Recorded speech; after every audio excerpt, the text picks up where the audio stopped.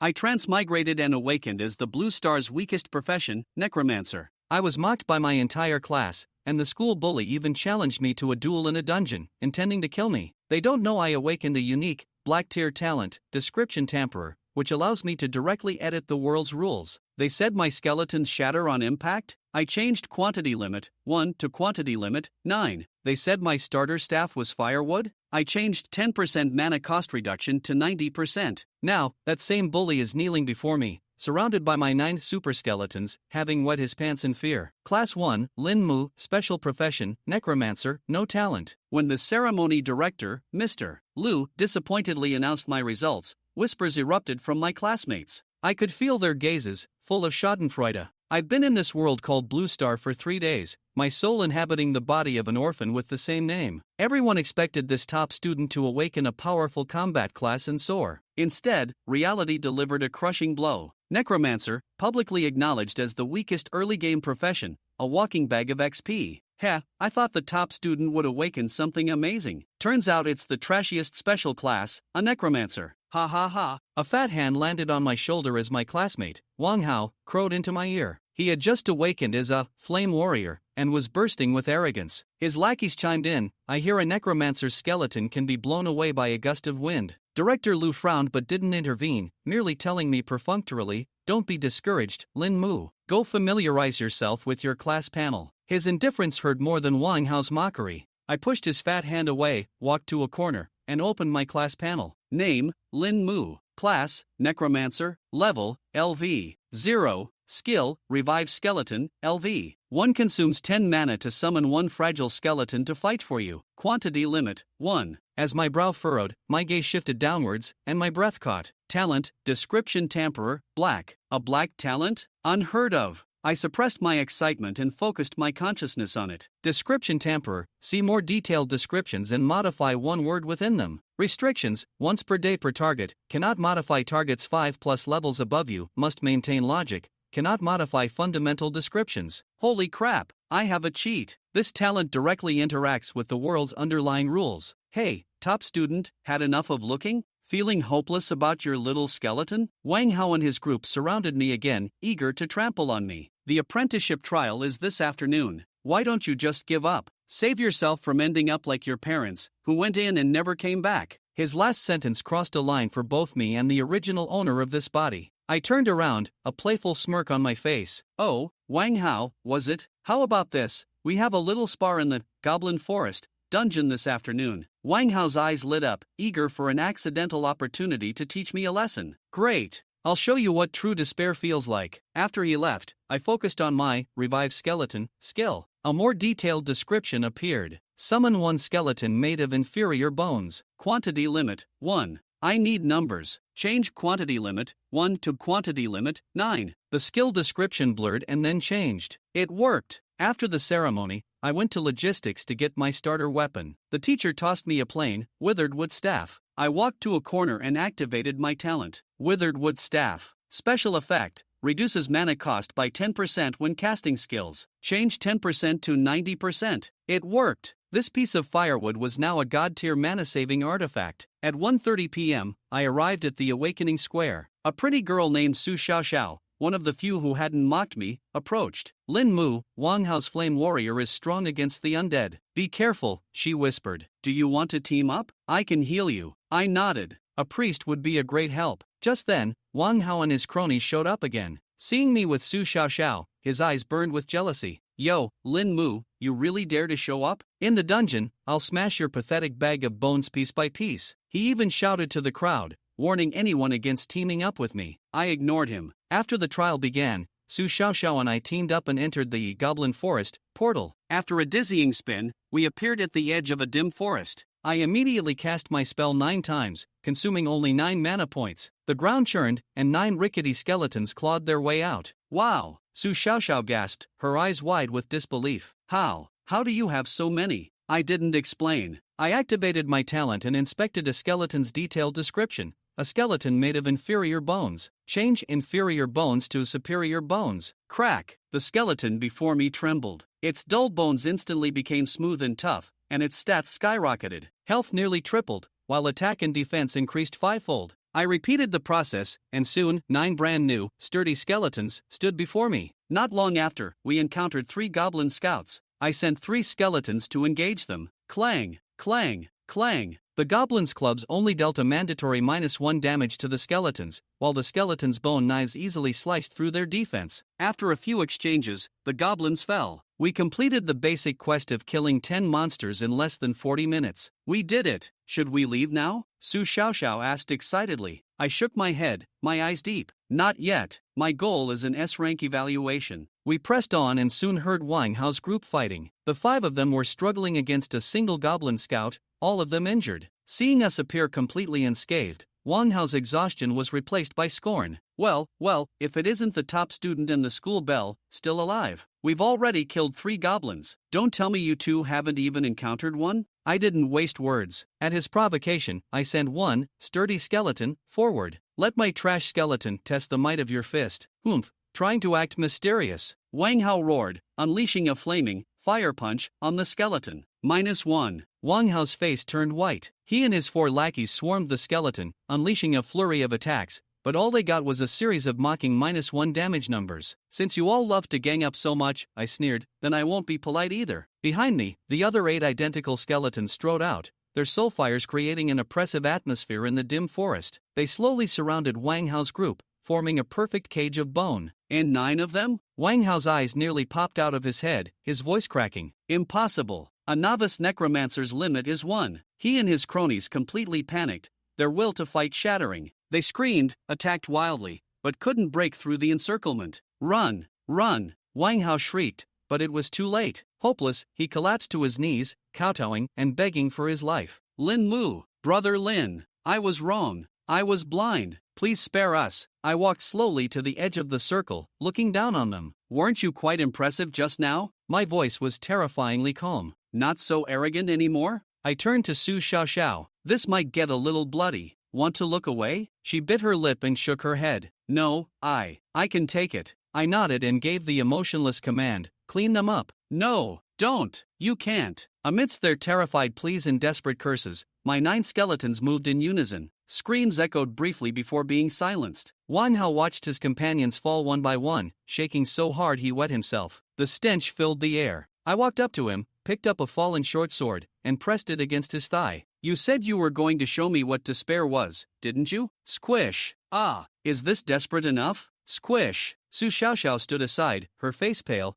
her eyes filled with a mixture of shock and fear. After a long while, I got +3 EXP and a pair of cloth gloves. The 5 of them had dropped only 2 useless white items. I glanced into the dark forest. Let's continue. Su Xiaoxiao looked at my unnervingly calm profile and nodded firmly. Not long after, we encountered a LV3 elite monster, a goblin warrior, that could call for aid. It did, summoning 3 more of its kind. Su Xiaoxiao flinched and moved closer to me. I remained calm, sent out more skeletons, and activated my talent. Goblin Warrior, an elite warrior of the Goblin tribe, with high attack and defense. Change high attack and defense to no attack and defense. Instantly, the targeted goblin's charge faltered. Its attack on my skeleton now only dealt -1 damage. I repeated the process on the other 2 newcomers. The once tricky elite monsters became lambs to the slaughter. We continued deeper, encountering more varied monsters. I used my talent creatively, turning a poisonous spider S poison to no poison and a goblin assassin S stealth to running. When we reached a clearing, 3 goblin throwers blocked our path, hurling stones at us. My talent revealed their description, accurately throwing stones. A playful idea struck me. Change stones to cotton balls. The rocks they threw suddenly turned into fluffy white cotton balls in midair, harmlessly bouncing off my skeletons. The scene was so absurd that Su Xiaoxiao couldn't help but let out a giggle. While the goblin throwers were stunned, my skeletons rushed forward and took care of them. After dispatching the comical throwers, my gaze fell upon what they had been guarding. There, half buried in the damp earth, was an old wooden chest. I walked over and activated my talent once more. An ordinary wooden chest, which might contain some junk collected by goblins, but it is also set with a crude poison gas trap to guard against thieves. Lin Mu's gaze shifted slightly, his attention focused on the words crude gas trap. Change gas to fragrance. As he issued the command with his mind, the description of the wooden box instantly transformed into, but also set up a crude fragrance trap.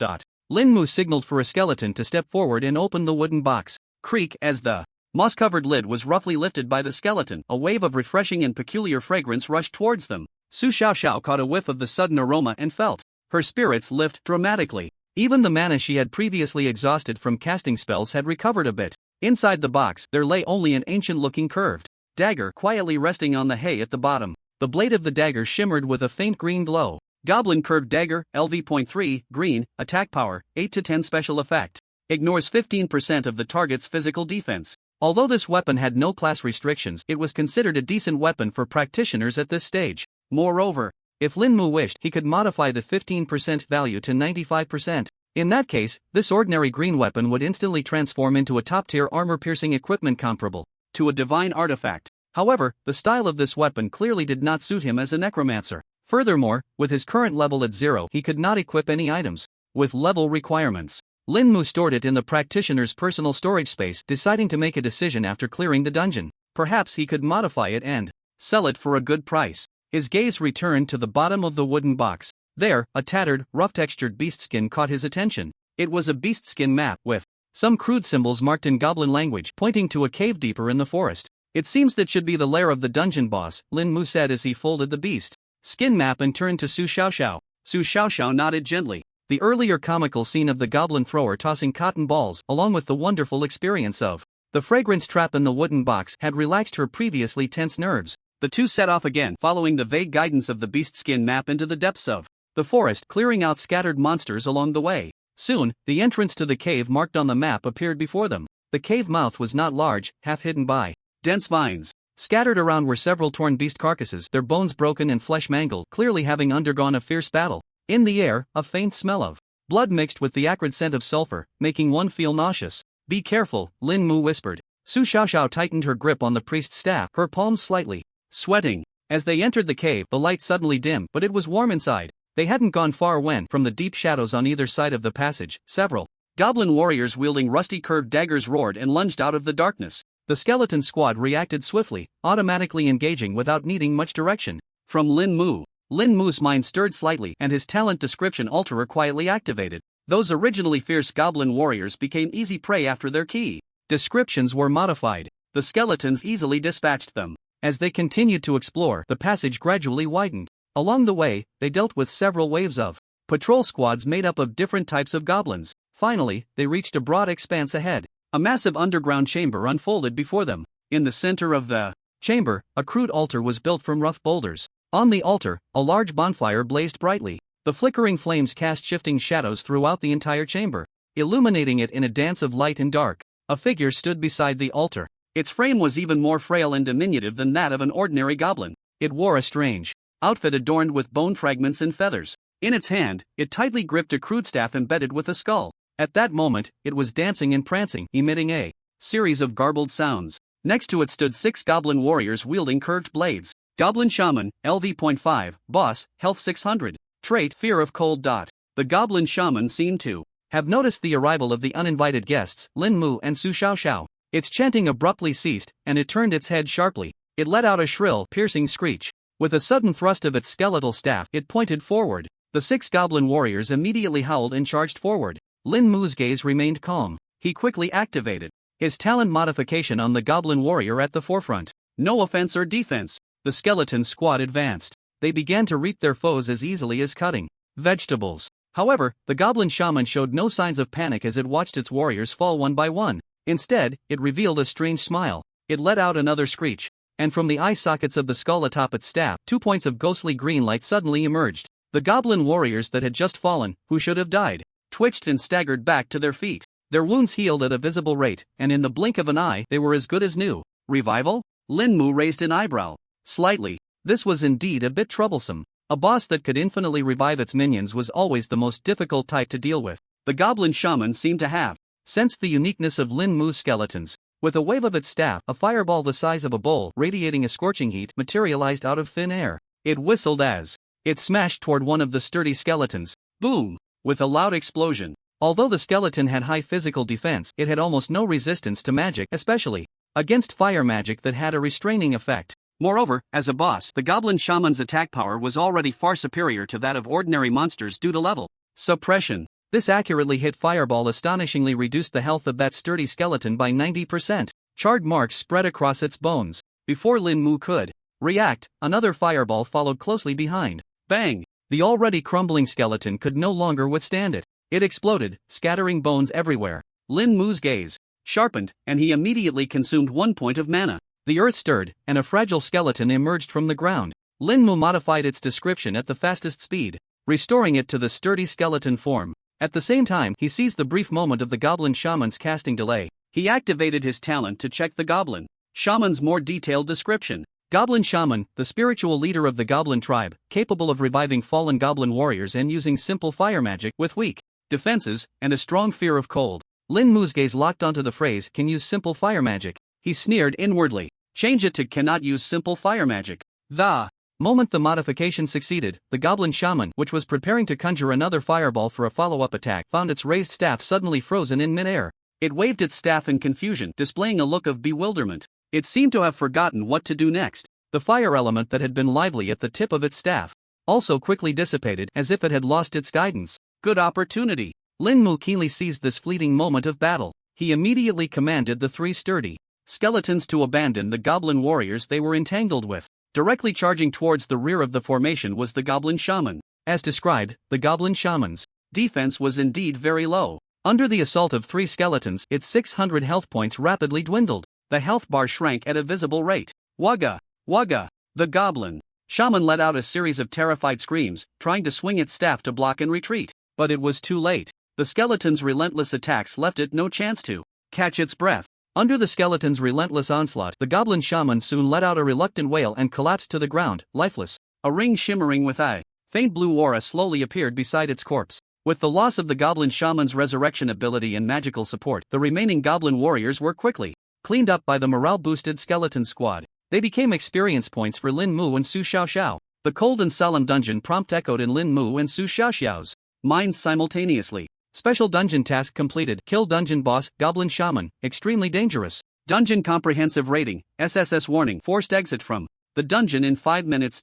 There was little time left for the task. At the dungeon entrance, a crowd had gathered. Lu Minghui, the director of the 2nd Vocational College of Shilin City, along with the homeroom teachers of various classes, waited with varied expressions. The light gate flickered from time to time, teleporting batches of students who had completed the trial. Most teams received only E or F ratings, a dismal sight. Occasionally, a few D ratings would cause a small stir. Principal Chu Qingfeng also stood at the front of the crowd, his brow slightly furrowed. He had just learned from Director Lu that Lin Mu, the top student orphan who had awakened as a necromancer, had teamed up with Su Xiaoxiao to enter the dungeon. Chu Qingfeng felt a heavy weight in his heart. Lin Mu was one thing, but Su Xiaoxiao's background was not simple. If anything went wrong in his school, he would have a hard time explaining it to the Su family. Look! B rating! A loud shout suddenly erupted from the crowd. All eyes, including Chu Qingfeng's, turned towards the dungeon entrance, which was constantly changing in brightness. B rating! This was the highest score the 2nd Vocational College had achieved in trial dungeons in nearly 2 years. It should be noted that in previous years, those who awakened powerful special professions, one of whom even activated a purple talent, had only managed to achieve a ratings at best. At the top of the dungeon entrance, the rankings were updated in real time. First place, Zhang Yu's team, members, Zhang Yu, Sun Yaxin, Wang Huiren, Hu Song, Su Su, comprehensive rating, B. The light gate twisted, and 5 figures stumbled out. Leading them was the young man Zhang Yu. Although he bore a few scrapes, his face was beaming with an uncontrollable smile. Zhang Yu, B rating. You guys did great. Wu Dafeng, the homeroom teacher of Class 2, beamed with joy, generously showering her praise. Zhang Yu was the top student in her class, but he had always been overshadowed by Lin Mu from Class 1. Not only had Zhang Yu been eager to surpass Lin Mu, but the homeroom teachers of the 2 classes were also secretly competing. This time, Lin Mu had awakened the universally recognized trash profession of necromancer, while Zhang Yu had awakened a very powerful lightning sorcerer. Wu Dafeng felt a sense of vindication. She swayed her curvaceous waist and walked gracefully in front of Feng Yumei, the homeroom teacher of Class 1. Her voice was neither too loud nor too soft, but it was enough for those around to hear clearly. Oh, Teacher Feng is still waiting for Lin Mu? Hasn't he come out yet? Wu Dafeng feigned surprise, covering her mouth. Oh, I forgot. Lin Mu awakened as a necromancer. It seems he only teamed up with your class's Su Xiaoxiao, a priest, as his teammate. Teacher Feng, do you think that a necromancer and a priest still haven't come out by now? Could it mean that? Wu Dafeng deliberately elongated her tone. The rest of her words were self-evident. Feng Yumei's face instantly turned ashen, her lips pressed tightly together, unable to find words to refute. What Wu Dafeng said was exactly what she feared the most. Moreover, Wang Hao, who had awakened as a flame warrior in her class, also hadn't come out yet. Feng Yumei vaguely knew about the so-called sparring agreement between Wang Hao and Lin Mu. Her heart was in turmoil. At this moment, deep within the cave of the dungeon, Su Xiaoxiao picked up the blue ring dropped by the goblin shaman. Without even looking at it, she handed it directly to Lin Mu. Lin Mu, here.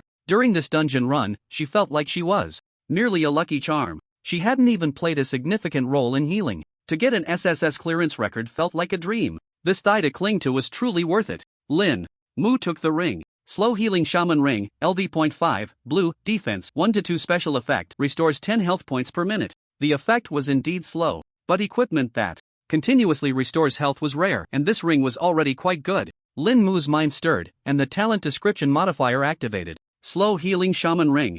Crafted from special ores collected by goblin shamans, it can slowly absorb the surrounding natural energy to continuously heal minor injuries for the wearer. Special effect. Restores 10 health points per minute. Change restores 10 health points to restores 90. No.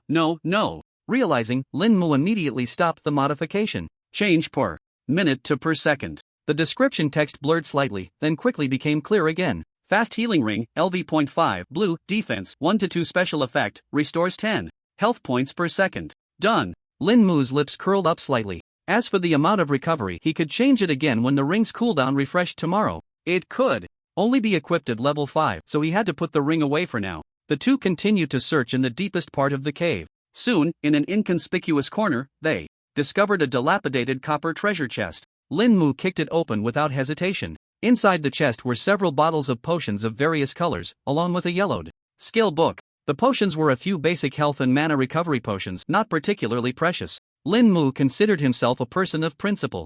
Although Su Xiaoxiao hadn't contributed much, he couldn't let her leave empty-handed. You take these. He stuffed all the potions into Su Xiaoxiao's hands. I also get to take something? Su Xiaoxiao was a bit taken aback and quickly expressed her thanks. Lin Mu still ignored her and swiftly picked up the skill book. Skill book, Bone Fong, LV.1, 4.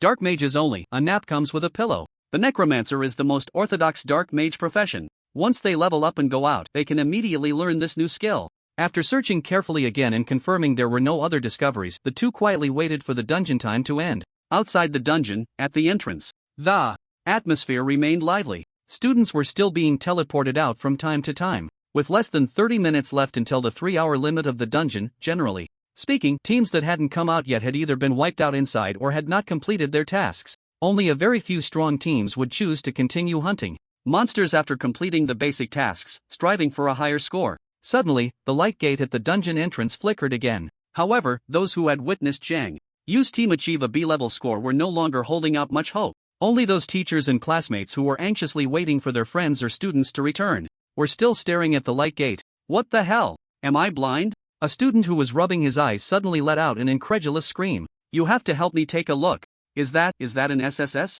The shock was overwhelming. Everyone's gaze, like iron filings drawn to a magnet, instantly focused on the constantly flickering ranking at the top of the light gate. Dungeon ranking: first place, Lin Mu's team, members, Lin Mu, Su Xiaoxiao, overall score, SSS. Lin Mu? That necromancer? More than one person exclaimed. After all, during the awakening ceremony in the morning, the news that Lin Mu, the top student of the grade, had awakened the most useless special profession, necromancer, had already spread throughout the entire academy, leaving a deep impression on countless people. What the hell? Can someone explain to me, what kind of super divine bond can a necromancer and a priest have? I remember, since the Great Catastrophe, the highest record for trial dungeons in all cities of Blue Star seems to be the S level achieved by those two legendary professionals who activated their colorful talents, right? That's right. One is the demon sorcerer, Voss, page from the American Federation, and the other is our guardian deity from Huaxia, Lord, Cultivator, Fifth Wei Feng. The discussions erupted like a boiling kettle, creating a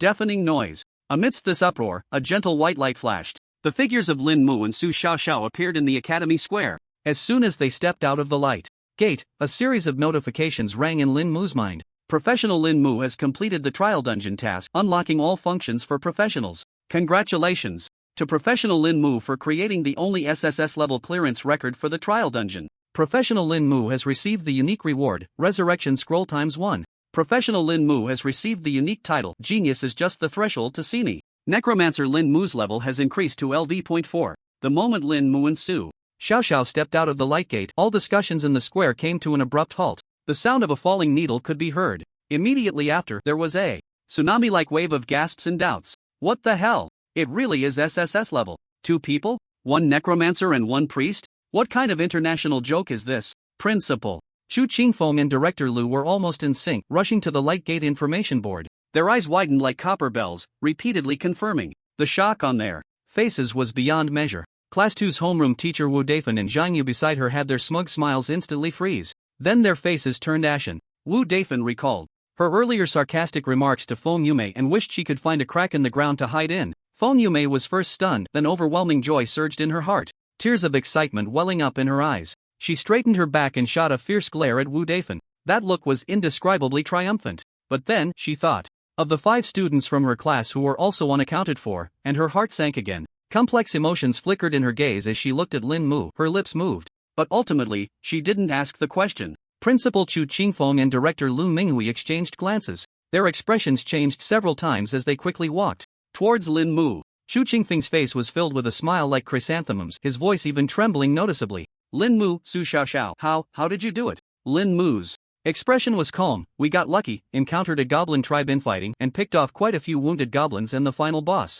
Su Xiaoxiao wasn't good at lying. Under Chu Qingfeng's intense gaze, she felt a bit nervous, but she still nodded and softly echoed, yes, they started fighting among themselves. Coming from a distinguished family, Chu Qingfeng didn't want to press too hard. He had 100 doubts about this explanation in his heart. But if the person doesn't want to speak, there's nothing he can do. After all, an SSS rating. This is simply a heavenly honor for the Second Career Academy. Seeing that no questions could be asked, Principal Chu signaled Director Lu to continue. Lu Minghui cleared his throat and announced loudly, in light of the remarkable achievements of students Lin Mu and Su Xiaoxiao, the school has decided to award both students the highest level of rewards that the school can provide. Each will receive a reward of 100,000 new star coins, as well as the right to choose any piece of fine-grade, blue, equipment from the school's inventory. Furthermore, the school will immediately report this matter to the higher-ups to apply for better official rewards for both students. As his words fell, the surrounding students erupted in envious exclamations. Blue equipment is already a rare find for these new professionals.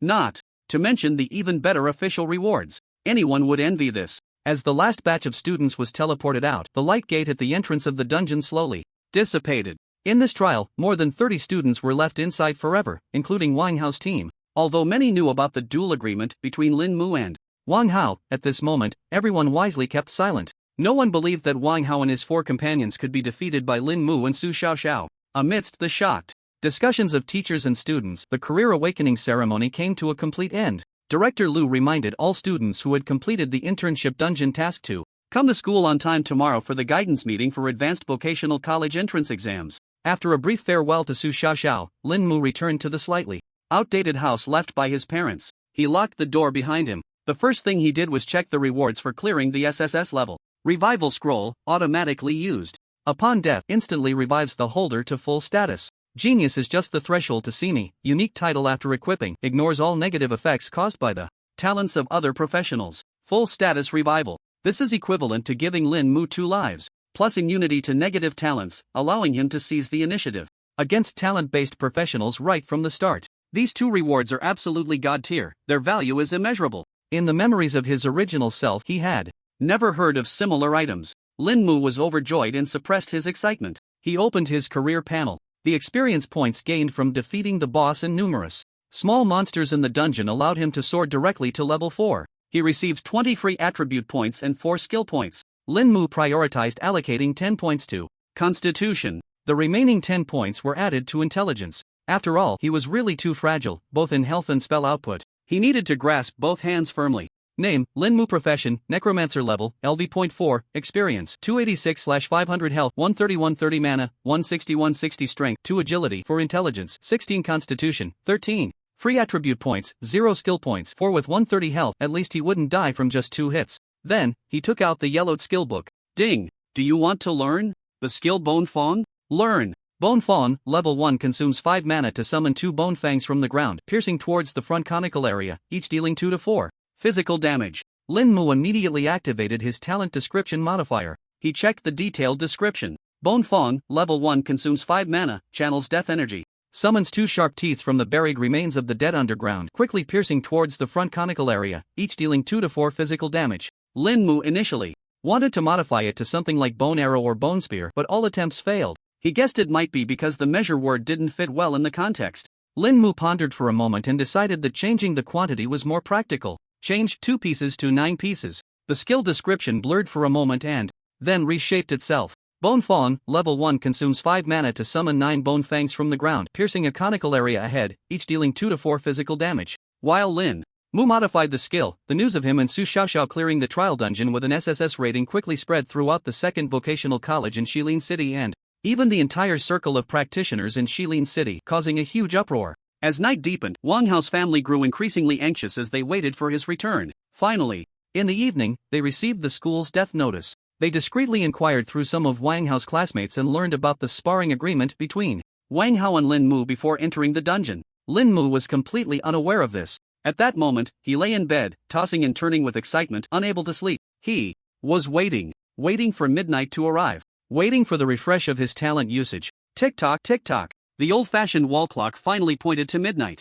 Lin Mu suddenly leaped out of bed, his eyes sparkling with excitement. He immediately checked the detailed description of his initial skill, Resurrect Skeleton. Resurrect Skeleton, level 1, consumes 10 mana to summon 1 skeleton made of inferior bones from the void by guiding a faint breath of death to fight for you. It moves slowly, has a loose structure, and is very easy to damage. Quantity limit, 9. Lin Mu felt a surge of excitement, unable to suppress the smile at the corners of his mouth. He quickly tested his new idea. Change inferior bones to steel bones. The modification took effect. From now on, the summoned skeletons would be a stronger version. Resurrect Skeleton, level 1, consumes 10 mana to summon 1 skeleton made of steel bones from the void by guiding a faint breath of death to fight for you. It moves slowly, has a solid structure, and is very difficult to damage. Quantity limit, 9. The description on the panel also changed accordingly. Resurrect Skeleton, level 1, consumes 10 mana to summon 1 steel skeleton to fight for you. Quantity limit, 9. Suppressing his excitement, Lin Mu continued to modify Bone Fong.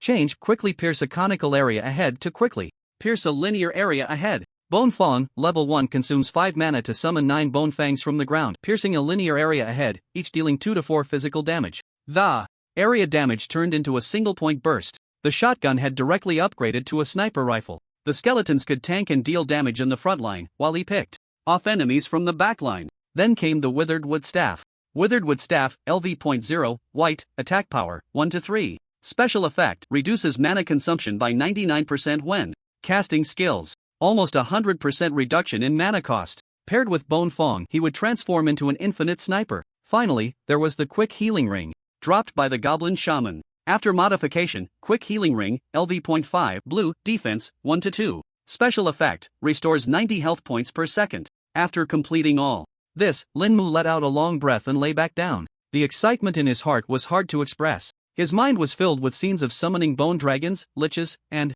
abominations, sweeping through everything. He didn't fall asleep until very late. The next morning, Lin Mu opened his eyes, feeling refreshed. The boost in attributes made him look completely unexhausted despite staying up late. The news of the SSS rating clearance had fermented overnight and swept through the entire circle of practitioners in Shilin City. Lin Mu's name, along with his most useless special profession as a necromancer, instantly became the focus of the entire city. Countless forces, including top academies from other cities, took notice. A powerful guild, a family with a long-standing legacy. All have begun to investigate his background through various channels, secretly.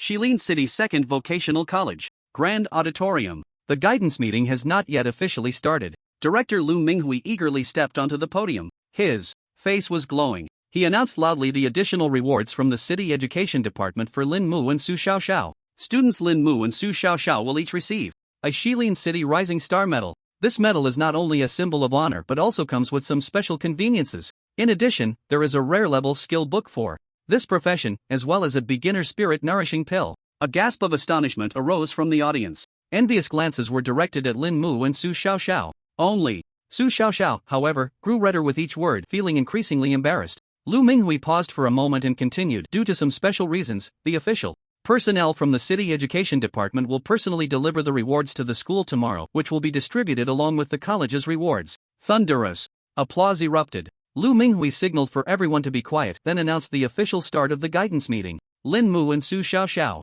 undoubtedly became the center of attention. The teachers who had looked down on Lin Mu and even treated him coldly during yesterday's awakening now wore warm smiles on their faces. Their eyes were filled with approval and concern. They inquired about his well-being. Their attitude had made a complete turnaround. Even more surprising was that in the VIP section of the auditorium, several top recruitment teachers from prestigious vocational colleges that had never set foot in the second vocational college appeared. War College, Huaxia Vocational University, Tianfu College. These resounding names excited the students present. Although they knew that these representatives were here for Lin Mu and Su Xiaoxiao's astonishing SSS level scores, they would still feel proud when they spoke of it later. Recruitment was like this. Students just needed to choose the universities that suited them. But the representatives from these top colleges had many considerations to make. An invisible battle for talent suddenly erupted. Student Lin Mu, our war college is willing to offer a full scholarship of 1 million star coins per year. And a mentor who is a practitioner of the same class or higher will personally guide you. A middle-aged man in military attire, exuding a fierce aura, was the first to speak. Nonsense. You think a mere 1 million can entice an SSS-level genius? The representative from Huaxia Vocational University, an elegant old man wearing gold-rimmed glasses, scoffed. Student Lin Mu, have you heard about our school's talent program? Customized training plans, rare resources guaranteed. Graduates are directly placed in core national departments. The recruitment teacher from Tianfu College was also unwilling to back down, throwing out even more enticing conditions. The atmosphere in the auditorium reached a fever pitch. Just as the major universities were competing fiercely halfway through the meeting, bang! The heavy doors of the auditorium were violently kicked open. Wang Hao's father, Wang Debiao, the captain of the city guard squad in Shilin City, stormed in, clad in standard armor and wielding a heavy axe. Accompanied by several equally unfriendly city guards, he marched straight through the crowd. His face was ashen, his eyes fierce. He strode directly to Lin Mu. Lin Mu! Wang Debiao's voice boomed like thunder, filled with suppressed rage. My son Wang Hao died in yesterday's trial dungeon. Do you dare say this has nothing to do with you? He stared intently at Lin Mu, his words laced with undisguised threats. I've heard that before entering the dungeon, you had an agreement to spar with my son. Did you use underhanded tactics in the dungeon? Wang Debiao attempted to exert immense pressure on Lin Mu, leveraging his identity as the captain of the city guard. The entire auditorium fell silent in an instant. Everyone's gaze was focused on Lin Mu and Wang Debiao. Lin Mu faced this sudden questioning with a calm expression, showing no signs of panic. He lifted his eyelids and cast a faint glance at Wang Debiao. In the instance, life and death are determined by fate. Wang Hao's death has nothing to do with me. As for the sparring, Lin Mu's lips curled into a barely perceptible smile. It was he who provoked me multiple times. I merely responded out of necessity, verbally agreeing to it. Could it be that this has now become evidence of my killing him? Principal Chu and Director Lu, seeing the situation, realized something was amiss and hurried forward. Captain Wang, accidents happen in the rookie instances every year, and this is a school, so the impact is not good. Director Lu's eyes signaled. Wang Debiao, the meaning was clear. Shouldn't you consider who else is here before you speak? They couldn't be too blunt. Wang Debiao had an older brother in a high position within the city guard, who was also Wang Hao's uncle. He often used his influence to bully others. Of course, Lin Mu was now a hot commodity.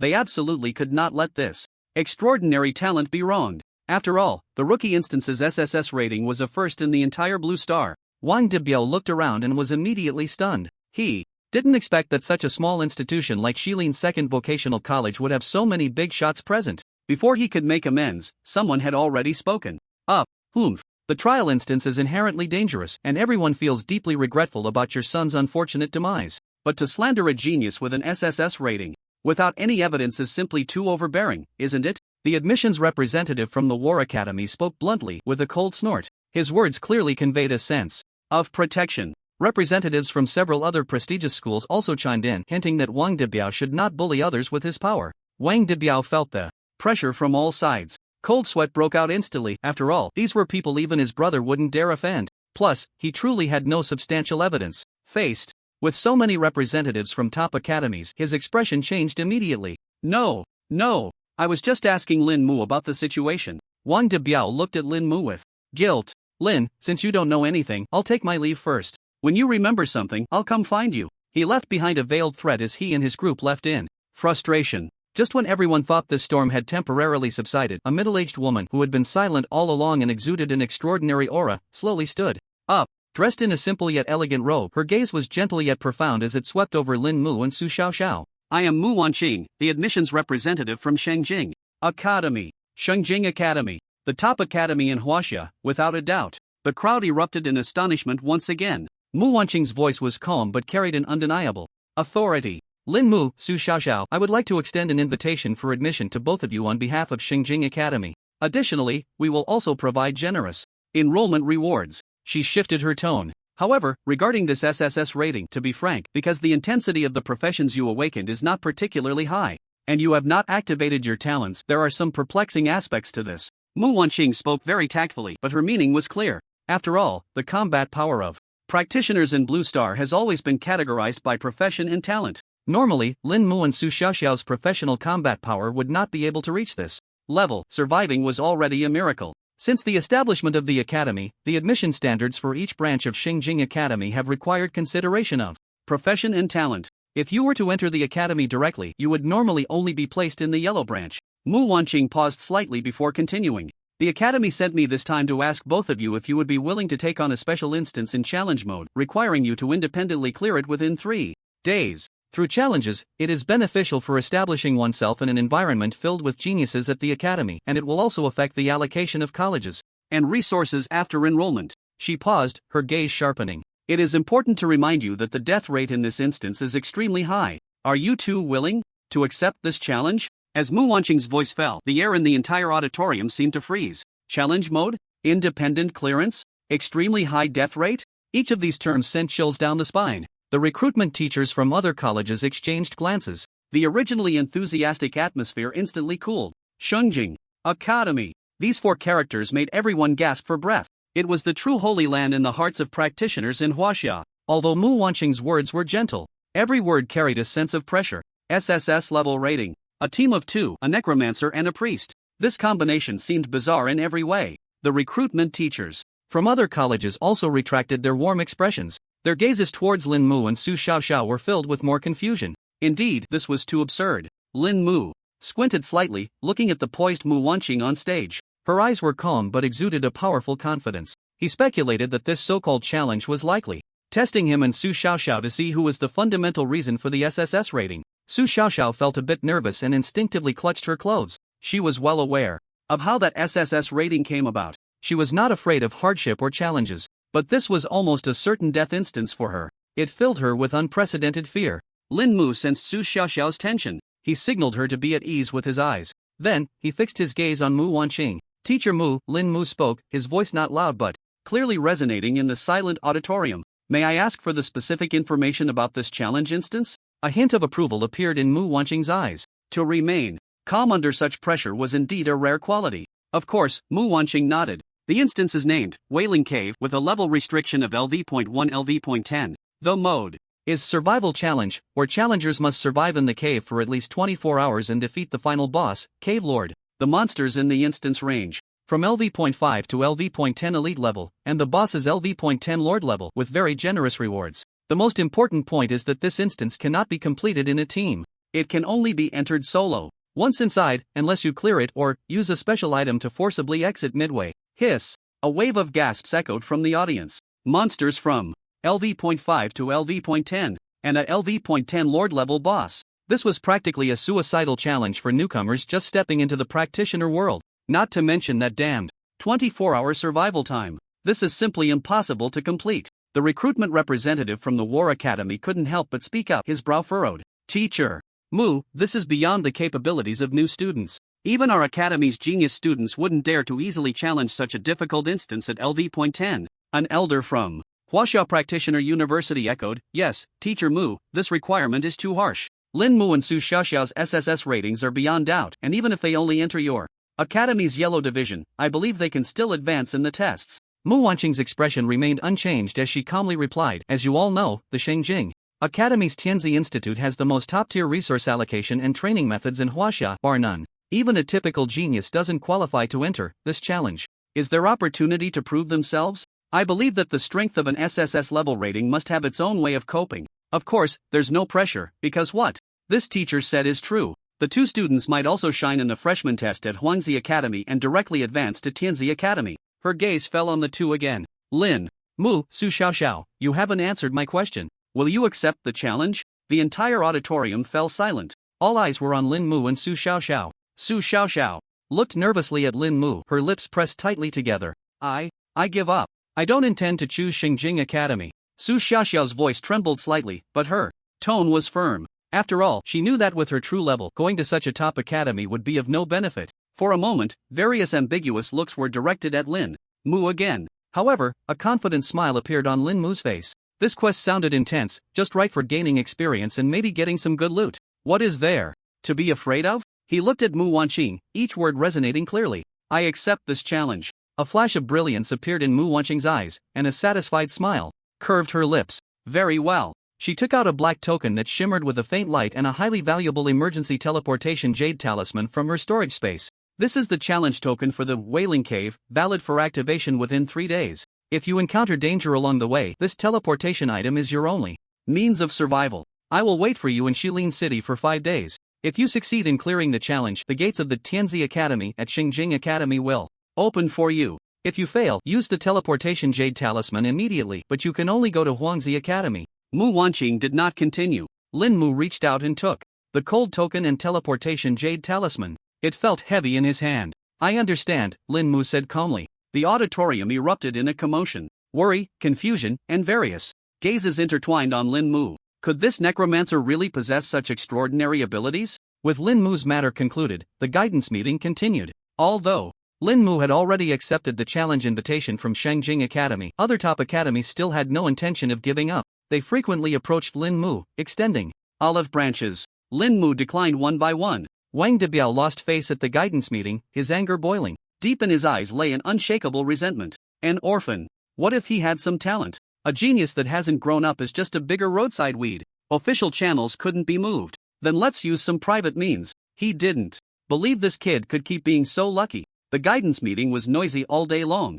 Until the sun set. The enrollment teachers from various academies gradually left, each with their own thoughts. Lin Mu was very clear. That old dog Wang Debiao would definitely not let it go easily. A direct attack is easy to dodge, but a hidden arrow is hard to defend against. He was calculating. After receiving the rewards from the school and the city tomorrow, he would go to the professional market for a stroll. Buy some basic defensive gear. Get some reconnaissance items that could provide early warnings. It's always good to be prepared. As dusk fell, Lin Mu walked alone on his way home. When he turned into a secluded alley that was usually rarely visited, his steps paused slightly. In the air, there seemed to be an unusual tense atmosphere. The next second, shadows emerged silently from both ends of the alley. 5 people. Their levels were around LV.10, about first transition. Their professions varied widely. They held various gleaming weapons in their hands, their faces twisted into sinister smiles. Kid, pretty alert, huh? The first was a burly man wielding a short axe. He licked his cracked lips, his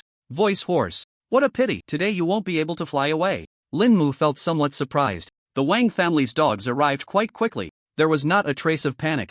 On his face, only a slight chill in his gaze. Just you few scraps? Before the words fell, his internal magic surged continuously. Revive skeleton. Revive skeleton. The ground trembled as 9 iron skeletons, gleaming with a metallic sheen, burst forth from the earth. Their iron bones shimmered with a cold light, instantly surrounding Lin Mu in the center. In their hollow eye sockets, ghostly blue soul flames flickered. They wielded identical chilling steel blades, exuding a heart-stopping sense of oppression. What the hell is this skeleton? The sneers on the faces of the ambushers froze instantly. The task they received was to deal with a newly awakened fragile necromancer. But these skeletons, radiating a metallic chill, were completely different from what the intel described. Damn it, who cares what it is? Let's go all out and chop him up. The burly man at the front roared, swinging his short axe and charging forward first. The others gritted their teeth and followed. Urban warfare erupted. In an instant, Lin Mu stood behind the heavy protection of the skeletons, his expression terrifyingly calm. He raised a hand and pointed. Bone Fong.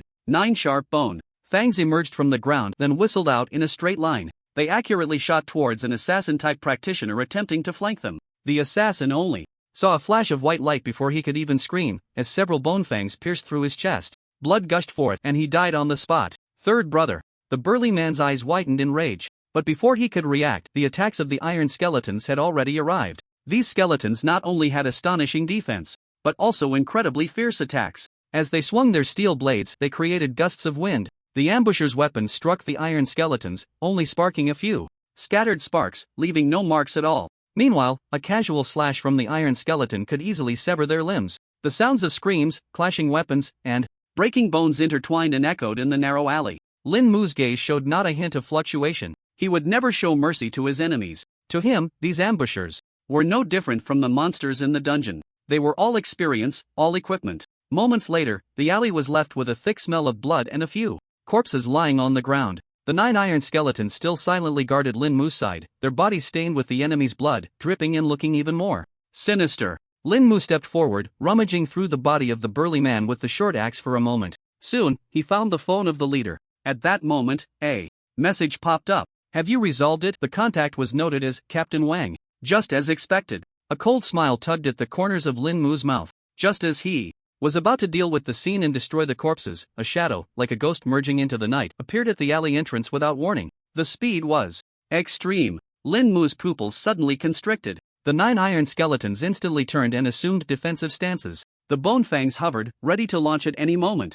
The newcomer was dressed in black. His face was covered with a mask, revealing only a pair of deep-set eyes. He seemed oblivious to Lin Mu's vigilance, casually glancing at the corpses on the ground. Then, the man in black took out a peculiar black round ball from his pocket and gently squeezed it. An invisible wave spread out. The bloodstains on the ground, the traces of the battle, even the bloody smell in the air, began to dissipate at a visibly rapid pace. Following that, the man in black took out several black bags, skillfully stuffing the corpses inside before storing them in a special spatial container. The entire process flowed smoothly, as if it had been done 1,000 times before. Lin Mu watched in secret astonishment. This person's methods of handling the aftermath were far more professional than his own. These skeletons are indeed extraordinary. But someone like Wang Debiao is just a clown. The voice of the man in black was somewhat hoarse, making it impossible to discern gender.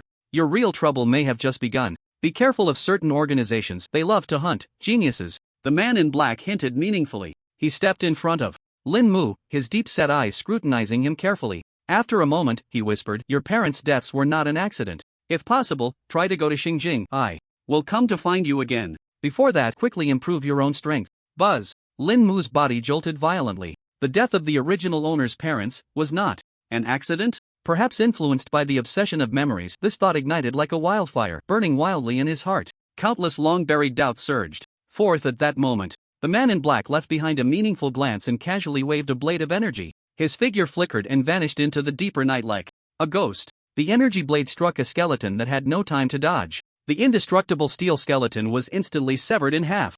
Lin Mu stood frozen in place, dumbfounded. He couldn't calm down for a long time. Wang Debiao's revenge. The mysterious man in black. The truth behind the original owner's parents' deaths. One mystery after another. Like an invisible net, it loomed over him. And 3 days later, the assessment of the Shangjing Academy was already imminent. This world was far more complex and dangerous than he had imagined. Lin Mu returned home, his mind in disarray. The man in black's words, your parents' deaths were not an accident, kept hammering at his nerves like a heavy hammer. And that warning about some mysterious organization. What made his heart race the most was that indestructible steel skeleton, which had been effortlessly severed by the man in black. He forced himself to calm down and began to recall every detail of his parents' lives. They were just ordinary professionals, diligent and kind to others. How could they have died in an accident? A seed of doubt was quietly planted in his heart, taking root and sprouting. But, no matter what, he had to possess the strength to uncover everything. Only then could he talk about seeking the truth. Right, I was so focused on modifying skills and equipment that I still have 4 skill points unused. Lin Mu suddenly remembered the skill points gained from leveling up. He recalled that for group summoning skills, the first upgrade usually increased the upper limit of summoned creatures. The second upgrade increased the number of creatures summoned at once. Lin Mu immediately opened the skill panel, focusing his thoughts on Revive Skeleton. Add points. The skill icon glimmered slightly. Revive Skeleton, level 2 consumes 10 mana, summons 1 steel skeleton to fight for you, upper limit, 10. Sure enough, the upper limit increased from 9 to 10. This was not just about adding 1 more skeleton for him. As long as he waited until midnight when the talent count refreshed, with a slight modification, 10 could become 90. 9 times the joy. You can't imagine. Lin Mu suppressed the excitement in his heart. To maximize efficiency, he couldn't upgrade Revive Skeleton this time. He had to wait until the day after tomorrow to modify the number of creatures summoned at once before considering further leveling up. That way, he could gain the maximum benefit. With the remaining 3 skill points, he first added 1 to Bone Fawn. Bone Fawn, level 2 consumes 7 mana, summons 10 bone fangs from the ground, piercing the linear area ahead, each dealing 3 to 5 physical damage. Not bad. Both the quantity and damage had increased. Time passed second by second. In Lin Mu's anxious anticipation, the arrival of dawn finally came. The usage count of the talent for the same target refreshed once again. Lin Mu took a deep breath and immediately activated his talent. He checked the detailed description of Revive Skeleton. Revive Skeleton, level 2 consumes 10 mana, summons one skeleton made of steel bones to fight for you by channeling a faint breath of death from the void. It moves slowly, has a sturdy structure, and is extremely difficult to damage. Limit 10. Change limit 10 to limit 90. The skill description blurred for a moment, then reshaped itself. The description on the panel was updated accordingly. Revive skeleton, level 2 consumes 10 mana, summons one steel skeleton to fight for you, limit 90. Done. A smile that was hard to suppress appeared at the corner of Lin Mu's mouth. Next, he hurriedly modified the description of Bone Fawn. Change summon 10 fangs to summon 90 fangs. Bone Fawn, level 2 consumes 95 mana, summons 90 bone fangs from underground, piercing the linear area ahead, each dealing 3 to 5 physical damage. Just this one skill theoretically reaches a terrifying total damage of 270 to 450 points, and it's an instant cast skill. Coupled with the almost negligible mana consumption of the withered wood staff, he could completely cast it without consumption and uninterrupted. A humanoid self-propelled sniper cannon, terrifying indeed. Naturally, he couldn't overlook the equipment. Withered wood staff, LV.0, white, attack power, 1 to 9. Special effect, reduces mana consumption by 99% when casting skills. The attack power limit increased from 3 points to 9 points, which is better than nothing, mainly because the mana reduction is outrageous. Quick healing ring, LV.5, blue, defense power, 1 to 2.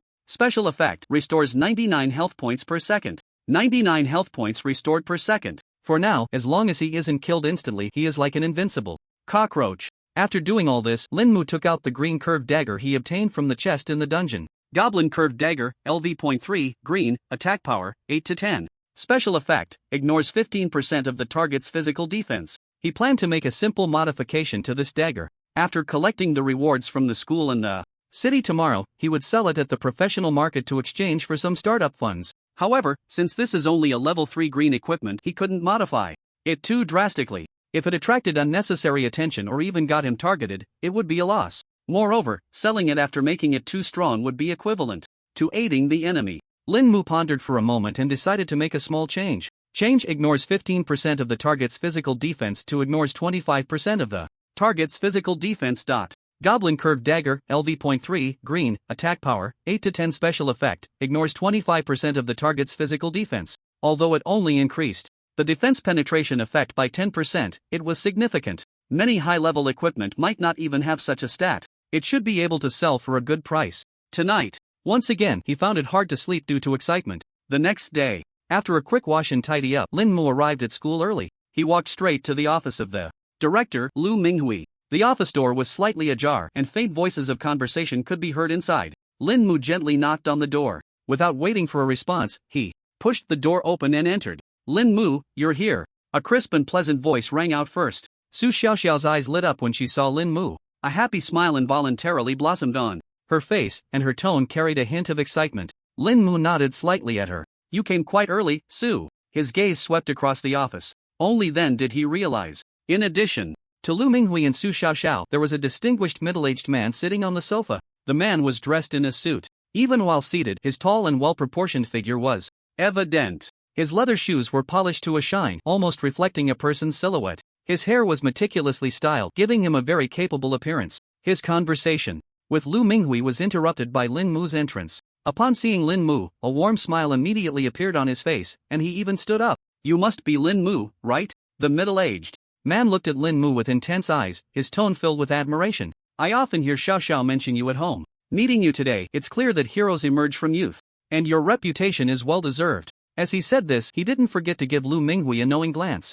Lu Minghui understood and quickly stood up to introduce President Su. This is Lin Mu, who cleared the trial dungeon with Xiaoxiao with an SSS rating. Then he turned to Lin Mu. Lin Mu, this is our West Lin City's Practitioner Association President, Su Zonghua, who is also Su Xiaoxiao's father. Uncle Su, you flatter me, Lin Mu replied politely, his expression calm. Su Zonghua laughed heartily, appearing very friendly. Then I'll take the liberty to call you Xiao Mu. He turned his gaze to Su Xiaoxiao beside him, his eyes filled with affection. This time, you helped Xiaoxiao clear the dungeon smoothly and achieved such an impressive result. On behalf of our whole family, I sincerely thank you. Su Zonghua continued. Xiaoxiao is a bit spoiled by us and doesn't understand much. If you don't mind, please come over to our house as a guest another day. It'll also give your aunt a chance to properly thank you and express her gratitude for Xiaoxiao. Su Zonghua's words were perfectly crafted. They expressed gratitude while extending an invitation, making it hard to refuse directly.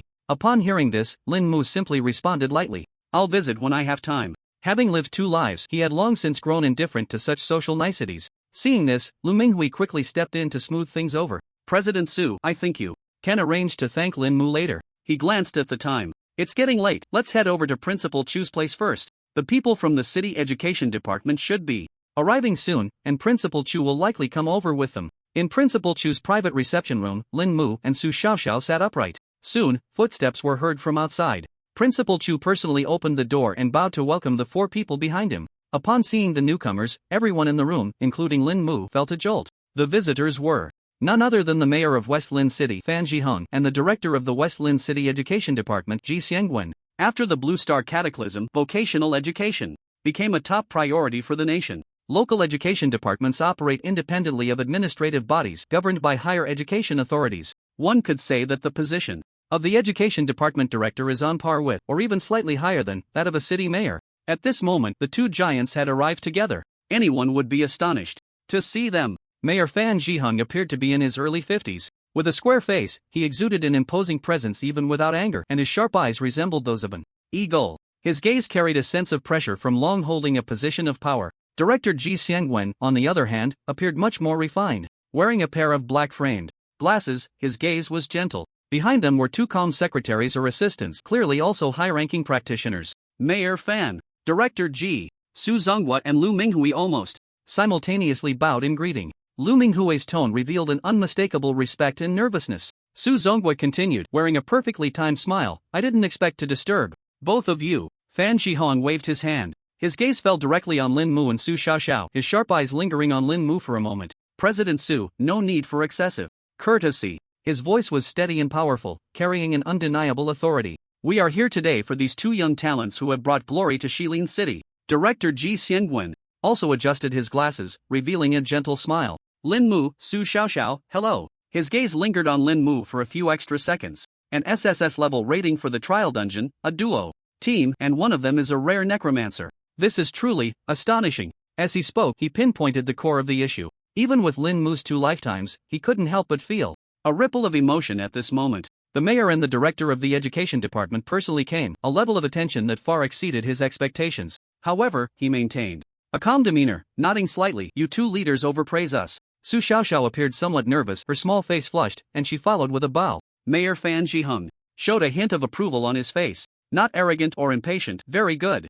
He turned to Ji Xiangwen, Director Ji. It seems our new stars not only possess outstanding strength but also excellent character. Ji Xiangwen nodded with a smile. Heroes emerge from youth, the ancients do not deceive me. He paused, his expression becoming serious. You 2 students, by clearing the trial dungeon with an SSS level rating, not only have you broken the record in the history of Blue Star, but you have also brought immense honor to our Shilin City and even to the entire Huaxia nation. According to the Occupational Talent Incentive Regulations and the Shilin City Special Contribution Reward Measures, after joint discussions between the city government and the education department, it has been decided to award you both the Shilin City Glory New Star Medal. As soon as he finished speaking, someone stepped forward. Behind Mayor Fan, holding 2 exquisite velvet boxes. Mayor Fan personally took the boxes and handed them to Lin Mu and Su Xiaoxiao. This medal not only represents honor, but within Shilin City, you will enjoy many conveniences. For example, entering most officially controlled dungeon areas will waive the entrance fee, and you will receive a 20% discount on items purchased from official stores, among other benefits. Lin Mu took the box, feeling its slight weight. Upon opening it, he found a silver medal engraved with stars and the city flower of Shilin City, the pomegranate flower, quietly resting inside. There was a faint flow of energy on it. Director Ji Xiangwen continued, in addition, each of you will receive 300,000 new star coins, which have already been directly transferred to your practitioner accounts by the finance department. Ji Fu Bao account, 300,000 new star coins credited. Just as he was speaking, a notification that only Lin Mu could hear chimed in. 300,000. Along with the 100,000 awarded by the school, Lin Mu would soon have a whopping 400,000 new star coins. For an ordinary family practitioner who had just awakened, this was undoubtedly an astronomical sum. And this, Ji Xiangwen took 2 specially made storage talismans from another accompanying staff member. These are the beginner spirit nourishing pills prepared for you by the city education department, along with rare skill books carefully selected based on your occupational characteristics. He handed one of the talismans to Lin Mu. Lin Mu, considering the uniqueness of your profession, we have chosen a rare skill book from the dark category for you, Grip of the Bones. Grip of the Bones? Lin Mu's heart stirred. He had heard of this skill. It was an attack skill that could summon a skeletal hand. For a necromancer, it could greatly compensate for the lack of personal damage. This was truly a timely help. Thank you, Mayor. Thank you, Director. Lin Mu sincerely expressed his gratitude. These rewards would undoubtedly be of great assistance to his upcoming development, especially for the challenge in 3 days at the Wailing Cave. Su Xiaoxiao also received her reward. It was a rare healing skill book for priests and a nourishing pill. Her small face filled with surprise and gratitude. Su Zhongguo watched from the side. The smile on his face grew increasingly sincere as he continuously thanked the two leaders. Fan Zhihong waved his hand, signaling that there was no need for such formality. He looked at Lin Mu, his gaze deepening slightly. Lin Mu, we all see your potential. It is our fortune that Shilin City has a talent like you. He slightly shifted his tone, his voice taking on a meaningful quality. We are already aware of the challenges posed by Xingjing Academy. Mentor Mu Wanqing's style of conduct has always been strict yet fair. Ji Xiangguan also chimed in. The difficulty of the Wailing Cave is extremely high. At your current level, it is indeed a matter of life and death. However, since you dare to take it on, you must have your own reasons. He paused for a moment, his gaze carrying a hint of encouragement. The city and the education department cannot directly intervene in Xingjing Academy's assessments. But after all, the Wailing Cave is on our territory. If you need any assistance within the compliant range, such as dungeon information, special training venues, or some restorative potions, you can request it from the school or directly from the education department. This statement undoubtedly conveyed great goodwill towards Lin Mu. Lin Mu felt a warmth in his heart and thanked them again. Thank you for the concern, Mayor and Director. I will act within my capabilities. This goodwill, although based on the value and potential he had demonstrated, still moved him deeply at that moment. Fan Zhihong and Ji Xiangguan encouraged him a few more times, mainly emphasizing their hope that he and his peers could contribute even more to Shilin City and Huaxia in the future. Throughout the process, Chu Qingfeng and Lu Minghui could hardly interject, only able to nod and smile from the side. Yet, their hearts were already bursting with joy. Lin Mu and Su Xiaoxiao's performance undoubtedly brought immense glory to the second vocational college. Their future careers and the allocation of educational resources from their superiors would greatly benefit from this. After the rewards were distributed and a brief exchange about future plans, Fan Zhihong and Ji Xiangguan excused themselves, citing busy official duties. Before leaving, Mayor Fan Zhihong gave Lin Mu a meaningful glance. That look seemed to convey something, but ultimately turned into a simple work hard. Once the two big shots were sent off, the atmosphere in the reception room suddenly relaxed. Chu Qingfeng and Lu Minghui let out long sighs of relief, their faces unable to hide their excitement. Lin Mu, oh Lin Mu, you really have given us a tremendous surprise. Chu Qingfeng exclaimed, patting Lin Mu on the shoulder with enthusiasm. Su Zhongguo also walked over with a smile. Little Mu, your uncle Su did not misjudge you. If you need any help in the future, just let me know. As long as it's in Shilin City, I still have some influence.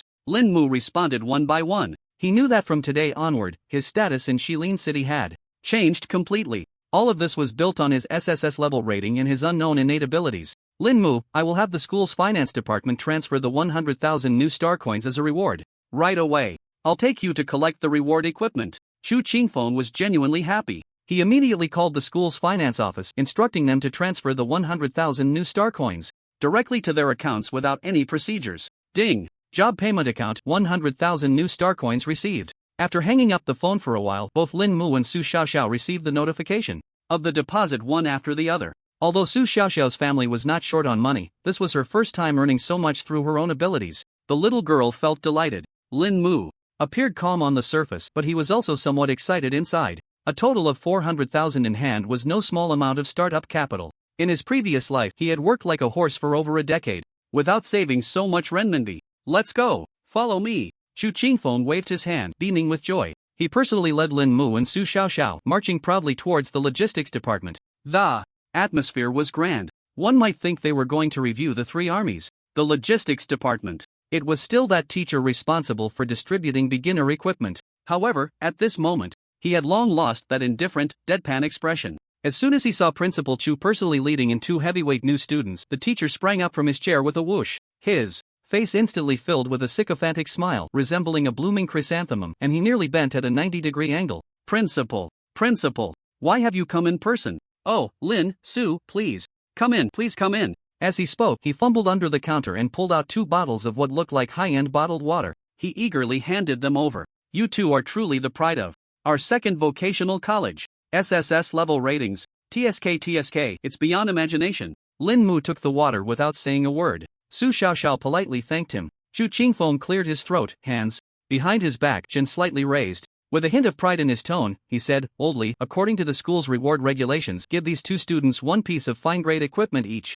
Bring out the best you have here and let them choose. Ah, all right. You can count on me, principal. Teacher Lee nodded and bowed, quickly opening a specially made alloy door behind him. As the steel door opened, a soft blue glow emanated from within. Some extraordinary-looking equipment, categorized and displayed, was inside. Weapons, armor, accessories, the variety was quite complete. Although the quantity was not large, each piece was polished to a shine, clearly the best goods from the logistics department. Students, these are the top-tier blue equipment in our school's inventory. Feel free to choose whatever you like. Teacher Lee rubbed his hands together, his eyes squinting with a smile. Su Xiaoxiao scanned several pieces of equipment back and forth. Finally, her gaze landed on a priest's robe that radiated a gentle holy light. Holy Light Guardian Robe, LV.5, Blue, Defense, 15 to 20 Intelligence, +2 Constitution, +2 Special Effect, reduces non-holy damage taken by 5%. Principal, teacher.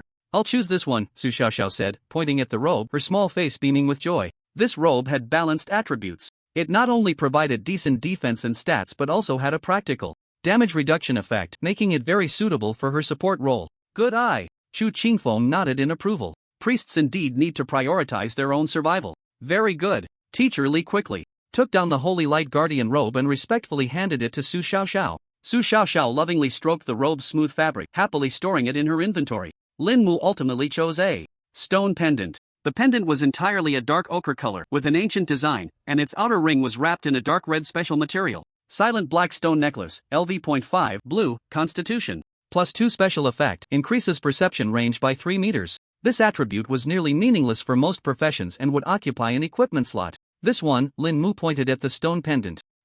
Both Teacher Lee and Chu Qingfeng were momentarily stunned. In their eyes, this necklace was hardly impressive. Especially for Lin Mu, a necromancer, who should logically prefer equipment that enhanced summon attributes or directly boosted spell power. Lin Mu, are you sure? Chu Qingfeng couldn't help but ask. Don't you want to look at something else? Like that shadow staff? Although it's also blue, it has a slight enhancement for dark spells. Lin Mu shook his head. No need, principal, I want this one. His withered wood staff had been modified and its reduction effect was simply extraordinary.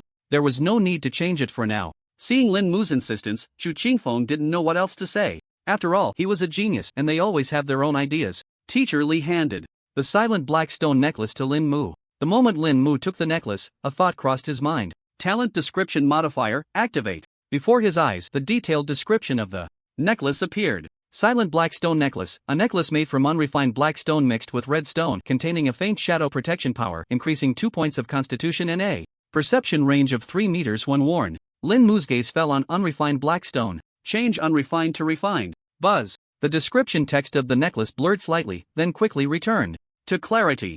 Silent black stone necklace, LV.5, Blue, Constitution, +2 Special Effect, increases perception range by 12 meters. The detailed description also changed. Silent black stone necklace, a necklace made from refined black stone mixed with red stone containing a strong shadow protection power, increasing 2 points of constitution and a perception range of 12 meters when worn. Done. The corners of Lin Mu's mouth lifted slightly. A perception range of 12 meters. He just needed to wait until tomorrow to modify it again. It would become 92 meters. Definitely a top-notch tool for reconnaissance and counter-reconnaissance. You too, your equipment is ready.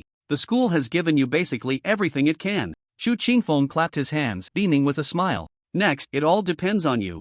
Especially you, Lin Mu. For the Wailing Cave Challenge, you must act according to your abilities, safety first. Although he said this, his eyes were filled with anticipation. What if this kid could create another miracle? After leaving the school, Lin Mu immediately checked the rewards from the education department. Beginner Spirit Nourishing Pill permanently increases intelligence by 1 point after consumption. Only 1 can be consumed, eating more is ineffective, only 1 point? Lin Mu pouted, but even a mosquito's leg is still meat. Moreover, here, a mosquito's leg could turn into a rat's leg. Talent description modifier, activate. Change 1 point of intelligence to 9 points of intelligence. Buzz. The description text of the nourishing pill blurred slightly, then quickly returned to clarity. Beginner Spirit Nourishing Pill permanently increases intelligence by 9 points after consumption. Only 1 can be consumed, eating more is ineffective. Hey! Lin Mu smiled proudly and swallowed the pill directly. An indescribable cool sensation surged into his mind. His entire soul felt as if it had been cleansed and his thoughts became exceptionally clear and sharp. He couldn't wait to open his profession panel. Name, Lin Mu. Profession, Necromancer. Level, LV.4, Experience, 286/500 Health, 130 Mana, 250 Strength, 2 Agility. For Intelligence, 25. 16 plus 9, Constitution, 13 free attribute points, 0 skill points, 2 awesome. Intelligence shot up to 25 points. The mana limit also significantly increased. Lin Mu nodded in satisfaction, then took out that rare skill book. Skill book, Grasp of Bones, LV.5, for Dark Mages only. Tisk, I need to level up once more to learn it. Lin Mu clicked his tongue and temporarily put it away. Meals must be eaten bite by bite, paths must be walked step by step, and levels must be gained bit by bit. With 400,000 in cash and a pile of godly gear, Lin Mu headed straight for the largest practitioner trading market in Shilin City. His Shilin City Glory Rising Star Medal was a good item. It allowed for an 80% discount on purchases in the official store. It had to be utilized. The practitioner market was bustling with noise, with various shops and stalls lined up in rows. Lin Mu had a clear goal and walked directly towards the most impressive building in the center of the market, the Shilin Professional Trader Hall. Looking in from the entrance, the hall was bustling with people coming and going, with professionals buying and selling in a flurry of activity. As soon as he stepped inside, a tall woman in a professional skirt suit, with an exquisite makeup that exuded a hint of allure, approached him. She looked Lin Mu up and down, noticing his youth and ordinary attire, and her eyes showed a hint of indifference. "Hello, handsome, how can I help you?" Her voice was sweet, but it felt a bit insincere. Lin Mu got straight to the point. "I would like to inquire about the equipment recycling process." "Recycling? Equipment?" Lu Feifei's expression changed upon hearing he was there to sell something, and seeing Lin Mu's age, she guessed he probably didn't have anything good to offer. The professional smile on her face faded slightly, and her tone became more impatient. "We only recycle equipment of excellent quality or above. If it's white equipment, just turn left when you exit. There's a private purchasing booth over there. The price might be lower, but it's more convenient." Her words almost implied, "Poor people, don't bother." In her eyes, Lin Mu looked like a newbie who had just awakened a few days ago. What good items could he possibly have? At best, it would be white trash dropped from a novice dungeon. Lin Mu frowned slightly but didn't lose his temper. "I have a piece of green equipment. Do you accept it?" Lu Feifei was momentarily taken aback. Oh, this kid actually has a piece of green equipment? Not bad luck. However, green equipment was nothing special. Her impatience remained, but she said, "Formulaically, we do accept green equipment, but it depends on the specific attributes and level. As for the price, it definitely won't be as good as blue." As she spoke, she casually pointed to the identification counter nearby. "Please go over there to queue for appraisal." She then added, "For purchasing equipment, our regular area is over there, and the premium area is on the second floor." Lin Mu didn't mind her attitude and walked straight to the identification counter, handing over the slightly modified goblin curved blade. The middle-aged appraiser initially seemed indifferent, casually glancing at the curved blade. However, when his gaze fell on the equipment's attribute description, his pupils suddenly constricted. His 25% physical penetration. The middle-aged appraiser was astonished, his voice slightly cracking, drawing the attention of many around him. He adjusted his glasses and examined the curved blade repeatedly. His expression shifted from casual to shock, then to disbelief. "Little brother, where did you get this curved blade?" The appraiser looked up at Lin Mu, his eyes filled with suspicion. Lin Mu frowned. He didn't like that look. "You don't need to worry about that, just give me an appraisal." At that moment, the earlier receptionist Lu Feifei seemed to have heard the commotion and curiously walked over. When she saw the curved blade in the appraiser's hand, glowing with a faint green light, and the glaring entry on its attribute panel that read "ignores 25% of target's physical defense," she was completely stunned. Lu Feifei's hand trembled slightly as she held the curved blade, exclaiming in disbelief, 25% physical penetration? How is that possible?" Her sharp voice attracted even more attention from those around. She repeatedly confirmed, thinking she was seeing things, but the clear description forced her to believe it. Then she suddenly looked up, and her gaze towards Lin Mu changed completely. "Sir, are you sure you want to sell this weapon?" Lu Feifei's voice stuttered. The previous arrogance had vanished, replaced by extreme respect and caution. Lin Mu remained indifferent, lightly tapping the counter with his finger. "Is there a problem?" He felt a secret thrill. This feeling of being slapped in the face with such nonchalance was indeed delightful. Lu Feifei took a deep breath and quickly put on the sweetest, even somewhat flattering smile. "No problem. Absolutely no problem." "Sir, please wait a moment. For equipment of this level, I need to invite our chief appraiser to personally assess it." She was afraid of neglecting this. Wolf in sheep's clothing, big shot. Turning around, she hurriedly ran to the second floor. Soon, an elderly man with a grizzled beard, dressed in the attire of a senior appraiser, walked down briskly under Lu Feifei's guidance. The old man took the curved dagger, initially just nodding slightly, but upon closer inspection, he gasped, his eyes shining with brilliance. "A rare item. Truly a rare item."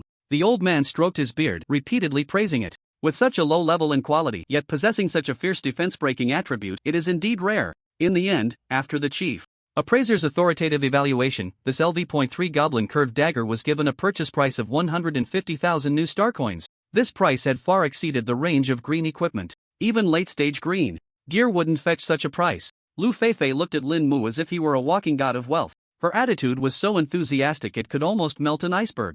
Lin Mu successfully received 150,000 new star coins. Coupled with the 400,000 rewarded by the school and the city, his total assets instantly soared to 550,000. This huge sum was enough for him to upgrade his gear significantly, to prepare thoroughly for the upcoming Wailing Cave challenge. Sir, do you need to look at other equipment? Lu Feifei was now closely following Lin Mu, her voice sweet to the point of being cloying. In the premium area on the second floor of our trading hall, a new batch of high-quality leather armor and boots has just arrived, with excellent attributes and a variety of styles. Would you like me to take you to have a look? Under Lu Feifei's professional recommendations and her attentive service, Lin Mu ultimately chose an LV.5 blue leather armor Flame Lizard Guardian chestplate and a pair of LV.5 blue boots Swift Wind boots. Flame Lizard Guardian chestplate, LV.5, blue, defense, 25 to 30 constitution, plus 3 special effect, fire resistance plus 10% Swift Wind boots, LV.5, blue, defense, 10 to 15 agility, plus 3 special effect, movement speed plus 5%. The basic attributes and additional effects of both pieces of equipment were quite practical. After his modifications, they would definitely come in handy in the Wailing Cave. Sir, the original prices for these two pieces of equipment are 31,200 and 23,400 new star coins, totaling 54,600 new star coins. Lu Feifei took out a calculator and quickly calculated the price. She held her hands in front of Lin Mu, her smile unwavering. Lin Mu's lips curled up as he took out the silver medal engraved with stars and pomegranate flowers from his storage space. This is the Shilin City Glory New Star Medal. Lu Feifei almost instantly recognized it. Her voice rose a few pitches due to excitement, even carrying a slight tremor. She covered her mouth in shock. The look in her eyes towards Lin Mu had completely transformed from previous respect and flattery to awe and fervor. She understood the weight of this medal all too well. It not only represented honor but also the highest recognition of the holder's potential by the Shilin City authorities. The ordinary New Star Medal was already enough to draw attention, and one bearing the word glory, counting the history of Shilin City, those qualified to receive it were probably few and far between. Please wait a moment, sir. Lu Feifei's voice trembled slightly as she hurriedly operated the terminal at the counter. According to regulations, esteemed guests holding the Shilin City Glory New Star Medal enjoy a 20% discount on any purchases made in our official trading hall. She carefully reported the discounted price. The total price for the two pieces of equipment you selected is 43,680 new star coins after the discount. A discount of over 10,000 new star coins. Lin Mu nodded calmly and made the payment with ease. Privilege is delightful. Lu Feifei handed Lin Mu his medal back with both hands, feeling that this small silver medal was as heavy as 1,000 pounds. She took a deep breath, trying to calm her excited heart. In what she believed to be the sweetest and most respectful voice, she said, "Sir, your medal. Please wait a moment, our general manager Lu will be here shortly. She hopes to personally issue you a purple crystal VIP card from our store." Oh? Lin Mu raised an eyebrow slightly. It seemed that the additional value of this honor star medal was even greater than he had anticipated. Soon, a woman in a dark purple professional suit approached briskly. She had a capable demeanor and appeared to be in her 30s, wearing a nameplate that read General Manager and sporting a professional yet warm smile. "You must be Mr. Lin Mu, right? I am Lu Qing, the manager of the trading hall." Lu Qing extended her hand, her gaze filled with genuine admiration. "I just heard from Feifei that Mr. Lin, at such a young age, has already received the Honor Star Medal. Truly a young talent with limitless potential." Lin Mu shook her hand lightly and replied indifferently, "You're too kind, Manager Lu." Lu Qing was not one to delay. She directly took out a completely transparent card that shimmered with a faint purple glow. "Mr. Lin, this is our highest level purple crystal VIP card from the Shilin Professional Traders Hall. I have already added it to the system for you. In the future, whenever you shop at our store, regardless of the amount, you will automatically enjoy a 30% discount, and you can also have priority in reserving some scarce resources or entrust us to find specific items." She handed the card to Lin Mu with both hands. "This is a small token of appreciation from our trading hall for talented professionals, and we hope to have more cooperation with you in the future." Lin Mu took the purple crystal card, feeling its coolness and exceptional quality. "Thank you, Manager Lu." He knew that this was not just a discount card. It was also a symbol of status and a potential networking channel. "There's no need to be polite, Mr. Lin." Lu Qing's smile grew even brighter. "Our trading hall also offers customization and enchanting services for special equipment. If you have any needs in this regard, feel free to contact me at any time. She was subtly showing goodwill and hinting that the trading hall might be connected to some high-level lifestyle professionals. Lin Mu's heart stirred. He thought of his equipment that had undergone description alteration. If he needed to explain their origins, enchanting might be a good cover. I will consider it, Lin Mu nodded non-committally. After a few simple pleasantries, Lu Qing personally escorted Lin Mu to the entrance of the trading hall. This treatment drew the attention of many professionals inside, who speculated about Lin Mu's identity. As Lin Mu stepped out of the trading hall, the sunlight bathed him, warm and pleasant. I was at a disadvantage. That woman is quite shrewd. She only brought out the card after I made the payment, clearly on purpose, he muttered as he prepared to turn and leave, his gaze inadvertently sweeping around the corner. There, two figures seemed to be observing him discreetly. When Lin Mu's gaze fell on them, the two immediately averted their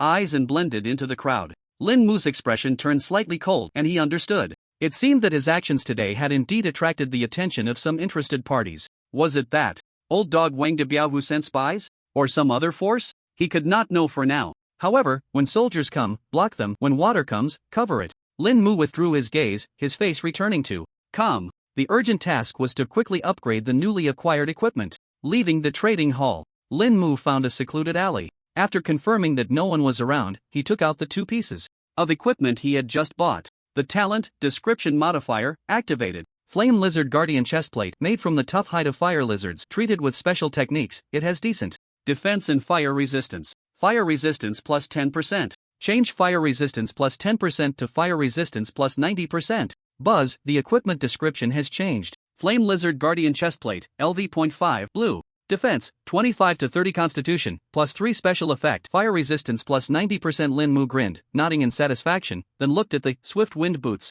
Detailed description, made from the lightweight feathers of the Gale Bird in tough enchanted leather. It has a weak wind elemental magic. Movement speed plus 5%. His gaze lingered on weak wind elemental magic for a moment. Change weak to strong. Swift Wind Boots, LV.5, blue, defense 10 to 15 agility plus 5 special effect, movement speed plus 15% agility bonus increased by 2 points and movement speed tripled. Lin Mu put away the two newly refreshed pieces of equipment. His smile widened. The equipment is ready. After tonight's modifications refresh, I'll go all out again, and tomorrow I'll head to that whaling cave for some fun. Back home, Lin Mu was no longer as restless as he had been in previous times. After a simple meal, he began to conserve his energy. Time passed second by second. Midnight 12 o'clock. Modification times, refresh. Lin Mu's spirit lifted. He still started with Revive Skeleton. Activated the talent, checked the description details. Revive Skeleton, level 2 consumes 10 mana. Summons one skeleton made of steel bones to fight for you by guiding a strong death aura from the void. Moves slowly, has a solid structure, and is very hard to damage. Quantity limit, 90. Change summon 1 to summon 9. Modification successful.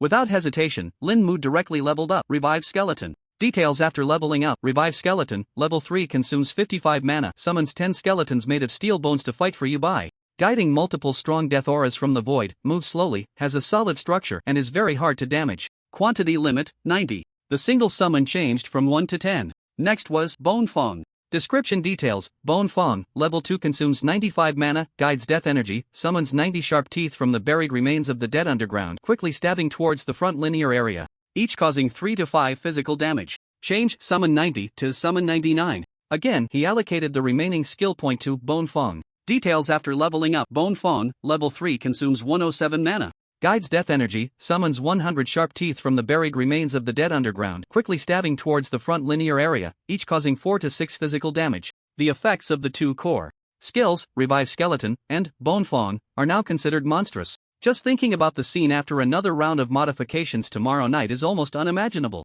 Then, Lin Mu once again enhanced the existing equipment attributes one by one. Withered Wood Staff, LV.0, white, attack, 9 to 9. Special effect, reduces mana consumption by 99% when casting skills. The attack lower limit increased from the previous 1 point to 9 points. Quick Healing Ring, LV.5, blue, insufficient level, cannot equip, defense, 1 to 9. Special effect, restores 99 health points per second. Defense upper limit increased. Silent Blackstone Necklace, LV.5, blue, insufficient level, cannot equip, constitution, plus 2 special effect, perception range increased by 92 meters. A perception range of 92 meters, directly transforming into a single soldier active phased array radar. Within this range, no rustle of grass or wind can escape his perception. Flame Lizard Guardian Chestplate, LV.5, blue, insufficient Level, cannot equip. Defense, 25 to 30 constitution plus 3 special effect. Fire resistance plus 99% fire resistance maxed out, nearly double. This is not close to immunity to fire damage but an enhancement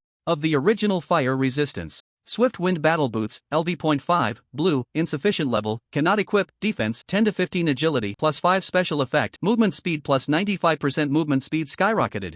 The next day, just as dawn broke, Lin Mu stood by the window, tightly gripping the coal black challenge token in his hand. The modifications from last night had pushed his combat power to a whole new peak. At this moment he was full of confidence. It's time to challenge. Since the great cataclysm on Blue Star, monsters were everywhere, and dungeons were numerous.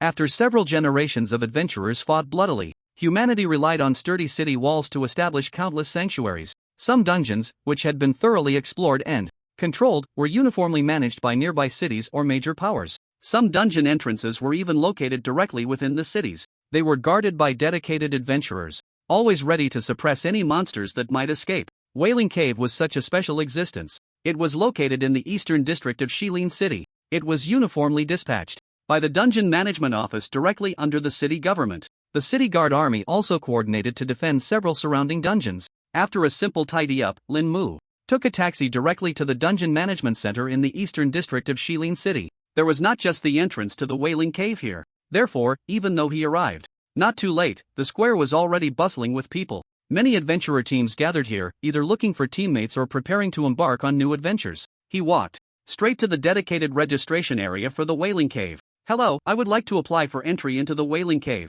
Lin Mu calmly said to the staff member in charge of registration. The staff member was a slightly weary middle-aged man. He glanced at Lin Mu. When the scanning device showed that Lin Mu was only at LV.4, his brows furrowed involuntarily. "Young man, the Wailing Cave is a special challenge dungeon, with extremely high difficulty and can only be entered solo," he kindly advised. "At your level, I suggest you first go outside the city to clear some stray wild monsters or choose those low-level dungeons that allow teams, it would be safer." Lin Mu shook his head, his tone firm. "Thank you, but I insist on entering the Wailing Cave." Seeing Lin Mu so stubborn, the staff member sighed helplessly.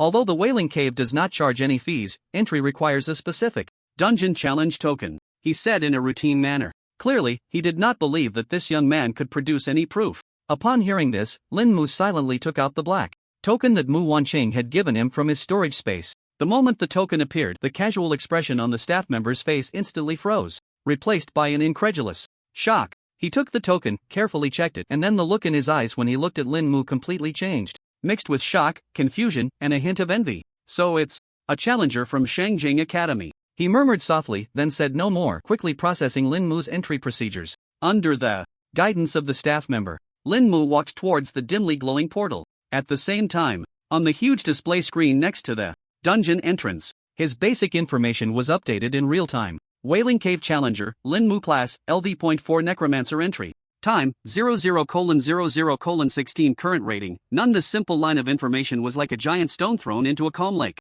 Instantly, it stirred up 1,000 waves among the crowd of adventurers waiting to enter other dungeons. A level 4 Necromancer? Soloing the Wailing Cave? I must be seeing things. A burly man, just finished registering and preparing to enter the Goblin Mine, rubbed his eyes in disbelief. What a joke. That place, a first-turn shield guard went in before and didn't come out alive. They say the monsters inside start at LV.5, and there are elite monsters and bosses. Another experienced adventurer exclaimed, his face filled with the expression of, "This kid is going to his death." In the crowd, a well-informed middle-aged man suddenly lowered his voice and said to his companion, "You guys don't know yet, do you? This Lin Mu is the one who scored an SSS rating in the second Job Academy's trial a couple of days ago." He cleared his throat and continued to spill the beans. "I heard he came to challenge the Wailing Cave to get the admission qualification for the Shangjing Academy. This is what my nephew, who studies at the second Job Academy, told me personally." Absolutely true. SSS rating? A necromancer getting SSS? The surrounding adventurers erupted in discussion, their gazes towards the light gate, filled with complexity. Although the SSS rating was shocking enough, the notorious reputation of the Wailing Cave was already deeply ingrained in everyone's minds. Almost no one believed Lin Mu could walk out alive. Even the staff member who had just registered him now looked at Lin Mu's disappearing figure in the light gate and gently shook his head. His eyes were filled with regret. Geniuses often come with extreme obsession.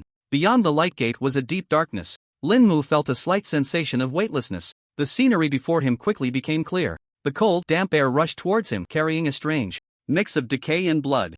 Faint sounds of whimpering and wailing echoed in his ears. It was as if countless wronged souls were crying here, sending chills down his spine. Truly, this was the wailing cave. Just the environment alone was terrifying. Lin Mu's gaze was calm as he quickly surveyed his surroundings. This was a narrow rocky passage. The rock walls were covered with dark green moss, and droplets of water occasionally fell from above. The sound of dripping was particularly clear in the silent environment. He focused his thoughts. Revive skeleton. Revive skeleton. Accompanied by a slight tremor in the ground, 10, 20.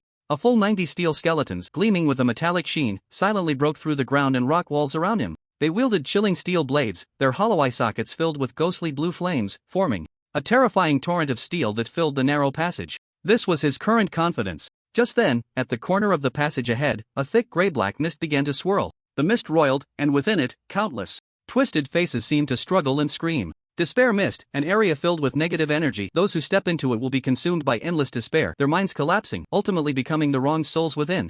The mist. The description clearly stated, those who step into it will be consumed by endless despair. Lin Mu's lips curled into a cold smile. Talent description alterer, activate. His consciousness precisely locked onto the word despair. Changed to be consumed by endless despair to be consumed by endless hope. In an instant, the swirling gray-black mist twisted violently, its color shifting from a deep, lifeless black-gray to a soft, milky white at a visible speed. The contorted faces within it vanished without a trace, replaced by warm glimmers of light. Mist of hope, an area filled with positive energy. Those who step inside will bathe in the gentle glow of hope, invigorated and filled with fighting spirit. As Lin Mu led his army of skeletons into it, he felt a warm current wash over him, clearing his mind. The oppressive gloom regarding his parents' death and the weight of the black-clad man's warning seemed to dissipate significantly under the embrace of this mist of hope. Even his gaze became more resolute. Survive for 24 hours, defeat the final boss, Cave Lord. Lin Mu silently recited the challenge objective, feeling no fear in his heart. This world is inherently filled with the unknown and danger.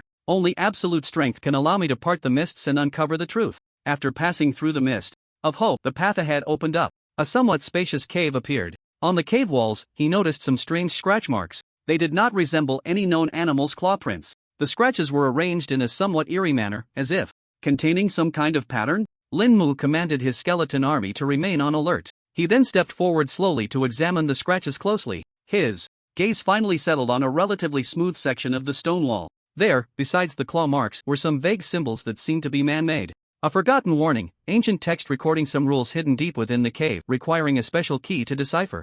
Rules? Key? Lin Mu raised an eyebrow, a hint of curiosity rising within him. It seemed that this wailing cave was not just a simple monster lair. He attempted to use the description modifier to alter the description, but there was no response. It seemed he had touched upon some deeper restriction, or perhaps he simply exceeded his modification level limit. Interesting. Lin Mu withdrew his gaze, no longer dwelling on it. The priority was to ensure survival and gradually explore this cave. Roar! Before Lin Mu could think deeply, a muffled roar echoed from a distance, carrying a clear sense of brutality and hunger. Lin Mu's eyes narrowed. Is it coming? He waved his hand. 90 iron skeletons marched forward in unison, advancing deeper into the cave. Clang, clang, clang. Under Lin Mu's command, the 90 iron skeletons surged like a tide of iron gray, rumbling into the depths of the cave. Clang, clang, clang. The synchronized sound of metal clashing echoed in the confined passage, causing loose stones on the walls to tumble down. Before long, shadows flickered around the corner ahead. 5 large, corrosive rats appeared. Their fur was greasy, emitting a pungent sour smell, and they bared their sharp teeth. Following closely were 2 cave spiders the size of millstones. Their 8 compound eyes glimmered with a sinister green light, and thick venom dripped from their mandibles. These LV.5 to LV.6 monsters would be enough to throw any low-level adventurer team into chaos in a novice dungeon, potentially costing them dearly. However, when their proud claws and fangs struck the skeleton's gleaming metallic bones, clink, clink, only a series of fine sparks erupted, leaving behind shallow white marks that were almost negligible. -1 HP. -2 HP. The pitiful damage numbers floated mockingly above the skeletons' heads. In contrast, the steel skeleton's attacks were brutally simple. A few skeletons stepped forward, wielding steel blades that sliced through the air without any flourish, puff, creak. Each strike could easily tear through the monster's flesh, leaving terrifying wounds deep enough to see the bone. Almost 1 strike per monster. Inside the cave, all that remained were the monster's wails of despair as they faced death and the crack of breaking bones. Lin Mu's experience bar skyrocketed at a visible speed. Necromancer Lin Mu has leveled up to LV.5. In less than half an hour, after clearing several waves of similar monsters, the familiar notification echoed in his mind. Without hesitation, Lin Mu allocated the newly acquired 5 free attribute points, 3 to intelligence and 2 to constitution. His health and mana limits were once again increased. Then, he eagerly donned the LV.5 equipment that had been eagerly waiting in his backpack. Ring of Quick Healing, Silent Blackstone Necklace, Flame Lizard Guardian Chestplate, Boots of Swift Wind. In an instant, a powerful sensation far beyond before surged through his body like a warm current. With a health recovery of 99 points per second, he felt like an indestructible cockroach. A terrifying perception range of plus 92 meters meant that any movement within nearly 100 meters was completely visible. With plus 99% fire resistance, he could almost ignore the vast majority of fire damage at this stage. The 95% movement speed boost made him feel as light as a swallow, with the wind at his feet. Awesome! As Lin Mu reveled in the surging power within him, he took out the skill book awarded officially, Grip of the Bones. Ding! Do you want to learn the skill, Grip of the Bones? Learn Grip of the Bones.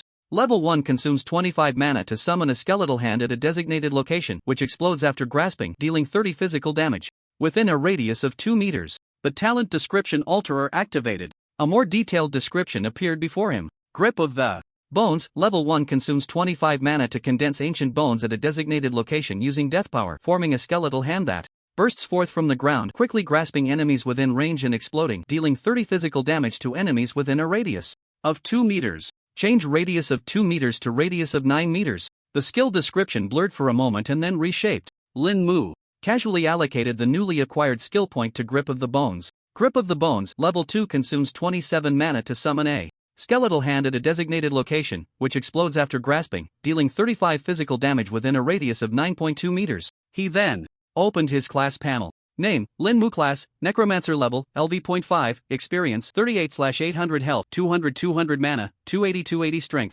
2 Agility, 9 Boots plus 5, Intelligence, 28 Constitution, 20 Chestplate plus 3, Necklace plus 2, Free Attribute Points, 0 Skill Points, 0 Equipment, Witheredwood Staff, Flame Lizard Guardian Chestplate, Boots of Swift Wind, Ring of Quick Healing, Silent Blackstone Necklace. Lin Mu couldn't wait to test the power of his new skill. After delving deeper for a short while, he spotted 3 LV.6 cave ogres not far ahead, swinging large wooden clubs and roaring as they charged. They were massive, with dirty gray-green skin, exuding a nauseating stench. Lin Mu raised a hand and pointed. Grip of the Bones. As the mana surged, boom, the ground suddenly exploded.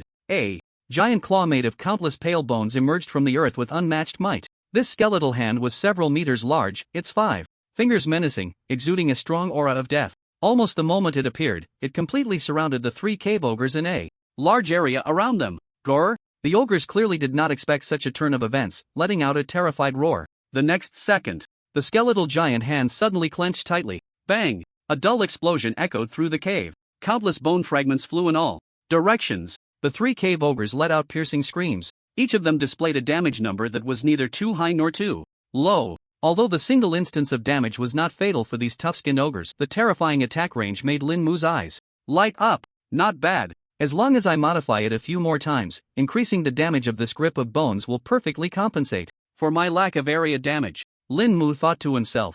The Steel Skeleton C was responsible for frontline advancement and damage absorption. Bone Fawn was in charge of precise kills on high-threat targets, coupled with the large-scale Grip of Bones for clearing the field, and his own super-high recovery ability, monstrous perception range, and terrifying elemental resistance. His tactical system had become flawless. Next, with the assistance of a 92-meter perception range, Lin Mu could always foresee the distribution of monsters in the passage ahead. He could even clearly distinguish the intensity of different monsters' auras. He commanded the skeleton army to strike accurately. Each encounter ended swiftly with a crushing momentum. Experience points soared rapidly. As they delved deeper, the cave's environment grew increasingly dark and eerie. Uniquely shaped black rocks began to appear on the rock walls. They had sharp angles, and their surfaces were covered with twisted patterns emanating a faint negative energy. In Lin Mu's perception, there seemed to be faint whispers coming from those black rocks, weaving through the air. The voice was filled with despair and resentment, constantly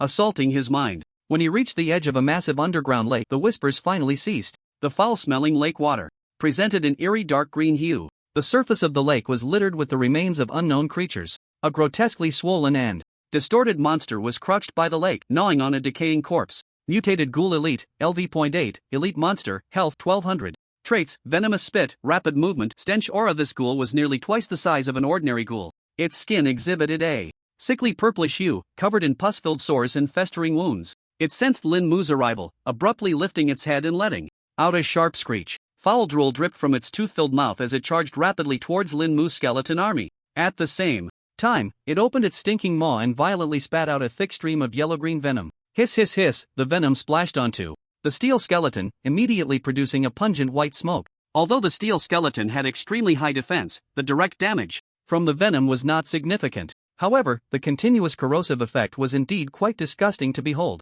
Lin Mu frowned slightly. He was feeling too relaxed and playful. His gaze sharpened and his talent description alterer activated. He quickly checked the detailed description of this mutated ghoul elite. Mutated ghoul elite, a ghoul that has mutated from years of consuming rotting flesh and toxic substances, possessing extremely fast movement speed and powerful jumping ability, capable of spitting out venomous liquid that rapidly corrodes objects and emanating a nauseating stench. Lin Mu's lips curled into a playful arc. His thoughts focused on the words deadly poison. Changed deadly liquid to non-toxic liquid. In an instant, the yellow-green liquid spewed out again by the mutated ghoul elite. When it landed on the skeletons, not only did it not emit any corrosive white smoke, but it also resembled clear water, even carrying a faint, strange fragrance. Roar! The mutated ghoul elite's yes movements clearly paused. Its large head tilted, revealing an extremely anthropomorphic expression of confusion, as if to say, "Where's my poison? I had such a big puddle of poison?" Taking advantage of its daze, dozens of steel skeletons surged forward.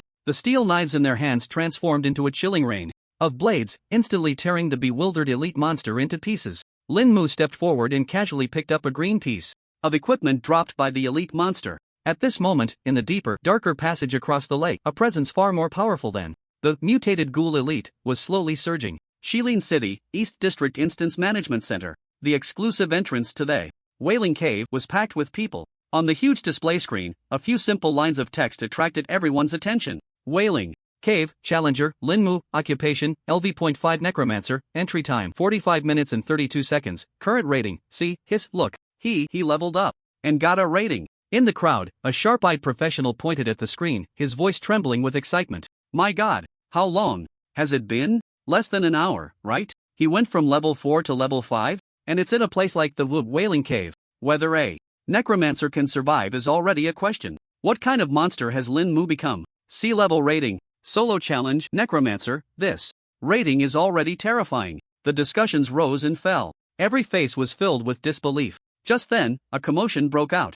At the edge of the crowd, several professionals dressed in standard city guard armor cleared a path, forcibly separating the crowded masses. Following closely, a group of figures walked in briskly under the gaze of the crowd. At the forefront was none other than Mu Wanqing, the recruitment mentor from Xingjing Academy. Her expression remained calm, but there seemed to be a hint of fluctuation in her deep-set eyes compared to usual. Beside her, the principal of Shilin's second vocational college, Chu Qingfeng, had beads of sweat already forming on his forehead. He hurriedly followed while cautiously observing Mu Wanqing's expression. The director of the City Education Bureau, Ji Xiangwen, along with several other top university recruitment representatives still in Shilin City, also followed. Their expressions varied, but without exception, they all carried a mix of seriousness and curiosity. Teacher Mu, Director Ji, Principal Chu. The director of the Instance Management Center quickly approached, sweat visible on his forehead as well. Mu Wanqing nodded slightly, her gaze directly fixed on the display screen. When she saw Lin Mu's LV.5 level and C-level rating, a ripple finally appeared in her usually calm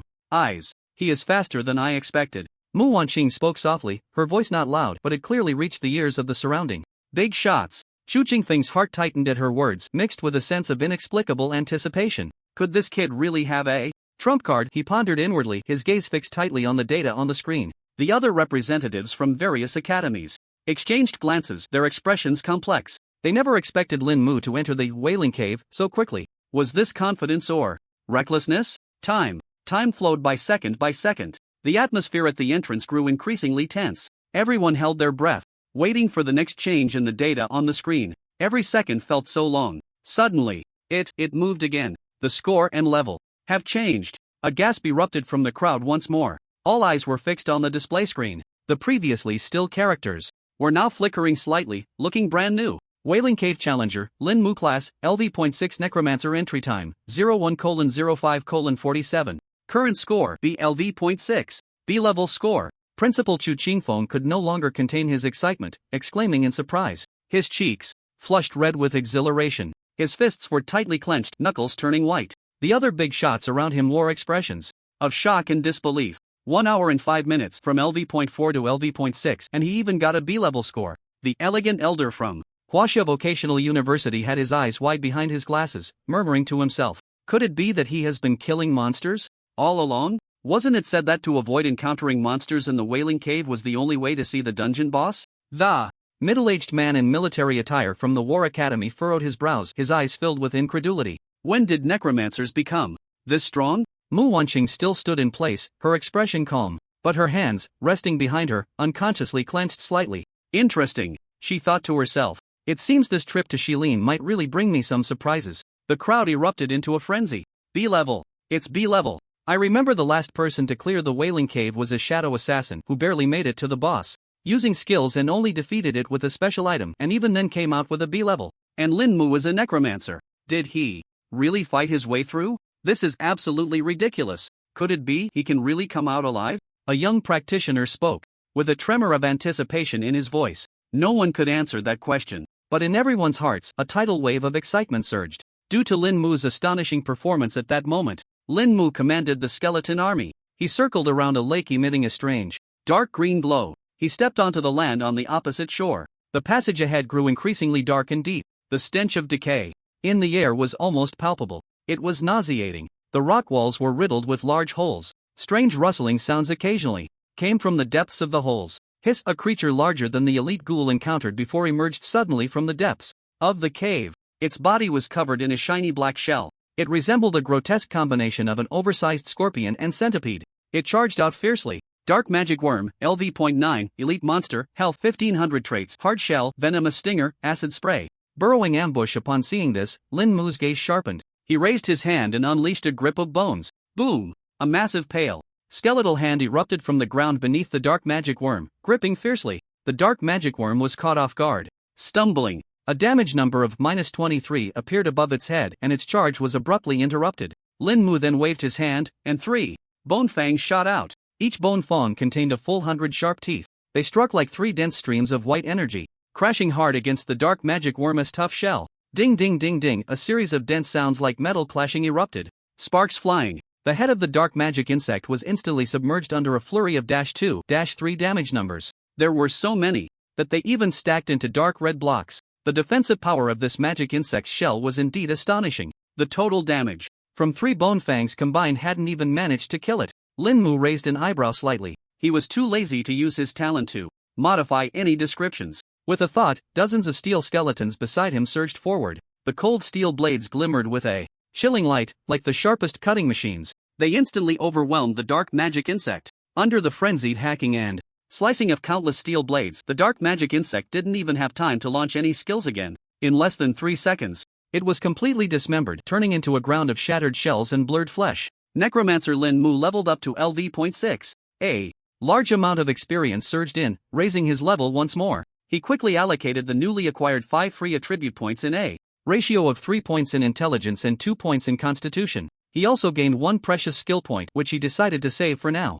After killing the dark magic insect, Lin Mu habitually glanced at the dungeon information. Entry time, 01:05:47. Current rating, B. Only AB rating? It seems the bonus from elite monsters isn't that high. Lin Mu stroked his chin. Looking at the 90 imposing steel skeletons before him, he suddenly felt a bit bored. An idea sparked in his mind, bold and daring. Since that's the case, why not let them farm monsters on their own? Lin Mu immediately left 10 steel skeletons to guard him. He divided the remaining 80 skeletons into 10 small groups. Each group had 8 skeletons, with 1 designated as the team leader. They advanced freely along the intricate paths of the cave, free to seek enemies, free to kill, and to collect equipment. He leisurely found a relatively clean stone to sit on. Closing his eyes to rest, he only sensed the movements of those skeleton teams through their mental connection. For a moment, the depths of the Wailing Cave seemed to transform into an automated, efficient slaughterhouse. Your steel skeleton killed Cave Stalker ×3, gaining experience.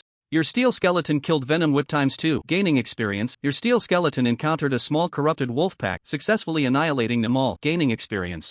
Similar kill notifications echoed in his mind like a flood. Lin Mu's experience bar skyrocketed at an unbelievable speed. His level, amidst the continuous notifications, rose again by 2 levels. He stepped into LV.8. Meanwhile, the dungeon's rating had quietly crossed into a grade. It reached an astonishing S grade. This effortless way of leveling up made Lin Mu deeply appreciate the perverse nature of the necromancer class after acquiring the description modifier talent. Just as Lin Mu was about to doze off in this boring wait, a message that was completely different from the other kill notifications suddenly rang in his mind. Your steel skeleton has died. Killer, Cave Lord, LV.10, Lord level boss. Lin Mu suddenly opened his eyes wide, a glint flashing. Finally here? The true master of the Wailing Cave. He immediately used his mental connection to recall the other 9 wandering skeleton teams, bringing them closer to him. At the same time, following the mental imprint of the fallen skeleton team member, he quickly rushed towards the incident location with the 10 guard skeletons by his side. The passages within the cave twisted and turned, resembling a maze,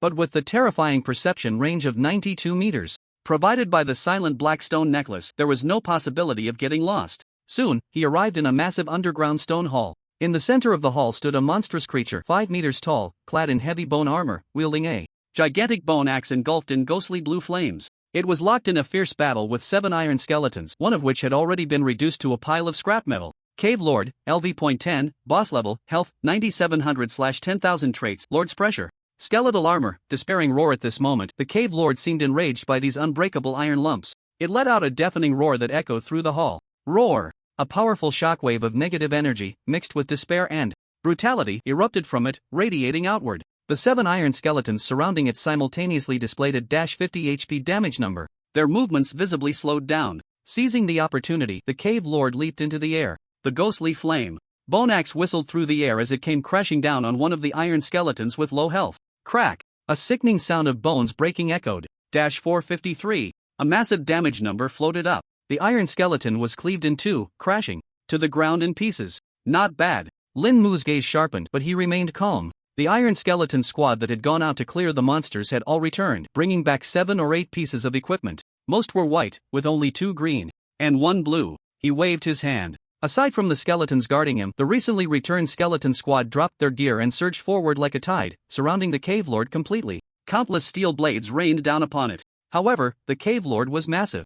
The outer skeletons couldn't reach it for the time being. The battle quickly turned into a situation where the frontline skeletons were continuously shattered, while the backline skeletons swiftly filled in the gaps in a war of attrition. Lin Mu occasionally consumed a small amount of mana to summon new iron skeletons to maintain the numerical advantage of the skeleton sea. TSK, it would be great if I had ranged summons to assist at a time like this, Lin Mu sighed as he observed the battle. Yet even so, thanks to the relentless and ever-replenishing skeleton sea tactic, the seemingly sturdy health bar of the Cave Lord continued to drop at a considerable speed. Occasionally, out of boredom, Lin Mu would fire a bone tooth at the Cave Lord. Unfortunately, the boss's defense was too high. Even with 100 bone teeth, he could only deal a force damage of -1 repeatedly, which was hardly worth it. Thus, under the relentless assault of the iron skeletons, the Cave Lord's health quickly dropped to about half. Just then, the Cave Lord let out an even more mournful and furious roar. Its skeletal armor shattered inch by inch. A far more terrifying aura erupted from within it. It had entered its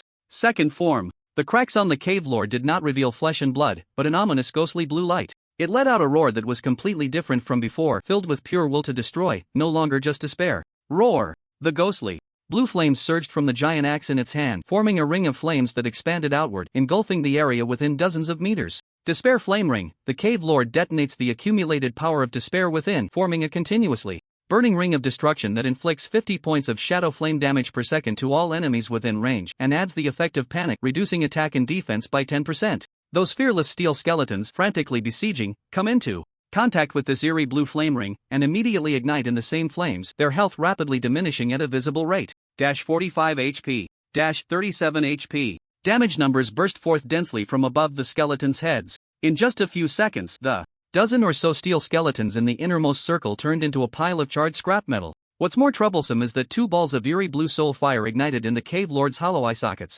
It suddenly raised its giant axe. No longer swinging wildly, it precisely locked onto a steel skeleton a bit farther away. A solid beam of eerie blue light shot out from the axe blade in an instant. Soul-devouring ray. The Cave Lord condenses the power of soul fire, shooting a penetrating ray that deals 500 points of shadow damage to a single target, with a chance to directly obliterate the soul. Effectiveness increased against shadow-type summons. Whoosh! The steel skeleton didn't even have time to react before being pierced by the ray, instantly turning to dust, leaving not even a bone fragment behind. Interesting, finally not as trivial as before. Lin Mu stood at a distance, watching his meticulously modified steel skeletons fall like cut wheat. There was not a trace of panic.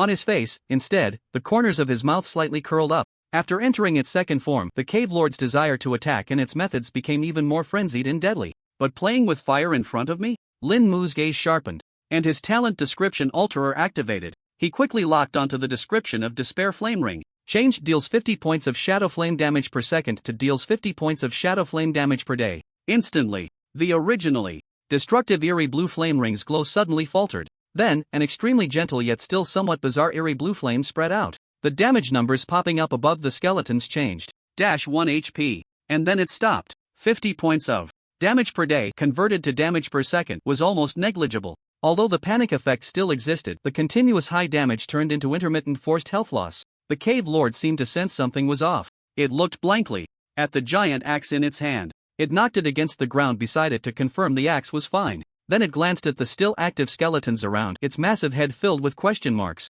Roar! It let out a confused low growl again. Raising its giant axe, it intended to unleash soul-devouring ray. Lin Mu keenly seized this opportunity. With his talent activated, he looked again at the cave lord's soul-devouring ray. Changed deals 500 points of shadow damage to a single target. To deals 500 points of shadow damage to a liquid target. A solid eerie blue beam shot out from the cave lord's axe blade once more. Whoosh! The nearest steel skeleton didn't even have time to react before being struck by the ray, turning into no reaction at all. Oh, the cave lord was truly bewildered this time. Bone Fang. Lin Mu took the chance to point again. Hundreds of glimmering bone fangs poured toward the cave lord's face. This time, Lin Mu's target was no longer the hard skeletal armor but aimed directly at the soul fire flickering in its eye sockets. -1 HP. -1 HP. -1 HP. The soul fire in the cave lord's eye sockets was struck by the bone fangs. A series of light sounds like glass shattering echoed, and its movements became extremely unstable. In pain, it let out an enraged roar.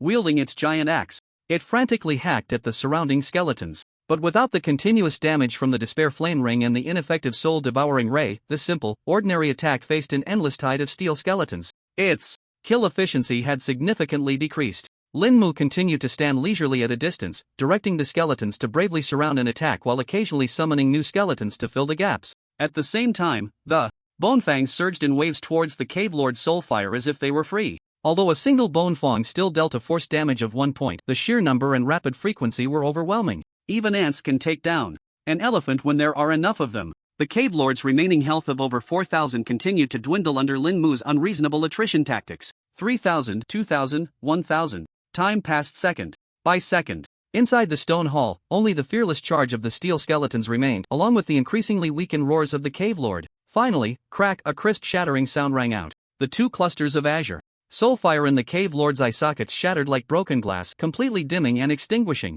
Its massive body suddenly stiffened, and the giant axe in its hand clattered to the ground. Then, like a landslide, it collapsed. With a thunderous crash. Kill LV.10 Lord Boss, Cave Lord. Necromancer Lin Mu leveled up to LV.9. All surface monsters in the dungeon have been cleared. Forced exit in 5 minutes. Dungeon comprehensive score SS as the boss fell. Blue, purple, and golden lights appeared beside its corpse, coalescing into several items radiating different glows. Lin Mu let out a long breath, a relieved smile appearing on his face. I still wasn't cautious enough. I should have waited another day until the number of revived skeletons and bone fangs reached 900 before challenging. Although the battle seemed easy, he had remained highly focused throughout. After all, facing a lord level boss far above his level, any slight misstep could lead to total defeat. However, since he had cleared all the dungeon monsters and only received an SS rating, Lin Mu couldn't help but recall the earlier prompt about surface monsters. For a moment, he couldn't figure it out, so he hurried over to pick up the equipment dropped by the cave lord. In the dungeon management center, many challengers gathered around the wailing cave, drawn in by the presence of so many big shots. The place was already a sea of people, countless eyes glued to the display screen. It changed again. Look, level 7. A loud cheer erupted from the crowd, like a spark igniting oil. The information on the screen flickered again, beating like a war drum in everyone's hearts. Wailing Cave Challenger, Lin Mu class, LV.7 Necromancer entry time, 01 to 35 to 53 current score. Be my goodness, it's only been half an hour. He leveled up again. Necromancer. This is in the Wailing Cave. How on earth did he do it? Are the monsters inside made of paper? This is insane. Lin Mu is simply not human. The discussion surged like a tidal wave, even a fly passing by would be knocked down. Principal Chu Qingfeng's face flushed with excitement. His hands clenched tightly, knuckles turning slightly white from the pressure. Beside him, Mentor Mu Wanqing's eyes also showed a flicker of emotion. Director Ji Xiangwen adjusted his glasses, his gaze behind the lenses flickering restlessly, clearly unsettled. The representatives from several top universities exchanged glances, their eyes reflecting deep shock and confusion. Necromancer, solo, wailing, cave, B-level rating. The combination of these words was a miracle that shattered their understanding. However, before anyone could fully recover from the previous wave of shock, the characters on the display screen flickered and refreshed without warning again. Wailing Cave, Challenger, Lin Mu, Occupation, LV.8 Necromancer, Entry Time, 2 hours 15 minutes and 53 seconds, Current Rating, is, poof, someone had just lifted their thermos to take a sip and a mouthful of goji. Berries sprayed directly onto the head of the person in front of them, causing them to cough repeatedly. S level? A young staff member responsible for recording data dropped his clipboard with a loud thud. He was completely oblivious, staring fixedly at the screen, his mouth agape as if he could fit an egg inside. The entire square fell into a deathly silence at that moment. You could hear a pin drop. Then came the explosive gasps and screams like a volcanic eruption. S level. Damn, it's S level. 2 hours. From LV.4 to LV.8. And he got an S level rating. Is there any justice in this? Crazy. Completely insane. This Lin Mu is defying the heavens. This is no longer a genius. This is a monster. A thoroughbred monster. Principal Chu Qingfeng felt dizzy, overwhelmed by the sudden happiness that made him a bit unsteady. Fortunately, Director Lu beside him quickly supported him. Principal Chu, steady. Steady now. Director Lu's voice trembled, clearly shaken by this astonishing achievement. Mentor Mu Wanqing's breathing seemed to quicken slightly at that moment. Her long, fair fingers unconsciously twisted the hem of her clothes. S level. Even she, when initially envisioning that Lin Mu might create a miracle, had never dared to hope for such an exaggerated result. How did this child manage to do it? Mu Wanqing was filled with questions. It seems that Lin Mu has already reached his limit. A recruitment teacher from Tianfu Academy took a deep breath, trying to calm his racing heart as he analyzed. After more than 2 hours of continuous high-intensity combat, his level skyrocketed, and he achieved an S-level rating, which is already an incredible accomplishment. Now, his best chance is to find a hidden place to lie low, recover, wait for the time to end, and then look for an opportunity to kill the boss. This analysis was agreed upon by most people present. After all, the rules of Wailing Cave were to survive for 24 hours and defeat the final boss. In their view, Lin Mu had already created a legend. If he could maintain the S-level rating and come out safely, it would be a stroke of luck. Sure enough, for the next hour or so, there was no further change in the information on the display screen, seemingly confirming everyone's speculation. Some of the originally curious professionals gradually dispersed, preparing to challenge their own dungeons. After all, staring at the screen wouldn't solve their livelihood issues. Just then, a commotion arose again at the entrance. Look, is that Mayor Fan? Someone with sharp eyes recognized the identity of the newcomer. They saw the mayor of Shilin City, Fan Jihun, accompanied by 2 assistants, walking through the crowd with a serious expression and steady steps, heading straight for the entrance of Wailing Cave. Director Ji Xiangwen and Principal Chu Qingfeng hurried to greet him. Old Fan, what brings you here? Ji Xiangwen asked, somewhat surprised. Fan Jihun waved his hand, his gaze sharp as he directly scanned the display screen. I just received news that this child, Lin Mu, has caused quite a stir in the Wailing Cave. His voice was steady, yet tinged with a hint of anticipation. What's the situation now? Chu Qingfeng quickly reported the series of astonishing changes displayed on the screen, along with everyone's speculations, to Fan Jihun. After listening, even with his composure, Fan Jihun couldn't help but show a look of shock on his face. S-level rating, LV.8. He murmured, his eyes filled with disbelief. It seems we have greatly underestimated this young man's potential. Several bigwigs gathered again, whispering among themselves as they looked at the information on the screen. Their words were filled with admiration and curiosity about Lin Mu. Just when everyone thought the climax of this challenge had passed and only a long wait remained, the screen, which had been silent for over an hour, suddenly erupted with dazzling light. Characters danced and reformed wildly. It changed again. It changed again. Look! A novice practitioner who had been steadfastly watching the screen let out a hoarse scream. Everyone's gaze, including that of Fan Jihung and others who had just been discussing, was instantly drawn to it. At that moment, their hearts seemed to stop beating. Wailing Cave Challenger, Lin Mu Profession, LV.9 Necromancer. Completion time, 03:15:53 Overall rating, SSC completed? Principal Chu Qingfeng's eyes widened, his voice changing pitch. SS level? The teacup in Ji Xiangwen's hand fell to the ground with a clatter. Tea splashed everywhere, and the unfurled tea leaves stuck to his leather shoes. Yet he seemed oblivious. Fan Jihung suddenly stepped forward, staring intently at the glaring SS. The muscles on his face twitched slightly from shock. The entire square fell into a dead silence once more. A silence more complete than any before. If an S-level rating was a miracle, a myth, then this SS-level rating, completing the Wailing Cave over 20 hours ahead of schedule, was a ruthless crushing of everyone's understanding and common sense. Impossible. This is absolutely impossible. The middle-aged man in military attire from the War Academy roared, veins bulging on his forehead. The rule of the Wailing Cave is to survive for 24 hours. How could he complete it in just over 3 hours? And its SS level. Is there a mistake in the system? The surrounding practitioners were in an uproar. Too fast. This is simply unreasonable. Wasn't it said that one must survive in the Wailing Cave for over 24 hours? Can someone tell me what's going on? Could he have killed all the monsters inside? Including that LV.10 Lord-level boss? As this thought crossed their minds, everyone gasped in shock, staring at the screen, forgetting to blink. Mentor Mu Wanqing took a deep breath, trying to calm the turbulent waves in her chest. She gazed at the SS rating on the screen, and the shockingly short completion time. Her voice trembled slightly as she slowly spoke. Look, how many levels he has gained in such a short time. Upon hearing this, everyone finally noticed that Lin Mu's level had already reached LV.9. From LV.4 to LV.9, it took just over 3 hours. I suspect. Mu Wanqing's gaze became deep and sharp. Lin Mu must have cleared all the monsters in the Wailing Cave, including the final boss, the Cave Lord. Since there are no threats left in the dungeon, and there is no need to continue the challenge, it is not impossible for the dungeon to determine that he has cleared it early. Mu Wanqing's words struck everyone like a thunderclap, hitting each heart hard. Killing all the monsters? This idea was even crazier than clearing the dungeon directly. Even more unbelievable. Everyone felt their minds go blank, completely unable to comprehend this unimaginable reality. Some wanted to refute it but found no reasonable arguments. Each person had their own speculation. But Mu Wanqing's conjecture was undoubtedly the closest to the truth and the most chilling. Amidst this extreme shock and chaos, the dark light gate of the Wailing Cave suddenly rippled. Then, a brilliant light burst forth. A figure stepped out from within. Look, it's coming out. Lin Mu's gaze swept over the scattered items beside the massive corpse of the Cave Lord. A giant axe shimmering with ghostly purple light, a skill book radiating a blue glow, and a ring emitting dazzling golden light. He quickly picked up the 3 items. Cave Lord's Bone Axe, LV.10, Purple, Skill Book, Revive Skeleton. Archer, LV.10, Limited to Necromancer, a Ranged Summon. Lin Mu stroked his chin. This skill would indeed compensate for the output shortfall of his current summons and might prove effective in certain special situations in the future. Ring of Fearful Whispers, LV.10, Gold, not bad, this counts as a big haul.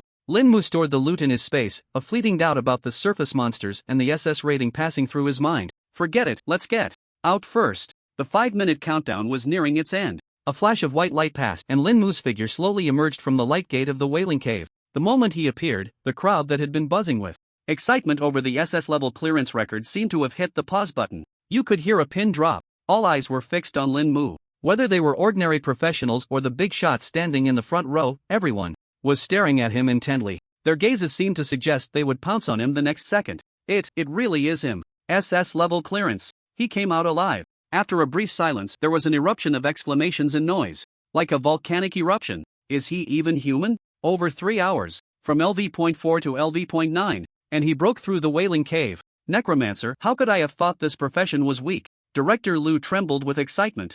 His lips quivering, almost unable to say a complete sentence. He looked at the nearby big shots, who were equally astonished. Mu Wanqing maintained her outward calm, but her heart was already in turmoil. She stepped forward, trying to keep her voice as steady as possible. Lin Mu, congratulations on completing the challenge. Lin Mu's expression was indifferent, as if he had just finished an ordinary outing. He nodded slightly, just luck. Luck? The hot-tempered admissions representative from the War Academy couldn't help but scoff. Yet, there was a strong sense of admiration and helplessness in his tone. If this is considered luck, then all the so-called geniuses cultivated by our academies would be a joke. The elder from the Huaxia Professional University also shook his head with a wry smile. I have been in the admissions business for decades and have never seen such unconventional yet successful challengers. His gaze swept back and forth over Lin Mu, filled with curiosity. Lin Mu, could you tell us how you managed to raise the rating of the Wailing Cave to SS level in such a short time? This question was also on the minds of everyone present. Upon hearing this, Lin Mu revealed a hint of just the right amount of fatigue. He said flatly, the monsters inside seem to be a bit weaker than expected. Moreover, they don't seem to like cooperating with each other. I seized some opportunities and took them down one by one. This statement echoed the reasoning he had given earlier for clearing the SSS level trial dungeon. It sounded somewhat plausible, but upon closer inspection, it felt riddled with flaws. Yet, curiously, one couldn't find a counter-argument. After all, the record for clearing the SS level dungeon was right there. Mu Wanqing gave Lin Mu a deep look. Cave Lord, how long did it take you to kill it? Lin Mu paused to recollect and then replied, I didn't pay much attention, but it was quite a while. Its defense was very high, and I mainly relied on my summons to wear it down slowly. Summons? Mu Wanqing's eyes flickered. Your summons different from the ordinary skeletons of a necromancer? Lin Mu's heart sank. It seemed the other party had picked up on some clues. But he maintained a calm expression. Maybe I was just lucky, and there was a slight mutation in my profession when I awakened. Mutation? Mu Wanqing chewed on those two words, deep in thought. She didn't press further but shifted the topic. Lin Mu, you cleared the challenge of Wailing Cave with an SS level rating before the stipulated 3 days. As agreed, the Xingjing Academy Tian Division officially admits you. As soon as these words were spoken, the other academy representatives around them displayed unabashed envy and regret. Principal Chu Qingfeng was so excited that he patted Lin Mu's shoulder vigorously. Good. Well done. Lin Mu, you are truly the pride of our second vocational college. Mayor Fan Jiheng also stepped forward, wearing a smile of approval. Lin Mu, you have once again brought glory to Shilin City. He said solemnly, the city government has decided to award you 500,000 new star coins. Additionally, you will receive a set of high-end apartments located in the city center Tianlan Mansion. Another round of gasps filled the air. 500,000 new star coins. A high-end apartment in Tianlan Mansion. Goodness. They're giving money and a house. It seems they intend to sweep all the way. Tianlan Mansion is a well-known affluent area in Shilin City with an apartment worth at least several million new star coins. This honor would make any newly promoted professional green with envy. Lin Mu's heart stirred. This reward came at just the right time. He was still living in the old house left by his parents, which was outdated in every aspect. Moreover, with his rising power and increasing secrets, a safer and more private residence was indeed very necessary. He slightly bowed to Mayor Fan Jiheng. Thank you for your kindness, Mayor. Fan Jiheng waved his hand with a smile. This is what you deserve. I hope you can make even greater contributions to Shilin City and Huaxia in the future. An assistant beside him immediately stepped forward, handing Lin Mu a card shimmering with a faint golden hue and a set of documents. Mr. Lin, this is the key card and property certificate for apartment 1801 in Building A of Tianlan Mansion. All procedures have been completed and you can move in at any time. The assistant's voice was respectful and professional. Lin Mu took the key card and documents, feeling their weight in his hand. The gazes around him grew even more intense: envy, jealousy, awe, and more. At some point, Su Xiaoxiao had come into the crowd. Her clear eyes sparkled with genuine happiness for Lin Mu. Beside her, Su Zongguo was also filled with emotion. It was truly a great fortune for his daughter to meet such a talented individual. Everyone, Lin Mu has just finished a high-intensity challenge and surely needs to rest. Mu Wanqing spoke up at the right moment, breaking the heated atmosphere. Regarding the specific matters of enrollment at the Xingjing Academy, I will send you the details later. She looked deeply at Lin Mu, her eyes filled with a hint of expectation. Once you finish with the affairs in Shilin, you can come to the academy to report at any time. I will be waiting for you in Xingjing. After saying this, Mu Wanqing suppressed her inner excitement and turned to leave the enrollment teachers from other academies. At this moment, wore expressions of shock mixed with deep bitterness and helplessness. Lin Mu, since you have decided to go to the Xingjing Academy, we will no longer insist. The elder from Huaxia Vocational University was the first to express his stance, his tone carrying a sense of relief.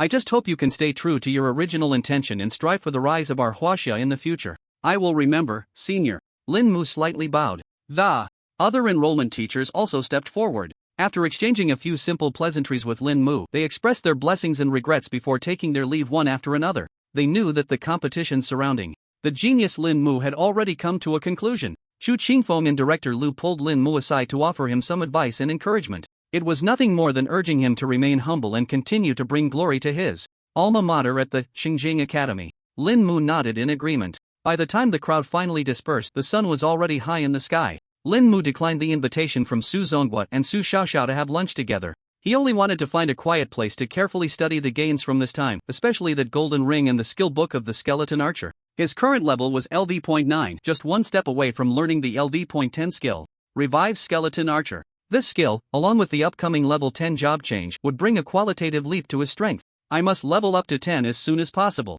Lin Mu resolved in his heart. He did not go home directly, but took a taxi to the Tianlan Mansion. Since he had a new home, he naturally wanted to take a look. Tianlan Mansion was indeed the top high-end community in Shilin City, with an elegant environment and strict security. After showing his room card and identification, Lin Mu entered smoothly. Building A, 1801. The top-floor duplex had a broad view and luxurious decoration. The furniture and appliances were all complete, truly a ready-to-move-in place. It was many times better than his old house. Lin Mu sat down on the spacious living room sofa, letting out a long sigh of relief. In 2 lifetimes, this was his first time having such a luxurious residence. In his previous life, after graduating and starting work, he had always shared a rental with others. He had to fall asleep every night listening to the warm-up exercises of the couple next door. The feeling of having money in a house is indeed different, he thought to himself, then focused his mind. He concentrated on the spoils from this time in the new Wailing Cave. First was the purple Cave Lord's Bone Axe. Cave Lord's Bone Axe, LV.10, purple, melee class use only, attack power, 80 to 90 strength. Plus 12 constitution, plus 6 special effect, heavy chop consumes half of stamina, the next attack deals 200% damage to the target with a 30% chance to cause broken muscle, movement speed reduced by 30%, lasts for 5 seconds. The attributes are quite good, but unfortunately, it's an axe and it's limited to warrior classes. Lin Mu shook his head. As a mage, he wouldn't be able to use this thing anyway. However, it's purple equipment, and the level is appropriate. I should be able to sell it for a high price after modifying it. He temporarily put away the bone axe and turned his gaze to the blue skill book. Skill book, Revive Skeleton Archer, LV.10, limited to necromancers. Learning requirement, intelligence 25 points. Skeleton Archer. Lin Mu's eyes instantly lit up. This was exactly the ranged attack capability he currently lacked. Although the Iron Skeleton he summoned had outstanding defense and melee capabilities. But in the face of certain special situations, such as flying units or targets like cave lords that require concentrated fire from a distance, it becomes somewhat challenging. With the skeleton archers, his skeleton army system will be even more complete. Intelligence 25 points, I've already reached it. The key is the level, I'm still one level short. Lin Mu took a deep breath, suppressing the urge to rush outside the city to level up. Finally, his gaze fell on the ring radiating brilliant golden light. This was the highlight of this major drop. Ring of Fearful Whispers, LV.10, Gold, Constitution, plus 5 Intelligence, plus 5 Special Effect 1, Fear Aura, when equipped, applies the fear effect to all hostile targets within a 10-meter radius, all attributes decrease by 5%. Special Effect 2, Despairing Wail, actively activated, consumes 100 mana, emits a wail filled with endless despair, dealing 100 plus intelligence asterisk 0.5 mental impact damage to all enemies in a fan-shaped area ahead, with a 50% chance to confuse them for 5 seconds. Attacks do not distinguish between friend and foe. Cooldown, 60 minutes. Hiss, truly worthy of a gold equipment. Lin Mu gasped, his eyes shining with excitement. 2 very powerful special effects. Moreover, the first Fear Aura is a passive area debuff. The second Despairing Wail is an active area control plus damage. But that 60 minutes is a bit annoying. The corners of Lin Mu's mouth curled into a familiar arc of 5% decrease in all attributes within a 10-meter radius? That's too stingy. His gaze quickly swept through the description, soon locking onto the modification target. Change within a 10-meter radius to within a 90-meter radius. Buzz, the description text of the ring blurred slightly, then returned to clarity. Ring of Fearful Whispers, LV.10, Gold. Constitution, plus 5 Intelligence, plus 5 Special Effect 1 and Fear Aura, when equipped, applies the fear effect to all hostile targets within a 90-meter radius, all attributes decrease by 5%. Done. The radius has expanded ninefold. Wait until tomorrow to change this 5% decrease in all attributes to 9% decrease in all attributes. Now, the primary goal is to level up to LV.10. Complete the job change task. Lin Mu clenched his fist, his eyes filled with a desire for greater power. He stood up and walked to the huge floor-to-ceiling window overlooking the bustling city of Shilin below. Yet in his heart, he was calculating where to go to gain enough experience points as quickly and safely as possible. Temporarily setting aside these thoughts, Lin Mu took advantage of the remaining time. He returned to the old house and tidied up a few things. After having dinner, he returned to his new residence. Midnight, talent refresh. Lin Mu first modified the Ring of Fearful Whispers' 5% decrease in all attributes to 9% decrease in all attributes. Then it was time for Revive Skeleton. Revive Skeleton, level 3, consumes 55 mana, summons 10 skeletons made of steel bones to fight for you by channeling multiple strong death auras from the void. They move slowly, are structurally solid, and are very difficult to damage. Quantity limit, 90. Lin Mu focused his mind. Change summon 10 to summon 90. Buzz, the description on the profession panel changed again. Revive Skeleton, level 3, consumes 455 mana, summons 90 steel skeletons to fight for you. Quantity limit, 90. Lin Mu nodded in satisfaction. Combined with the Withered Wood Staff's nearly 100% mana reduction, the actual mana consumed each time is less than 5 points. He could summon a full 90 steel skeletons in one go, no longer needing to cast spells multiple times like before, greatly improving efficiency. The temporary upgrade of Resurrect Skeleton also didn't yield much benefit. Lin Mu didn't waste his precious skill points. He directly performed a major overhaul on Bone Fong. He looked at the description, stating summon 100 sharp teeth, and a smile crept onto his lips. Change summon 100 to summon 900. Bone Fong, level 3, consumes 907 mana to summon 900 bone fangs from underground, piercing a linear area ahead, each dealing 4 to 6 physical damage. 900 bone fangs unleashed. Lin Mu's heart raced. This meant that even when facing high defense targets, even with forced damage reduction, a single bone fawn could instantly deal at least 900 points of damage. It was a terrifying single target burst. The withered wood staff had already been modified last time, with an attack power of 9 to 9 and a consumption reduction of up to 99%, leaving no room for further improvement for now. Lin Mu also made slight adjustments to the remaining equipment one by one. Quick healing ring, level 5, blue, defense, 9 to 9. Special effect, restores 99 health points per second.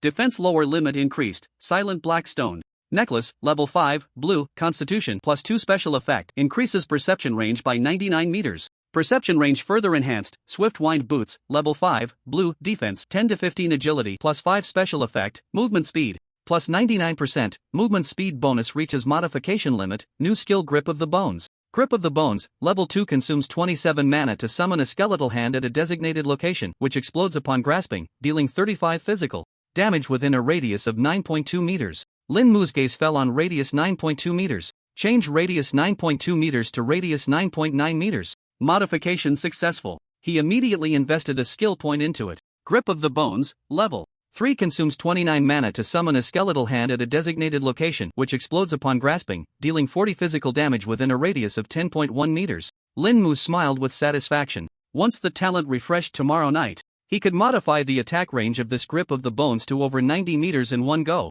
That would be a true map-wide skill. Finally, Lin Mu's gaze landed on the purple cave lord's bone axe. He carefully examined the axe's description and ultimately decided to appropriately modify the damage multiplier of the special effect Heavy Chop. Changed deals 200% damage to the target to deals 400% damage to the target. Buzz, the equipment description was completely renewed. Cave Lord's Bone Axe, level 10, purple, limited to melee classes, attack power, 80 to 90 strength plus 12 constitution plus 6 special effect. Heavy Chop consumes half of stamina, the next attack deals 400% damage to the target with a 30% chance to cause muscle tear, movement speed reduced by 30%, lasting 5 seconds. The damage doubled directly. Now, it should sell for a better price. Lin Mu put away the bone axe, calculating in his mind. Tomorrow, I'll first go to the trading hall to sell this axe, and once the funds are recovered, I'll immediately upgrade, reach LV.10 as soon as possible, complete the job change, and learn Resurrect Skeleton Archer. The next day, Lin Mu woke up full of energy. Without delay, he took a taxi straight to the West Forest Adventurer Trading Hall.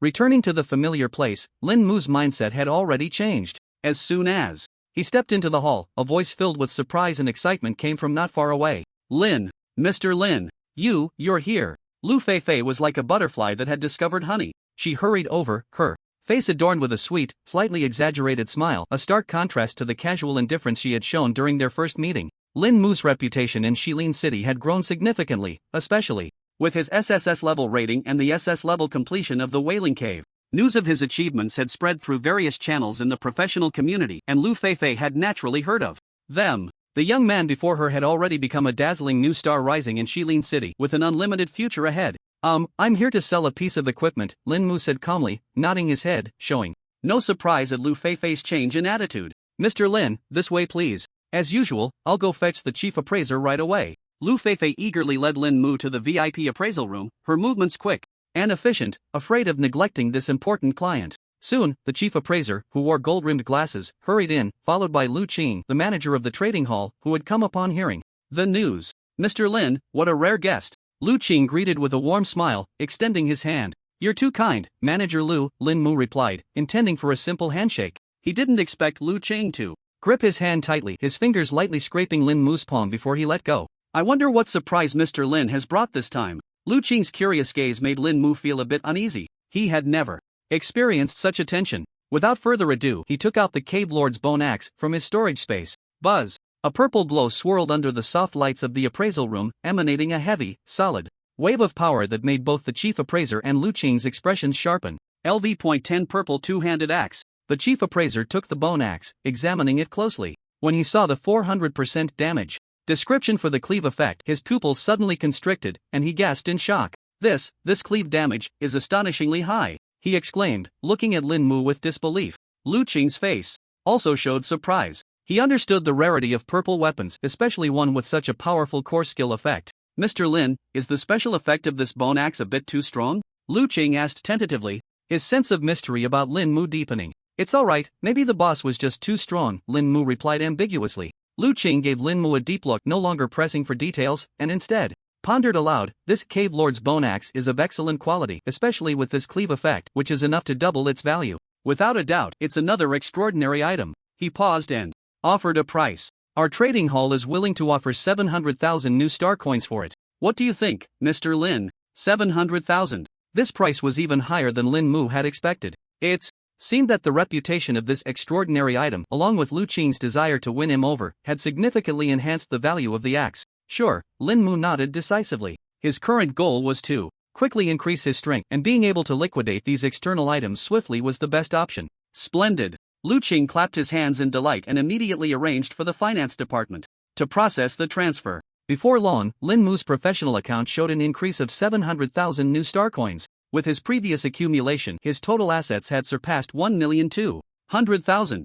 Mr. Lin, if you have any more special equipment in the future, please consider our trading hall first, Lu Qing said respectfully, his tone sincere. We can not only offer the fairest price, but also provide you with information and conveniences that are hard to obtain in the market. I will, Lin Mu nodded lightly. The transaction was complete. Lin Mu did not linger and left the trading hall. The urgent task is to level up quickly and complete the job change. The skeleton archer and that unknown level 10 job change quest. I can't wait any longer. After leaving the trading hall, Lin Mu wasted no time. With the freshly acquired 1.2 million in hand, he headed straight out of the city. Relying on the original owner's memories, he navigated easily to a monster gathering area outside the city, where the creatures were around level 15. The vegetation here was noticeably denser than in the lower level areas. The air was also filled with a wild, bloody scent. The vicious wolf, giant ant, and shadow elf were significant challenges for an ordinary team of around level 15. Lin Mu looked around to confirm that no one was nearby. He raised his hand and waved. The ground trembled slightly, and the soil surged.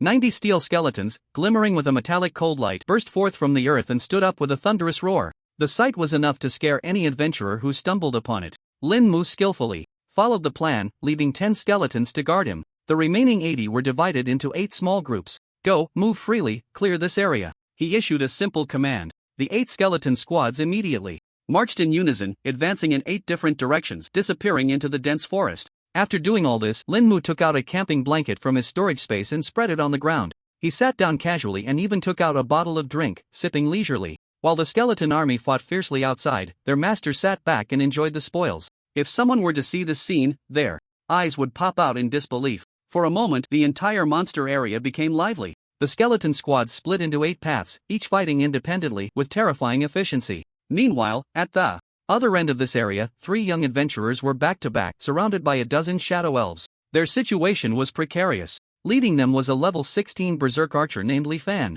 The other 2 had just reached level 10. One was a shield warrior and the other a swordsman. Originally, Li Fan had brought his 2 younger brothers out to help them complete their job change quests. The swordsman's quest required giant ant antennae as materials. At first, things went smoothly. They relied on Li Fan's ranged advantage, carefully luring isolated giant ants and then working together to take them down. However, as they became more comfortable, they let their guard down. Unknowingly, they had wandered into the territory of the shadow elves. As a result, they were directly surrounded by a group of patrolling shadow elves. At this moment, the equipment on the 3 of them was already tattered. Several wounds were still oozing blood. The healing potions and mana potions in their space were nearly depleted. Fan Gu, I can't hold on any longer. Are we really going to meet our end here today? The level 10 shield warrior gasped, his voice filled with despair. His shield was already covered in cracks. Li Fan shot an arrow to push back a shadow elf that lunged at him, his face pale as he forced a bitter smile. Damn it, I was careless. He glanced at the few remaining arrows and then at his 2 nearly exhausted younger brothers filled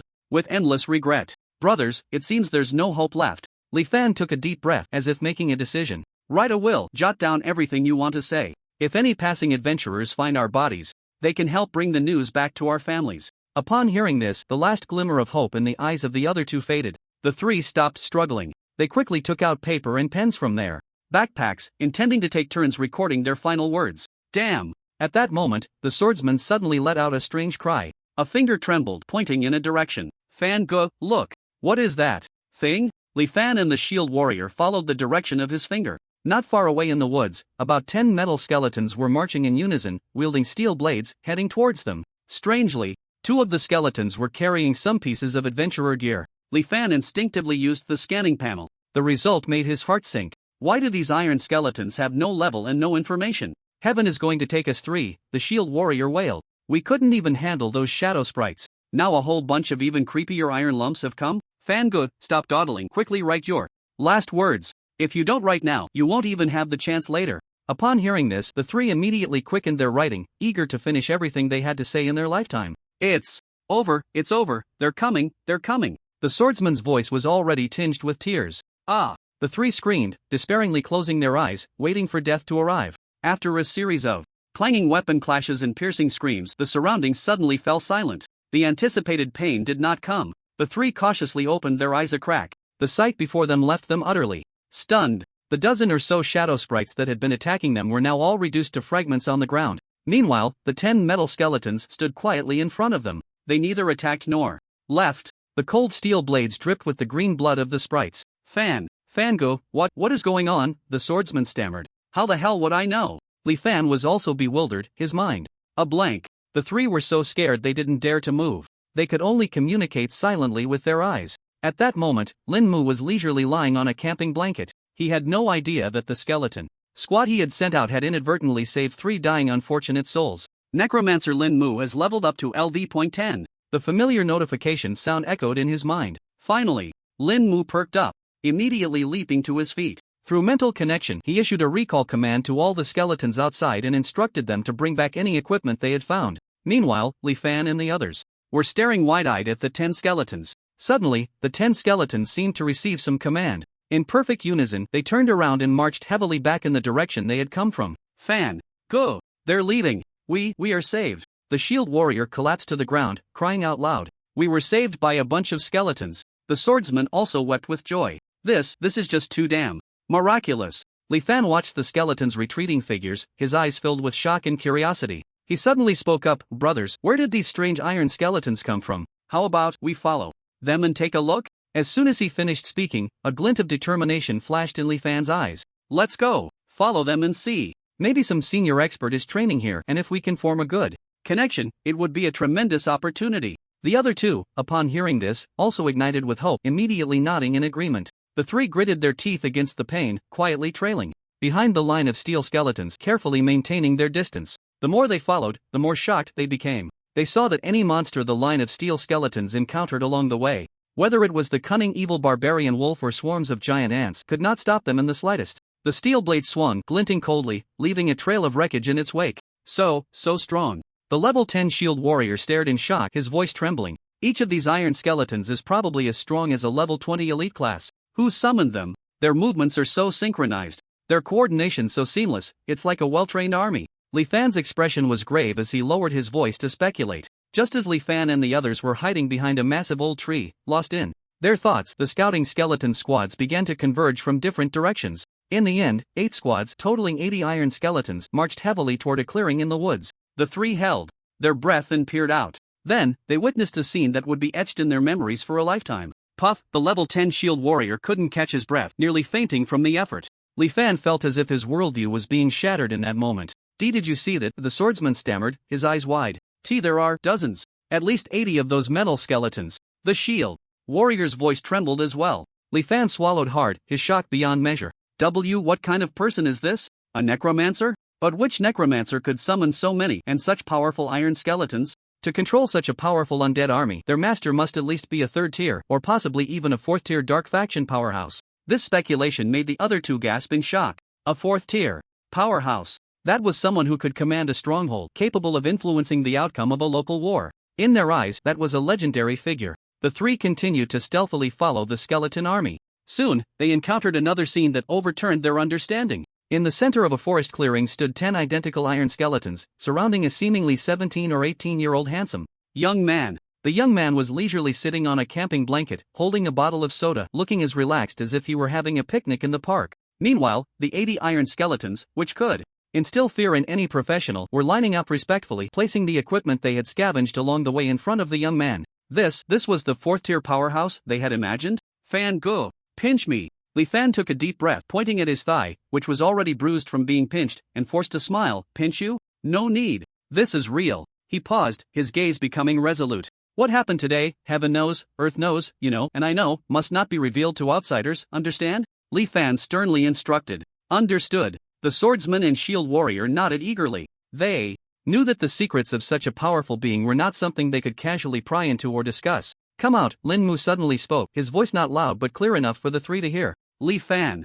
And the others stiffened, realizing they had already been discovered. They exchanged glances and, steeling themselves, stepped out from behind the tree. Their faces bore a complex expression of awe, fear, and a hint of confusion. Li Fan took a deep breath, stepped forward, and respectfully bowed. "Senior, I am Li Fan. Thank you for your summoned beings coming to our aid. This great kindness will be remembered for a lifetime." He truly couldn't think of how else to address this mysterious and powerful young man before him besides senior. Upon hearing this, Lin Mu raised an eyebrow, finally understanding. It turned out that the skeleton squad had also saved someone along the way. A life-saving grace? Lin Mu's lips curled into a playful arc as his gaze swept over Li Fan and the other two. That calm look sent chills down their spines, as if they would be turned into skeletons at any moment. "I just had them clean up some trash and happened to save you." Lin Mu's voice was very soft. Trash? Those were more than a dozen shadow elves. That had put them in a dire situation. To this senior, they were merely trash? Li Fan buried his head even lower, cold sweat trickling down his forehead.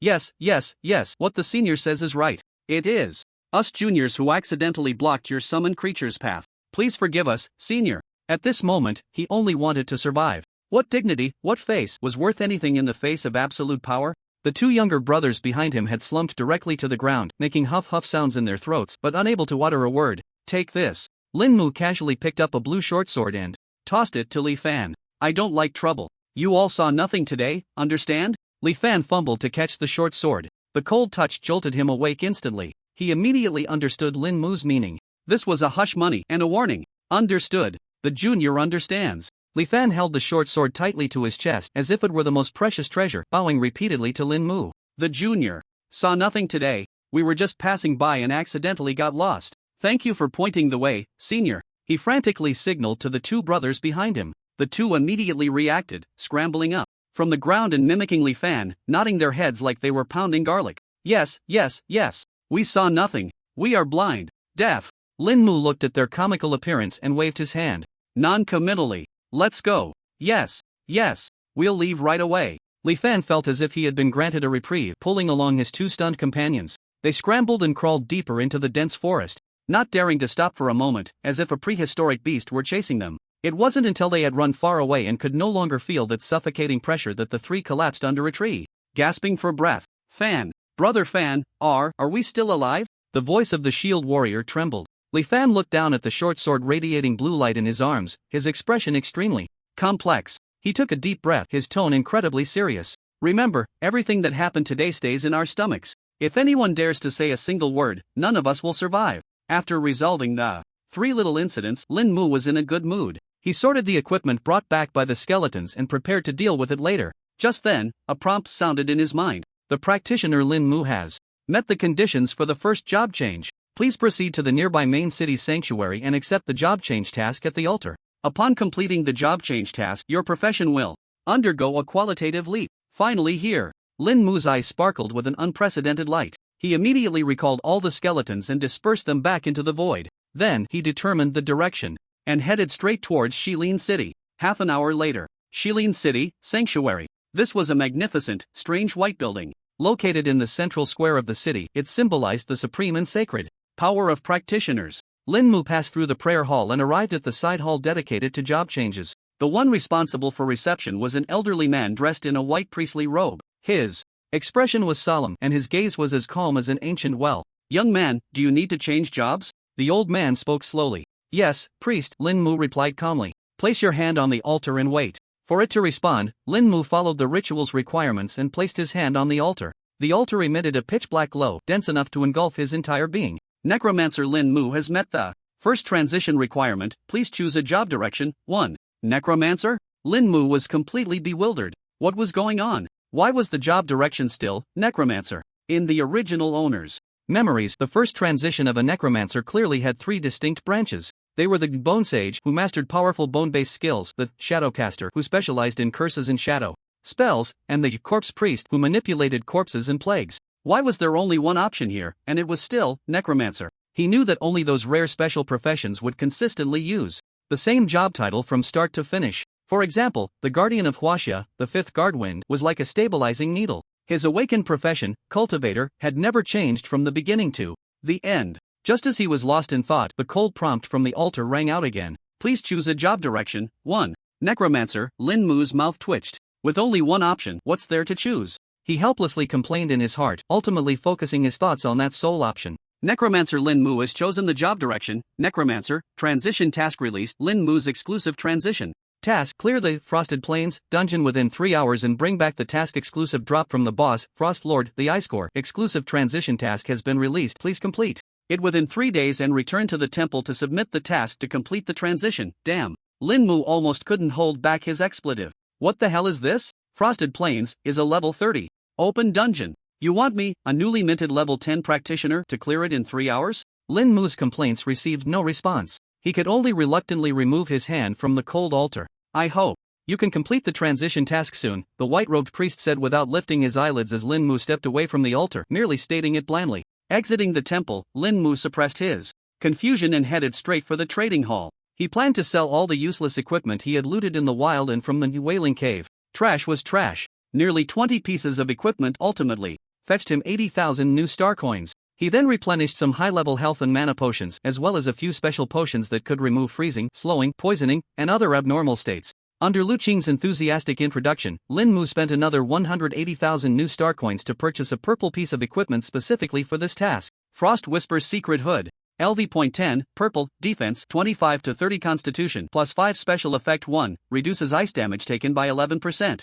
Special effect 2, restores 10% mana per minute. The Amethyst VIP card was directly discounted by 30% and the transaction was settled. Lin Mu wasted no time and returned directly to his new home in the Tianlan mansion. He eagerly took out the skill book, Revive Skeleton Archer. Ding! Do you want to learn the skill? Revive Skeleton Archer? Learn! Revive Skeleton Archer, level 1 consumes 25 mana to summon one novice skeleton archer to fight for you, maximum limit 1. Finally, a ranged unit. Lin Mu's eyes lit up and his talent, Description Alterer, activated immediately. A more detailed description appeared before him. Resurrect Skeleton Archer, level 1 consumes 25 mana, summons one skeleton archer wielding a bone bow from the void through the guidance of Death's Breath to fight for you, shooting bone arrows with a slow attack speed. Limit 1. Lin Mu was very conflicted. His gaze swept back and forth over wielding a bone bow, shooting bone arrows, and limit. In the end, he still followed the routine. First, he changed limit 1 to limit 9. Buzz skill description reshaped.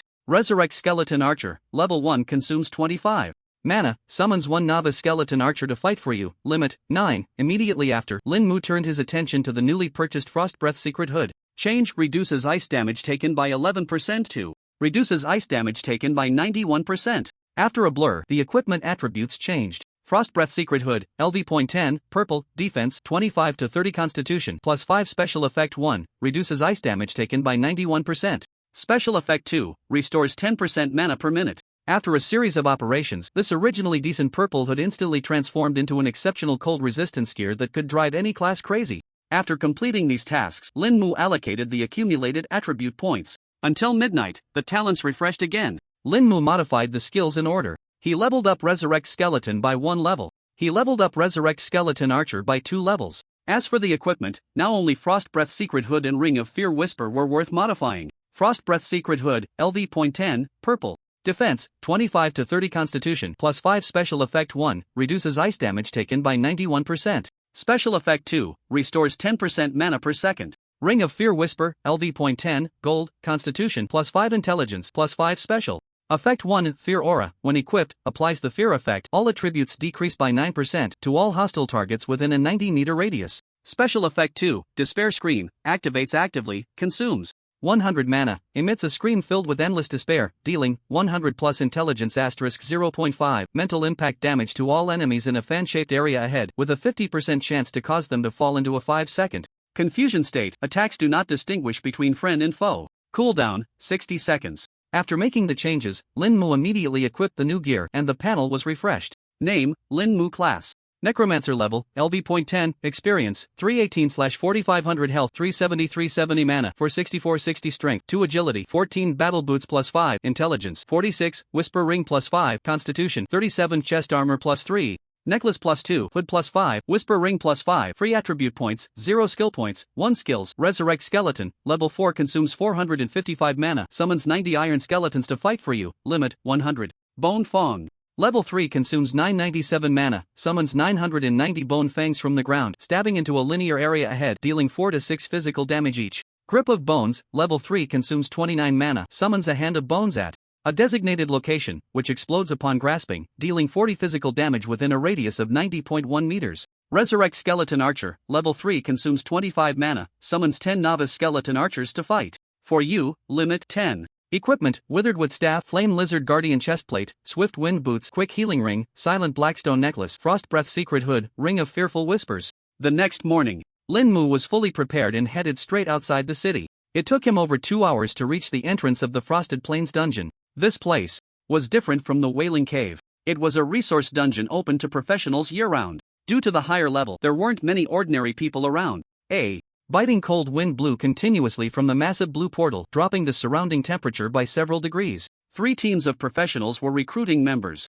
at the entrance, with a sign displaying their needs. Level 30 Frosted Plains team, lacking strong tanks and healers, equipment requirement at least all blue. Damn. The monsters inside are totally countering me. The ice spikes cut my health in half. Is there a big shot who can help? I need a crystal beast fawn. The price is negotiable. Fortunately, this Frosted Plains dungeon can be exited at any time, otherwise I would have definitely met my end in there last time. Lin Mu listened to the discussions around him, calmly walking towards the registration desk. When the staff saw LV.10 Necromancer wanting to solo challenge the Frosted Plains, they displayed the same expression as the registrar from the previous Wailing Cave. Bro, are you sure? This is no joke. The lowest monsters in the Frosted Plains are level 28. Lin Mu said nothing more, simply displaying his quest information silently. Upon seeing the words job change quest, the staff immediately shut their mouth. Whose good person has a job change quest in a level 30 dungeon? Although the registrar was puzzled, they quickly processed his paperwork. Under the gaze of those around him who looked at him like he was a fool, Lin Mu stepped alone into that frozen world. Frost Lord. I, Lin Mu, have arrived. The moment he stepped into the portal, a chill that could freeze souls swept over him. Frosted Plains. As far as the eye could see, there was nothing but boundless ice and jagged glaciers. The howling wind was like a knife, whipping up ice shards and emitting a wailing sound. The air was so cold it felt solidified, and inhaling it into his lungs brought a piercing pain. Extreme cold environmental damage, losing 5 health points every 3 seconds. The prompt echoed in Lin Mu's mind. However, the damage numbers floating above his head were -1 HP, plus 99 HP. The Frost Breath Secret Hood, with its 91% ice damage reduction, turned the dungeon's greatest environmental threat into a joke. Coupled with the Quick Healing Ring that restored 99 health points per second, this damage was hardly even a tickle. Lin Mu looked around. The terrifying perception range of 99 meters spread out like an invisible giant net. Soon, 4 wolf-shaped silhouettes radiating a fierce aura appeared at the edge of his perception map. Frosted Wolves, LV.28. They were pure white, almost blending into the environment. They were rapidly encircling him. But before they could get close, an invisible wave spread out from Lin Mu. Fear aura. The 4 originally fierce Frosted Wolves visibly slowed down. Their charge became somewhat hesitant. The effect of a 9% decrease in all attributes had already taken effect. Lin Mu waved his staff. Revive. Skeleton. The ground trembled violently. 90 skeletons gleaming with a metallic cold light burst forth from the frozen earth, forming an orderly line, exuding an imposing presence. Another wave. Revived skeleton archers. 10 frail skeleton archers, holding rudimentary bone bows, appeared behind the steel skeletons. Compared to those tall and mighty steel guards, they seemed so weak and fragile. Oh, the pack of ice wolves let out a roar and charged forward. Shoot! Lin Mu issued a simple command. 10 novice skeleton archers sprang into action, drawing their crude bone bows. Whoosh, whoosh, whoosh. The sparse bone arrows flew through the air. Their accuracy was decent, but the damage was somewhat lacking. -8 HP. -7 HP. The steel skeleton army surged forward at that moment, instantly tearing the 4 weakened ice wolves to shreds. The attack power and firing speed are too slow. Lin Mu was not satisfied with the initial performance of the skeleton archers. With a thought, he locked onto the detailed description of one of the skeleton archers. Novice skeleton archer, a skeleton archer wielding a bone bow, firing bone arrows with a slow attack speed.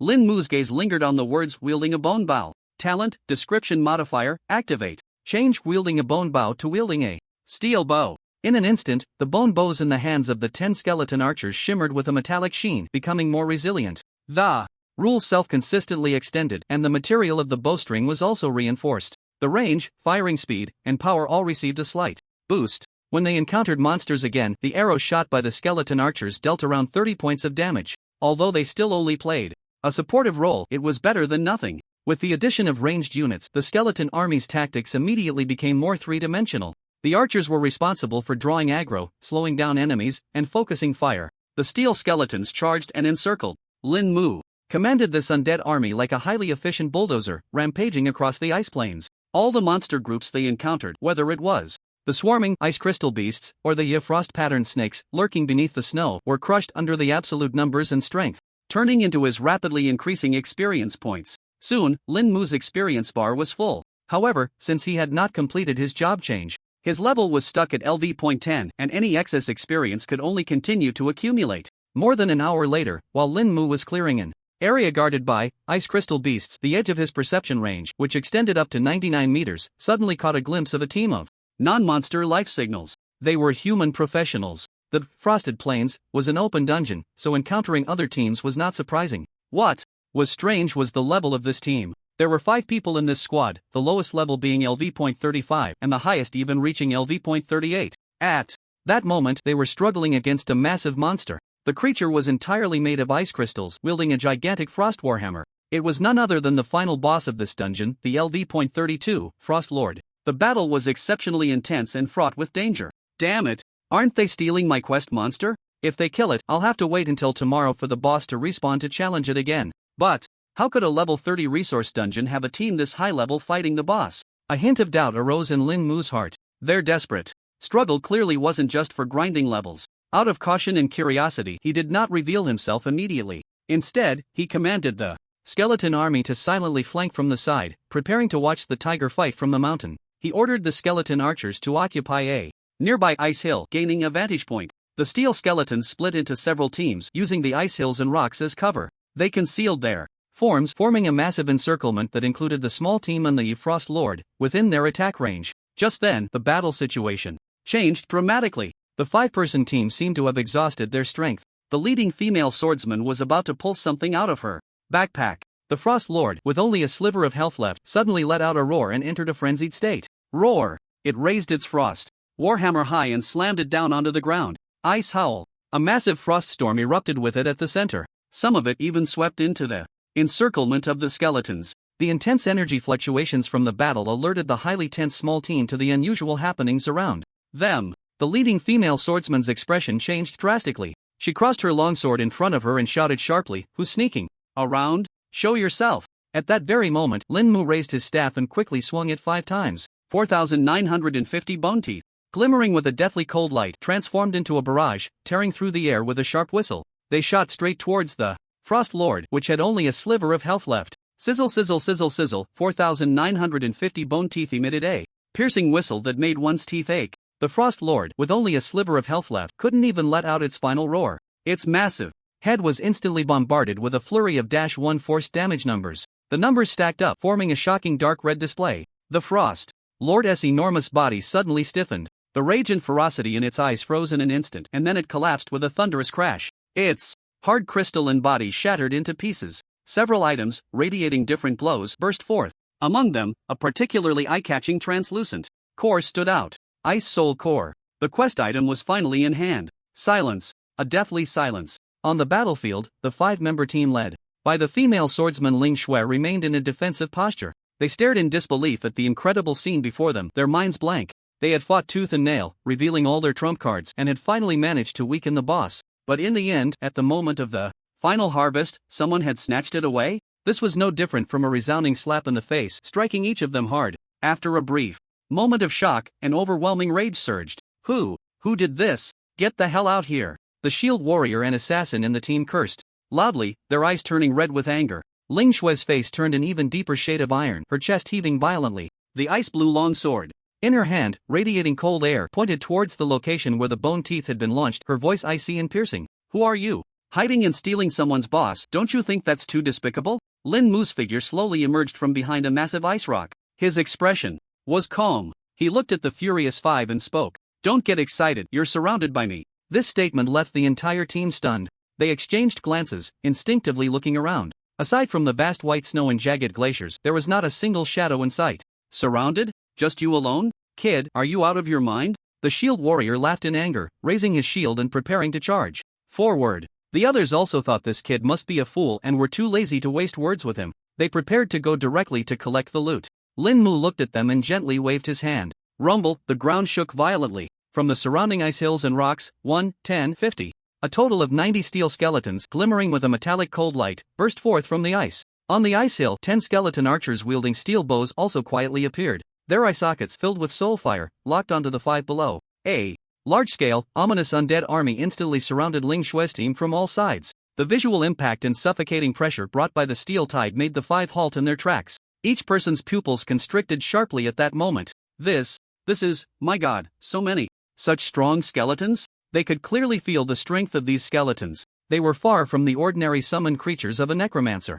That would shatter upon a single touch. A storm of shock surged within Ling Xue. She stared intently at Lin Mu, instantly judging him to be some hidden identity, an old monster playing games in the world. As for that LV.10 level, he must have used some special item or secret method to deliberately conceal his true level. For a moment, the 5 of them were stuck, unable to move or stay still, frozen in place. Lin Mu, however, ignored them. He leisurely stepped forward and began to pick up the items dropped by the boss. The quest item, Ice Soul Core. A piece of top-tier, purple ice attribute armor. A rare ice-type area control skill book. He picked up the last item. It was a peculiar crystal named Ice Heart Glaze, radiating a soft glow. The talent activated and a detailed description appeared. Ice Heart Glaze contains pure life and ice power, capable of slightly alleviating most cold poison and frost curses. Seeing Lin Mu pick up that Ice Heart Glaze, the anger and vigilance on Ling Xue's face were instantly replaced by an unmistakable urgency and plea. She even directly sheathed her longsword. Dropping all pretense, her voice trembled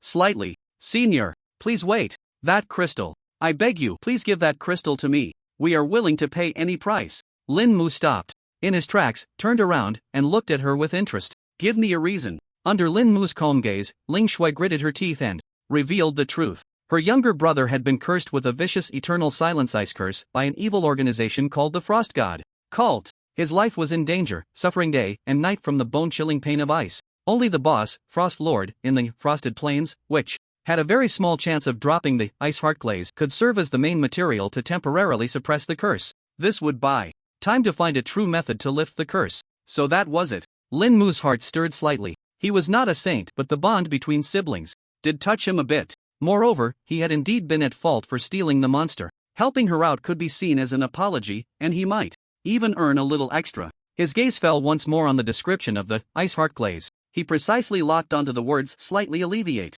A bold plan quietly formed in his mind. Lin Mu's lips curled into a mysterious smile as he looked at the pleading Ling Xue. This Ice Heart Glaze is not perfect. Even if I give it to you, it can only alleviate, not eradicate your brother's curse. However, he paused. I might have a way to purify it to make it more perfect. What? Ling Xue and the others were incredulous upon hearing this. An old monster capable of summoning an army of undead actually knew how to purify treasures? That was just too all-encompassing, right? Just as Ling Xue hesitated, unsure whether to believe his words, Lin Mu's perception range of 99 meters suddenly caught several powerful auras rapidly approaching from a distance. The newcomers were not friendly, and their target was clearly locked onto this place. Lin Mu's expression tightened, and his thoughts shifted. The massive skeleton army around them instantly transformed into black mist, dissipating into the air. He looked at the bewildered Ling Xue and said, "It seems your troubles have arrived. Now, you might need my help even more." Before his words fell, 7 figures dressed in identical white priest robes encircled them from different directions. Each of them had a delicate ice crystal totem embroidered on their chests, exuding a chilling aura. Leading them was a middle-aged man with a sinister expression, his level reaching LV.40. Upon seeing Ling Xue, a cruel smile twisted at the corners of his mouth. Ling Xue, do you think hiding in the dungeon will help? Hand over the Ice Heart Glaze and obediently come back with me to be the saintess. Your brother might still have a glimmer of hope. Seeing the pursuers, Ling Xue's face instantly turned pale. She bit her lip hard, her body trembling slightly from despair. Their 5-member team was already at the end of their rope, and the gap in strength was too vast. There was no way to contend with the 7 elite members of the Frost God Cult. Just at this tense moment, Lin Mu ignored the enemies around him and instead spoke to Ling Xue. The deal continues. I will help you deal with them and purify the Ice Heart Glaze. After a brief pause, Lin Mu continued, once it's done, the Ice Heart Glaze will belong to you, and you will pay me an additional 3 million new star coins as a reward. How about that? As soon as he said this, the 7 members of the Frost God Cult looked at Lin Mu as if he were a fool. A LV.10 necromancer dared to claim he would deal with them in front of 7 opponents with an average level exceeding LV.38? Was he out of his mind? Lin Mu couldn't be bothered to waste words. He turned his back to everyone and quietly activated his talent description.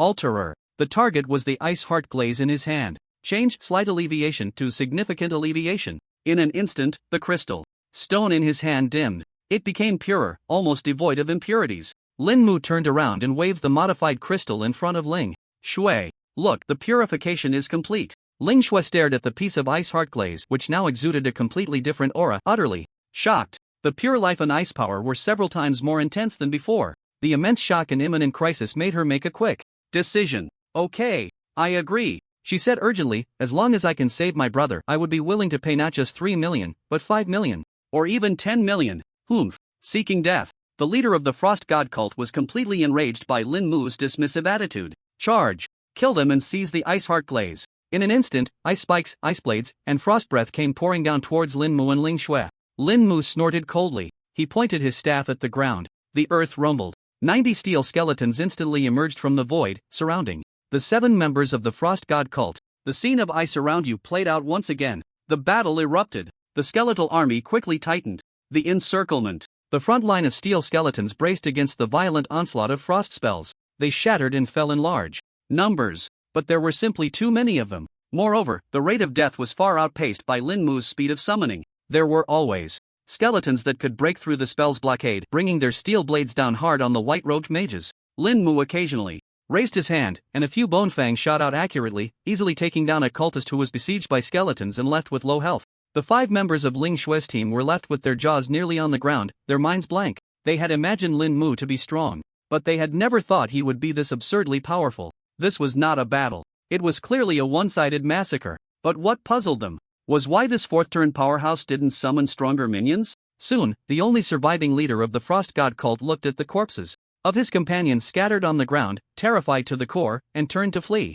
10 skeleton archers suddenly appeared in front of him, raising their bone bows. Lin Mu calmly asked, "Did I let you go?" The leader of the Frost God cult froze. He slowly turned around, his face as pale as paper. He looked at the LV.10 youth, his eyes filled with fear. "Saini, senior, spare me, please." He fell to his knees with a thud, no longer exuding the arrogance he had before. "We were blind to your greatness and have offended you, esteemed one." Clearly, this person regarded Lin Mu as a cunning old monster playing the fool. Lin Mu ignored his pleas for mercy and calmly asked, "Who cast the eternal silence ice curse?" The leader trembled at the words, a flicker of struggle and fear flashing in his eyes. I can't say. If I do, I will surely die a terrible death." Lin Mu smiled. To the leader of the Frost God sect, that smile was more terrifying than an abyssal demon. "If you don't speak, you'll die a terrible death right now." Lin Mu raised his staff, the tip glowing ominously. "Speak, and you might leave with your corpse intact." Under the threat of death, the leader's psychological defenses crumbled completely.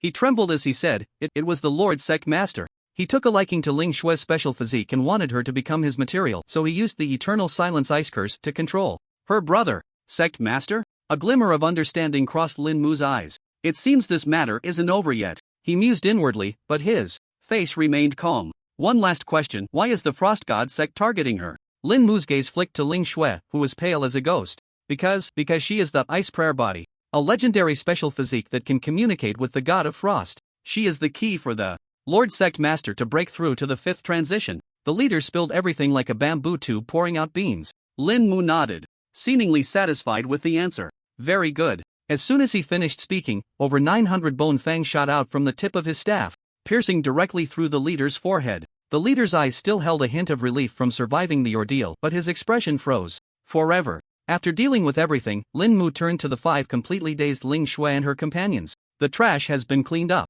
He extended his hand. "Now, it's time to pay." Ling Shui jolted, suddenly coming to her senses. She looked at Lin Mu's handsome yet chilling face, and quickly nodded. Yes, senior." She immediately opened her account and initiated a transfer. Payment received, 3 million star coins. Hearing the notification, Lin Mu nodded in satisfaction. He casually tossed the ice heart glaze to Ling Shui. "It's worth the 3 million. Price." Ling Shui fumbled to catch the crystal. Her 4 teammates looked at Lin Mu with awe, not daring to breathe. Thank you, senior, for your grace of rebirth." Ling Shui's voice trembled with emotion as she deeply bowed to Lin Mu. She carefully took out a token shimmering with starlight from her storage space. "Senior, this is our Ling family's Ling Hui token from Shengjing. If you have any orders in the future, just crush This token, and our Ling family will go through fire and water without hesitation. Lin Mu glanced at the token, accepting it non-committally.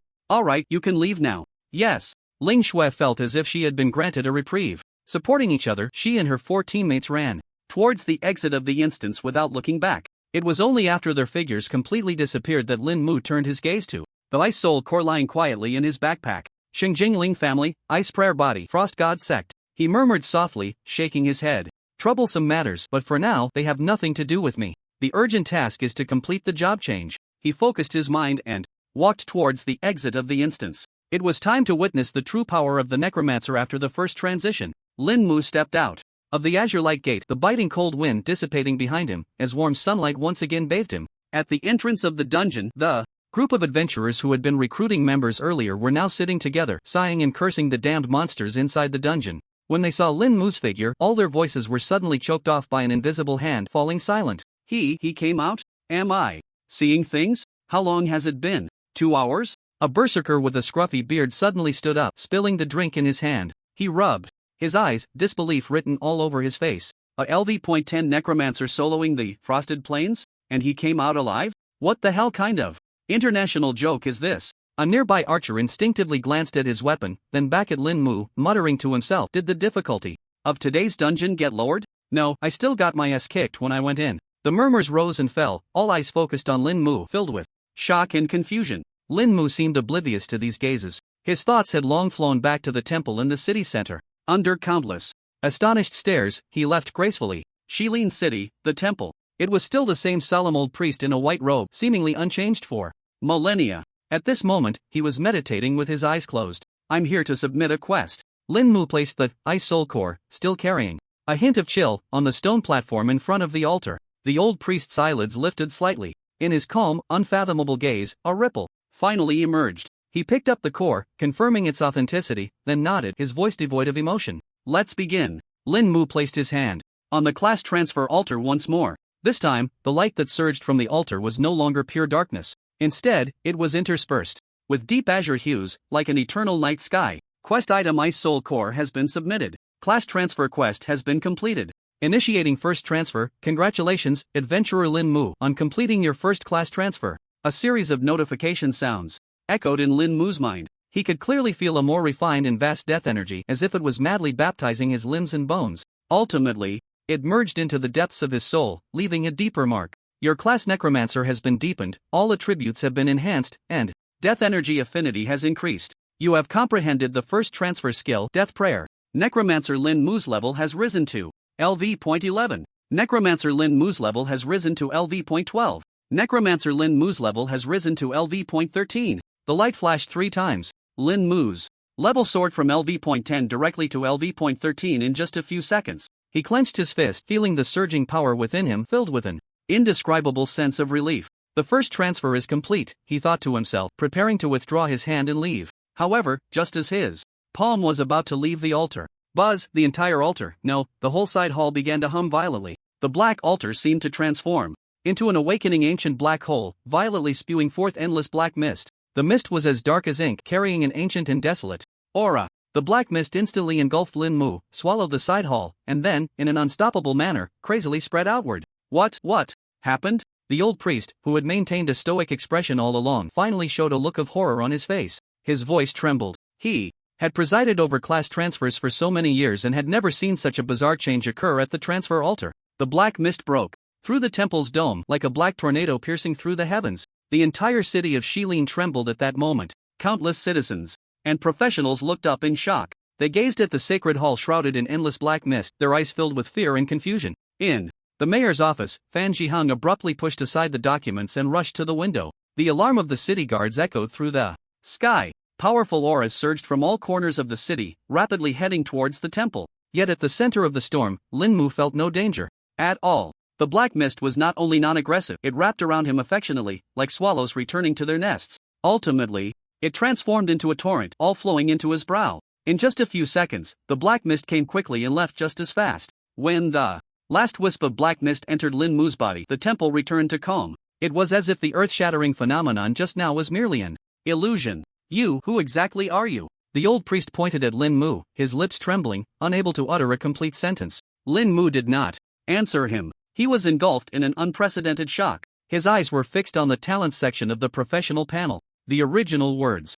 "Description Manipulator," had undergone a tremendous change. Description Manipulator, initial insight, black function, description details. Can see more detailed descriptions than other professionals. Description modification, can modify one word in the description. Limitations. Frequency, can modify each target's description twice a day. Level, cannot modify the description of targets whose level exceeds his own by more than 20 levels. Logical consistency, modifications must keep the description somewhat coherent and logically sound. Special, cannot directly modify fundamental descriptions such as body attributes, profession, talents, or world rules. Talent, can actually be enhanced? Lin Mu's heart raced wildly at that moment, stirring up turbulent waves within. According to the original owner's memories and all the information he had gathered, since his arrival, the talents of professionals in Blue Star were solidified at the moment of awakening. From gray to color, from the moment of birth, their limits were predetermined. He had never heard of anyone whose talent could be enhanced later on. This was no longer a simple golden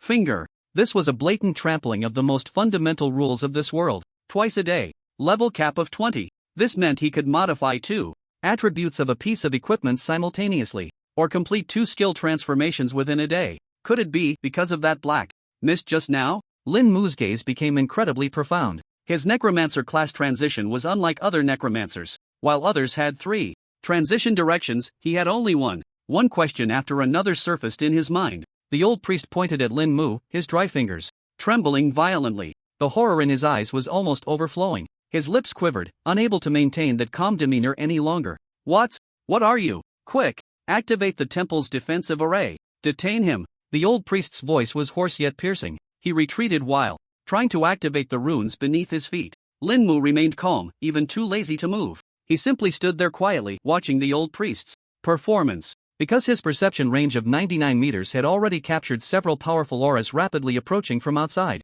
the temple. Among the 3 leading figures, he was familiar with 2 of the auras, Mayor Fan Jihang and Education Director Ji Xiangwen. Boom! The door of the side hall was forcefully smashed open from the outside, debris flying everywhere. Fan Jihang and Ji Xiangwen, accompanied by a team of elite city guards, burst in. They immediately saw the bizarre scene before them. Lin Mu, unharmed and calm, and the old priest, who was slumped on the ground, nearly scared out of his wits. Seal this place. No one is allowed in or out. Fan Jihang's face was serious as he issued the order in a deep voice. He quickly walked up to Lin Mu, his sharp gaze sweeping back and forth over him. Lin Mu, what was that phenomenon just now? Lin Mu's face appropriately displayed a hint of fear and confusion, as if he had not yet recovered from the shock. He had long prepared his excuse. I don't know either. I was in the process of changing jobs, and it seemed like some kind of mutation occurred. Then an uncontrollable surge of energy suddenly erupted, and I couldn't do anything. Lin Mu's tone carried just the right amount of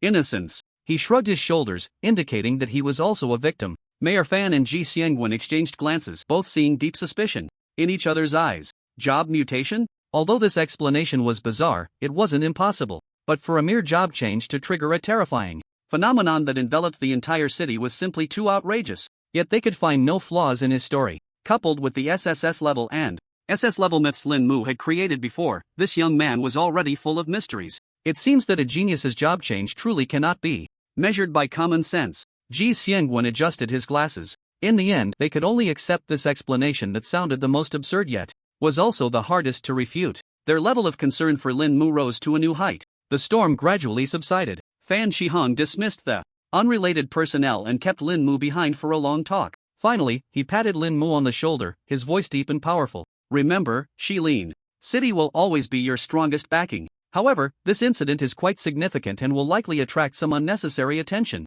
So be careful in your future dealings. Thank you for the reminder, Mayor. Lin Mu expressed his gratitude. By the time he left the temple, it was already early morning. He felt a deeper desire to explore the upgrade of his talent and the uniqueness of his job. Returning to the luxurious mansion of Tianlan residence, Lin Mu first took out the purple ice-type armor and the ice-type area control skill book dropped by the Defrost Lord to take a look. They were both quite good, but he had no use for them. He was too lazy to modify them and would just sell them for money next time. He eagerly opened the job panel to start studying the newly comprehended first turn skill. Death Prayer, level 1 consumes 100 mana, invoking the whispers of the dead to surround the summoned creature, increasing its attack, defense, and speed by 150%. Duration, 1 minute. Cooldown, 30 minutes. As the talent activated, a more detailed description appeared. Death Prayer, level 1 consumes 100 mana, using death energy to invoke the whispers of the surrounding dead, surrounding the summoned creature, stimulating its potential, increasing attack, defense, and speed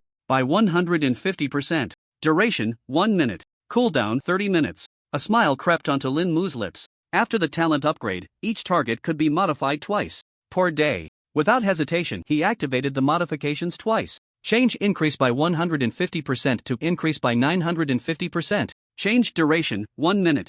To duration, 15 minutes. The skill description was instantly reshaped. An unprecedentedly terrifying group buff skill was born. Lin Mu suppressed the excitement in his heart and began to systematically plan the strengthening route ahead. The dual modification authority allowed his enhancement efficiency to leap qualitatively. He first targeted the core summoning skill, Revive Skeleton. Change maximum number 102. Maximum number 900. Change summon 90 iron skeletons to summon 99 iron skeletons. The skill description changed once again. Resurrect Skeleton, level 4 consumes 500 mana to summon 99 iron skeletons to fight for you, with a maximum limit of 900. The number of skeleton legions expands tenfold. Next is Resurrect Skeleton Archer. Since he already has an army of iron skeletons, he decides to first enhance the individual strength of the skeleton archers. He will increase their numbers later. Change holding bone bow to holding crossbow. Change shooting bone arrows to shooting fire arrows. Resurrect Skeleton Archer, level 3 consumes 25 mana to summon 10 fire crossbow skeleton archers to fight for you, with a maximum limit of 10. Entry-level archers instantly upgrading from bird guns to cannons. Then comes Bone Fang. Lin Mu first modifies summon 990 bone fangs to summon 999 bone fangs. Then he invests a skill point to upgrade it to level 4, increasing the summon count to 1000. Next, he modifies it again. Change summon 1000 bone fangs to summon 9000 bone fangs. Bone Fawn, level 4 consumes 9007 mana to summon 9000 bone fangs from underground, piercing a linear area ahead, each dealing 5 to 7 physical damage. The bone fangs almost turned into 1000 fangs, returning to their origin. Even with the withered wood staff reducing consumption by 99%, the single mana cost still reached 90 points. The range of Grip of Bones is temporarily sufficient. Lin Mu directly modified the damage twice and upgraded it to level 4. Grip of Bones. Level 4 consumes 31 mana to summon a hand of bones at a designated location, which grips and then explodes, dealing 100 points of physical damage within a radius of 90.3 meters. Finally, the equipment. The ice damage reduction and mana recovery of the Frost Whisper Hood are maxed out. Frost Whisper Hood, LV.10, purple, defense, 25 to 30 constitution, plus 5 special effect 1, reduces ice damage taken by 99%. Special effect 2, recovers 99% mana per second. Ring of Fearful Whispers, LV.10, gold, constitution, plus 5 intelligence, plus 5 special effect 1, fear aura, when worn. Applies the fear effect, all attributes decrease by 9% to all hostile targets within a 90-meter radius. Special effect 2, Despairing Scream. Activates actively, consuming 100 mana, releasing a scream filled with endless despair, dealing 900 plus intelligence asterisk 9.5 psychic impact damage to all enemies in a forward fan-shaped area, with a 50% chance to put them into a 5-second confusion state. Attacks indiscriminately. Cool down 60 seconds. The damage from Despairing Scream explodes directly. Lin Mu has allocated the attribute points gained from leveling up. With the increase from the job change, the new panel looks completely refreshed. Name, Lin Mu. Class, Necromancer. Level, LV.13, Experience, 4382/10,000. Health, 470 mana, 610 Strength, 7 Agility, 19 Battle Boots plus 5 Intelligence, 61 Whisper Ring plus 5 Constitution, 47 Chest. Armor plus 3, Necklace plus 2, Hood plus 5, Whisper Ring plus 5, free attribute points, 0 skill points. 2 His overall strength has increased more than tenfold compared to before the job change. Just as Lin Mu was immersed in the thrill of his rising power, his strong perception suddenly caught a familiar and ghostly aura. Silently, it appeared on the balcony of his living room. Lin Mu's heart tightened, but he did not panic. The visitor was the mysterious figure in black who had appeared after the street battle and informed him that the cause of his parents' death was suspicious. The figure stood outside the window of the 18th floor, hovering in the night sky like a ghost. Through the glass, he looked at the young man in the living room with a complex expression and slowly spoke. Was the vision of the temple created by you? Lin Mu neither confirmed nor denied it, simply responding calmly with a question of his own. What are you here for? The man in black ignored his question and continued speaking to himself. Your rate of growth has exceeded our expectations as well as their expectations. You have already been targeted much earlier than I anticipated. As soon as he finished speaking, he flicked his fingers.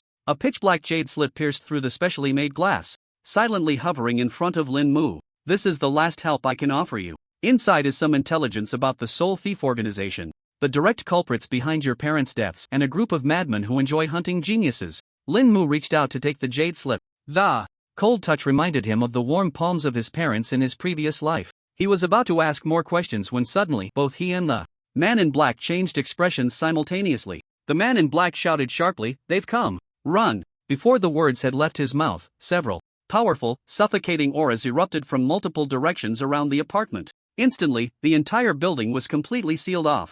A crisis had arrived. Several figures dressed in black robes and wearing strange masks emerged, as if the ink had seeped into the wallpaper, appearing eerily from the windows, walls, and ceiling. They surrounded Lin Mu and the man in black. These uninvited guests were the Soul Thieves. The lowest among them were above LV.30, and the leader was a formidable LV.53 transformation expert. Kak. The leader let out a hoarse laugh, reminiscent of blades scraping against glass. What a perfect soul vessel. Capturing you, the anomaly that triggered the temple's vision, will definitely be a great achievement. The man in black's expression turned extremely serious as he whispered to Lin Mu, "I'll hold off. That third transformation one, you deal with the others and find a way to break out." Lin Mu's gaze turned icy. He didn't waste words. The fear aura had automatically triggered, causing the attributes of the incoming Soul Thief members to drop by 9% instantly. With a gentle wave of his staff, boom, the multi-million-dollar mansion's floor cracked open. The marble floor and expensive Persian carpets were reduced to dust.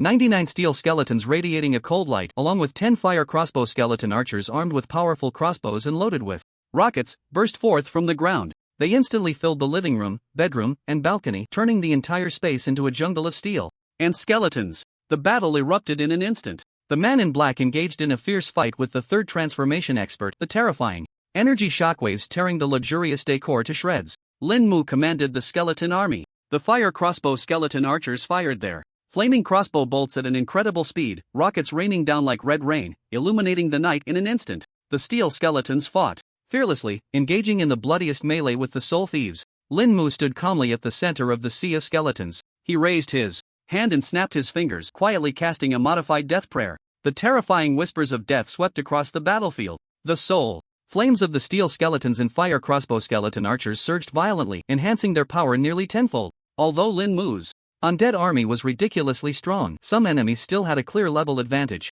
A stealthy LV.45 assassin, skilled in ambush, ghosted around the sea of skeletons and silently appeared behind Lin Mu. A poisoned dagger aimed straight for his back. Just as the dagger was about to hit, Lin Mu opened his senses fully, not even bothering to turn his head. With a swift backhand, he executed a precise bone fang shot. 9,000 bone fangs converged into a torrent of death, blasting the assassin out of the shadows. Flesh and blood flew everywhere. The health bar plummeted like a waterfall. At the same time, Lin Mu activated the active skill of the Ring of Fear Whispers. Despairing shriek. The assassin's mental defenses were instantly torn apart, and the damage from the mental shock was fully absorbed. Minus 1,479.5. A terrifying damage number appeared above his head, and he immediately fell into a state of confusion, starting to attack the nearby skeletons indiscriminately. Lin Mu took the opportunity to create some distance. The staff waved again, and 9,000 bone teeth shot out, nailing him completely to the wall. He swung the staff 3 times in succession. 297 iron skeletons crawled out from the shattered floor, joining the fray. The large house was packed to the brim. Except for that third-tier leader, all the Soul Thieves were completely overwhelmed by this endless sea of skeletons. The third-tier leader, seeing this, was horrified, cold sweat pouring down. He thought to himself that if he were surrounded by this sea of skeletons, even if he could escape, he would still lose a layer of skin. He feigned a move to push back the man in black, letting out a reluctant roar. "Lin Mu, you're impressive. See you next time, and you will die." After saying that, his body turned into a cloud of black mist, penetrating the wall and fleeing in a panic. The man in black had also sustained some minor injuries. He looked at the mess in the room and Lin Mu's terrifying army of skeletons, his eyes filled with shock. Taking a deep breath to calm himself, he said to Lin Mu, "You truly exceeded my expectations." Just as third brother said, "In that case, you should head to Xingjing Academy as soon as possible. Xingjing has resources that can help you grow quickly, and there are clues left by your parents." After saying this, the man in black gave Lin Mu no chance to ask further questions,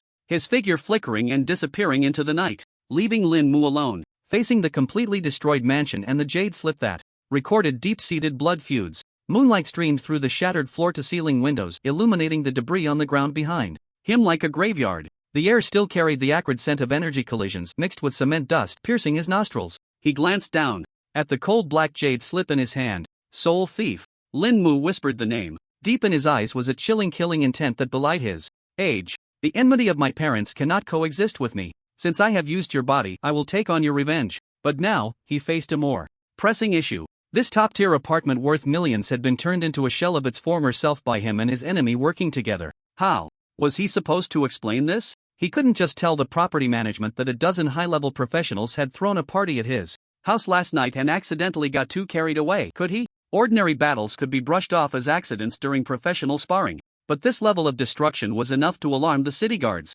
It could even attract higher-level investigative agencies. The temple anomaly he had triggered had already put him in the spotlight. Now, adding a record of suspected gunfight with an evil organization at home would be troublesome. Lin Mu hated trouble the most. His mind raced, and he finally decided to call Fan Jihong to discuss it. After all, Shilin was his territory, and he would surely have more solutions. Lin Mu directly dialed a special number. The phone of Fan Jihong, who was still at home reviewing Lin Mu's family information, suddenly rang. He took it out and felt a jolt in his heart. The phone rang less than 3 times before it was quickly connected. Lin Mu? Fan Jihong's voice was weary but laced with confusion. Mayor Fan, I apologize for disturbing you at this late hour. Lin Mu's tone was calm, revealing no hint of turmoil. I seem to have encountered a bit of a problem. Upon hearing this, Fan Jihong's heart sank and he was wide awake. Problem? What kind of problem? Are you hurt? I'm fine. Lin Mu paused, speaking in a matter-of-fact tone. It's just that the house you rewarded me with might need to be renovated again. Fan Jihong was stunned.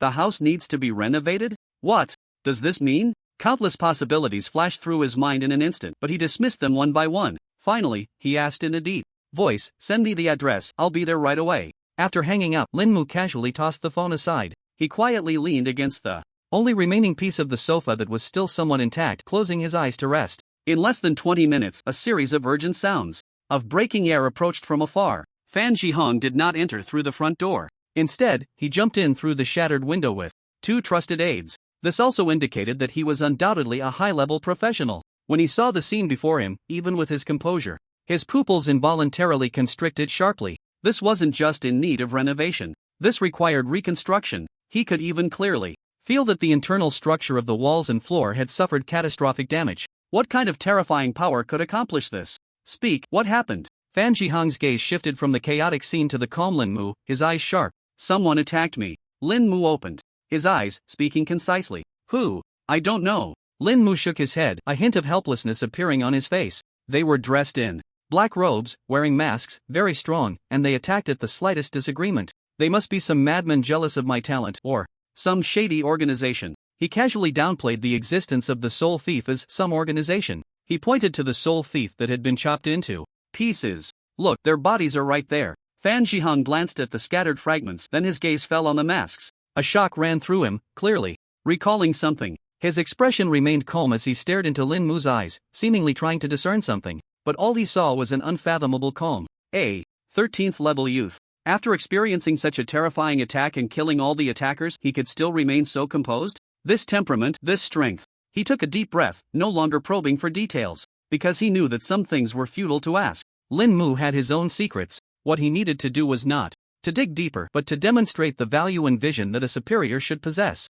I understand. Fan Jihong nodded, his tone becoming extremely serious. Lin Mu, you don't need to worry about this matter anymore. He turned to his aides behind him and ordered, immediately contact the Urban Construction Bureau and the best architectural team, regardless of the cost. Restore this place to its original state. No, make it even better. Seal off the entire building. Publicly declare that the gas pipeline aged and caused an accidental explosion. All those in the know must sign the highest level of confidentiality agreement. Yes. The aides immediately took their orders and left. Fan Jihong looked at Lin Mu again, his gaze now carrying a hint of appreciation and a resolute investment. Before you go to Xingjing, I will send a team of elite city guards to protect you in secret. Additionally, I will apply to my superiors to elevate your permissions to the highest level. As long as I'm in this city, no one can touch you, including the Wang family. Fan Jihong spoke lightly, but it was clear that this was no longer just simple persuasion. This was an almost gambling bet, betting on Lin Mu's future. Thank you, Uncle Fan. Lin Mu stood up,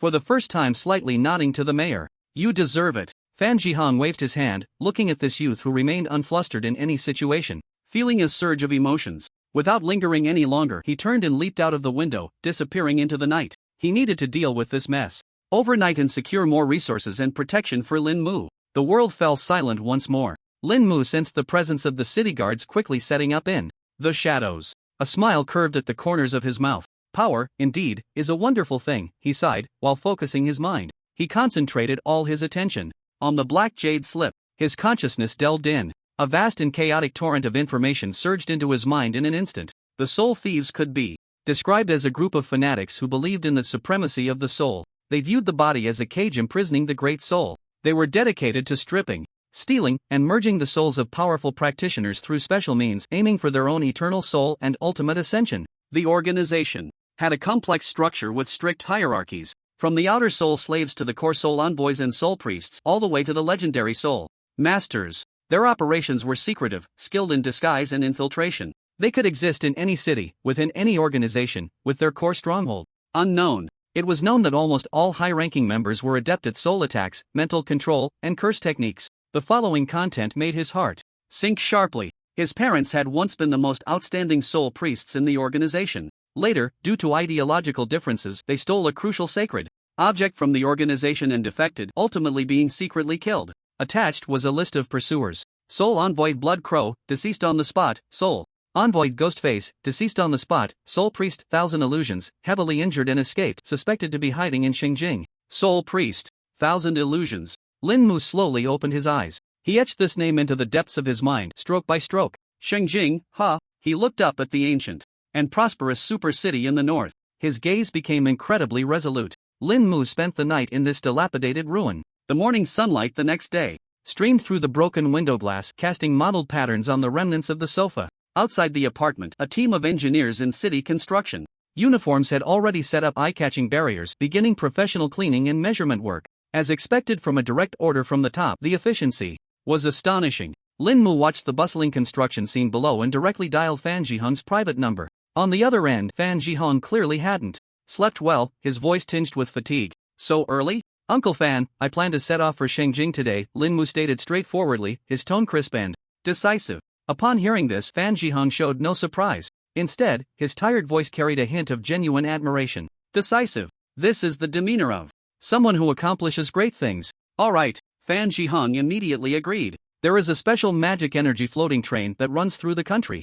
Its speed dozens of times that of ordinary transportation, almost entirely traversing fortified military routes, absolutely safe. However, the ticket price is astronomical, and it requires a very high level of identity clearance to purchase. I will immediately grant you a special pass. Someone will deliver it to you in an hour. This statement undoubtedly raised the stakes in his gamble on Lin Mu once again. Thank you, Uncle Fan, Lin Mu expressed his gratitude before hanging up. In the meantime, he first contacted Mu Wanqing from Shengjing Academy to inform her of his impending departure. Mu Wanqing sounded somewhat surprised but quickly stated that she would arrange for members of the student council to meet him at the station. After completing all this, Lin Mu's figure vanished from the spot. West, Lin Practitioner Trading Hall. When Lin Mu reappeared before Lu Qin, he directly threw a large pile of high-level equipment exuding coldness onto the appraisal table. Among them was a top-tier purple ice armor of LV.32. There were also several pieces of equipment stripped from the soul thieves, carrying a strong aura of shadows and curses. Even this seasoned trading hall manager had become completely numb at this moment.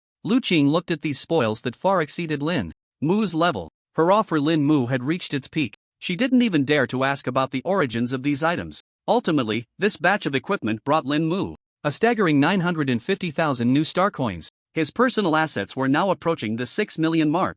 An hour later, at the West Lin City Magic Energy train station, under the escort of the mayor's personal guard, Lin Mu enjoyed the highest level of VIP treatment. He walked straight towards the restricted access special passage. However, just at the entrance of the passage, a middle-aged man dressed in a senior city guard uniform, resembling Wang Debiao by about 70%, along with a team of personal soldiers, blocked his way. This man was Wang Debiao's older brother, Wang Hao's uncle, the deputy commander of the city guard, Wang Dicheng. Lin Mu, right? Wang Dicheng's gaze was cold, his voice carrying an undeniable pressure. There was a violent explosion at the Tianlan mansion in the south of the city last night, and the situation is unclear. As a survivor, you need to come with us to assist in the investigation. He spoke of assisting in the investigation, but his posture clearly indicated he intended to forcibly detain Lin Mu, giving him an unforgettable warning. However, Lin Mu didn't even bother to lift his eyelids. He couldn't be bothered to say a word. The captain of the mayor's personal guard stepped forward expressionlessly. He directly slapped a document onto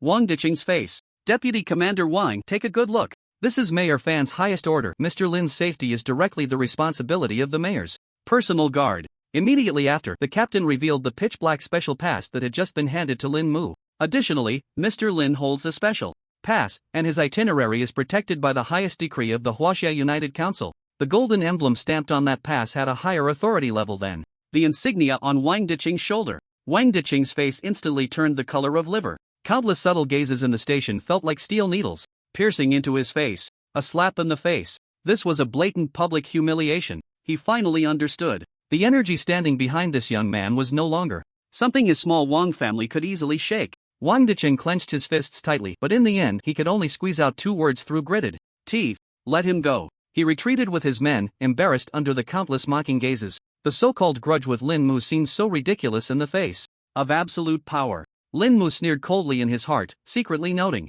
Wang family, wait for me to return from Shangjing, and it will be your doomsday. He no longer paid attention to this fly and turned to step onto the luxurious magic energy train, the independent luxury compartment with facilities comparable to a 5-star hotel, isolated him from all external disturbances. The train started silently, transforming into a streak of light as it rushed into the dark underground tunnel, speeding towards the distant Xingjing. Uncertain how much time had passed, the train was smoothly traversing a massive underground canyon. Just as Lin Mu closed his eyes to rest, contemplating whether to buy some more skills if the opportunity arose, a sharp alarm suddenly echoed throughout the entire carriage. A cold, urgent electronic voice crazily reverberated within the compartment. Warning! Warning! The train is encountering a supersized rift beast tide. The energy overload of the defense array is at 87%. It is about to fail. All passengers, prepare for impact. High energy ahead. Non-combat personnel, immediately evacuate to the safe carriage. The violent shaking nearly threw people from their seats. Lin Mu suddenly opened his eyes. The expensive wine glasses and decorations in the compartment shattered amidst the intense turbulence. Through the specially reinforced glass window, he could see the scene outside. A massive and twisted spatial rift. Like an ugly scar stretching across the sky, it appeared out of nowhere above the train tracks. Countless black monsters, with wings spanning over 3 meters and resembling bats, were pouring out of the rift in a frenzy, forming a black tide that blotted out the sun. These monsters were the infamous shadow bats. They were known for their speed and sharp claws, capable of easily tearing through the defenses of low-tier professionals. Boom! A deafening roar. The layer of shimmering defensive magic array outside the train. Under the relentless assault of countless shadow bats, it held for less than half a minute.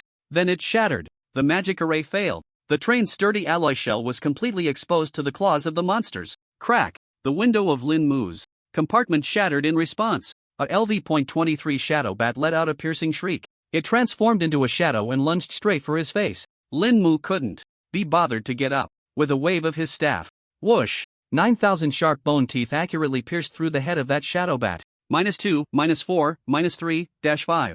A flurry of bright red damage numbers floated up, and the monster's corpse fell helplessly to the ground. Finally, some interesting entertainment has arrived. Lin Mu slowly stood up, showing no signs of tension, but rather a smile at the corner of his mouth. He pushed open the shattered compartment door and walked towards the chaotic corridor. At this moment, the interior of the train had already descended into hell. On Earth, the sounds of screams, cries, and the roars of monsters filled the air. Dozens of professionals dressed in train security uniforms were desperately resisting the shadow bats pouring in from various breaches. But there were simply too many monsters, and they were soon overwhelmed. A LV.30 train security captain was wielding her battle knife, struggling to hold her ground. Her name was Qinyu, the safety officer for this train. At this moment, her pretty face was pale, and her body was already covered in wounds. All combat personnel, gather at the dining car number 3. Protect the non-combat personnel and evacuate. Qinyu's voice was filled with urgency and hoarseness. But what responded to her was the roar of more monsters. Just as she was about to be overwhelmed by 3 shadow bats attacking her,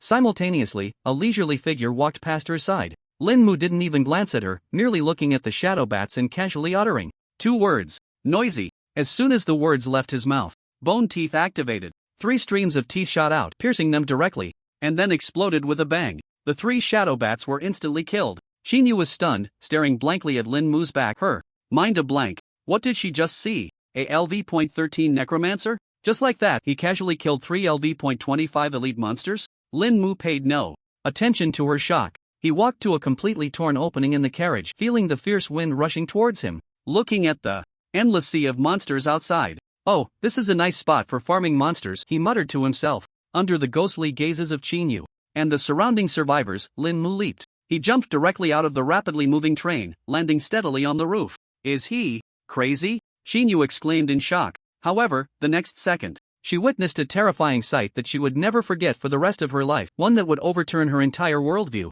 On the roof of the train, Lin Mu stood against the wind, his black hair dancing wildly. He raised his gnarled wooden staff high into the air as if conducting a grand symphony. Awaken! Rumbling! The entire train began to shake violently. The alloy shell on the roof and sides of the train cracked inch by inch. 99 tall and mighty iron skeletons wielding steel blades. 10 fire crossbow skeleton archers, armed with powerful crossbows and arrows engulfed in roaring flames, burst forth from the interior of the vehicle. They sprouted like bone spurs and armor growing on the train. Instantly, the steel behemoth was transformed into a mobile fortress of war. Revive skeletons! Revive skeletons!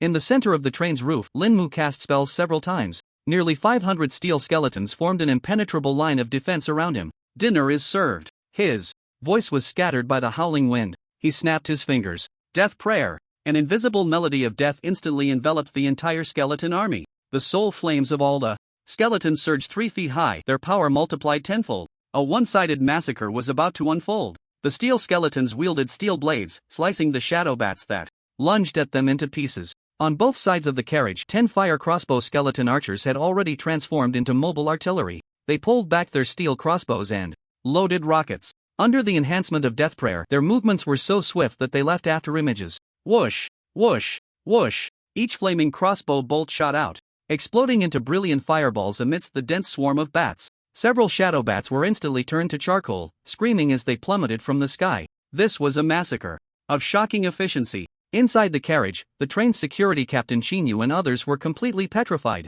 They gaped, pressing their faces against the cold glass window. They stared at the figure standing on the roof like the Grim Reaper. They gazed at the terrifyingly numerous and powerful undead army. Their minds went completely blank. This is fucking the necromancer, right? A slightly younger security guard trembled as he voiced everyone's thoughts. Just then, a shrill screech, sharper than that of an ordinary shadow bat, pierced through the chaos of the battlefield. A LV.30 elite shadow bat, nearly twice the size and with a wingspan exceeding 5 meters, charged towards Lin Mu, its scales as black as ink, braving the rocket barrage. Its claws were like hooks, fiercely lunging at Lin Mu. Lin Mu's mind raced. Despairing scream. An invisible mental shockwave erupted. The elite shadow bat's forward motion suddenly halted, a moment of confusion flashing in its eyes. Now's the time. Grip of bones. A massive skeletal hand shot out from the roof. It accurately grasped the elite shadow bat's ankle, yanking it down from midair. It crashed into the steel skeleton formation. Lin Mu didn't even need to give an order. The skeleton army, empowered by death prayer, surged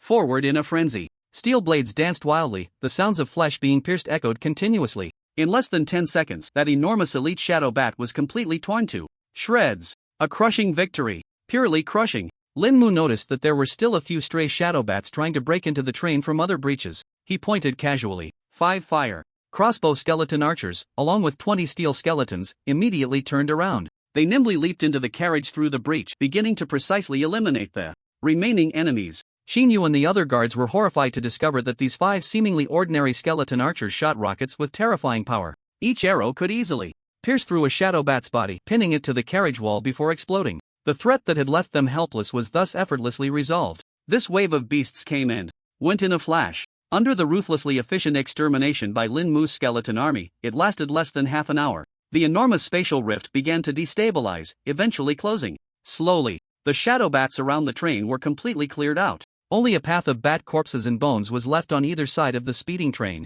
Necromancer Lin Mu's level has risen to LV.14. The Necromancer Lin Mu has leveled up to LV.15. It's a bit of a pity, though. Monsters emerging from such rifts typically don't drop equipment. The violent jolting of the train gradually subsided. Lin Mu's mind stirred slightly, and all the skeletons instantly transformed into black mist. The steel beast returned to its original form. He leaped gracefully back into the carriage. What greeted him were the gazes of Chinyu and the others, filled with the kind of reverence one might reserve for a deity. Their eyes brimmed with uncontainable fervor and awe. Chinyu, feeling anxious, stepped forward. She bowed deeply to Lin Mu, her voice respectful. Thank you for saving me, senior. May I ask for your esteemed name? Lin Mu glanced at her, his tone indifferent. Just passing by, no need for publicity. Chinyu's heart sank. She instantly understood the implication behind his words.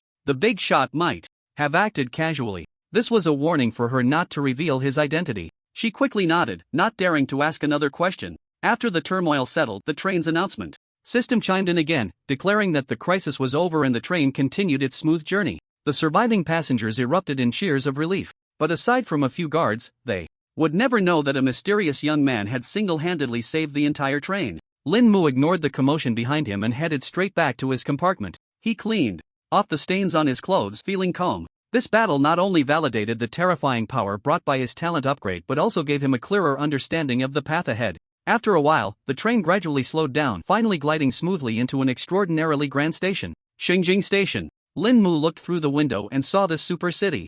That perfectly blended ancient city walls with magical technology. A myriad of thoughts surged in his mind. The journey of revenge and exploration would officially begin here. The moment Lin Mu stepped out of the carriage, a far more overwhelming and heavy aura than that of Shilin City rushed towards him. He keenly sensed that there were a few powerful presences on the platform, subtly scanning the area, seemingly observing something truly worthy of the capital of Huaxia. Even the platform has such experts protecting it in the shadows, Lin Mu speculated. On the platform, a young man and woman had been waiting for a long time. The man appeared shrewd and capable, while the woman was delicate and charming. They both wore badges of Xingjing Academy on their chests. Clearly, they were elites from the student council, currently curiously examining the passengers disembarking from the train. I wonder what kind of identity this junior has to be able to ride the special grade magical energy train. I've only heard that only those with extremely high status enjoy such treatment. If it weren't for picking him up, I might never have set foot in here in my lifetime. The delicate girl glanced at the train door while seemingly inquiring of the boy beside her. Humph, the capable young man snorted coldly. Just a second-generation rich kid relying on his background. What's so impressive about that? Professor Mu is still being all mysterious. I now seriously suspect he got in here through family connections. As Lin Mu approached the two young people in Xingjing Academy uniforms on the platform, the shrewd-looking male senior scrutinized him with a discerning gaze. When he saw Lin Mu's LV.15 level, a flicker of surprise crossed his eyes, quickly replaced by unabashed disdain. Oh, you're already level 15 and just now reporting to our Xingjing Academy? Looks like you've had your elders take you through dungeons at home, huh? Zhao Lei's voice was not loud, but the self-satisfied superiority and mockery in it were as grating as nails on glass. The delicate senior sister, Li Ling, heard this and gently tugged at Zhao Lei's sleeve, signaling him not to go too far. She looked at Lin Mu with eyes full of curiosity and amazement. Wow, Junior, you're amazing. You're already level 15 before officially enrolling. Li Ling's voice was crisp and pleasant. Like a clear spring, it diluted the unpleasantness brought by Zhao Lei. However, Zhao Lei scoffed dismissively. Amazing? Li Ling, you're still too naive. This level, built up by resources, is unstable at its core, and its practical combatability is concerning. Once you enter the academy, your true self will be revealed during the first practical assessment. Lin Mu remained calm throughout. As if Zhao Lei's cold mockery was merely the annoying buzzing of a fly in his ear, he didn't even bother to glance at Zhao Lei. He simply handed the special admission document that Mu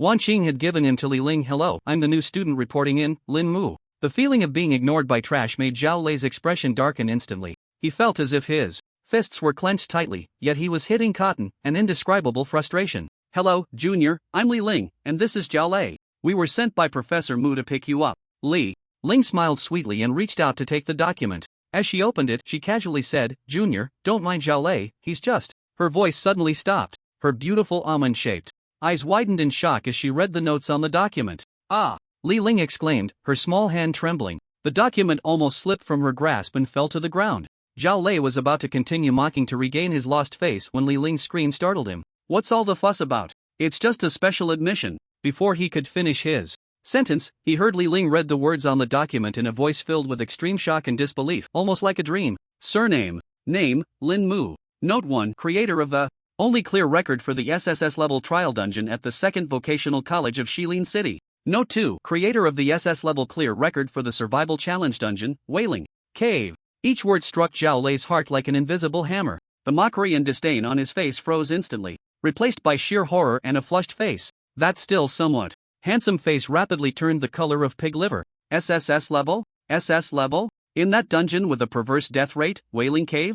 Zhao Lei felt as if an invisible hand was tightly gripping his throat. Breathing became difficult. His previous jabs about background, resources, and second generation felt so pale and ridiculous in the face of these legendary achievements. Like a clown's clumsy performance. Around the platform, the powerful presence that had been subtly scanning this place also showed a noticeable ripple. Clearly, they had heard Li Ling's words. Li Ling had already snapped back from her shock. When she looked at Lin Mu again, her beautiful eyes held no trace of curiosity, only a reverent admiration, as if gazing up at a towering mountain. This was no second generation relying on background. This was clearly a hidden prodigy among the new students. Lin Mu, Jr. I'm sorry. Li Ling hurriedly organized the document, holding it with both hands. She respectfully returned it to Lin Mu, so nervous that she could hardly speak smoothly. We'll take you back to handle the enrollment procedures right now. As Lin Mu took the document, he politely nodded to the adoring Li Ling. Thank you for your trouble. After saying that, he stepped forward and walked straight ahead. From beginning to end, he didn't look at Zhao Lei even once. That scorching disregard was more hurtful than any loud slap to the face. Zhao Lei stood frozen in place, feeling the blood rush to his face. He wished he could find a crack in the ground to hide in. He felt like all the eyes in the station were focused on him, as if he were being silently mocked. Seeing this, Li Ling no longer paid him any mind. She hurriedly jogged to keep up with Lin Mu's pace, acting like a dutiful little follower, enthusiastically introducing everything around him. Junior, our Shengjing Academy is divided into 4 divisions: Heaven, Earth, Mystery, and Yellow. With your exceptional talent, you will definitely be placed in the best Heaven division. Under Li Ling's chattering guidance, Lin Mu passed through the grand school gate of Shengjing Academy, carved from a single massive stone. Behind the gate, a rich energy wave surged towards him, almost tangible. The architecture within the academy intertwined ancient charm with futuristic design. Research labs filled with a sense of technology coexisted with ancient palaces. The students coming and going all exuded a powerful and steady aura, their gazes sharp, with no weaklings among them. Junior, look. Up ahead is the main building of the Heaven division. Li Ling pointed excitedly at a building made entirely of unknown green jade. The resources in the Heaven division are the best among the 4 divisions. And there's an independent training secret realm. Only the best of the best can enter. The two arrived at the office of the main building. Mu Wanqing had been waiting for a long time. When she saw Lin Mu, a flash of curiosity and admiration crossed her eyes before she regained her professionalism and composure. Student Lin Mu, welcome to Shengjing Academy. Mu Wanqing did not engage in unnecessary pleasantries and stood up directly. Follow me, your classmates are already gathered. She led Lin Mu into an exaggeratedly spacious common lounge. Inside, 28 new students, each with distinct auras, were either sitting or standing. The powerful energy fields clashed, making the air feel heavy. Li Ling quietly leaned closer to Lin Mu and quickly introduced in a low voice. That one with closed eyes, surrounded by various elemental energies, is Luo Tian. He is this year's most talented practitioner at Shengjing Academy, awakening the elementalist profession while simultaneously activating the golden talent, elemental control. The girl in the corner playing with daggers is Xiong Zining, with the purple talent, Shadow Dance, a top talent in the assassin category. And that muscular man radiating a holy aura is Lei Ming, with the purple talent, Holy Light Affinity, a rare paladin profession. Every person here was a chosen one, selected from all over the country. Everyone, please be quiet. Mu Wanqing's voice rang out. She stood in the center of the lounge and introduced, this is Lin Mu, your new classmate. All the sharp gazes instantly focused on Lin Mu. When they sensed his outstanding LV.15 level among the new students, many pupils constricted. But when their eyes fell on the glaring words necromancer, confusion, disbelief, and even disdain began to spread through the crowd. Put. A burly young man, muscular like a bear, burst out laughing. His name was Lu Hu, who had activated the purple talent, Extreme Fury. Necromancer? Haven't even activated a talent? This profession, the weakest in the early stages, can also enter our Heaven division? How did he get to this level? Did someone carry him here? His voice, sharp and loud, did not match his size at all, drawing a few low chuckles of agreement. Zhao Lei, who was following behind, felt delighted at this scene. Lin Mu remained unfazed, calmly raising his eyes to glance at Lu Hu. His gaze was deep like an ancient well, making Lu Hu feel a chill at the back of his neck. He did not argue, merely spoke lightly. Strength will always have its chance to prove itself. Humph. Mu Wanqing frowned, letting out a heavy hum, a wave of pressure sweeping across the room. Put away your ridiculous pride. What the Tianzi Academy values is potential and practical combat, not superficial levels and occupational biases. Her gaze swept over the crowd, making her point clear. Classmate Lin Mu is the creator of the SSS level trial dungeon and the SS level record for the Wailing Cave. As soon as these words were spoken, the entire lounge fell into a dead silence. Everyone's expressions froze on their faces. If Lin Mu stood in front of them, they might not recognize him. But if it was said that he was the freshman from Shilin who broke the historical record this year, then these people would be familiar with him. Alright, since everyone is here, I announce the content of the first assessment of the Tianzi Academy.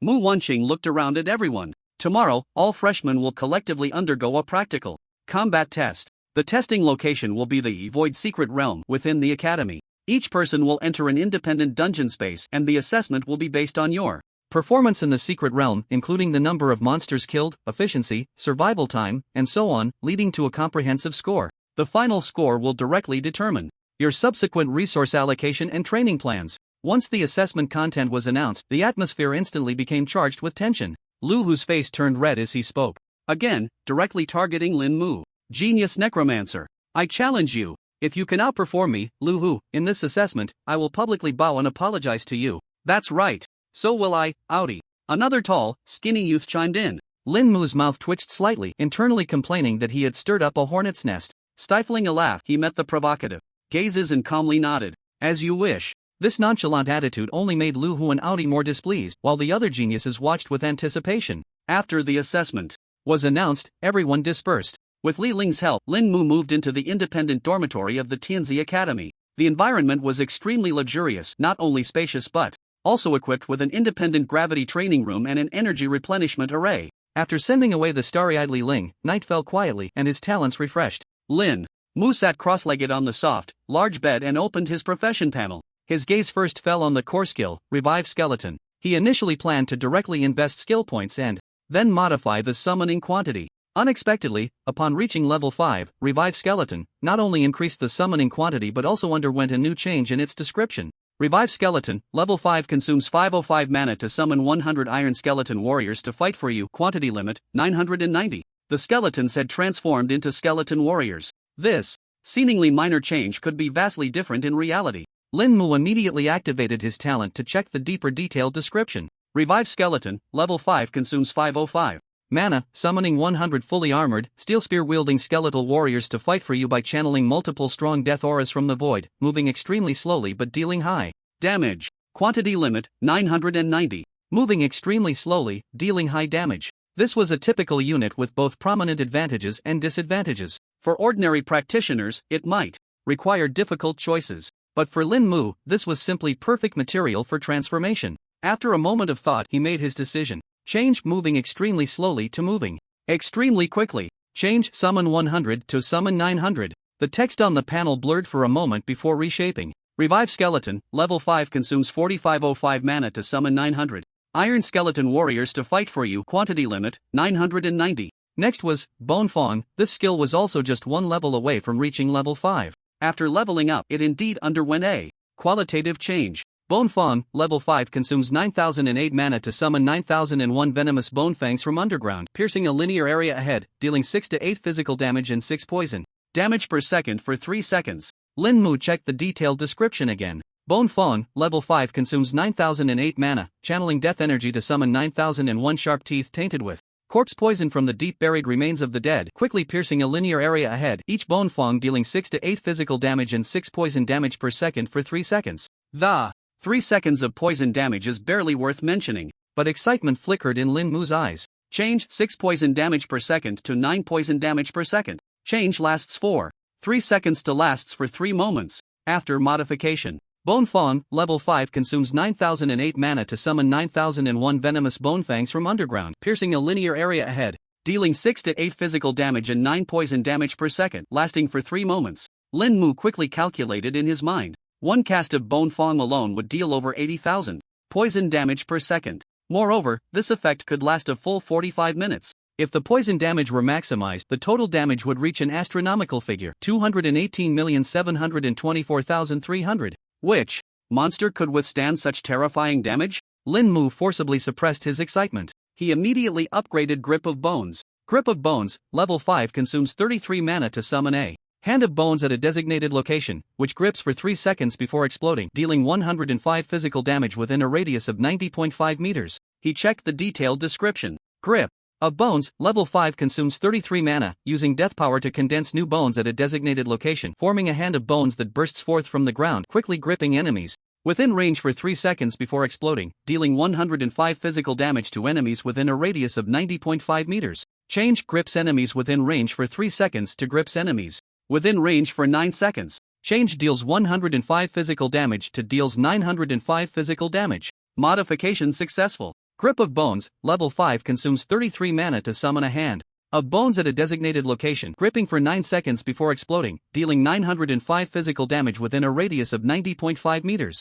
The damage is still not top tier, but this area, control with a radius exceeding 90 meters and lasting 9 seconds, has strategic value far beyond any simple damage skill. Next was the detailed description of Resurrect Skeleton Archer. Resurrect Skeleton Archer, Level 3, consumes 25 mana to summon 10 skeleton archers wielding crossbows to fight for you, firing arrows at a very fast speed. Maximum quantity, 10. Change wielding crossbows to wielding cross cannons. Change wielding cross cannons to wielding artillery. After 2 modifications, the panel description changed again. Resurrect Skeleton Archer, Level 3, consumes 25 mana to summon 10 skeleton artillerymen to fight for you, maximum quantity, 10. I wonder if the ammunition has changed. Lin Mu pondered, directly. Checking the detailed description. Resurrect Skeleton Archer, Level 3, consumes 25 mana to summon 10 skeleton archers wielding artillery to fight for you, firing shells at a slow speed, with a large range and extremely high damage. Maximum quantity, 10. Perfect. Modernized skeleton artillery. Although the attack speed has slowed down, the value of 1 artilleryman is worth 1,000 ordinary archers. The last one, Death Prayer. Death Prayer, Level 1, consumes 100 mana, using death energy to invoke the whispers of the deceased around, surrounding the summoned creature, enhancing its potential, increasing attack, defense, and speed by 950%. Duration, 1/4 of an hour. Cooldown, 30 minutes. The duration is temporarily sufficient. Priority is given to modifying the multiplier. Change increase by 950% to increase by 990%. Change increase by 990% to increase by 999%. After the modifications, Lin Mu invested the last skill point into Death Prayer. Death Prayer, Level 2, consumes 120 mana, invoking the whispers to surround the summoned creature, increasing its attack, defense, and speed by 1004%. Duration, 1/4 of an hour. Cooldown, 30 minutes. Lin Mu imagined the terrifying enhancement that the next modification of Death Prayer would bring. He casually removed his equipment to begin the modifications. The Frost Breath Secret Hood was already fully upgraded, leaving only the Whisper of Fear ring. After modifying the Despairing Shriek's Confusion Chance, it was yet another equipment skill that provided small area control with high damage. Whisper of Fear ring, LV.10, Gold, Constitution, +5 Intelligence, +5. Special Effect 1 in Fear Aura, when equipped, applies the Fear Effect. All attributes decrease by 9% to all hostile targets within a 90-meter radius.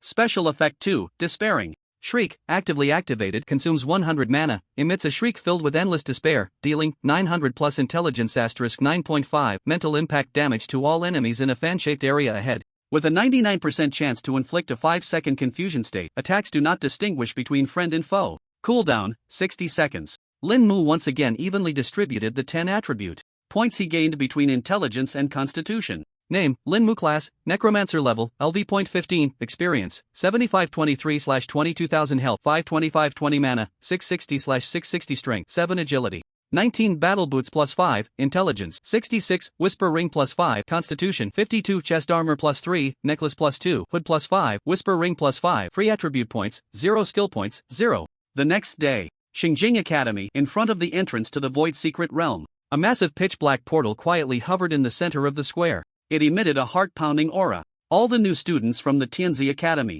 were present. The air was thick with tension and combat intent. Lu Hu and AOD stood like two gate gods, one on the left and one on the right, blocking Lin Mu not far away, their eyes filled with unabashed provocation. Necromancer, don't go in and wet your pants out of fear, just crush the teleportation talisman and roll out. Ha, then we won't get to see the good show of bowing. Lin Mu turned a deaf ear to their childish taunts. He was closing his eyes to rest, adjusting his mental state. In the corner, Luo Tian, who had awakened the golden talent, elemental control, merely glanced at Lin Mu before looking away, seemingly indifferent to it all. Mu Wanqing's figure quietly appeared. She surveyed the crowd, her voice cold. The Void Secret Realm is formed from countless shattered world fragments. Each of you enters the same instance world, but they are all independent spaces. The monsters encountered are also completely identical. Remember, survive, and then gather points as much as possible. Now, the assessment begins. As her voice fell, she waved her delicate hand. 29 beams of light flew from her hand, landing on the forehead of each new student. Lin Mu felt a darkness before his eyes, a powerful spatial tugging sensation emanating from the pitch-black portal. As the stars shifted and the world spun, Lin Mu regained his vision to find himself in a silent, gray world. The sky was leaden, devoid of sun or clouds. The ground was cracked, with countless massive boulders defying the laws of physics, suspended in midair. Beneath his feet was not solid earth, but a vast, floating fragment of land. The air was thick with a sense of void and finality, creating a feeling of oppression. Welcome to the Void Secret Realm, Independent Space number 7. Assessment task, survive and earn points. Current Points, 0 assessment countdown 2:59:59. A semi-transparent panel appeared in the upper right corner of Lin Mu's vision. He closed his eyes, and his perception range, reaching up to 99 meters, spread out like an invisible web. Soon, he saw the first batch of prey. On a nearby floating land fragment, a dozen pitch-black creatures resembling cheetahs were silently wandering. Void Shadow Beasts, LV.15, Health 3100/3100 traits, Ethereal, chance to evade physical attacks, swift. Weakness, fear of energy attacks, mental shock. Interesting, Lin Mu smiled. He did not rush to act but instead turned his gaze further afield. This shattered world was vast and boundless. Similar void creatures roamed everywhere. It would indeed be difficult to score high relying solely on personal strength within 3 hours. But he was a necromancer. Lin Mu raised his withered wood staff. Then, let the game begin. He swung the staff.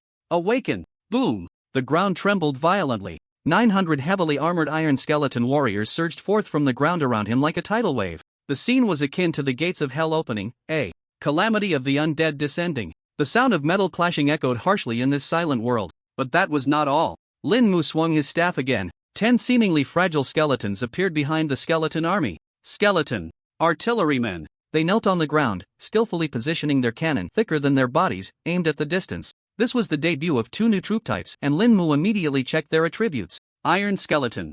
Warrior Health 9527/9527 Attack 5580-5880 Defense 5090 Skeleton Artilleryman Health 680/680 Attack 7320-8530 Defense 220. A skeleton army composed of 900 heavy infantry and 10 artillerymen was thus formed. Death's Prayer. Lin Mu softly chanted, an invisible melody of death sweeping across the battlefield. The soul flames of all skeleton warriors and artillerymen surged violently. Attack, defense, speed, all attributes increased by 1004%. All troops, advance. Lin Mu commanded, like a necromancer issuing a divine decree. 900 skeleton warriors marched in perfect unison, swift as phantoms, sweeping in all directions. They leaped between floating islands as if walking on solid ground. Soon, the first skeleton squad encountered those dozen void shadow beasts. The shadow beast's proud ethereal ability was as fragile as thin paper in the face of absolute numbers and strength. Steel spears pierced through, silver light flashing. The shadow beasts didn't even have time to let out a cry before being torn to shreds. Lin Mu's points jumped from 0 to 12.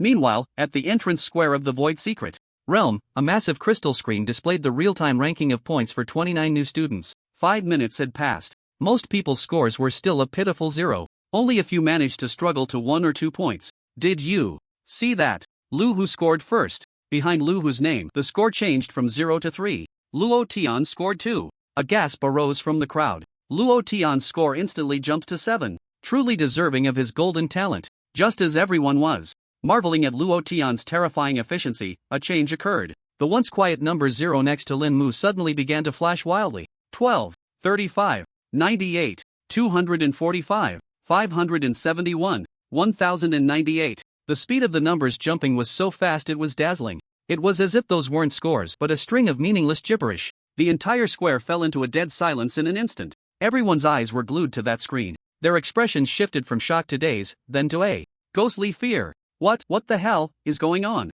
Zhao Lei, who came to watch the test, trembled in his voice. Cheating. He must be cheating. The system has a bug. Even the usually calm Mu Wanqing suddenly stood up straight. Her beautiful phoenix eyes were filled with waves of disbelief. He knew Lin Mu was strong, but he never expected it to be this outrageous. The silence lasted only 3 seconds. Then, the entire square erupted like a pond hit by a depth charge. My god, am I seeing things or has the world gone mad? Over 1,000 points? It hasn't even been 10 minutes. When I took this assessment 2 years ago, I barely scored 500 after 3 hours. The numbers are still rising. 2,000, 3,000. Zhao Lei clenched his fists tightly, his nails digging into his palms, yet he felt no pain at all. Because an emotion called fear was wildly consuming his rationality. Impossible, this is absolutely impossible. Clap. Why would I provoke him for no reason? He slapped his own face, murmuring to himself, his voice tinged with a sob. Inside the secret realm, boomed Lin Mu sat leisurely on a floating stone, his legs crossed high. His skeleton army had transformed into the most efficient harvesting machine. Centered around him, they radiated outwards to cleanse the entire independent space. Under his command, the skeleton gunners were conducting precise long-range strikes on the densely packed areas of monsters. The sound of explosions echoed continuously. You killed a Void Ripper, LV.17, points plus 15. You killed a Void Stalker, LV.16, points plus 13. Necromancer Lin Mu leveled up to LV.16. The flood of notifications made him feel a bit bored. The efficiency is still too slow. Lin Mu frowned. He felt that the monsters in this space were simply not enough for his army to kill. Just then, a massive energy reaction suddenly appeared in the mental connection with the skeleton army. It was an ancient altar floating deep in the void. On the altar rested a gigantic beast as large as a small mountain, entirely made of void crystal. Void Crystal Beast, LV.25, Elite Boss, Health, 98,000/98,000 traits, Crystallized Shell, 80% physical damage reduction, Void Energy. Core, will explode violently upon death. Finally, something decent has come. Lin Mu's eyes lit up. With a thought, he directed the 3 nearest skeleton warrior squads, totaling 297 iron skeletons, to turn and charge towards the altar. However, just as the skeleton army was about to reach the altar, the entire gray world suddenly shook. A cold mechanical voice echoed throughout the independent space. Abnormal energy consumption detected in space number 7, far exceeding the threshold. Initiating emergency plan purification program. Abnormal target candidate number 0713.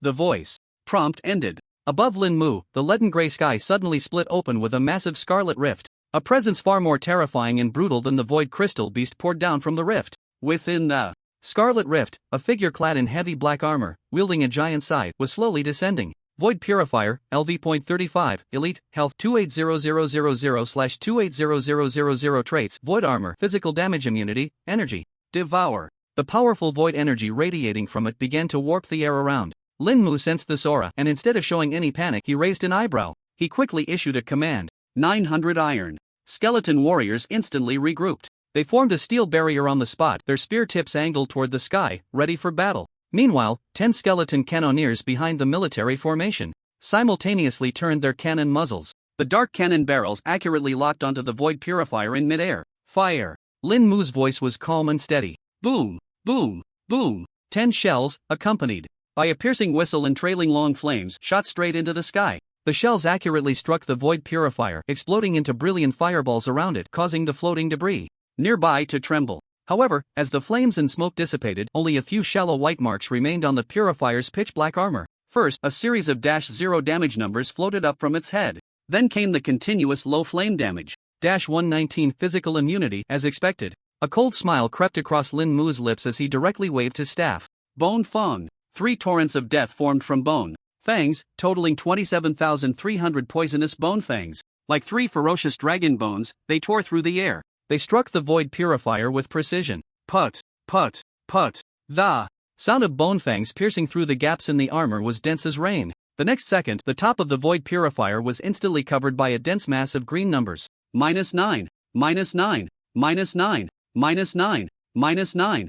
Its health bar plummeted at a visibly frantic speed, like a waterfall. The void purifier had never encountered such a bizarre method of attack. It let out an angry roar, attempting to activate Energy Devour to counterattack. But the deeply penetrating poison made it impossible to concentrate. Ultimately, under the continuous toxin erosion of 3 bone fangs in less than 10 seconds, its massive body, filled with endless unwillingness and confusion, crashed down from midair, smashing into the ground. You have killed the void purifier, LV.35 points plus 100,000. Lin Mu's points surged from over 10,000 to a staggering 111,000. In the square of Xingjing Academy, on the big screen, Lin Mu's score, which had previously stabilized at over 10,000, suddenly flickered wildly without warning. Then, a brand new number brutally pierced everyone's eyes. 113,240. Ah! After a brief silence, the square erupted into even more terrifying screams and chaos than before. Everyone was dumbfounded, their brains crashing. They could not comprehend this growth rate that transcended common sense and overturned their understanding. Mu Wanqing's expression froze as she stared intently at that number, a terrifying thought emerging in her mind. He killed the purifier in the secret realm? Inside the secret realm, Lin Mu led the massive skeleton army. Finally, they arrived at the ancient altar floating in the depths of the void. The massive void crystal beast sensed the threat and let out a deep roar. Lin Mu carefully examined its description. In addition to crystallized shell, physical damage reduction 80%, there was also void energy core, will explode violently upon death, causing massive void damage to the surroundings. Without hesitation, Lin Mu activated his talent twice against the void crystal beast. Change crystallized shell, physical damage reduction 80% to crystallized shell, physical damage reduction 10%. Change causing massive void damage to the surroundings to causing low void damage to the surroundings. Description modification successful. The physical resistance of the void crystal beast was instantly rendered useless. Lin Mu commanded the iron skeleton warrior to rush. Forward. Steel spears like a forest. Under the overwhelming numbers and strength, the massive body of the void crystal beast was torn to shreds in an instant. Boom! At the moment of the beast's death, a tremendous energy explosion swept across the area. But that so-called low damage was nothing more than a tickle to the bone-strong, armor-thick iron skeletons. Necromancer Lin Mu leveled up to LV.17. A cloak radiating a purple aura lay quietly in the center of the altar. Lin Mu's points surged once again. 143,240. The moment this number appeared on the large screen in the Shengjing Academy Square, the entire square fell into complete silence. All the students and teachers watching were as if under a paralysis spell. Their minds went blank, losing the ability to think. Deep within the academy, several ancient and powerful auras suddenly soared into the sky. The academy principal and several old professors hidden in the shadows appeared one after another. They looked at the astonishing score on the screen. Their expressions shifted from shock to ecstasy, then to unparalleled excitement. It seemed they had summoned an unprecedented super-spec genius. Mu Wanqing's eyes sparkled with a strange light. She felt both proud of Lin Mu's strength and a deep-seated awe towards his mystery and potential stemming from the depths of her soul. This young man's abilities had already surpassed her understanding. In the Void's secret realm, Lin Mu had just picked up the Void cloak. The cold notification sound from the instance rang in his ears. Void Secret Realm Independent Space Number 7 has been cleared. Candidate number 0713 Lin Mu has completed the assessment.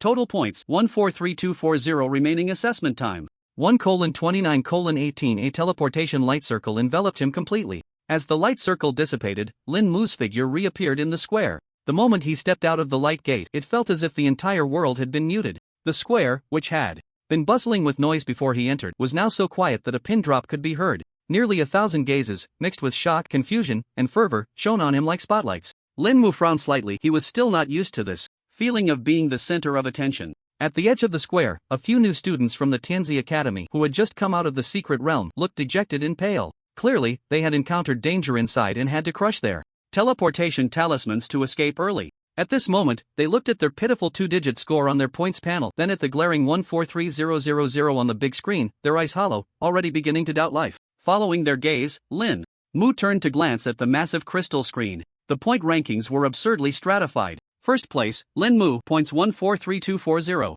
Second place, Luo Tian, points 1260. Third place, Lei Ming, points 975. Fourth place, Xiong Zining, points 931. Ninth place, Lu Hu, score 628. 12th place, AOD, score 546. His score is more than 100 times that of the second place, Luo Tian. As for Lu Hu and AOD, who had previously made bold claims, their scores don't even reach his decimal point. Lin Mu, classmate. Mu Wanqing's figure appeared before him as if she had teleported. In her beautiful phoenix eyes, unprecedented waves of shock surged, but she still forced herself to suppress the astonishment. In her heart, she was just about to ask about the specifics of the secret realm. Buzz, the void light gate behind Lin Mu lit up again. A figure as robust as a bear, with a face full of fatigue and pride, stepped out with large strides. It was Lu Hu. As soon as he emerged, he saw Lin Mu standing there leisurely, and a look of disdain and triumph immediately appeared on his face. Ha ha ha, I thought it was someone else. Turns out it's you, the necromancer? Lu Hu's voice was incredibly loud, as if afraid others wouldn't hear. What? You couldn't hold on and got teleported out so soon? I told you. With your level built on resources, once it comes to real combat, your true self will be exposed immediately. He glanced around, noticing no one was echoing him. Instead, everyone looked at him with expressions akin to watching a fool, which puzzled him a bit. But he was currently immersed in a state of self-satisfaction, completely not thinking further. I just had bad luck and ran into an elite boss early, otherwise, I could have scored a few hundred points in there. Lu Hu puffed out his chest, spitting as he boasted about his heroic deeds, as if he were the center of attention. Finally, he sensed the strange atmosphere. Everyone looked at him with a mix of pity, mockery, and glee, a feeling more uncomfortable than being directly scolded. Why are you all looking at me like that? Lu Hu frowned, asking in confusion. Could it be that my score of over 600 is the highest? He even asked this absurdly stupid question with a hint of expectation. In the crowd, someone finally couldn't hold back and let out a laugh. This laugh seemed to be a signal, instantly igniting the suppressed atmosphere. Countless eyes, stifling laughter and watching the show, made Lu Hu feel like a monkey performing on stage, stripped of all its clothes. What are you laughing at? Lu Hu angrily pointed at the laughing student. The student, struggling to contain his laughter, raised a hand and pointed at the huge crystal screen behind Lu Hu. Dude, turn around and take a look, don't embarrass yourself here. Upon hearing this, Lu Hu, filled with suspicion, slowly turned around. He raised his head to look at the leaderboard reflecting the harsh reality behind him. The moment he saw the leaderboard, the pride and disdain on Lu Hu's face instantly froze. He instinctively rubbed his eyes, thinking he was hallucinating due to fatigue. At the very top of the list, a name marked in golden letters was glaringly bright. First place, Lin Mu, score 143240. Lu Hu's brain buzzed, going blank. His mouth slightly opened, his Adam's apple rolling up and down, but no sound came out. 140,000? He suddenly looked down at his own ranking. Ninth place, Lu Hu, score 628,628. 143,240. These two numbers were worlds apart, nearly suffocating him. The color drained from his face at a visible speed, turning pale as paper. That self-righteous pride was shattered by this cold string of numbers. No, impossible. Lu Hu's voice was dry and hoarse, like two pieces of sandpaper rubbing together. This must be a system error. Yes, it must be a mistake. He seemed to have grasped the last straw of hope, frantically pointing at the screen and shouting at Mu Wanqing. Teacher Mu, this isn't fair. He cheated. How could a necromancer possibly score like this? He must have exploited some kind of bug. However, no one paid attention to his outburst. In the entire square, everyone's gaze was focused on him. That look was akin to watching a monkey from a maze. Just then, a figure stepped out from the light gate. It was Luo Tian, who had been meditating with his eyes closed. He looked somewhat fatigued, but his gaze remained sharp. Upon stepping out, his first glance was at the leaderboard. When he saw Lin Mu's score, which was despairingly low, even he, with his icy demeanor, showed a hint of fluctuation. He looked deeply at Lin Mu, and there was no longer any contempt in his eyes. Instead, there was an unprecedented seriousness and hidden fighting spirit. This necromancer was not a genius. He was a monster. Following that, Lei Ming, Xiong Ziqing, and other top freshmen also emerged from the secret realm one after another. Each of them followed the same process upon exiting. First, they were full of confidence, then they saw the leaderboard. Next, they fell into a daze. Finally, they looked at Lin Mu with a reverent gaze, as if he were a deity. The atmosphere in the square became incredibly strange. Lu Hu's foolishness, amidst this dead silence of awe, seemed less awkward. He finally realized how big of a mistake he had made in daring to provoke Lin Mu. Recalling the harsh words he had spoken in the lounge, in front of everyone, to Lin Mu. If you can outperform me in this assessment, I, Lu Hu, will publicly bow and apologize to you. This sentence echoed in his mind like the most vicious curse. Silence. At that moment, a dignified voice descended from the heavens. The principal of Shengjing Academy, a white-haired elder with an unfathomable aura, had appeared in the air above the square. Beside him stood several senior members of the academy, each exuding a heart-stopping pressure.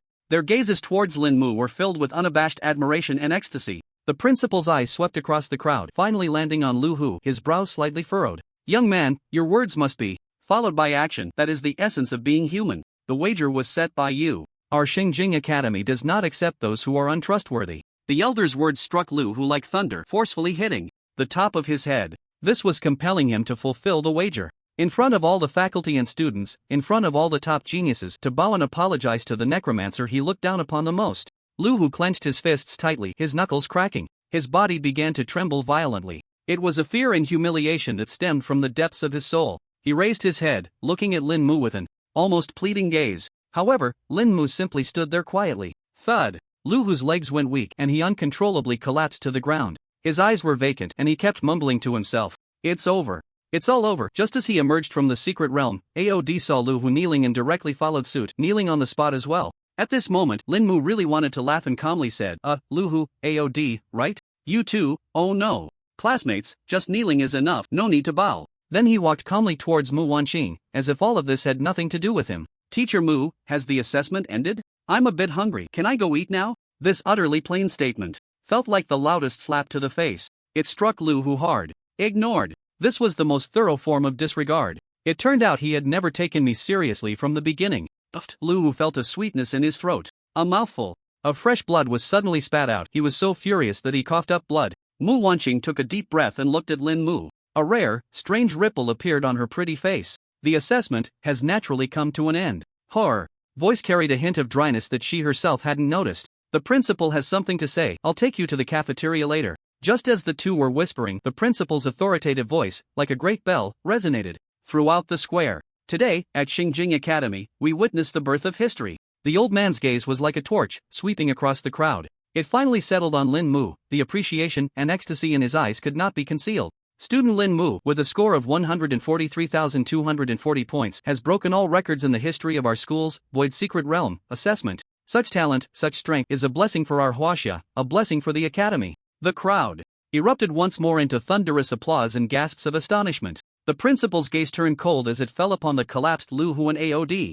As for you two, provoking classmates and disrupting the assessment order, your character is deplorable. Considering your talent is still acceptable from now on, you are stripped of your qualifications as students of the Tianzi Academy and demoted to the Huanzi Academy to observe your future conduct. If there are further offenses, you will be directly expelled. This judgment was more painful than killing Lu Huan AOD, falling from the clouds into the mire, from being the pride of heaven to becoming a laughingstock. Lu Hu's face turned ashen, and he completely fainted. After the principal dealt with all this, his figure flashed and appeared before Mu Wanqing and Lin Mu. He looked at Lin Mu, his gaze as gentle as that of a grandfather looking at his most beloved grandson. Child, you did very well. Having broken the record since the establishment of Shengjing Academy, I will grant you the following rewards. The white-haired principal looked around and continued. First, the highest authority of the Tianzi Academy, all dungeons affiliated with Shengjing Academy are open to you without restriction. Second, from the Academy's treasury, choose any 3 items below the epic level. Third, permanent residency rights to the independent courtyard Guanyun residence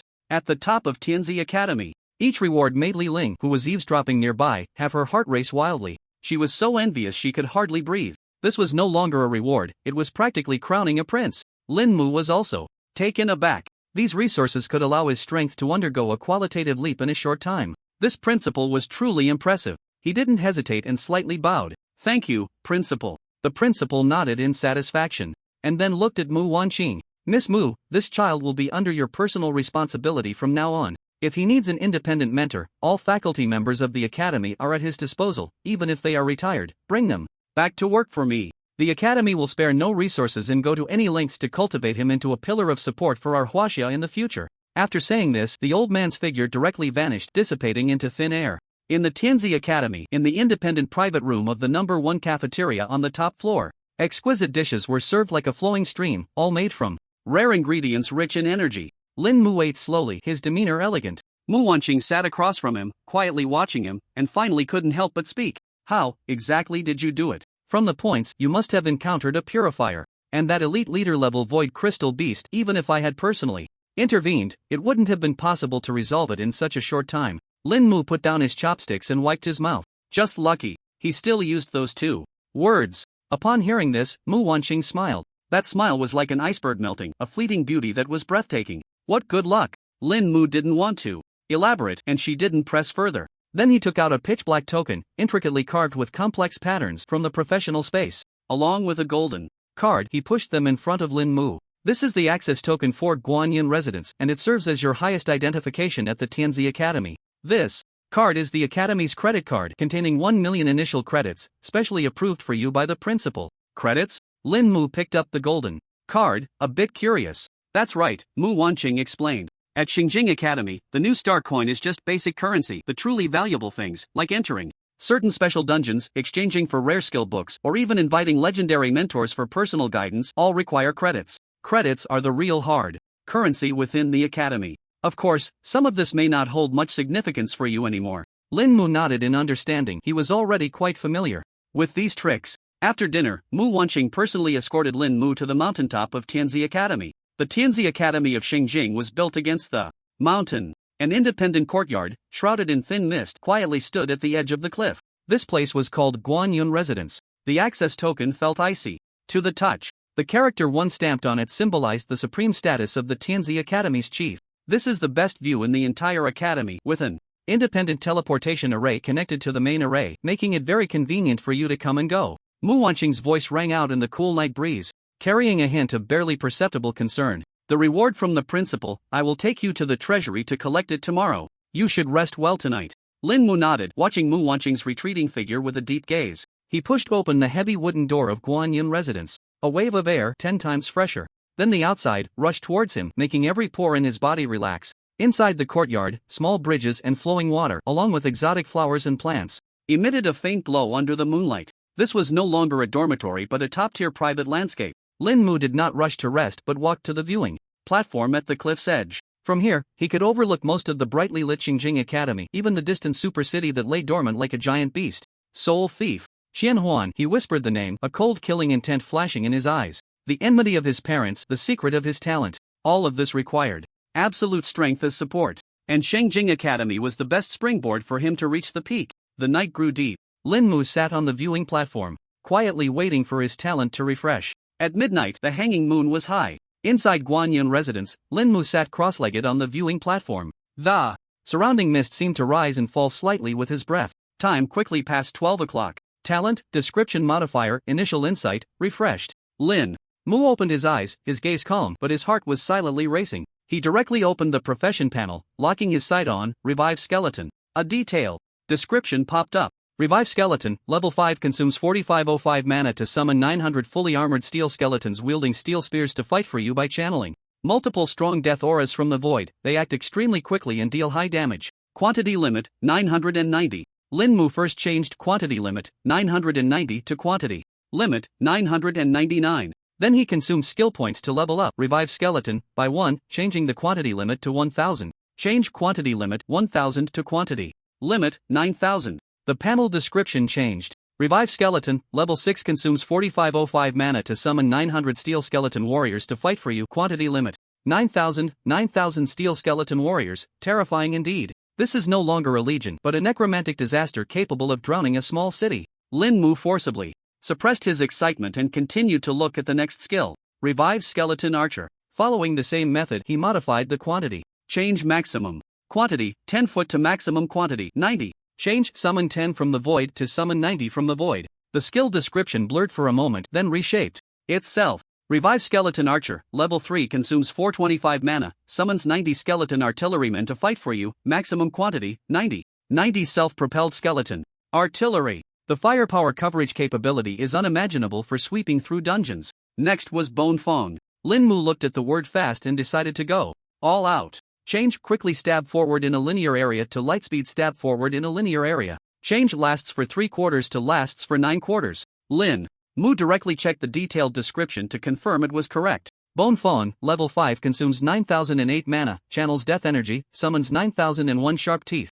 Tainted with corpse poison from the deeply buried remains of the dead, stabbing at lightspeed in a linear area, each Bone Fawn dealing 5 to 7 physical damage, and 9 points of poison damage per second, lasting for 9/4. Done. Lightspeed means it cannot be dodged, hitting instantly, and the continuous poison damage lasting over 2 hours is enough to grind any tough-skinned boss to death. Then came Grip of Bones. Change deals 905 points of physical damage to deals 995 points of physical damage. Lin Mu invested the last skill point, raising it to level 6. Grip of Bones, level 6, consumes 35 mana, summons a skeletal hand at a designated location, which grips for 9 seconds before exploding, dealing 1000 points of physical damage within a radius of 90.7 meters. Change deals 1000 points of physical damage to deals 9000 points of physical damage. After modification, Grip of Bones, level 6, consumes 35 mana, summons a skeletal hand at a designated location, which grips for 9 seconds before exploding, dealing 9000 points of physical damage within a radius of 90.7 meters. A group control lasting 9 seconds with a radius exceeding 90 meters, accompanied by 9000 points of area damage. Finally, the most beneficial Death Prayer. Detailed description: Death Prayer, level 2. Consumes 120 mana, invokes the whispers of the dead around, surrounding the summoned creatures, enhancing their potential, increasing attack, defense, and speed by 1004%. Duration: 1/4. Cooldown: 30 minutes. Lin Mu's eyes sparkled. Change increase by 1004% to increase by 9004%. Change 1/4 to 9/4. The modified panel description: Death Prayer, level 2, consumes 120 mana, invokes the whispers surrounding the summoned creatures, increasing their attack, defense, and speed by 9004%. Duration: 9/4. Cooldown: 30 minutes. All attributes of the summoned creatures increased by 90 times. Duration lasting over 2 hours. Lin Mu seemed to already see it. His necromantic disaster, under the 90-fold enhancement, would clear the map. Forcing himself to calm down, he turned his attention to the equipment. First was the Ring of Fearful Whispers. Looking at the damage formula of Despairing Whale, a bold idea flashed in Lin Mu's mind. Change deals 900 plus intelligence asterisk 9.5, psychic impact damage to deals 990 plus intelligence asterisk 9.5, psychic impact damage, change causing 990 plus intelligence asterisk 9.5, mental shock. Damage to causing 990 asterisk intelligence asterisk 9.5, mental shock damage. The golden light on the ring flashed suddenly. Whisper of Fear Ring, LV.10, Gold, Constitution. +5 Intelligence, +5 Special Effect 1 and Fear Aura. After equipping, applies the Fear Effect. All attributes decrease by 9% to all hostile targets within a 90-meter radius. Special Effect 2, Despairing Scream, activates actively, consuming 100 mana, emits a scream filled with endless despair, causing 990 intelligence 9.5. Mental shock damage to all enemies in a fan-shaped area ahead, with a 99% chance to put them into a 5-second confusion state, attacks indiscriminately. Cool down. 60 seconds. Addition becomes multiplication. With his current 66 points of intelligence, the theoretical damage of this strike will reach a terrifying number. After modifying the old equipment, Lin Mu turned his attention to the purple cloak that dropped from the Void Crystal Beast. Void Cloak, LV.25, purple, level insufficient. Cannot equip, defense 50 to 60 constitution, plus 10 agility, plus 12 special effect, Void Isolation. After equipping, reduces physical damage taken by 12%. Lin Mu knew at a glance that this effect was going to be outrageous. Change reducing physical damage taken by 12% to reducing physical damage taken by 92%. Change reducing physical damage taken by 92% to reducing physical damage taken by 99%. The description changed after being modified. Void Cloak, LV.25, purple, level insufficient. Cannot equip, defense 50 to 60 constitution, plus 10 agility, plus 12 special effect, Void Isolation. After equipping, reduces physical damage taken by 99%. Almost immune to physical damage. It's just a pity that he is currently underleveled. After finishing these, Lin Mu still allocated the new attribute points to intelligence and constitution. Name, Lin Mu class, Necromancer level, LV.17, experience, 19433/49000 health, 575/70 mana, 710/710 strength, 7 agility, 19 battle boots, plus 5, intelligence, 71 whisper ring plus 5, constitution 57 chest armor plus 3, necklace plus 2, hood plus 5, whisper ring plus 5, free attribute points, 0 skill points, 0.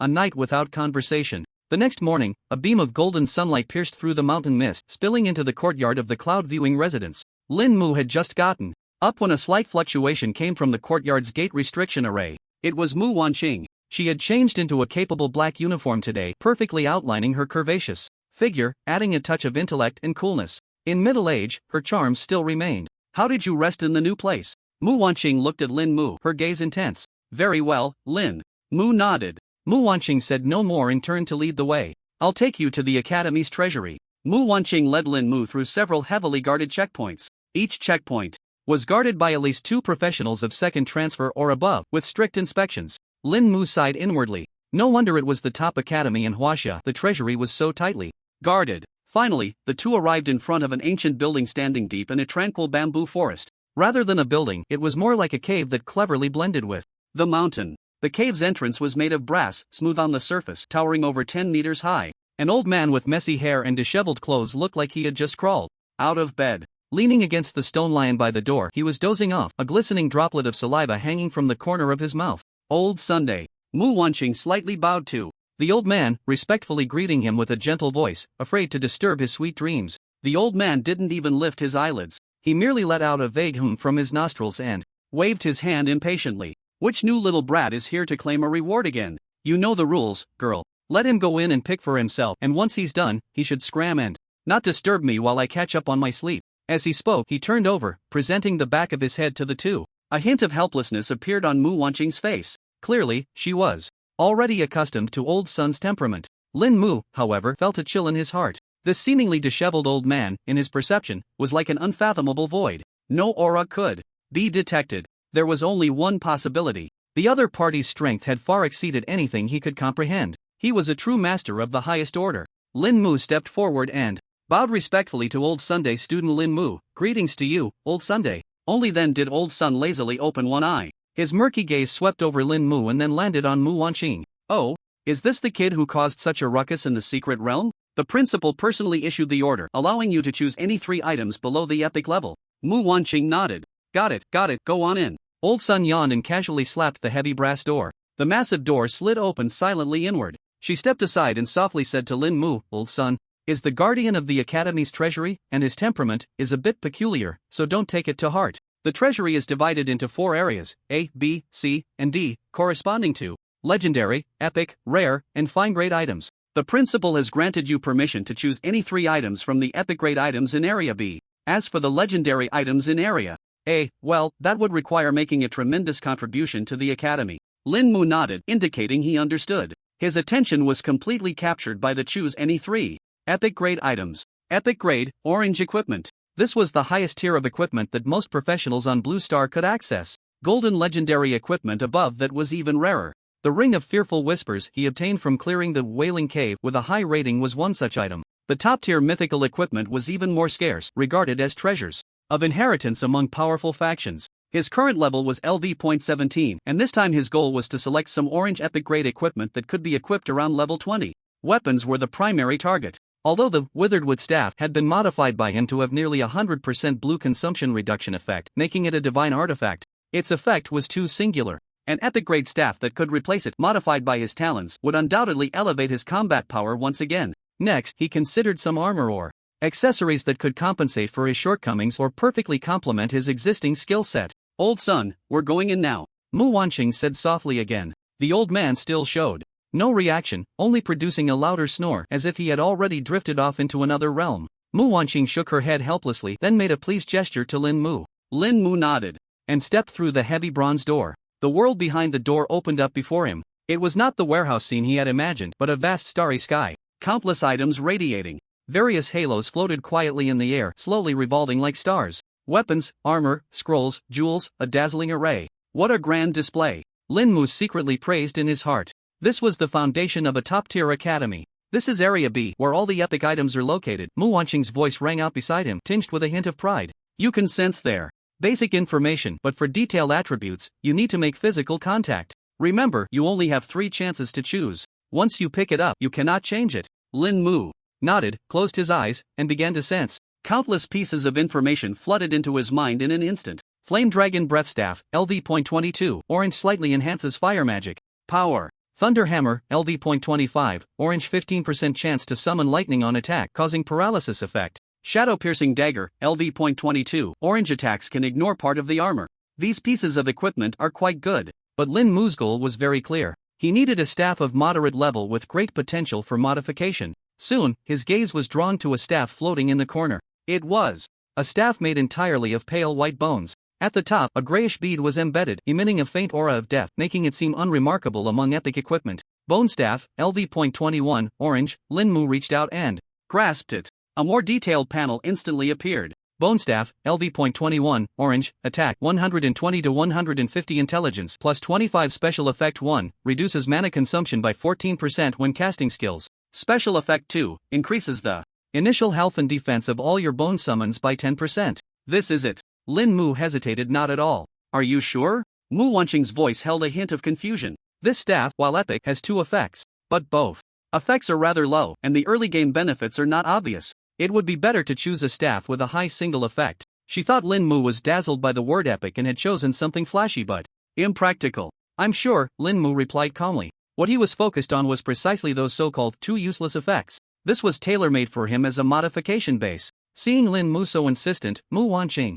said no more, though her confusion deepened. Next, Lin Mu walked towards the skill book area. He quickly found his second target, a skill book specifically for necromancers. On the pages, a shield rune radiating a ghostly gray light was slowly pulsating. All skill books in Blue Star only had names, without skill descriptions. Skill book, Shield of Bones, LV.20, limited to necromancers, learning requirement 40 intelligence. Although this skill book was only of rare grade, Lin Mu could guess its strategic value after modification. To endure means to output better. He unhesitatingly tucked it away. A not-so-powerful staff, a defensive skill book. Mu Wanqing looked at Lin Mu's choices, her brows slightly furrowed. She found herself increasingly unable to see through this young man. His choices completely contradicted the brutal aesthetics of damage pursuit that a professional should have. The last item. Lin Mu wandered in the accessory area for a long time. Finally, his gaze fell upon an ancient-looking silver ring. The ring was set with a cracked blue gemstone, appearing somewhat incomplete. Broken Space Ring, LV.25, orange, agility plus 15 special effect, spatial shift consumes 80% of maximum mana to instantly teleport to a designated location within a radius of 12 meters. Can only be used once per day. A displacement skill. Lin Mu's heart trembled. This was a life-saving divine skill. Although the consumption is enormous and the conditions are harsh, at a critical moment this is a second life. Just a simple modification. TSK. Teacher Mu, I've made my choice. Lin Mu walked back to Mu Wanqing with 3 items in hand. Mu Wanqing looked at the 3 items he held, her expression complex to the extreme. A staff with limitless potential but weak in the early stages. A purely defensive skill. A costly displacement ring. None of them could significantly enhance destructive power. What on earth does he want to do? The 2 walked out of the treasury. Old Sun was still leaning against the stone lion, napping as if he had never moved. Finished choosing? He lazily asked without lifting his eyelids. Yes, Old Sunday, Mu Wanqing replied. Respectfully. Only then did Old Sun slowly open his eyes, his murky gaze sweeping over Lin Mu and the 3 items in his hands. Ha! He let out an ambiguous chuckle, his voice hoarse. An interesting combination. Kid, your path is longer than all of theirs. After saying that, he closed his eyes again, and the snoring resumed. Lin Mu's heart skipped a beat. This Old Sun seems to know something. Mu Wanqing was also stunned. She had never heard Old Sun give such a high evaluation to any student. We're leaving. Lin Mu collected his thoughts, bowed again to Old Sun, and turned to leave. Back at Guanyun residence, Lin Mu sent Mu Wanqing off, and immediately closed the courtyard gate. He couldn't wait to lay out the 3 spoils in front of him, his eyes sparkling with uncontrollable excitement. A new toy, finally in hand. Next, it was time to witness a miracle. The courtyard gate was heavily shut, isolating the outside world from prying eyes. Lin Mu eagerly arranged the 3 pieces of equipment neatly on the stone table of the viewing platform. Skill book, Shield of Bones. LV.20, limited to necromancers, learning requirement, intelligence 40 points. Still 3 levels short. He set it aside for now. Skills couldn't be learned, and naturally, talents couldn't modify it either. His gaze then fell on the staff made entirely of pale white bones. Bone staff, LV.21, orange, attack 120 to 150 intelligence plus 25 special effect 1, reduces mana consumption by 14% when casting skills. Special effect 2. Increases the initial health and defense of all your bone-type summons by 10%. This is simply a perfect fit for me, an ultra-upgrade replacement for the withered wood staff. Lin Mu's lips curled into a satisfied smile. What seemed extravagant and impractical to others was, for him, a top-tier item with double modification potential. Without hesitation, he activated his talent. Change reduces mana consumption by 14% to reduces mana consumption by 94%. Change initial health and defense increased by 10% to initial health and defense increased by 90%. The gray gem embedded in the staff instantly shone brightly. 2 modification. Commands took effect simultaneously. Bone staff, LV.21, orange, attack 120 to 150 intelligence plus 25 special effect 1, reduces mana consumption by 94% when casting skills. Special effect 2, increases the initial health and defense of all your bone-type summons by 90%. Not bad. Once the cooldown resets tomorrow, I can max it out directly. Lin Mu nodded in satisfaction and put away the staff. Finally, he turned his gaze to the spatial ring he was most looking forward to. Damaged spatial ring, LV.25, orange, agility plus 15 special effect, spatial instant consumes 80% of maximum mana to instantly teleport to a designated location within a radius of 12 meters. Can only be used once per day. Mana consumption, teleportation range, usage frequency. He wanted to change everything, but he could only choose 2 more important ones first. This time, he planned to make a big move. A crazy thought suddenly flashed through his mind. Change within a radius of 12 meters to within a radius of 12 miles. Change can only be used once a day to can only be used 1 billion times a day.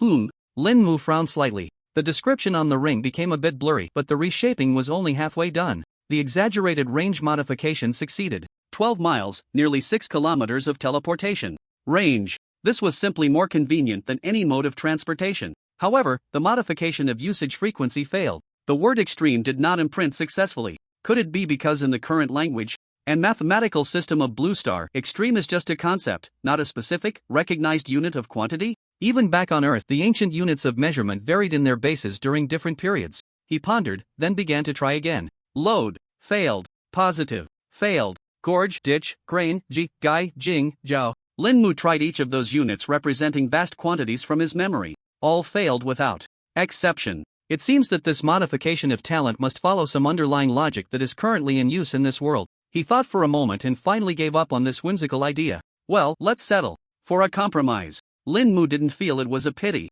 Change can only be used once a day to can only be used 1 billion times a day. This time, the blue gem on the ring suddenly burst forth with dazzling brilliance. After the description blurred, it finally succeeded in reshaping. Broken space ring, LV.25, orange, agility plus 15 special effect, space instant consumes 80% of maximum mana, instantly teleports to a designated location within a radius of 12 miles. Can be used 1 billion times a day. It worked. Lin Mu looked at the brand new description, his heart racing. Teleporting 1 billion times a day, what's the difference from unlimited times? Who the hell is that free? Feeling the vast spatial fluctuations coming from the ring, a whole new idea instantly opened up his mind. Damn it, why didn't I think of modifying the units before? My silent black stone necklace has a perception range of 99 meters. Without hesitation, Lin Mu directly took off the necklace. Silent black stone necklace, LV.5, blue, constitution +2 special effect, increases perception range by 99 meters. Change increases perception range by 99 meters to increases perception range by 99 miles. To his anticipation, the necklace's description changed as desired. Silent black stone necklace, LV.5. Blue, constitution +2 special effect, increases perception range by 99 miles. After the modification, Lin Mu immediately wore the necklace on his chest. The perception range instantly expanded. 99 miles, almost 50 kilometers. It would take half an hour to drive that on the highway. Lin Mu did not deliberately control the direction of perception. The perception range spread out in a circular shape, instantly covering the entire Shengjing Academy. It continued to spread, eventually reaching a small part of the Shengjing urban area. Just as Lin Mu's perception expanded, several powerful auras suddenly erupted within the academy, even from the Shengjing City Defense Department. Who dares to cause trouble in my Shengjing Academy? A furious shout thundered like a clap of thunder. It came from the direction of the administrative building, shaking the mist in front of the observation platform. Lin Mu knew he was in trouble and immediately withdrew his perception. The next second, two figures tore through space. They appeared one after the other in the courtyard of the cloud viewing pavilion, surrounding Lin Mu completely. The leader was none other than the white-haired principal with an unfathomable aura.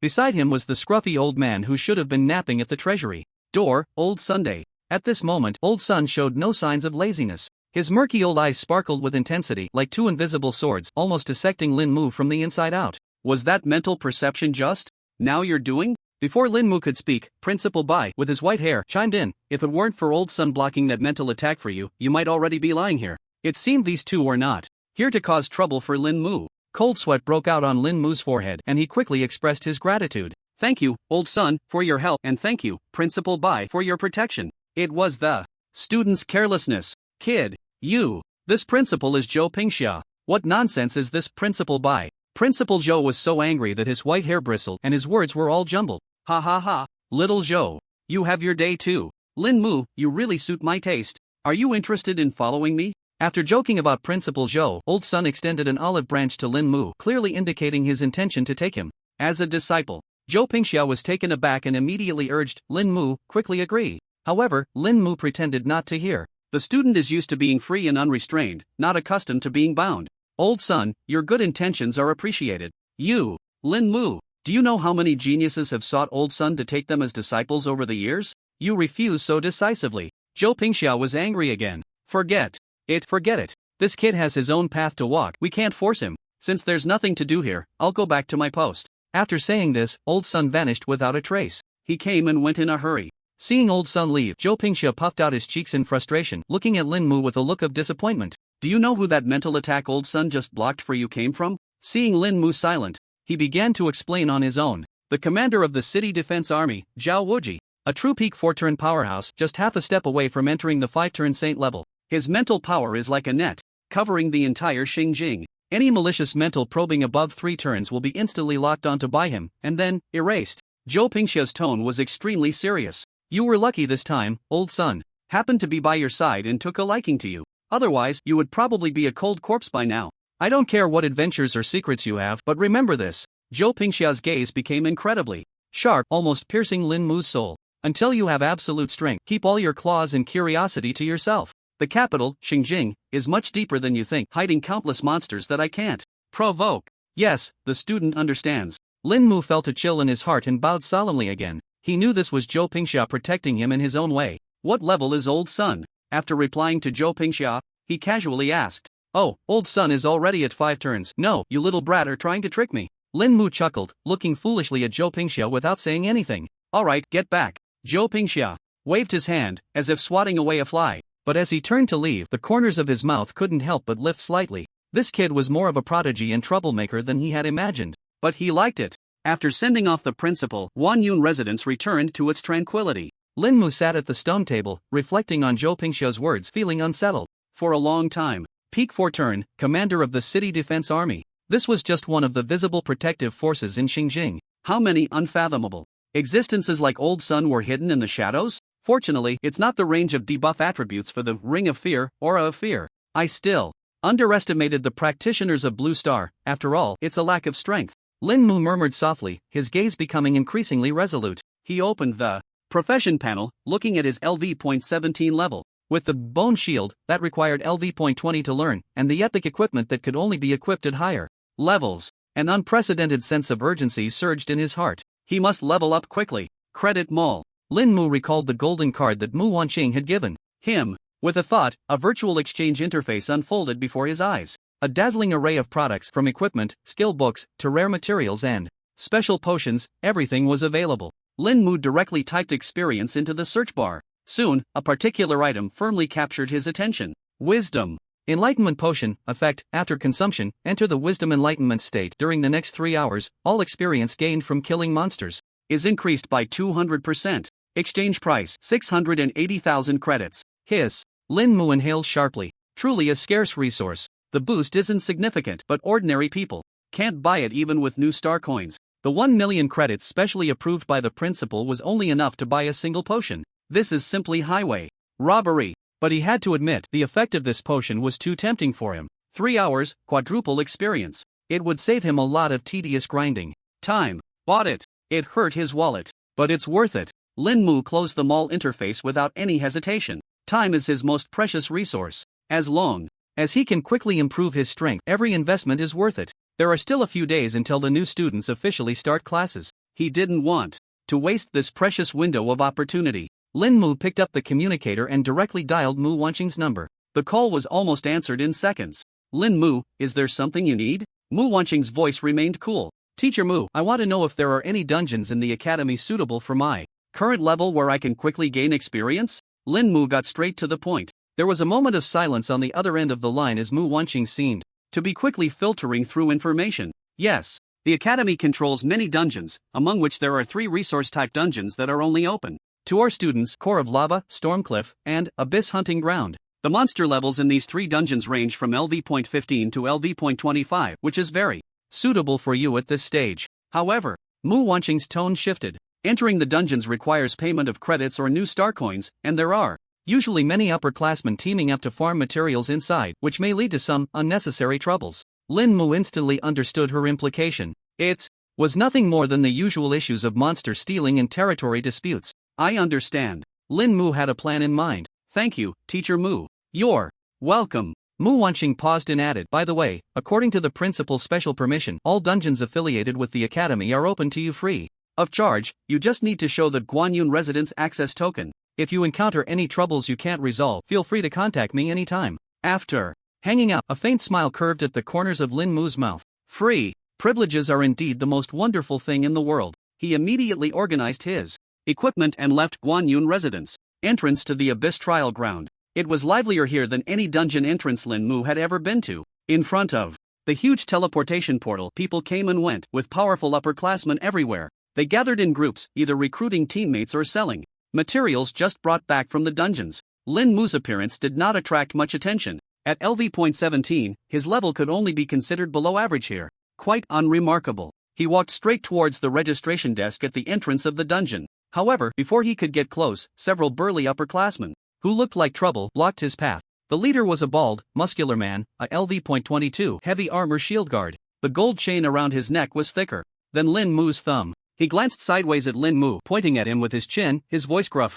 New here? Lin Mu nodded slightly, remaining silent. Do you understand the rules? The bald man extended 3 fingers, waving them in front of Lin Mu. Entering the Abyss trial ground costs 300 credits, or 30,000 new star coins. Pay up, and my brothers will protect you, ensuring you can farm monsters safely inside. If you don't pay, he grinned, revealing a mouthful of yellow teeth, the threat in his eyes unmistakable. Lin Mu raised an eyebrow. The trouble that Mu Wanqing mentioned had come so quickly. He couldn't be bothered to waste words with these student thugs blocking his way. He simply walked around them towards the staff at the registration desk. Hello, I'd like to register to enter the dungeon. The staff member in charge of registration looked at Lin Mu, then at the bald man eyeing him menacingly. A troubled expression appeared on his face. Student, this Senior Taishan and his group. He didn't finish his sentence, but the meaning was clear. Taishan? Lin Mu looked at the bald man, his gaze calm. Do I need to pay him? Well, that's not a rule of the academy, it's just. The staff member stammered, clearly nervous.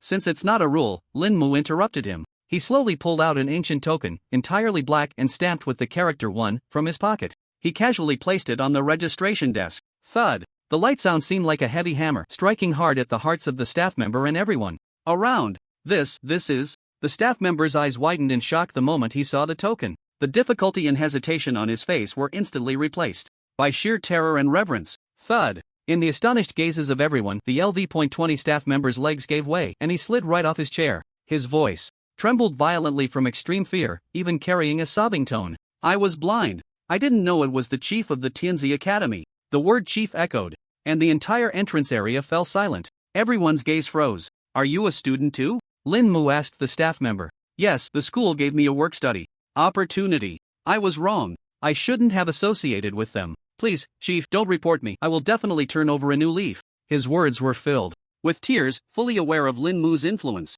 The bald man known as Taizhan had his arrogance and dominance frozen like a statue, utterly stiff. He stared at the token, his mind blank. Tianzi Academy, number 1. Guanyun Residence. Chief? The prodigy who broke the academy's entrance examination record with a score of 140,000? Gulp. Taizhan swallowed hard, feeling a chill shoot from his soul straight to the top of his head. He recalled yesterday in the square. The person who was publicly stripped of their Tianzi Academy qualification, so furious he fainted from blood loss, Lu Hu. A terrifying chill enveloped him instantly. Lin Mu put away the token, too lazy to deal with these pests. Such people exist everywhere, and this top academy in Huaxia was no exception. Bang! He kicked Taizhan over. He turned to the staff member, who was nearly fainting from fear, and said, Can I go in now? Why yes. Please, chief. After you. The staff scrambled to their feet, personally opening the highest priority entrance for Lin Mu, their demeanor as humble as it could be. Lin Mu stepped towards the portal, radiating a ghostly light. From start to finish, the atmosphere was calm and serene. Only behind him stood a group of petrified students. Taishan lay on the ground, his body trembling violently. What kind of sin had he committed? He had provoked a freshman who was absolutely not to be trifled with. A flash of light, and Lin Mu's figure vanished into the portal. He took out the bottle of Wisdom Enlightenment Potion and began to modify it. Wisdom Enlightenment Potion, effect. After consumption, enter the Wisdom Enlightenment state. During the next 3 hours, all experience points gained from killing monsters are increased by 200%.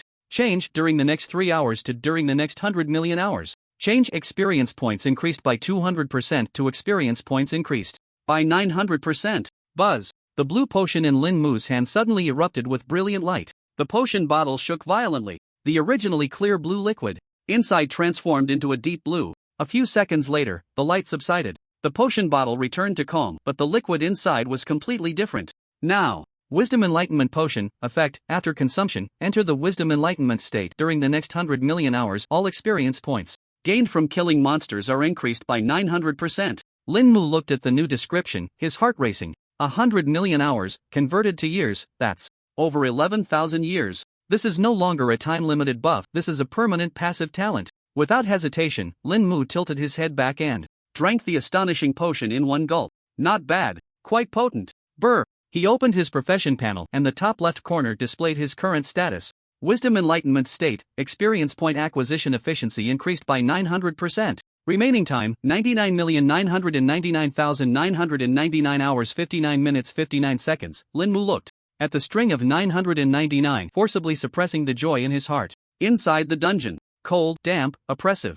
This was the first impression the abyss hunting ground gave him. The sky was dark red, like congealed blood. On the ground, ravines crisscrossed with twisted, fleshy vines visible everywhere. In the air, faint roars and whispers constantly penetrated his eardrums. Lin Mu surveyed his surroundings, his expression unchanged. He raised the withered wood staff in his hand and gently struck it down. Awaken, Bone Army. Boom! The entire ground trembled at that moment. Centered around Lin Mu, it spread wildly in all directions. 1, 10, 100, 1,000. Countless iron skeleton warriors burst forth from the earth. They were clad in heavy steel armor, wielding sharp steel spears with eerie soul flames flickering in their eye sockets. 9,000 iron skeleton warriors. A true torrent of steel. In an instant, they filled every inch of ground around Lin Mu. The sound of metal clashing was incessant. Immediately after, 90 skeleton cannoneers silently appeared behind the formation. They uniformly set up their cannons, the dark cannon muzzles exuding an aura of death. Feel, despair. Lin Mu softly chanted, summoning gusts of chilling wind around him. Death prayer. An invisible melody of death swept across the field. 9,090 bone soldiers felt their power surge. Attack, defense, speed, all attributes increased by 9,004%. A terrifying increase of a full 91 times. Lin Mu immediately checked the attributes of the enhanced skeletons. Steel Skeleton Warrior Health 9527/9527 Attack 507780-535080 Defense 463190 Skeleton Cannoner Health 680 Attack 666120-776867 Defense 20020 Damn. The Skeleton Warrior is standing there letting the boss hit it. It probably can't even be moved. Lin Mu directly issued the command. Go. Level this place to the ground. 9,000 Steel Skeleton Warriors moved. They transformed into 9,000 rushing ghostly figures, sweeping towards the entire abyss hunting ground. Soon, the first wave of abyss monsters appeared in the charging path of the Skeleton Legion. They were a dozen LV.20 abyss hellhounds. However, these dog-shaped monsters, which were incredibly troublesome in the eyes of professionals, were as fragile as paper in front of the Steel Skeleton Warriors, whose attacks had been enhanced to over 500,000. Steel Spear Piercing. There was no need for a second action. The abyss hellhound was instantly pierced through, turning into a cloud of dispersing black mist. You have killed an abyss hellhound, LV.20, gaining experience 2000. Base experience 200 by 10 times. You have killed an abyss hellhound, LV.20, gaining experience 2000. You have killed. Lin Mu's experience bar skyrocketed at an unbelievable speed. Just one wave of contact. His level jumped from LV.17 to directly surpass LV.18. Necromancer Lin Mu has leveled up to LV.18. Boom, boom, boom. The skeleton cannoners adjusted their cannon muzzles. They unleashed relentless artillery fire on the densely packed areas of those monsters. Each shell that fell could clear a section, racking up a large amount of experience points. Necromancer Lin Mu has leveled up to LV.19. Necromancer Lin Mu has leveled up to LV.20. In less than 20 minutes, he leveled up 3 times. If this leveling speed were to spread, it would be enough to make all the professionals in Blue Star question their lives. Lin Mu was too lazy to command personally. He issued a vague order to clear the map. Then, he leisurely sat on a clean, dead tree trunk, watching his experience bar soar wildly. In another area deep within the abyss hunting ground. Captain, be careful. The acid of this abyss worm is too corrosive. A robust young man holding a giant shield was bracing himself at the front of the team. His shield had already been corroded into a pockmarked mess, emitting white smoke. Behind him, a short-haired girl with a delicate appearance and calm demeanor was calmly directing. Ding Huahua, LV.23 Frost Archer. She was also the captain of this elite team. Xiao Wu, step back half a step, its attack is coming.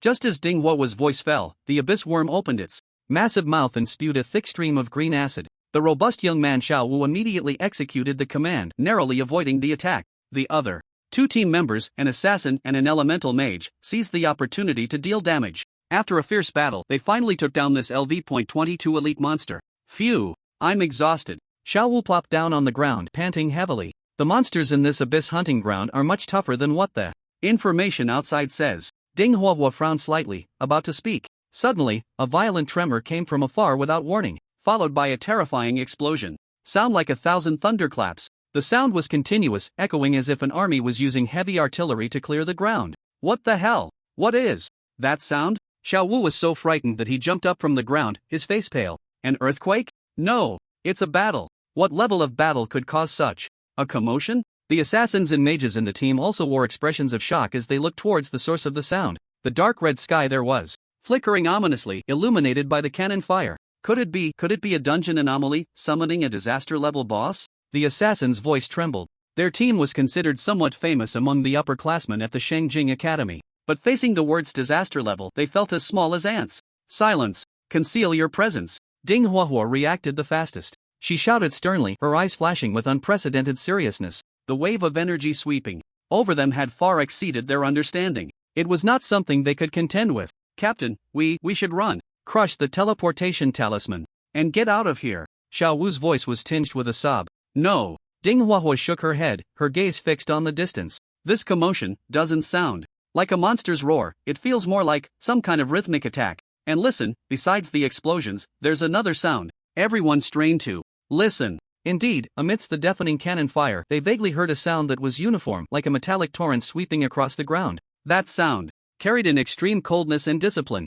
Let's go take a look. Ding Huahua made a bold decision. Everyone maintain maximum distance. If anything seems off, retreat immediately. Captain, are you crazy? Xiao Wu exclaimed. Fortune favors the bold. Ding Huahua's gaze was unwavering. Whatever is causing this commotion is either a tremendous crisis or a tremendous opportunity. Under her insistence, the 4 members of the team concealed all their presence and cautiously made their way towards the source of the sound. The closer they got, the more their shock intensified. The ground trembled beneath their feet. The air was thick with the smell of gunpowder and charred remains. Countless remnants of abyssal monsters, torn apart, littered their path. Not a single one was intact. Finally, they climbed up a towering cliff and looked down. In the next moment, the four of them stood frozen in place as if petrified. Their pupils dilated to the extreme. In an instant, their breaths came to a complete halt at that moment. Below the cliff, a legion composed of endless iron skeletons was advancing with an unstoppable force, sweeping across the entire plain. Thousands of heavily armored skeletal warriors formed square formations, tearing apart all the abyssal monsters that stood in their way. Behind the legion, nearly 100 dark cannon barrels were aimed at the distant sky, unleashing a devastating volley. Where the cannon fire reached, the heavens collapsed and the earth shattered. This was no monster riot. This was clearly a one-sided, inhumane massacre. It was a necromantic disaster. God, the necromantic disaster is invading the dungeon. Captain, we should run. Xiao Wu's legs went weak, and he collapsed to the ground. His lips trembled, unable to utter a complete sentence. The assassins and mages were equally pale, their bodies cold. Ding Huahua covered her mouth tightly to suppress her gasp. She activated the Eagle Eye skill. Piercing through the steel torrent, she finally focused on the back of the necromantic legion. There, a slender figure was leisurely sitting on a broken tree trunk. He had one leg crossed over the other, looking relaxed. It was as if this monumental necromantic war had nothing to do with him. Just a boring afternoon pastime. Could it be him? In Ding Huahua's mind, there was a buzzing sound, and everything went blank. The one who created the myth of 140,000 points during the assessment yesterday. The freshman hailed as the #1 prodigy of the academy. The necromancer, Lin Mu. Just then, the boy seemed to sense their gaze. Slowly, he lifted his head. His eyes were calm and indifferent, perceiving across thousands of meters. They landed precisely on Ding Huahua and the others. The four of them felt as if struck by lightning, their bodies stiffening. A sense of insignificance and fear, as if being looked down upon by a deity, instantly seized their hearts. Lin Mu's brows furrowed slightly. He didn't like his self-service leveling being interrupted. Standing up, without any unnecessary movements, he spoke sincerely. His voice was not loud, but it clearly reached the ears of the four on the cliff. This area is mine. To avoid any accidental injuries, you'd better keep your distance. Upon receiving Lin Mu's warning, Ding Huahua and his group felt as if they had heard a divine decree. Go! Hurry up! Ding Huahua was the first to react, not daring to look at the boy again. He pulled up the limp Xiao Wu and sprinted back the way they came. After all, high-level monsters in the dungeon were taken down by the skeleton army with a single spear, exploding in a flurry. It was truly terrifying. Lin Mu paid no attention to the few panicked seniors. His focus was entirely on his profession panel. Necromancer Lin Mu has leveled up to LV.20. Accompanied by a crisp notification sound, a warm current surged through his body. I can learn new skills now. He took out the rare level skill book exchanged from the Academy's treasury from his profession space. Skill book, Shield of Bones. Learn. The pages turned to specks of gray light merging into his brow. Shield of Bones, level 1, consumes 50 mana, summons 2 shields made of shattered bones that rotate around the body, with a 20% chance to block 50% of damage, shattering after absorbing 800 points of damage. With a thought, Lin Mu directly cast the skill. He saw 2 piles of shields made of fine bone fragments materialize in front and behind him. The shields rotated slowly, their forms loose, with significant gaps in defense. The displayed durability barely reached 800 points. This defensive capability is nearly non-existent. Lin Mu shook his head without surprise and cancelled the skill. He activated his talent again to check the deeper detail. Description: Shield of Bones, level 1, consumes 50 mana, using the power of death, condenses 2 shields made of shattered bones that rotate around the body, with a 20% chance to block 50% of damage, shattering after absorbing 800 points of damage.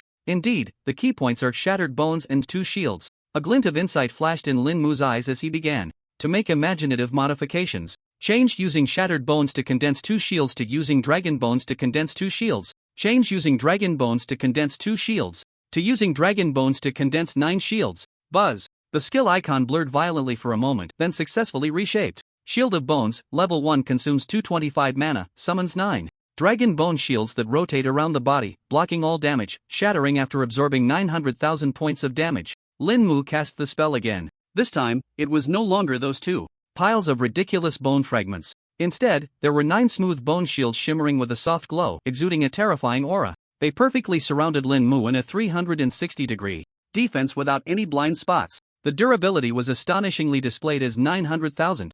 The damage absorption capability still seems less than ideal. Lin Mu stroked his chin, feeling somewhat dissatisfied. Forget it, I'll wait for tomorrow's talent refresh and try other modifications. After finishing the new skill modification, he continued to leisurely enjoy the benefits. Experience points surged at an unprecedented speed. Soon, under the relentless advance of the Skeleton Legion, his level broke through once again. Necromancer. Lin Mu's level has risen to LV.21, finally here. A light unprecedented erupted in Lin Mu's eyes. Without hesitation, he replaced the withered wood staff that had accompanied him in creating countless miracles. Instead, he grasped the epic bone staff in his hand. The staff felt warm to the touch, and a pure wave of death energy surged into his body through his arm. The 94% mana reduction was not as good as the withered wood staff, but that was beside the point. Its core effect, initial health and defense of all bone-type summons increased by 90%, took effect instantly. The 9,090 skeletons that were slaughtering madly in the hunting ground suddenly flared with soulfire. Lin Mu immediately checked their attributes. Steel Skeleton Warrior Health 18101/18101 Original 9527, boosted 1.9 times by Bone Staff. Attack 507780-535080 Original 5580-5880, boosted 91 times by Death. Prayer, Defense, 880061 Original 5090, boosted 1.9 times by Bone Staff, then boosted 91 times by Death Prayer. Skeleton Cannoner Health 1292/1292 Original 680, boosted 1.9 times by Bone Staff. Attack 666120-776867 Original 7320-8530, boosted 91 times by Death Prayer. Defense 38038, Original 220, boosted 1.9 times by Bone Staff, then boosted 91 times by Death Prayer. Over 800,000 in defense. This was no longer a blood cow, it was a moving wall of lamentation. With the support of new equipment and new skills, Lin Mu's Undead Legion's efficiency in clearing monsters became even more formidable. The entire surface area of the Abyss Hunting Ground was nearly swept clean in less than an hour. All the high-level student teams encountered during this time, upon sensing the aura of the undead disaster, retreated in terror. They all thought there had been an unprecedented riot in the dungeon. Except for Dinghwa's team, no one dared to imagine that this was the summons of their junior. However, it was precisely due to Lin Mu's almost draining the swamp speed of slaughter that an unexpected incident occurred, one he had not anticipated. A cold prompt echoed throughout the dungeon space. Warning, detected that the surface ecosystem of the Abyss Hunting Ground has collapsed. Special dungeon mechanism activated. The underground area of the Abyss Hunting Ground is activated early, in 3 minutes. It will connect with the surface area. Dungeon level will rise to LV.35. Difficulty will increase significantly. This prompt not only echoed within the dungeon, it was also transmitted to everyone at the dungeon entrance. In an instant, whether it was the crowd in the plaza outside the dungeon or the staff at the entrance registration, everyone was dumbfounded. What's going on? The dungeon leveled up? Damn! I've been grinding here for 2 years and never heard of an underground area in the Abyss Hunting Ground. Could it be like the newly arrived dungeons currently in an unstable period? It's over, run. Monsters are going to pour out. A staff member responsible for registration turned pale, thinking of the most terrifying possibility. He suddenly sprang up from his seat. With the fastest speed of his life, he grabbed the phone and began dialing. Quick! Contact the Academy's higher-ups. Request support. The Abyss Hunting Ground dungeon leveled up. A monster tide may occur. Request immediate lockdown of the entrance. Repeat. Request immediate lockdown of the entrance. Meanwhile, the students inside the Abyss Hunting Ground dungeon, upon hearing the prompt, they all quickly crushed the teleportation symbols, transforming into streaks of white light and disappearing. The entire Abyss Hunting Ground was left with only Lin Mu and his undead disaster that was still tirelessly executing the clearing orders. The teleportation light gate at the entrance was crazily spewing out figures. One after another, senior students rushed out, their faces filled with terror, their clothes in disarray. Panic still lingered in their eyes. Dinghwa, along with her team, also evacuated at the first opportunity. Her pretty face was pale, her gaze complex as she looked at the still flickering light gate, turmoil raging in her heart. Captain, let's go. It's too dangerous here. Hearing the evacuation announcement from the organization behind, Xiao Wu's voice trembled. Dinghua did not move. Her eyes were frantically searching the crowd, but she couldn't find that figure. He didn't come out? Just then, several powerful auras approached. A number of academy inspectors who had rushed over, each of whom was at least a second transition strong. Immediately seal off the entrance. Activate the highest level of defense formation. The leader's voice was crisp and decisive as he quickly issued orders. Count the number of evacuees. Check for the injured. A staff member quickly ran over with a list, his face looking extremely grim. Most of the students have safely evacuated, but the new student from the Tianzi Academy, Lin Mu, has not yet come out. At this statement, the crowd erupted in an uproar. Lin Mu? The genius who ranked first in the entrance examination? Why is he still inside? Has he gone mad? It's over. It's over. If such a genius perishes inside, it would be a tremendous loss for our academy.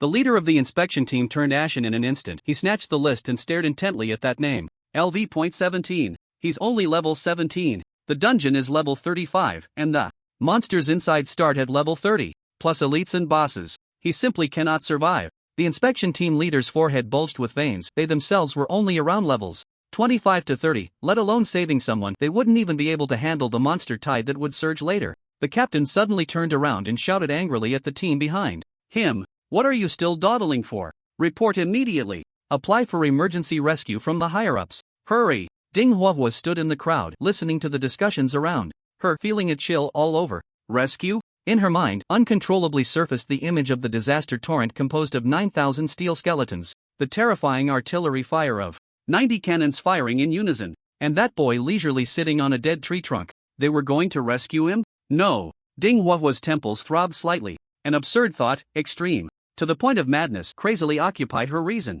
The one they needed to rescue was probably this dungeon, right, Captain? What's wrong with you? Why is your face so pale? Xiao Wu looked at her with concern. Ding Huahua suddenly came back to her senses, shaking her head vigorously, unable to say a word. Just then, a cold and imposing figure quickly arrived at the entrance. Standing in front of the inspection team leader was Mu Wancheng. Teacher Mu. The inspection team leader immediately bowed respectfully upon seeing her. Mu Wancheng's gaze passed over him. It directly landed on the constantly fluctuating light gate, a complex and inscrutable light flashing in her phoenix eyes. What's going on? Her voice was cold, devoid of any emotion. Teacher Mu. An unknown anomaly has occurred in the Abyss Hunting Ground. The underground area has activated, and the dungeon level has been raised to LV.35. The inspection team leader quickly reported. The new student from Tianzi Academy, Lin Mu, failed to evacuate in time and is currently still trapped inside the dungeon. We are preparing to report and request rescue. Rescue? Mu Wancheng repeated these two words, and the corner of her mouth actually curled into a faint, elusive arc.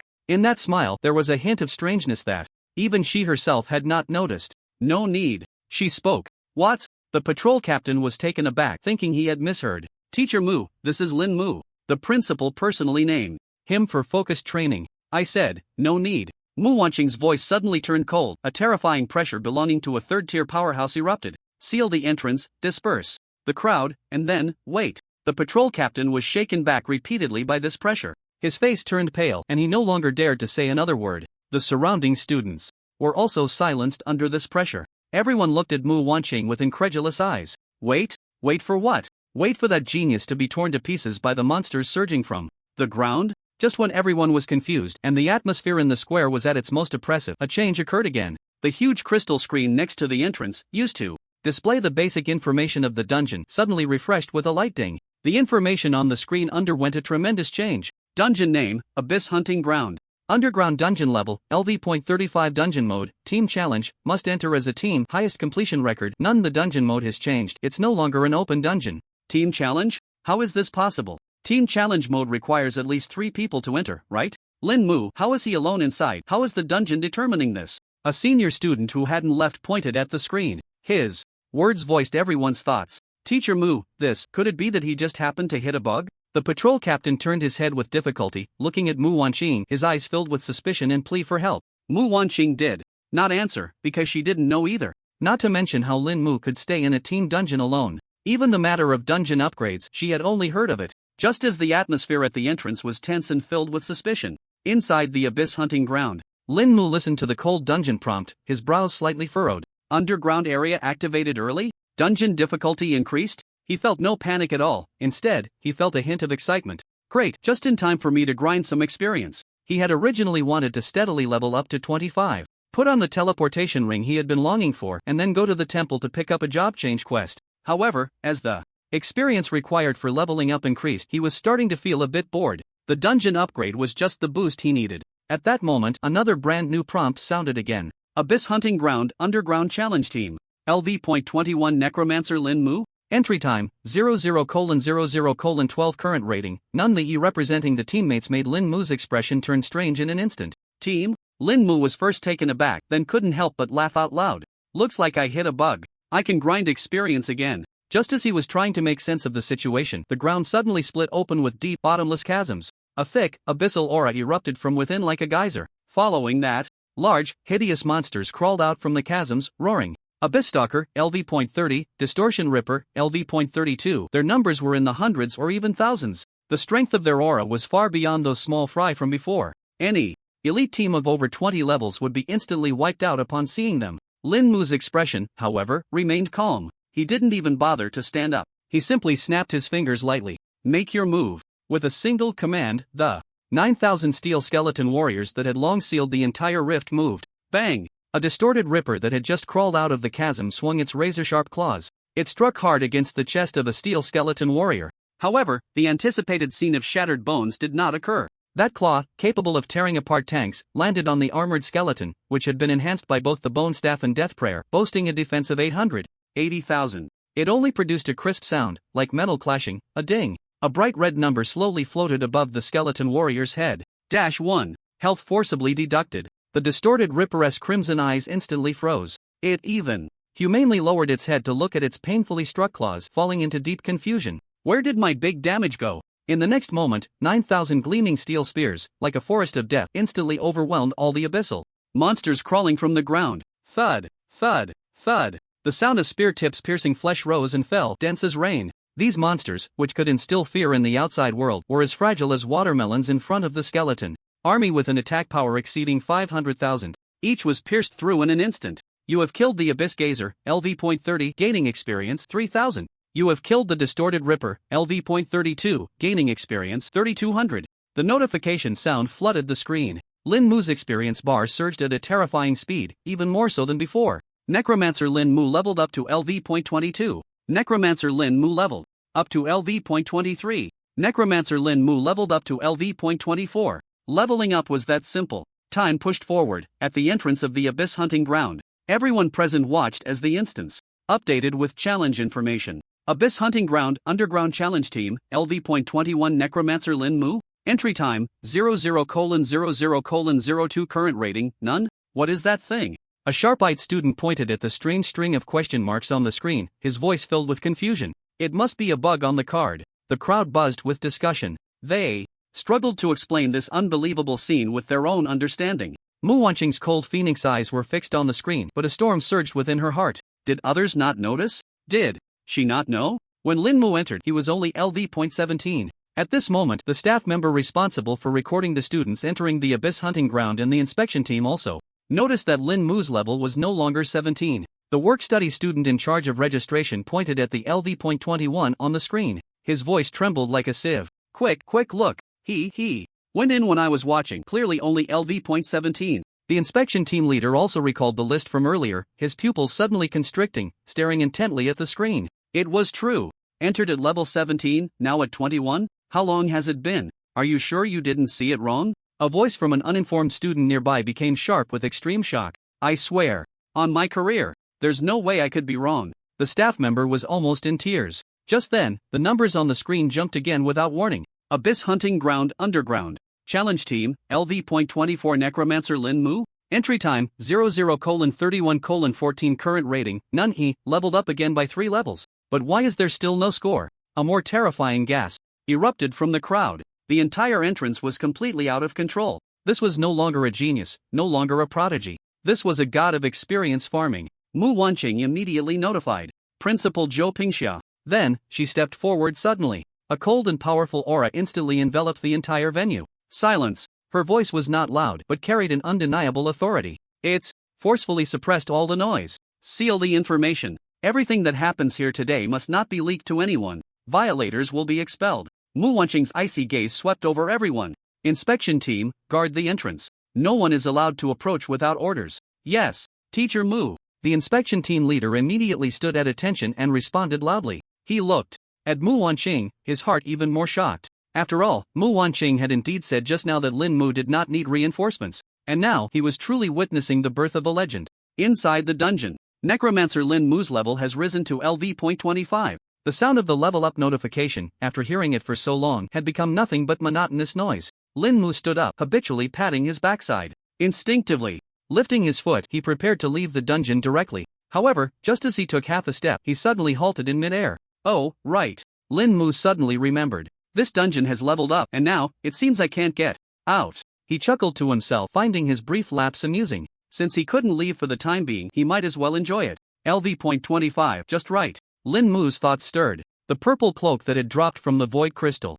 beast instantly appeared in his hand. Void cloak LV.25 purple, he equipped it immediately. The faint purple glow draped over him. The cloak fluttered without wind, gently swaying. It added a touch of mysterious charm to his entire being. Just then, in the distance, a giant rock blasted into the sky by a skeleton cannon exploded in midair. A piece of rock the size of a basin, with a sharp whistling sound, came hurtling towards Lin Mu from behind. He couldn't even be bothered to activate the bone shield. He remained intrigued, admiring his new cloak. Bang! A muffled sound. The rock, capable of smashing a car's windshield, crashed directly into the cloak. Yet it didn't even create a ripple. Instantly, it shattered into pieces. A comical damage number slowly floated above Lin Mu's head. -1. Physical immunity achieved. Lin Mu's lips curled into a satisfied smile. This was exactly the effect he wanted. Following that, he put on the ancient-looking broken space ring on his finger. A cold sensation washed over him. A vast power of space instantly connected with his spirit. A 6-kilometer teleportation range with billions of uses each day.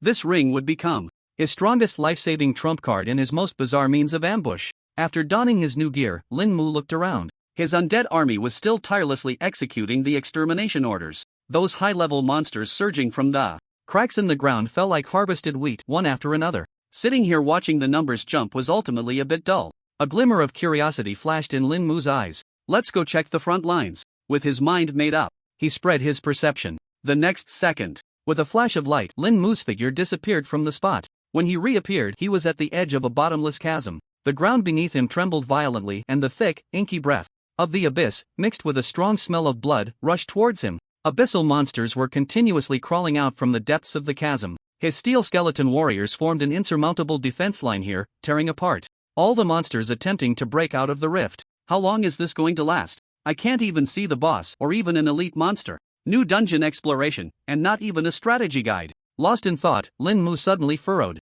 his brow. He noticed that the movements of these skeletons were somewhat strange. While they were killing monsters, it seemed as if they were being drawn by an invisible force, instinctively gathering towards the rift. Interesting. Lin Mu's curiosity was thoroughly piqued. He opened the bone shield, sensing downwards towards the rift. Then he activated several teleportations again. The mana consumption for teleportation was as high as 80%, but it replenished in just a second each time. The bottom of the rift was much wider than he had imagined. It resembled a massive underground cavern. In the center of the cavern, a gigantic heart, over 100 meters in diameter, was slowly pulsating. Thump, thump. Each beat made the space tremble. Countless viscous abyssal energies were surging from the heart, coalescing in mid-air into grotesque monsters. This was the source of the entire abyssal hunting ground underground area. Lin Mu's gaze fell upon the enormous heart above. Words that only he could see floated quietly. Source of the abyss, continuously absorbing abyssal energy, maintaining this space, and nurturing powerful abyssal aberrations. So it's this heart that keeps producing monsters endlessly.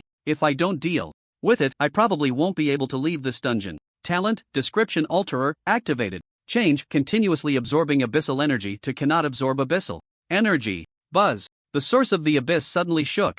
As if gripped tightly by an invisible hand, its beating came to an abrupt halt. All the abyssal energy that was surging outward instantly ceased. Boom! Crack! Countless massive fissures spread from the ceiling of the underground cavern. The ground shook violently. Above the surface, the enormous rift also began to close at a visibly rapid pace. Just then, the dungeon prompt echoed throughout the entire dungeon space once more. Warning! Energy supply to the source of the abyss interrupted. Underground invasion judgment failed. Dungeon abyssal hunting ground is undergoing structural collapse. Calculating final challenge score.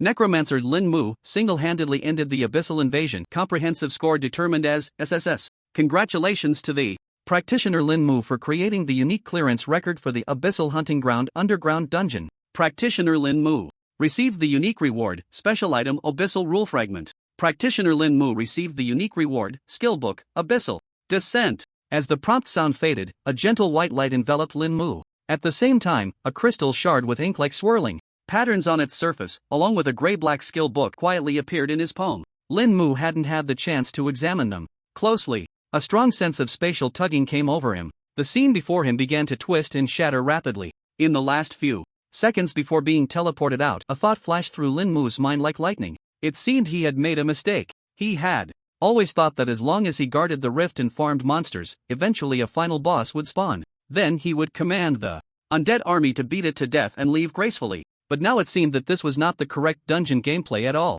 He suddenly realized everything. The so-called abyssal invasion, the real gameplay, probably hadn't even begun. He speculated about the original, actual situation. A large number of abyss monsters should have surged out from the cracks, quickly occupying the original area of the abyss hunting ground, including the elite monsters and the final boss that would appear later. Only then would the dungeon be fully formed. However, Lin Mu recalled the heavily fortified skeleton army. His undead plague had blocked all the exits of the ravines from the very beginning. This meant that those monsters, which should have swept across the ground in no time, didn't even have a chance to catch their breath. The so-called invasion was forcibly snuffed out in its budding stage. As for himself, he relied on infinite teleportation. He directly bypassed all the processes and found the main power supply of the dungeon. Then, with a click, he pulled the power switch. He wasn't playing by the rules at all. So, is that how it is? The corners of Lin Mu's mouth uncontrollably curled into a wry smile. With his own strength, he had completely broken a large team dungeon that had just descended.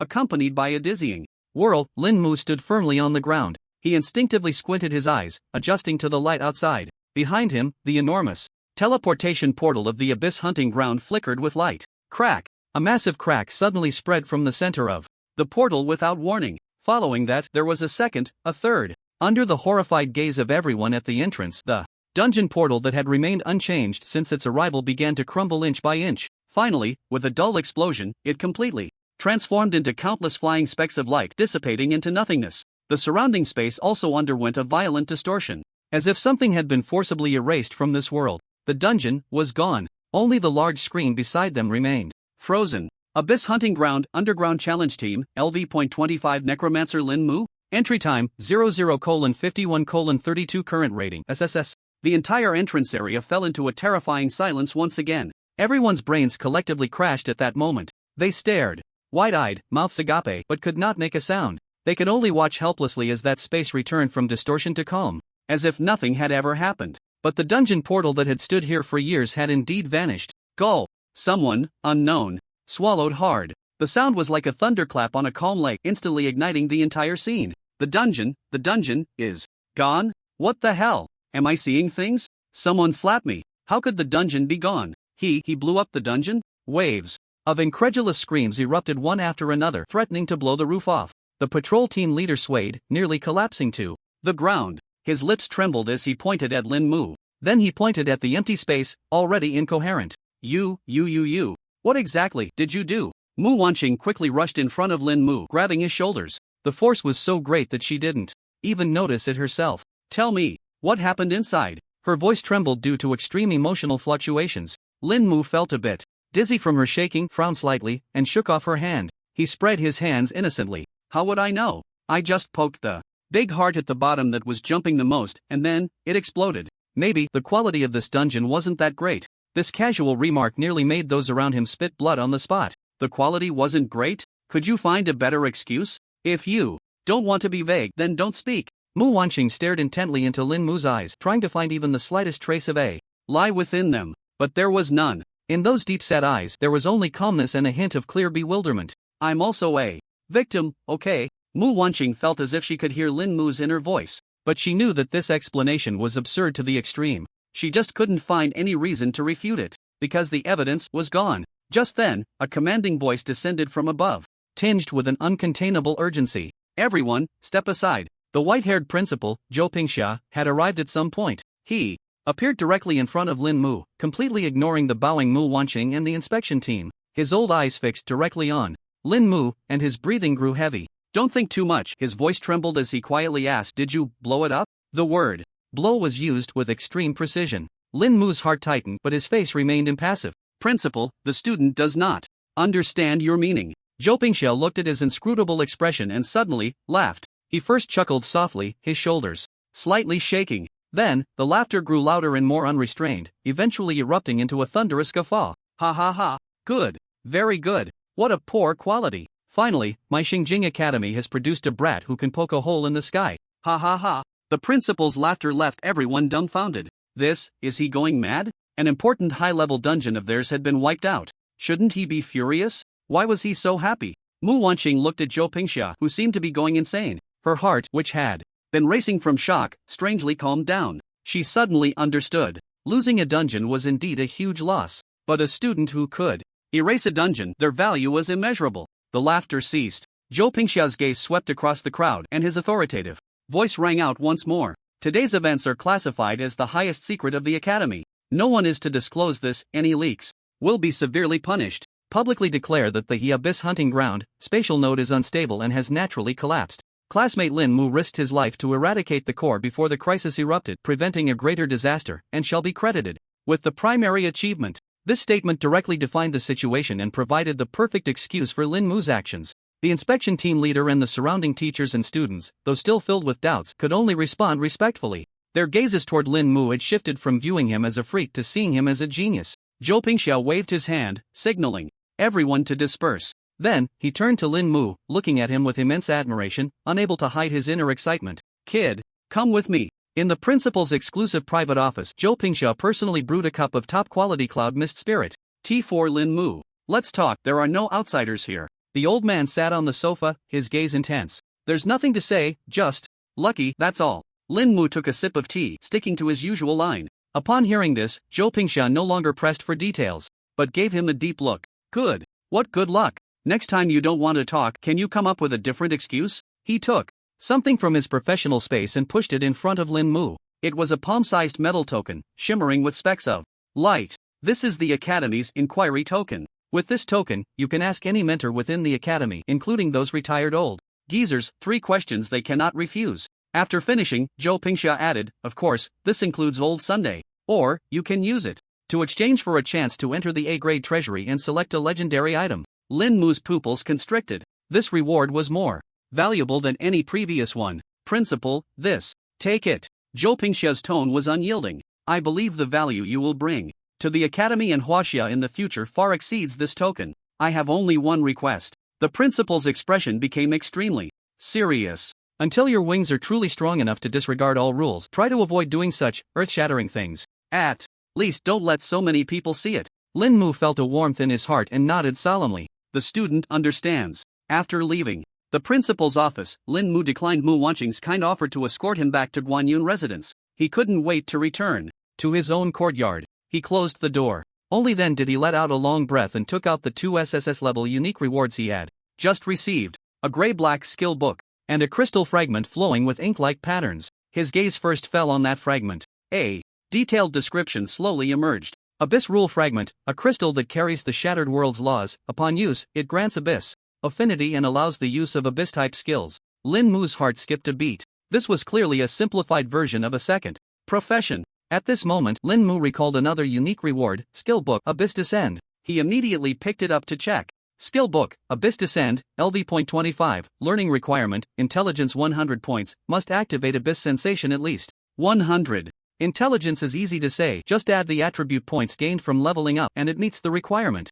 But this vague Abyss Sensation seems to require using that fragment first. Abyss Affinity should be better than Abyss Sensation, right? Lin Mu decided to try modifying the fragment first. Abyss Rule Fragment, a crystal that carries the Shattered World's laws. Upon use, it grants Abyss affinity and allows the use of Abyss-type skills. Change Shattered World's laws to Damaged World's laws. The ink-like patterns on the Abyss Rule Fragment blurred for a moment and then reshaped. Modification successful. Lin Mu felt a surge of joy and continued to push forward. Change Damaged World's laws to Undamaged World's laws. Lin Mu thought that modifying such a rule-related item might fail. However, he still underestimated the dominance of his own talent. The description of the Abyss Rule Fragment blurred again, and this time it was more intense than any previous modification. A few seconds later, a brand new description clearly emerged. Abyss Rule Core, a crystal that carries the Undamaged World's laws. Upon use, it grants Abyss Domination, allowing the use of Abyss-type skills, with the highest suppression and dominion over all Abyss-related targets.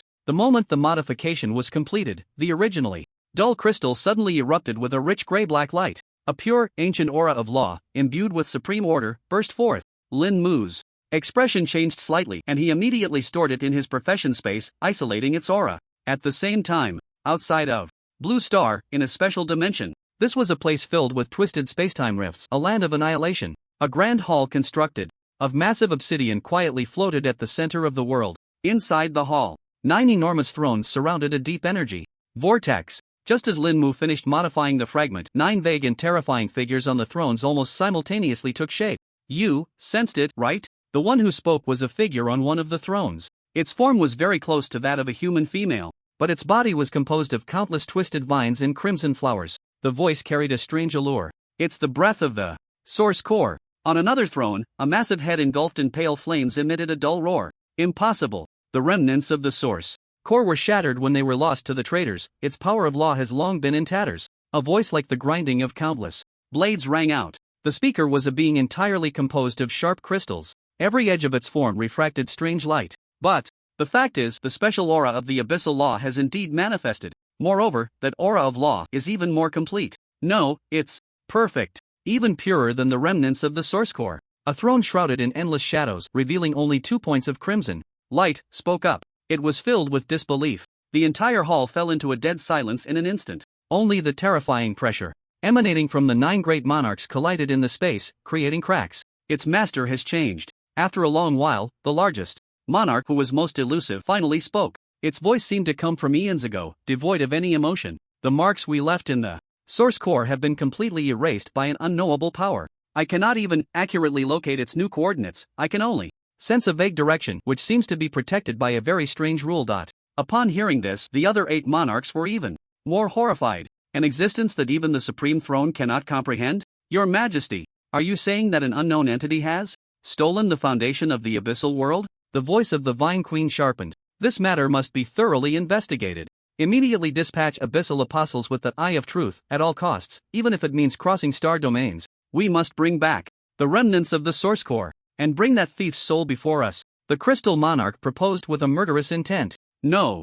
The Supreme Throne vetoed this proposal. Since the other party can erase our marks, its strength is unfathomable. Recklessly sending out apostles will only alert the enemy. Then what should we do? Should we just let it wield our abyssal authority? Let's send a beacon over first. The Supreme Throne said slowly. Let it descend in that star domain until we uncover the details of that existence. We just need to wait. The great abyssal world is on the brink of collapse, and countless creatures are pouring out of the spatial rifts. The urgent task is to utilize these rifts to accelerate the world invasion. If we cannot retrieve the remnants of the source core, we can only continue with the Great Migration operation. Inside the cloud viewing pavilion, Lin Mu was completely unaware that his unintentional modification had stirred up terrifying waves in another dimension. His attention was now fully focused on the dimly glowing abyssal rule fragment in his professional space. Abyssal domination. He whispered these 4 words, excitement flickering in his eyes. Use. With a thought, the fragment instantly flew out from the professional space. It hovered before him, then transformed into a stream of light and entered his brow. Boom! Lin Mu's brain felt as if a mental bomb had been dropped into it, instantly blanking out. Endless darkness engulfed him. He seemed to fall into an ocean devoid of time and space. Countless knowledge, laws, and mysteries of the abyss surged into his soul like a flood breaking through a dam. He witnessed the birth of a world. He saw order established from chaos, and the evolution of countless abyssal creatures. He also saw the 9 terrifying monarchs seated upon their thrones, unlike those who passively received power. At this moment, Lin Mu resembled a lofty observer scrutinizing the composition of this world. He didn't know how much time had passed when he suddenly opened his eyes wide. His gaze had become deeper than ever, as if it contained a dark starry sky. Ding! You have used the Abyss Rule Core. You have gained the trait Abyss. You have activated the colored talent Abyss Domination. Lin Mu hurriedly opened the panel to check. Name, Lin Mu, Abyss, Class, Necromancer Level, LV.25. Experience, 47630/862000 Health, 57570 Mana, 710 Strength, 7 Agility, 19 Battle Boots +5 Intelligence, 71 Whisper. Ring +5, Constitution, 57 Chest Armor +3, Necklace +2, Hood +5, Whisper Ring +5, Free Attribute Points, 40 Skill Points, 8. Talent, Description Alterer Initial Insight, Black, Abyss Domination, Colored. You are a natural lord of the Abyss. You possess absolute hierarchical suppression and dominion over all abyssal creatures, including but not limited to demons, aberrations, etc. You are immune to all negative effects of the abyss, including corruption, erosion, mental pollution, etc. How did I end up with 2 talents? Lin Mu's talent once again refreshed his worldview, as he had never heard of anyone having 2 talents. This abyss domination is really overbearing. If I were in that abyssal world, wouldn't I become a god directly? Feeling the innate authority deep within his soul, his heart raced. This was no longer mere affinity, it was domination. It was rule. Yet, he had no idea how to utilize this power to genuinely enhance his combat strength. Unable to comprehend, Lin Mu Turned his gaze back to the skill book quietly lying in the professional space. Skill book, Abyssal Descent. Abyss Domination. Should be learnable, right? Lin Mu immediately allocated 35 attribute points to intelligence. The remaining 5 points were still added to constitution. His intelligence had now surpassed the 100-point mark. After completing all this, he turned his gaze back to the skill book exuding a grayish aura. Learn. The skill book transformed into a stream of gray-black light, instantly merging into his forehead. Ding. Successfully learned skill, Abyssal Descent. A brand new power system, entirely different from necromancy, quietly took root deep within his soul. Abyssal Descent, special, no level consumes all mana to open the gate to the abyss, randomly guiding abyssal creatures to permanently descend based on the mana invested and the intensity of the connection to the abyssal world. Cooldown time, 240 hours. Lin Mu's eyelids twitched violently. Permanent descent. This was no longer a simple summoning spell, it was equivalent to having a permanent bodyguard. But this cooldown time, 10 days, is a bit too long. He immediately activated his talent, and a more detailed description appeared before him. Abyssal Descent, special, no level consumes all mana, activates one's abyssal energy, opens the gate connecting to the abyssal world, randomly guiding abyssal creatures to permanently descend. The level, range and loyalty of the abyssal creatures are determined by the mana invested and the intensity of the connection to the abyssal world. Cooldown time, 240 hours. Lin Mu looked at the description, understanding in his heart. Loyalty is determined by the intensity of the connection, and he possessed Abyss Domination, so there was no need to worry about loyalty at all. He just needed to find a way to raise his mana cap in the future. Without hesitation, he activated the modification twice. Change cooldown time, 240 hours to cooldown time, 200 hours. Change cooldown time, 200 hours to cooldown time, 100 hours. The gray light on the skill icon flickered violently for a moment, before finally stabilizing. Abyssal Descent, special, no level consumes all mana to open the abyss gate, randomly guiding abyssal creatures to permanently descend based on the amount of mana invested and the intensity of the connection to the abyssal world. Cooldown time, 100 hours. 100 hours, which is just a little over 4 days. Although it's still quite long, it is, after all, a permanent summon, so it's somewhat acceptable. Lin Mu suppressed the urge to immediately open an abyss gate in the courtyard to take a look. He wasn't sure how much commotion this skill would cause. It was safer to try it out in a dungeon. For the first time, at this moment, midnight had passed. Lin Mu planned to first accept the second job transfer quest tomorrow. If it was like last time, his talent would upgrade again after the job change. Then he could modify all skills and equipment, which wouldn't be a waste. Having thought this through, Lin Mu no longer hesitated and went straight back to his room to rest. The next morning, Lin Mu went directly to Principal Zhou Pingxia's office. "You brat, back again?" Zhou Pingxia was leisurely savoring his cloud mist tea. Upon seeing Lin Mu, he raised an eyebrow and said irritably, "Have you come to your senses, ready to take old Sun as your master? Or have you set your sights on, cough cough, which old geezer, wanting to use the inquiry order? Principal, you jest." Lin Mu respectfully bowed and then got straight to the point. "I'm here this time to undergo my second job transfer." "Oh?" Zhou Pingxia became interested and put down his teacup. "That's good news, you're now level 25. So it's indeed time for a second transfer. Our academy has its own sanctuary, just behind the mountain. You can go accept the quest yourself." "Why? Come to me?" A hint of just the right amount of difficulty appeared on Lin Mu's face. "It's like this, Principal. My situation is a bit special. The commotion during the job transfer might be a little big." "A big commotion?" Zhou Pingxia chuckled at his expression, stroking his beard. "How big can it be? Are you going to tear down the sanctuary?" "Not to that extent." Lin Mu shook his head seriously. "It's just that last time in Shilin City during my first transfer, the phenomenon attracted the attention of the entire city, causing quite a panic. In the end, it was still my Uncle Fan, the mayor of Shilin City, who stepped in to help calm things down." As he spoke, he observed Zhou Pingxia's expression. "I'm just worried that causing such a big commotion in a place like Xingjing wouldn't end well. If you find it troublesome, then I'll just go back to Shilin City. First, handle the job transfer, and then come back." The office fell silent in an instant. Zhou Pingxia's hand holding the teacup froze in midair. The smile on his face slowly faded. In its place was an unprecedented surprise and excitement, attracting the attention of the entire city. He suddenly slammed the teacup down and flashed in front of Lin Mu in one step. His old eyes widened, staring at him intently. "Kid, you better explain to me what you mean by a phenomenon that affects the entire city." "It was quite spectacular, I tell you, a sea of people, red flags waving, drums and gongs resounding, firecrackers going off." Lin Mu simply described the towering black tornado from back then. After hearing this, Zhou Pingxia not only showed no signs of worry but instead slapped his thigh and burst into thunderous laughter. "Ha ha ha, good. Good kid. I knew you were no ordinary talent. Even a job transfer can make the whole city aware. He looked at Lin Mu, his eyes brimming with admiration. What does a little commotion matter? A genius should look like a genius. You can go with confidence.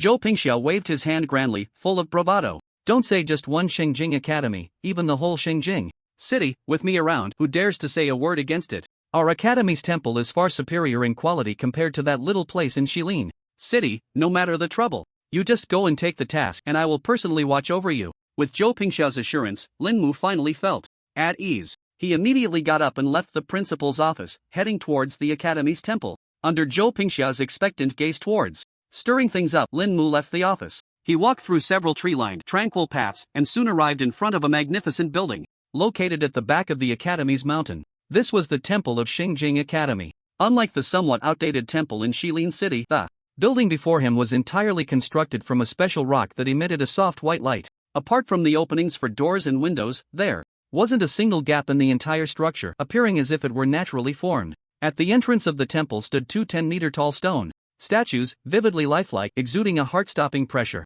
Lin Mu could even feel that within these two statues lay a terrifying energy capable of instantly killing a third-tier professional. Truly worthy of being the top academy in Huaxia, even the temple is so grand. Lin Mu silently praised and stepped inside the hall. The interior of the hall was spacious and solemn. Above the dome, intricate star maps were painted. In the center of the hall stood a job transfer altar, quietly awaiting. Beside the altar stood a young woman dressed in a pure white priestess robe. She was tall and stunningly beautiful, with an ethereal and aloof demeanor. Her pair of indifferent eyes, upon seeing Lin Mu enter, merely glanced at his level before showing no further reaction. Second tier? The woman's red lips parted slightly, her voice as cold as jade. Yes. Lin Mu nodded, not caring about her attitude. He had long been accustomed to speaking with strength. Place your hand on it. The woman was sparing with words, pointing to the black altar. Lin Mu complied without hesitation. The moment his palm touched the cold altar, a familiar pitch-black light surged forth, enveloping him once again.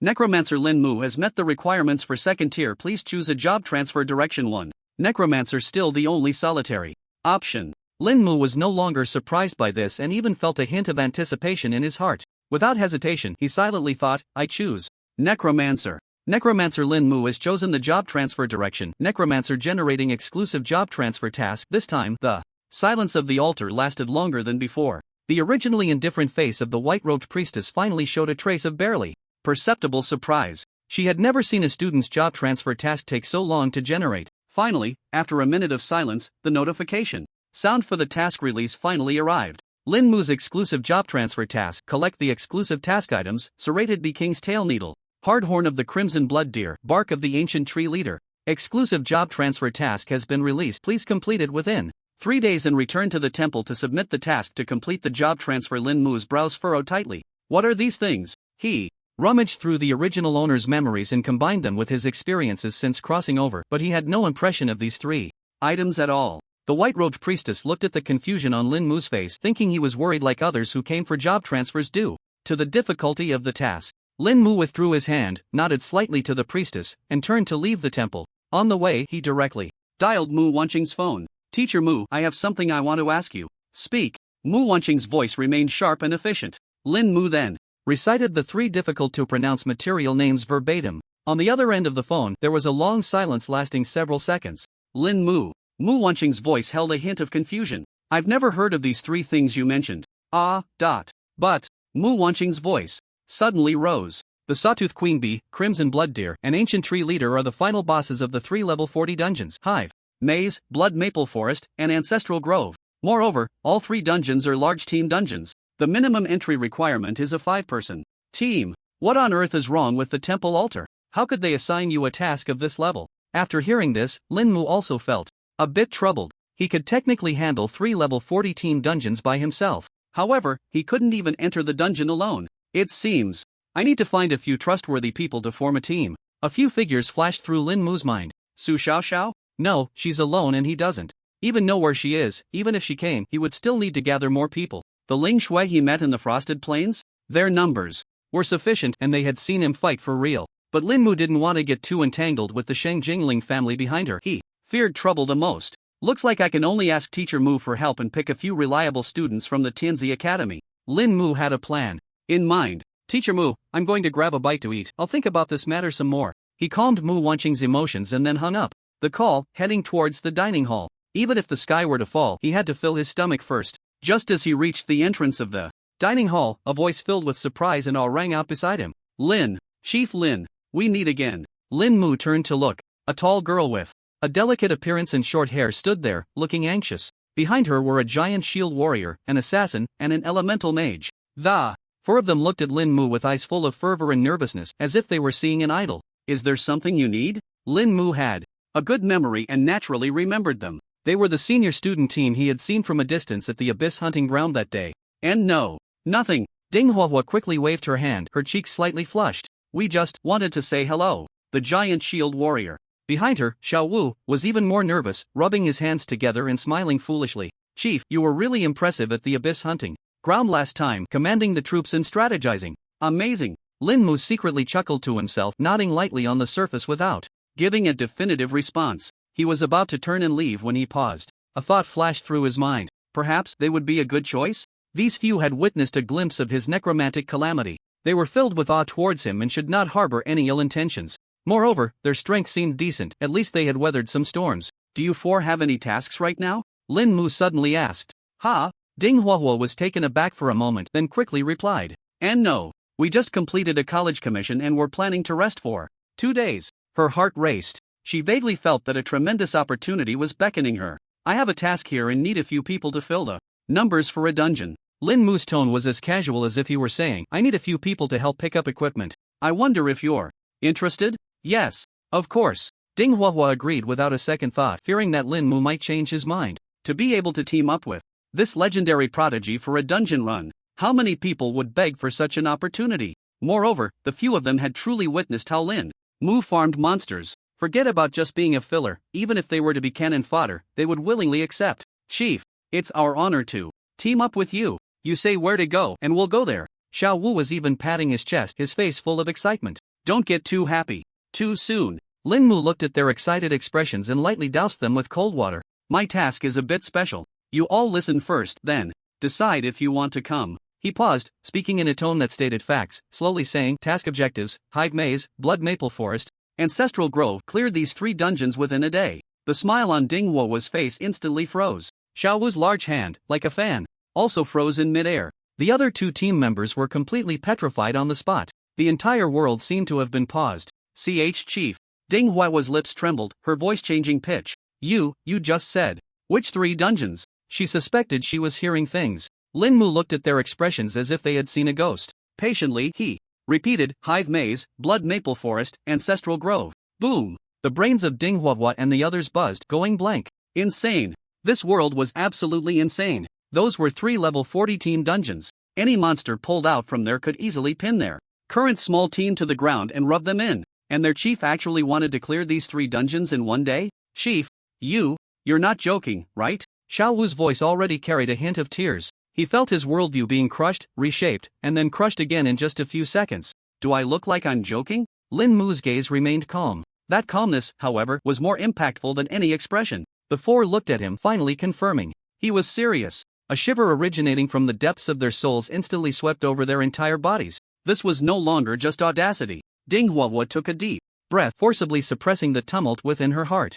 She looked at Lin Mu's delicate and calm face. An incredibly crazy thought occupied her rationality. Perhaps following him could really witness a miracle? After all, this was the man who had blown up a level 35 dungeon. We'll do it. Ding Hua gritted her silver teeth, glancing at the other 3, speaking each word deliberately. In her eyes burned a flame named Gamble. With Ding Hua's words, Xiao Wu, the assassin, and the elemental mage looked pale as they stared at their captain. Their lips moved, but not a word came out. Do it? Captain, do you know what you're saying? Those are 3 level 40 team dungeons. Clearing them in one day? This was no longer a gamble, this was jumping into an abyss with all the brothers, eyes closed. Lin Mu looked at their vastly different reactions, a barely noticeable curve appearing at the corner of his mouth. He appreciated Ding Hua's decisiveness. Very good. He nodded, his tone still flat. Since you've decided, let's go eat first, I'll treat. After saying that, he turned first and walked towards the restaurant's door. Ding Hua took a deep breath, forcibly suppressing her heart that was pounding like a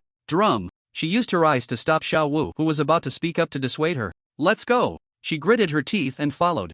In the private dining room of the Tianzi courtyard, the atmosphere was almost solidified with tension. Exquisite dishes emitted an enticing aroma. But Ding Huahua and the others felt as if they were sitting on pins and needles, not daring to move even their chopsticks. They sat stiffly at the table, backs straight. Their eyes occasionally darted to the boy across from them, who was leisurely sipping hot porridge. Each time their gazes met, it felt like an invisible needle had pricked them, and they quickly recoiled in fear. In the air, only Lin Mu's slow eating sounds and the increasingly heavy breathing of the four could be heard. Let's have a brief introduction, shall we? Lin Mu set down his bowl of porridge, wiped his mouth with a napkin, and finally spoke. His voice shattered the silence, yet it made the nerves of the four tighten even more. Ding Huahua quickly straightened his posture. Like a new recruit under inspection. His voice was crisp but tinged with tension. Reporting to the chief. Ding Huahua from the Earth Division. I enrolled 2 years earlier than you. LV.23, class, Frost Archer, skilled in long-range physical damage and ice-based slowing control. My name is Wu Tai, but everyone calls me Xiao Wu. The giant shield warrior Wu Tai also stood up abruptly, his back straight. His voice was loud, but it couldn't hide the tremor within. LV.23, giant shield guardian. My shield is very hard. Behind him, the silent assassin also stood up, slightly bowing. Shadow, LV.23, shadow assassin, responsible for reconnaissance and harvesting in the team. His voice was hoarse, his words concise. Like his profession, he exuded an air of mystery. Finally, there was the seemingly timid elemental mage. I'm Lin Mu, LV.23, water elementalist. I can provide some healing in group shields. Lin Mu listened quietly. His fingers lightly tapped on the table, producing a soft tap-tap sound. Each tap felt like it was striking the hearts of Ding Huahua and the others. I don't need you to fight. Lin Mu slowly spoke. And with that one sentence, the hearts of the four sank to the bottom. However, his next words completely short-circuited their brains. I only need you to cooperate with me to enter the dungeon. Not needing to fight? This statement was filled with extreme disdain, yet carried an air of entitlement. Blood rushed to Ding Huahua's face. In the eyes of this chief, their team, which could be considered elite among ordinary students, didn't even qualify to be his teammates. Their only purpose for existing was to meet the minimum entry requirement for the dungeon. Chief, we understand. Ding Huahua suppressed the bitterness and shock in his heart and nodded heavily. From now on, we are your tools. Wherever you point, we will stand, without a second word. Very good. Lin Mu was pleased with her perceptiveness. He stood up, his gaze sweeping over the faces of the four. Then let's set off. The first target, Hive Maze. Xingjing Academy Teleportation Array. When Lin Mu took out the token symbolizing his status as the chief of the Tian division, the mentor guarding the teleportation array didn't ask a single unnecessary word. He directly activated the special teleportation passage leading outside the city. A flash of light. The next second, the 5 figures appeared at a desolate desert teleportation node. The strong wind whipped up yellow sand, making it hard to open their eyes. After walking several kilometers, a massive yellowish light gate appeared before them. Occasionally, giant bees, comparable in size to vultures, flew in and out, producing a spine-chilling buzzing sound. This was the level 40 Team Dungeon, Hive Maze. Gulps. Wu Tai struggled to swallow a mouthful of saliva. His hand gripping the giant shield turned white from the effort. Chief, do we really have to go in? Just standing there, the terrifying pressure emanating from the high-level dungeon nearly suffocated them. Lin Mu did not answer him. I've gathered the team. Let's enter the dungeon. A flash of light passed, and after a brief sensation of weightlessness, the 5 entered the Hive Maze. A strange smell, a mix of sweet beeswax and the stench of decay, instantly invaded their nostrils. Ding Huahua and the others turned pale, instinctively holding their breath. They found themselves in an enormous cave, shaped like a beehive. The walls of the cave were dark yellow, displaying a perfect hexagonal structure, layer upon layer, extending infinitely upwards and downwards, with no end in sight. Each exit of the hive was bottomless, sending chills down their spines. Is this the Hive Maze? Wu Tai's voice was dry. He held the massive tower shield tightly in front of him, nervously scanning the surroundings. Everyone be careful, the monsters here, the worker bee guards, are adept at ambushing from any angle, and their hearing is extremely sensitive. Ding Huahua forced himself to stay calm, immediately taking on the role of captain. Ying's figure had already quietly merged into the shadows. Lin Mu began to chant, preparing to cast a shield on the entire team. The 4-person team formed a tight defensive formation, as if facing a great enemy. However, the chief, who they expected to be equally tense, was lazily yawning at that moment. Lin Mu surveyed the complex, ant nest-like maze, his brow slightly furrowed. What a hassle, he murmured. Ding Huahua and the others were taken aback, not understanding his meaning. The next second, they understood. Awaken. Lin Mu's voice was soft, yet it seemed to carry a magical power that made his words come to life. Boom! Centered around him, a wave of deathly aura erupted from the depths of the underworld. The ground began to tremble violently. The hard rocky floor cracked like soft earth. 1, 10, 100. One after another, pale skeletal hands reached out from the cracks, gripping the ground. This is. Lanya's chant was interrupted, and she stared in horror at the scene before her, nearly forgetting to breathe. Immediately after, one skeletal warrior after another, clad in heavy steel armor and wielding sharp steel spears, crawled out from the ground. Their eye sockets flickered with eerie soul fire. They lined up neatly behind Lin Mu, silent as the grave. 9,000 of them. A dense torrent of steel instantly filled the entire massive entrance cave. The sheer number was so overwhelming that Ding Huahua and the others had to squeeze into a small corner just to barely keep their footing. Wu Tai looked at the endless skeletal army before him. Then he glanced at the massive shield. He was so proud of feeling it was as insignificant as a cookie. And it wasn't over yet. 90 skeleton cannoneers, shouldering dark cannon barrels, silently appeared behind the military formation. They skillfully set up the cannons, adjusting the angles to aim at the dark openings deep within the maze. Cold and deadly, Ding Huahua's body trembled uncontrollably. Her calmness and judgment were utterly crushed before this undead calamity. She finally understood that what she had seen that day in the abyss hunting grounds was not even a fraction of this chief's true power. That was just the tip of the iceberg.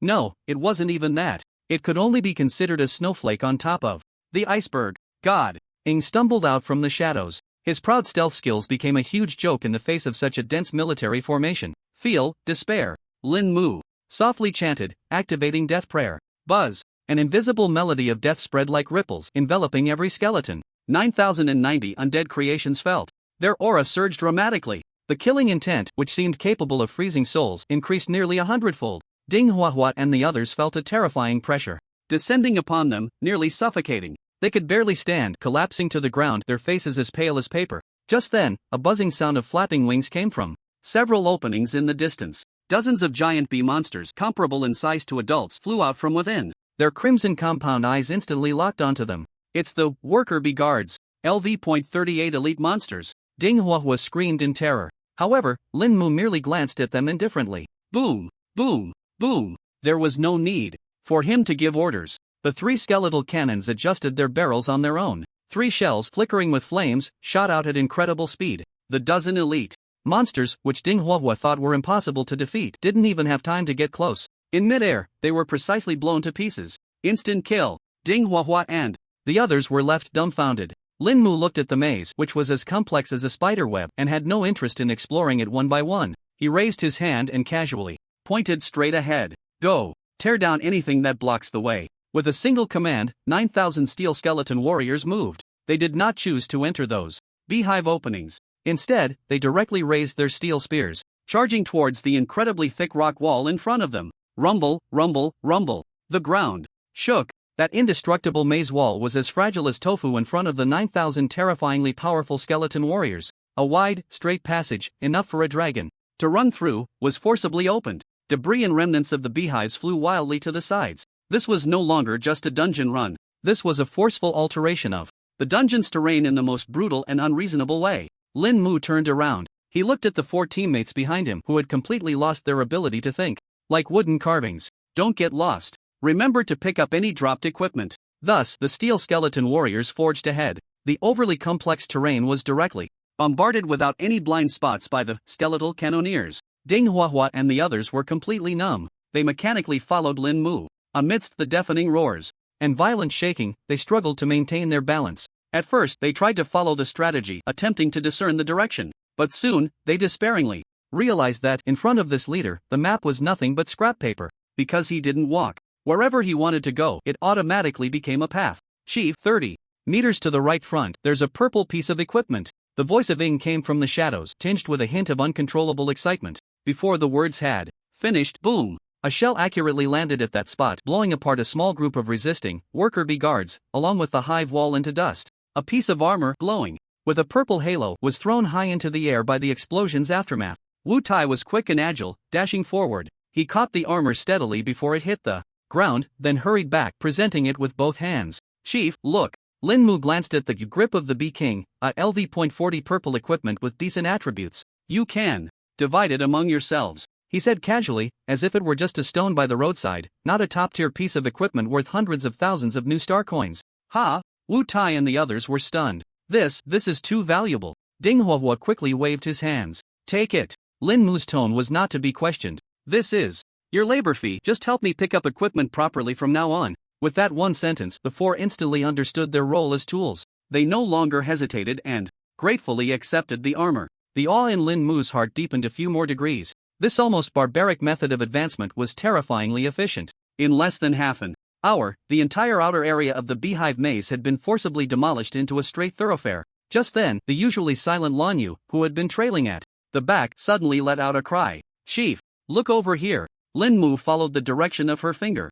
Beneath a massive beehive wreckage that had been blasted apart by artillery, a region starkly different from the surrounding dark yellow rock walls was revealed. It was a wall shimmering with a soft golden light, resembling crystal. Behind the wall seemed to be a completely sealed independent space. "It seems we might have broken through the instance," Wu Tai murmured as he gazed at the crystal wall. However, a glint of wisdom sparkled in Ding Hua's eyes. "No, this should be a hidden area. The normal would never discover this place." Lin Mu's heart stirred. "Demolish it," he commanded the skeletal artilleryman behind him. 90 cannon barrels instantly adjusted their direction. The dark cannon mouths aimed at the crystal wall. Boom! The deafening sound of cannon fire erupted once more. However, this time, the seemingly fragile crystal wall merely rippled under the bombardment, not even a single crack appearing. "Something's off." Lin Mu's brows finally raised slightly. He stepped forward, extending his hand to gently touch the cold wall. A line of text, visible only to him, slowly emerged. "Sealed Beehive Queen's Chamber, constructed with the ancient Queen Bee's own blood before her death, containing powerful life and spatial laws, immune to all conventional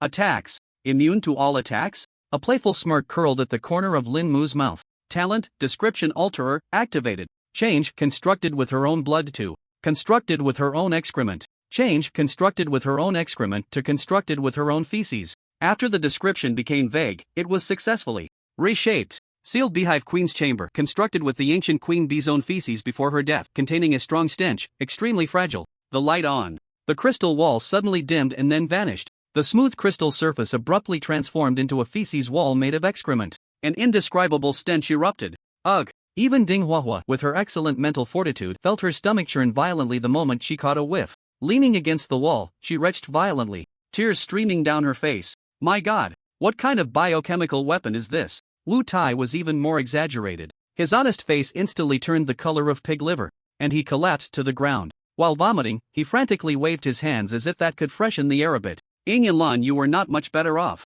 The two huddled in the farthest corner, their faces pale, their bodies convulsing violently from nausea. At this moment, the four of them had only one thought in their minds. This chief, this being who seemed like a god in their hearts, capable of summoning undead calamities with a snap of his fingers. His peculiar methods were so unconventional and soul-piercing. This was more unbearable than being killed. Lin Mu wrinkled his nose in disgust, taking 2 steps back and waving his hand in front of his nose. He hadn't expected that. His whimsically malicious modification could cause such a large-scale lethal effect. "What are you standing there for?" He looked at the 9,000 steel skeleton warriors, still on standby, and issued the command. "Demolish it." With a single order, the steel torrent surged once more. They ignored the stench that could suffocate a giant dragon. Marching in unison, they raised their steel spears. They launched a new charge towards the now filthy shit wall. Bang! Bang! Bang! Under the mixed gazes of disgust and dullness. From Ding Huahua and his 3 companions, a bizarre scene that would be recorded in the exploration history of the Blue Star instance was born.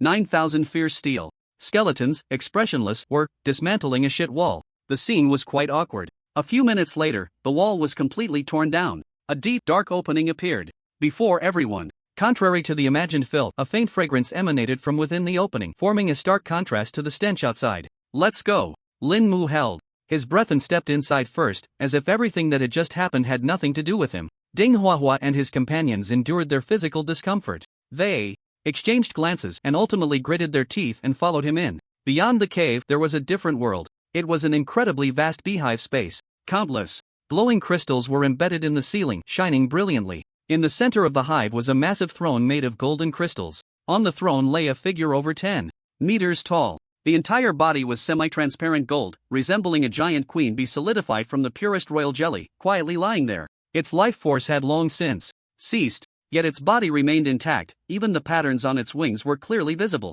A regal aura, belonging to a ruler, still enveloped the entire chamber even after death. "This is the ancient Bee King?" Ding Huahua exclaimed in shock, his eyes filled with astonishment. According to legend, at the onset of the Great Cataclysm, due to monsters invading each other, the ancient monarch-level creatures had already gone extinct. However, Lin Mu's gaze did not linger on the corpse of the Bee King. Instead, he was drawn to a glowing orb quietly floating in front of the throne. Within that orb was a thumb-sized object, perfectly hexagonal and as transparent as crystal, slowly rotating. It emitted a soft glow, as if containing the life force of the entire hive. Lin Mu reached out and grasped it in his hand. However, just as he was about to activate his talent to inspect it, a sudden change occurred. Buzz! A sharp buzzing sound, loud enough to pierce eardrums, erupted without warning from the deepest part of the entire beehive maze. The sound was filled with endless rage and ferocity. Immediately after, the entire instance began to tremble violently. A cold system prompt echoed in the ears of the five. Warning! The boss Sawtooth Bee King has entered a frenzy state due to the desecration of the royal coffin by an unknown force. In frenzy state, all attributes of the Sawtooth Bee King are increased by 200%, and it will actively pursue intruders. Dinghua's face turned as white as snow in an instant. It's over, we've angered the boss. However, a hint of impatience appeared on Lin Mu's face. Tisk! I hadn't even come looking for you, and you came knocking on my door. The hearts of Dinghua and his companions nearly leaped out of their throats at that earth-shattering buzz. The entire beehive maze was shaking violently. Crystals from above were falling down with a rustling sound, as if they would collapse at any moment. Lin Mu extended his senses, penetrating the deep cave. He covered the violent aura that was rapidly approaching. In his perception, a creature several times larger than the ancient Bee King, covered in fierce bone armor with a tail that resembled a terrifying siege crossbow, was charging towards them. With each flap of its wings, it stirred up a storm, and waves of sweet, cloying scent surged violently towards them. Sawtooth Queen, LV.42, Monarch level boss. Frenzy, Chief. It has become a Monarch level, equivalent to a level 50 or above Lord level boss. Dinghua's eagle-eye skill captured the boss's level. Her voice, twisted and sharp from extreme fear, coupled with the frenzy state, all attributes were boosted by 200%. In Dinghua and her companions' understanding, it was no longer a question of whether they could defeat it, but whether they could leave a complete bone after a single blow from the boss. It's so noisy. Lin Mu took a moment to focus on the crystal-clear hexagonal object in his palm. Hive core, special item, gold. The essence of the ancient bee queen, possessing the power to communicate and soothe the swarm, has a suppressive effect on the Sawtooth Queen. So this thing is called the hive core. Suppressive effect? Lin Mu couldn't help but smile. Talent, description alterer, activated. Change has a suppressive effect on the Sawtooth Queen to has a controlling effect on the Sawtooth Queen. Buzz! The hive core in his hand suddenly erupted with dazzling golden light. That light even overshadowed the brilliance of all the crystals in the palace. An overwhelming will, centered on Lin Mu, burst forth. At the same time, the Sawtooth Queen, charging madly, suddenly froze in midair.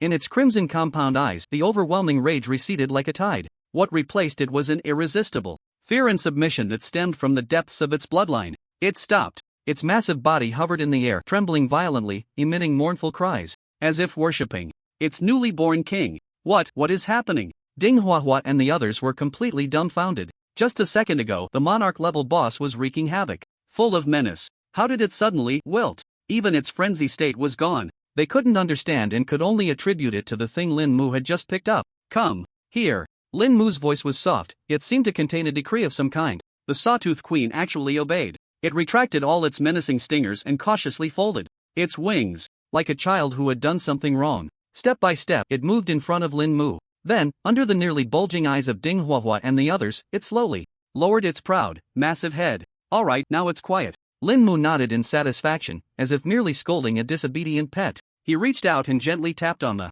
Sawtooth Queen's head, which was as hard as iron. Your tail is nice, let me borrow it. The Sawtooth Queen let out a low, mournful cry, as if pleading. Lin Mu raised an eyebrow slightly. The controlling power from the hive core pressed down again. The Sawtooth Queen's body trembled violently, no longer daring to resist. It slowly turned around. That terrifying tail stinger, like a giant siege crossbow, began to visibly detach from its rear. Thud! A muffled sound. The 3-meter-long, shimmering with a ghostly blue light, massive tail stinger fell to the ground. It created a shallow pit, and the Sawtooth Queen, having lost its tail stinger, instantly wilted. Very good. Lin Mu stepped forward and collected the tail stinger, still glistening with some slime, into his professional space. Ding! Obtained quest item, Sawtooth Queen tail stinger. My task is complete, you can go now. Lin Mu waved his hand at the now listless Sawtooth Queen. The Sawtooth Queen let out a pitiful wail as if granted a reprieve. She turned to flee from this place that cast a huge shadow over her bee life. Wait!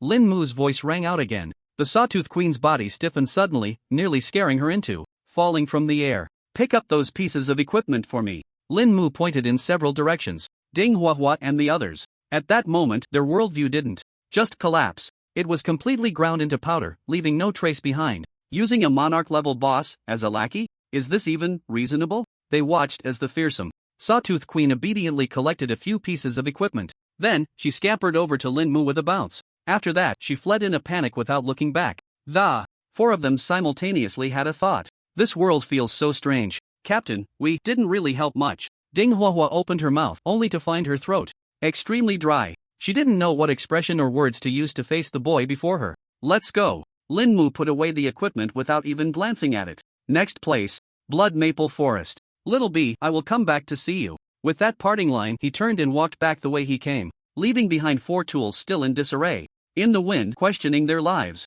and the trembling Sawtooth Queen. After leaving the suffocating hive maze, Ding Huahua and the others greedily breathed in the dry and free air of the Gobi Desert, as if reborn. Wu Tai plopped down on the ground. He stared blankly at the now calm portal in the distance. Captain, were we dreaming just now? He murmured, his voice filled with a sense of unreality. Ding Huahua didn't answer. She silently looked at the extra piece of armor in her backpack, emanating an enticing purple glow. A reminder that everything that had just happened was real. Her heart had long since gone numb. From initial shock to later horror, and now to getting used to it? No, she could never get accustomed to this worldview-shattering impact. She simply forced herself to accept one fact. That is, she couldn't use any known logic or common sense to gauge the boy named Lin Mu before her. Where the captain says to go, we go. Ding Huahua's voice was soft but carried an undeniable determination. We just need to keep up and pick up equipment. Ing and Lanyue exchanged glances, seeing deep agreement in each other's eyes. This might be the most correct and also the craziest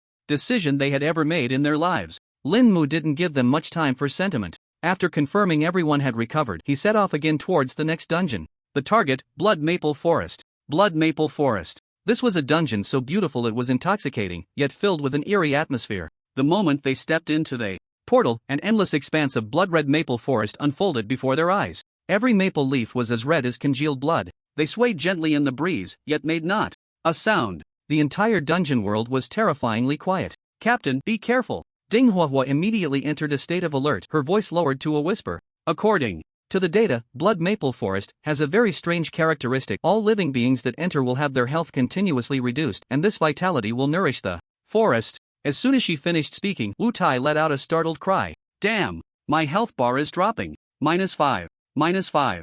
-5. Small damage numbers began to pop up continuously above the heads of the four of them. Although the damage wasn't high, but this continuous flow of life slipping away was enough to exhaust any team before they could find the boss. Blue Moon immediately began to chant, and a water blue shield enveloped the four of them. However, the damage numbers stubbornly continued to flicker, rendering the shield ineffective. It's useless. This is a suppression at the rule level. Conventional defenses and healing are ineffective. Ding Huahua's expression grew serious. She looked at Lin Mu, wanting to know how this omnipotent chief would respond. Lin Mu remained calm. In fact, this level of health loss was easily manageable with his quick healing ring, which restored 99 points per second. But he had developed a keen interest in this rule. He closed his eyes, and a vast perception instantly spread out, covering a large area of the maple forest. A detailed description flashed in his mind. Blood Maple Forest, an area shrouded in an ancient curse. Any outsider who steps into this place will have their life force continuously absorbed by the maple forest to nourish the king of the forest, Crimson Blood Deer.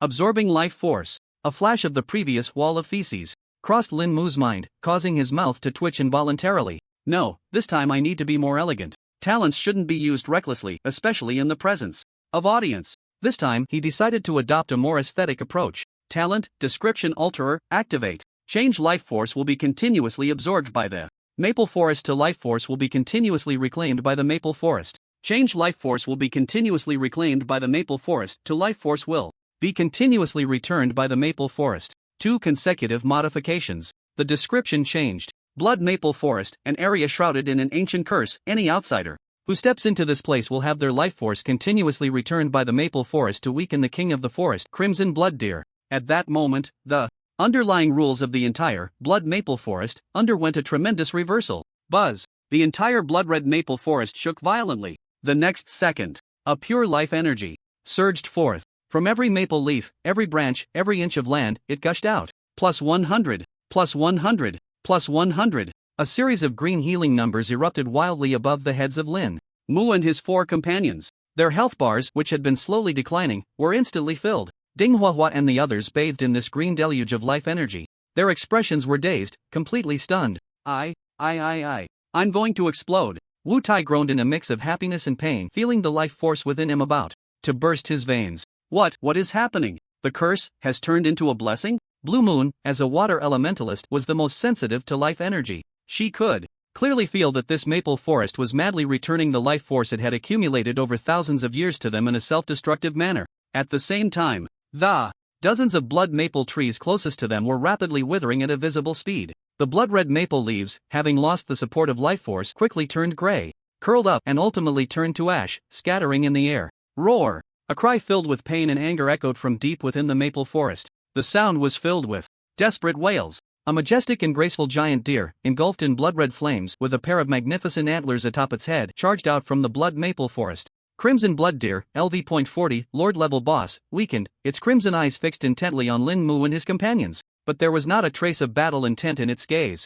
What remained was only endless pleading and despair. It could sense that the entire life cycle of the forest had been forcibly reversed. If this continues, not only will this land, which has survived for 1,000 years, be completely destroyed, even it itself will die alongside the loss of life. The Crimson Blood Deer stopped 100 meters away. It lowered its noble head, knelt on its front hooves, and let out a series of mournful cries. In its eyes, burning with blood flames, a strong plea flowed. It seemed to be begging the invader to withdraw the devastating divine punishment. Ding Huahua and the others were left utterly speechless at the scene before them. They couldn't understand. Why would even this first-time encounter with a dungeon boss kneel and plead for mercy upon seeing this chief? Lin Mu looked at the Crimson Blood Deer, which was desperately pleading, and said softly, "I want your antlers." Although the Crimson Blood Deer could not speak, the sorrow that emanated from its soul was clearly transmitted to Lin Mu's heart through mental waves. With the antlers, I live. Without them, I die. In the next moment, the Crimson Blood Deer slowly stood up from its kneeling position. The pleading look in its blood flame-burning vertical pupils completely faded away.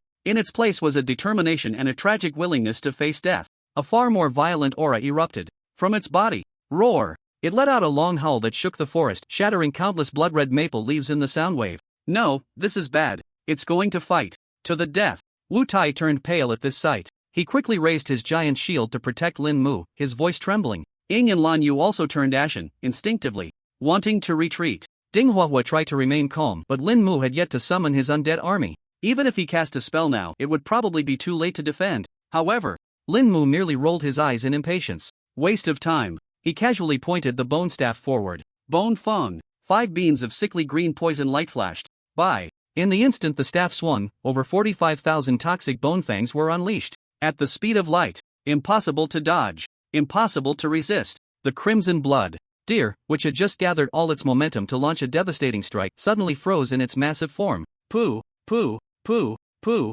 pooh. The toxic bone fangs struck its magnificent and agile body. -1, -1. A series of densely packed physical damage numbers erupted above its head. But this was just the appetizer. In the next moment, the top of the Crimson Blood Deer's head was instantly covered by a dense mass of green poison damage numbers. -7, -9, -5. The terrifying poison damage approached 300,000 per second. Its health bar plummeted at a speed that could only be described as a waterfall. Roar! The Crimson Blood Deer let out a cry more mournful than any before. Its massive body crashed to the ground, rolling and convulsing wildly. Ding Huahua and the others didn't even see the bone fang that flew by at the speed of light. They stared blankly at the tragic scene before them. Their minds were a blank slate. What kind of damage is this? Wu Tai pointed at the now motionless Crimson Blood Deer, his eyes nearly popping out. It was a second? Ying's body trembled violently, his pride in his calmness and composure crushed under Lin Mu's world-destroying strike. He had seen high-level mages before,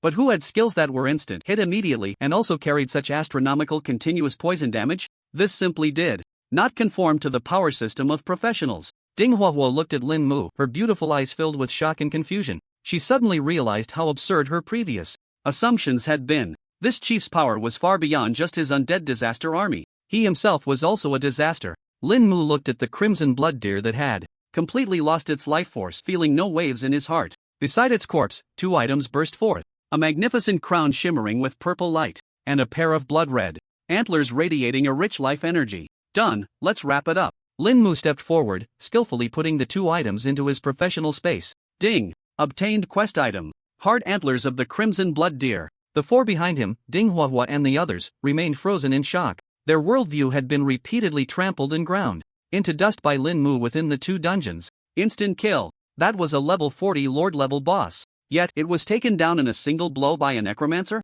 This was nothing. Like before, when they had beaten it down with a massive number of skeletons. Wu Tai swallowed hard. He looked down at the giant shield in his hands, then at Lin Mu's slender back. He felt an absurd sensation wash over him. He had always thought that the ultimate purpose of a shield warrior was to absorb the most lethal damage for their teammates. But now it seemed that, in the face of certain existences, this proud shield might not even have the qualification to be glanced at. Chief, that skill you just used. Ding. Huohua forced herself to break free from the earth-shattering shock, trying to comprehend what had just happened. However, before she could finish her sentence, she was interrupted by Lin Mu. Oh, that. Lin Mu turned around, a hint of just the right amount of distress on his face. My profession is a bit special. There was a mutation during my awakening, so the skill damage is quite unstable. Sometimes it's ridiculously high, and other times it feels like a tickle. He shrugged, looking helpless. It's all about luck. Ding Huohua and the others. Luck? You call that luck? This excuse was so dismissive it was as if he was saying, I can't be bothered to come up with a better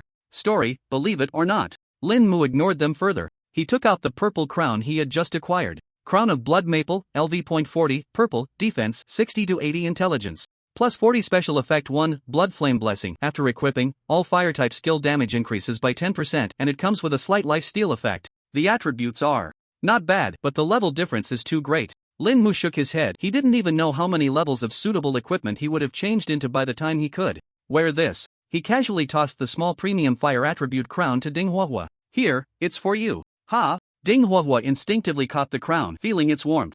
Chief, this is absolutely not acceptable. It's too precious. Her cheeks flushed and she waved her hands repeatedly. This was a top-tier purple equipment for level 40. If taken to the auction house, it could sell for at least 1 million new star coins. They were just here to make up the numbers, having contributed nothing. How could they accept such an expensive gift? Just take it. Lin Mu's tone remained flat but carried an undeniable authority. I won't need it. He looked at the 4 of them, his gaze deep. Tools also need maintenance. If you're stronger, it'll save me some trouble if I need to use you again in the future. This statement was blunt to the point of being humiliating. Yet it made Ding Huohua and the others shudder, instantly understanding Lin Mu's meaning. Their value was as the key to unlock team dungeons. And this crown, along with the previous armguard, was an investment in that key. Realizing this, Ding Huohua stopped being coy. She held the crown of blood maple with both hands, deeply bowing to Lin Mu. Thank you, Chief. From now on, our Sharp Blade team will follow Chief Lin's lead. We will not hesitate to go through fire and water.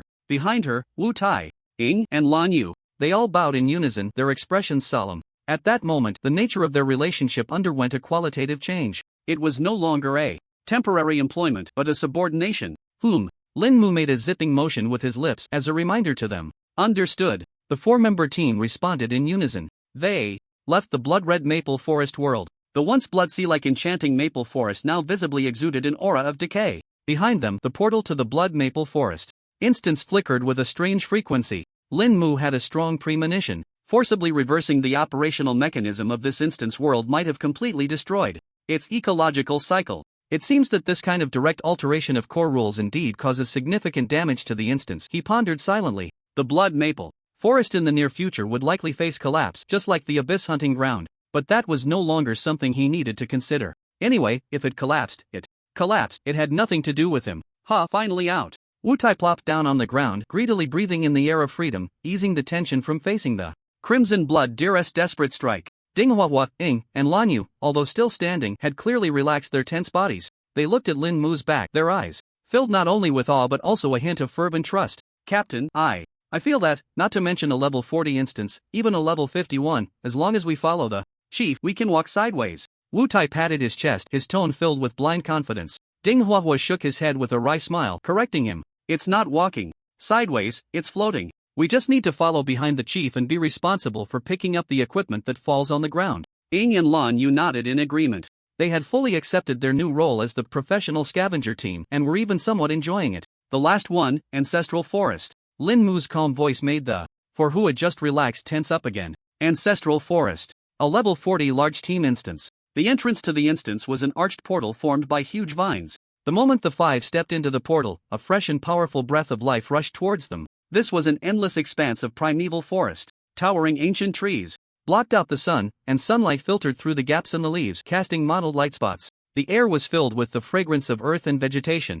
Such rich life energy. Lin Mu, as a water elementalist, was the most sensitive to this kind of energy. She couldn't help but exclaim in awe. Unlike the eerie and strange atmosphere of the previous two instances, this place felt like the legendary elven forest. The data shows that the final boss of Ancestral Forest, the ancient tree leader, lies deep within this forest. Ding Huohuo quickly pulled up the data and said in a low voice. However, to see it, we must first clear out the countless spirits guarding the forest. Upon hearing this, Wu Tai immediately raised his giant shield in front of him, vigilantly scanning the surroundings. Chief, how do we fight this time? He asked tentatively. His eyes filled with anticipation. This time, no more flashy tricks, Lin Mu said, looking at the tranquil forest. He decided to end this class transition journey in the most primitive way. Awaken. A familiar scene unfolded once again. 9,000 steel skeleton warriors, 90 skeleton gunners. Like a legion crawling out of hell, they thunderously appeared in this peaceful forest. The breath of death formed a stark and eerie contrast with the vitality of this ancient forest. This time, Ding Huohuo and the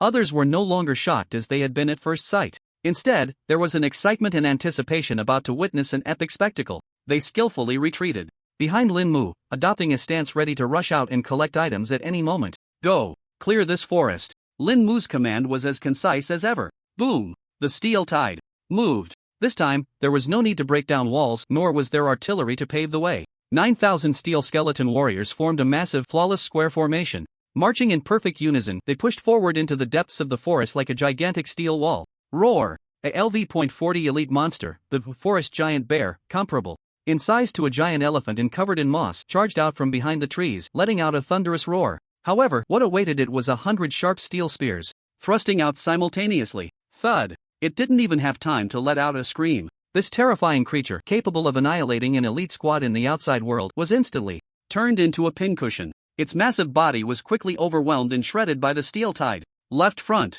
There's blue light. It's high-quality materials. Shadows. Voice, tinged with excitement, came from the shadows. Xiao Wu, cover. Blue Moon, prepare to slow down. Ding Huohuo's command was crisp and decisive. Wu Tai immediately charged forward with his giant shield. Blue Moon lightly tapped her staff, and a stream of water accurately wrapped around the materials about to be submerged by the skeletons, pulling them back. Their cooperation during this repeated scavenging had become incredibly tacit. Chief, another purple item. Chief, rare skill book. Chief, the entire Ancestral Forest had completely turned into Lin Mu's private hunting ground. Ding Huohuo and the others were like farmers following a harvester, excitedly picking up the leftover wheat ears, busy and delighted. Half an hour later, the formation stopped. In front of them, a towering ancient tree, 100 meters high with an aged face on its trunk, slowly opened its eyes. Ancient tree leader, LV.43, Lord level boss, intruders, die. The ancient tree leader let out a thunderous roar, and countless thick roots burst from the ground, striking towards the skeleton army like giant pythons.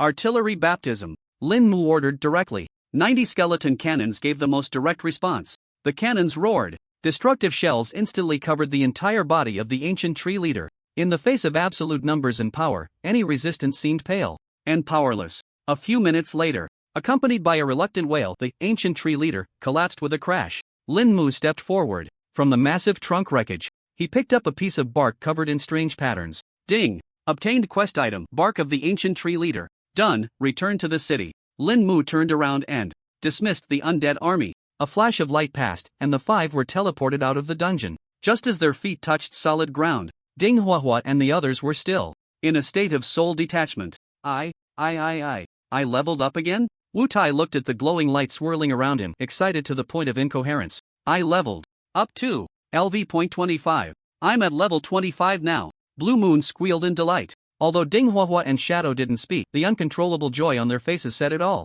In just one day, following this chief, they had cleared 3 dungeons they had never even dared to dream of before. Not only did they obtain a pile of top-tier equipment that could double their combat power and worth, but their levels also skyrocketed to the threshold of the second-class transfer, as if riding a rocket. What a terrifying opportunity! The way the four looked at Lin Mu had completely transformed into fervent admiration. Lin Mu paid them no mind. He opened his profession panel and looked at the experience points section. Lin Mu smiled slightly. The accumulated experience should be enough for me to level up to 28, right? The effect of the experience potion is truly terrifying. He raised his head and gazed in the direction of the Shengjing Academy. With the 3 items gathered, it's time to head back. Second transfer, here I come. Upon returning to Shengjing Academy, Wu Tai, Ying, and Lan Yu maintained a distance of more than 3 steps from Lin Mu, heads bowed, not daring to speak. Ding Huohuo walked beside Lin Mu, wanting to express her gratitude several times but unsure of what to say. She was about to say something when Lin Mu raised his hand to interrupt.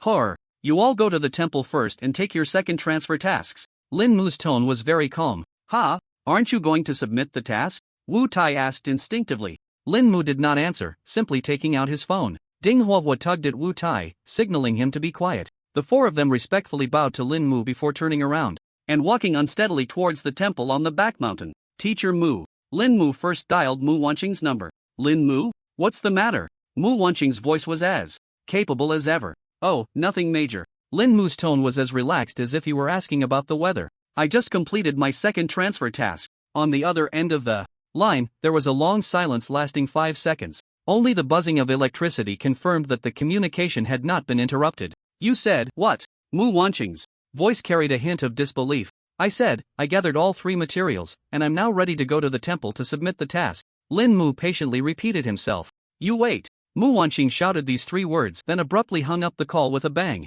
Lin Mu shrugged and dialed another number. Who is it? Principal Zhou Pingxia's strong voice came through the receiver. Principal, it's me, Lin Mu. Oh, it's you, Lin Mu. Why aren't you preparing for your second transfer task? Do you have time to call me? Or did you get into some trouble outside again, and you want me to clean up after you? Ha ha ha. Zhou Pingxia sounded in a good mood. Lin Mu cleared his throat and spoke in a flat tone as if reporting work. Not at all. I'm just informing you that I completed my second transfer task and am now heading to the temple. Oh, you finished it? Then you go. Zhou Pingxia's voice trailed off abruptly. Crash. A sound like breaking porcelain echoed from the phone. Zhou Pingxia seemed to realize something, his voice suddenly rising by an octave, tinged with a hint of cracking. Wait, what did you say? Say it again. I said, I completed my second transfer task. You little brat, you're really fast. I'll be at the temple entrance right away. After saying that, the call was abruptly disconnected. Lin Mu put away his phone, a faint smile on his face, and leisurely walked towards the back mountain. When he arrived in front of the magnificent temple, he indeed saw a scene of stars surrounding the moon. Principal Zhou Pingxia was pacing back and forth with his hands behind his back like an agitated lion. Beside him stood Mu Wanqing, her expression complex, along with several elderly men Lin Mu had never seen before, all exuding unfathomable auras. These people were all the anchors of Shengjing Academy. You brat, you finally made it. As soon as Zhou Pingxia saw Lin Mu, he immediately flashed in front of him. His old eyes widened, scrutinizing him from head to toe. Lin Mu felt a prickling sensation on his scalp under his gaze, a hint of embarrassment showing on his face. Principal, I'm just here to change my job. Why are you making such a big fuss? Nonsense. Zhou Pingxia glared, puffing out his cheeks. How can we not stir things up? Go ahead and make a big deal out of it. The bigger the commotion, the better. I want to see if it's really as you say. The few elders behind him couldn't help but chuckle at his words. Their gazes towards Lin Mu were filled with curiosity and anticipation. They had all been forcibly brought here by Zhou Pingxia with the ridiculous reason of a prodigy from the academy who can crush dungeons. Come and watch. I heard from the girl from the Mu family that your quest materials are all from level 40 dungeon bosses. Did you really manage to get them all? Yeah. Lin Mu nodded and took out the 3 quest items from his job. Space. The stinger of the Sawtooth Bee King shimmering with a ghostly blue cold light. The antlers of the crimson blood deer burning with the flames of life.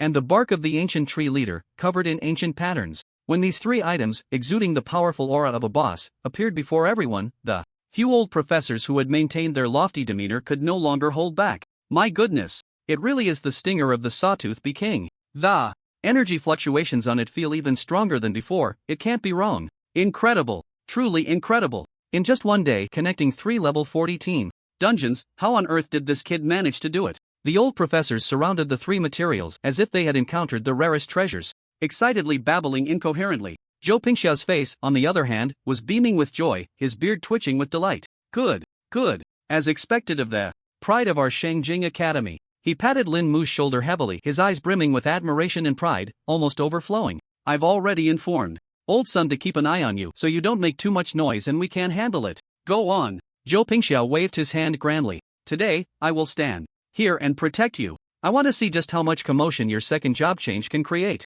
Under Zhou Pingxia's expectant gaze, Lin Mu stepped towards the temple. Ding Huohua, Wu Tai, Ying, and Lan Yu had already completed their tasks and walked out from the side door of the temple. All 4 of them wore excited expressions. Captain, my second job quest is just to go to the Stormcliff and collect 10 wind grinding stones. Isn't that too easy? Wu Tai looked at his task panel, his tone filled with disbelief. Mine too, I have to go to the outskirts of Lava Core to collect some flame crystals. Lin Mu's voice also carried a dreamlike sense of unreality. Stormcliff and Lava Core were merely level 25 resource dungeons within the academy. Compared to the level 40 team dungeon they had just experienced, the difficulty was like that of a novice village. At that moment, Ying's body suddenly stiffened. He tugged at Ding Huohua's sleeve, his voice dry. "Captain, look over there." Ding Huohua followed his gaze, his heart skipping a beat. Not far away, on an open space, stood Principal Zhou Pingxia, the head of the Tianzi Academy Mu Wanqing, and several legendary old professors he had only seen on the academy's honor roll hologram. Each of them was staring intently at the temple's main door. The atmosphere felt as if they were waiting for some world-destroying demon to arrive. Gulp. Wu Tai swallowed hard. He felt his legs weaken. Any one of those old professors could shake the entire Huaxia nation with just a stomp. How could they all be gathered here? Zhou Pingxia seemed to sense their gaze and casually glanced over. Just a single glance. Ding Huohua and the others felt an overwhelming pressure descend upon them, making it difficult to breathe. So you're the ones who went on a mission with that Lin Mu kid? Zhou Pingxia's voice was not loud, but it rang clearly in the ears of the four. Why yes, Principal. Ding Huohua replied respectfully, enduring the immense pressure.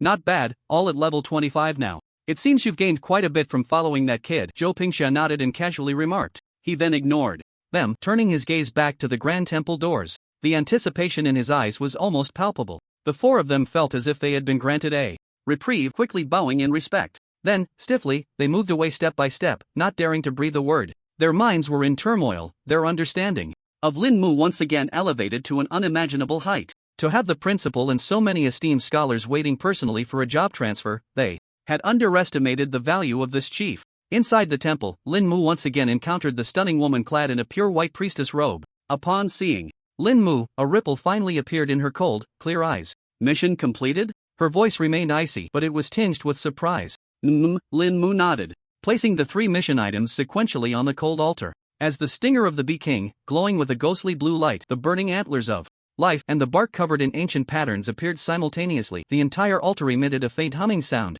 The priestess's pupils constricted sharply. The terrifying aura emanating from these 3 items far surpassed that of a level 40 boss. Place your hand here. She took a deep breath, forcibly suppressing her shock. There was a note of seriousness in her voice. Lin Mu complied. The moment his palm made contact with the cold altar, the familiar pitch-black light surged forth once more. Boom! A torrent of death energy erupted like a volcanic explosion. The 3 mission items didn't even have time to shine before they were instantly devoured and dissolved by the dark energy. The priestess's beautiful face turned pale in an instant. No, this is the power of death. No, it's stronger than mere death energy. The white priestess robe billowed violently, her exquisite cheeks drained of color. She let out a muffled groan, forced to retreat repeatedly by this pure energy torrent, a holy light shield appearing beneath her feet to barely stabilize her form. This is the energy intensity expected at the second transfer? She was horrified, staring intently at the boy at the center of the storm. The pitch-black energy instantly engulfed Lin Mu. Then, a thick black pillar of light shot up into the sky like a dragon. Boom! The energy pierced through the temple's dome. Outside the temple, Zhou Pingxia suddenly slapped his thigh, his face flushed with excitement. It's here! The old professors behind him also focused, anticipating the so-called citywide phenomenon. A dark, ink-like energy vortex tore through the clouds, shooting straight into the sky. This was more than 10 times more spectacular than the phenomenon Lin Mu had caused during his first transfer in Shilin City. But this was just the beginning. The black vortex suddenly exploded above the heavens, transforming into a massive black whirlpool that obscured the sun. The whirlpool slowly rotated, as if opening a door to an unknown world of death. At the same time, a completely different aura tore through the void. It was the chaotic, twisted power of the abyss filled with corruption and madness. Gray spatial rifts appeared out of thin air on the other side of the dark energy, like ghastly scars. On one side was the ultimate silence of death. On the other side was the ultimate chaos of the abyss. 2 completely different supreme powers bizarrely coexist in this small hall. Immediately after, a scene that sent shivers down the spines of all the top-tier powerhouses present unfolded. Within the vortex of death, countless blurred and massive figures slowly emerged. There was a skeletal king clad in pitch-black heavy armor, wielding a giant scythe of souls. There was the Lich Emperor seated upon a throne of bones, with the fire of souls burning in his eye sockets. There was a gigantic bone dragon unfurling its sky-covering wings, letting out a silent roar. They are the embodiment of death, the pinnacle of the world of the deceased. Countless undead beings, from the lowest skeleton soldiers to the legendary undead overlords. There, phantoms layered upon one another, filling the entire sky. Without making a sound, they brought an absolute silence that froze the very soul. On the other side of the abyssal rift. 1, 2. The first to emerge was a massive head covered in crimson eyeballs, a mass of twisted flesh and blood formed by countless wailing arms, and a figure wrapped in pale flames, its exact form obscured. They are the embodiment of chaos, the terrifying existence of the abyssal dimension. Whether it be the undead lords or the abyssal demons, every phantom exuded a terrifying pressure that could make even 5-turn powerhouses tremble. Outside the hall, the smile on Zhou Pingxia's face had long since vanished without a trace. In its place was an unprecedented gravity and confusion. He had anticipated thunder and lightning, he had envisioned a surge of demonic energy, but he never imagined such a bizarre scene of death and the abyss converging. Is that the legendary Lich Emperor? And that is the phantom of the Abyss Lord Thousand-Eyed Demon. My god, these are all legendary beings that only exist in the oldest texts. The voices of several old professors trembled, their shock nearly spilling over from their eyes. Inside the hall, the white-robed priestess had already collapsed to the ground, her body trembling slightly from extreme fear. The calmness and rationality she prided herself on were shattered before this mythic, epic scene. Just then, in the astonished gaze of Zhou Pingxia, Mu Wanqing, and all the old professors, the billions of undead phantoms, the kings of the abyssal world, they lined up on both sides, uniformly, kneeling on one knee, lowering their proud heads towards the hall. This was not submission. It was a recognition that transcended time and space, like welcoming the birth of a new sovereign, witnessing the arrival of an entirely new law. What the hell is this? An esteemed old professor could no longer maintain his composure, cursing loudly, his voice trembling. This is not a job change. This is a coronation ceremony. Zhou Pingxia's body trembled violently, not from fear but from an uncontrollable, extreme excitement. Ha ha ha ha, good. This is great. He pointed at the miraculous scene in the sky, laughing wildly, appearing almost mad. I knew it. I knew this kid was a lawless demon king. This is not a job change. This is clearly the return of a demon god. Mu Wanqing looked up, her face filled with daze and confusion. She gazed at the sky, then at the hall shrouded in black light, murmuring to herself, who exactly is he? Inside the hall, Lin Mu was undergoing an unprecedented transformation. Task item submitted. Job change task completed. Initiating second job change. Congratulations to the practitioner Lin Mu for completing the second job change. Your profession necromancer has been sublimated with a significant boost in all attributes. You have comprehended the second job skills: revive undead, revive skeleton mage.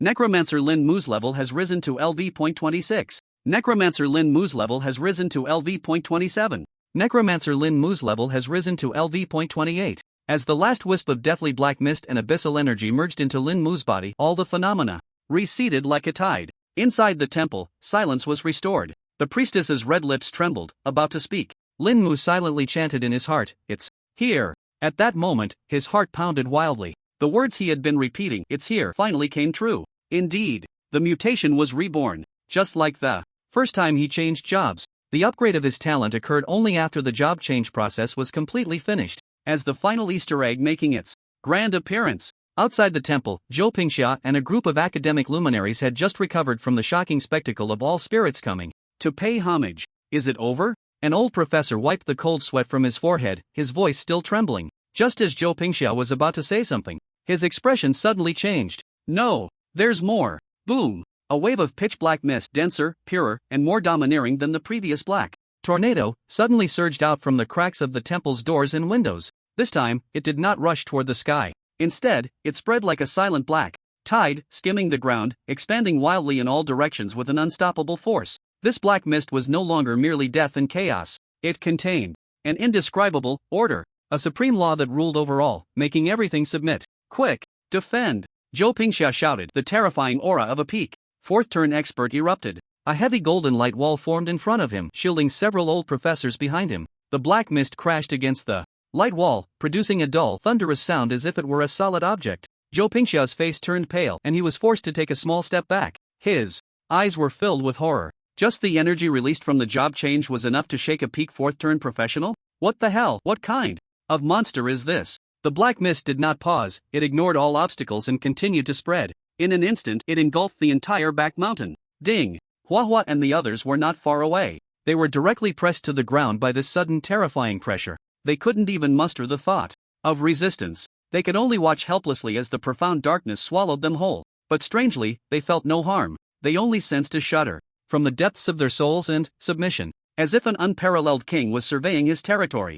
and they were merely the most insignificant dust in this realm. This is the true power of the chief. Wu Tai lay on the ground, trembling like a sieve, lacking even the courage to lift his head. The black mist continued to spread. In the blink of an eye, it enveloped the entire Xingjing Academy. Tianzi Academy, Dizzy Academy, Xuanji Academy, Huanzi Academy. Whether they were geniuses practicing skills or instructors giving lectures, at that moment, everyone stopped their actions. An unmatched pressure descended upon each person's heart. In a corner of Huanzi Academy, the demoted Lu Hu was cursing Lin Mu with resentment. When the black mist approached, the malice on his face instantly froze, transforming into sheer terror. Put! A mouthful of blood spurted out, his eyes rolled back. He was once again overwhelmed with anger and fainted. This time, he didn't know when he would wake up. The spread of the black mist did not stop at the academy. It crossed the high walls and continued to spread toward the bustling Xingjing city. At the headquarters of the City Defense Army, the commander Zhao Wuji, clad in armor and resting with his eyes closed, suddenly opened his eyes wide.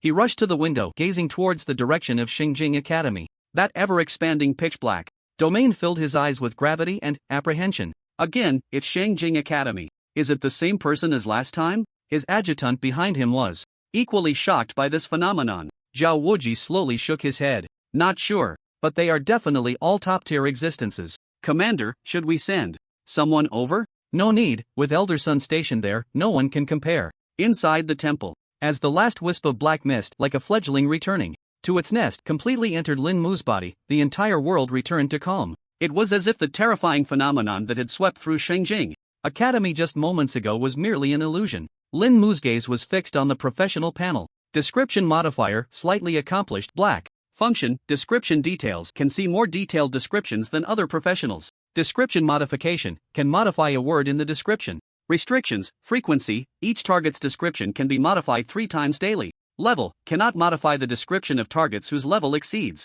his own by more than 30 levels. Logical consistency, modifications must keep the description somewhat coherent and logically sound. Special, cannot directly modify fundamental descriptions such as physical attributes, profession, talents, or world rules. 3 times. Level cap 30 levels. This meant he could modify 3 descriptions of an item in one day. Or he could make 3 drastic changes to a skill within a single day. Lin Mu's breath quickened at that moment. He forcibly suppressed the excitement in his heart from his talent leveling up again. On the surface, he still maintained an air of nonchalance. The white-robed priestess finally regained a sliver of rationality from her extreme fear. She looked at the calm boy before her, as if nothing had happened. Her red lips trembled, using all her strength. You, what profession did you awaken? Oh, just the most ordinary necromancer. Lin Mu's response was casual. The priestess. She felt her faith and worldview shatter completely at that moment. Boom. Before she could ask again, the large door made of special material in the temple was kicked open from the outside.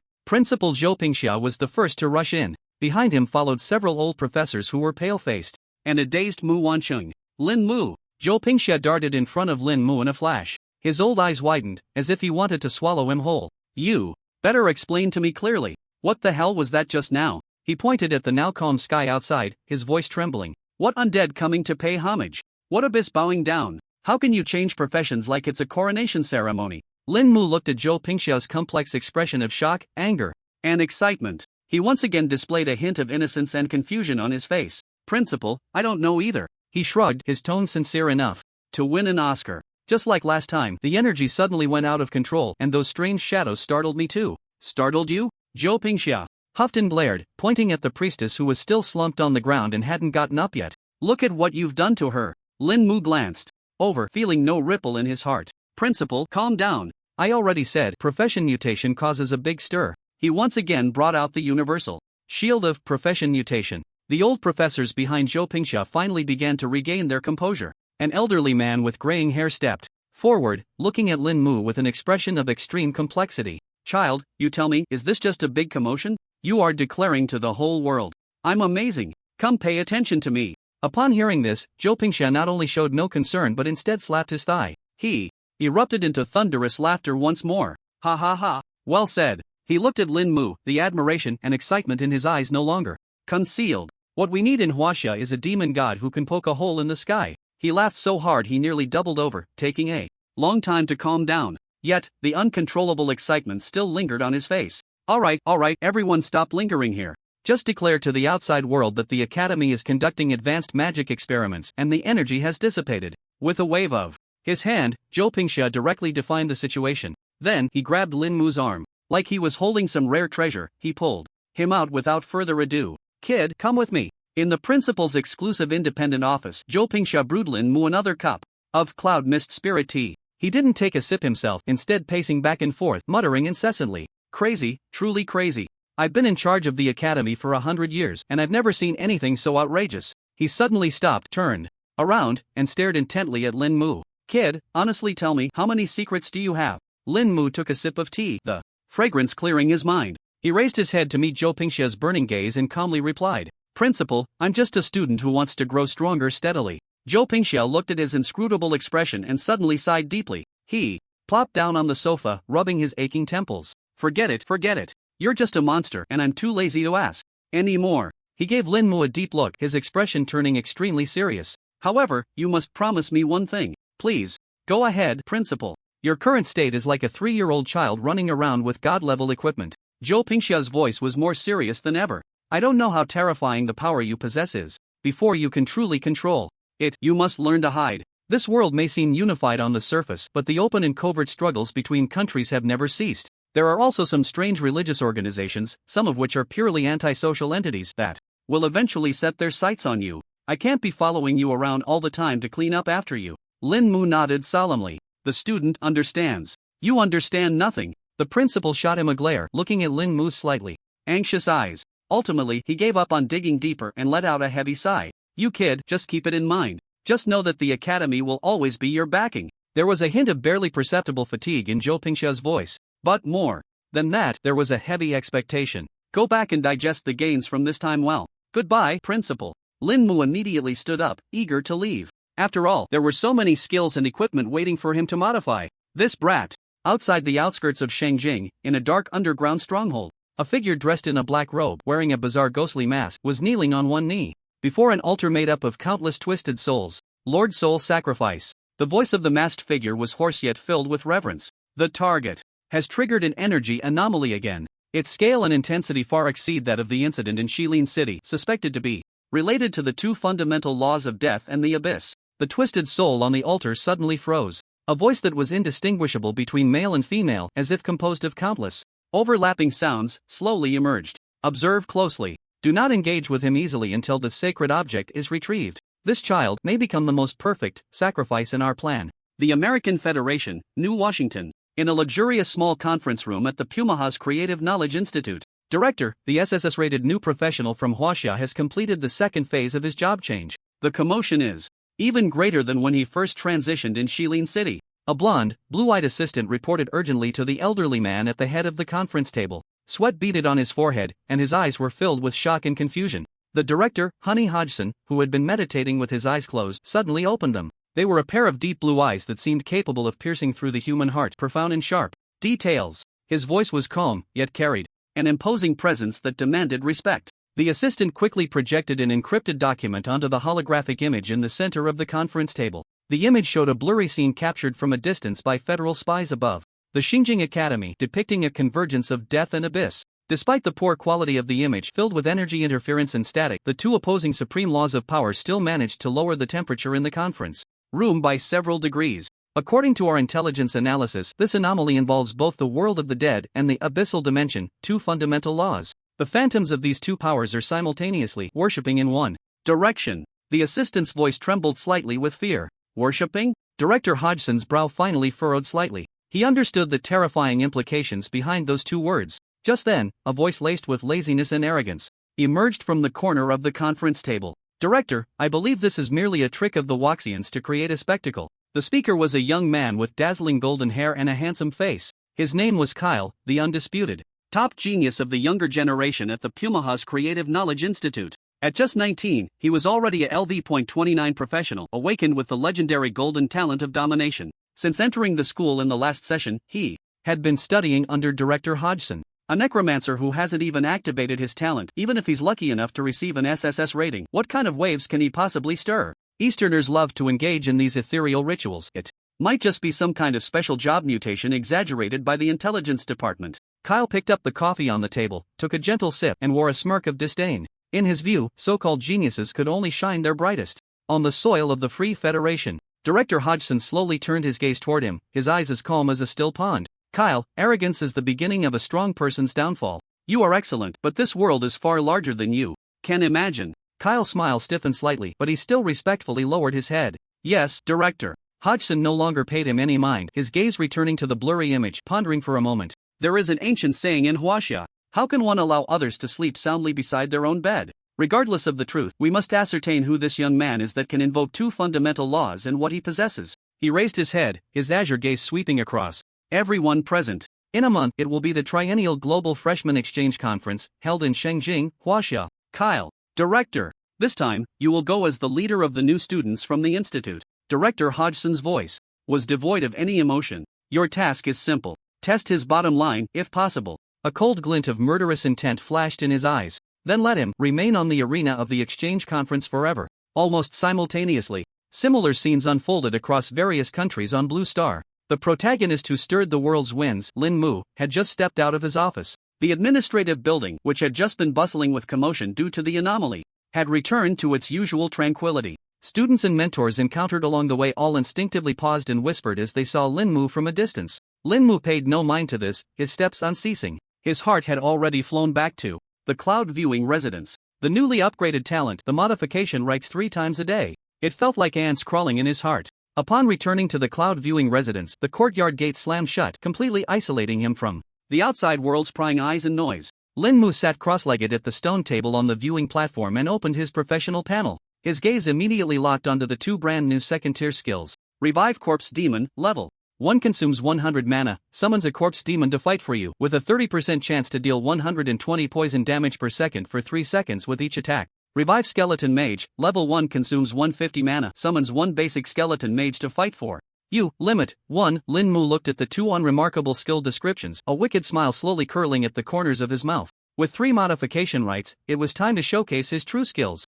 He immediately activated his talent to check the details. Revive Corpse Demon, level 1 consumes 100 mana, summons a toxic corpse demon with death power, very slow speed, low attack but extremely high defense. Each attack has a 30% chance to deal 120 poison damage per second for 3 seconds. There were quite a few aspects that could be modified here. After a brief consideration, Lin Mu decided to modify the poison damage first. Change each attack has a 30% chance to deal 120 poison damage per second to each attack. Has a 90% chance to deal 120 poison damage per second. Change 90% chance to 99% chance. Change lasts for 3 seconds to lasts for 3 quarters. After the modifications, the skill description changed. Revive Corpse Demon, level 1 consumes 100 mana, summons a toxic corpse demon with death power, very slow speed, low attack but extremely high defense. Each attack has a 99% chance to deal 120 poison damage per second, lasting for 3 quarters. Lin Mu checked the detailed description of Revive Skeleton Mage again. Revive Skeleton Mage, level 1 consumes 150 mana, summons 1 skeleton mage to fight for you by channeling Death Aura from the void, randomly mastering Fireball combo, Explosive Ice Cone, and Lightning Arrow. With a casting interval of 15 seconds, limit 1, this time, modify the combat skills first, then the quantity. Change Fireball combo to Fire Dragon combo. Change Explosive Ice Cone to Explosive Glacier. Change Lightning Arrow to Thunder Arrow. The description changed after the modifications. Revive Skeleton Mage, level 1 consumes 150 mana, summons 1 skeleton mage to fight for you by channeling Death Aura from the void, randomly mastering Fire Dragon combo, Explosive Glacier, and Thunder Arrow. With a casting interval of 15 seconds, limit 1. After finishing the new skills, it was back to the old routine. Starting again with Revive Skeleton. Revive Skeleton, level 6 consumes 4505 mana, summons 900 fully armored steel skeletons wielding steel spears to fight for you by channeling multiple strong death auras from the void, extremely fast movement, extremely high damage. Limit 9,000. Change summons 900 from the void to summons 990 from the void. Change summon 990 to summon 999. Lin Mu spent a skill point to enhance Resurrect Skeleton, bringing the single summon count to a perfect 1000. Change summon 1000 to summon 9000. After the modification, the new description appeared.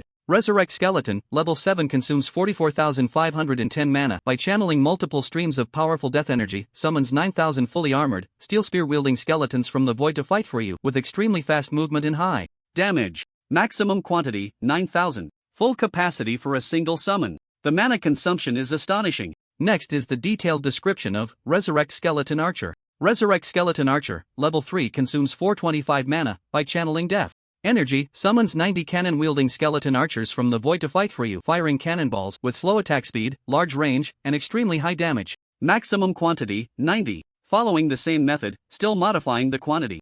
Change maximum quantity, 90 to maximum quantity, 99. Change slow attack speed to very slow attack speed. Change very slow attack speed to very fast attack speed. The skill description was reshaped after becoming vague. Resurrect. Skeleton Archer, level 3 consumes 425 mana. By channeling death energy, summons 90 cannon-wielding skeleton archers from the void to fight for you, firing cannonballs with very fast attack speed, large range, and extremely high damage. Maximum quantity, 99. Slow cannon fire, directly transforming into rapid cannon fire. Next, Bone Fong. Bone Fawn, level 5 consumes 9008 mana, channels death energy, summons 9001 sharp teeth tainted with corpse poison from the deeply buried bones of the deceased, piercing forward in a linear area at the speed of light, each Bone Fawn dealing 6 to 8 physical damage, and 9 points of poison damage per second, lasting for 9 ticks. Change summon 9991 sharp teeth tainted with corpse poison to summon 9999 sharp teeth tainted with corpse poison. After 3 modifications, the quantity of Bone Fawn reached its limit, and then Lin Mu leveled it up as well. Checking the detailed description after the upgrade. Again. Bone Fawn, level 6 consumes 10,007 mana, channels death energy, summons 10,000 sharp teeth tainted with corpse poison from the deeply buried bones of the deceased, piercing forward in a linear area at the speed of light, each Bone Fawn dealing 7 to 9 physical damage and 9 points of poison damage per second, lasting for 9 ticks. Then comes Grip of Bones. Grip of Bones, level 6 consumes 35 mana, using the power of death, condenses new bones at a designated location, forming a hand of bones that bursts from the ground, quickly grasping enemies within range for 9 seconds before the bones explode, dealing 9,000 points of physical damage to enemies within a radius of 90.7 meters. This skill, after reaching level 5, focuses on the 9 seconds of control. Currently, the skill radius is not suitable for being too large, as it can easily cause accidental harm. The damage still lags a bit compared to other skills. Change dealing 9,990 points of physical damage to dealing 9,999 points of physical damage. After 3 damage modifications, the damage also reached its limit. Similarly, spent a skill point to level up. Grip of Bones, level 7 consumes 38 mana, using the power of death, condenses new bones at a designated location, forming a hand of bones that bursts from the ground, quickly grasping enemies within range for 9 seconds before the bones explode, dealing 10,000 points of physical damage to enemies within a radius of 90.9 meters. Then comes the super strong buff, Death Prayer. Death Prayer, level 2 consumes 120 mana, using death energy to invoke the whispers of the deceased surrounding the summoned creature, stimulating its potential, increasing attack, defense, and speed by 9,004%. Duration, 9 quarters. Cooldown, 30 minutes. Change increase by 99.94% to increase by 9,999%. Similarly, the amplification is raised to the limit, consuming skill points to increase the level. Death Prayer, level 3 consumes 125 mana, using death energy to invoke the whispers of the deceased surrounding the summoned creature, stimulating its potential, increasing attack, defense, and speed by 10,004%. Duration, 9 quarters. Cooldown, 30 minutes. There's also the defensive skill Bone Shield. Bone Shield, level 1 consumes 225 mana, using the power of death, condensing 9 shields with dragon bones, rotating around the body, fully blocking all damage, shattering after withstanding 900,000 damage. Change Shatter after withstanding 900,000 damage to Turn to Fragments after withstanding 900,000 damage. Change Turn to Fragments to Harden. Change Harden to the hardest. This modification is quite imaginative, and the skill description has changed dramatically. Bone Shield, level 1 consumes 225 mana, using the power of death, condensing 9 shields with soulbound dragon bones, rotating around the body, fully blocking all damage, becoming the hardest after withstanding 900,000 damage, increasing damage absorption to 9 million. Damn! Second stage defense enhancement. Lin Mu didn't expect it to turn out this way, but at least it's getting stronger. The last special skill, Abyssal Descent, special, no level consumes all mana, activating one's abyssal energy, opening a gate to the abyss world, randomly guiding abyssal creatures to permanently descend, with the level, range and loyalty of the abyssal creatures determined by the mana invested and the intensity of the connection to the abyss world. Cooldown, 100 hours. Lin Mu hasn't used this skill yet. From the description, he doesn't know how to modify it for now. He can only set it aside for later. Next is the equipment. Ring of Fearful Whispers. After modification, a golden light suddenly flashes. Ring of Fearful Whispers, LV.10, Gold, Constitution, +5 Intelligence, +5 Special Effect 1, Fear Aura. When worn, applies the fear effect, all attributes decrease by 9% to all hostile targets within a 90-meter radius. Special Effect 2, Despairing Scream, actively activated, consumes 100 mana, emits a scream filled with endless despair, dealing 999 intelligence 9.5 psychic impact damage to all enemies in a fan-shaped area ahead, with a 99% chance to inflict a 9-second confusion state, attacks indiscriminately. Cooldown 10 seconds. The range of Fear Aura is similar to that of Grip of Bones, so it's not suitable for modification at the moment. New equipment Bone Staff. The staff also changes after the light shifts. Bone Staff, LV.21, Orange, Attack 120 to 150 Intelligence plus 25 Special Effect 1, reduces mana consumption by 99% when casting skills. Special Effect 2, increases the initial health and defense of all Bone-type summons by 99%. There's also the Fragmented Space Ring. Change consume 80% of maximum mana to consume 80 per thousand of maximum mana. Change within a radius of 12 miles to within a radius of 92 miles. Change within a radius of 92 miles to within a radius of 99 miles. Broken Space Ring, LV.25, Orange, Agility plus 15 Special Effect, Instant Teleport consumes 80% of maximum mana, instantly teleports to a designated location within a radius of 99 miles, can be used a billion times a day. This modification has greatly enhanced the ability, not to mention the mana consumption. Just the teleportation range has increased to a terrifying 49.5 kilometers. Now, even if he wants to return to Shilin, he only needs about 20 teleports and he can be home in less than half a minute. Terrifying. After modifying all skills and equipment, it was already evening. In one day, he had cleared 3 high-level dungeons in a row. Even Lin Mu felt a bit tired. He set an alarm for midnight, waiting for his talents to refresh again. Then he collapsed into bed and fell asleep. If you sleep again, I'll peel your skin off. If you sleep again, I'll peel your skin off. The alarm rang precisely at midnight. The sharp sound shattered the tranquility of Guanyun residents. Lin Mu almost sprang up, walking to the observation deck. He let the night wind at the mountain top tousle his hair, and the sleepiness in his eyes quickly dissipated. He once again immersed his mind into the profession panel, starting a new comprehensive modification. Resurrect Skeleton, Level 7. Maximum, 9,000. Change maximum quantity, 9,000 to maximum quantity, 9,900. Change maximum quantity, 9,900 to maximum quantity, 9,990. Change maximum quantity, 9,990. To maximum quantity, 9,999. He consumed another skill point to upgrade Resurrect Skeleton to Level 8. Resurrect Skeleton, Level 8 consumes 44,510 mana, summons 9,000 fully armored skeletons wielding steel spears to fight for you by channeling multiple strong death auras from the void with extremely fast movement and high damage. Maximum quantity, 10,000. Just wait until tomorrow and the army of steel skeletons will multiply tenfold. Resurrect Skeleton Archer, Level 3. Summons 90 skeletons wielding cannons from the void. First, modify the quantity. Change summons 90 skeletons to summons 99 skeletons. This time, Lin Mu directly invested 2 skill points into the skeleton archers. The skill leveled up twice and changed. Resurrect Skeleton Archer, Level 5 consumes 4,000 mana, summons 100 groups of skeleton heavy artillery to fight for you, maximum quantity, 100. This change was a bit special and Lin Mu immediately checked the skill's detailed description. Resurrect Skeleton Archer, Level 5 consumes 4,000 mana, summons 100 groups of skeleton heavy artillery. Equipped with towed howitzers from the void by channeling multiple special death auras, can switch between armor-piercing shells and high-explosive shells, with extremely slow movement speed, extremely slow attack speed, very large strike range, and extremely high damage. Maximum quantity, 100. Damn, it really has become modern artillery. And it's a dual-mode cannon and howitzer, balancing direct armor-piercing kills and projectile area coverage. Just don't know what it's towed by? An excited heart, trembling hands. While Lin Mu envisioned the battlefield scenes of the artillery group, he began a new modification. Change maximum quantity, 100 to maximum quantity, 900. Change extremely slow attack speed to extremely fast attack speed. The skill description became vague and was reshaped. Resurrect Skeleton Archer, Level 5 consumes 4,000 mana, summons 100 groups of skeleton heavy artillery equipped with towed howitzers from the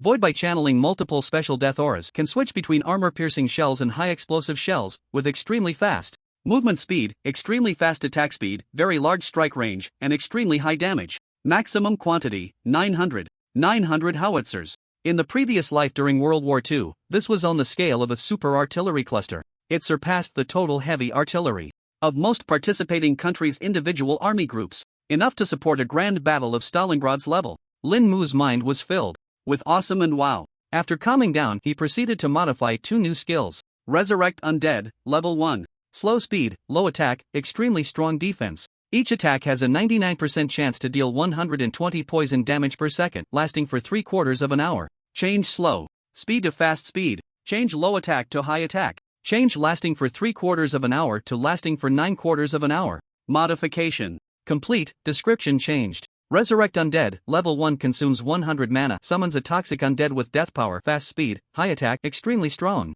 Defense Each attack has a 99% chance to deal 120 poison damage per second, lasting for 9/4 of an hour. Resurrect Skeleton Mage, level 1. Randomly masters Fire Dragon combo, Explosive Glacier, Lightning Arrow, casting interval of 15 seconds, maximum quantity, 1, this time. First change the practical application, then change the quantity. Change Lightning Arrow to Lightning Cloud. Change Lightning Cloud to Thunderstorm Cloud. Change maximum quantity, 1 to maximum quantity, 9. After modification, the description changed. Resurrect Skeleton Mage, level 1 consumes 150 mana, summons one Skeleton Mage to fight for you by guiding the Breath of Death from the Void, randomly masters Fire Dragon combo, Explosive Glacier, Thunderstorm Cloud, casting interval of 15 seconds, maximum quantity, 9, Bone Fawn, level 6. Change summon 10,000 Sharp Teeth tainted with Corpse Poison to summon 90,000 Sharp Teeth tainted with Corpse Poison. Change summon 90,000 to summon 99,000. Change summon 99,000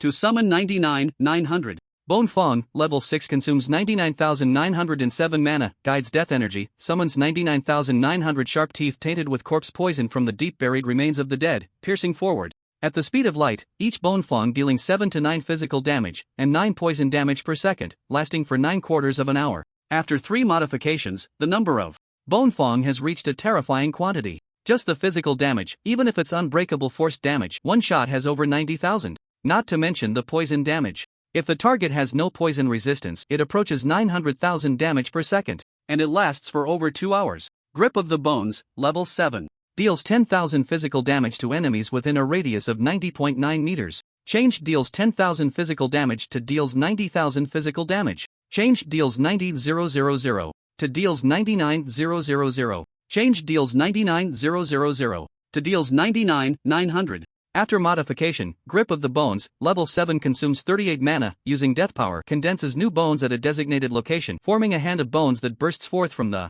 ground, quickly grasping enemies within range, exploding after 9 seconds, dealing 99,900 physical damage to enemies within a radius of 90.9 meters. Death Prayer, level 3. Attack, defense, and speed increased by 10,004%.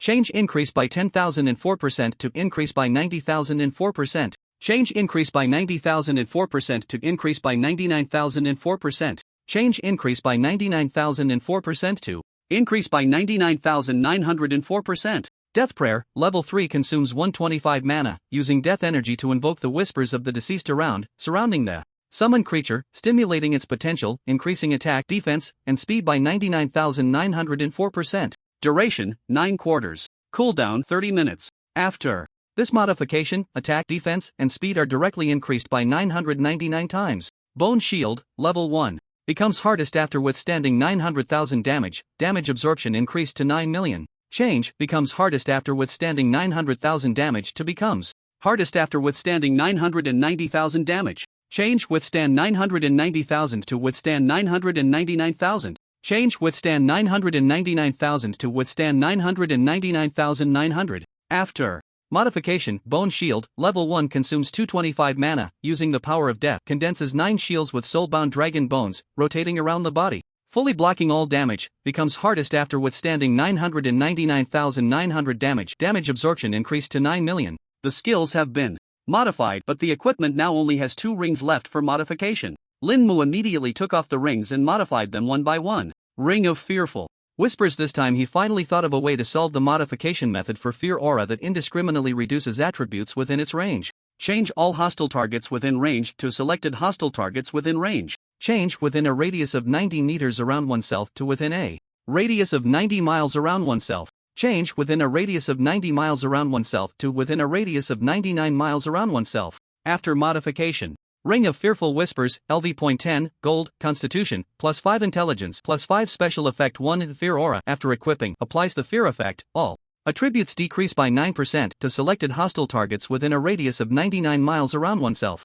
Special Effect 2, Despairing Wail, activates actively. consumes 100 mana, emits a wail containing endless despair, dealing 999 intelligence 9.5 psychic impact damage to all enemies in a fan-shaped area ahead, with a 99% chance to confuse them for 9 seconds. Attacks do not distinguish between friend and foe. Cooldown 10 seconds. All targets become selected targets. A single word difference changes the meaning entirely. Fragmented Space Ring. Change consumes 80 per thousand of maximum mana to consumes 10 per thousand of maximum mana. Fragmented Space Ring, LV.25, Orange, Agility, plus 15 Special Effect, Spatial Instant, consumes 10 per thousand of maximum mana, instantly teleports to a designated location within a radius of 99 miles. Can be used 100 million times per day. Recent upgrades. Lin Mu has accumulated many attribute points, this time allocating them all to Intelligence and Constitution. Coupled with the class changes, all attribute increase of 10 points. The change is significant. Name, Lin Mu, Abyss, Occupation, Necromancer, Level, LV.28, Experience, 16384/2350000, Health, 1020/1020, Mana, 1360/1360.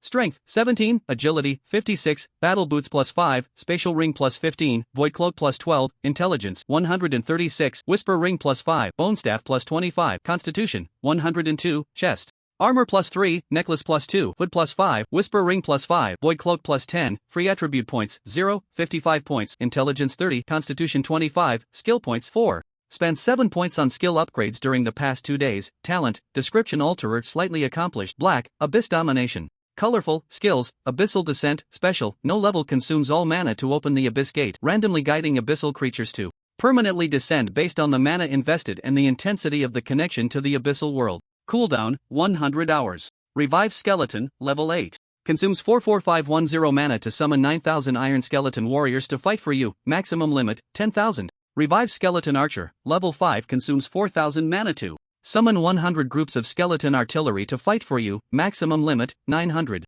Revive Corpse Demon, Level 1 consumes 100 mana to summon a Corpse Demon to fight for you, with a 99% chance to deal 120 poison damage per second for 9 ticks. Revive Skeleton Mage, Level 1 consumes 150 mana to summon 1 Super Skeleton Mage to fight for you, maximum limit, 9. Bone Fawn, Level 6 consumes 99907 mana to summon 99,900 poisonous Bone Fangs from underground, piercing a linear area ahead, dealing 7 to 9 physical damage and 9 poison damage per second, lasting for 9 ticks. Grip of the Bones, Level 7 consumes 38 mana to summon a skeletal hand at a designated location, which grips for 9 seconds before exploding, dealing 99,900 physical damage within a radius of 90.9 meters. Death Prayer, Level 3 consumes 125 mana to invoke the Sound of the Abyss, enhancing the summoned creature's attack, defense, and speed by 99,904%. Duration, 9 ticks. Cooldown 30 minutes. Bone Shield, Level 1 consumes 225 mana to summon 9 dragon bone shields that rotate around the body, blocking all damage.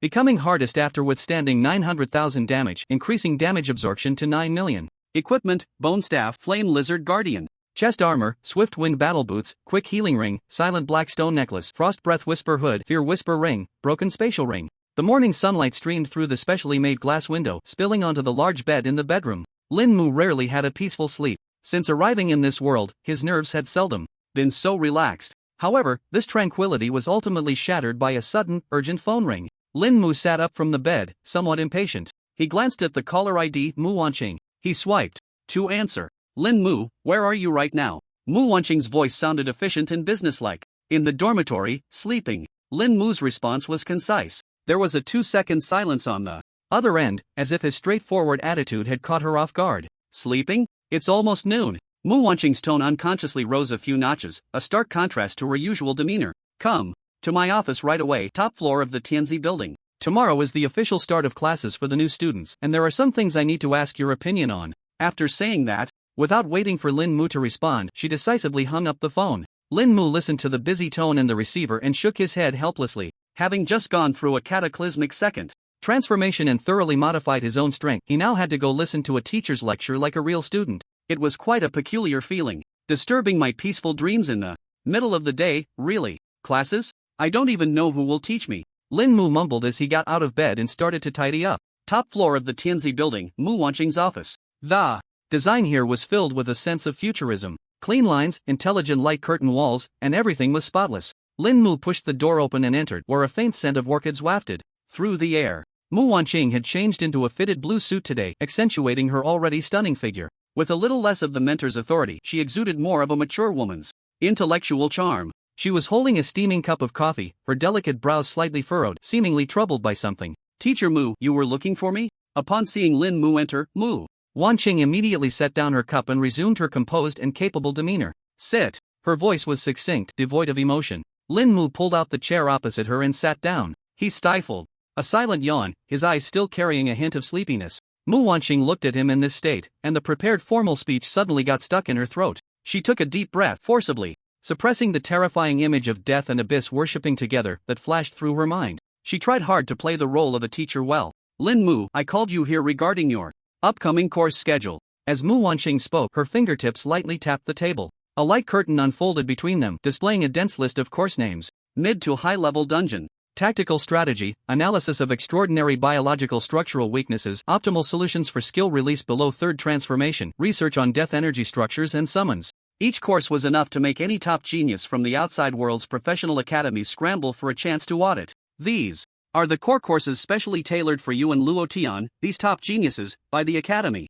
There was a hint of barely perceptible pride in Mu Wanqing's voice. The instructors are all professors with at least a third transformation, and for some courses, Principal Zhou will even teach personally. She expected Lin Mu to at least show some interest. However, he merely glanced at the light curtain. His gaze was as calm as a still pond, and then he shifted his attention away. He began to examine the potted mimosa on her desk. Mu Wanqing's lips twitched slightly, barely noticeable. This kid wasn't listening at all. A surge of inexplicable anger rose from the depths of her heart. Lin Mu, she emphasized her tone. I know you are strong, exceptionally gifted, even to the point of being unprecedented. But the foundation is the root of everything. Every powerful being standing at the peak has an incredibly solid foundation of knowledge. She tried to make herself appear as a wise teacher guiding her students, rather than a weak woman intimidated by a prodigious student. Lin Mu finally pulled his gaze away from the greenery and looked at her, his eyes filled with genuine confusion. Teacher Mu, something's off with you. What? Mu Wanqing was taken aback.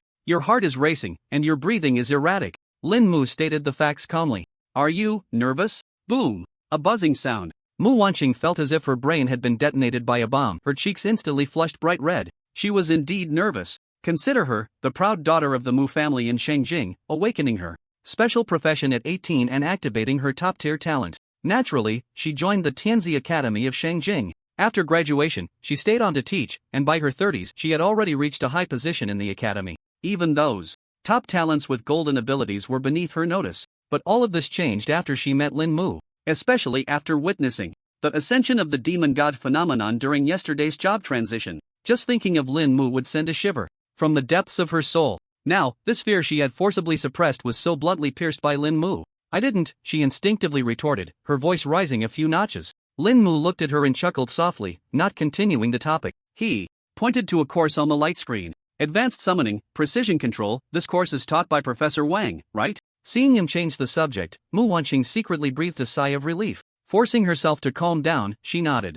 That's right, Professor Wang Changfeng, a level 4, word spirit beast tamer, is one of the top authorities in the summoning field in Huaxia. Oh, Lin Mu nodded and then asked a seemingly unrelated question. Teacher Mu, how high is Professor Wang's actual level? This question hit right in Mu Wanqing's area of expertise, and she immediately regained her confidence. Professor Wang's record is commanding 120 Wind Thunder Griffin simultaneously on the virtual battlefield, executing a textbook-level decapitation insertion tactic with an error rate of less than 3%. If it were lower-level summons, the number would only be greater. Her tone was filled with pride for the Academy's top experts. Upon hearing this, Lin Mu showed a contemplative expression. 120. He thought about his own legion of 10,000 iron skeleton warriors, and the skeleton heavy artillery with 900 howitzers that he hadn't had time to test yet. If they were to coordinate tactically, that scene seemed to have little to do with the word precision. One sentence could distinguish the two of them. When poor, tactics are used for insertion. When rich, firepower covers all. What about the damage? Lin Mu pointed to another course, Extreme Energy Burst Techniques. What is the highest instant damage record ever achieved by a student? In the course tests? Mu Wanqing's sense of pride grew even stronger. The record holder is the top student from 3 years above you in the Tianzi Academy, who is now a high-ranking officer in the military. When he was at level 35, using his professional traits and powerful talents, he utilized a special item to achieve a staggering 7 million single target burst damage. No one has broken it to this day. Oh, that's indeed impressive, almost 10 million. Lin Mu nodded appreciatively. That damage nearly surpassed his own bone shield. He silently calculated his almost unused bone fong. 90,000 damage per second multiplied by 8,100 seconds. That would be approximately 7,290,000,000 total damage. And it was instant at the speed of light. Of course, as a necromancer, he still preferred not to get his hands dirty. He just didn't know how much damage the skeleton heavy artillery could achieve under the nearly 1,000-fold amplification of death prayer. Lin Mu's mind was struggling to keep up with the calculations, but he knew it would definitely be an astronomical figure. A number so astronomical it could rub the unit million into the ground repeatedly. And this was just the damage from one group of artillery. What? Do you think this number is exaggerated? Now you should decide to attend class properly, right? Mu Wanqing noticed Lin Mu had fallen silent. Thinking that he was stunned by this damage value, the corners of his mouth involuntarily lifted slightly. Finally, there was something that could shock this little monster. No, Lin. Mu shook his head, looking at her very seriously. Teacher Mu, I want to test my damage. Mu Wanqing was also very interested in Lin Mu's idea. Of course, I can take you there right now. Wait, I have one more question. What question? Teacher Mu, what is the maximum damage the Academy's virtual training ground can withstand? Lin Mu's expression was extremely sincere. If I accidentally break the training ground, will I need to compensate? The air seemed to freeze. Lin Mu's casually spoken yet earth-shattering question echoed in the quiet office. Mu Wanqing looked at Lin Mu's face, which was incredibly sincere and even carried a hint of curiosity. For a moment, she didn't know what expression to respond with. In the end, it turned into a helpless mix of laughter and tears. Compensate? She slightly parted her red lips, her voice carrying a hint of absurdity that she herself hadn't noticed. Lin Mu, do you have some huge misunderstanding about our Xingjing Academy's hardware, facilities, or about the sturdiness of the virtual training ground? After all, he was still a freshman and had not truly experienced the Academy's top facilities, so it was understandable. The Academy's S-level virtual training ground has at its core an extremely precious strategic-grade item, spatial memory crystal. Mu Wanqing patiently began to explain. It can simulate a nearly real battlefield space, and the energy limit it can withstand theoretically can endure a full-force strike from a Class 5 or lower practitioner without collapsing. Since the training ground was built, not to mention breaking it, there hasn't been a single student who could even make the door tremble. You can rest assured to test it. Upon hearing this, Lin Mu nodded thoughtfully. Oh, then I can relax. Seeing his I see now expression, Mu Wanqing suddenly had an ominous premonition. She always felt that some of the common sense in this world might soon be shattered by this boy. Under Mu Wanqing's guidance, the two arrived at the training center located underground in the Tianzi courtyard. It was bustling with noise, far more lively than the teaching area above. Everywhere, students with a fierce aura hurried by. They were mostly preparing to enter the training ground to hone their skills. Hey, isn't that Teacher Mu? The one next to her is the new chief, Lin Mu, LV.28? Such a high level. He looks pretty handsome. What do you know? He single-handedly achieved SS level in the Wailing Cave and SSS level in the Trial Dungeon. He directly scored 140,000 points in the Tianzi courtyard entrance test. Hisses. The whispers and gasps along the way went unheard by Lin Mu. His gaze was drawn to the few doors at the deepest point that emitted spatial fluctuations. That was the virtual training ground. Teacher Mu. A cheerful voice came. A group of youths with a distinctly different aura from ordinary students walked out of an S-level training room. Leading them was a tall, handsome young man. His name was Chen Feng, the top combat power of the last Tianzi courtyard. Now he was a LV.31, Thunder Combat Mage, having activated the purple talent, lightning sensation that was very compatible with his profession, and he was well known throughout the academy. Chen Feng, did you just finish testing? Mu Wanqing nodded upon seeing him, acknowledging him. However, Chen Feng's gaze immediately fell on Lin Mu, filled with unabashed scrutiny and curiosity. This must be our academy's newly minted legend, Junior Lin Mu, right? Quite a high level. I've heard a lot about you. After Lin Mu came to school, apart from that one time when he scored 14,000 points on the test, all other astonishing actions were suppressed by Zhou Pingxia. So although Chen Feng's tone was polite, the arrogance belonging to a senior genius could not be concealed. Hello, Lin Mu responded and then stopped looking at him. This feeling of being ignored made Chen Feng's brows furrow slightly, almost imperceptibly. A student who looked like a lackey beside him immediately leaned in. He whispered the gossip he had just heard, embellishing it as he spoke. Brother Feng, that kid is said to be quite impressive. He might also be here to test his damage. Upon hearing this, Chen Feng was first taken aback, then a playful smile appeared on his face. He stepped forward, blocking Lin Mu and Mu Wanqing. Teacher Mu, is Lin Mu here for simulated training as well? Such an outstanding freshman, his strength must be quite formidable, right? He deliberately emphasized the word freshman. His voice was not loud, but it was enough to draw the attention of everyone around. Chen Feng, mind your manners. Mu Wanqing's expression turned slightly cold. She did not like Chen Feng's aggressive attitude. Manners? Chen Feng laughed, a hint of disdain in his eyes. I think it's Lin Mu who is overflowing with confidence. He hasn't even officially learned real combat skills yet, and he's eager to prove himself to us. Seniors, how about this, Lin Mu? He changed his tone, his gaze fixed intensely on Lin Mu. Since we just finished using the S-level training room, it's empty anyway. Why don't we make a bet? I won't bully you, let's bet on whether you can break the 90,000 damage record I just set. Chen Feng's voice suddenly rose, filled with provocation. If you can break it, I, Chen Feng, will acknowledge you as the top student in front of everyone. And I'll give you 100,000 credits. If you can't. He curled his lips, dragging out his words. Then please lower your stance when you see us seniors in the future and stop trying to pull off some attention-grabbing stunts, understand?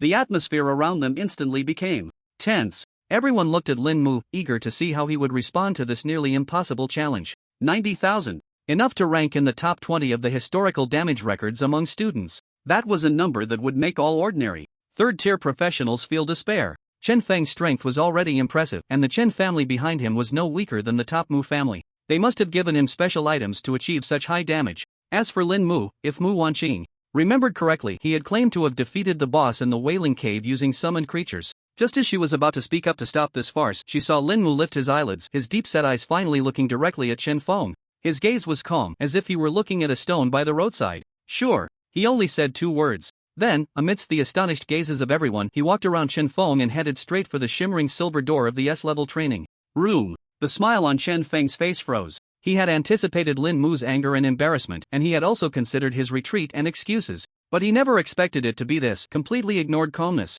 It was as if his carefully crafted provocation had turned into a ridiculous one-man show. Good. Very good. Chen Feng's face turned red. He squeezed out a few words through clenched teeth, a shadow passing through his eyes. He wanted to see how this overconfident freshman would handle it. When the data came out later, Mu Wanqing looked at Lin Mu's back, her heart filled with mixed emotions. She walked to the control panel and personally activated the testing mode for Lin Mu. Deep identity confirmed. Tianzi Academy Chief Lin Mu. S-level. Virtual training ground has been activated. Damage testing mode. The door to the training room slowly closed, completely isolating Lin Mu's figure. Outside, on the massive data screen, lines of initial information lit up. Tianzi Academy, Lin Mu.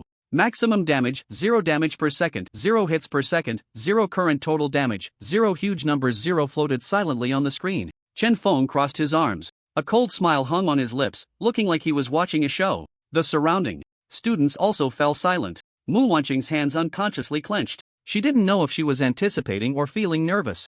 Inside the training room, Lin Mu looked at the endless void before him and the massive energy core in the distance that served as the target. He slowly raised his hand. Let's try out the new toy first. Lin Mu muttered to himself. He waved his staff casually. A wisp of pure death energy overflowed from the tip of his staff, coalescing in front of him. On the ground, a puddle of foul-smelling viscous liquid appeared out of nowhere. Following that, a grotesque monster, covered in decay and festering flesh, slowly crawled out of the liquid. Resurrected Corpse Demon. One of the new skills after the second transition. Corrupted. Corpse Demon Health 13,000/13,000 Attack 2170-2270 Defense 18,000 Go. Lin Mu issued the simplest command. The corrupted Corpse Demon let out a low growl. It took heavy steps, charging towards the distant energy core with a speed that was completely inconsistent with its bloated body. Bang! The demon's pus-covered fist slammed heavily onto the energy core. Outside the training room, on the massive data screen, the number in the maximum damage column finally flickered from 0. Maximum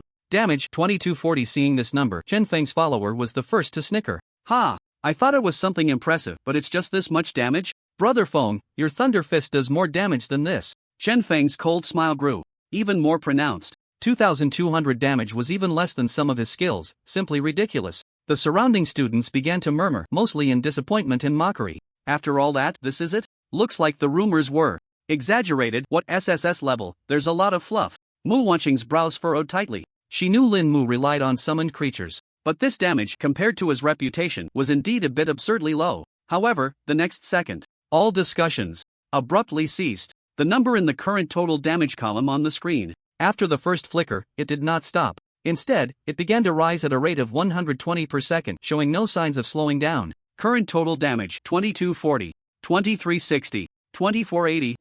What's going on? Why is the damage still increasing? Didn't he only attack once? Did he summon a dozen skeleton soldiers? Or is it the poison? Some began to speculate. Chen Feng's smile grew even stronger. He stared at the rolling numbers, a hint of disdain flashing in his eyes. Even if it was continuous damage, it was still too low, right? Before he could mock again. Inside the training room, Lin Mu waved his hand impatiently. Too slow. He didn't even have the interest to activate the death prayer bonus. The corrupted corpse demon instantly turned into a puddle of black water, disappearing without a trace. The number for current total damage continued to rise slowly. The staff waved again. Resurrected skeleton mage. This time, a skeleton flickering with a ghostly blue flame appeared before him. This skeleton was completely different from the steel skeleton warriors and skeleton archers. It was draped in a magnificent mage robe, holding a top-tier staff made from a nearly jade-like leg bone. Supreme Skeleton Mage, Ice, Lin Mu directly activated the death prayer. Bonus this time. Supreme Skeleton Mage, Ice, Health, 1990000/1990000 Original 1000 Bone Staff Bonus 99% Death Prayer 1000 times. Attack, 132-355000-135-355000 Death Prayer 1000 times. Defense, 1-592-000 Original 800 Bone Staff Bonus 99% Death Prayer 1000 times. Cast. Lin Mu's command remained succinct. The soul flame in the eye sockets of the skeleton ice mage suddenly surged. It raised its bone staff high, silently chanting a spell. Boom! The temperature in the training ground plummeted. A massive glacier appeared out of thin air above the energy core. Then, with a devastating force, it crashed down. Exploding glacier. Outside the training room, on the light screen, the numbers in the maximum damage column. After a moment of blurriness, they began to jump wildly, as if an invisible hand was turning the counters wheel. Finally, a number that was enough to cause everyone's brains to crash. Clearly imprinted in everyone's pupils. Maximum damage, 132,765,900 132,765,900. Silence. A deathly stillness. The entire training center was so quiet that a pin drop could be heard. Everyone seemed to be petrified. Staring blankly at that number, their expressions frozen, thoughts halted. The record of 900,000? In the face of this terrifying number, it felt like a childish joke. No, impossible. Chen Feng's face turned pale as paper in an instant, devoid of color. His body swayed, nearly unable to stand, and he subconsciously muttered to himself, "Fake, it must be a system error. It absolutely has to be an error." He couldn't accept this fact. With the epic enhancement scrolls provided by his family and various expensive enhancement gear, he had exerted all his effort to achieve 900,000 damage just to top the damage record. He never expected that a newcomer would so casually crush it to dust. Moreover, it was a nearly 150 times crushing. Mu Wanqing's red lips parted slightly, her eyes filled with unprecedented shock and daze. She finally understood what Lin Mu's earlier question meant. He wasn't joking. He was genuinely worried about breaking this place. She immediately took out her phone and dialed Zhou Pingxia's number. Without waiting for the principal to go through the formalities, she urged directly, "Principal, hurry to the training ground. Lin Mu has gone against the heavens again." Then she hung up the phone. The surrounding students, after experiencing a long silence, finally erupted into a tumultuous uproar. What the hell? 132 million. I can't be seeing this wrong? Someone pinch me. Is this a newcomer? Or a necromancer? This damage is even higher than the principal's, right? Monster. He is definitely a monster. What did Chen Feng just say? 900,000 record? That's hilarious. Each voice of discussion was like the sharpest dagger stabbing fiercely into Chen Feng's heart. His complexion shifted from white to green, then from green to purple. His chest heaved violently, fists clenched tightly. Thank goodness he hadn't left any nails, or they would have surely dug into his flesh. Cheating. He must be cheating. Chen Feng suddenly turned around, pointing at Mu Wanqing in front of the control panel, roaring like a madman. "Teacher Mu, he definitely used illegal items. I demand to review his testing process. I don't believe it. I can't believe anyone can deal such high damage." Mu Wanqing barely recovered, shot him a cold glance, her eyes filled with disappointment. "Chen Feng, if you can't take a loss, then don't gamble." In the training room, Lin Mu looked at the data prompts within the training ground, nodding in satisfaction. This damage is decent. As expected of me. However, this training ground is really sturdy." He waved his hand again and the skeleton mage vanished. He was completely unaware of everything happening outside and didn't care at all. He was just an ordinary student focused on testing the power of his new toy. Now, Lin Mu's expectant gaze fell on the skill, Revive Skeleton Archer. "Let me see the power of modern artillery." Lin Mu swung the bone staff in his hand 9 times. Boom! Accompanied by a thunderous roar that sounded like tectonic plates shifting. 900 groups of skeleton legions, entirely different from all previous summons, appeared uniformly in the open training ground. This was a real army. Each group consisted of 3 short and sturdy skeleton soldiers and an exceptionally tall, robust skeleton warhorse. Behind the warhorses, they dragged a menacing-looking, long-barreled, double-wheel giant cannon, exuding a cold metallic feel. 900 giant cannons, 900 artillery units, a heavy artillery corps that could drive any military commander mad. They stood silently, emanating a chilling aura of death and steel. The ominous sound of death prayer enveloped every inch of bone and every cannon the moment they appeared. Health 9950000/9950000, original 5000, bone staff bonus 99%, death prayer 1000 times. Attack 3357700-555770000. Death prayer 1000 times, defense 11940000, original 6000, bone staff bonus 99%, death prayer 1000 times. Looking at this terrifying data, Lin Mu excitedly gazed at the energy core target in the distance, taking a deep breath. He mimicked the poses of commanders from movies in his past life. His voice rang out high and clear, spreading throughout the entire legion's mind. All artillery units, attention, spread out with 20 meters between each cannon. The moment the command was issued, the silent legion came to life. The skeleton warhorses let out silent whinnies, their hooves igniting with flames. Under the 1000-fold speed boost of death prayer, they transformed into afterimages, pulling the heavy cannons rapidly across the training ground. In an instant, they formed a formation at the designated position. Unleash the cannons. 900 giant cannons were almost simultaneously released from their towing state by the skeleton soldiers. They opened the gun mounts, secured the cannon bodies, and adjusted the barrels. The movements were synchronized and seamless. Target 001 Energy Core. Cannon mode, armor-piercing shells. All units, rapid fire of 100 rounds, load. 900 artillery groups began a frenzied mechanical operation. One skeleton soldier adjusted the barrel angle for aiming. Another grabbed black armor-piercing shells from the void and piled them nearby. The last one received and conveyed every command from Lin Mu. Prepare. Excitement sparkled in Lin Mu's eyes like never before. Fire. Boom, boom, boom, boom, boom. The moment the command was given, 900 giant cannons entered rapid-fire mode simultaneously. The modified attack speed of the heavy artillery was already fast. Under the terrifying boost of death prayer, nearing 1000 times, the firing speed of the shells had surpassed the limits of reason.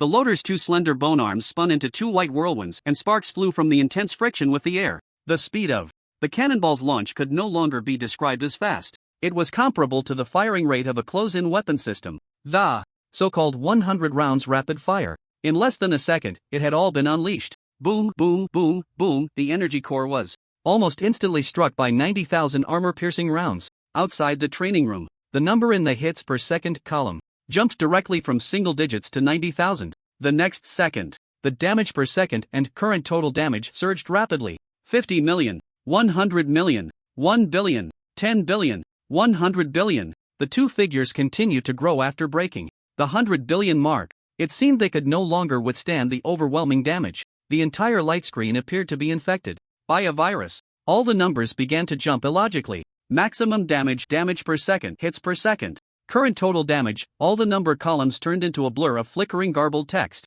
ZZZZ, ZZZZZ. The harsh sound of electricity crackled, the light screen flickered a few times, and a wisp of blue smoke emerged. Bang! A muffled sound, and it completely blacked out. The training center fell into an even more profound silence than before. Everyone looked like puppets with their souls drawn out. They stared blankly at the now completely scrapped light screen, which was still emitting blue smoke. If the previous damage of 130 million had shattered their understanding, then now, this act of directly burning out the data screen of the S-Class training ground was crushing their worldview. Chen Feng's follower behind him gaped, making a ha-ha sound in his throat. But he couldn't utter a word, his legs went weak, and he collapsed to the ground. Chen Feng himself had long lost all color in his face. He stared blankly at the blackened screen. His eyes were hollow, as if he had lost all spirit. 900,000 records? 1 million credits? The dignity of a senior? At this moment, all seemed so pale, so ridiculous. He wasn't just crushed, he was dimensionally struck down. He and Lin Mu were simply not in the same dimension.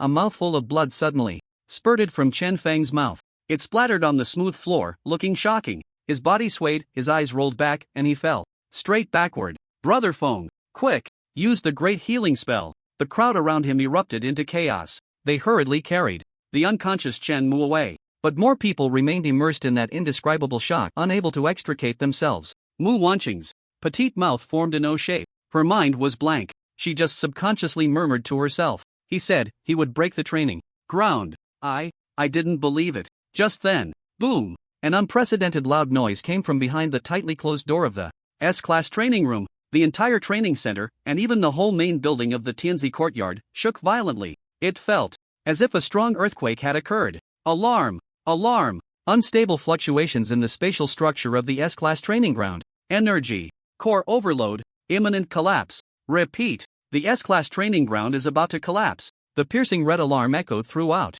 the underground space. Run! The training ground is going to explode. The crowd fell into complete panic, screaming and fleeing in all directions. Mu Wanqing suddenly woke up. She looked at the door that was starting to crack, the metallic door, constantly leaking. Chaotic spatial currents made her delicate face turn pale in an instant. Lin Mu was still inside, just as she was about to rush in. Without a second thought, a towering figure appeared before her as if teleporting. Everyone, stay calm. Principal Zhou Pingxiao's voice rang out like a great bell, instantly quelling all the chaos. He looked at the door that was on the verge of collapse, feeling the violent energy inside that could tear everything apart. Even with his temperament, his lips couldn't help but twitch uncontrollably at this moment. This troublemaker. What on earth did he do? Zhou Pingxiao's appearance was like a stabilizing anchor, immediately calming everyone's hearts. The terrifying pressure of a peak fourth transition loomed over them like an invisible mountain, firmly suppressing the impending explosion of chaotic spatial currents. Everyone stepped back.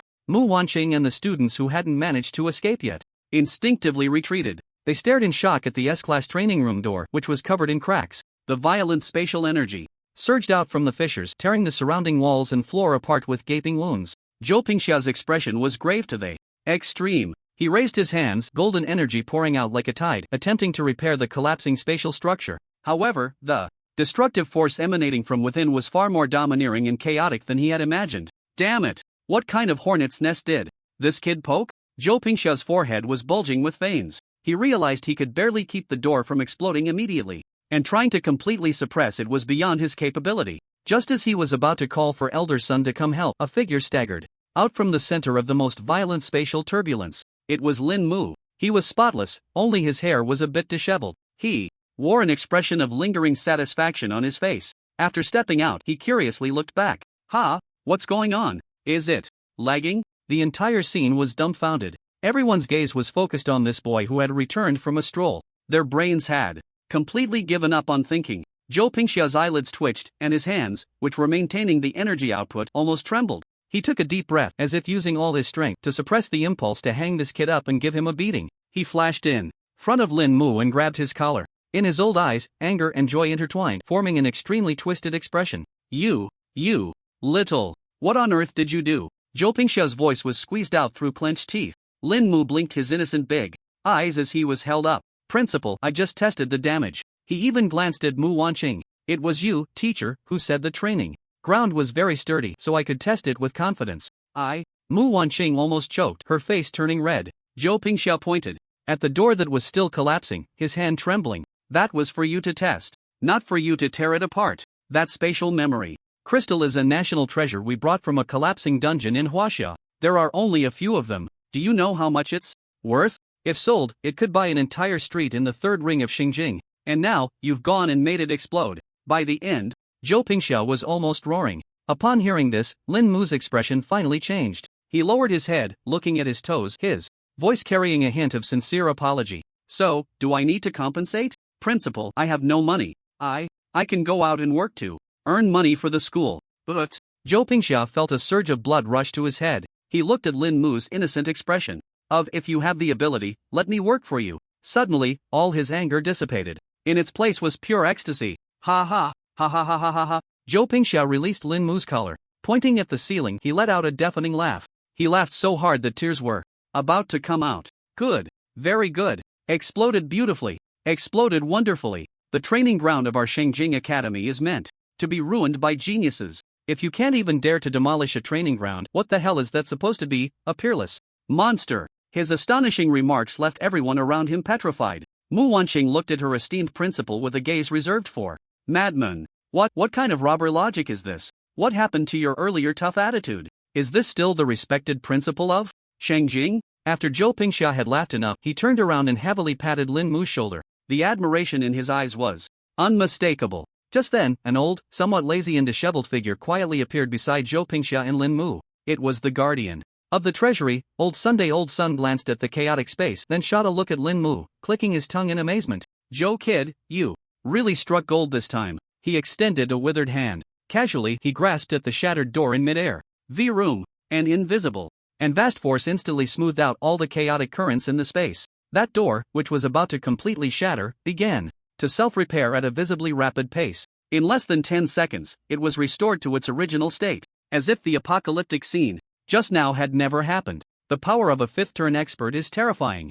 After doing all this, Old Sun seemed to have merely dusted off some dirt. He leaned closer to Lin Mu, examining him from head to toe. In his murky old eyes, brilliance shone. "Kid, your power isn't pure. It seems like there's something even more domineering and chaotic mixed in with the death. Tell me, how did you do it?" Lin Mu's heart sank. Old Sun's insight was indeed too sharp. He was just thinking about how to brush it off with professional mutation. But Zhou Pingxia suddenly pulled him behind him, watching Old Sun warily. "Old Sun, don't you dare lay a hand on my student. He is the treasure of our Shengjing Academy, not your research material." Old Sun curled his lip, looking disdainful. "Tch, stingy." He ignored Zhou Pingxia. He only gave Lin Mu a deep look, leaving behind a meaningful remark. "Kid, come find me when you can use your power freely." After saying that, his figure dissipated like smoke. Zhou Pingxia looked in the direction where Old Sun had vanished, his expression complex. He turned to look at the calm Lin Mu. He sighed heavily. Old Sun was right. Lin Mu's power had already surpassed what the academy could teach.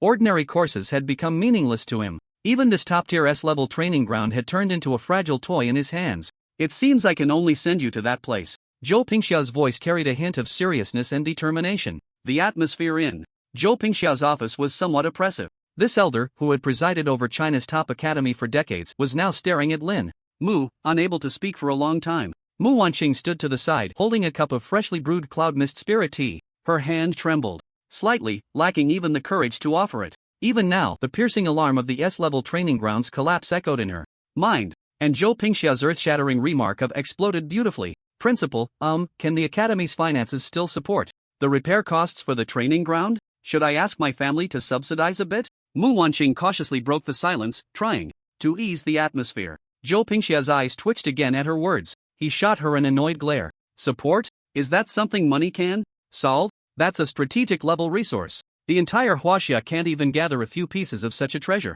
He rubbed his aching temples. With a long sigh, he finally shifted his gaze back to Lin Mu. In his complex expression, there was pain, helplessness. But more than that, there was an undeniable fervor and expectation. "Lin Mu, tell me the truth." Zhou Pingxia's voice was unusually serious. "How much strength did you use just now in the training ground?" Lin Mu thought for a moment and answered earnestly. "It's hard to say. I just wanted to see the effect of the new skill, but I didn't even finish using the skill and it just broke." Zhou Pingxia felt a dull pain starting in his chest again. He waved his hand, not wanting to continue this topic that could make him explode with anger. "Forget it. At this point, discussing this is useless." Zhou Pingxia leaned back on the sofa as if he had aged a few years. "Lin Mu, after this incident, I've realized that the academy can no longer teach you. Whether it's the courses or the facilities, they have lost their meaning for you. Even the academy's advanced dungeons are no longer suitable for you. You're like a young dragon trapped in a pond. The water here is too shallow." Lin Mu listened quietly, without speaking. He knew the principal was speaking the truth. Zhou Pingxia was silent for a moment. It seemed he had made a decision. Finally, he slowly spoke. "In a month there will be the Triennial Global Freshman Exchange Conference. The location is right here in Shengjing." Lin Mu raised his eyebrows slightly. This term was not unfamiliar. To him, it was the most important stage for showcasing the top combat power of the younger generation among the countries of Blue Star, engaging in resource and discourse power games. According to tradition, Huaxia will select 50 newcomers under the age of 20 from the country's top academies, ancient families, and secret forces for a month-long training. The top 10 who remain will represent Huaxia in the competition. Zhou Pingxia's gaze became sharp, staring intently at Lin Mu. "We call this training ground Dragon's Nest. There, the most extraordinary talents of our Huaxia generation gather. Each one possesses strength far beyond their peers and trump cards that can astonish the world. Our Shengjing Academy, on the surface, belongs to the country's top-tier super first-class universities, with 6 training slots. I want you to take Luo Tian, Xiong Zining, Lei Ming, and 2 students from the last 2 sessions of the Tianzi Academy to Dragon's Nest. Your task is not to learn, but to conquer." Zhou Pingxia's voice was resolute. "With your strength, show those arrogant little brats who the king of this generation is." then lead them to face the challenges of the world. However, to his surprise, Lin Mu calmly shook his head after hearing his impassioned words. Principal, I'm not interested. What? Zhou Pingxia was taken aback, doubting he had heard correctly. I said, I'm not interested in being a team leader or participating in any exchange conference. Lin Mu's tone was flat but incredibly firm. I have my own things to do. He indeed had his own matters. Exploring the limits of his talents, seeking revenge on the soul thief, climbing the limits of a professional. Which of these was less important than playing house with a bunch of kids? The atmosphere in the office instantly became awkward. Zhou Pingxia's expression gradually darkened. He hadn't expected that throwing out such a heavy honor would result in an unhesitating rejection. A pressure from a peak fourth-tier expert uncontrollably radiated from him. Mu Wanqing's face turned pale in an instant, and she felt difficulty in breathing. However, Lin Mu remained calm, as if completely unaffected. He looked at Zhou Pingxia and said calmly, Principal, pressure doesn't work on me. Zhou Pingxia's pupils constricted sharply, his heart filled with shock. What had just happened? He had actually released pressure on a student. Moreover, this boy before him was a monster capable of drawing worship from the will of death and the abyss. He took a deep breath, slowly retracting his pressure, his tone tinged with fatigue and helplessness. Sorry, I was being too serious. But I want to know why. What do you want? Credits? Equipment? Wealth? Or power? As long as you speak, anything the academy can do will be fulfilled. Lin Mu still shook his head. I can get those myself.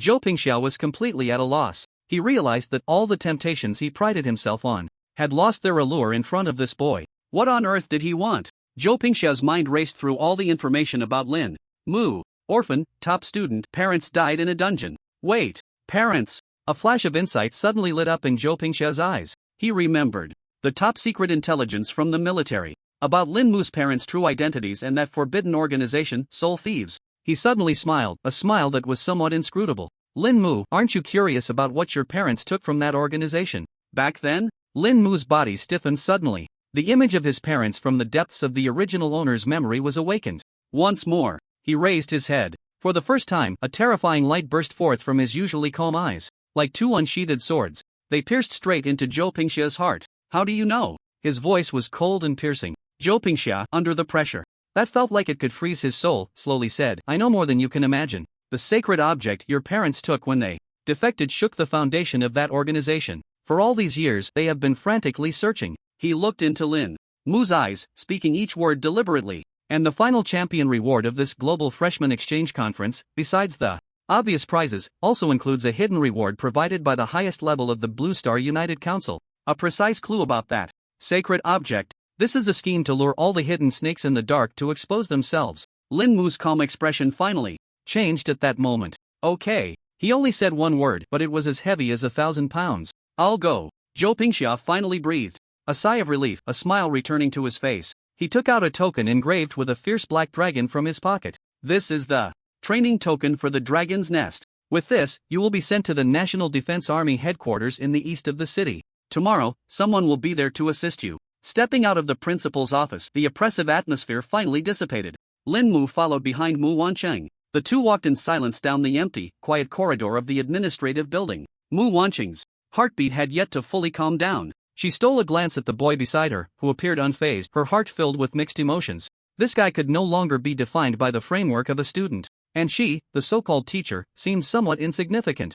Teacher Mu. Mu Wanqing's body instinctively tensed up for a moment before she realized. What is it? Lin Mu stopped in his tracks and turned to look at her. Where in Shengjing can I dispose of some unnecessary items? Mu Wanqing was momentarily taken aback by that question, then quickly regained her professional demeanor as a mentor. Unnecessary items? Are you referring to equipment? The academy has a credit mall and a trading platform, very convenient. She thought Lin Mu just wanted to get rid of some junk dropped from dungeons. However, Lin Mu shook his head, his tone still flat. Can these two places handle purple equipment above level 40? The second half of Mu Wanqing's prepared sentence instantly got stuck in her throat. Above level 40? Purple? And he used the term some? Her mind buzzed. Suddenly, she recalled Lin Mu's miraculous feat of completing level 40 dungeons 3 times a day. How many good things did this guy scavenge from those 3 level 40 team dungeons? Seeing the shocked expression on Mu Wanqing's face, Lin Mu added, what about skill books? Rare ones, is there a place to buy and sell them? Mu Wanqing took a deep breath, forcibly suppressing the tumult in her heart. Ordinary places are absolutely not suitable. If you take these items to the trading hall to sell, it's like lighting a beacon in the dark. It will immediately attract countless greedy wolves, even some desperate criminals. At that time, you will be in constant trouble. Seeing Lin Mu nodding thoughtfully, Mu Wanqing continued. However, there is indeed a place in Xingjing that specifically serves top-tier professionals like you, the Qianji Pavilion. Her voice naturally took on a hint of seriousness. It does not belong to any single faction and is jointly supervised by the military of Huaxia, our Xingjing Academy, and several prominent families. It is the highest security trading venue in all of Huaxia, with top-tier resources. There, not to mention epic items, even legendary equipment has appeared before. Absolutely safe, absolutely confidential. Lin Mu's eyes brightened. This place sounded good. How do we get there? Mu Wanqing's expression was somewhat complex. To enter the Qianji Pavilion, you need an exclusive Qianji token or someone willing to personally recommend you. She looked at Lin Mu. A hint of unrecognized anticipation flashed in her beautiful eyes. I can take you there. As a direct descendant of the Mu family in Xingjing, along with her high-ranking position in the Tianzi Academy, she just happened to have the qualification to recommend. However, she had never used this qualification for anyone before. All right. Lin Mu nodded. Decisive and straightforward. Then let's go now. Mu Wanqing was once again taken aback by his decisive style and could only nod helplessly. Okay, I'll go prepare the vehicle. The two walked out of the administrative building. The warm sunlight poured down, dispelling the chill inside the building. Mu Wanqing personally drove a sleek, all-black magic energy hovercar. The vehicle bore no family or faction insignia. However, when it passed the guard post at the academy's entrance, those elite guards, usually so proud, stood at attention and saluted, watching the vehicle leave. The Qianji Pavilion is located in the inner city of Xingjing, which is the true center of power, heavily guarded. While skillfully maneuvering the hovercar, Mu Wanqing introduced it to Lin Mu.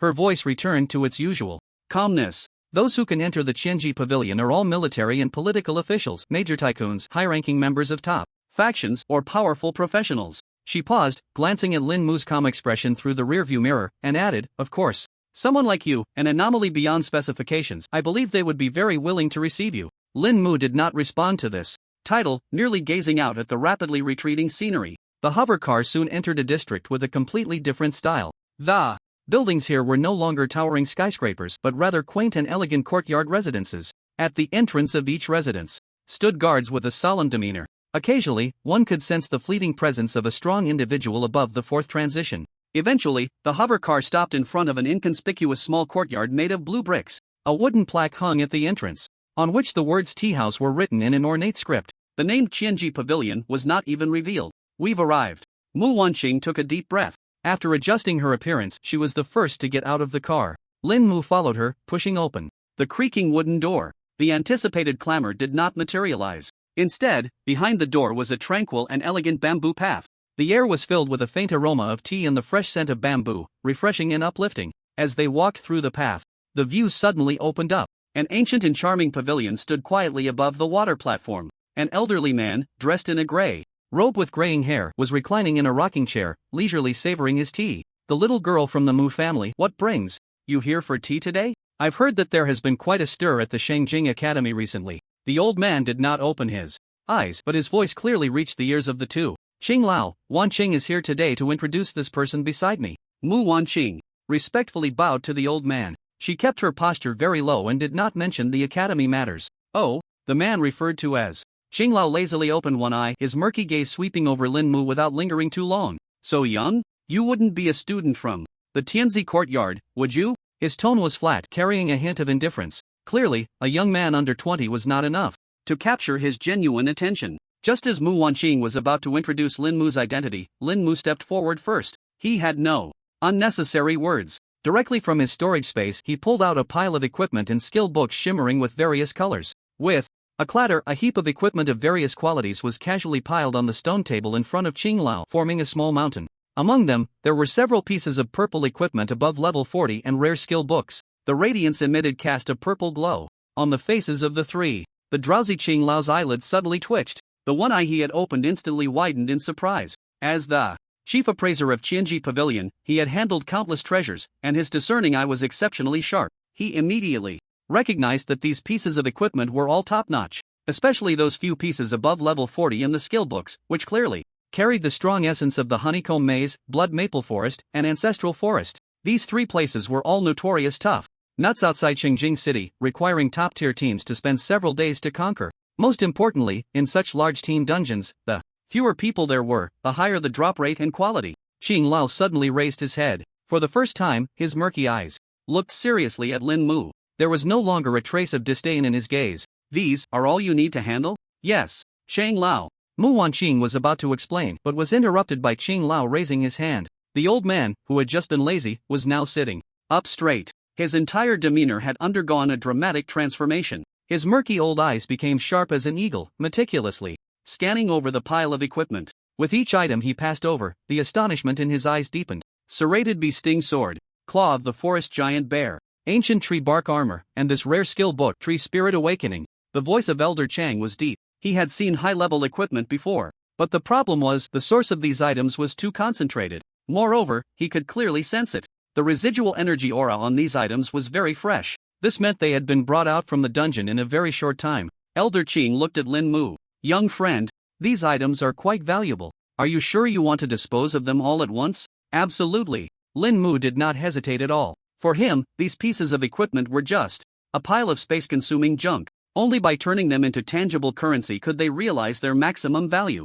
Elder Chang nodded, no longer asking further questions. He extended a dry finger and gently traced the air. Streams of data appeared out of nowhere. They accurately landed on each item, conducting rapid evaluations. Beside them, Mu Wanqing watched the rapidly fluctuating numbers, her heart racing. Each piece of equipment had a minimum valuation of over 100,000 new star coins. Those few top-tier purple items and rare skill books even directly broke the million mark. The total price is 9,720,000 new star coins. Even though Mu Wanqing came from a top-tier family, hearing this number made her breath quicken. This amount of money could allow an ordinary third transformation professional to struggle for many years. And Lin Mu earned it in just one day. No, even in less than half a day. The gap between people was truly larger than that between humans and dogs. However, Lin Mu looked at the number, seemingly unfazed. Okay. Elder Chang saw him so calm, and a hint of approval flashed in his eyes again. He readily took out a pitch-black card. It was similar in material to the credit card Mu Wanqing had given Lin Mu before, but appeared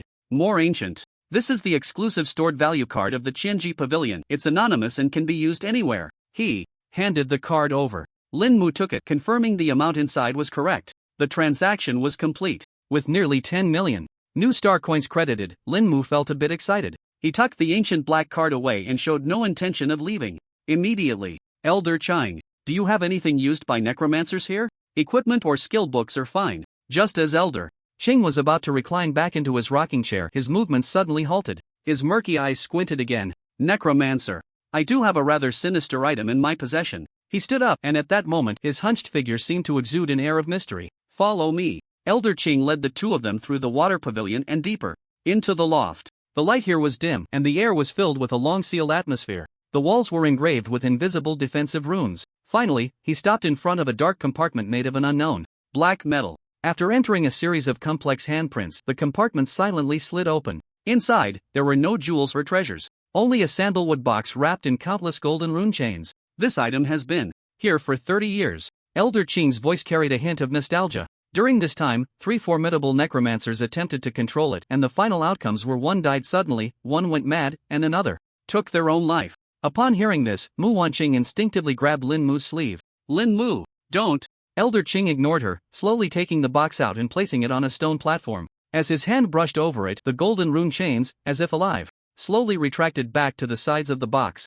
With a click, the lid opened in response. A cold, resentful aura surged forth in an instant. Mu Wanqing felt as if she had fallen into an ice cave, her soul trembling. What was in the box was not some equipment or weapon. Instead, it was a dry, blackened fragment, resembling charcoal, a finger bone. Just a fragment of a finger bone, yet it seemed to contain the malice of an entire world. Lin Mu's expression, however, underwent a subtle change at that moment. The chilling aura that made Mu Wanqing feel as if she were facing a great enemy was, for him, not uncomfortable at all. Rather, it brought a sense of familiarity. The panel before him automatically displayed the detailed information of the finger bone. Cursed Lich. Finger bone, no level accessory, orange, intelligence plus 30, effect 1, after equipping, all death-related attack skills damage increases by 20%. Effect 2, after equipping, the number of summons from all death-related summoning skills doubles. Effect 3, after equipping, every hour, you will suffer from the resentment impact from Lich Sargeras, experiencing immense mental anguish, randomly losing 20% to 70% of health, with a 2.5% chance of permanently losing 1 intelligence and constitution. Special, this finger bone seems to have other deeper negative effects. Lin Mu's pupils suddenly constricted. These attributes were simply tailor-made for him. Skill damage increase. Summon count double. As for the so-called negative effects, the corners of Lin Mu's mouth suddenly lifted. What might be a lethal poison for others was, for him, a source code that could be modified at will. How is it? The voice of the old man Xing pulled Lin Mu back from his thoughts. Do you feel its wickedness? This thing is a complete trap, a bait that is visible yet intangible. I put it out to warn those young people who seek shortcuts. Mu Wanqing quickly echoed. Lin Mu, this thing is too dangerous. It's not something a person can use. But Lin Mu raised his head, his gaze burning as he looked at the old man Xing. He asked a question that caught both of them off guard. How much is it? What? Mu Wanqing thought she had misheard. The old man Chang was momentarily stunned. Then he looked deeply at Lin Mu, as if trying to see through him. 5 million new star coins. He quoted a seemingly absurd price. Although this thing is dangerous, its enhancement effects are also extremely high, and it's an epic accessory. This price is already low. Of course, if you buy it and something happens, it has nothing to do with the 1,000 machine pavilion.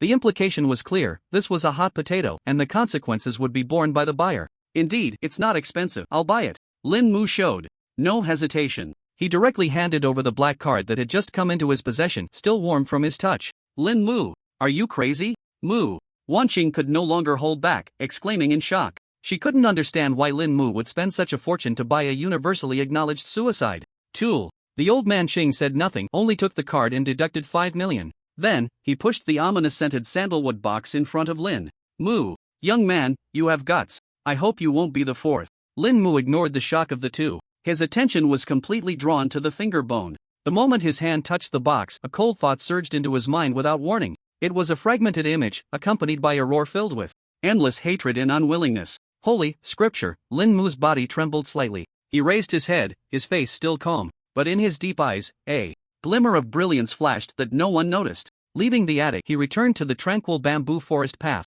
The turbulent waves in Mu Wanqing's heart still had not calmed. She watched Lin Mu, who walked ahead with the ominous wooden box in his hands, several times wanting to say something but stopping short. In the end, she couldn't hold back any longer. Lin Mu, you have to listen to me, this absolutely cannot happen. Mu Wanqing quickened her pace, grabbing Lin Mu's arm, her voice trembling slightly with urgency. Return the item. I'll reimburse you the money. In her view, spending 5 million to buy something that could potentially cause someone to die or go mad at any moment was not bravery but foolishness. Lin Mu stopped in his tracks and turned to look at her. He could see genuine concern and anxiety in Mu Wanqing's beautiful eyes. This stirred a slight warmth in his cold heart. Teacher Mu, I know what I'm doing. His voice was calm, yet carried an undeniable strength that left Mu Wanqing's subsequent words stuck in her throat. She looked into the boy's profoundly deep eyes and suddenly felt a wave of helplessness. Yes. A being capable of invoking death and the abyss, capable of dealing over 100 million damage and dismantling an S-class training ground like a toy. What right did she have to teach him how to do things? Just as the atmosphere fell into a stalemate, a lazy voice came from behind. The item was chosen by yourself, whether it is good or bad depends on your own fortune. However, young man, the old man, who had somehow returned to his rocking chair, held a teacup in his hands. I advise you, curiosity can sometimes really kill the cat. After saying this, he closed his eyes and ignored them. Lin Mu did not turn back, he simply held the wooden box and walked straight outside. Teacher Mu, let's go back. On the way back, the magic energy hover car was enveloped in silence. Mu Wanqing pressed her red lips tightly together, focused on driving, and said nothing. The atmosphere in the car was so oppressive that it made her feel a bit breathless. From that sandalwood box, a chilling aura that made her soul feel disgusted was seeping out. And Lin Mu, he seemed to be holding some kind of unparalleled treasure, immediately starting to study it once. He got in the car. He opened the box lid. The pitch-black finger bone of the lich was exposed to the air. The cold and vengeful aura instantly intensified. Several times. Ugh! Mu Wanqing let out a muffled groan, her face turning pale in an instant. Then she slammed on the brakes. The hover car emitted a piercing hum, hovering in midair. She felt her mental energy being continuously torn by an invisible force, bringing waves of sharp pain like needles. Lin Mu. She turned her head, her pretty face ashen. This was the passive effect of the activated vengeful impact. Just being close felt so unbearable. If she were to wear it, the consequences would be unimaginable. Quick, close it, she urged urgently. But Lin Mu seemed not to hear. He simply extended his finger and gently stroked the lich's finger bone. Teacher Mu, don't be nervous. Before his words fell, he activated his talent. The detailed description of the finger bone reappeared before his eyes. He directly ignored the previous effects and aimed to eliminate the potential dangers first. Change this. Finger bone seems to have other deeper negative effects to this finger bone seems to have other deeper positive effects. Lin Mu silently recited in his heart. Buzz, the pitch-black finger bone gently vibrated. Mu Wanqing instantly felt that the vengeful power tearing at her spirit seemed to have been halved. Although the sharp pain still lingered, it was no longer unbearable. What was happening? Before she could figure it out, Lin Mu's second modification followed closely. Change vengeful impact to benevolent impact. Buzz. The finger bone vibrated again. Mu Wanqing only felt a gentle energy emanating from the phalanx flowing into her body. Instantly, it soothed her mental discomfort and even brought her a hint of warmth. What is this situation? Lin Mu stopped the modification, intending to first check the changes in the description. Blessed Lich Phalanx, no level accessory, orange, intelligence plus 30. Effect 1, after equipping, all death-related attack skills damage increases by 20%. Effect 2, after equipping, the number of summons from all death-related summoning skills doubles. Effect 3, after equipping, every hour, it will endure the goodwill impact from Lich Sargeras, greatly inspiring the spirit, and significantly reducing mental damage for a short time. Special, this phalanx seems to have other deeper positive effects. Damn, it's even more potential than before the modification. This result cannot be said to be bad. However, compared to before, it was indeed too mediocre. Lin Mu quickly activated the last modification permission. He changed the description back again. Changed goodwill impact to malice impact. That cold aura surged from the phalanx once more. He checked the description again. Cursed Lich Phalanx, no level accessory, orange, intelligence plus 30. Effect 1, after equipping, all death-related attack skills damage increases by 20%. Effect 2, after equipping, the number of summons from all death-related summoning skills doubles. Effect 3, after equipping, every hour, it will endure the malice impact from Lich Sargeras, suffering immense mental pain, randomly reducing health by 20% to 70%, with a 2.5% chance of permanently losing 1 intelligence and constitution. Special, this phalanx seems to have other deeper positive effects. Fortunately, it's back. Otherwise, I would have suffered a huge loss. However, he didn't dare to equip this thing now. He could only wait to modify it a few more times. The extremely obvious changes in aura left Mu Wanqing in shock. The cold aura emanating from the phalanx was already much weaker than before. This. Mu Wanqing pointed at Lin Mu, her voice trembling, unable to say a complete sentence. What on earth is going on? Lin Mu looked at the restored description, feeling quite good. He glanced at the beautiful face beside him, filled with who am I, where am I, what happened, and smiled. Teacher Mu, I told you, I have a plan in mind. He turned to look out the window, his gaze deep. Lich Sargeras. The Holy Scripture. It seems this world is even more interesting than he imagined. Teacher, do you know Lich Sargeras? He asked the teacher from Shengjing Academy beside him, not missing the chance. Lich Sargeras? I haven't heard of it. Mu Wanqing thought for a moment and gave a definite answer. Maybe it's the boss of some top-tier undead creature dungeon? But I have no impression of it. You can check the Academy's knowledge database when you go back, or just ask Principal Zhou directly. The magic-powered hover car drove all the way to the front of Guanyun residence. Along the way, Mu Wanqing didn't say a word. Meanwhile, Lin Mu maintained his calm demeanor throughout, leaning back in his chair with his eyes closed, resting. We've arrived. Oh, okay. Mu Wanqing turned her head, looking at that excessively handsome profile, her heart filled with mixed emotions. Lin Mu. We have to report to the Dragon Nest tomorrow. Mu Wanqing's gaze was incredibly complex, mainly filled with worry. Everyone in there is a true prodigy. Behind each person stands a huge force and family, acting without any taboos.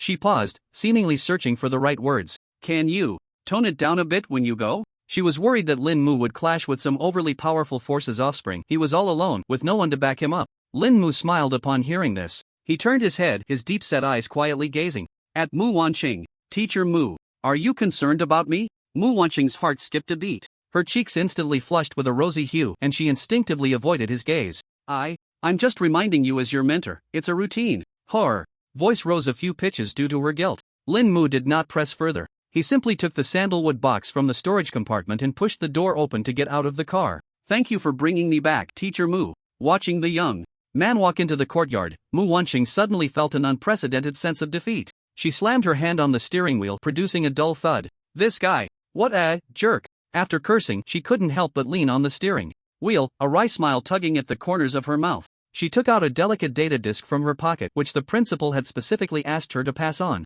Forget it, work is important. She calmed her emotions and got out of the car, quickly chasing after him. Lin Mu, wait a moment. In the courtyard of Guanyun residence, Lin Mu was about to return to the house to study the finger bone when he was called by the pursuing Mu Wanqing. This is what the principal asked me to give you. Mu Wanqing handed over the data disk, her expression having returned to its usual competence. Inside is detailed information about the other 5 academy members who will be training with you at the Dragon's Nest. The principal hopes you can familiarize yourself with your teammates in advance. Her tone was somewhat subtle on the words teammates. Lin Mu took the data disk and nodded. I understand. Also, Mu Wanqing looked at him and added seriously, the training at the Dragon's Nest is unlike any assessment within the academy. There, it's the true jungle law, strength is king, and life and death are irrelevant. Your identity and the records you've created in the academy will not only fail to be your halo there, but may also attract the bloody scent of wolves. Take care of yourself. After saying this, she turned and left without any hesitation.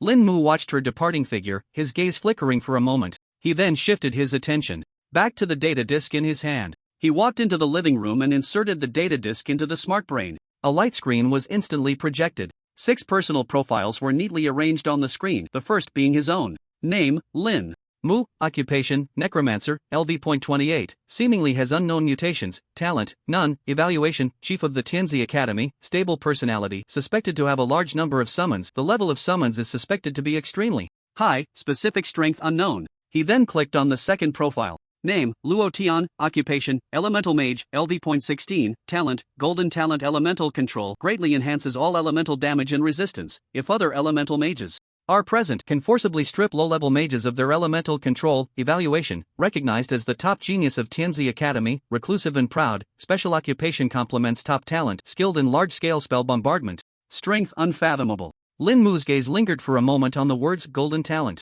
He then swiped to the next profile. Name, Xiong Zining, occupation, Shadow Dance Assassin, LV.14, talent, purple talent Shadow Dance, immune to most physical attacks after entering the shadows, greatly enhances stealth and backstab effects, evaluation, taciturn and solitary, a natural assassin, has a record of single-handedly killing 3 elite monsters of the same level in a dungeon. Name, Lei Ming occupation, paladin, LV.15, talent, purple talent holy light affinity, holy light skills double in effect, dealing an additional 50% true damage to undead, demons, and other evil creatures, evaluation, strong appearance, upright character, and helpful nature. With the dual enhancement of talent and occupation, he can almost be considered the strongest tank and support, with decent burst damage and a restraining effect on dark creatures. Although both his occupation and talent are of the holy light type, he does not reject dark powers. The remaining 2 are students from the last 2 sessions of the Tianzi Academy. Name, Chen Feng occupation, thunder.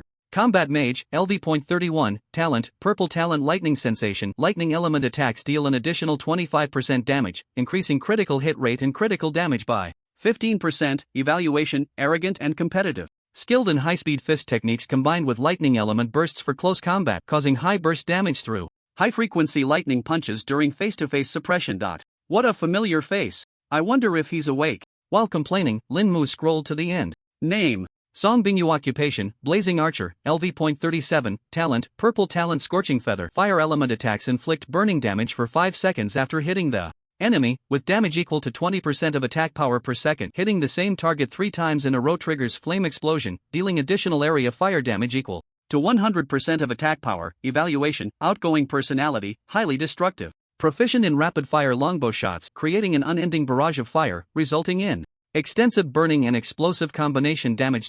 Lin Mu's expression showed no signs of disturbance. These people, for most, they are undoubtedly the top geniuses. Both their talents and occupations are incredibly strong, but compared to him, they seem too conventional. Holy light restrains the undead? Lin Mu couldn't help but smile. When the quantity and quality of his undead army break through a certain limit, the so-called restraint becomes nothing but a joke. Just as he was about to close the light screen, a beep in the lower right corner of the screen, a scarlet encrypted communication request suddenly popped up. Sender, unknown. Lin Mu raised an eyebrow, a glimmer of interest flashing in his eyes. He extended his finger and clicked on the request. There was no complicated verification. A very short message appeared directly before him. The bones of the lich have touched the forbidden door. The Sargeras Codex is not something mortals can glimpse. Newly appointed Bonekeeper, please put away your curiosity. As soon as he finished reading the message, it vanished without a trace, even untraceable in the records, as if it had never appeared. The living room fell into a dead silence. Lin Mu sat quietly there.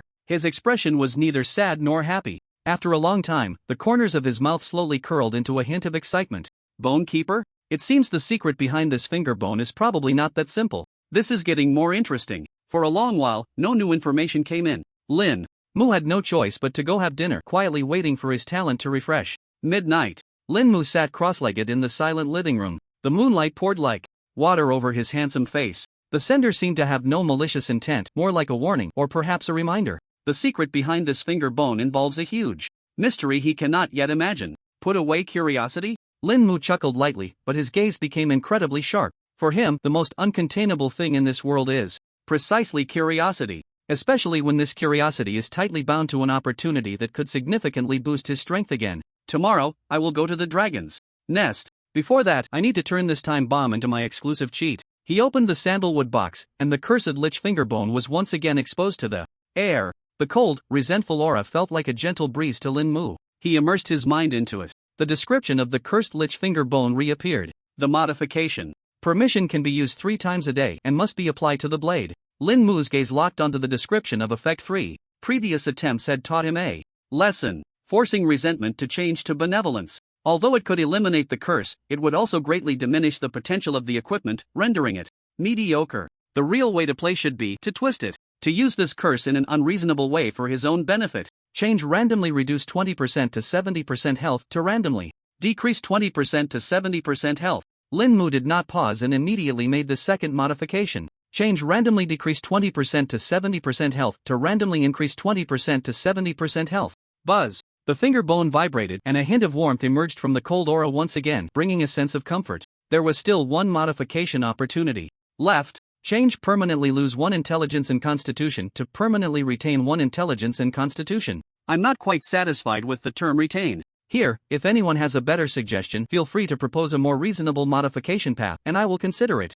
Cursed Lich Finger Bone, no level accessory. Orange, Intelligence plus 30 Effect 1, after equipping, all Death-type attack skills damage increases by 20%. Effect 2, after equipping, the number of all Death-type summoning skills doubles. Effect 3, after equipping, every hour will suffer from the resentment impact from Lich Sargeras, experiencing slight mental pain, randomly increasing health by 20% to 70%, with a 2.5% chance to permanently retain 1 intelligence and constitution. Special, this finger bone seems to have other deeper positive effects. Clearly, this finger bone needs to be modified again tomorrow. Initial skill Resurrect Skeleton. After 3 modifications, Resurrect Skeleton, level 8 consumes 49,950 mana, summons 9,990 fully armored steel skeletons wielding steel spears to fight for you by channeling multiple strong death auras from the void with extremely fast movement and high damage. Quantity limit, 90,000. The total number of the steel skeleton army has increased to 90,000. The single summon quantity has also been enhanced. Resurrect Skeleton Archer, level 5 consumes 4,000 mana.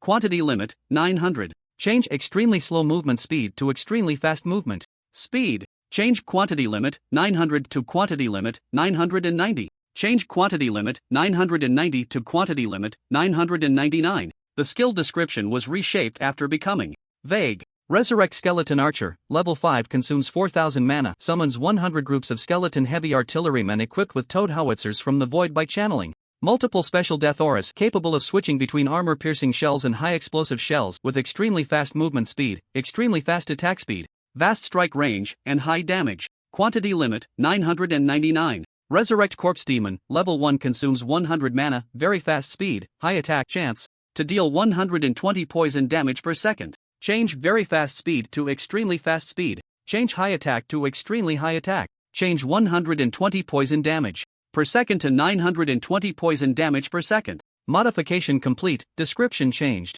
Revive Corrupted Undead, level 1 consumes 100 mana to summon a corrupted undead using death power, extremely fast speed, very high attack, and strong defense. Each attack has a 99% chance to deal 920 poison damage per second, lasting for 9 ticks. Revive Skeleton Mage, level 1 consumes 150 mana, summon 1 Skeleton Mage to fight for you, maximum quantity, 9, change summon 1 Skeleton Mage. To summon 9 Skeleton Mages, quantity reaches the limit, consuming 2 skill points to increase by 2 levels. Both the limit and the number of summons reach the tens. Change summon 10 Skeleton Mages to summon 90 Skeleton Mages. Change maximum quantity 10 to maximum quantity 90. Description changed after modification. Revive Skeleton Mage, level 3 consumes 900 mana, guiding the Breath of Death, summoning 90 Skeleton Mages from the void to fight for you, randomly mastering Fire Dragon combo. Explosive Glacier, Thunderstorm Cloud, casting interval of 15 seconds, maximum quantity, 90. Bone Fawn, level 6 consumes 99907 mana, summon 99,900.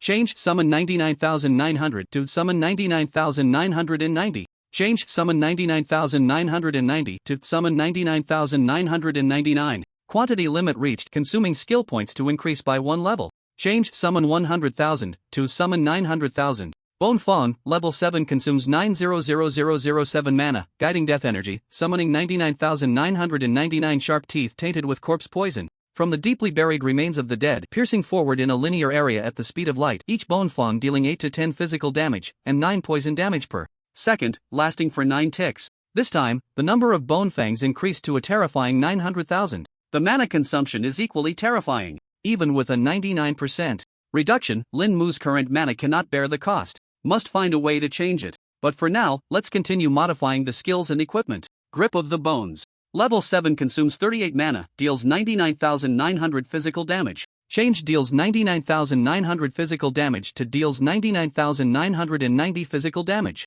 Change deals 99,990 to deals 99,999. Change to enemies within a radius of 90.9 meters to enemies within a radius of 99.9 meters. After modification, Grip of the Bones, level 7, consumes 38 mana, using death power to condense new bones at a designated location, forming a hand of bones that bursts from the ground, quickly grasping enemies within range, exploding. After 9 seconds, dealing 99999 physical damage to enemies within a radius of 99.9 meters. Death Prayer, level 3, consumes 125 mana, increases by 99,904%. Duration, 9 ticks. Cooldown, 30 minutes. Change increases by 99,904% to increases by 99,994%. Change increases by 99,994% to increases by 99,999%. Quantity limit reached, consuming skill points again to increase level. Change increases by 100,004% to increases by 900,004%.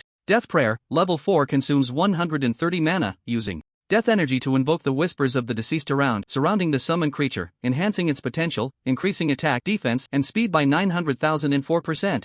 Duration, 9 quarters. Cooldown, 30 minutes. Attack, defense, and speed boost, increased by 9,000 times. Bone Shield, level 1, consumes 225 mana. Becomes hardest after withstanding 999,900 damage. Damage absorption increased to 9 million. Change becomes hardest after withstanding 999900 damage to becomes hardest after withstanding 999,990 damage. Change withstanding 999,990 to withstanding 999,999. The skill points are gone, so I can only change something else for now. Change consumes 225 mana to consumes 125 mana. After modification, Bone Shield, level 1, consumes 125 mana, using the power of death, condenses 9 shields with Soulbound. Dragon Bones, rotating around the body, fully blocking all damage, becomes hardest after withstanding 999,999 damage. Damage absorption increased to 9 million. After finishing the skill modifications, Lin Mu took out the Bone Staff again. He felt that the previous changes were still inadequate. Changed the initial health and defense of all your bone-type summons is increased by 99% to the initial health and defense of all your summons is increased by 99%. Bone Staff, LV.21, orange.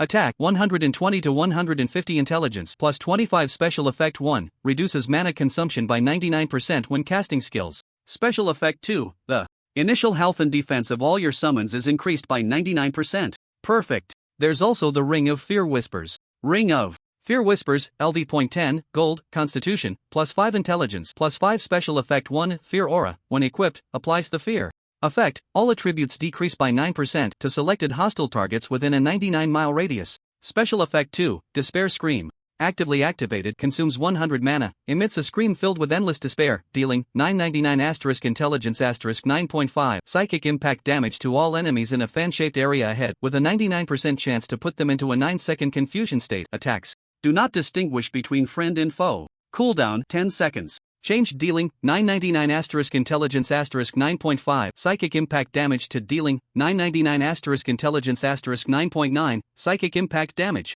After finishing all the changes, Lin Mu finally began to rest. Early morning. Lin Mu got up early. The enhancements to all skills and equipment last night gave him a completely new understanding of his own strength. But a fatal problem also surfaced. His current mana value, at most, was only 1,360 points. Even with the Bone Staff that reduces mana consumption by 99%, he could no longer cast the most basic Bone Fong. After thinking it over, he preferred to find a potion or item with time or usage limits. The modifications could still achieve long-term effects. Lin Mu made a decision in his heart. He directly opened the credit mall. The Academy's mall interface was filled with countless dazzling items. Lin Mu directly entered the keyword mana in the search bar. Instantly, thousands of potions, scrolls, and oddities popped up. Basic mana recovery potion, meditation assistance incense, energy crystal fragments. These items were merely a drop in the bucket for him. What he needed was a source that could fundamentally solve the problem. Lin Mu's gaze was sharp. As he set the filtering criteria to timeliness and negative effects,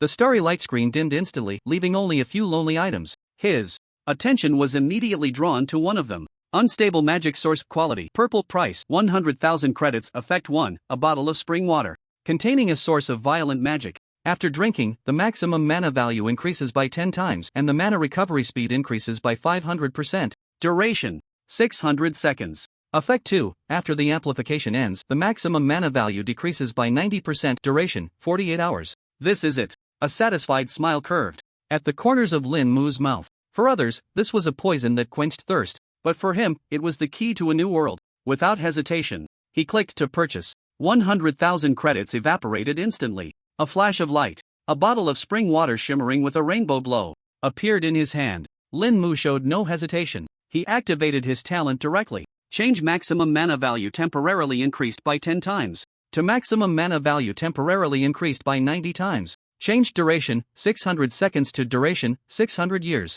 There was one last chance. Lin Mu's gaze fell on the negative effect. Change maximum mana value decreased by 90% to minimum mana value decreased by 90%. Buzz. The spring water in his hand trembled violently, the rainbow glow inside seemed to boil. A brand new description appeared before his eyes. Exceeding limit magic source. Quality, purple effect 1, a bottle of spring water containing a source of violent magic. After drinking, the maximum mana value increases by 90 times, and the mana recovery speed increases by 500%. Duration, 600 years. Effect 2, after the amplification ends, the minimum mana value decreases by 90%. Duration, 48 hours. Done. Although the increase wasn't too significant and it was only a mere 600 years, but for now, it would suffice. As for the negative effect, the minimum mana value is 0. 90% of 0 is still 0. Reasonable bug exploitation. He couldn't wait to continue modifying tomorrow. Such things would definitely not catch his eye in the future. For now, it was enough.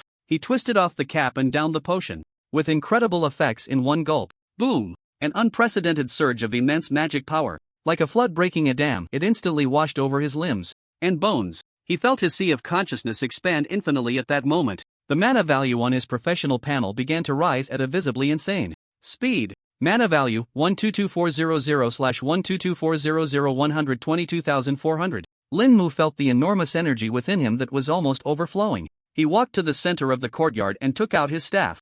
There stood a simple metallic test dummy. He slowly raised his hand, aiming at the dummy. Bone Fong. The magic power within him was only slightly drawn away before it immediately recovered. Whoosh! 900,000 poisonous bone fangs, like a flash of lightning, instantly struck the metallic dummy. There was no earth-shattering explosion, only the painful sound of hiss. 1 second later, the bone fangs disappeared, and that metallic dummy, made of a special alloy capable of withstanding the attacks of third-tier powerhouses, had completely vanished. Not even a speck of dust remained, thoroughly decomposed and obliterated. Lin Mu nodded in satisfaction. Just then, ding! A crisp notification sound suddenly rang from the smart device on his wrist. Lin Mu swiped the light screen. An urgent notice from the Academy's Academic Affairs Office came into view. All selected trainees for the Dragon Nest Training Camp please gather at the east gate of the Academy.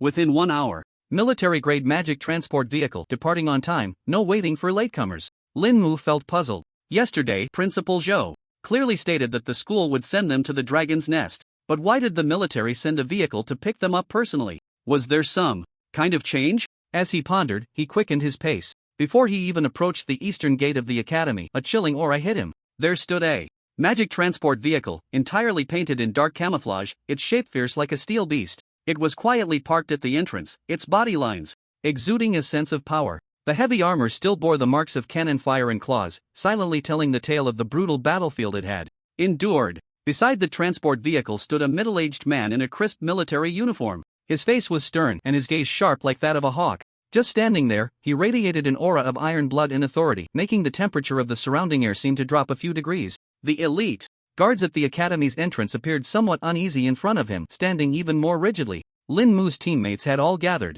Luo Tian, was still in that distant demeanor, standing alone with closed eyes, surrounded by a faint elemental fluctuation. Xiong Zining and Lei Ming stood together. The former quietly polished a dagger, while the latter curiously examined the military beast. Chen Feng's face remained pale. Upon seeing Lin Mu approach, a complex expression of fear flashed in his eyes. He quickly lowered his head, not daring to meet his gaze. The last female team member was particularly eye-catching. She was tall, with long fiery red hair like burning flames, tied into a neat ponytail. She wore a tight-fitting crimson leather armor that accentuated her explosive figure, and on her back was a magnificent longbow taller than herself. She was Song Bingyu, a LV.37, blazing archer, the highest level in this team. At this moment, she stood with her arms crossed, scrutinizing Lin Mu with an unreserved gaze filled with doubt and disdain. Teacher Mu. Lin Mu ignored the various looks and walked straight up to Mu Wanqing.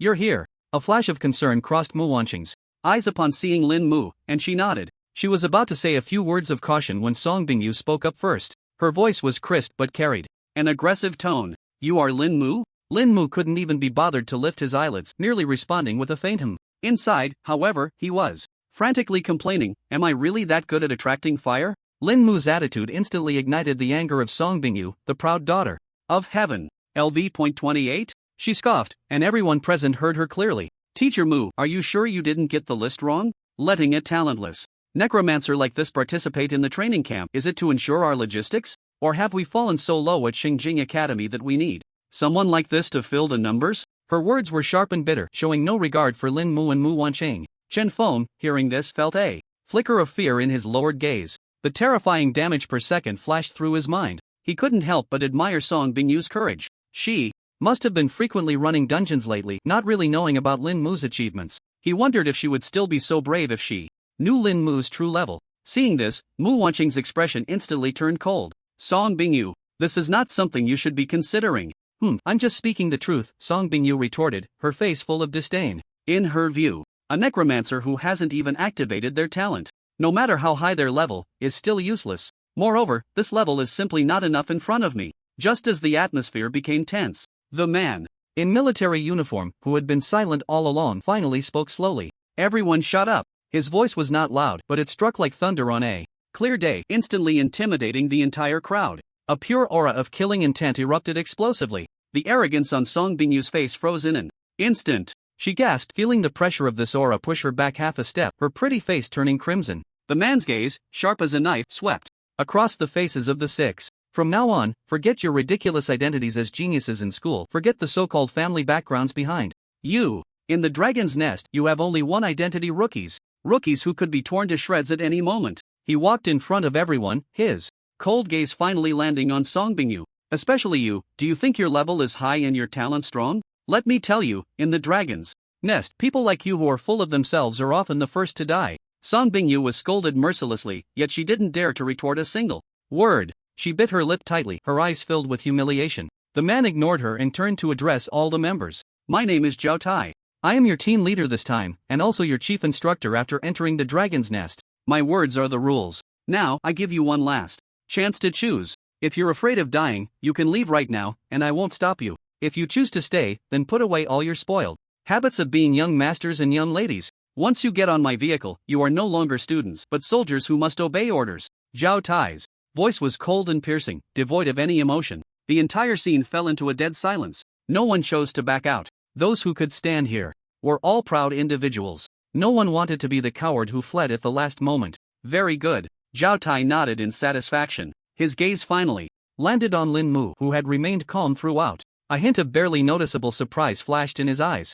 His aura was enough to unsettle third-tier professionals. Yet this boy before him seemed completely unaffected, as if he were merely listening to an inconsequential lecture. Quite interesting. Everyone, get on the vehicle. Zhao Tai barked coldly, turning to walk towards the driver's cabin of the transport vehicle. Mu Wanqing looked at Lin Mu. Her lips moved slightly, but it ultimately turned into a sigh. Lin Mu, be careful with everything. Lin Mu nodded slightly, as a response. He didn't look at anyone else again, taking the lead to step towards the rear door of the steel beast. Just as he brushed past Song Bingyu, that cold and disdainful voice rang out again. Don't think that just because the instructor saved you, you can pretend nothing happened. Let me tell you, once you enter the Dragon's Nest, there will be times when you cry. Lin Mu's footsteps paused. He didn't turn around. He merely turned his face slightly, glancing at the self-righteous woman beside him with the corner of his eye. His voice was soft, yet carried a hint of chilling coldness. I hope your mouth is as tough as your strength. The contempt and disdain on Song Bingyu's face froze in an instant.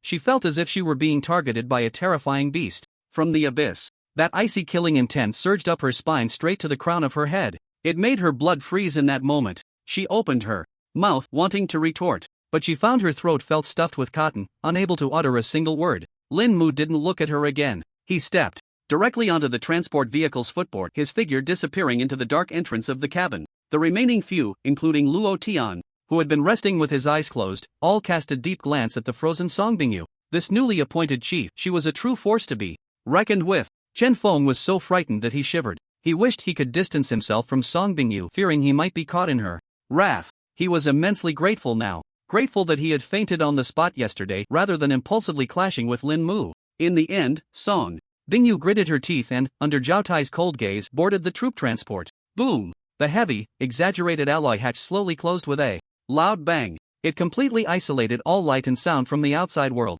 Inside the cabin, only a few dim emergency lights emitted a ghostly green glow. The furnishings were extremely simple, consisting of 2 rows of cold metal benches. The floor beneath them trembled slightly, the deep roar of the magic energy engine resonating. No one spoke, only the sound of heavy breathing echoed in the cramped space. Everyone understood that when this door opened again, they would face a completely unfamiliar, cruel world filled with unknowns and dangers. Time passed, though no one knew how long. The previously silent Lei Ming finally couldn't hold back. His rough voice sounded particularly jarring in the quiet cabin. Don't you all find this strange? He scratched his head, confusion written all over his face. Team leader Zhao Tai, he's actually the chief instructor. Even if the academy holds a high status, it shouldn't warrant the chief instructor personally driving us, right? This question was like a stone thrown into a calm lake, instantly creating ripples. Indeed, it was too strange. This was completely illogical. Even Xiong Ziqing, who had been quietly polishing her dagger, paused her movements and looked up. This vehicle is not an ordinary troop transport.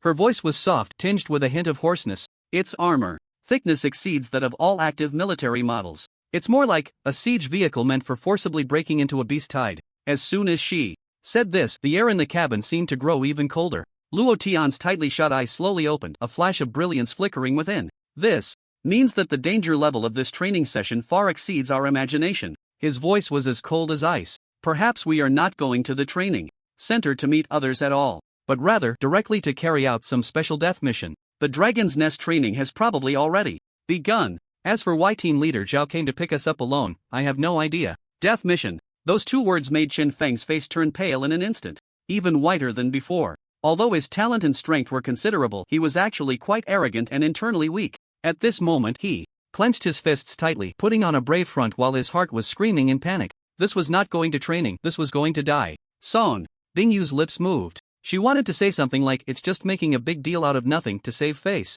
But thinking of Lin Mu's icy gaze just now in the current strange atmosphere, she swallowed her words back down. A sense of unease began to grow wildly in her heart. Lin Mu, however, seemed to be asleep. Leaning against the cold cabin wall, he remained completely still. Interesting, are they going straight to a pressure test? Watching this group of geniuses, usually so proud, now sitting on pins and needles, guessing among themselves, he found it quite amusing. He felt no fear, instead, there was a subtle sense of anticipation. He was quite curious to see just how many surprises this so-called Dragon's Nest could bring him. The troop transport sped along, passing through the city's splendor and heading towards the unknown wilderness. The few people in the cabin fell into their own thoughts and panic. Time passed again, though no one knew how long. Creak crack, the transport vehicle let out a piercing screech as it came to a sudden stop, jolting violently. The abrupt halt made everyone's hearts skip a beat. They had arrived. Boom! The heavy alloy hatch slowly opened with a hiss from the hydraulic mechanism. Blinding light and a strong smell of blood hit them like a wave.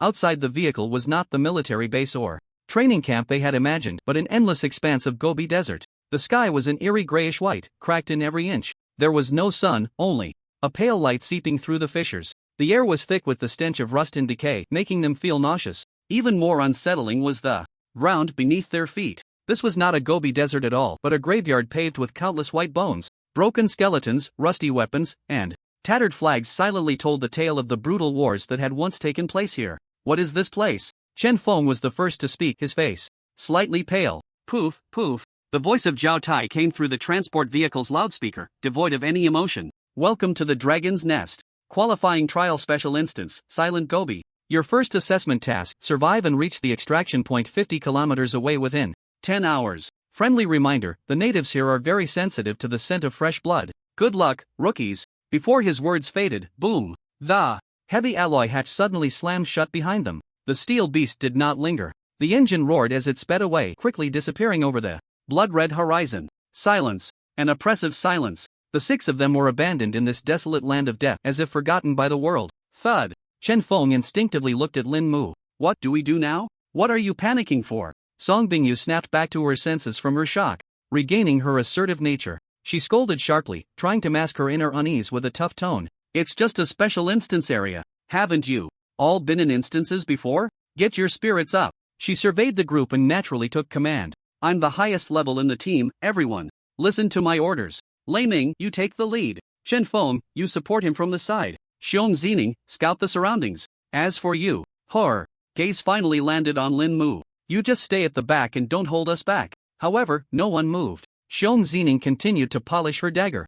Luo Tian had his eyes closed, seemingly asleep. Chen Feng and Lei Ming exchanged glances, filled with hesitation. They had all witnessed Lin Mu's terrifying abilities, and they were waiting for him to speak. Are you deaf? Song Bingyu, seeing herself ignored, was instantly furious. Just as she was about to erupt again, roar. A terrifying, inhuman roar came from behind the bone hill not far away. The horrifying roar felt like a heavy hammer striking each person's heart. The silence of the Gobi was instantly shattered. What is that? Chen Feng jumped back instinctively, startled. From behind the small hill made of bones, a grotesque head suddenly emerged. It was a creature the size of an armored vehicle, covered in dark red scales, with a mouth full of fangs, a terrifying beast. Its crimson eyes were filled with greed and desire for fresh flesh. Bloodthirsty beast, LV.25, Elite, 1, 2, 3. In the blink of an eye, more than a dozen massive bloodthirsty beasts charged out from the shadows of the bone hill. With heavy hooves, they kicked up a storm of bone dust, charging straight towards the position of the 6. That's a level 25 elite monster. And there are so many of them. Lei Ming's expression instantly turned serious. He quickly raised the massive two-handed staff in front of him, producing a dull thud. Aren't you going to make a move? Song Bingyu shouted sharply, once again taking on the role of leader. It's just a level 25 elite monster. Lei Ming, hold your ground. Everyone else, unleash your full power. Do as I say. However, this time, before she could finish her command, the others had already sprung into action. Faced with the imminent threat of death, they had no time to heed Song Bingyu's ridiculous orders. Holy light barrier! Lei Ming roared, and the staff erupted with brilliant golden light. It formed an indestructible wall of light, firmly blocking the front of the team. Boom! The first bloodthirsty beast crashed violently against the light wall, producing a deafening roar, yet it failed to budge it even slightly. Frost path. A glimmer of icy blue flashed in Luo Tian's eyes. With a light tap of his staff, a path of frost instantly spread across the charging bloodthirsty beast's route. Their movements visibly slowed. Rain of fire arrows. Seeing this, Song Bingyu disregarded her authority. Drawing her longbow, dozens of arrows engulfed in roaring flames shot through the sky like meteors. They accurately covered the entire beast horde. Boom! The explosions rang out one after another. The flames instantly consumed the sluggish bloodthirsty beasts. A foul stench of burnt flesh filled the air. It's my turn! Chen Feng shouted. Gritting his teeth, he charged out from behind Lei Ming. Lightning flickered around his fists, like a cheetah. He pounced fiercely on a bloodthirsty beast that was dazed from the explosions. Thunder fist. His fist was as fast as lightning. With the force of a thunderstorm, it slammed hard into the monster's skull.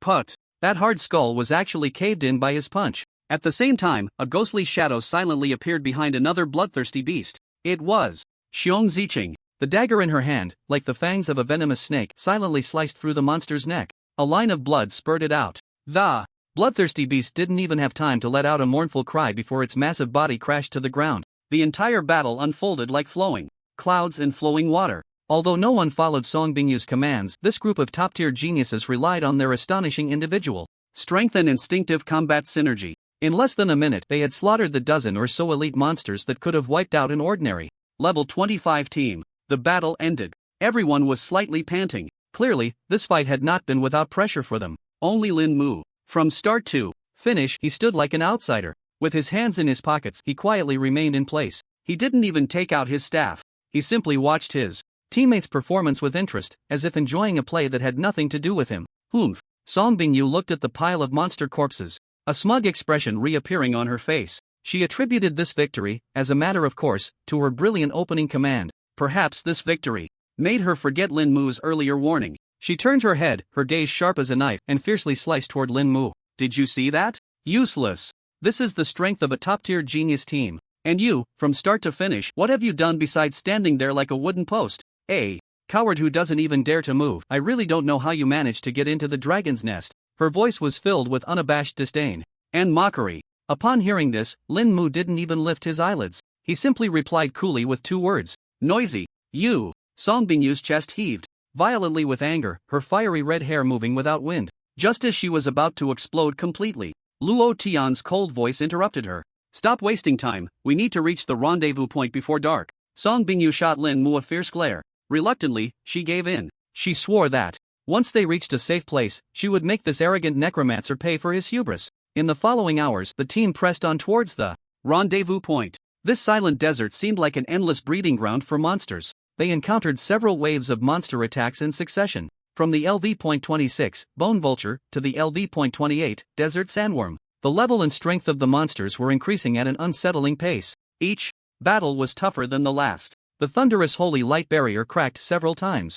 Chen Feng's armor was already covered in scratches. Even Luo Tian and Xiong Ziqing, who had always been at ease, were now sweating profusely. Song Bingyu's expression grew increasingly serious. Yet, in contrast, her confidence soared. Each hard-won victory made her feel that her worth as a commander was being realized. Her gaze towards Lin Mu shifted from disdain to outright pity. In her eyes, this necromancer who only hid in the back had become a complete burden to the team. Ha ha! After finally overcoming a wave of LV.29 elite monsters, everyone was exhausted, gasping for breath, and collapsed on the ground. They hurriedly tried to recover their stamina and mana. Only Lin Mu remained calm and composed, not a wrinkle on his clothes. His relaxed demeanor stood out starkly against the exhausted group. I've had enough. Song Bingyu suddenly stood up, pointing a finger at Lin Mu. The anger she had bottled up exploded at last. Lin Mu, you parasite! How much longer are you going to hide? We're here fighting for our lives, and you're just watching the show from the back? Are you even a man? Where's your dignity?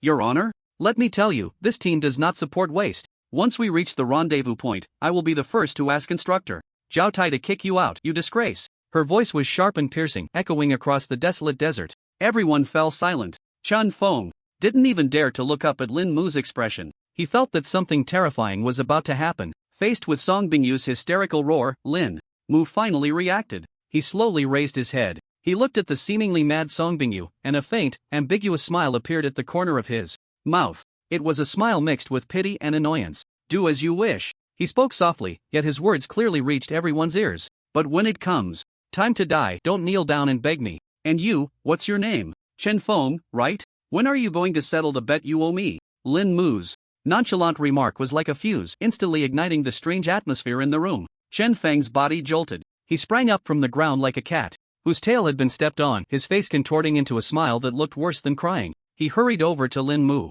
Chief Lin, Chief, please listen to my explanation. Oh no, I mean, my excuse. I was just so angry yesterday. No, it was fear. I was scared to death and fainted. I really didn't mean to default. As he spoke, he fumbled to pull up his academy's exclusive smart brain interface. His fingers flew across the screen. That 100,000 credits, I'll double it. I'll transfer you 200,000. Consider it my apology. Beep. Lin Mu's smart brain emitted a crisp notification sound. Only then did Chen Feng let out a long sigh of relief. Wiping away the non-existent cold sweat on his forehead, he bent his waist even lower. He looked just like a humble servant. Chief, you see. Song Bingyu stared at Chen Feng's obsequious demeanor, completely dumbfounded. The anger on her face was instantly replaced by an incredulous sense of absurdity. Was this still the Chen Feng who was so proud and competitive in the academy? Just because of a word from this trash necromancer, he was scared into such a state? Chen Feng, where's your backbone? Song Bingyu's sharp voice was filled with disappointment and disdain. Scared like this by a waste who doesn't even have talent? You've completely embarrassed our Shangjing Academy. She turned her head, once again directing her ire at Lin Mu. The contempt in her gaze grew even stronger. What are you looking at? You think you're something special just because someone is willing to let you be their dog? Let me tell you, a waste is always a waste. Even if you have 1,000 dogs backing you up, you're still just a parasite hiding behind others. However, this time, Lin Mu couldn't be bothered to give her even a glance. He simply calmly put away his smart brain, as if those 2 million credits were just 2 coins picked up off the street. He even leisurely looked around, finding a relatively intact giant rib to sit on. He took out a bottle of water from his storage space, twisted off the cap, and leisurely took a sip. Ignored completely ignored. This feeling of being treated like air drove Song Bingyu even more insane than any vicious curse. You, she trembled with rage. Her finger pointing at Lin Mu shook, yet she couldn't utter a single curse. After a while, Luo Tianqing's voice, which kept people at bay, broke the awkward silence. If you're rested, let's continue moving forward. The team set off again, but the atmosphere had already dropped to freezing point. Song Bingyu, stifling a belly full of anger, walked at the front.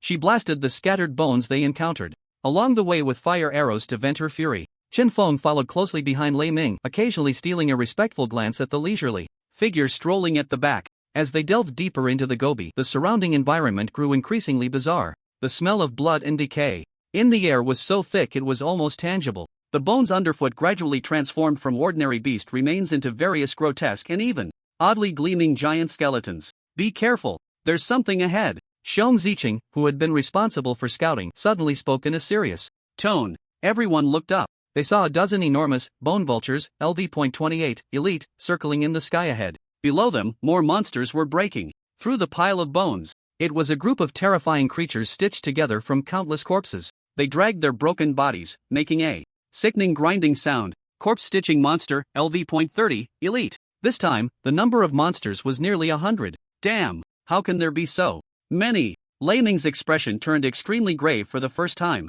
Everyone, do as I say. Lei Ming, hold the front. Luo Tian, Chen Feng, you're responsible for clearing the vultures in the sky. Xiong Ziqing, you deal with the stragglers. Hurry! Song Bingyu issued orders sharply again, trying to take control of the situation. But this time, the chaos of the battle far exceeded her imagination. The bone vultures dove from the sky, shooting corrosive bone feathers. The corpse-stitching monsters on the ground charged fearlessly. Their bloated bodies would explode violently after taking fatal hits. The toxic corpse fluid splattered everywhere. Puff! Chen Feng was caught off guard and grazed by a bone feather on his arm. A large hole was instantly corroded into his sturdy armor, and the flesh inside sizzled. My holy light power is about to give out. The thunderous holy barrier was under siege by dozens of monsters. It was already covered in spiderweb-like cracks, its light flickering, on the verge of collapse at any moment. Why won't you listen to my commands? Song Bingyu screamed in frustration as she looked at the chaotic battlefield. I told you to clear the sky first.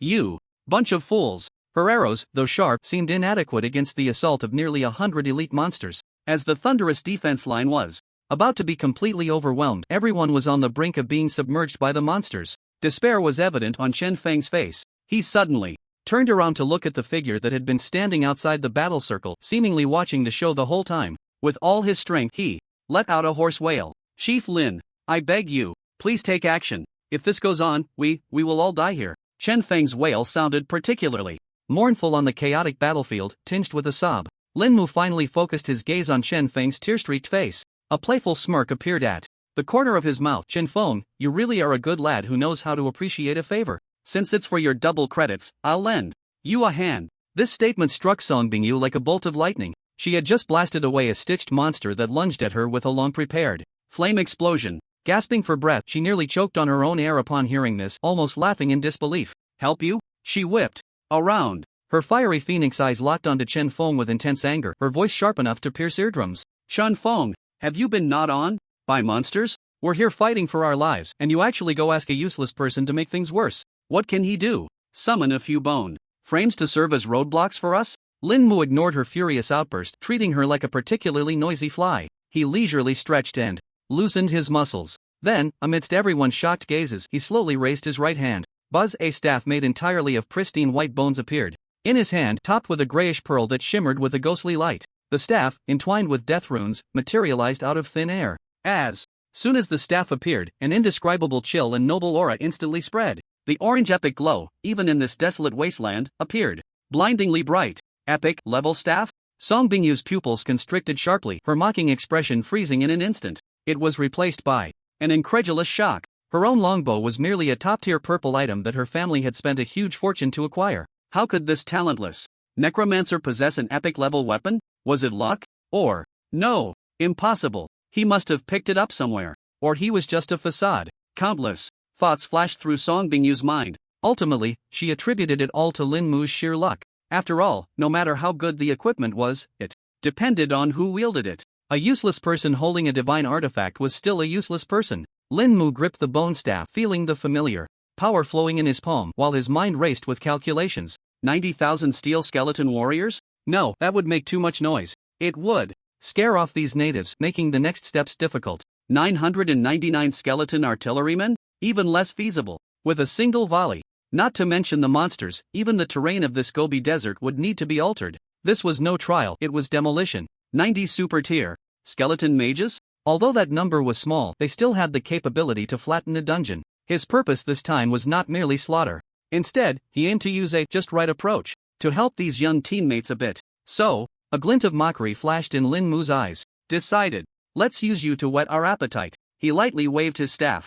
A wisp of pure death energy overflowed, coalescing in front of him. On the ground, a pool of foul-smelling viscous liquid appeared out of nowhere. Immediately after, a monster, rotting and covered in decaying flesh, with a bloated body, slowly crawled out of the liquid. It was the very corrupted corpse demon that Lin Mu had deemed too slow in the training ground. Poof! Song Bingyu couldn't hold back any longer upon seeing this scene and burst into laughter. Her laughter was filled with unabashed mockery and disdain. Is this your trump card? She pointed at the sluggish, disgusting, and frail-looking corrupted corpse demon, laughing so hard that her body shook, her ample bosom swayed as well. I thought you were going to summon something earth-shattering. After all this, you summoned such a piece of trash? Lin Mu, are you putting on a comedy show for our entertainment? Lin Mu ignored Song Bingyu's taunts. He merely glanced at the modified Corrupted Corpse Demon panel. Corrupted Corpse Demon Health 25870/25870 99% boost from the Bone Staff's modification. Attack 8280-9380 Defense 35800 99% boost from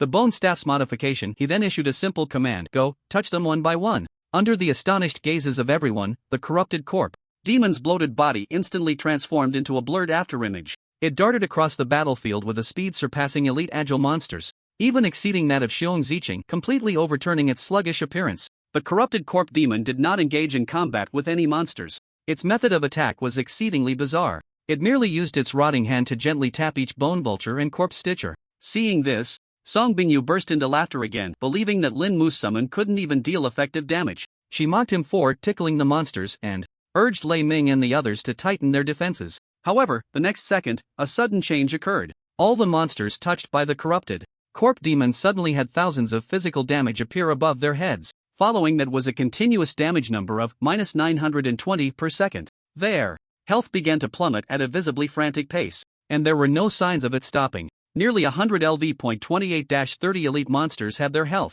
bars emptied in just a few minutes, losing hundreds of thousands of health amidst wails and struggles, horrifically melting into a bubbling, black smoke-filled pus, with not a single one able to escape. The battlefield was instantly cleared, falling into a deathly silence. Lei Ming, Luo Tian, Xiong Ziqing, and Shen Feng stopped all movements, staring blankly at the chaos, their minds a complete blank. The mockery and disdain on Song Bingyu's face froze entirely, transforming into sheer shock and fear. She watched the corrupted corpse demon leisurely stroll back to Lin Mu's side, her body trembling uncontrollably. Lin Mu glanced at the spoils on the ground and said to the dazed Chen Feng, go, pick up those equipment, this will be your job from now on. Chen Feng complied, scrambling to collect the gear. Lin Mu recalled the corpse demon, slowly stood up and walked towards the completely petrified Song Bingyu. He stopped in front of Song Bingyu. Looking down at her bloodless face, which was pale with fear, his voice was indifferent. Now, do you still think it's garbage? Song Bingyu's lips trembled. She couldn't utter a word, her legs went weak and she collapsed directly onto the bones beneath. Horror. Just then, the entire Gobi suddenly shook violently. A terrifying pressure far beyond all the monsters before descended abruptly from the horizon, as if a slumbering demon king had been awakened. Lin Mu frowned slightly and looked into the distance. Oh no, we've drawn out the big guy. Meanwhile, outside the silent Gobi instance, inside the menacing demon energy transport vehicle, Zhao Tai was communicating through a secure line. Principal Zhou, are you really that confident in these geniuses from the academy? You know the division of the trial areas, not considering the boss. The overall difficulty of the silent Gobi area is comparable to an ordinary level 50 instance. Aren't you afraid they'll fall inside when they encounter the Bone King? On the other end of the communicator, Zhou Pingxia's hearty laughter came through. Zhao Tai, if it weren't for that little monster Lin Mu, I wouldn't dare let them go directly into the silent Gobi. Rest assured, it's just the right opportunity to temper the other 5 little ones. Above the Gobi, the terrifying pressure surged like a landslide and tsunami. Except for Lin Mu, everyone was firmly pinned in place by this force.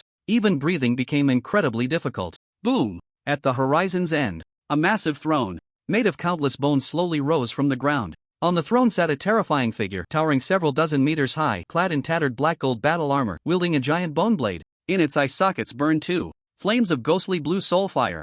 Bone King, LV.45, Monarch level, health 650000/650000. Who is it? A mental roar that shook the heavens and earth exploded in everyone's minds. Who dares to desecrate the slumber of the dead in my territory? Song Bingyu's pride was utterly shattered by the absolute terror of death at that moment. She looked at the Bone King, realizing for the first time how small and ridiculous she truly was. The Bone King's gaze swept over the crowd. Ultimately, it locked onto Lin Mu. From Lin Mu, it sensed a power of the same origin, yet far purer than its own deathly force. Insignificant human. The Bone King spoke again, its voice grand. You possess a power that does not belong to you. Kneel, submit to me, and offer your soul. I will grant you eternal life, becoming my first Death Knight. Faced with the king's invitation, Lin Mu scoffed and shook his head. You're too weak. You don't even have the qualifications to be my watchdog. As soon as these words were spoken, the Bone King was utterly enraged. The bones of the entire Gobi trembled violently. It suddenly stood up from the throne, ready to crush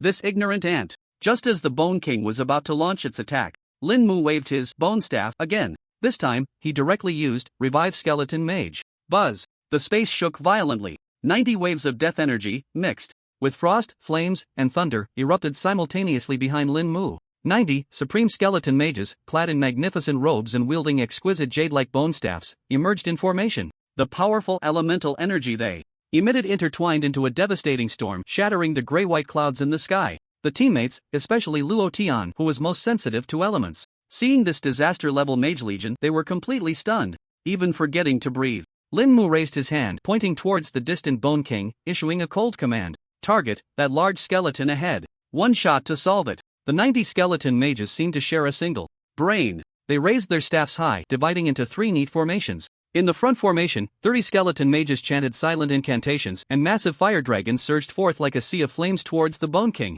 In the left formation, frost energy gathered, and enormous glaciers appeared out of thin air above the Bone King's head, then crashed down with a thunderous roar. In the right formation, lightning flickered, storm clouds merged into one, and thunder, as thick as a barrel, poured down like rain. Fire, ice, thunder. The pinnacle of 3 elemental spells, perfectly coordinated in an artistic manner, played a symphony of death on the battlefield. Fire dragon. Barrage. Exploding glaciers. Storm clouds. The world-destroying spells instantly formed a colorful torrent of elements, completely engulfing the Bone King. The damage from the 3-tiered super skeleton mages. Even without the enhancement of Death Prayer, the single-shot damage was over 100,000. LV.45 Lord-level boss. Under the saturation bombardment of Lin Mu's unreasonable mage legion, it couldn't even mount a decent resistance. Its massive body was disintegrated inch by inch. Ultimately, with an extremely unwilling roar, it was completely blasted into a cloud of bone dust. Ding! A skill book glowing with purple light dropped from the bone dust. The residual waves of the elemental torrent gradually calmed.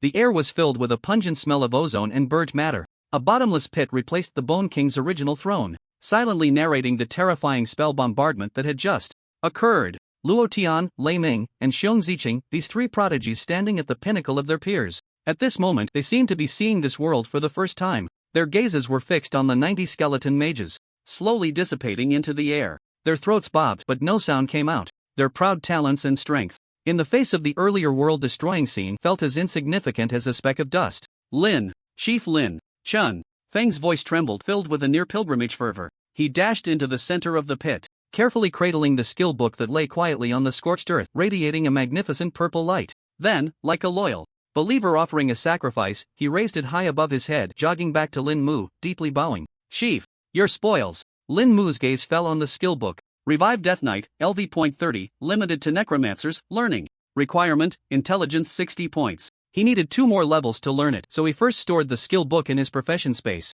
His action of putting away the skill book seemed to signal the others, finally awakening them from their petrified state. Luo Tian stood frozen in place, the elemental particles swirling around him showing signs of disturbance for the first time. His proud golden talent, elemental control, now seemed like a poor joke. Forcibly stripping low-level mages of elemental control? But those 90 skeletons, each one's understanding and application of elements far surpassed his. That was not skill, it was a law. It was a ruthless crushing of low-dimensional beings by high-dimensional life. He had always thought of himself as the destined elemental king, the future god of magic. But today, he witnessed with his own eyes how a true god delivered divine punishment. Lei Ming's mouth was agape, wide enough to fit a fist. His honest and upright face was filled with bewilderment as if his worldview had shattered. Holy light restrains the undead? This was the ironclad rule instilled in him since he awakened as a holy knight.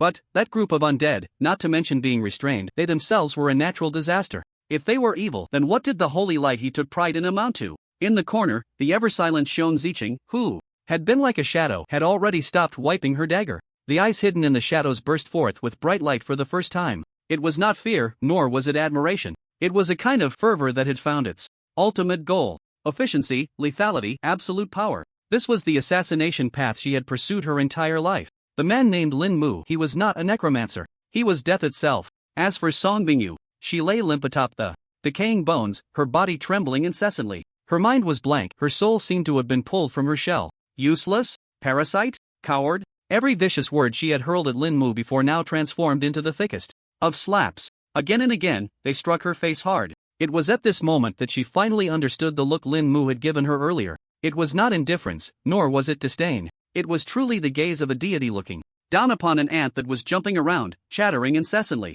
Song Bingyu wanted to apologize, she wanted to beg for mercy. But the fear that penetrated her bones had a firm grip on her throat. Not even a whisper could escape her lips. Lin Mu withdrew his gaze, not sparing her another glance. He turned around, surveying the other teammates with their varied expressions. His voice remained flat, yet carried an undeniable authority. Let's go to the rendezvous point. No one contradicted him, no one questioned him. Luo Tian silently followed behind Lin Mu. He reigned in all his outward elemental aura like the most humble of apprentices. Lei Ming and Xiong Zicheng followed closely, their eyes filled with awe. Chen Feng even jogged alongside Lin Mu, ready to heed any orders. Finally, Song Bingyu seemed to have had all her strength drained away. She staggered to her feet, dazedly trailing at the end of the group. She dared not get too close, nor could she stray too far. Like a pet abandoned by its master, yet too afraid to leave. The atmosphere of the group had undergone a tremendous change. No more arguments, no more doubts. Only a deathly silence and the sound of heavy footsteps. After marching for about 10 kilometers, the monsters along the way, with the assistance of Lin Mu's corrupted corpse demon, were easily taken down by the other 5. At the horizon's end, a glimmer of light different from the grey, white and blood red finally appeared. It was an oasis shrouded in a pale green glow. In the center of the oasis stood a simple metal outpost. A flag embroidered with a black dragon fluttered in the wind. The rendezvous point had been reached. A hint of joy at having survived the ordeal involuntarily appeared on everyone's faces. However, Lin Mu's steps slowly came to a halt. He raised his head, his deep gaze directed towards the entrance of the oasis. It seems we are not the first to arrive. The others followed his line of sight. They saw a 6-member team standing at the entrance of the oasis as well. They were dressed in standardized black combat uniforms. A cross sword and shield emblem was branded on their chests. That was the insignia of the Huaxia National Defense Army. Each member of this team exuded a fierce aura, their eyes sharp. They carried the unique iron-blooded ferocity of soldiers. At the forefront was a tall, stern-faced young man. Leaning against a large rock, he cradled an exaggeratedly large heavy sword in his arms, eyes closed in rest. As if sensing the arrival of Lin Mu and the others, he slowly opened his eyes. He did not conceal the aggression and scrutiny in his gaze. His eyes swept over the disheveled appearances of Lei Ming, Chen Feng, and the others. A hint of barely perceptible pride curled at the corners of his mouth. When he saw Lin Mu, the only one in the entire venue who remained composed, a flicker of surprise crossed his eyes. But soon, that surprise was replaced by a deeper disdain. A necromancer? He straightened his posture, leading his small team. They approached leisurely, directly blocking Lin Mu and the others' path. People from Shangjing Academy? The young man's voice had a metallic quality filled with a condescending tone. By the looks of you, you must have faced quite a bit of hardship on the way here? The sheltered flowers of the academy are indeed pretty but useless. Chen Feng was about to step forward to argue when Lei Ming pulled him back. Lei Ming took a step forward and said in a deep voice, "We are from Shangjing Academy, and you are?" "Xinhua Army, Xiaolong Special Operations Camp, Shaolai." The young man announced his title, his chin slightly raised. The pride of a military ace rookie was unmistakable. "This oasis was discovered by us first." Shaolai's tone shifted, becoming aggressive. "According to the rules of the Dragon's Nest, the first to arrive has the right to set the rules." He pointed to the clear lake and a few fruit trees radiating a soft glow within the oasis. "The water source and the moonlight fruit inside belong to us. You can rest on the outskirts, but you must not step into the oasis even a single step. Otherwise," he left the sentence hanging. But the blatant threat had already made the air tense. Chen Feng and Lei Ming's expressions instantly turned extremely ugly. They had worked hard, risking their lives to get here, only to find they couldn't even drink a sip of water? This was simply too much. Just as Chen Feng was about to explode, Lin Mu slowly stepped out from the back of the team. He walked past everyone, standing at the front, calmly looking at Xiao Lai. Xiao Lai frowned, feeling a hint of displeasure at this necromancer who dared to meet his gaze. What are you looking at? A necromancer thinks he can stand up for them? Did you not hear what I just said? Lin Mu smiled at that. Although the smile was faint, it inexplicably made Xiao Lai feel a pang of unease. You just said that the first to arrive has the right to set the rules? Lin Mu's voice was soft and slow. Then I'm sorry. This entire Gobi, including the oasis you are standing on, now, it all belongs to me. If you disagree. Lin Mu paused, lifting his eyelids. A glint of mockery flashed in his deep-set eyes. Then just die. Outside the trial dungeon, inside the magic-powered transport vehicle, Zhao Tai was resting with his eyes closed. On the screen in front of him, 6 green dots representing vital signs were displayed. Beep beep beep. A piercing alarm suddenly rang out. Zhao Tai's eyes snapped open, his gaze like lightning, instantly locking onto the screen. He saw a huge red, representing a monarch-level energy response that was originally dazzling. After flickering a few times, it vanished into thin air. What's going on? Zhao Tai abruptly stood up, a fierce killing intent erupting. He immediately connected to the emergency communication of the rear base. This is Zhao Tai, team leader of the Dragon's Nest. Entry Special Team 01. Immediately report the energy fluctuation data from the trial site in Area 07. Repeat. Immediately report. On the other end of the communicator, a voice filled with shock and disbelief responded. Report.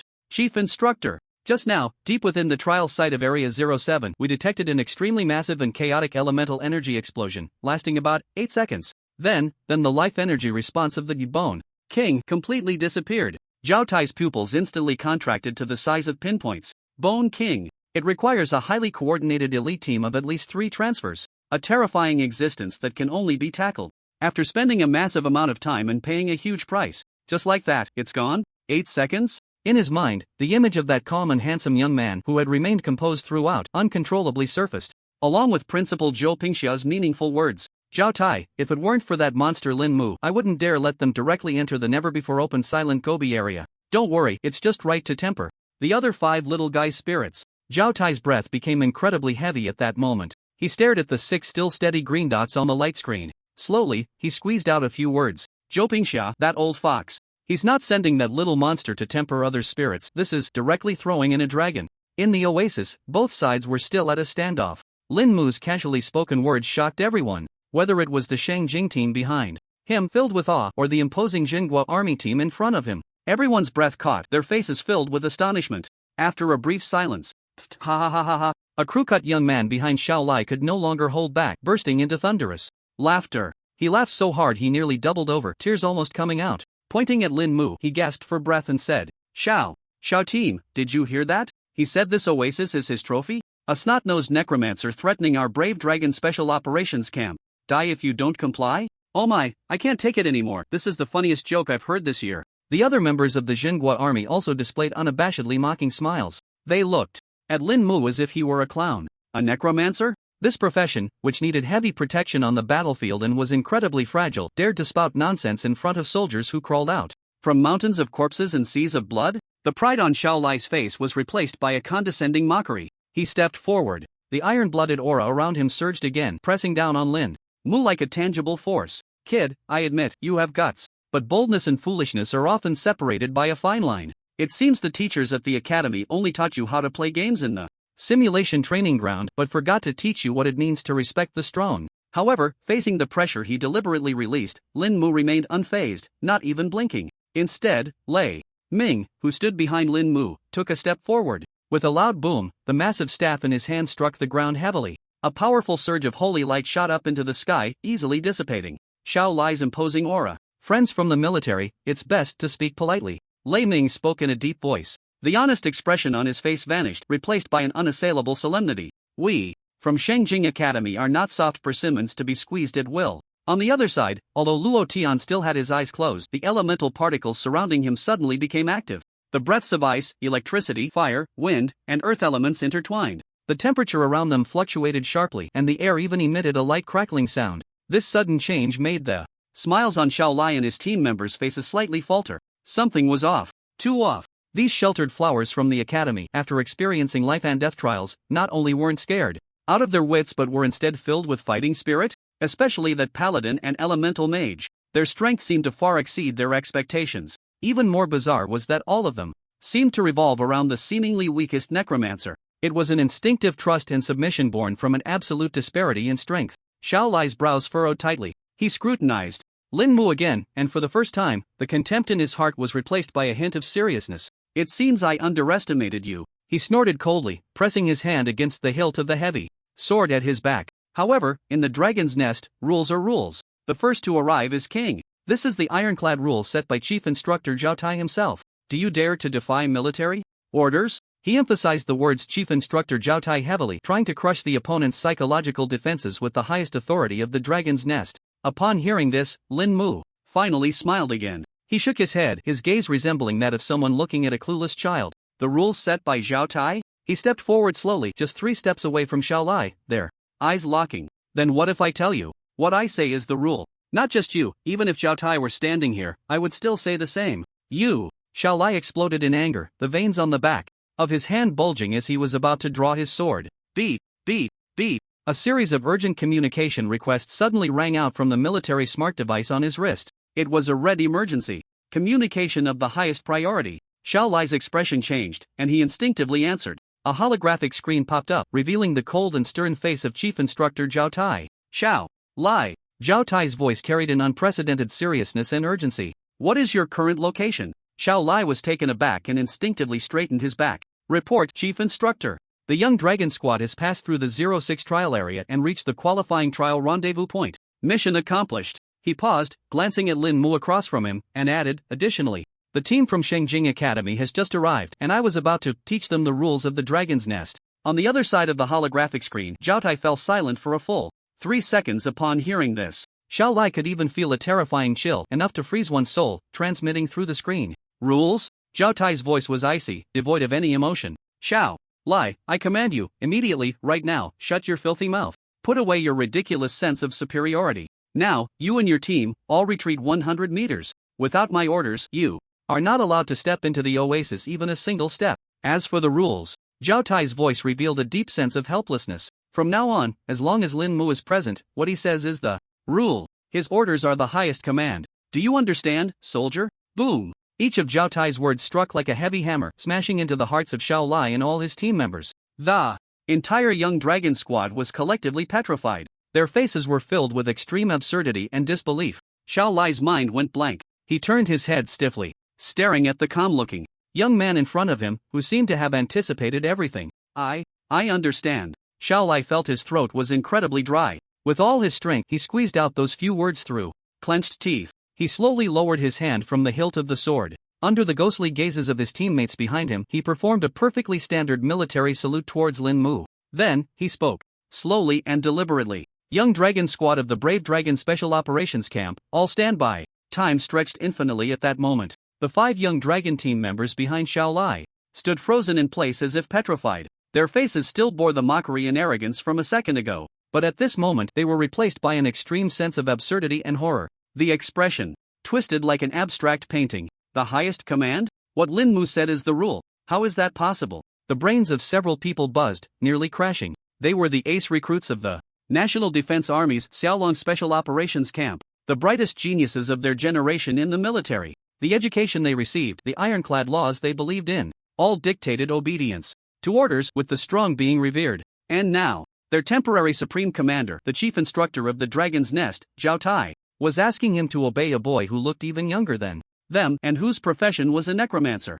This overturned all their perceptions built over the past 2 years in the army. Zhao Tai on the other side of the light curtain seemed to sense the strange atmosphere here. His cold voice rang out again, carrying an unassailable determination. Xiao Lai, this is an order. Execute immediately. After saying that, the communication was abruptly cut off. Xiao Lai's tall figure swayed slightly in the wind. He then slowly raised his head and looked at Lin Mu again. He couldn't understand. He completely couldn't understand. What kind of existence could make Commander Zhao issue such an absurd command? Could it be the rumor about the opening of the number 07 trial area? A terrifying thought rose uncontrollably from the depths of his heart. No, impossible. He shook his head violently, forcibly suppressing this crazy thought. Lin Mu paid no attention to the turbulent waves in their hearts. He simply took a step forward, leisurely walking past Xiao Lai. He walked straight towards the oasis that radiated a soft glow. Luo Tian, Lei Ming, and Xiong Ziqing followed closely behind. The looks they gave to Xiao Lai and the others held no sympathy, nor any glee. In their misfortune, only a calmness. as if to say, look, this is our chief's daily routine. You all just get used to it. Chen Feng straightened his back even more, strutting past the petrified soldiers. With an air of authority. A hint of satisfaction was on his face. Even Song Bingyu, who was still a bit dazed, instinctively followed along, not daring to linger for a moment. Get out of the way. Xiao Lai looked at the teammates still blocking the path and squeezed out 2 words through clenched teeth. The few Xiaolong team members seemed to wake from a dream, jolting to the sides like they had been electrocuted. They cleared a path to the oasis. Their faces burned hot, as if they had been publicly slapped countless times. Lin Mu walked into the oasis. A breath of fresh air rushed towards him, instantly dispelling the fatigue and bloodshed accumulated along the way. By the clear lake, a few silver-white fruit trees stood. Scattered among them were about 20 crescent-shaped fruits, emitting a soft halo. Moonlight fruit. He did not touch those fruits, nor did he drink water. He simply walked to the lakeside, found a clean patch of grass, and casually sat down. Then, he closed his eyes, as if pretending to doze off. This leisurely posture caused a wave of oppressive confusion among the 2 teams behind him. Xiao Lai gritted his teeth. In the end, he took a deep breath and silently retreated with his team to 100 meters away. They stood straight, like a row of javelins waiting for inspection. Yet their sharp gazes never left Lin Mu for a moment. They wanted to see. They wanted to witness with their own eyes. What was different about this necromancer who had been granted the highest authority by the chief instructor? Time passed second by second. Inside and outside the oasis, it was terrifyingly quiet. Gulps. One of Xiao Lai's teammates, in extreme tension and confusion, instinctively swallowed a mouthful of saliva. He couldn't understand. They were the most elite young dragons of the National Defense Army, the future blades guarding Huaxia. Why should they bow to an academic necromancer? Xiao Lai clenched his fists tightly, his knuckles turning white from excessive force. A soldier's duty is to obey. But at this moment, the will he took pride in. He was being repeatedly burned by a fierce fire called humiliation. His gaze was locked tightly on the figure sitting by the lake, trying to find even the slightest flaw in that calm posture. The atmosphere at Xingjing Academy was equally strange. Lei Ming and Xiong Ziqing stood not far behind Lin Mu, like 2 of the most loyal guards, their expressions solemn. Luo Tian rarely kept his eyes open, not closing them to rest. In his ice-blue eyes, elemental runes were swirling rapidly, seemingly madly deducing some logic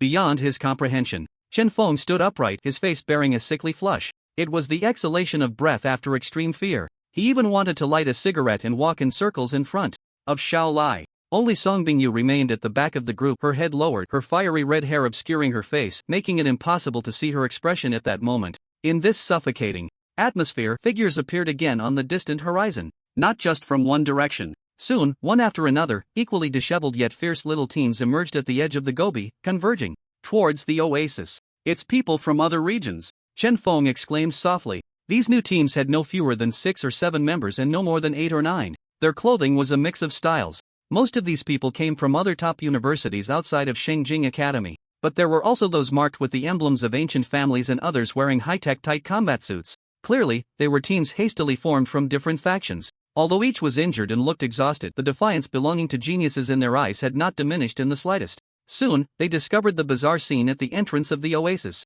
What's going on? Isn't that the young dragon team of the National Defense Army? Why are they standing outside like gatekeepers?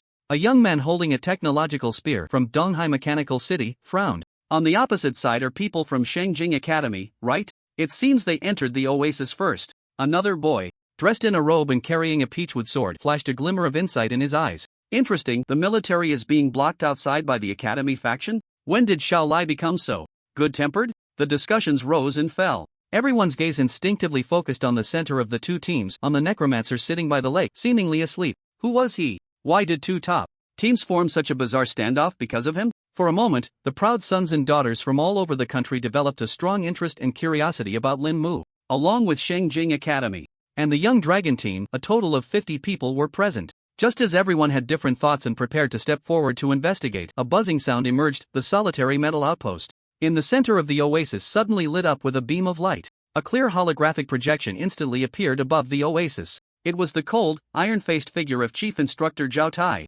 Newbies. Congratulations, Zhao Tai's voice echoed through the loudspeakers, cold and authoritative. You have all survived the first round of appetizers without bringing shame to the forces behind you. Let me introduce myself briefly. My name is Zhao Tai. I am your chief instructor, and I will be the only rule during this period. His gaze, like that of a hawk, swept over every young and proud face. Below, in the dragon's nest, there are no scions of noble families, no military prodigies, and no academy geniuses. You have only one identity: preparatory soldiers who could die at any moment. And You have only one goal, which is to do your utmost to compete for the 10 spots representing Huaxia to participate in the Global Freshman Exchange Conference. Zhao Tai's words made everyone's breath momentarily halt. Now, I will announce your second assessment task. Using your current position as the center, utilize everything available around you to establish a temporary defense line capable of withstanding impacts within 1 hour. In 1 hour, you will face the first wave of the monster tide. Only those who survive will officially enter the dragon's lair and compete for a spot. Of course, you can call for help or give up along the way. As for the consequences, I don't need to say more, you all understand. Now, the assessment begins. After finishing, Zhao Tai's projection vanished. Without a trace, the metal watchtower returned to a dead silence. However, his words were like a heavy bomb, stirring up tumultuous waves in the hearts of the 50 geniuses. Establish a defense line? Resist the monster tide? Everyone immediately realized the daunting nature of the task and, one core issue, Zhao Tai had never mentioned the water source within the oasis or the ownership of the 20-some moonlight fruits. What does this mean? It means that these strategic resources, which can quickly restore stamina and mana and may even save lives during the beast tide, will be decided by them on how to allocate. In an instant, except for the Shengjing team and the Young Dragon team, the gazes of all others became fervent, filled with aggression. They all turned to look at the entrance of the oasis, the one still sitting by the lake, the necromancer who had slowly opened his eyes as if just waking up. 50 prodigies from all over Huaxia, with hearts as high as the sky, fell into a strange silence at this moment. None of them were fools. When Chief Instructor Zhao Tai announced the task, the deliberate ambiguity regarding the allocation of resources was, in itself, a test. A battle for leadership, strength, and voice. And now, all the focal points of conflict were converging on this seemingly least threatening necromancer. Finally, the silence was broken. A young man dressed in a silver high-tech combat suit stepped out from the crowd. His combat suit bore a badge made of gears and lightning. Donghai Mechanical City, Wei family. His name was Wei Jia. He was one of the more renowned geniuses among this group, known for data analysis and precise calculations. Everyone. Wei Jia's voice came through the helmet's amplifier, carrying a metallic calmness. He first scanned the crowd, then directed his gaze towards Lin Mu. Time is of the essence, and I believe we do not need to waste time here on meaningless confrontation. He raised his wrist, and a light screen projected out. Complex data streams were flashing rapidly on it. Based on the content of our team's recent trial, I preliminarily analyzed that we will face thousands, even tens of thousands, of elite monsters below level 25. In this situation, the reasonable allocation of resources will directly determine our survival. Wei Jia's words drew nods of agreement from most people. He paused, pushed up the non-existent glasses on his nose, and his tone became self-evident. Therefore, I propose these 23 moonlight fruits, which can quickly restore stamina and mana, should be prioritized for the 10 among us who have the strongest combat power and can play a decisive role on the front lines. This way, we can maximize the stability of our defense line. As for the others, his gaze swept over Lin Mu and Luo Tian, among others who appeared to be of lower level and weaker strength, a flash of disdain flickering in his eyes. They can receive a small amount of water source to maintain basic survival. Everyone, I am thinking for the greater good. Does anyone have any objections? This statement, made with grandiosity, was filled with unabashed selfishness and arrogance. The so-called strongest combat power he spoke of. It was clearly referring to himself and a few other core geniuses from top forces. Immediately, several core members of small teams stood up to express their support for Wei Jia. What Brother Wei said is absolutely right. Good steel should be used on the blade. I agree. The weak should have the awareness of the weak. Don't hold everyone back. In an instant, the atmosphere became tense. Those with slightly lesser strength, or teams that had exhausted themselves in previous trials, all turned pale. They were angry but dared not refute, because what Wei Jia said was the most brutal truth of this world. Everyone's gaze once again gathered on Lin Mu, because in Wei Jia's distribution plan, he, the weakest necromancer, was clearly among those abandoned.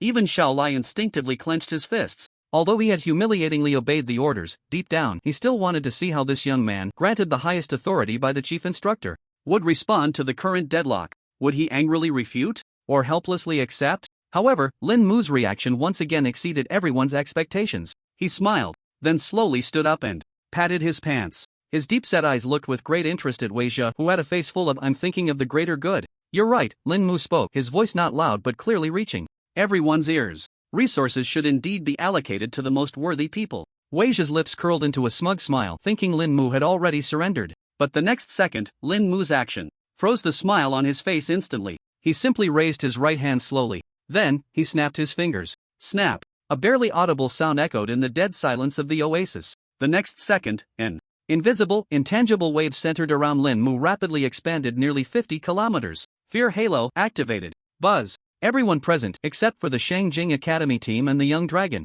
team, felt their brains gripped tightly by an invisible hand in that instant. A fear that originated from the deepest part of the soul, the most primitive, the purest. Like a flood that had burst its banks, it instantly drowned their rationality. Ah! A genius who had just been echoing Weijia let out a scream that was not human. No, don't come over. Another berserker, known for his bravery, at this moment looked as if he had seen the most terrifying nightmare in the world. He waved his giant axe wildly, comically retreating, with a wet patch forming in his pants. More people felt their legs go weak. Their bodies trembled uncontrollably, their teeth chattering. They made caca sounds. Their faces were filled with extreme horror. Even Weijia, who had always appeared the calmest and most arrogant, now looked as pale as paper. The silver high-tech combat suit he wore was emitting a zzz sound. Clearly, the internal life support system was struggling against this sudden mental shock.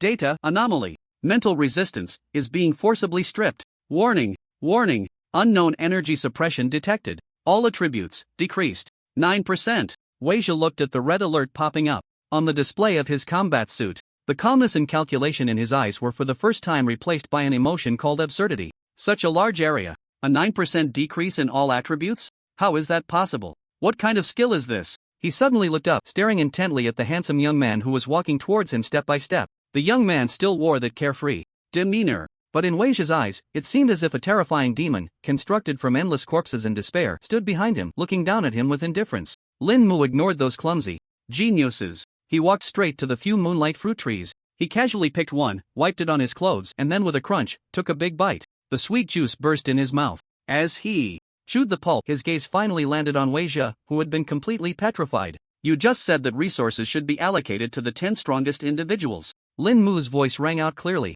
In the silent oasis. I agree. He paused, casually tossed aside the remaining pit, and picked another fruit. But you miscalculated. Lin Mu looked at Weijia's face, twisted in fear, and a playful smirk appeared at the corner of his mouth. Here, there aren't 10 strong individuals. There's only one. The rest are trash. Boom! This statement struck like a thunderbolt from the heavens. It hit Weijia and all those who could still maintain their consciousness right in the heart. Arrogant, overbearing, unreasonable. Weijia's lips trembled. He wanted to retort, to use his big picture theory, to justify himself. But under the deep-seated fear pressing down on him, he couldn't even utter a complete syllable. His proud calculating ability, his calm rationality that he relied on for survival, was crushed in that moment. On the other side, standing straight like a javelin, Xiao Lai and his young dragon team finally understood what Zhao Tai's seemingly absurd order truly meant. Xiao Lai's Adam's apple rolled violently up and down. He looked at the still extremely calm boy and then at those so-called children of heaven. He was very glad he had chosen to obey unconditionally earlier.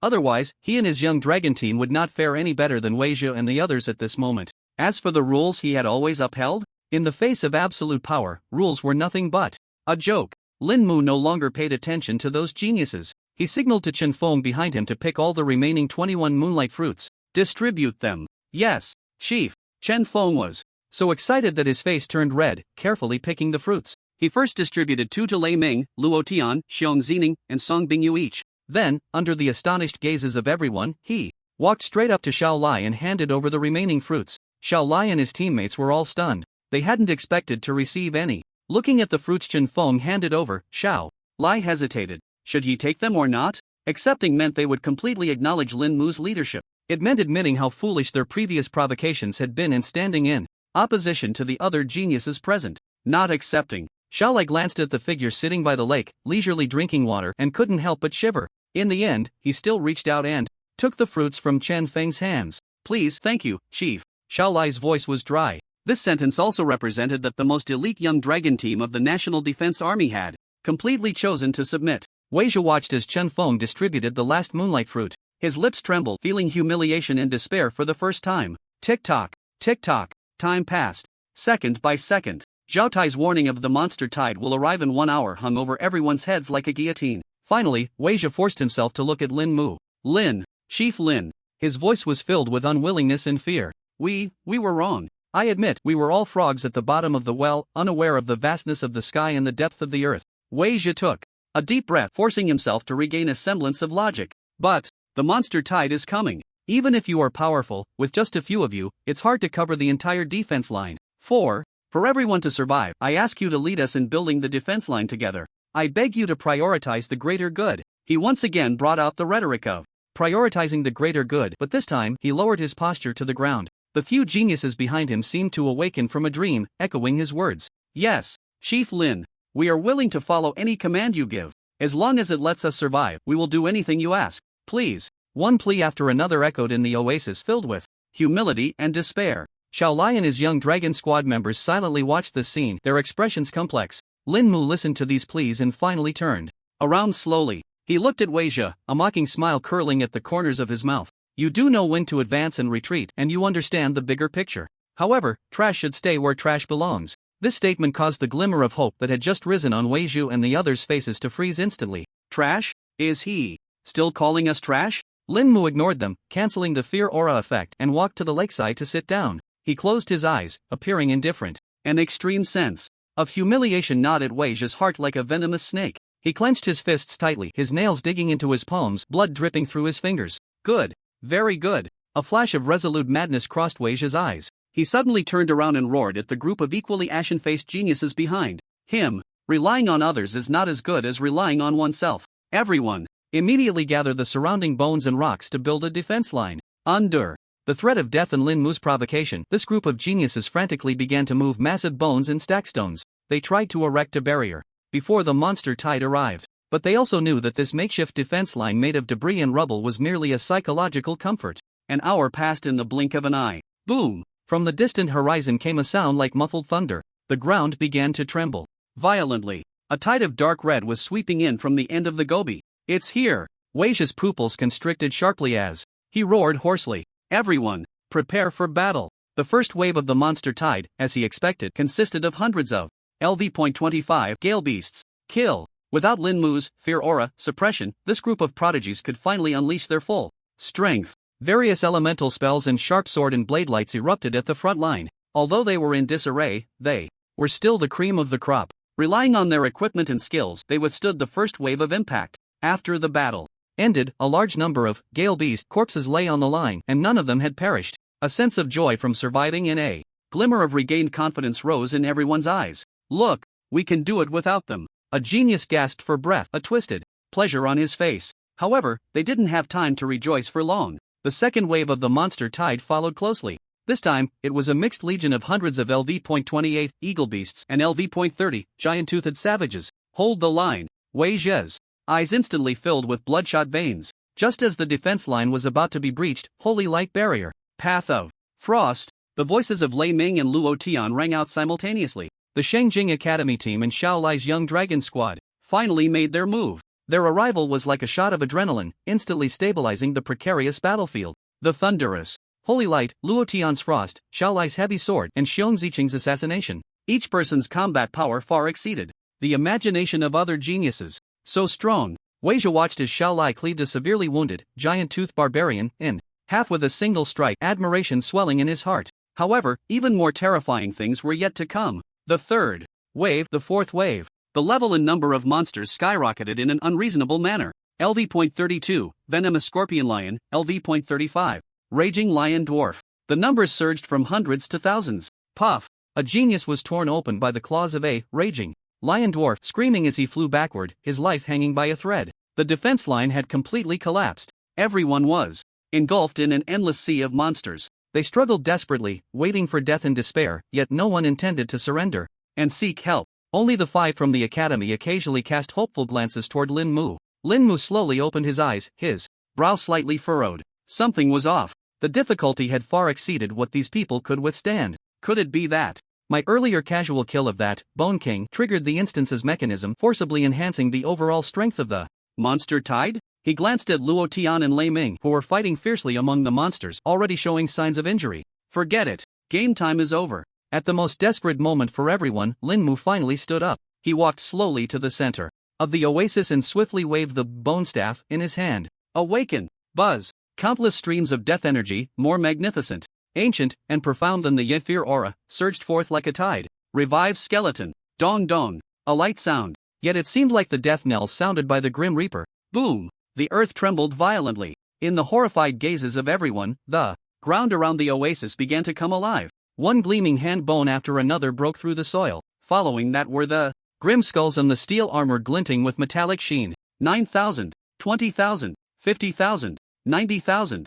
Endless, steel skeleton warriors surged forth like a tidal wave of death from hell. They densely filled every inch of land outside the oasis. They stood silently, with hollow eye sockets burning with ghostly blue flames converging into a silent and terrifying sea of death. They quickly formed into grim phalanxes of thousands. The cold steel tide spread all the way to the horizon, obscuring everyone's view. At this moment, time seemed to stand still. Both the geniuses fighting desperately and the surging tide of monsters halted all their actions. Looking at the terrifyingly powerful steel skeleton warriors, everyone felt their scalp tingle and their legs weaken. What is this? Is this something a person can summon? This is a damn undead disaster. A torrent of steel. The blood and despair on Weijia's face were replaced by an indescribable absurdity in the face of this torrent of 90,000 beings, each comparable to a level 30 elite monster. He mumbled to himself, unable to form complete words. This.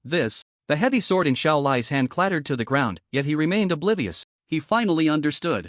Completely understood. What genius, what rules, what trials. It had all been a joke from the very beginning. Even the 5 from Xingjing Academy, who had witnessed the superclass skeleton mage group, wore expressions of utmost shock. 90,000. That wasn't 90,000 ants, but 90,000 terrifying war machines. They knew Lin Mu was strong, but every time, Lin Mu would refresh their understanding of the word power in a completely new and even more outrageous way. Is this the true strength of the chief? Chen Feng murmured, his legs trembling, almost ready to kneel. Lin Mu ignored the reactions of the talented individuals. He lifted his eyelids and looked ahead at the relatively sparse tide of monsters. His voice was indifferent as he issued a battle command to the legion of steel skeleton warriors. Clear the field. The moment the order was given, the silent sea of steel came to life. Ka! 90,000 heads turned simultaneously, their neck bones creaking in unison. They moved in perfect unison, as if they were one will.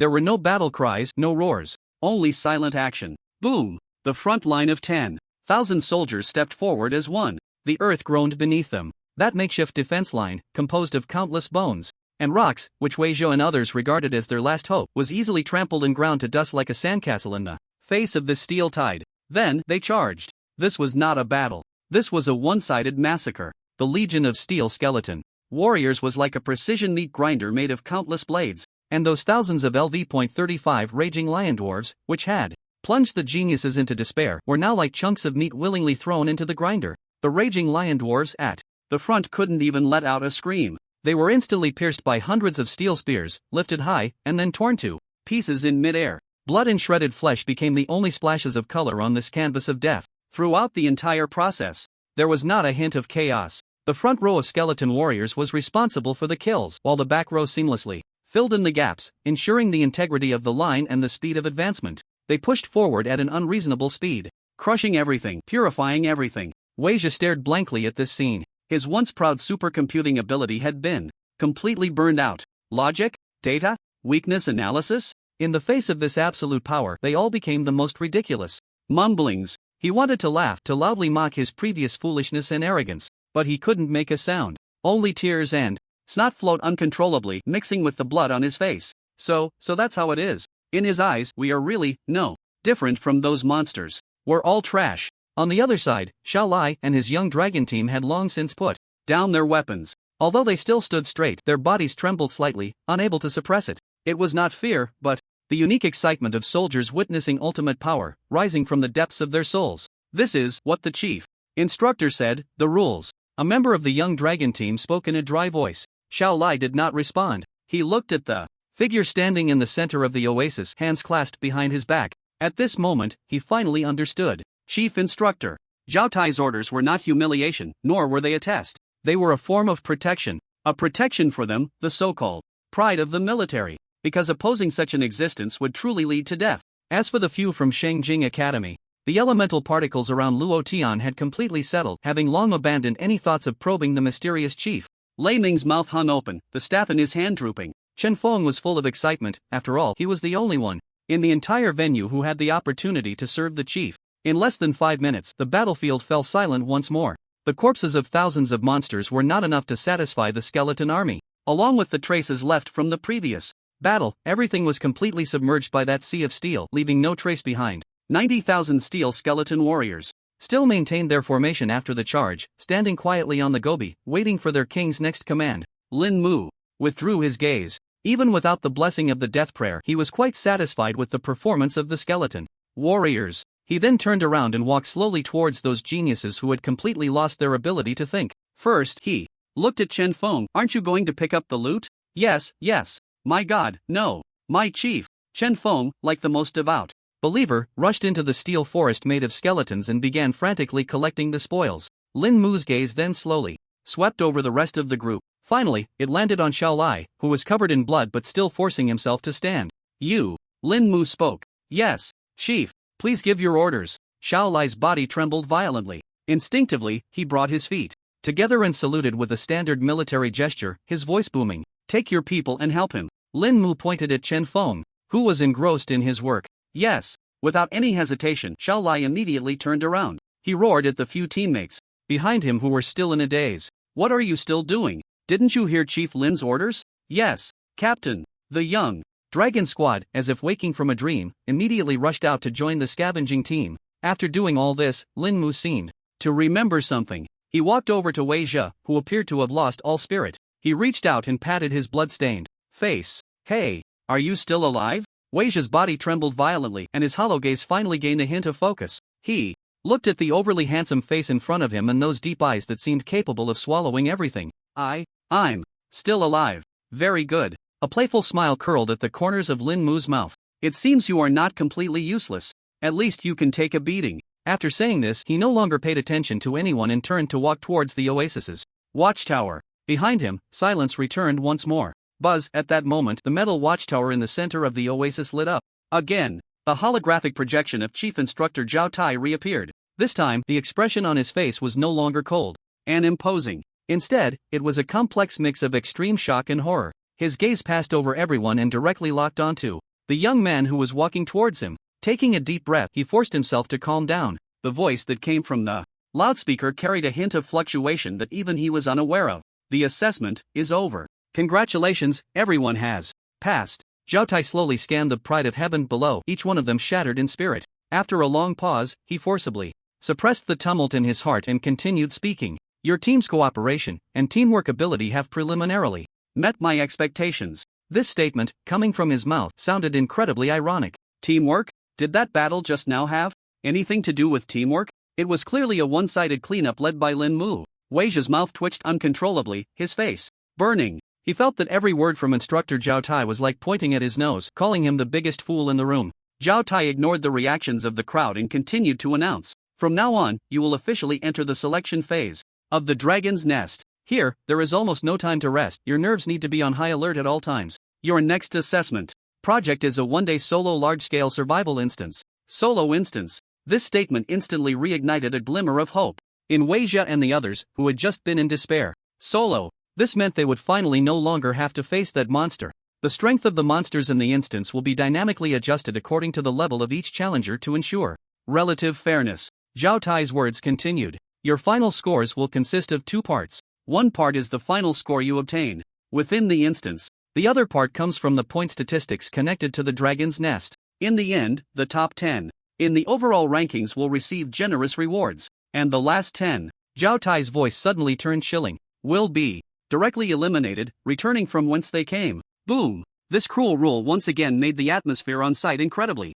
tense. The allies who had just been on the same front fighting against Lin Mu now looked at each other with a hint of vigilance and hostility. Now, I will give you an hour to rest. Treat the injured, adjust your state, and distribute the spoils you just acquired. Of course, whether to save people or how to distribute the spoils is up to you. An hour later, the challenge will officially begin. After saying this, Zhao Tai's image did not disappear as everyone had expected. He remained suspended in the air, his sharp eyes fixed immovably on Lin Mu. The next second, a communication that only Lin Mu could hear, encrypted multiple times, sounded. Lin, classmate. Zhao Tai's voice carried an unprecedented seriousness. I know that the assessment just now was merely a boring game for you. The upcoming solo instance also cannot truly test your real strength. Therefore, on behalf of the Dragon's Nest, I would like to make a request. You can choose not to participate in this solo test, and I will directly record it as passed. You just need to wait for the others to complete the assessment. After all, such a test has already lost its original meaning for you. Zhao Tai's posture was extremely humble. He had completely understood the meaning of that old fox. Zhou Pingxia. This was not merely sending a student to participate in training. This was clearly sending an ancestor to oversee the situation. As long as Lin Mu did not betray the country, the championship of the Global Freshman Exchange Conference was already a foregone conclusion. Listening to the voice in his mind, Lin Mu raised his eyebrows slightly. Not participating? Directly passing? He glanced at his profession panel. Name, Lin Mu, Abyss, Profession, Necromancer Level, LV.28, Experience, 2038440/2350000. He was about to break through to level 29. He was also close to level 30, ready to learn Revive Death Knight. Was he not going to grind for experience and instead watch this group of geniuses playhouse? Lin Mu did not know the principle of this encrypted communication. He tried to convey a brief message to Zhao Tai with his mental power. No need. I am very interested in this dynamically adjusted large instance. Just right, I also need some experience. Upon receiving this reply, Zhao Tai on the other side of the light screen fell silent. His tall figure silently smiled wryly in the transport vehicle. As expected, how could a true dragon care about the size of a pond? It only cared whether there were fish in the pond that could fill its belly. Understood. I understand. Zhao Tai's voice became loud again, echoing throughout the oasis. The timer starts. After saying this, his holographic projection finally disappeared decisively. With Zhao Tai's departure, the atmosphere in the oasis, which had been extremely oppressive, finally showed a hint of relaxation. Thud. Weijia was the first to collapse, his legs giving way as he sat directly on the ground, gasping for breath. The other geniuses also began to rest. The genius who had been severely injured by the raging lion dwarf had teammates who did not abandon him and began to provide treatment. Even the healers from other teams actively came to help. On the other side, Chen Feng and Xiao Lai's scavenger team had already piled all the loot in front of Lin Mu. Various pieces of equipment and materials, shimmering with white, green, blue, and purple light, formed a small mountain. Chief, what should we do with these items? Chen Feng rubbed his hands, asking with a fawning expression. Lin Mu casually glanced over the pile of loot, took most of the purple items, and then lost interest. You can divide the rest among yourselves, he said. Ha! Chen Feng was stunned. Xiao Lai and the young dragon team behind him were also taken aback. So many top-tier items, and there were even a few decent purple ones left. He said, to let us divide them? What? Lin Mu raised his eyelids and glanced at them. Do I need to repeat myself? No need. Chen Feng jolted, immediately reacting. His face was instantly filled with ecstatic joy. Thank you, Chief. Thank you for the reward. As he spoke, he quickly began to pick out equipment suitable for himself and Lei Ming. Xiao Lai hesitated for a moment, but ultimately, under Lin Mu's calm gaze, he steeled himself and stepped forward to select a few pieces of equipment for his team members. It was a moment of submission. At that moment, their subordinate relationship was thoroughly solidified. Just as everyone was busy dividing the spoils and resting, a figure swayed and walked up to Lin Mu. It was Song Bingyu. Her long, fiery red hair had lost its luster, now disheveled against her pale face. The pair of once proud and fiery phoenix eyes now only held endless defeat and fear. She opened her mouth, the sound from her throat dry as sandpaper. I'm sorry. The three words seemed to exhaust all her strength. Lin Mu's brow furrowed slightly. He turned to look at the shimmering lake surface, his voice indifferent. Arrogance is built on a foundation of strength. Next time, if you want to die, find a smarter way. Song Bingyu lowered her head, her fiery red hair covering her cheeks, but it couldn't hide her violently trembling body. Lin Mu's casually spoken words pierced through her last shred of dignity like a cold needle. An hour of rest time passed rapidly in a strange silence. Buzz, at the top of the metal watchtower in the center of the oasis, light gathered once more. A 10-meter-tall teleportation portal, flowing with stable spatial ripples, appeared out of thin air before everyone. When the portal emerged, all actions froze in an instant. The group of prodigies looked like tamed lambs, their gazes all directed toward the figure still sitting by the lake. No one dared to move. No one dared to step forward first. They were all waiting for that boy's command. The young dragon team stood straight, their eyes reflecting the purest obedience of soldiers. Lin Mu finally slowly stood up. He did not turn around, merely waved his hand casually. Go in. Just 3 simple words. Yet they felt like a decree of clemency. All the geniuses felt as if they had been granted amnesty, immediately. And orderly walking toward the teleportation portal, not daring to crowd or make a sound. Xiao Lai saluted Lin Mu's back once more, with a standard military salute before leading his team to follow closely behind. In the end, only a few from Shengjing Academy remained. Chief, Chen Feng rubbed his hands, asking with a fawning expression. Go ahead. Lin Mu's voice remained flat. Yes. Receiving the order, Chen Feng, Lei Ming, Xiong Ziqing, Luo Tian, and the dazed Song Bingyu all stepped into the portal in turn, until everyone disappeared.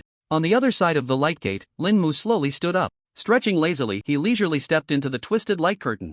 After a brief moment of dizziness, Lin Mu's vision became clear again. The scorching air rushed towards him. Unlike the cold and decayed silence of the desolate Gobi, this place was filled with the breath of life. As far as the eye could see, there was an endless expanse of golden wheat fields. The heavy wheat ears swayed in the hot wind, creating layer upon layer of golden waves.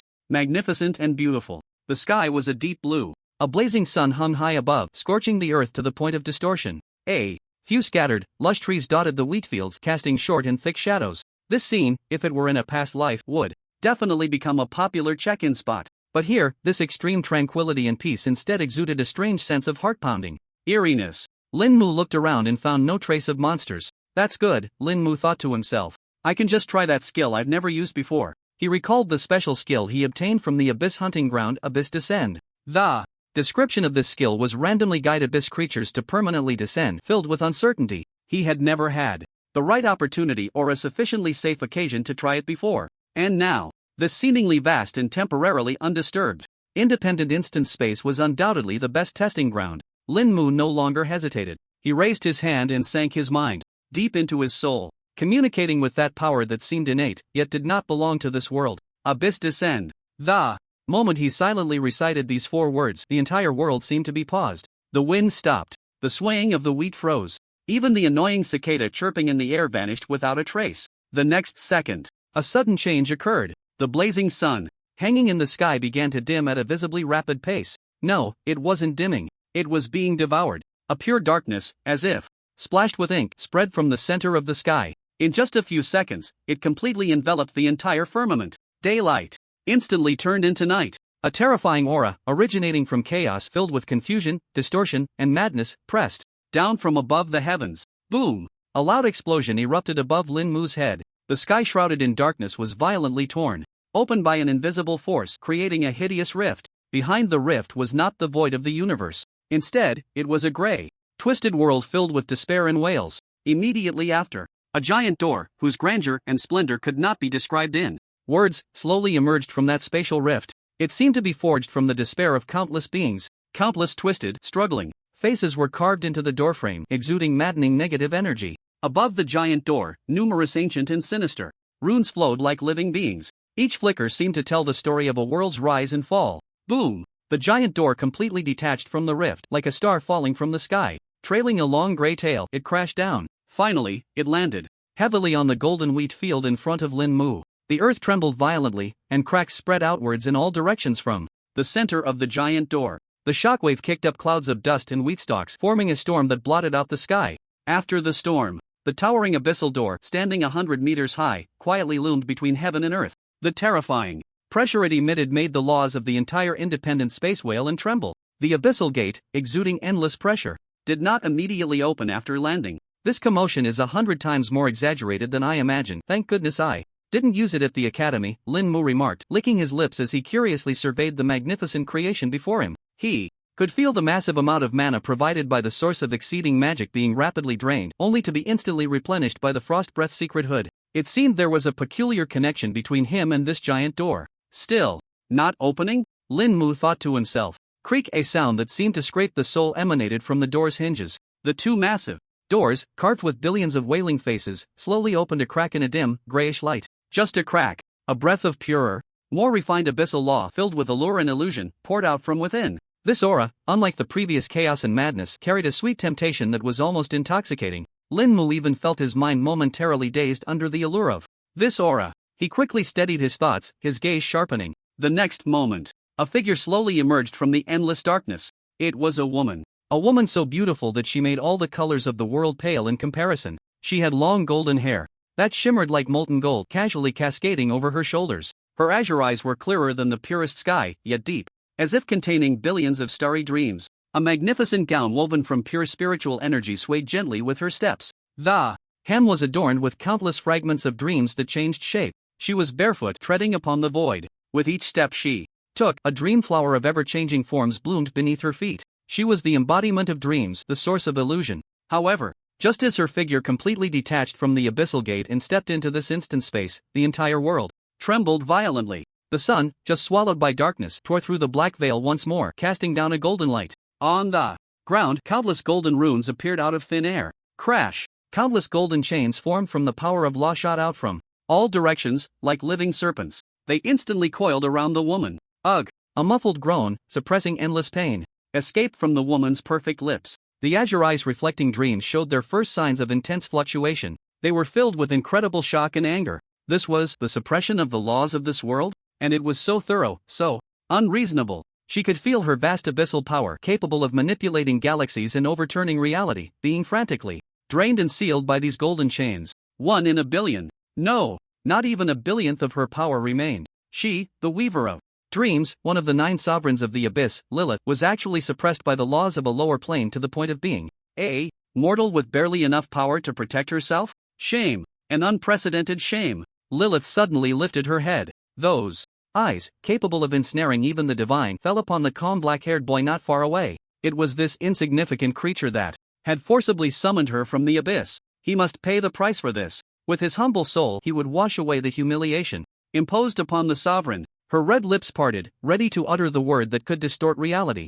However, just as her thoughts began to rise, a force far more domineering than the suppression of the world's laws suddenly descended into the deepest part of her soul. It was the imprint of her bloodline, the dominion of the source core. It was the absolute authority from the very origin of the abyss. Thud! The pride and anger on Lilith's face were instantly replaced by an extreme fear and absurdity. Her body was completely out of control. Without any warning, she knelt heavily on the ground. Her proud head also uncontrollably bowed deeply, as if the most humble of servants was offering the most devout worship to their supreme master. How could it be like this? Lilith's consciousness was roaring madly. Who was she? She was the abyssal sovereign Lilith, the supreme being born alongside the origin of the abyss. How could she possibly feel this soul-derived submission to a mere human? This feeling was even more intense than when facing the supreme throne. It was not pressure, nor an order. It was a matter of course, as if she was born to kneel before this young man. Lin Mu had no idea what Lilith was thinking and hurriedly looked at her attribute panel. Level. Status. This panel made Lin Mu break out in a cold sweat, and he immediately activated his talent to check the detailed information. Dreamweaver? Lilith level. Status forcefully suppressed by law, strength reduced to almost 0, current strength approximately equivalent to an existence beyond the 5th transition. Even after activating his talent, it was still a series of question marks. The fact that her strength remained after being suppressed by a special law still made Lin Mu's heart race. An existence beyond the 5th transition. What kind of concept was that? It was the level of Elder Sun, or even a being more terrifying than Elder Sun. And such an existence was currently kneeling before him. Unable to comprehend, he slowly walked to Lilith, whose body trembled violently from fear and humiliation. He squatted down and calmly met her eyes, which were filled with chaotic emotions. What is your name? Lin Mu's voice was soft, yet it felt like the harshest decree, directly imprinting on Lilith's soul. Lilith bit her lip tightly, the pride of a sovereign making her want to resist. But her body, however, honestly responded to his question in a tone of reverence. Lilith, Dream, Weaver, one of the 9 great sovereigns of the abyss. After nodding, Lin Mu stood up. The response was consistent with the basic information. She hadn't deceived him. Perhaps Lilith had finally accepted her new identity and spoke again. Her voice was like a whisper in a dream, ethereal and beautiful. Great Lord of the Abyss, Dream Weaver? Lilith pays you the highest respect. Lin Mu looked at her, his heart tumultuous, yet his surface remained calm. You are suppressed by the laws of this world? For the first time, a hint of helplessness appeared on Lilith's face. My master. Yes, but not entirely. The status of this world itself is not high, but it seems to have rules that surpass it for protection, its level even exceeding that of the abyssal world. When my true form descended, it triggered its core defense mechanism. If it weren't for sensing the supreme abyssal authority on you, what it had just unleashed would likely not have been a seal, but a divine punishment capable of completely erasing me. Upon hearing this, Lin Mu understood. In other words, he had summoned a nuclear weapon, but this nuclear weapon was locked with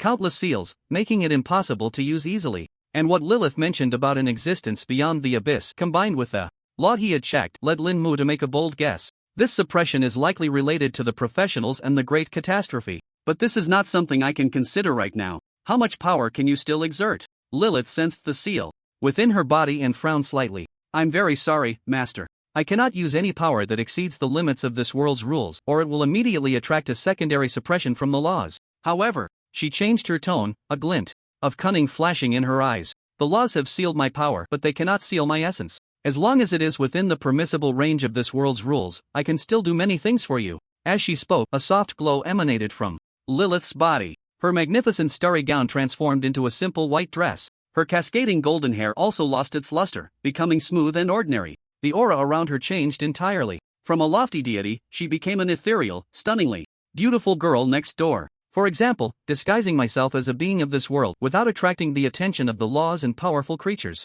Lin Mu looked at the dramatically transformed Lilith, a glimmer of brilliance flashing in his eyes. A super bodyguard who cannot directly use her full strength, but her remaining power, knowledge, experience, and so on are absolutely priceless. Moreover, her peak power is merely sealed, not vanished. This equates to giving Lin Mu a clear, long-term goal: unseal Lilith. Lin Mu gazed at the dramatic scene before him. Abyss domination. For the first time, he intuitively felt the true weight of these 4 words. This is definitely not the power level that a colorful talent should possess. Boom! The abyssal gate behind Lilith finally collapsed completely after fulfilling its mission. It transformed into countless specks of light, dissipating into the air. The suppressed darkness also receded. The blazing sun once again bathed the earth. It was as if the cataclysmic scene just moments ago had never happened. Just then, boom! The distant wheat fields began to surge violently. Huge figures made of golden wheat stalks and soil slowly crawled up from the ground. They had no facial features, only a pair of energy cores radiating red light. Bountiful puppets, LV.29, elite. Clearly, the natives of this instance have arrived. Master, do you need me to deal with these noisy puppets? Lilith tilted her head and asked softly, her tone carrying a hint of eagerness. Lin Mu shook his head. No need. Your power is too conspicuous. Lin Mu replied calmly. Remember, unless I give the command or I'm about to die, you are not allowed to use even the slightest bit of your power. Yes, my master. At this moment, she no longer held any semblance of sovereign majesty. Lin Mu looked at the hundreds of bountiful puppets rushing towards them, a faint, indifferent smile curling at the corners of his mouth. Besides, why use a sledgehammer to kill a fly? He slowly raised the bone staff in his hand. You just watch. Let me show you how your master entertains himself in this world. Lin Mu's words echoed deep within Lilith's soul. Entertainment? A complex emotion flickered in Lilith's azure eyes. In her understanding, the entertainment of the Abyssal Lords was nothing more than manipulating dimensions, distorting laws, or enjoying the wails of countless beings struggling in despair. What kind of spectacle would this new master's entertainment be? Just as she pondered this, Lin Mu swung the bone staff in his hand for the first time. Buzz, a surge of death energy, completely different from before, erupted explosively. This surge of energy was not chaotic, instead, it carried a sense of ironclad order, instantly sweeping across the entire land. Resurrected skeleton archer. Boom! Boom! The earth was violently torn apart by a brute force. Huge fissures, like ghastly scars, spread across the golden wheat fields. Immediately after, a series of war machines, composed of pale white bones yet exuding a metallic quality, slowly rose up. 3 tall skeleton soldiers, moving in perfect unison, worked together to operate a menacingly designed giant cannon. The cannon's dual wheels glimmered with a cold light, its long barrel angled toward the sky. Complex death runes were engraved on its body. A tall skeletal warhorse burst forth from the ground, dragging this giant cannon with a thunderous roar. 100 groups. 999 groups. These skeletal artillerymen, like standardized weapons produced on an industrial assembly line, continuously surged from the depths of the earth. They made no sound, silently and efficiently, forming standard artillery formations above the wheat fields. 999 menacing giant cannons, glimmering with the cold light of death, uniformly aimed at the hundreds of bountiful puppets charging ahead. Skeleton artillerymen. Lilith's brow furrowed slightly. Is this the master's power? These, seemingly rudimentary undead constructs? Although they contained an extremely pure power of death, in essence, they seemed rather unremarkable. Lin Mu's gaze had already fallen on the increasingly close bountiful puppets. He slowly raised his hand and then gently brought it down. Cannon mode. Armor-piercing shells. All units free fire. The command was given. Click, click, click. The locks of the 999 cannons simultaneously emitted crisp sounds. Loading and locking, all in one go. Boom! In the next second, a deafening roar merged into a symphony of destruction capable of tearing the heavens and the earth apart. The ground wailed. The space trembled. Armor-piercing shells traced a deadly trajectory, forming an impenetrable steel barrage. Those bountiful puppets, which had just been so aggressive, ready to crush everything, now appeared as fragile as paper dolls in the face of this unreasonable firepower. Their sturdy bodies, made of special soil and wheat straw, were easily pierced by the armor-piercing shells. The violent energy of death exploded within them, completely disintegrating and annihilating them from the inside out. There were no screams, no struggles. Only puppets fell in droves, like wheat being cut down. The entire process lasted less than 3 seconds. The vast golden wheat field had become riddled with holes. One deep, bottomless crater after another replaced the previously bountiful scene. The air was thick with the acrid smell of gunpowder and death. And those so-called bountiful puppets? Not a single complete corpse was left behind. Ding! You have successfully killed LV.29 elite monster. Bountiful puppet asterisk 687. Ding! You have gained experience points. This. For the first time, an unmistakable shock appeared on Lilith's flawless face. She looked at the battlefield that had been instantaneously cleared. She watched the skeleton artillerymen skillfully begin to clean the cannon's chamber, preparing for the next shot. What is this? Who is she? She is the Weaver of Dreams, the Sovereign of the Abyss. Having witnessed the rise and fall of countless civilizations, having toyed with the perceptions of billions of beings, whether it be the miracles of magic or the might of technology, in her eyes they were merely fleeting illusions. Yet this scene before her completely overturned her understanding. This is not magic. No magical system could possibly give birth to such bizarre yet supremely efficient war constructs. This is not technology. She had once seen similar weapons in a technological civilization that attempted to resist the abyss. They called them cannons. But those crude iron lumps were nothing more than children's toys compared to these artworks, powered by death energy and enhanced by runes of the laws. The perfect fusion of the seemingly unrelated concepts of death and mechanics. What kind of wild imagination was this? Lilith's gaze uncontrollably turned to the slender black-haired boy standing in front of the artillery formation. At that moment, she finally understood what this new master meant by entertainment. It was not mere slaughter, nor was it meaningless destruction. It was a kind of art, a violent aesthetic that perfectly combined death and efficiency. Clearing complete. Lin Mu's voice pulled her back from her endless thoughts.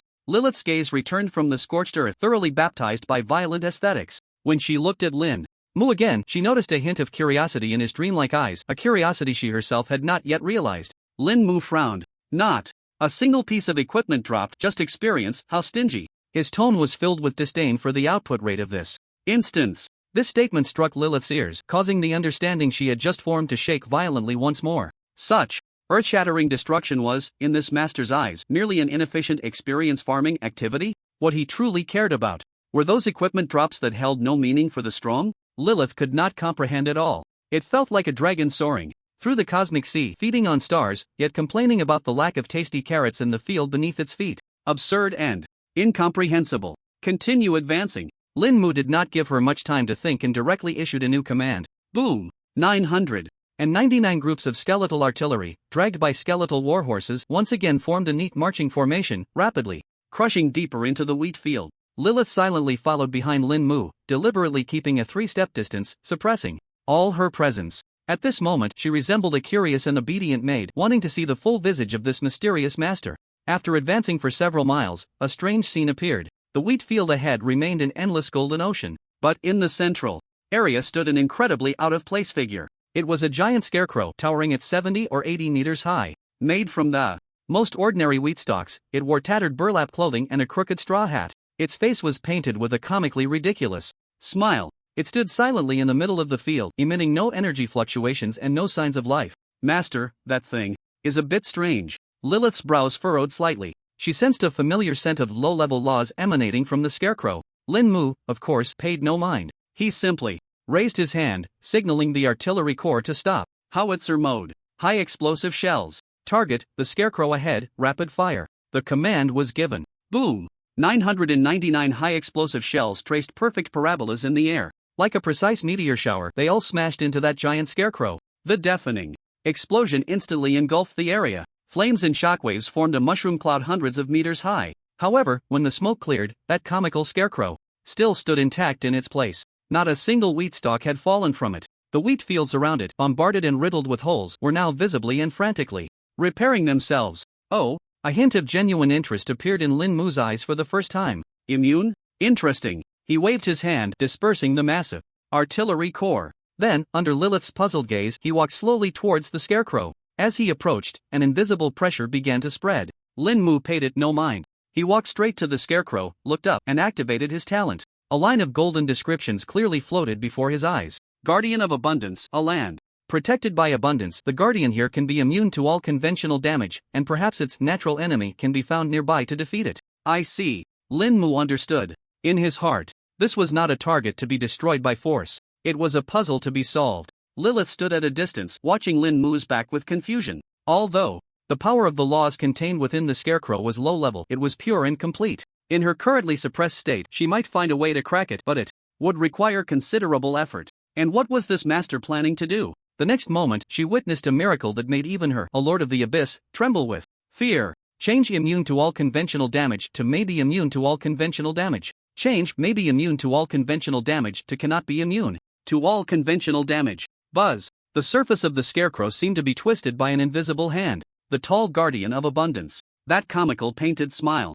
Instantly contorted into sheer terror. Lin Mu summoned the skeleton heavy artillery again, launching a round of concentrated fire. Boom! As the dust settled, the massive scarecrow had been reduced to rubble. A tattered straw hat glowing with an orange light fell to the ground. With a word, the laws of heaven and earth are changed. This is impossible. Lilith's body trembled violently, uncontrollably. Her azure eyes, reflecting countless illusions, were now filled with indescribable horror and fear. She recalled the ancient legend from the abyss. At the dawn of chaos, before the birth of the abyss's origin, there existed a supreme being who could speak laws into existence, weaving, modifying, and defining the laws of all things at will, known as the primordial creator.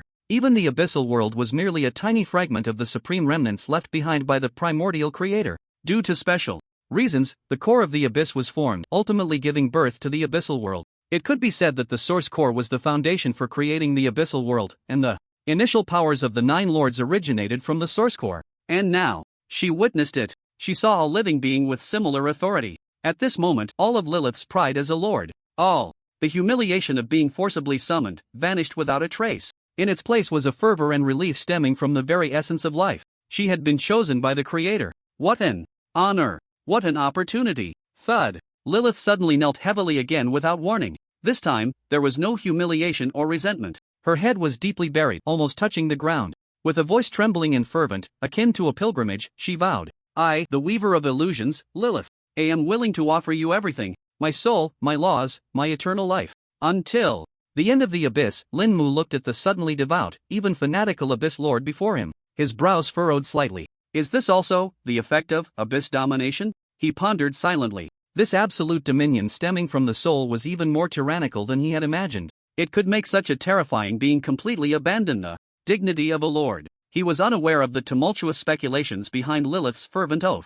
But for him, the outcome was what mattered most. Get up! Lin Mu's voice remained flat, revealing no hint of emotion. This command, like a supreme oracle, caused Lilith's trembling body to gradually calm down. As you command, my master. Lilith's voice still carried an undeniable excitement. She slowly rose, her azure eyes filled only with the purest reverence and admiration. Her gaze even dared not meet Lin Mu's for too long, and she slightly lowered her head. It fell upon the center of the charred ruins. A tattered straw hat, glowing with a soft orange halo, lay quietly there. A glimmer of realization flashed in Lilith's eyes. She gracefully moved forward, elegantly approaching the hat. Then, she carefully picked it up with both hands, brushing away the non-existent dust, before turning and respectfully presenting it to Lin Mu. Master, your spoils. Lin Mu nodded and took the seemingly tattered straw hat. A detailed attribute panel clearly appeared before his eyes. Straw hat of the Abundant Guardian, LV.30, orange, intelligence plus 25 constitution plus 25 agility plus 3 strength plus 3 special effect 1 praise of abundance. Starting from the first equip, every 1 day, remove all negative effects and restore all health and mana. Special effect 2, Song of Abundance, starting from the first equip, every 30 minutes, apply, persistent healing, effect to all plant type summons, restores 10% health per minute, lasting 10 minutes. Lin Mu's pupils suddenly constricted. These attributes. His gaze fixated on the effect of praise of abundance. Just looking at the original panel, a full purification once a day, along with full health and mana, was already impressive. And if he simply altered the interval, it would turn into a perpetual motion machine, stronger than carrying 100 priests. However, when his gaze shifted to the second effect, his brows furrowed again. Apply, persistent healing, to all plant type summons? Plant type summons. All of Lin Mu's summons belong to the death type, with no relation to plants whatsoever. Under normal circumstances, this second effect would become completely useless. A top-tier orange epic equipment, yet with a completely untriggerable entry. If it were any other profession, they would probably curse on the spot, frustrated to the point of vomiting blood. But none of this concerned him. The curve of Lin Mu's lips rose higher and higher. He then activated his talent, preparing to modify the tattered straw hat. First modification. Change every 1 day to every 1 second. Buzz. The orange halo on the hat suddenly shrank and then burst forth. The gentle aura of abundance instantly became incredibly vibrant. Second modification. Change every 30 minutes to every 30 seconds. The hat trembled slightly again, the light flowing over it becoming even softer and more restrained. Last modification. Change plan type. Summons to all type summons. Boom! This change was far more intense than the previous two. The tattered straw hat seemed to be infused with a brand new soul. The originally singular aura of abundance was forcibly twisted and reshaped by a more tyrannical power. Finally, when everything settled, a brand new attribute panel clearly presented itself.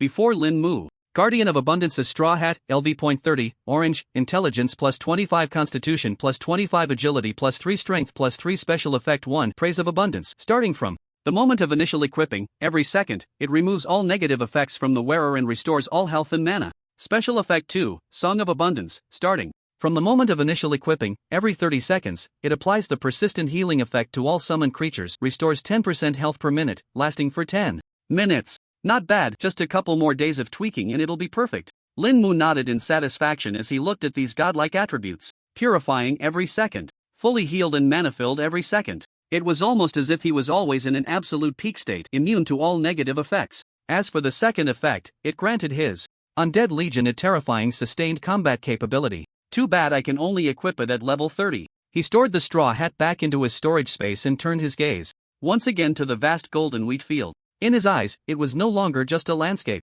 It was a gigantic experience cake, exuding an enticing aroma. Lilith, Lin Mu spoke, without turning his head. My master, what is your command? Lilith immediately bowed, her voice respectful and humble. Let's set off. In the next moment, he raised the bone staff high once more. Boom! 999 groups of skeletal artillerymen thunderously emerged from the cracks in the ground. The cold cannon muzzles glinted with a deadly chill under the blazing sun. Time to grind for experience. Lin Mu looked at the wheat waves that began to surge again in the distance, a glimmer of excitement flashing in his eyes. All troops, heed my command. Advance in a fan shape at maximum marching speed. Target the horizon. All creatures within range, crush them to dust. After all, the skeletal artillerymen were just skeletons and couldn't really respond to him. Yet, the flames of souls in their eye sockets surged simultaneously, as if roaring silently. Crack, crack, crack. All the skeletal warhorses raised their front hooves in unison, producing a sound of synchronized bone friction. Then, flames erupted, crashing down heavily.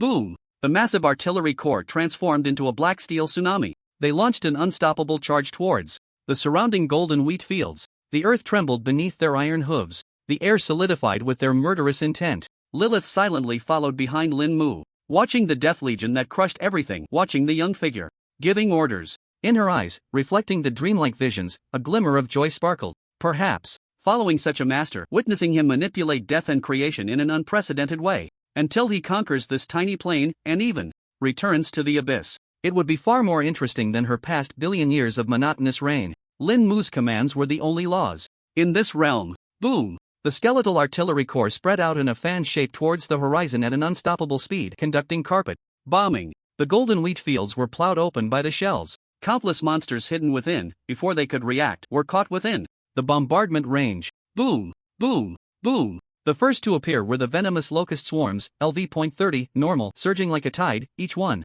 half the size of a human, their wing beats loud enough to rupture eardrums. However, what awaited them was 999 high explosive grenades fired in unison. Flames and shockwaves formed brief walls of death in the sky. The swarm of insects couldn't even get within 100 meters before being burned to a crisp. Like black raindrops, they fell in a flurry. Immediately after, the ground began to bulge. Massive constructs of solid rock, the earth rock golems, LV.30, elite, emerged from the earth, attempting to block the undead army with their enormous bodies. Switch to cannon mode. Armor-piercing rounds. Lin Mu's commands were precisely conveyed to every skeleton soldier responsible for relaying orders through the mental link. Whoosh whoosh whoosh. The booming of cannons was replaced by the sharp sound of projectiles slicing through the air. The rocky bodies of the earth rock golems were as fragile as tofu in front of the specially made armor-piercing rounds.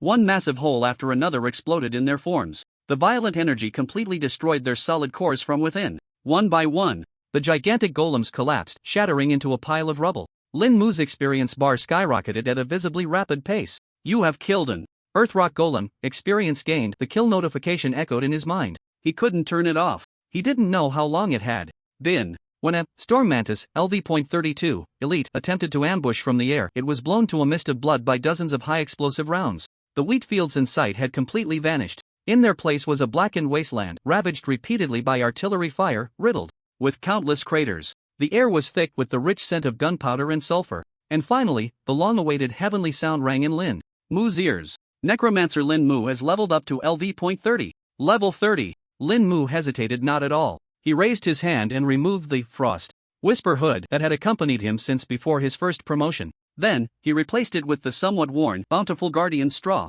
hat. Buzz, as soon as he donned the straw hat, a gentle, powerful energy filled with the essence of life and harvest enveloped his entire being. Bounty's blessing effect triggered. And for every second that followed, this process would repeat. Not bad. Lin Mu felt the continuous, almost perpetual energy cycle, and the corners of his mouth lifted higher. He then opened his storage space. His gaze swept over a pile of equipment and materials shimmering with various colors. Finally, it landed on a pitch-black book, its cover embossed with a skill rune depicting a knight wielding a giant scythe and riding a skeletal warhorse. Revive Death Knight. Finally, he could learn it. The pages transformed into a wisp of pure black mist at his fingertips, then merged into his brow. You have learned a new skill, Revive Death Knight. A surge of new knowledge and power flowed through Lin Mu's mind. Revive Death Knight, level 1 consumes 500 mana to summon a battle-hardened Death Knight to fight for you, mastering the skill Death Harvest. Activating the talent, a deeper description clearly presented itself before his eyes. Revive Death Knight, level 1 consumes 500 mana to awaken a battle-hardened Death Knight from the realm of death in the name of the king to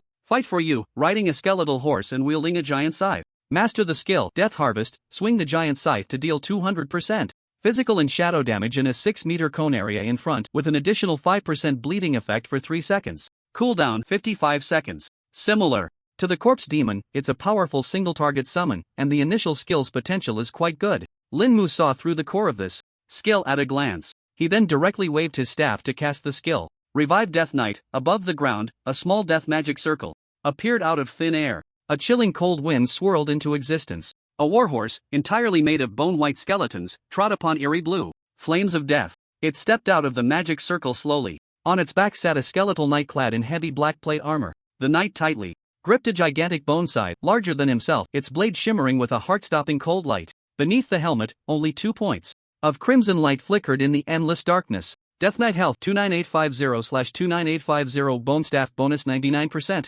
Attack 3550-3650 defense 15920 bone staff bonus 99%. The potential was quite considerable. However, Lin Mu's gaze lingered only for a moment on the undead bone horse. It's just that the main body is too weak. He shook his head and cancelled the summoning. He then began a wild transformation. Nevertheless, he was optimistic about the potential of the Death Knight's scythe skills. Therefore, he did not intend to modify the Death Knight's weapon. To avoid creating an even worse skill, change Ride Undead Bone Horse to Ride Undead Bone Dragon. Buzz. The skill description blurred violently for a moment. Lin Mu did not pause and continued to modify. Change for a 6-meter fan-shaped area in front to for a 6-mile fan-shaped area in front. Change dealing 200% attack power to dealing 900% attack power. The skill was completely reshaped. The description altered. Revive Death Knight, level 1 consumes 500 mana, summons the Death Dragon Knight who rules the battlefield to fight for you, mastering the skills, Death Harvest, Death Decay. Lin Mu checked the details again. Revive Death Knight, level 1 consumes 500 mana, in the name of the king, awakens the Death Dragon Knight who rules the battlefield from the world of death to fight for you, riding the undead bone dragon. Wielding a bone scythe, possessing extremely strong combat power and mobility. Mastering skills, Death Harvest, swing the scythe, dealing 900% attack power in physical and shadow damage to a 6-mile fan-shaped area in front, with an additional bleeding effect of 5% actual damage. Lasting 3 seconds. Cooldown 55 seconds. Death Decay, the undead bone dragon breathes death dragon breath in front for 30 meters, dealing 50%. Attack power in shadow damage per second, lasting 5 seconds. Cooldown 55 seconds. Not bad, it even comes with a dragon breath skill. Lin Mu was very satisfied with the results of this modification and raised the bone staff in his hand again. Revive Death Knight. This time, it was no longer a small magic circle. Instead, the entire sky darkened instantly. A massive spatial rift was violently torn open by a brute force, accompanied by a deathly aura that chilled the soul. A fierce skeletal dragon had suddenly thrust out from the rift. Its enormous bony wings spread wide, casting a terrifying shadow that dominated the world. On the back of that imposing undead bone dragon, the figure of the Death Knight appeared even taller and more majestic. Even the bone scythe in his hand seemed to have absorbed the dragon's might, appearing even sharper and more menacing. Death Dragon Knight health 29850/29850 bone staff bonus 99%. Attack 97500-98500 defense 159200 bone staff bonus 99%. This panel looks right. How does it feel? Lin Mu asked Lilith. Master, should I speak the truth? Of course. The somewhat strange combination summoned by the master is already quite powerful in this realm. Lin Mu paid no mind to Lilith's euphemistic expression, only feeling a bit curious about her phrasing. What do you mean by a strange combination? From the combination, the gap between the rider and the mount is quite large, master. Lin Mu was non-committal about Lilith's assessment. He was also aware that all his summoned creatures were filled with various discordant stitched feelings. After all, he couldn't modify anything that wasn't described. The Death Knight was no different. But so what? Practicality is the only truth. His summons couldn't be judged solely by their appearance, as long as he modified them a few more times and stacked the death prayers. The knockoff Bone Dragon Knight would definitely outshine the original. Let's go, try the knife. The previous bombardment had already turned this wheat field area into a lifeless wasteland. Lin Mu commanded the undead army to continue pushing deeper into the dungeon. Soon, they left the charred ruins of the wheat field and entered a sparse black forest.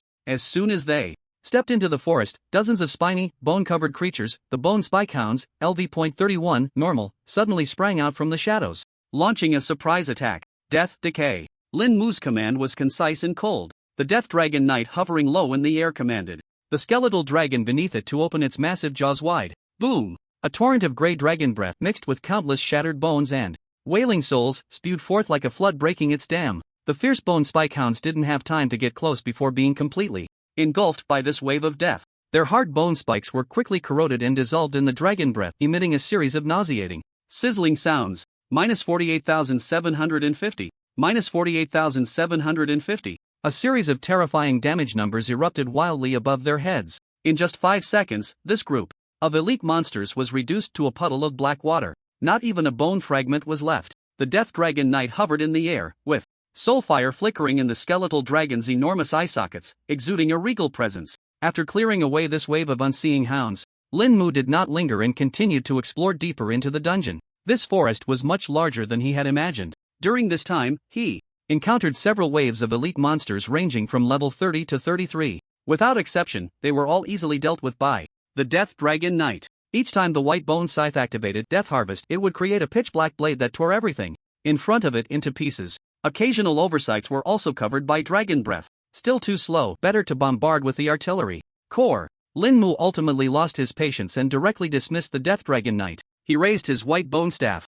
999 groups of skeletal heavy artillery once again descended. This time, he couldn't even be bothered to issue commands. Carpet advance. Flatten the forest. The artillery corps received the order and instantly transformed into the most efficient war machine, launching a relentless saturation bombardment deep into the forest. In an instant, the ground shook, and flames soared into the sky. Countless monsters residing in the forest were blown to pieces in their sleep or in a panic-stricken flight by the artillery raining down from above. Lin Mu's experience bar began to rise rapidly at a pleasing speed once again. Master, it seems you do not enjoy the process of commanding battles, Lilith observed. The boy standing on the scorched earth, indifferent to the scene of destruction, instead more concerned about the changes in the experience bar, and spoke softly. Battle is just a means, becoming stronger is the goal. Lin Mu replied. And what is the purpose of becoming stronger? A curious light flickered in Lilith's azure eyes. Lin Mu fell silent for a moment at her question. Images of the original owner's parents flashed through his mind, the mysterious Lich's finger bone, and the name Soul Thief. In order to lift all the curtains and see what is hidden behind the stage. Boom! A sound more intense than all previous explosions erupted from the depths of the forest. A massive purple beam of light shot into the sky, then quickly faded away. You have successfully killed the LV.33 Lord-level BOSS Ironwood Tree Spirit. You have gained experience points. Necromancer Lin Mu's level has risen to LV.32. Did I accidentally blow up the boss too? Lin Mu raised an eyebrow and activated Void Instant. His figure instantly vanished from the spot and appeared directly at the core of the explosion. Before him lay a huge pit. Only a few pieces of equipment radiating purple light and a ground covered in wood shavings remained. He casually picked them up, took a glance, and disinterestedly tossed them into his storage space. All were purple gear around level 30, none suitable for him. With the death of the boss, the black mist ahead dissipated, revealing the scene behind. It was a vast maze shrouded in grey mist. The walls were made of an indestructible grey rock emitting chaotic spatial fluctuations. Inescapable maze, a maze with no exit where entrance will be forever lost. Interesting rules. Lin Mu's lips curled up as he activated his talent. Change a maze with no exit to a maze with only exits. Buzz. The grey walls of the entire maze trembled violently. A passage was forcibly opened within. Lin Mu strolled leisurely through it with Lilith, and in less than 10 minutes, they exited the maze. Beyond the maze was an ancient altar floating in the void. In the center of the altar was a massive teleportation portal. Congratulations, you have cleared the solo large-scale survival dungeon Lost Land. Clear time, 03:11:20. Calculating your dungeon score calculation in progress. Final score, SS rank. Accompanied by a series of system notification sounds, Lin Mu's figure was engulfed by the teleportation beam. Dragon Nest Base. This place was filled with a sense of futuristic technology. A huge holographic screen displayed the real-time dynamics of 50 talented trainees. Chief Instructor Zhao Tai and several instructors dressed in black training uniforms were leisurely watching the screen. Just then, a piercing alarm suddenly echoed throughout the command center. Beep, beep, beep. Trainee Lin Mu, cleared. Time taken, 3 hours, 11 minutes, 20 seconds. Final score, SS rank. On the screen, the enormous letters SS were deeply imprinted in the pupils of all the instructors. The entire command center fell into a deathly silence. Zhao Tai suddenly stood up, staring intently at the screen. The muscles on his face twisted in extreme shock. SS rank? 3 hours? SS rank? Another record-breaking score. Just as everyone was still in a petrified state, next to the command center, a massive external computing device connected to the Dragon Nest leaderboard. The numbers on it began to scroll upward at an almost frenzied pace. 5,000, 50,000, 500,000. The speed of the numbers jumping increased, even creating afterimages. What is this score? An instructor screamed in disbelief. Zhao Tai's gaze shifted from the score to the wildly operating machine, his pupils suddenly constricting. Quick! Everyone follow me to the teleport point to receive him. Dragon Nest Base, Teleport Center. As Lin Mu's figure stepped out from the violently fluctuating portal, Lilith followed closely behind him. Like a stunning painting walking among mortals, serene and elegant. Huff, huff. Lin Mu, Zhao Tai rushed over with several instructors in a disheveled manner that was completely unbefitting of their military status.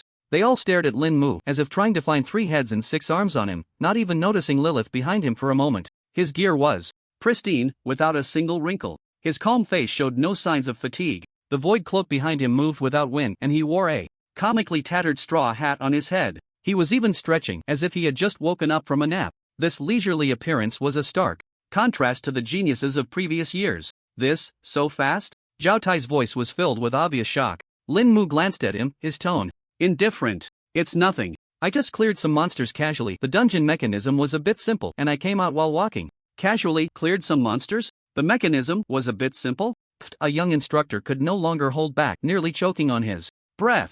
The other instructors hurriedly supported him, their faces filled with absurdity and frustration. You call that casually? They had been inside before. Just then, beep. The score calculation device in the command center, which had been operating frantically, finally emitted a long beep and stopped rolling. A string of numbers, long enough to take one's breath away, was projected into the air. Student Lin Mu dungeon rating, SS Dragon Nest points, 999999999, just shy of 1 billion. This was not Lin Mu's point limit, it was the limit of the statistical mechanism. After all, this device had never been designed to accommodate such a high limit. The entire teleportation center fell silent. Once more. Did you clear all the monsters inside?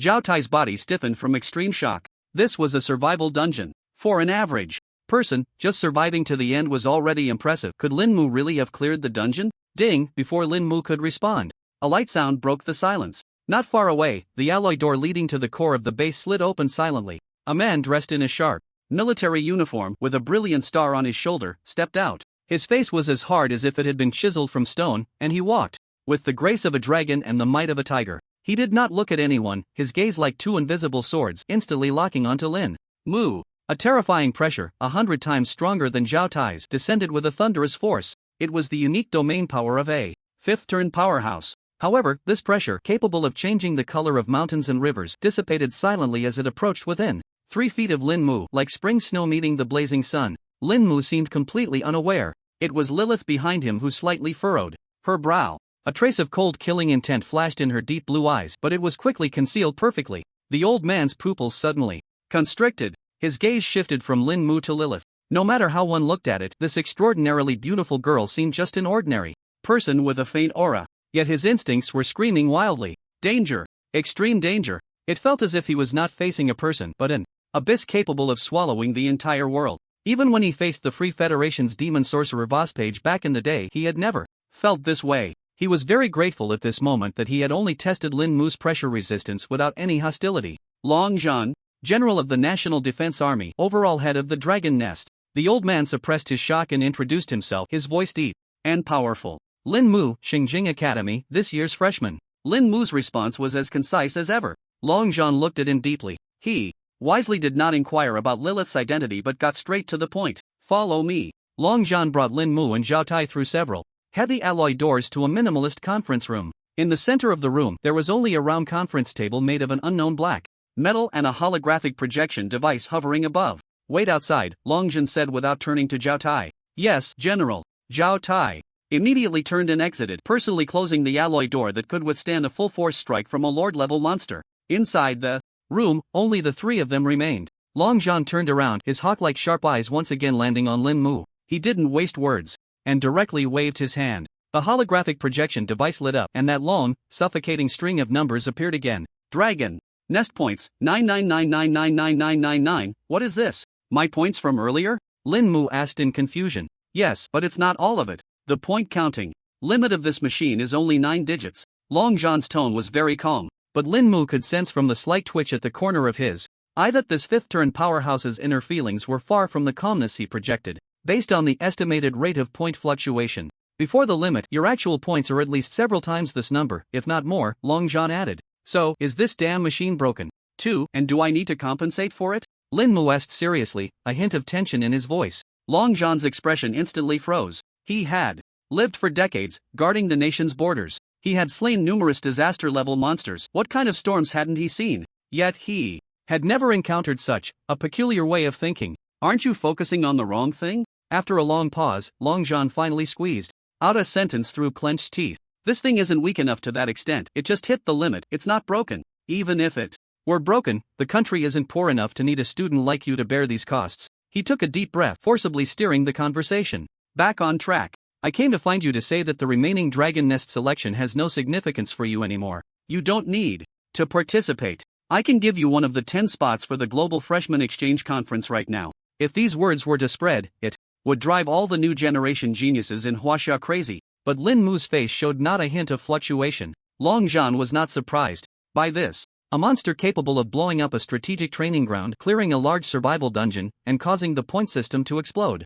would find it strange to care about a mere spot. And then? Lin Mu countered. And then? Long Zhan was taken aback, clearly not expecting him to ask that. Then you will represent Huaxia and compete alongside top geniuses from around the world, bringing glory to the country. Long Zhan's voice unconsciously carried a hint of excitement. Is that it? Then forget it, I'll just continue participating in the training camp. Grinding experience is more meaningful. Lin Mu's response was crisp and decisive, as if he were discussing something trivial. You, Long Zhan's momentum suddenly faltered, nearly choking on his words. He had considered that Lin Mu might negotiate conditions or ask for benefits, but he never expected Lin Mu to refuse so straightforwardly. The reason was so plain and unadorned.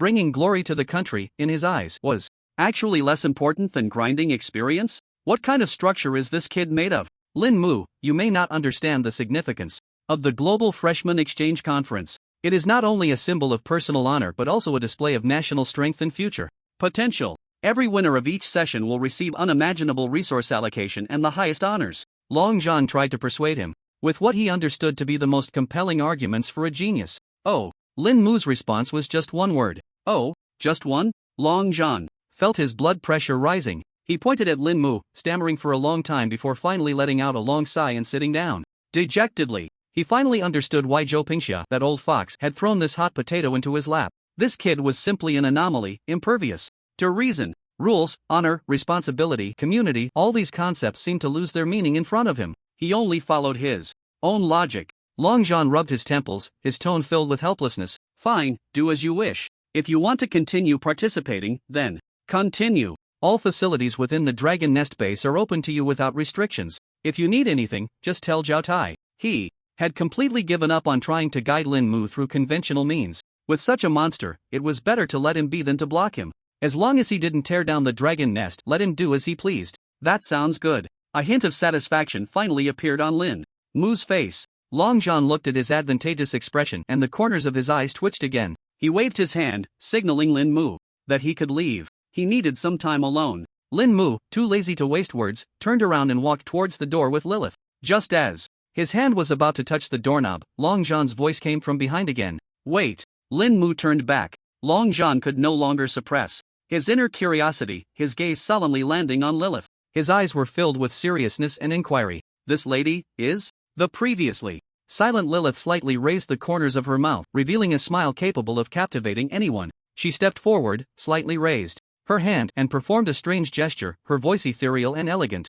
Lilith, the master's personal maid. Poof, poof, too. Suppressed bursts of laughter echoed in the minimalist conference room, sounding particularly jarring. Lin Mu's cheeks twitched, a rare moment of embarrassment making him want to activate instant void and escape this place of gossip immediately. The master's personal maid? Who taught her that line? And Long John, the 5-star general who guarded the nation's gates and fought his way through mountains of corpses and seas of blood, had an expression that was simply extraordinary at this moment. First shock, then bewilderment, followed by absurdity. Finally, a hint of envy that he himself had not even noticed. The girl who called herself a maid made him, a 5-star powerhouse, feel a chill run down his spine just by instinct. Yet, this very existence displayed such humility towards Lin Mu, even to the point of being servile. How many secrets did this kid have? Long John felt that the resolute heart he had honed over decades was being repeatedly battered by this 18-year-old boy, on the verge of shattering. Ahem. Long John coughed heavily. He forcibly suppressed the tumultuous waves in his heart and restored the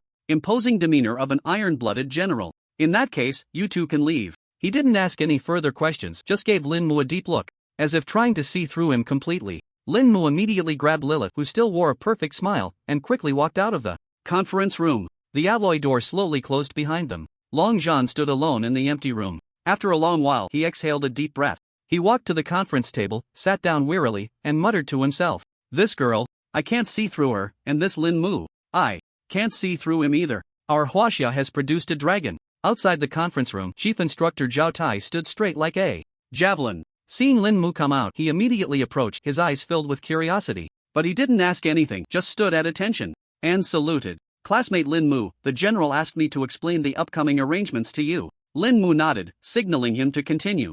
The assessment for the solo dungeon will last an entire day, Zhao Tai said as he brought up the holographic screen in the center of the hall.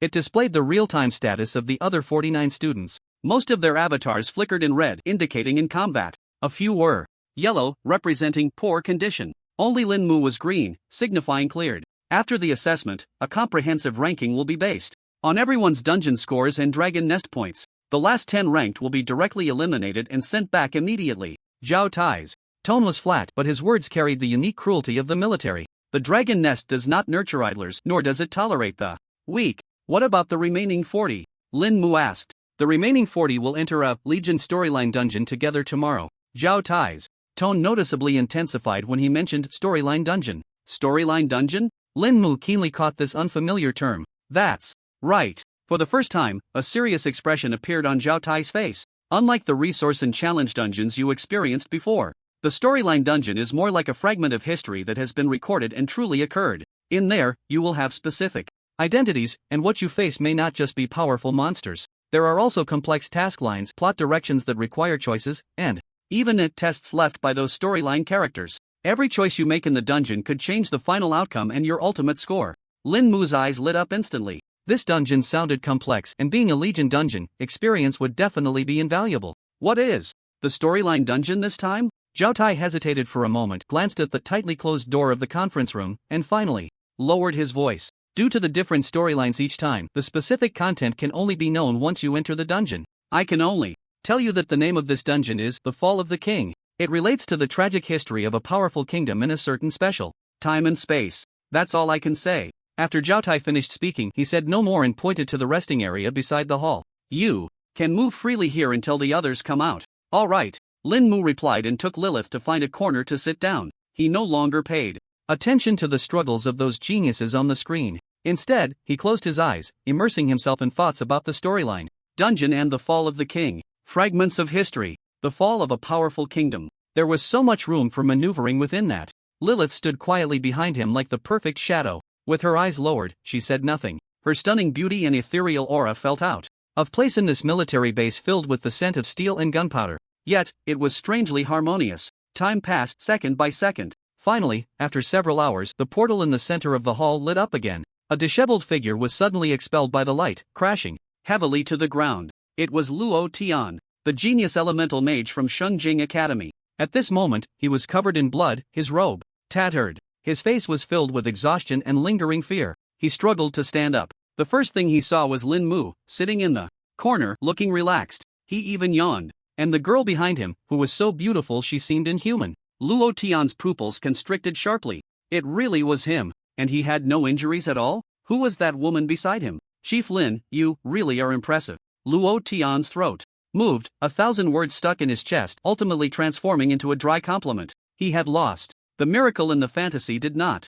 appear. Zhao Tai strode over, patted him on the shoulder, and pulled up his results. Luo Tian, time taken, 8 hours and 23 minutes. Final score, a grade. Dragon Nest points, 350,000. A very good result. In previous years, it would be enough to rank in the top 3. Congratulations. Zhao Tai's tone was sincere, but his eyes lacked the excitement that should have been there, replaced by a hint of numbness. A grade. Hundreds of thousands of points. Moreover, Luo Tian had just reached level 20. Once upon a time, this was a top achievement that could excite the entire Dragon Nest. But now, in the face of that 9-digit point cap, all of this seemed a bit ordinary. Luo Tian forced a bitter smile and said nothing. He knew Zhao Tai meant no harm, but this comfort made him feel more powerless than any mockery. His gaze uncontrollably drifted back to that corner. Lin Mu seemed to sense his gaze. Lazily lifting her eyelids, she casually nodded.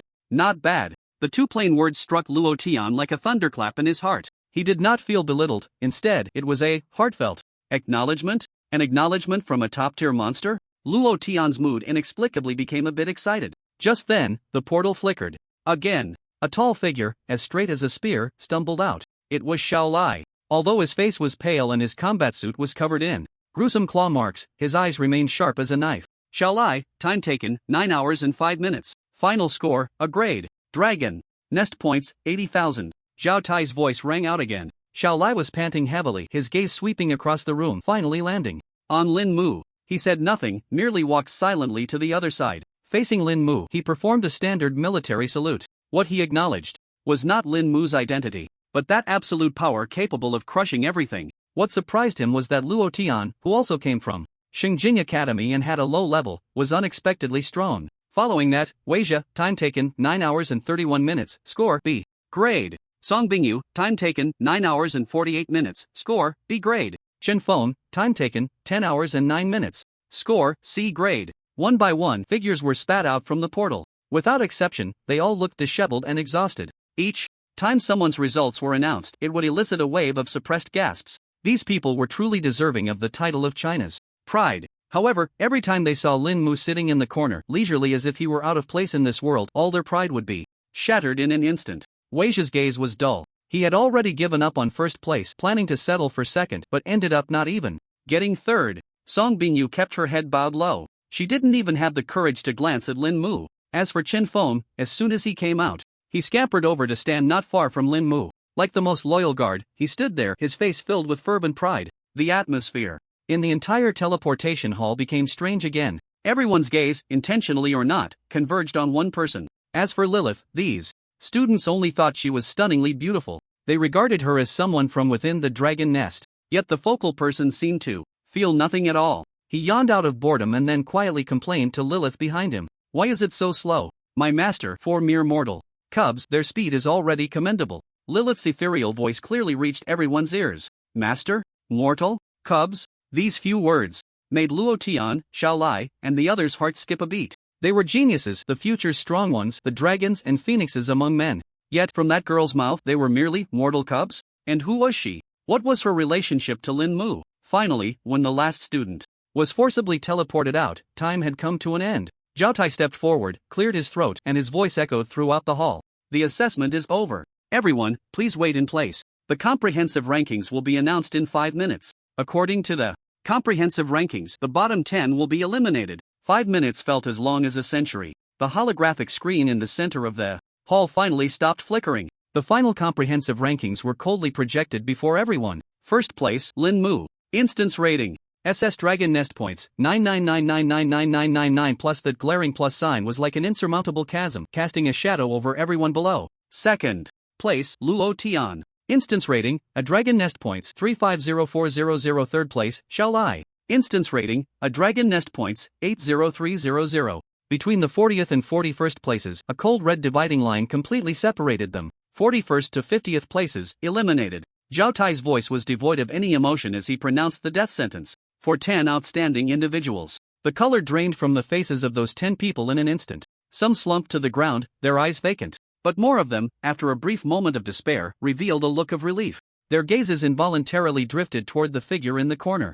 Then, they bitterly withdrew. Yes, they had failed. But perhaps, this was the best outcome. No longer having to share the same space with such a monster.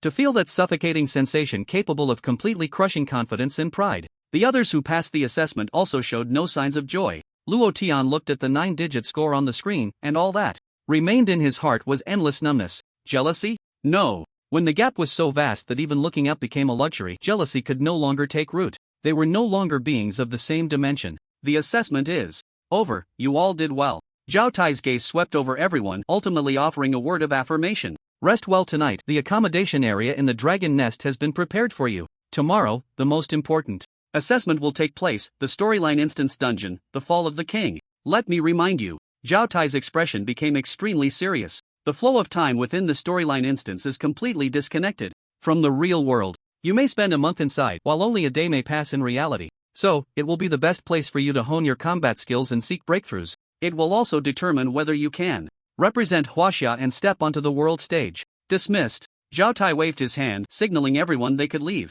The students dispersed in small groups, heading toward the assigned dormitory area, the atmosphere heavy and silent. At that moment, Zhao Tai quickly walked up to Lin Mu, his expression somewhat strange. Lin Mu, your room has also been arranged, a single highest specification suite. He paused, glancing hesitantly at Lilith, who resembled a fairy from a painting, standing behind Lin Mu. But how should we arrange for this young lady? Everyone still present perked up their ears. Before Lin Mu could respond, Lilith stepped forward, slightly bowing. In an ethereal, elegant, yet entirely natural tone, she softly spoke. I will naturally sleep with my master. A single sentence. The entire hall fell into silence in an instant. Everyone's movements froze at that moment. Luo Tian's foot, which had just taken a step, hung in midair. His mouth slightly opened, his expression a vivid display. On Xiaolai's resolute face, even the muscles couldn't help but twitch. His eyes were filled with disbelief. Chen Feng was completely petrified on the spot, his face full of envy, evident for all to see. Master? Sleeping together? This amount of information was even more shocking than the previous 9-digit score. Lin Mu felt his temples throbbing. A long-lost embarrassment made him wish he could disappear from this planet immediately. He took a deep breath, forcibly suppressing the urge to facepalm. He said to the completely dazed Zhao Tai, Chief Instructor, please add a bed in my room. Zhao Tai, as if waking from a dream, nodded blankly. He mechanically operated his terminal. Okay, it's been arranged. Lin Mu said no more. He took the pure smiling Lilith by the hand and quickly walked towards the dormitory area, leaving behind shattered worldviews and countless complex gazes filled with shock and gossip. The highest specification suite in the dragon's nest was indeed impressive. A spacious living room, a separate quiet room, and a huge floor-to-ceiling window overlooking the entire base. But at this moment, Lin Mu had no mood to appreciate it. There was an extra bed in the room, placed right next to his own. The atmosphere was indescribably strange. Lilith seemed completely unaware of the awkwardness. She elegantly surveyed everything in the room, occasionally showing a hint of curiosity towards the high-tech creations. Then, she turned around. Facing Lin Mu, she once again performed an elegant gesture. My master, does Lilith need to prepare a bath for you, or change your clothes? No need. Having lived 2 lives, both filled with youthful vigor and inexperienced in matters of the heart, coupled with Lilith's almost otherworldly beauty and mysterious aura, Lin Mu felt the veins on his forehead throbbing. An unnamed fire surged up from below, almost overwhelming him. Just stay there, don't move, and don't speak. As you command, my master. Lilith obediently replied. She truly stood there like a perfect statue, motionless. Only her azure eyes continued to blink, fixed on Lin Mu. Lin Mu sat cross-legged on his bed, closed his eyes, and forced himself into a meditative state. But that gaze filled with reverence and curiosity followed him like a shadow. It made it impossible for him to calm down. This life was unbearable. Time passed second by second in this bizarre atmosphere. Finally, when the digital clock on the wall changed from 23:59 to midnight, Lin Mu's tightly closed eyes suddenly opened. Here it comes. The talent has refreshed. He exhaled a long breath of stale air. All the previous embarrassment and irritation vanished in that moment. In its place was immense focus and excitement. He immediately opened the profession panel, immersing his mind in it. Today's transformation still began with that defiant phalange. Cursed Lich Phalange, no level accessory, orange, intelligence plus 30 effect 1, after equipping. All death-related attack skills damage increases by 20%. Effect 2, after equipping, the number of summons from all death-related summoning skills doubles. Effect 3, after equipping, every hour, will suffer from the resentment. Impact from Lich Sargeras, experiencing slight mental pain, randomly losing 20% to 70% of health, with a 2.5% chance of permanently losing 1 intelligence and constitution. Special, this phalange seems to have other deeper, positive effects. The phalange has undergone preliminary transformation before. It has transformed from a high-risk time bomb into a cheat that can provide positive benefits, but the entry stating mental suffering slightly still made him hesitant to wear it. Today is the day you completely transform. Lin Mu's thoughts settled on the description of Effect 3. Change permanently lose 1 intelligence and constitution to permanently gain 1 intelligence and constitution. Change permanently gain 1 intelligence and constitution to permanently increase 1 intelligence and constitution. Buzz. That stark white finger bone seemed to be infused with a completely opposite rule. The cold, resentful aura that had surrounded it was completely neutralized at that moment. In its place was a pure power of Death's origin. Death is Blessing Lich Finger Bone, no level accessory, orange. Effect 3, after equipping, every hour you will receive Death Rebirth from Lich Sargeras, your spirit will be uplifted, randomly increasing your health by 20% to 70% with a 2.5% chance to permanently increase 1 intelligence and constitution. It worked! A glimmer of satisfaction flashed in Lin Mu's eyes. The finger bone had finally been completely twisted into an auxiliary artifact. With one more modification, he directly increased the probability of attribute enhancement. Change with a 2.5% chance to with a 9.5% chance. Modification successful. Death is Blessing Lich Finger Bone, no level accessory, orange, intelligence plus 30. Effect 1, after equipping, all death type attack skill damage is increased by 20%.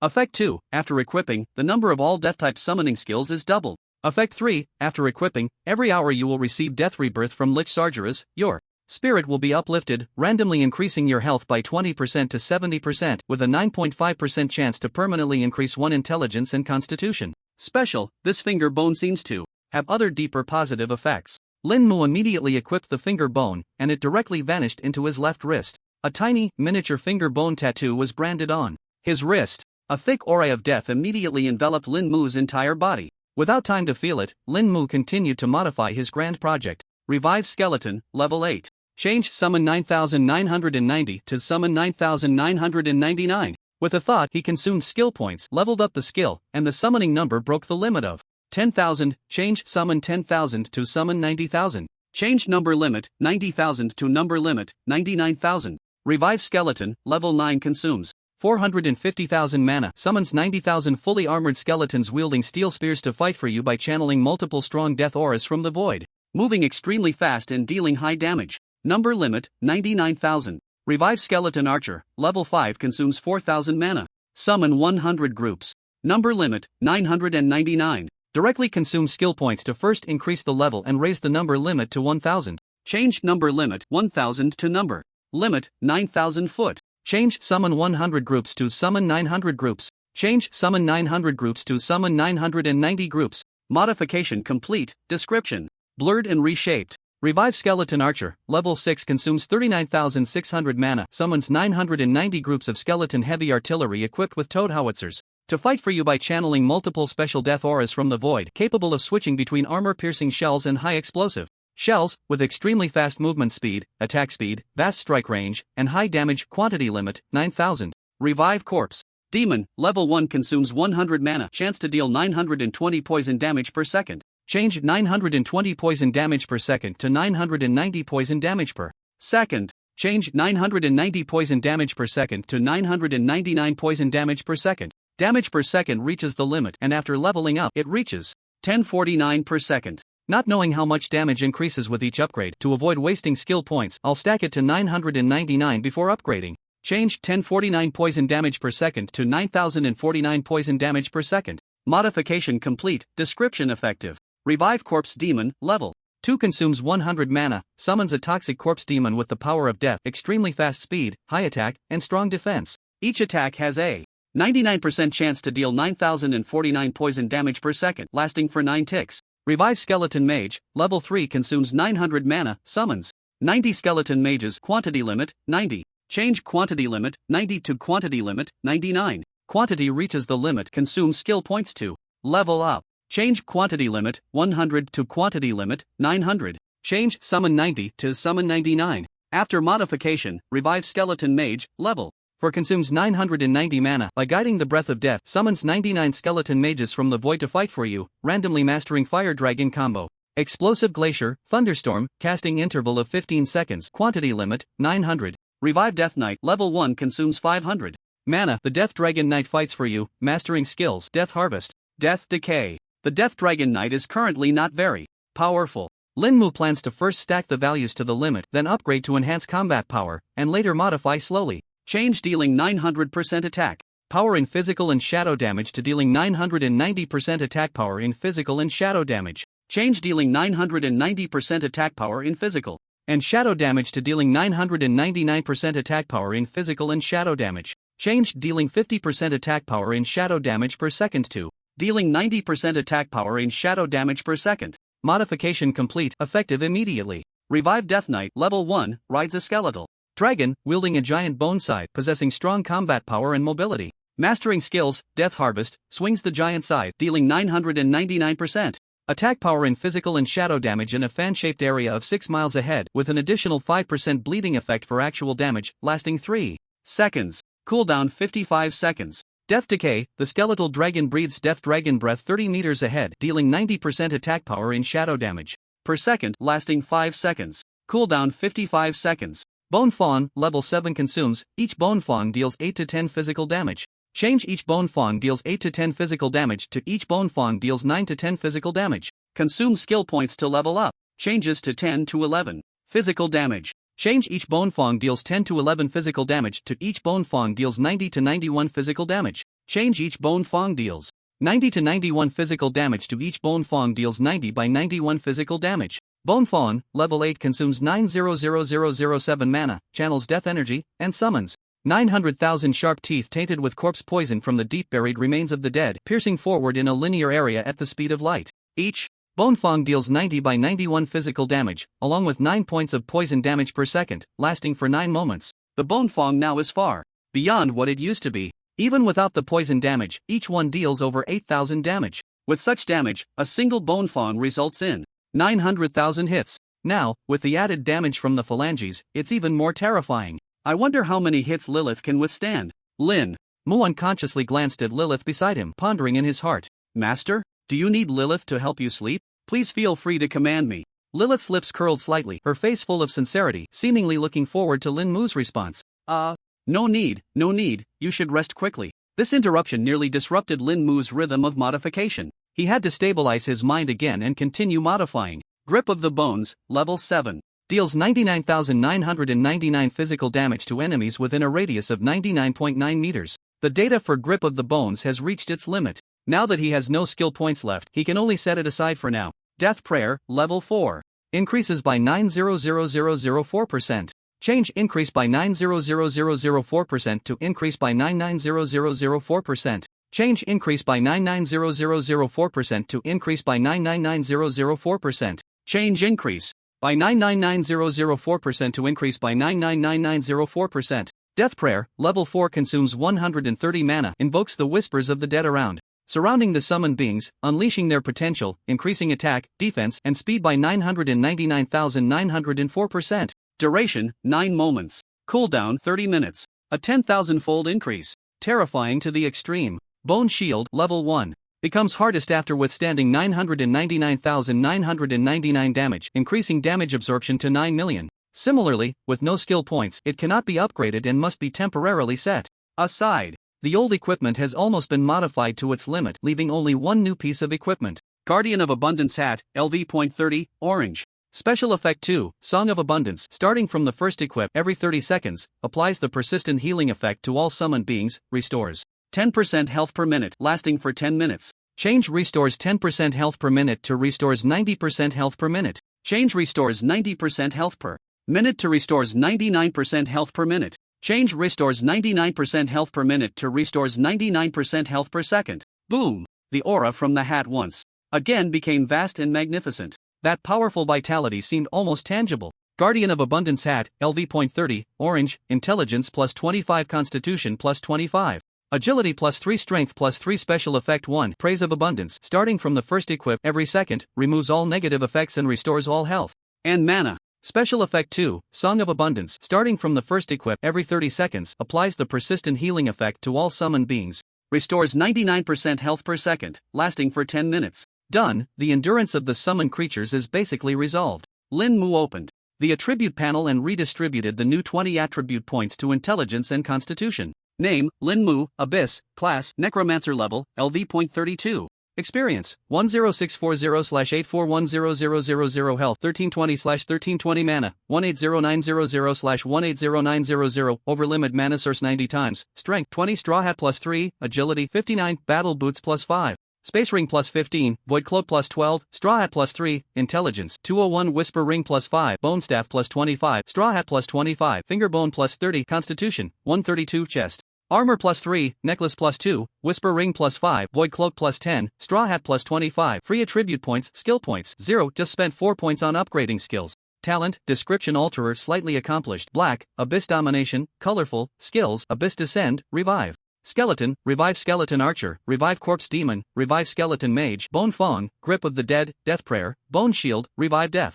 Night Equipment, Bone Staff, Flame Lizard Guardian Chest Armor, Swift Wind Battle Boots, Quick Healing Ring, Silent Black Stone Necklace, Fear Whisper Ring, Void Cloak, Damaged Space Ring, Cursed Lich Finger Bone, Bountiful Guardian Straw Hat. After finishing everything, Lin Mu looked at Lilith, who had already been ordered to sleep. He quickly lay down, turning his head away to avoid looking in her direction. Thus, he slept through the night in a daze. Lin Mu let out a long breath of turbid air. Shaking his head to dispel the strange fantasies in his mind, he sat up in bed. A night of transformation had caused his strength to leap once again. He walked to the huge floor-to-ceiling window, looking down at the military base below, filled with a chilling atmosphere. The sky was already dimly bright. Master, your power has become even more unfathomable. Lilith's ethereal voice came from behind him. She had somehow walked up behind Lin Mu. In her azure eyes, the not-so-mighty figure of the boy was reflected. Yet it seemed as if she saw the entire world bowing before him. It's just a trivial enhancement, far from being comparable to an existence like yours. Lin Mu's response was as flat as ever. Such a Versailles-style reply, if heard by outsiders, would probably make them spit blood on the spot. But Lilith nodded in deep agreement, her tone incredibly reverent. Yes, in the face of your world overturning, Laura-forming great power, all of this is indeed just trivial entertainment. Lin Mu. He decided to give up on any effective communication with this Abyss Lord whose thought process had completely gone awry. He turned around and walked straight to the door. Lilith followed closely, her perfect maid demeanor impeccable. When Lin Mu brought Lilith to the central square of the Dragon's Nest, the other 39 prodigies who passed the assessment had arrived even earlier and were already gathered. Everyone stood straight, but their tense bodies and the fatigue on their faces could not hide the torment within. As Lin Mu and Lilith arrived, all eyes turned to them in unison. Chief Instructor Zhao Tai strode over. He glanced at the lineup, his gaze lingering on Lin Mu and Lilith for a moment. Everyone, attention, Zhao Tai's voice rang out like a great bell, dispelling the oppressive atmosphere in the square. Today, you could say, is the most unforgettable assessment you will face in the Dragon's Nest. The storyline dungeon of the Legion, the fall of the king. His tone turned incredibly serious, each word striking like iron. Once you enter the dungeon, all of you will be in the same faction, but each person will be assigned a random identity, which could be a noble, a soldier, or even a commoner. Your identity will determine your initial tasks and the information you can access. I must remind you, Zhao Tai's gaze suddenly sharpened. The storyline dungeon is akin to a replay of historical events. It follows a pre-existing trajectory and logic. Any decision you make could influence or even change the course of the story. Everyone's performance will entirely depend on the quality of the final storyline and the contributions made by each individual. The higher the contribution, the better the ranking, and the more generous the rewards. Now, does anyone have questions? The entire place fell into a dead silence. Very well. Seeing no one respond, Zhao Tai nodded in satisfaction. He suddenly waved his hand. Open the portal. Buzz. The ground in the center of the square slowly cracked open. A teleportation gate, completely different from the previous one, rose from the ground. The outer ring was forged from bronze, covered in scars from blades and dried blood. It exuded a chilling sense of grandeur and desolation. A thick scent of historical dust rushed towards them. Everyone involuntarily held their breath. They did not move. Their gazes once again fixed on Lin Mu at the back of the line. Lin Mu felt somewhat speechless. He had no choice but to take the first step under everyone's watchful eyes. Casually, he walked towards the ancient bronze gate. Lilith followed closely behind. The moment Lin Mu's foot crossed the threshold of the gate, a blinding crimson light instantly engulfed his figure. The others, seeing this, then followed in order. They passed through a layer of viscous blood-red membrane. The ancient and desolate atmosphere around them vanished in an instant. In its place was a nauseating stench of blood and a pungent smell of potions. Lin Mu opened his eyes. He found himself and Lilith at the top of a tall tower. The interior of the tower was eerie and dim, filled with various bizarre alchemical instruments. Glass containers soaked with twisted organs and severed limbs surrounded them. Dried human skins hung on the walls, adorned with strange runes drawn in blood. Interesting, is it this stimulating right from the start? Lin Mu looked around, his face showing no signs of fear. Instead, it felt like he was touring a B-grade horror film set. Just then, an old man draped in a luxurious black robe, his face as withered as a corpse, slowly turned from behind a massive alchemical platform. His sunken eye sockets held murky, lifeless eyeballs. His eerie gaze swept over Lin Mu. What a pure soul, what a vibrant body. The old man's voice was hoarse and grating, filled with unabashed desire. Truly perfect material. Dark Sorcerer? Moriarty, level, LV.55, rank, Lord level, identity, key faction leader NPC. Kid, you should feel honored. Moriarty completely ignored Lilith beside Lin Mu, as if she were just a wisp of air. He spread his bony arms and spoke in a melodic tone. Your humble life will find eternity in my hands. You will become my most outstanding creation, perfect soul puppet. Before his words fell, Moriarty suddenly raised his hand. A soul power so strong it could distort space surged forth, transforming into countless invisible chains. They fiercely stabbed towards the depths of Lin Mu's consciousness. This was his most proud soul-binding spell. It was enough to instantly strip the target's awareness, reducing them to a mere puppet. At his mercy. However, that soul attack, which could make even top-tier powerhouses change color, seemed to encounter an invisible barrier when it approached within 3 feet of Lin Mu. A gentle energy filled with a rich aura quietly emanated from the tattered straw hat atop Lin Mu's head. Praise of abundance effect triggered. All negative effects purified. Moriarty's invincible soul chains melted away silently, like spring snow, meeting the blazing sun.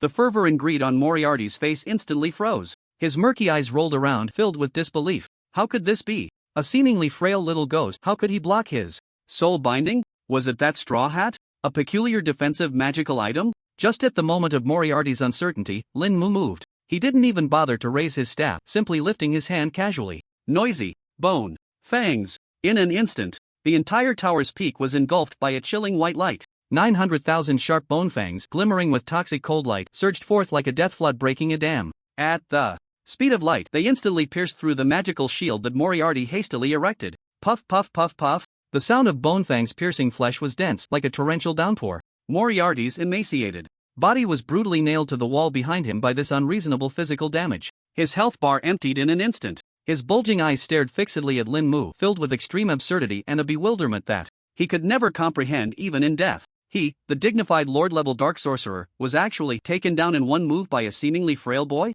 Ding! You have killed the key faction leader NPC, Dark Sorcerer. Moriarty. Warning, your actions have greatly altered the plot direction. Please act with caution. You have gained temporary control of the Dark Magic Tower. You have acquired a new identity, Dark Sorcerer Lin.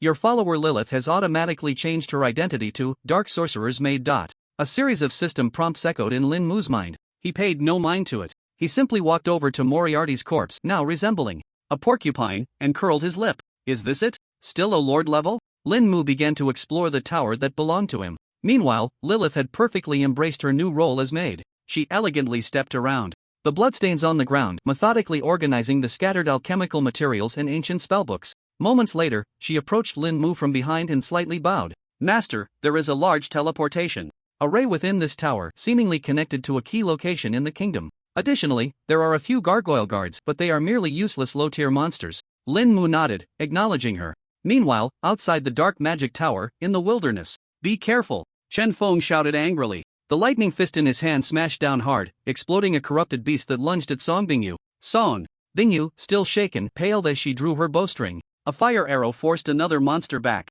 Their small team, along with another genius from the National Defense Army, was currently escorting an elderly knight of the kingdom, white-haired and heavily injured, through the monster-infested wilderness. Their identity was Kingdom Scout. Cough cough, kids, hurry. The old knight coughed violently, black blood spilling from the corner of his mouth. We must reach the dark magic tower before dark. Only by requesting that reclusive, evil black mage Moriarty to take action can the kingdom have a final glimmer of hope. As soon as the words fell, a howl filled with violent energy echoed from the nearby dense forest. A massive creature, a rotting and oozing corrupted demon wolf, LV.40, elite, suddenly lunged out. Damn it! Song Bingyu cursed under her breath, and the three immediately formed a battle formation, giving their all to confront it. A bloody battle erupted. More than an hour later, when the three were drenched In blood, nearly exhausting all their stamina and mana, they finally managed to slay the elite demon wolf. A grim black tower finally appeared on the horizon. We've arrived, finally arrived. A hint of determination flickered in the old knight's eyes as he adjusted his tattered armor.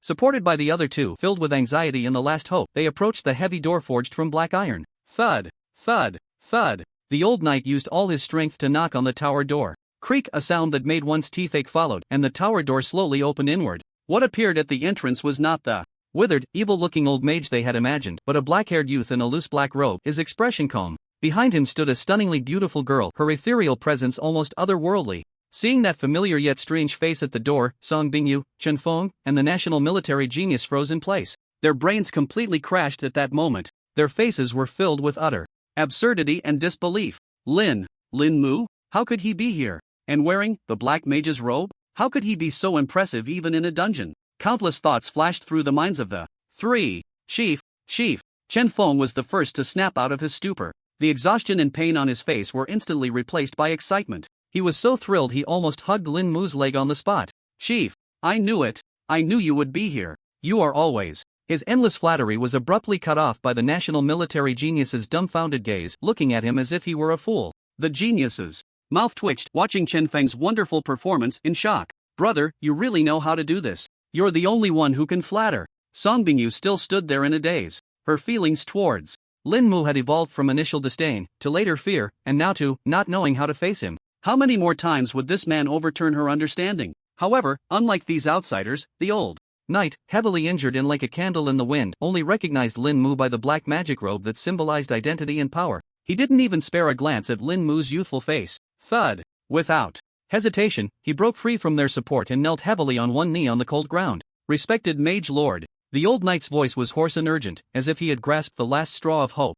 I am the last lion knight of the kingdom, Carl. Trembling, he took out a letter soaked in blood, still carefully wrapped in oilcloth, and held it high above his head. This is a personal letter from His Majesty, the King. The kingdom is in imminent danger, and the capital, Lion City, is under unprecedented siege. I implore you, for the sake of humanity's survival, save our last homeland. The old knight's voice was filled with tragic determination. Lin Mu's gaze lingered on the letter for a moment. Above the letter, a line of task prompts appeared clearly, visible only to him. He did not immediately reach for it. Instead, he began to play the role of this newly appointed, enigmatic black mage. My help does not come without a price. Lin Mu's voice was flat, carrying an undeniable coldness that echoed in front of the magic tower. My rules are very simple. He extended 2 fingers. First, from now on, all command on the battlefield belongs to me. Second, all spoils will be distributed solely by me. What you need to do is just one thing. Lin Mu's gaze swept over everyone present, including those few foreign scouts. Obey. As soon as these words were spoken, the entire place fell silent. Song Bingyu and the talented general of the National Defense Army both displayed expressions of disbelief. What a domineering and unreasonable clause this was. It was practically taking advantage of a crisis. However, in the face of such an almost humiliating condition, the old knight Carl's murky eyes were filled only with endless despair and sorrow. Did he have any choice left? No. The kingdom had no way out. I represent the Lion Kingdom and agree to all your demands. Carl squeezed out the sentence with all his strength, his voice barely escaping his clenched teeth. Afterward, it seemed as if all his spirit had been drained, and he heavily lowered his head. At the same time, a new prompt appeared on the professional panels of Song Bingyu and the others. Faction mission has changed. Your command authority has been transferred to Dark Sorcerer Lin. Only then did Lin Mu step forward slowly and take the letter from Carl's hand. The letter unfolded, and a new mission panel clearly emerged. Faction mission, defend Lion City. Mission description, under the endless assault of the corrupted legion, hold the kingdom's last bastion, Lion City, until reinforcements arrive or the enemy is completely defeated. Mission hint: the forces inside the city are severely lacking, morale is extremely low, and there are numerous conflicts among the high-ranking generals, with crises lurking everywhere. Lin Mu's gaze lingered on the last hint for an extra second. Get up, he said, to the old knight still kneeling on the ground. Thank you, Master Sorcerer. With Chen Feng's support, Carl trembled as he stood up, but a deeper worry flashed in his eyes. Sir, there is one more thing. I must remind you. The strongest commander in the city, Golden Lion General Gerhardt, he. The old knight's tone became incredibly difficult. He holds extreme disdain and rejects all dark magic. He may become your greatest obstacle once you enter Lion City. No matter. Lin Mu's response was only 2 words. Someone who could defeat a lord-level boss in one blow would hardly care about a mere general. Now, lead the way. He did not waste any more time, turning directly to walk towards the large teleportation array emitting spatial fluctuations inside the tower. Yes, Carl forced himself to gather his spirits, and followed, escorted by Song Bingyu and the others. Lilith, as a maid, was dutiful and silently walked behind Lin Mu, serving merely as an elegant backdrop throughout. Buzz! As Lin Mu infused a surge of magic into the core of the teleportation array, blinding light instantly engulfed everyone's figures. The space twisted, and the stars shifted. When Lin Mu's feet once again touched solid ground, they had already appeared in a ruin close to the city wall. The majestic outline of Lion City loomed not far away. On the city wall, the sounds of battle cries and the booming of magic shook the heavens. The situation was evidently at a boiling point. However, before they could catch their breath, roar! A synchronized roar filled with decay and the scent of slaughter came from all directions. From the shadows of the ruins, around the corners of the streets, figures clad in tattered armor and wielding rusted weapons emerged like a tide. Their eyes glimmered with a crimson light. The corrupted soldiers surged forth. A rough count revealed there were actually over 1,000 of them. Every single breath reached the elite level of LV.35. A patrol team of 1,000 corrupted soldiers surrounded the teleportation point where they had just landed, sealing it off completely. Damn it! It's an ambush! Song Bingyu's face turned pale in an instant, instinctively raising her longbow.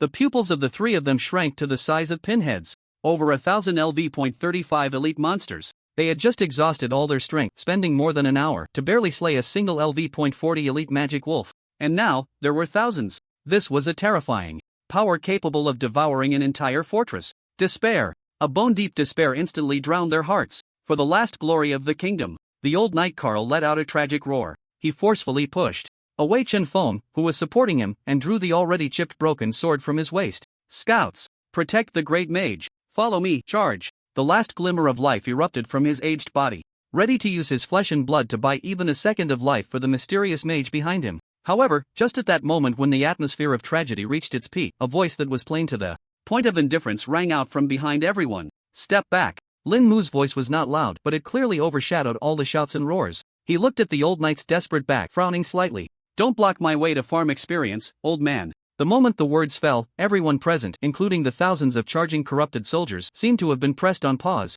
Song Bingyu and the others gaped in confusion, their minds blank. Farm experience? What kind of moment is this, and you're still thinking about farming experience? Chen Feng's eyes lit up, excitedly clenching his fists. As expected of the chief. This style. The old knight Carl was also frozen in place, turning back to look at Lin Mu with a ghostly expression. Lin Mu ignored everyone's reactions, casually waving the bone staff in his hand. He spoke in a low voice. Descend. In an instant, the sky was violently torn apart by an unmatched force, creating two massive rifts. Under the terrifying effect of the Lich's finger bone of Death's blessing that doubled the summon quantity, two Death Knights riding enormous skeletal dragons descended with a terrifying pressure that commanded the world. That pure and domineering top-tier death aura caused a flicker of instinctual fear to appear in the crimson eyes of all the corrupted soldiers. What kind of summon is this? The eyes of the three Dragon Nest geniuses nearly popped out. They had never seen such a terrifying, oppressive undead creature. This had completely surpassed their understanding of the necromancer profession. The chief is amazing. The chief is awesome. Chen Feng had completely transformed into a fervent fan, shouting loudly in support from behind. Clear the field. Lin Mu's command was like the final decree of death. The two Death Knights hovering in midair moved simultaneously. One of the skeletal dragons beneath them suddenly opened its massive mouth. A torrent of grey dragon breath, mixed with countless bones and vengeful spirits, spewed forth like a flood of death. Death-uz. Decay. ZZZZ. Within a 30-meter straight area ahead, nearly 100 corrupted soldiers didn't even have time to scream before being completely engulfed by this torrent of death. A series of dense damage numbers, visible only to professionals, flooded the screen. Meanwhile, the other Death Knight raised the massive bone scythe in his hand high. Death-uz harvest. Buzz. A pitch-black blade, 6 miles long and capable of severing mountains, swept across at a terrifying speed. All the corrupted soldiers along the way, whether charging forward or in a daze, were instantly bisected at the same moment. The severed ends of their bodies were as smooth as a mirror. The upper halves even maintained a running posture before crashing to the ground. A massacre. This was a one-sided slaughter without any suspense. In less than a minute, over 1,000 elite monsters, enough to drive Song Bingyu and the others to despair, were slaughtered to the last. On the battlefield, apart from the debris and pus strewn across the ground, there was not a single living creature left standing. Lin Mu frowned and quietly complained to Lilith beside him. These two toys are a bit more fun than before, but they're still too slow. This statement struck deep into the hearts of Song Bingyu and the member of the National Defense Army's young dragon squad. They felt like a huge joke. Such world-destroying summons, in Lin Mu's eyes, were merely inefficient toys? And the old knight Carl gazed at Lin Mu's back with a fervent look as if viewing a deity. The previous despair and heroism had long been replaced by endless shock and ecstasy. This mysterious black sorcerer. Perhaps. No, he must be the kingdom's last and only hope. After clearing the ambush, Lin Mu put away the 2 Death Dragon Knights. Soon after, everyone finally arrived at the foot of Lion City. The towering city walls were riddled with jagged cracks. Amidst the chaos of war, countless monsters from the corrupted legions were climbing up the siege ladders like a swarm of ants, and the city walls were on the verge of collapse. Just as they approached the city gate, a middle-aged general clad in a full set of golden armor, with a face as chiseled as if carved from stone, noticed them. When his gaze fell upon Lin Mu's iconic black magic robe, his eyes instantly filled with extreme disgust and vigilance. Halt! A thunderous reprimand came from the city wall. Despicable black sorcerer, who allowed you to approach the sacred Lion City? General! Old Knight Carl hurriedly stepped forward, shouting with all his might. His Majesty the King has ordered. This is the black sorcerer who has come to provide support. I don't care what kind of sorcerer he is. General Gerhardt the Golden Lion, LV.50, Lord-level NPC, snorted coldly, his disdain unmasked. It is you scum who toy with souls and death that have allowed the plague of corruption to spread in the kingdom. I will never allow any dark sorcerer to step even half a foot into the gates of Lion City. Get lost. Just as the two sides faced off, a thunderous boom echoed. A corrupted siege beast, LV.55. Lord-level boss, its size comparable to a small mountain and stitched together from countless corpses and siege machinery, slammed its vicious horns against the city gate. The massive gate let out a groan. Under the unbearable strain, countless cracks spread like a spider's web. Not good. The gate is going to break. General Gerhardt's face changed dramatically. He quickly turned to command the soldiers to defend. With boulders and boiling oil, no longer able to pay attention to Lin Mu and the others below the city, Lin Mu watched the chaotic scene with a playful smirk. He turned to the dazed Song Bingyu trio and the furious old knight Carl and said, "It seems we have to open the door ourselves." Open the door ourselves? The trio of Song Bingyu had yet to grasp the meaning of Lin Mu's words, while a hint of shock and confusion already appeared on old knight Carl's face. At that moment, Lin Mu moved. He no longer looked at the golden lion on the city wall, who wore a face full of disdain, and simply waved his hand casually. Since the master is not welcome, let's just tear the door down. The moment the words fell, rumble, rumble. The earth was violently torn apart by a brutal force. Huge fissures spread like grotesque scars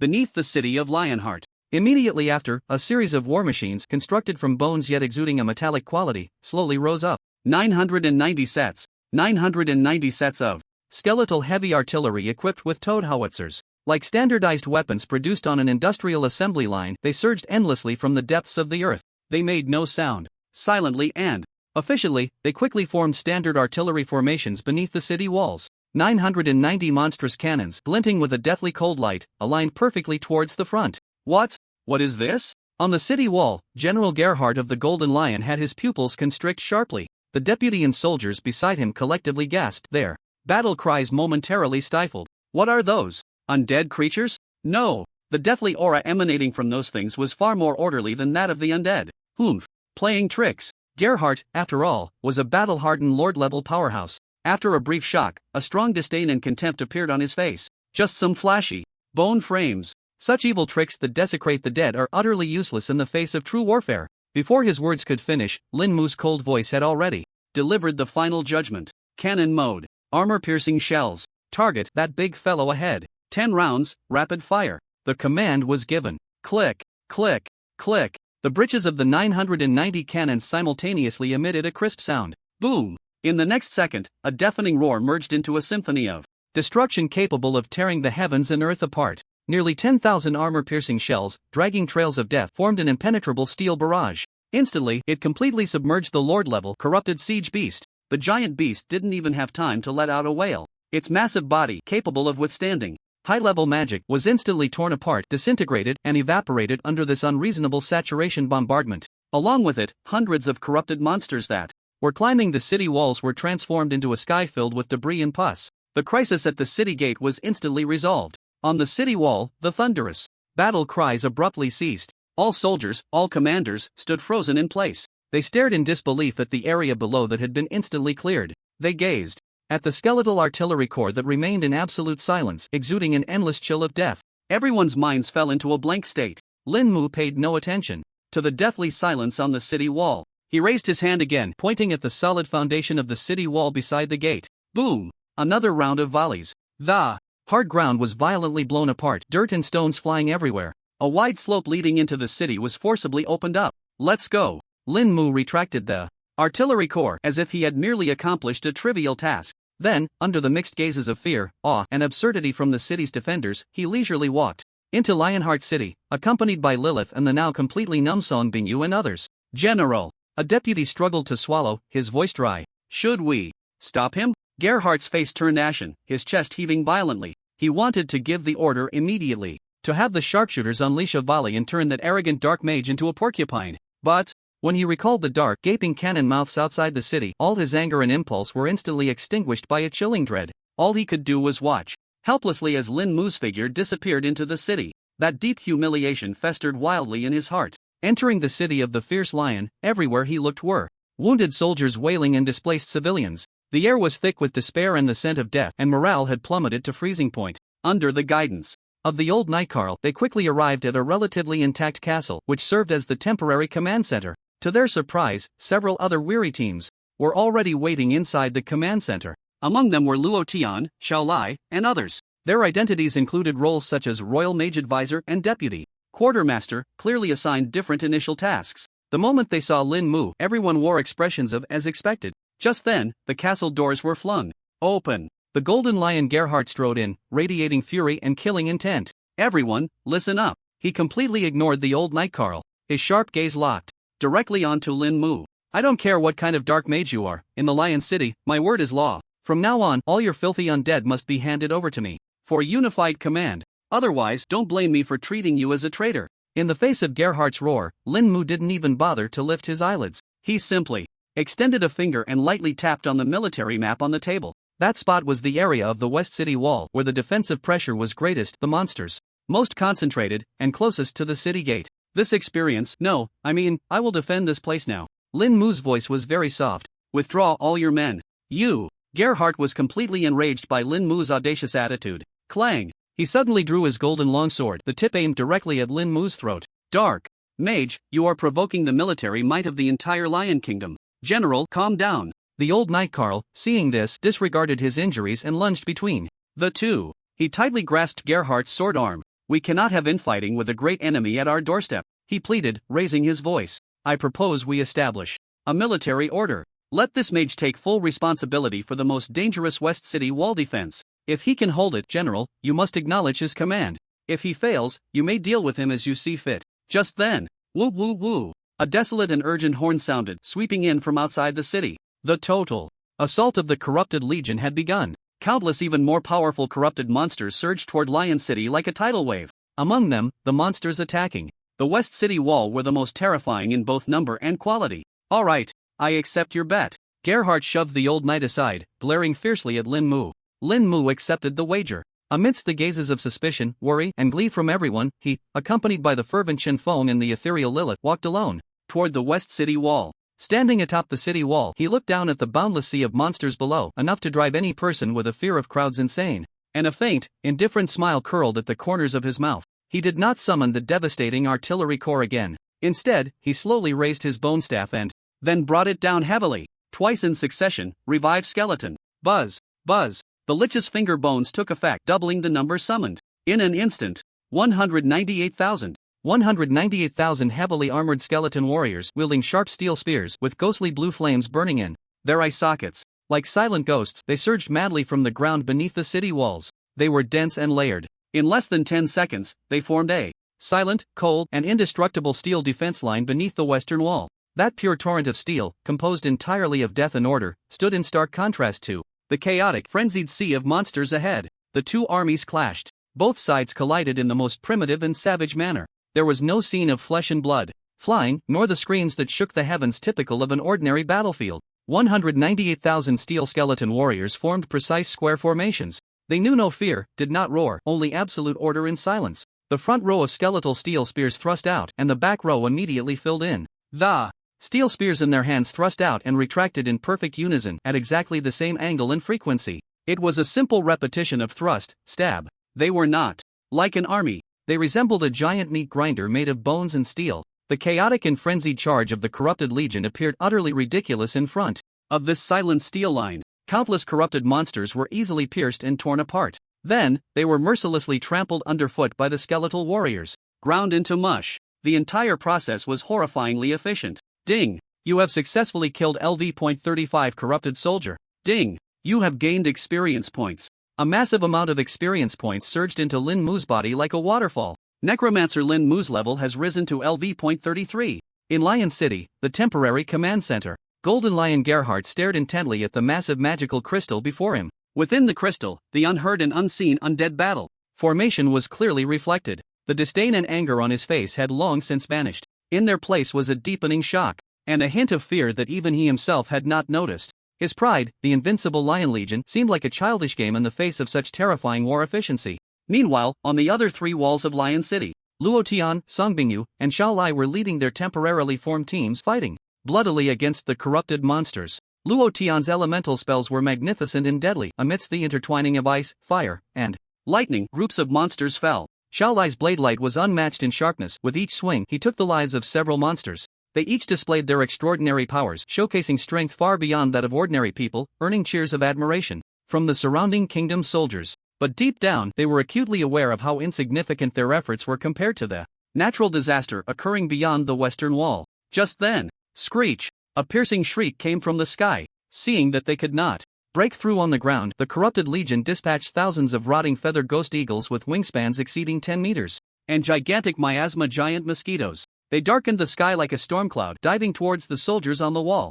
Airborne troops. Gerhardt suddenly stood up, his face turning extremely grim. However, Lin Mu on the western wall merely raised his head slowly. Just in time, he waved his staff again. Revive skeleton mage. The Lich's skeletal fingers activated, doubling the summons. In an instant, 1,800 super skeleton mages clad in various splendid robes, wielding jade-white bone staffs, appeared neatly on the city wall. Fire dragon barrage. Exploding glacier. Thunderstorm cloud. Lin Mu's commands didn't even need to be spoken. 3 elemental spells were unleashed simultaneously. The fire dragon roared, the glacier toppled, and the thunderclouds rolled. 3 completely different, destructive energies. They intertwined in the sky, creating a true saturation bombing. The ominous clouds above were instantly swept away by this cataclysmic torrent of magic. Not a single feather, not a drop of pus, was left to fall. Ding! You have successfully killed LV.45.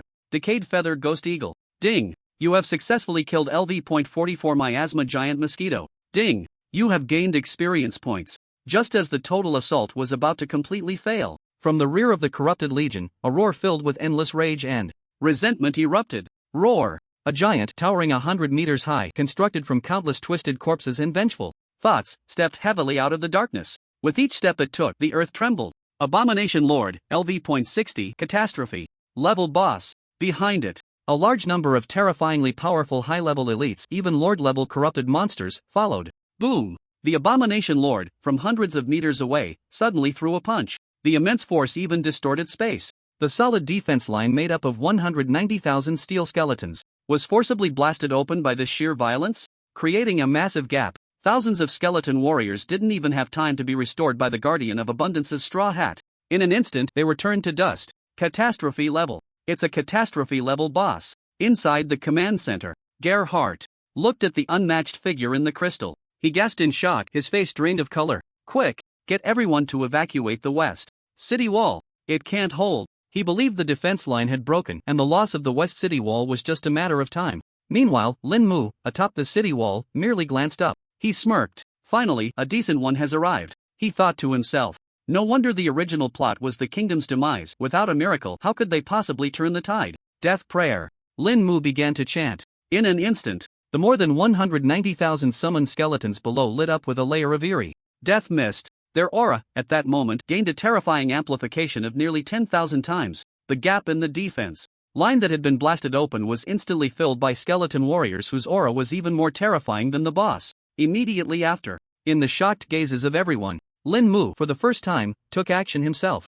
He raised his hand, aiming at the catastrophe-level boss that was roaring and charging forward. Bone Fong. There was no earth-shattering momentum, only a pure white beam of light formed by 900,000 damage-exploding bone fangs. It crossed the distance of space in an instant, surpassing visual limits. It struck fiercely against the Abomination Lord, the boss's terrifying health bar, at a speed that the naked eye could not capture. Instantly emptied. One-hit kill. The entire Lion City, and even the boundless corrupted legion outside the city, fell into absolute dead silence at that moment. Boom! The massive body of the abomination lord exploded as if all its bones had been pulled out. A ground covered in shining equipment and materials of various colors sprayed across the earth like a fountain. Among them, a dazzling golden light was the most eye-catching. Xiao Fengzi, why aren't you going to pick up the loot? Lin Mu didn't even glance at the spoils, directly giving orders. What he cared about more at this moment was the immense experience points flooding into his body after defeating the catastrophe-level boss. Ding! You have successfully killed LV.60. Catastrophe-level BOSS Abomination Lord. Necromancer Lin Mu's level has risen to LV.34. Xiao Fengzi has received the order. Xiao Fengzi goes. Chen Feng was so shocked by the astonishing scene below that he was dancing with excitement. It seemed as if these achievements also bore his mark. Since entering this instance, he had fought hard and cautiously all the way, until he met his chief, Lin. The transformation was complete. He was invigorated, radiant. With the death of the monarch and the astonishing tenfold enhancement of the skeleton army, the endless corrupted legion outside the city finally collapsed completely. They let out a series of terrified howls and began to scatter like headless flies. Inside the command center, Gerhardt's body suddenly went limp, collapsing heavily into his chair. He stared blankly at the figure of the young man standing atop the city wall in the magical crystal, calm and unperturbed. All pride, all prejudice, all hostility were crushed before that pure white beam of light. He knew, from this moment on, Lion City and even the entire Lion Kingdom would have and could only have one voice.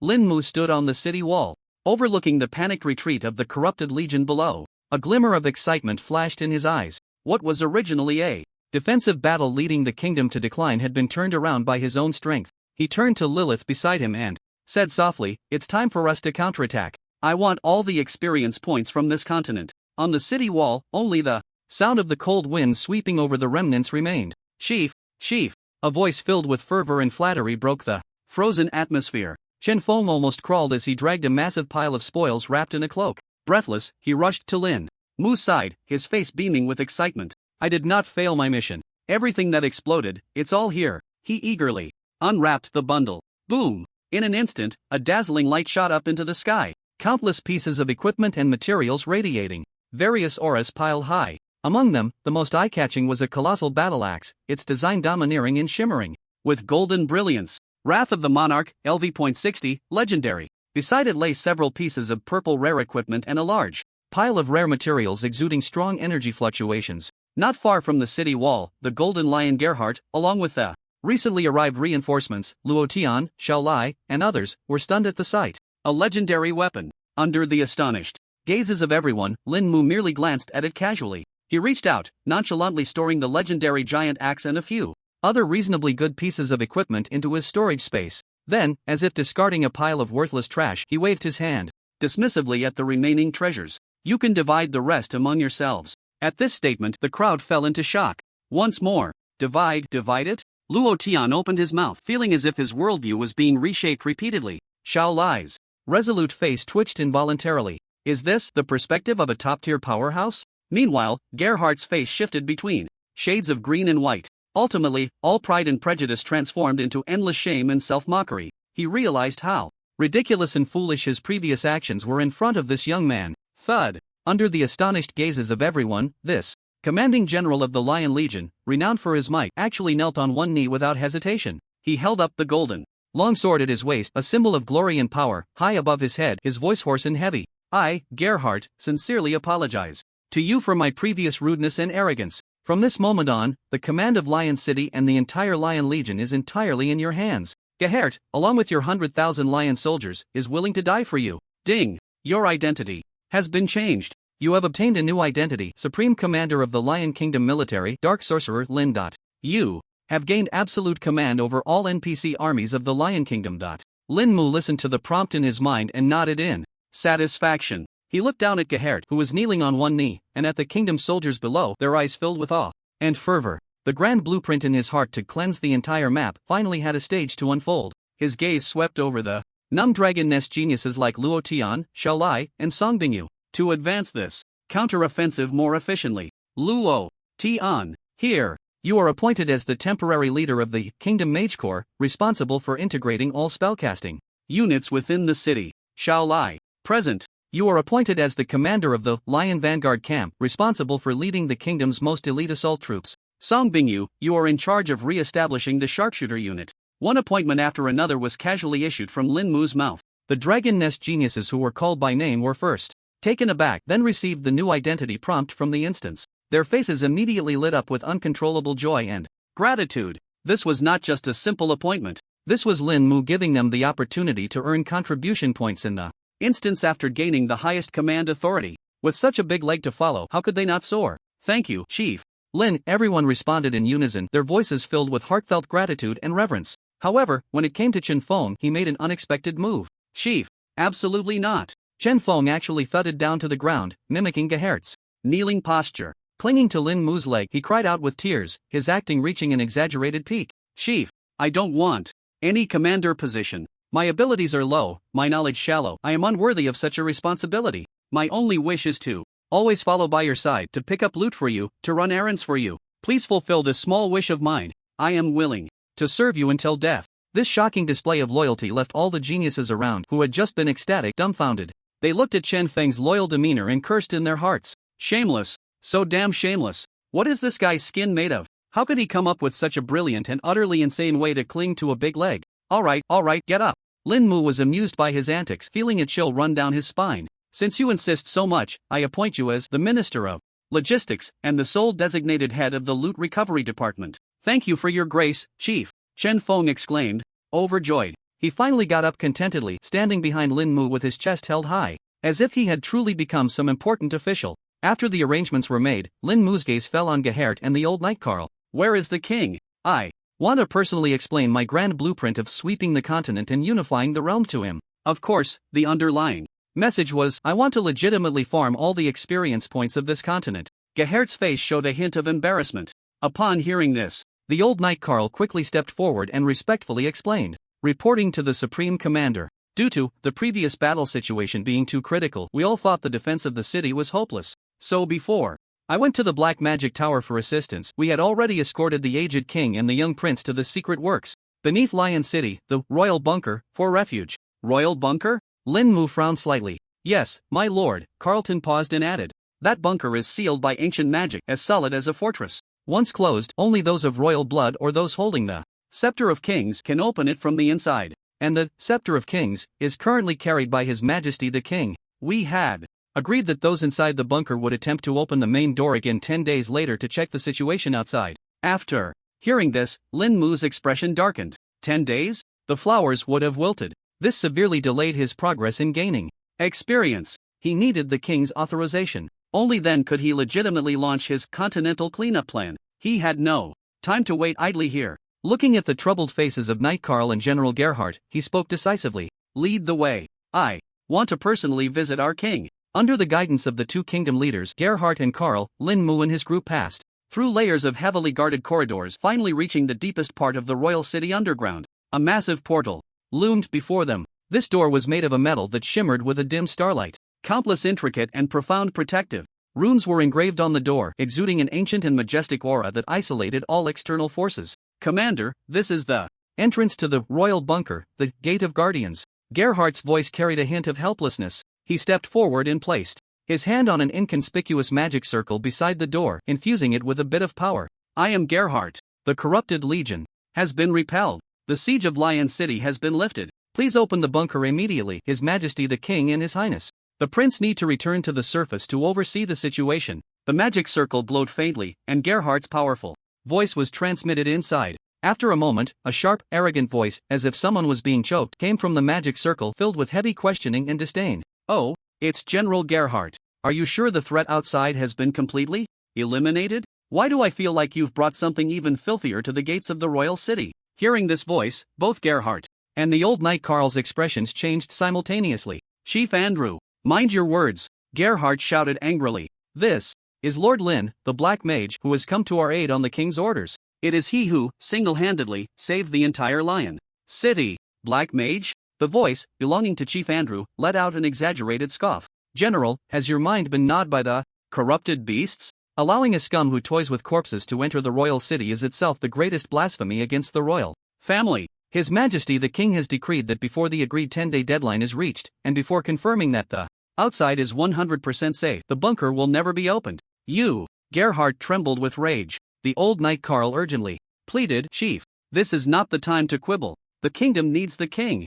I see that you need the king for your own ulterior motives." Chief Andrew's voice grew colder. "If you want to prove this person's loyalty, it's quite simple." He shifted his tone, his voice filled with malicious intent. "The abandoned, forgotten royal tomb next to the bunker is infested with many corrupted, vengeful spirits. Let your so-called black mage go there alone and clean it up. If he can return alive, perhaps I will consider informing His Majesty the King." "Andrew, you are plotting against a meritorious minister. This is treason." Gerhardt's eyes widened in fury. He never expected that while fighting bloodily outside the city, such a venomous snake was hiding within. However, Chief Andrew completely ignored it, leaving behind a disdainful final remark. "This is His Majesty the King's test. General Gerhardt, you should take care of yourself." As soon as the words fell, the magic circle's light instantly extinguished, and communication was forcibly cut off. Faced with this absurd test and the indestructible giant door before them, Gerhardt and Carl fell into deep anger. Yet Lin Mu remained unfazed throughout. He simply felt that these NPCs were really wasting his time. Amidst the angry and worried gazes of everyone, he slowly walked up to the massive Guardian's Gate. He reached out and gently touched the cold door. A line of text, visible only to him, clearly appeared before his eyes. "Guardian's Gate, forged from the blood of ancient kings in star metal, inscribed with the Guardian's mark, immune to all physical and magical attacks. Once closed, it can only be opened from the inside by royal blood or the scepter of kings." A playful smile curved at the corner of Lin Mu's mouth. He did not modify the phrase "immune to all attacks," as that was too boring. His gaze fell on the last core description. "Change. Opened from the inside to open from the outside. Change royal blood to kingly blood." Lin Mu silently repeated in his mind, twice. Buzz. Above the giant door, countless slumbering runes suddenly twisted in a strange manner. The most fundamental rules were forcibly rewritten. The logic was reversed, and the condition for opening the door changed from inside to outside. However, the new restrictions of kingly blood or scepter of kings still remained. Lin Mu turned his head to look at Lilith, who had been quietly standing beside him like a fairy from a painting. Leaning close to her ear, his breath made Lilith's fair earlobe blush slightly, and he whispered with a smile, "Your power is sealed, but your essence hasn't changed, right? A dignified abyss lord should count as a king, shouldn't they?" Lilith trembled slightly at her master's sudden intimacy. Then, with an elegant smile, she instantly understood Lin Mu's intention. She gracefully stepped forward to the door. Extending her finger, as white as jade and seemingly untouched by the mundane world, she gently tapped on the most central rune of the giant door. That aura, originating from the abyss and surpassing all beings in this realm, instantly triggered the altered rules. Creak, in the eyes of Gerhardt, Carl, and all the talented individuals from the Dragon's Nest who looked as if they had seen a ghost, and in the momentarily frozen expression of Chief Andrew, who was inside the bunker holding a glass of red wine with a smug smile. The Guardian's Gate, which should have been absolutely impossible to open from the outside, slowly creaked open a gap inward. Behind the door, Chief Andrew's face, filled with extreme absurdity, met Lin Mu's calm yet slightly mocking expression outside the door. Through the gap, their eyes locked. The mocking smile on Andrew's face froze at the corners. His pupils gradually dilated, then expanded further, until they were filled with terror. Creak, in the bewildered gazes of everyone, the seemingly indestructible Guardian's Gate slowly opened inward. "No, it's impossible." Chief Andrew was the first to break free from his shock. He let out a sharp roar that could pierce eardrums. His face, twisted with fear, turned the color of pig liver. He pointed at Lin Mu outside the door with a fierce voice. "Dark magic. This is the forbidden dark magic that desecrates royal blood. Guards, royal guard, capture this filthy dark wizard, quickly!" He screamed hysterically, trying to use his voice to cover up his inner panic. Clang! The royal guards in the bunker instinctively drew their swords from their waists. The blades shimmered with the brilliance of magic, but no one dared to step forward. Their arms trembled, and their calves shook. The palms gripping the sword hilt were already soaked with cold sweat. What a joke! That was a monster capable of ignoring ancient magical seals and forcibly opening the Gate of Guardians.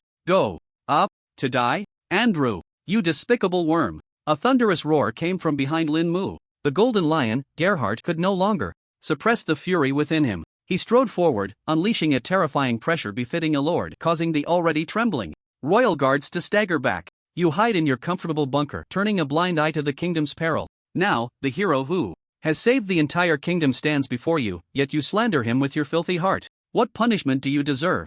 Gerhardt's voice was filled with the murderous aura of clashing swords and iron horses, shaking the entire bunker with its resonance. Lin Mu felt a twinge of annoyance at this palace drama. He couldn't be bothered to speak. With a mere thought, the special effect of the ring of fearful whispers quietly activated. Fear aura. Buzz. An invisible and cold fear, originating from the depths of the soul surged like a tide, instantly engulfing the entire bunker. Ah! Chief Andrew felt as if his soul was gripped by a giant hand. Then he was thrown into the most desperate abyss. His eyes rolled back, letting out a scream that was not human. His whole body collapsed to the ground as if all his bones had been pulled out. Beneath him, a pool of yellow liquid, exuding a foul odor, quickly spread out. The royal guards were equally in disarray.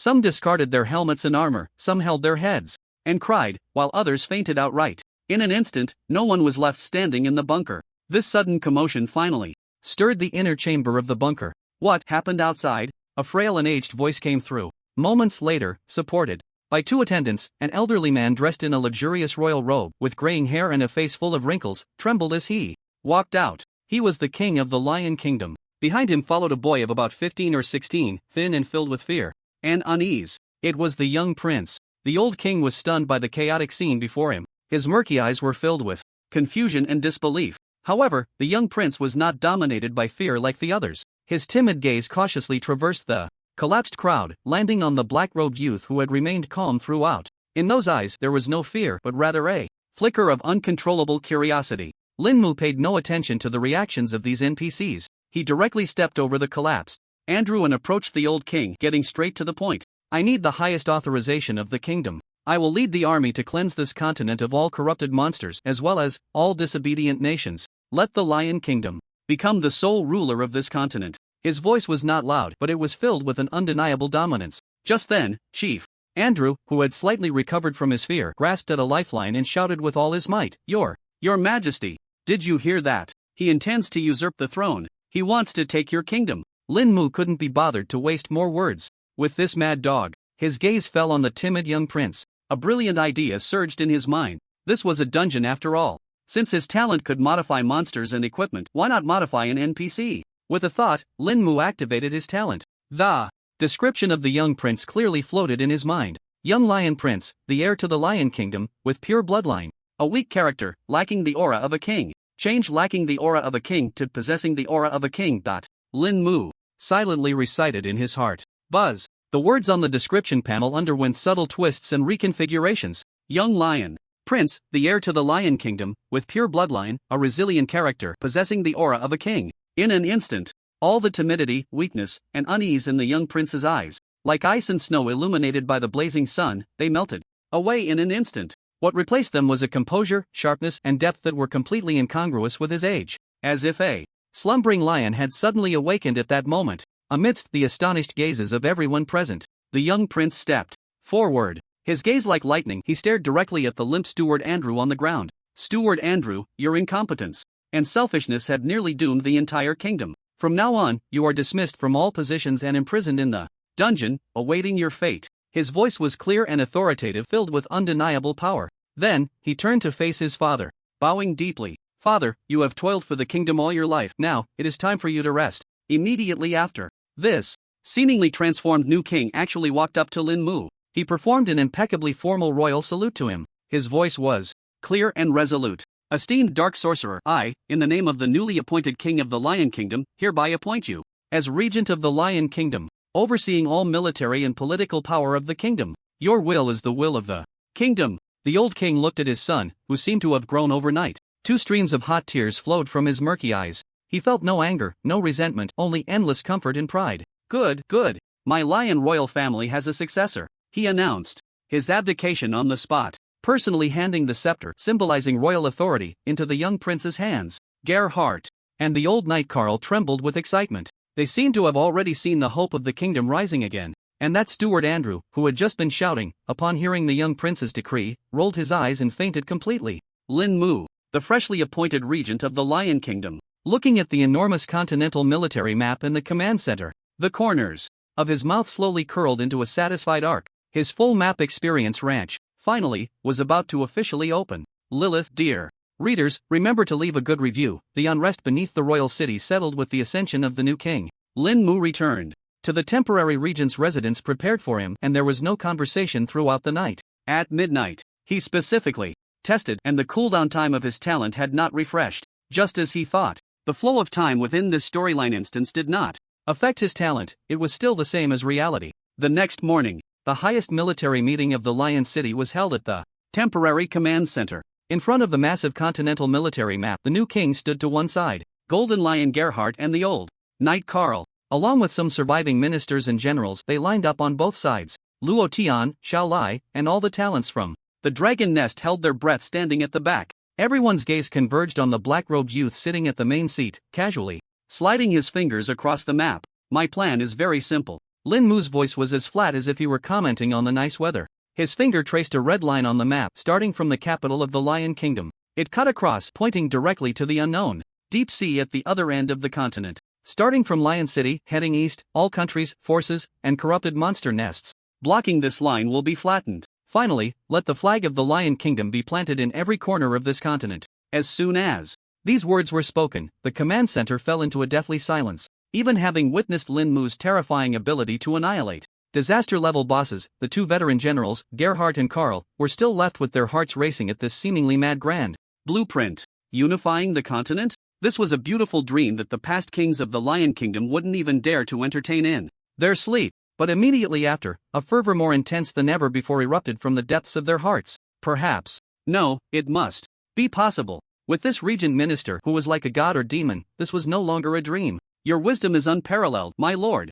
Gerhardt suppressed his excitement. From a purely military perspective, he offered his suggestion. To avoid falling into the quagmire of multi-front warfare and being besieged by the United Nations, I suggest we first eliminate all remnants of the corrupted legions within the kingdom, stabilize our rear, and then gradually expand outward. Lin Mu nodded non-committally. He found this proposal prudent and capable of maximizing experience gain. However, just then, report! A blood-soaked scout, with shattered armor, tumbled into the command center. His voice filled with despair and indignation. Commander! The envoy to the neighboring country, the Selesa Kingdom, has been completely detained. They only let me return to deliver the message. What? Gerhardt's expression changed, an ominous premonition surged in his heart. The scout trembled as he pulled out a parchment sealed with wax from his bosom. This is the royal decree from the Selesa Kingdom. Gerhardt snatched it away and tore open the wax seal. When he read the humiliating and arrogant words written on it, the face of this lord-level powerhouse instantly turned the color of pig liver. Damn it! A bunch of despicable scoundrels taking advantage of the chaos. Bang! With a loud crash, he smashed the conference table made of hard ironwood into pieces with a single punch. Xiao Lai, Song, Bing Yu, and others gathered around. From the scouts' fragmented words, they caught a key piece of information. Among the detained envoy, there were Wei Jia and some members of the Young Dragon team. What did they say? Lin Mu's voice remained calm, betraying no emotion. The scout lowered his head in humiliation and recounted word for word. The Selesa Kingdom demands that we immediately abandon all resistance, surrender our treasury, and send His Highness the young prince as a hostage. The entire nation will merge into Selesa, becoming their vassal. Otherwise, they will dispatch the most elite Holy Radiance Crusaders to come and purify our land tainted by darkness. Purify? A flicker of impatience finally crossed Lin Mu's eyes. He reached out and took the royal decree from the furious Gerhardt. Then, under the astonished gazes of everyone, he leisurely tore it into shreds. Paper scraps flew everywhere. Lin Mu raised his hand and casually wiped away the line on the map representing the recovery of lost territory. Plan change, he said. Let's go. Visit our neighbors first. Chief, Selesa dares to detain your subjects. This is simply seeking death. Chen Feng immediately seized this once-in-a-lifetime opportunity to perform. He jumped out fiercely, slightly bowing, with his hands clasped, filled with righteous indignation. His acting was exaggerated. Selesa is ungrateful, and the chief intends to seek justice. Though I am unworthy, I am willing to volunteer, leading a cavalry brigade as the vanguard. I vow to sweep away Selesa and slay the enemy chief as an offering. The people around him facepalmed, gaining a new understanding of Chen Feng's shamelessness. Lin Mu directly ignored his performance and commanded Gerhardt, gather the kingdom's finest 500 Royal Griffin Knights to serve as my regent's honor guard, led by Chen Feng. Understood. Gerhardt immediately took his leave. Chen Feng was overjoyed. Wasn't this just the job of following the chief and shouting 666? What a beautiful assignment. Luo Tian, Xiao Lai. Lin Mu's gaze swept over the other talents of the dragon's nest. During my absence, the command of the Lion Legion is fully entrusted to you, responsible for the subsequent logistics and advancement. As soon as these words were spoken, all the talents once again felt Lin Mu's convincing trust and vision, their excitement reaching an unprecedented height. We will not disappoint the chief's trust. After arranging everything, Lin Mu turned to prepare for departure. Lilith, who had been quietly standing by, gracefully moved closer and whispered in his ear, her breath fragrant. Master, that kingdom has a rather uncomfortable holy Light scent. Her voice was very soft, carrying a hint of barely perceptible disgust. It's very similar to those hypocritical birdmen from Heaven Mountain. Lin Mu chuckled nonchalantly at her words. Just right. Let's see if their holy light can purify my tough bones. As he finished speaking, he had already mounted the most majestic royal griffin at the front. Lilith smiled charmingly, her figure swaying. She took the initiative to sit in front of Lin Mu, gently leaning her back against his chest. Set off! Chen Feng shouted energetically. 500 griffin knights surrounded that figure in a black robe. They soared into the sky, their wings stirring up a fierce wind. Transforming into a golden arrow, they shot straight towards the border of Salesa Kingdom. 500 royal griffins flapped their wings, high in the air. The golden feathers reflected dazzling light under the sun. Like a flowing cloud of golden mist, they majestically swept across the sky. Chen Feng rode his griffin closely beside Lin Mu. A smile of extreme flattery hung on his face, and his words never ceased. Chief, look at this wind, it's all clearing the way for you. Look at these clouds, they're all paving the road for you to follow.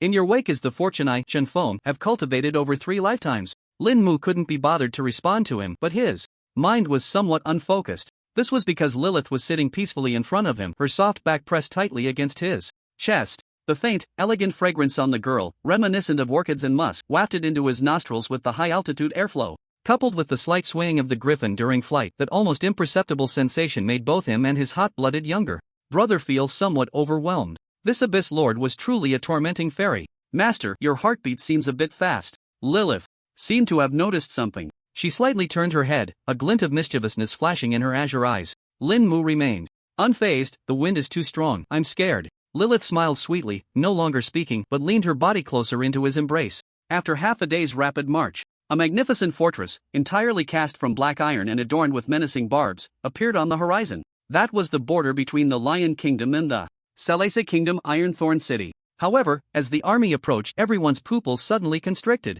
On the towering city walls, several massive steel cages were prominently hanging. Inside the cages were the captured rescue delegation, along with Wei Zhu and several members of the young dragon team. They were in tattered clothes, their bodies covered in whip marks and brands. Their hair was blown into disarray by the wind, and they looked utterly exhausted, clearly having suffered inhumane abuse and humiliation. Beasts! Chen Feng's eyes were about to burst, and he cursed loudly. The eyes of the 500 griffin knights also ignited with blazing fury. On the city walls, a knight commander clad in magnificent silver-white armor, wielding a gigantic sword as large as a door, looked down with a mocking expression at Lin Mu and his group below the city. He was the vice-captain of the Holy Radiance Knight Order, August LV.55, Lord level. Lin, Chief.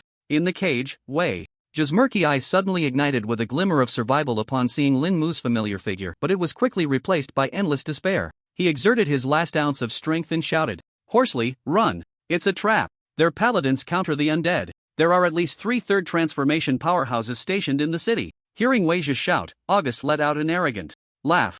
"Oh, you're the so-called dark sorcerer who won by playing with corpses." His gaze was filled with undisguised disdain and contempt as it fell upon Lin Mu. "Truly, seeing is believing. You look even weaker than I imagined." August slowly raised the gigantic sword in his hand. Instantly, a blinding golden holy light erupted from the blade, sacred and majestic. He proclaimed loudly like a judge delivering divine punishment, "Dirty dark sorcerer, your evil ends here. In the face of the great holy light, you and your bony frames will be purified to dust. Shut your damn mouth." Chen Feng immediately pointed at the city wall and cursed. "You don't know a thing. My chief could crush you and your crumbling city wall with just one finger." August was instantly enraged by Chen Feng's crude words. His handsome face flushed red, and a murderous intent surged in his eyes. Seeking death, he swung his arm down sharply, issuing a cold command. "Archers, prepare. Give these ignorant fools a round of holy light arrow rain as a baptism." In an instant, thousands of archers on the city wall simultaneously drew their longbows. Arrows imbued with purifying holy light gathered in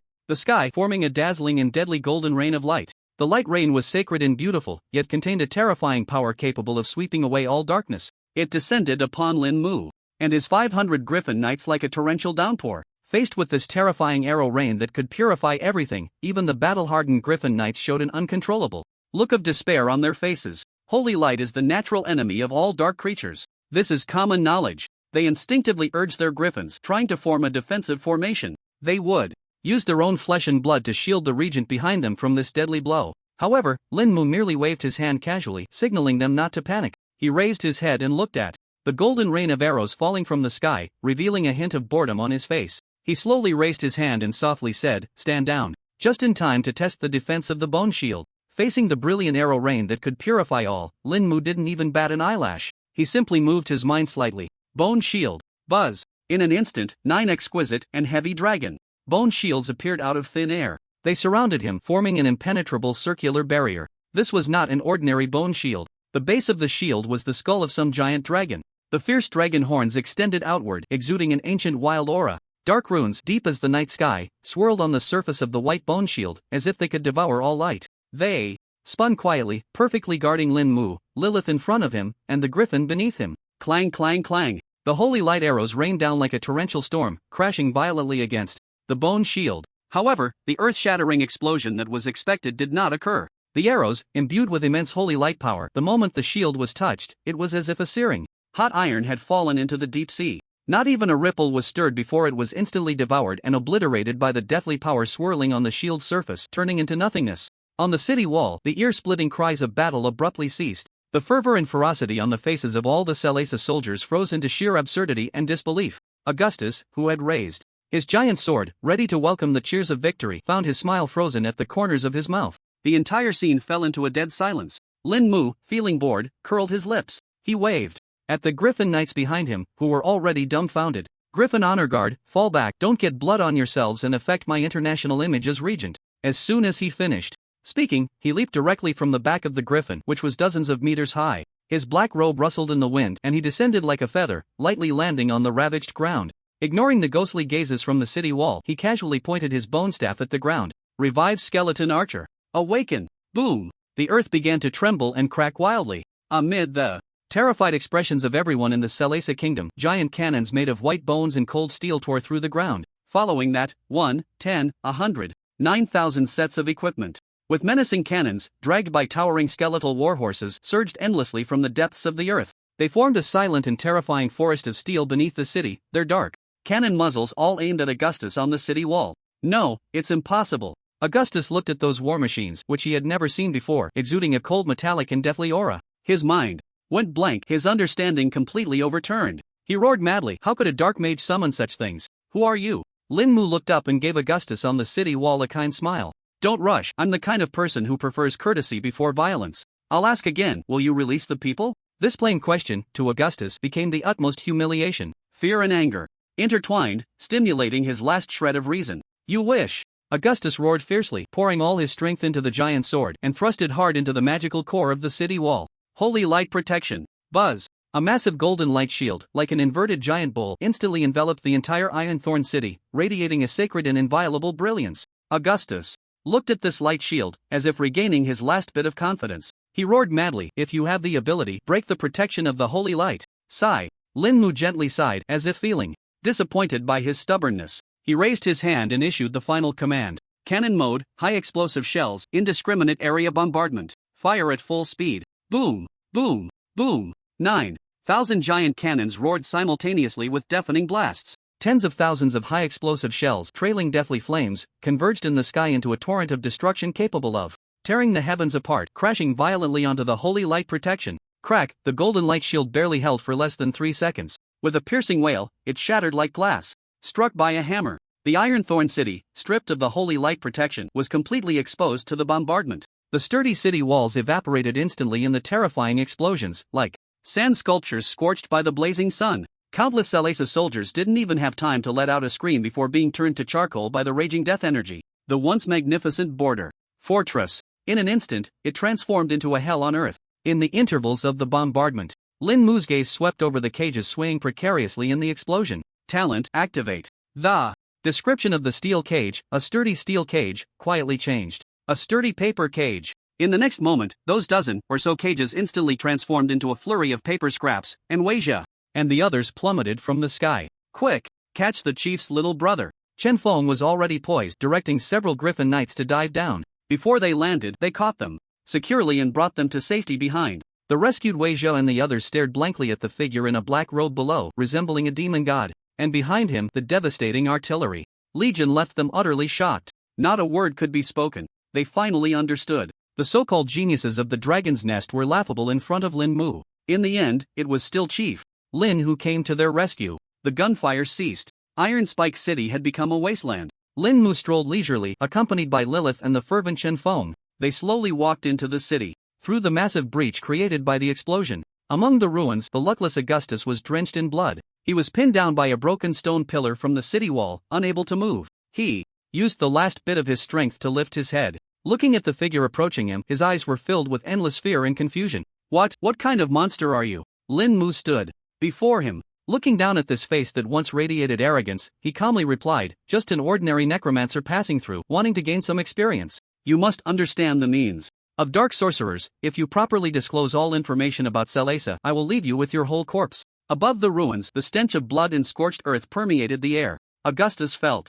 as if his soul was being torn to shreds, every inch of his bones howling in agony. The holy light power he once took pride in had vanished from his body, leaving only endless emptiness and coldness. Drag him over. Lin Mu's voice was as calm as water, devoid of any ripples. Chen Feng immediately complied. Like dragging a dead dog, he pulled the half-dead Augustus to Lin Mu's feet. Speak all the intelligence about the Selesa kingdom. Lin Mu looked down at him from a height, his gaze indifferent. And no way. Augustus used the last bit of his strength to squeeze out broken syllables from his throat. His face still bore the last stubbornness of a paladin. Dirty undead, even if I die, I will not yield to you. Upon hearing this, Lin Mu couldn't be bothered to say another word. Behind him, Lilith revealed a graceful curve at the corner of her mouth. She did nothing, but her azure eyes inadvertently leaked a hint of ancient, pure abyssal lord aura. Buzz. Augustus's body trembled violently. That aura was not a physical attack. It felt like an invisible hand, instantly crushing all the mental defenses he had built with his faith. His knightly honor, his devotion to the holy light, his determination to face death without fear, all collapsed in that moment. His pupils instantly scattered, and deep within his soul, only the most primitive, most humble fear remained. As if an ant was gazing up at a starry sky about to topple. I will speak. I will say everything. Augustus wept, his spirit completely shattered, laying everything bare. The core of our Selesa kingdom's power is the Holy Radiance Cathedral, in the capital, Holy City Lance. The red-robed Archbishop, Lord Boniface, is stationed there. He is a level 65 monarch-level powerhouse. Our holy light power comes from an ancient artifact sealed beneath the cathedral, the statue of the wingless angel. In the extreme fear, Augustus's voice even carried a hint of fervor. You are all doomed. The statue can summon the true spirit of holy light. It is the nemesis of all dark creatures, the supreme existence specifically for purifying the undead. This is our greatest confidence in daring to disregard the corrupted legion and to swallow you. Lin Mu listened, his face still devoid of expression. He was only slightly interested in the LV.65, Lord-level red-robed Archbishop. He wondered how much experience it could provide. As for the so-called spirit of holy light, he couldn't muster even a fraction of interest. Master. Lilith leaned close to Lin Mu's ear. Her breath fragrant, her voice soft enough for only him to hear. Fallen angel reminds me of some past events regarding the traitors of Mount Heaven. Their power is flashy but hollow, merely the remnants of what they have stolen. Lin Mu nodded, indicating he understood. He turned and looked at Chen Feng. Arrange for someone to send Wei Zhou and the others back to the rear, to be handed over to Luo Tian and Xiao Lai for settlement. Tell them that they will not be able to intervene in the upcoming battlefield. Yes, Chief. Chen Feng immediately took the order, directing the Griffin Knights to escort the rescued individuals away. Lin Mu then instructed Wei Zhou. Relay my orders to Gerhardt, telling him to lead the main force of the Lion Legion to immediately gather at the Sarasa border. Having arranged everything, Lin Mu showed no intention of waiting. He stood in the center of the ruins, the Death's Blessing Lich Finger flickering with light. Awaken! Boom! The earth wailed once more. This time, it was a true undead calamity. 198,000 heavily armored, iron skeleton warriors. 18,000 equipped with fearsome giant cannons, skeleton heavy artillery. 1,800 wielding bone staves, supreme skeleton mages. And 2 death dragon knights, riding undead bone dragons, exuding a terrifying aura. A massive undead legion, large enough to instill despair in any kingdom, obscured the entire horizon. They formed a silent and terrifying phalanx. At an incredible speed, they advanced grandly towards the heart of Sarasa. Any enemy resistance along the way crumbled within seconds. Chief's might, sweeping across the 8 realms. For millennia, unifying the continent. Chen Feng proclaimed himself the vanguard commander of the Undead Legion and chief of the Honor Guard. He rode his griffin at the forefront of the legion, displaying his might. Shouting into the empty wilderness, he reveled in his own delight. As the army progressed halfway, a pure beam of light suddenly descended from the sky. Within the light, a phantom of a priest dressed in white robes, with a compassionate expression, slowly materialized. He looked down from above, his voice filled with hypocritical arrogance. The distant black mage, His Eminence Archbishop Boniface, is already aware of your arrival. He invites you to immediately proceed to the holy city of Lance, where your tainted soul will receive its final purification. Lin Mu couldn't even be bothered to lift his eyelids. He simply raised a finger casually. In the center of the legion, 900 skeleton mages understood. The Q. Thunderstorm cloud. Boom! Hundreds of thick lightning bolts converged into a sea of thunder, instantly obliterating the priest's holy light phantom into nothingness. Lin Mu looked towards the direction of the holy city of Lance. He issued new orders to the undead calamity behind him. Advance at full speed. Before night falls, I want to have dinner on the ruins of the Cathedral of Holy Radiance. The holy city of Lance had transformed into a fortress of light. 3 visibly translucent golden barriers, like inverted glass bowls, layered upon each other, enveloped the entire city. Each barrier flowed with holy light runes, chanted and gathered by countless priests and clerics, dyeing the sky a brilliant gold. On the city walls, the Holy Radiance Knights stood densely, clad in silver-white armor, wielding cross swords. Their expressions were fervent, their gazes devout. At the top of the Cathedral of Holy Radiance, Cardinal Boniface gazed indifferently through a massive magical crystal at the black tide slowly approaching the horizon. A confident smirk, full of certainty, lingered at the corner of his mouth. Foolish undead, in the face of absolute holy light, numbers are meaningless. Lin Mu's undead calamity had finally reached the city gates. There were no pre-battle shouts, no unnecessary probing. Lin Mu simply raised his hand casually. In the next second, behind the legion, 1,800 groups of skeletal artillery instantly completed their deployment. Boom! The saturation bombardment began. High explosive and armor-piercing shells were fired in alternation. Terrifying explosions and death energy surged like a storm, violently battering the outermost holy light barrier. However, an unexpected scene unfolded. The barrier shook violently under the bombardment, golden light flashing wildly. Yet it stubbornly withstood the first round of volleys. Countless priests bled from their mouths and noses, yet they continued to chant frantically, pouring their life force into the barrier. It displayed an extraordinary restraint and resistance against the dark energy. Do you see? This is the power of holy light. Cardinal Boniface let out a triumphant sneer. Upon seeing this, Lin Mu maintained his calm expression. He didn't even have the interest to glance at the barrier again, waving the bone staff to issue a new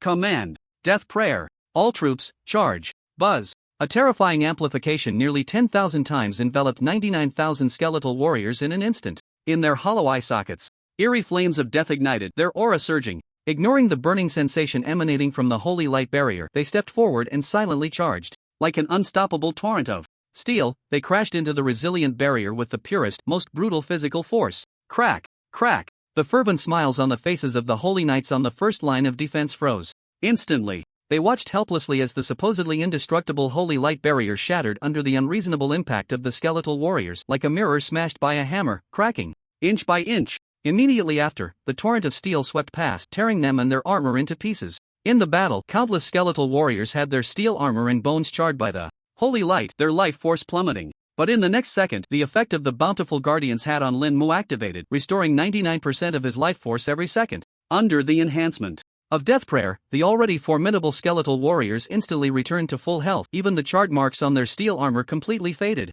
The entire undead army seemed to transform into an indestructible, terrifying force. No, this is impossible. This is blasphemy against the gods. On the city wall, the surviving defenders watched this scene, their faith beginning to crumble. Their eyes filled with endless despair. The second line of defense. The third line of defense. In the face of the continuous bombardment and the undying torrent of steel, they were easily torn apart, as if made of paper. Finally, the undead army stood at the gates of Lance City. Trash. A bunch of trash. At the top of the Holy Radiance Cathedral, Cardinal Boniface looked at the horrific scene in the magical crystal. His expression finally turned extremely grave, and he roared in exasperation. No longer hesitating, a glint of desperate madness flashed in his eyes. He turned and rushed toward the ancient altar deep within the church's foundation. Great Lord of Holy Light, your humble servant offers you everything. Boniface knelt on the ground, took out a dagger, and pulled out his own heart, holding it high. His life force, his soul, the holy light power he had cultivated his entire life, all transformed into nourishment at that moment,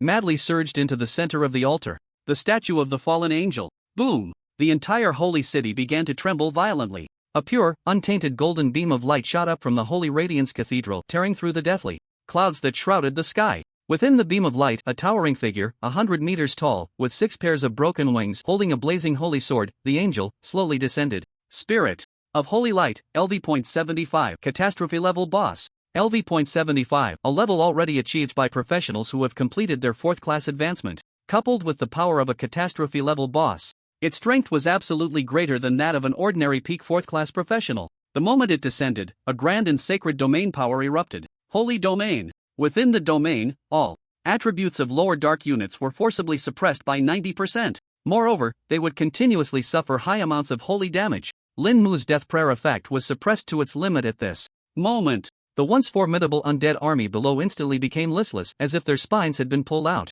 The faceless visage of the spirit of holy light slowly turned towards the tiny figure in the black robe on the ground. A grand and cold voice, devoid of any emotion, resonated through the heavens and the earth. Mortal who desecrates death, kneel and accept purification. Lilith, who had been quietly observing the battle, slightly parted her red lips and let out a faint scoff upon seeing the so-called angel. She spoke in a tone only Lin Mu could hear, laced with a hint of laziness and disdain. Master, it's just a counterfeit made from the power of faith and fragments of a broken divine essence. Not even qualified to guard heaven's mountain. Lin Mu dismissed the ordinary skeleton army that had been rendered ineffective by the domain. He raised his head with interest, examining the golden glimmering angel before him. Then, he turned to Chen Feng, who was already prepared with a bag and trembling with excitement beside him. This thing is definitely going to drop good stuff. Xiao Fengzi, open the bag, get ready to pick up the loot. Dirty mortal, kneel. Faced with the taunts of this false god, Lin Mu couldn't even muster the interest to respond. The spirit of holy light seemed to be enraged by such extreme indifference. It raised the blazing holy sword high, without any flourish, and struck down directly. A terrifying golden sword light, 100 meters long, instantly tore through space. Wherever the sword light passed, even the air was purified into a vacuum. With an unmatched might, it aimed straight at Lin Mu's head. Lin Mu's mind stirred. Roar! Two roars filled with death and brutality suddenly echoed. Two death dragon knights, riding on skeletal dragons, roared forward under the 10,000-fold amplification of death prayer. Their towering bodies, though somewhat suppressed within the holy domain, were of a higher order of death creatures far beyond those low-tier undead, and the impact was not fatal. Death decay. The two dragon knights attacked simultaneously, and the skeletal dragons exhaled two rich, gray dragon breaths. The dragon breaths converged in midair into a thicker column of deathlight, violently colliding with the golden swordlight. Boom! A deafening explosion erupted in the skies. Above the holy city of Lance, the two opposing energies of gold and gray fiercely eroded and annihilated each other. Ultimately, both returned to nothingness in a violent explosion. It was a draw. Amidst the aftermath of the explosion, Lilith's soft voice, tinged with a hint of laziness, once again rang in Lin Mu's ear. Master, its core is the divine essence fragment in its chest. Shatter it, and this counterfeit will fall apart like a sand sculpture. Lin Mu nodded slightly, understanding in his heart, but he did not rush to finish it off. He wanted to see his other toys. How would they perform against a fake angel of this level? Supreme Skeleton Mage. Lin Mu issued the command. The 1800 skeleton mages below raised their bony staffs simultaneously. Fire Dragon. Barrage. Exploding Glacier. Thunderstorm Cloud. The three elemental spells intertwined once again into a torrent capable of destroying heaven and earth. They surged towards the holy light spirit in the sky for a saturated bombardment. However, an unexpected scene unfolded. The fire dragons, glaciers, and thunderstorms, upon touching the layer of divine radiance surrounding the holy light spirit, were completely nullified, as if they had fallen into the sea, not even causing a ripple. Mortal magic cannot harm a divine body. The holy light spirit issued a cold mockery. Chief, this. Chen Feng, witnessing this scene, was so anxious he was pulling at his hair. But then he thought again and immediately straightened his back. Facing Lin Mu's towering figure, he revealed an incredibly fervent blind admiration. The chief must be toying with it. Yes, it must be that way. Lin Mu finally lost his last patience, disdainfully curling his lips. I have to do it myself. The toy's configurations need to be improved. Just as he was about to cast Bone Fong to end this boring farce, a sudden change occurred. The tattoo of the Death's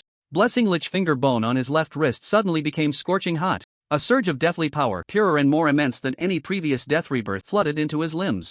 Like a bursting dam. At the same time, a prompt sound that only he could hear exploded. Detected pseudo-god aura, hidden effect, divine devour of Death's blessing lich fingerbone. Activated. Your next death-type attack will deal 1000% additional true damage to divine targets. Lin Mu didn't even have time to check the new description of the fingerbone. In his eyes, an unprecedented brilliance erupted. He raised his hand, aiming at the core on the holy light spirit's chest that radiated blinding light. Bone Fong. Boom. A pure white beam of light formed from 900,000 bone fangs once again pierced through heaven and earth. But this time, a layer of abyssal blackness coiled around the beam, as if it could swallow all light in the world. Crack! A crisp shattering sound echoed through the skies. The black beam ignored all divine defenses. It struck precisely at the so-called divine fragment. The divine fragment shattered with a sound. The massive body of the holy light spirit froze in midair for an instant. Then, like a weathered statue, it crumbled inch by inch, transforming into countless golden specks of light that slowly dissipated. Ding! You have successfully killed the LV.75 catastrophe level boss Holy Light Spirit.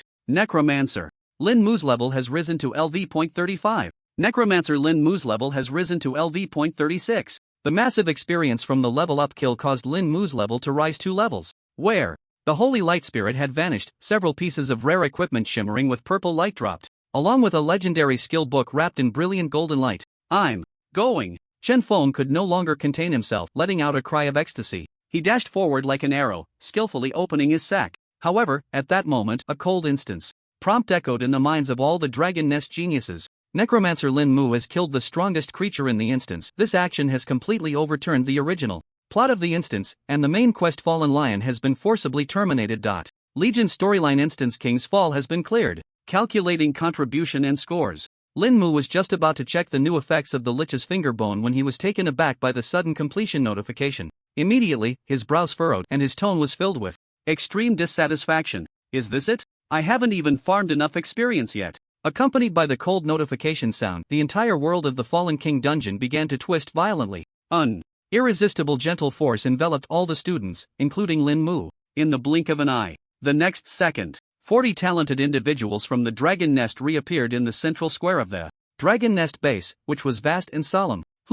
At the edge of the square, Chief Instructor Zhao Tai and several instructors stared at the suddenly lit teleportation portal and the students streaming out of it. They were collectively stunned. Zhao Tai instinctively raised his wrist and glanced at the timer on the military smart brain. The bright red numbers clearly displayed 58 minutes and 13 seconds. From entering the dungeon to its conclusion, less than an hour had passed in the real world. Even if the flow of time was different, this was too fast, right? In previous years, the fastest ones took 3 to 5 days in reality, and the longest even took more than 14 days. System malfunction? Or did some bug trigger a collective teleport out of the dungeon? Countless thoughts flashed through Zhao Tai's mind, and his expression became extremely serious. He immediately contacted the logistics technical department through internal communication, his voice urgent. Quickly check the operational status of the Legion storyline dungeon Fallen King. Is there a problem? However, the reply from the other end of the communicator left him once again in a daze. Report, Chief Instructor, the dungeon is operating normally and has not encountered any faults.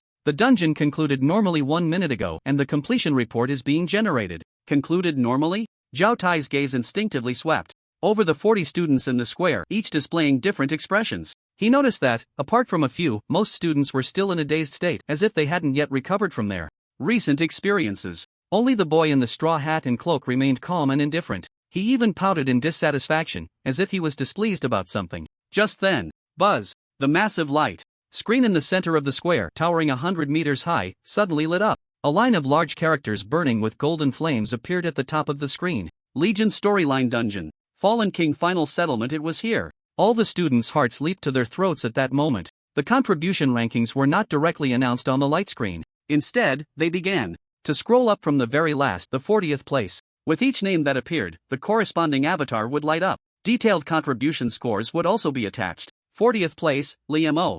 Contribution, 1240. A slender boy saw his name and suddenly staggered, his face turning pale in an instant. Immediately after, his avatar was covered by a layer of cold gray. 39th place, 38th place.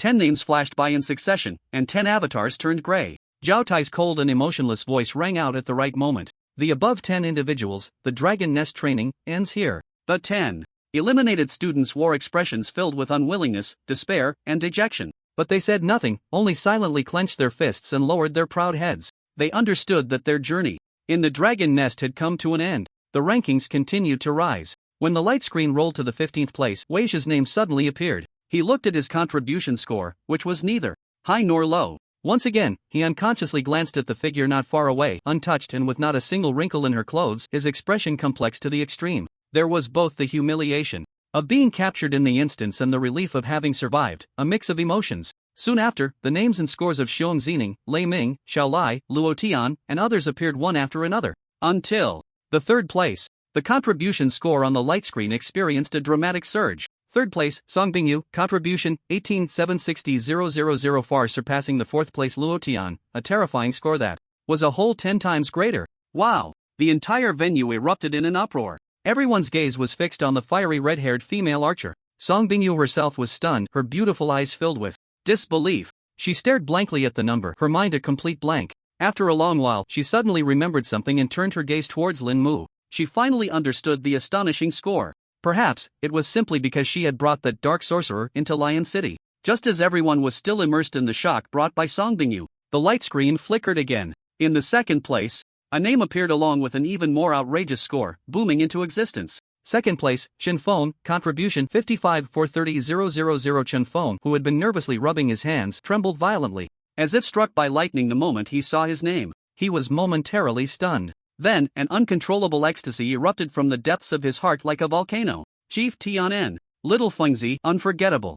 For life. Chen Feng disregarded the strange looks from everyone around him. He deeply bowed towards Lin Mu, performing a 90-degree salute. His voice was loud, and his emotions sincere. It was enough to make listeners solemn and bring tears to the eyes of those who heard it. The surrounding geniuses watched with their eyes twitching madly. In their hearts, they cursed Chen Feng's ancestors 18 generations. Over. Shameless. So damn shameless. But that undeniable jealousy gnawed at their hearts like a venomous snake. At that moment, the square fell into complete silence. Everyone's gaze was firmly fixed at the very top of the light screen, waiting for that name, which was without suspense yet the most anticipated. The numbers on the light screen began to jump wildly at an unprecedented speed. The data stream was so massive that it emitted a zzz sound. The light flickered, as if it would collapse at any moment. Finally, amidst everyone's held breath, that name froze at the top. First place, Lin Mu, contribution, 999, 999, 999. A string of numbers so long it was suffocating. Even the system could not display the number in full. It completely shattered the psychological defenses of everyone present. Zhao Tai looked at this number, then glanced at the maid behind Lin Mu, who had maintained an elegant smile throughout. He felt a dryness in his throat. In the end, he could only utter a murmured expression filled with endless fatigue. As expected, with him around, any test becomes meaningless. The assessment concluded. Zhao Tai waved his hand, announcing the end of the evaluation. The last 10 eliminated students left the venue dejectedly under the guidance of the instructor. Remaining students, disperse and rest. Tomorrow morning, the ranking rewards for this assessment will be distributed uniformly. His voice was filled with an unmistakable weariness and shock. The crowd in the square gradually dispersed. Lin Mu, however, had already turned and was walking towards his residence, his mind racing with calculations. The experience points from this instance were indeed substantial. He regretted directly attacking the holy city, which led to being forcibly kicked out of the instance. He hadn't fully consumed the experience. If this were the real world, the NPCs of the Lion Kingdom would probably be overwhelmed. He must find a larger, more enduring experience farm that allows him to harvest at will. But for now, he should hurry back to check on the changes in the finger bones as well as the equipment and skill books dropped from the dungeons. After Lin Mu left, the central square of the Dragon Nest base was filled with an eerie atmosphere. The 30 outstanding individuals who passed the assessment automatically divided into distinct circles. The liveliest was undoubtedly around Chen Feng. He was surrounded by a crowd, with layers of people both inside and outside. A restrained, yet proud smile adorned his face as he passionately shared his unique chief's trusted advisor teachings. To win the chief's favor, the secret is just 2 words: sincerity. You must genuinely regard the chief as the light of your life, your only deity. Make him feel your pure admiration, free from any ulterior motives. Chen Feng scanned the crowd. So, what's the key? It's timing, it's attitude, and it's the audacity to be shameless. You must learn to treat every word from the chief as a sacred decree and interpret every glance from him as a divine revelation. The surrounding talents nodded repeatedly, as if enlightened.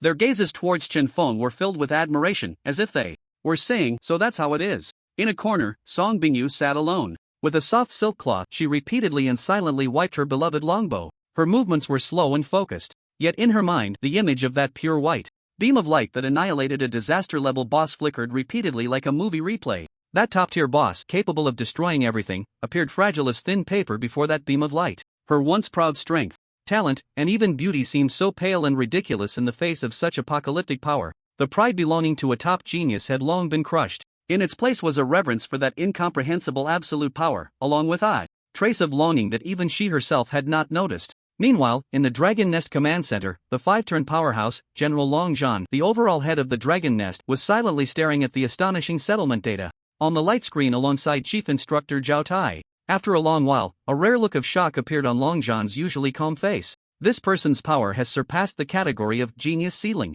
Long Zhan's voice was deep and powerful as he made his final judgment. He himself is a towering tree that needs an entire forest to complement it. Conventional selection is meaningless to him. Zhao Tai nodded in agreement. For him, conventional selection felt more like an insult. Long Zhan remained silent for a moment, lightly swiping his finger across the virtual light screen, pulling up a document marked as S-level top secret and dragging it in front of Zhao Tai. The title of the document was written in bold red letters, codename Tomb of Gods and Demons. This is a living restricted area that has recently appeared deep in the Kunlun Mountains. Long Zhan's expression became extremely serious. According to Energy Wave Analysis, a special occupational inheritance dungeon is suspected to be descending. Zhao Tai nodded. No wonder it was a top-secret document. Occupational inheritance dungeons are 1 in 10,000, usually one-time events. They are the only opportunity, aside from the initial awakening, to change professions and embark on another path to greatness. This was even rarer for special occupations. The laws there have become completely chaotic and distorted, and several elite teams composed of 3-turn powerhouses have already gone missing within the military suspects. This is related to some divine inheritance. Divine inheritance. Zhao Tai's heart skipped a beat. That is a legendary opportunity that can allow a peak 4th-turn powerhouse to bypass the chasm-like bottleneck and directly break through to level 100, 5th-turn holy rank. The meaning of the commander is. Zhao Tai's voice was somewhat dry. The training plan for some of the Dragon Nest students has been changed. Long Zhan's gaze became sharp as a knife, fixating intently on Zhao Tai. Dispatch an elite team led by Lin Mu to the periphery of the Tomb of Gods and Demons to carry out a real combat reconnaissance mission. What? Zhao Tai was taken aback, suddenly standing up. General, that is a certain death mission for them. Even the elite team of the 3rd turn has gone missing. Sending them is no different from sending them to their deaths? In the face of a true dragon, only the boundless sea can test its limits. Long Zhan shook his head, his tone leaving no room for doubt. In a pond, it will only feel constrained. He took out a uniquely shaped encrypted data disk from his pocket and handed it to Zhao Tai. Inside, there is a reward he cannot refuse. Make sure to persuade him. In Lin Mu's exclusive suite, he was sitting cross-legged on the soft carpet, completely immersed in the miniature bone tattoo on his left wrist. Lilith was kneeling beside him, elegantly peeling grapes for him with her delicate hands, the atmosphere serene yet eerie. The attribute panel of the Death's Blessing Lich Bone had changed. Below Effect 3, a brand new effect radiating a ghostly light had appeared. Special Effect 4, Divine Devour. Upon activation, your next death-type attack will deal an additional 1000% true damage when hitting a divine or demi-divine target. Cooldown, 72 hours. Lin Mu's eyes instantly lit up. This was the true divine skill for dealing with top-tier experts. He shifted his gaze to the side. There lay a domineering golden giant axe, and a skill book wrapped in the same golden light. The legendary battle axe, Lord's Fury, that dropped from the King's Fall dungeon. Lord's Fury, LV.60 gold, strength plus 150, constitution plus 100, special effect 1, Lord's Roar. Attacks have a 3% chance to unleash the Lord's pressure, causing all enemies within a 10-meter radius to enter a 2-second suppression state. Attack and defense decreased by 10%, speed decreased by 20%. Special effect 2, Power of Hatred. For each unit killed, gain a layer of hatred mark. Each layer increases physical attack power by 1%, stacking up to 100 layers. Special effect 3, Hatred Burst. Release all hatred marks at once, each layer dealing an additional 5% physical and shadow damage. This axe, even without modification, can be considered a top-tier legendary weapon. Lin Mu casually stowed it away, his gaze falling on the legendary skill book. Skill book, Holy Light Judgment, LV.40. Gold, limited to light classes. Learning requirement, intelligence 200 points. Must have holy light affinity. This skill looks like it was tailor-made for that kid Lei Ming. Just then, knock, knock, knock. A knocking sound echoed. The door's not closed, come in. Zhao Tai entered, his face heavy with pressure. Are we playing another new dungeon? Lin Mu didn't even look up, his tone betraying a hint of barely concealed excitement. If it's another large-scale narrative dungeon like last time, that would be even better. Zhao Tai looked at him, seeing only his eager anticipation for grinding experience. He felt a dryness in his throat. The prepared words were instantly choked back. He took a deep breath and placed the encrypted data disk on the table in front of Lin Mu. In a deep voice, he spoke. This time it's not a dungeon, it's real combat. In the depths of the Kunlun Mountains, an active forbidden zone codenamed Tomb of Gods and Demons has emerged. We suspect that an extremely rare special profession inheritance dungeon is about to be born there, which seems to contain divine inheritance. Such dungeons are one time only. Currently, top forces from Huaxia as well as spies from abroad have already set their sights on that place. Your task is to lead a small team to the outskirts of the forbidden zone and ascertain the situation. Zhao Tai's voice paused, becoming incredibly serious. I must remind you that the danger level of this mission far exceeds anything you have experienced before.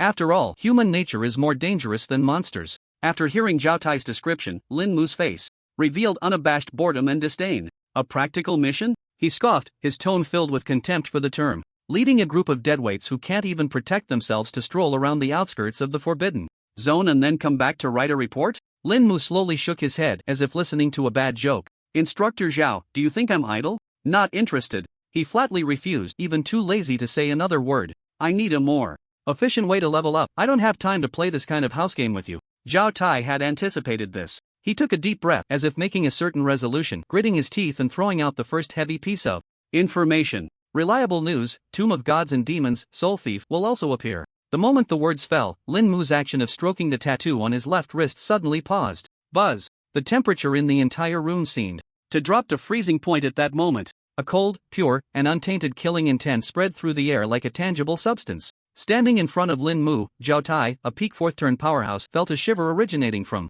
the depths of his soul, and cold sweat instantly soaked through his military uniform. He felt that he was not facing a student in their 30s, but an ancient beast awakening from the endless abyss. Go on. Lin Mu slowly raised his head. His deep-set eyes were terrifyingly calm, without any ripples. But it was this extreme calmness that made Zhao Tai feel a pang of anxiety. Seeing this, Zhao Tai was certain in his heart that he had bet right. He immediately handed over the encrypted data disk that Long Zhan had given him, both hands extended. We have clear intelligence indicating that what appears in the Tomb of Gods and Demons is at least a soul envoy, and it may even be a high-ranking member of the Soul Thief at the soul sacrifice level. Lin Mu took the data disk but did not check it immediately. Beside him, Lilith, who had been quietly peeling grapes for him, showed a hint of barely perceptible curiosity in her azure eyes. She could clearly sense that her mysterious master was experiencing an emotional fluctuation she had never seen before. It was a complex emotion mixed with hatred and desire. Zhao Tai watched Lin Mu's reaction, glancing at the finger-shaped tattoo Lin Mu was stroking.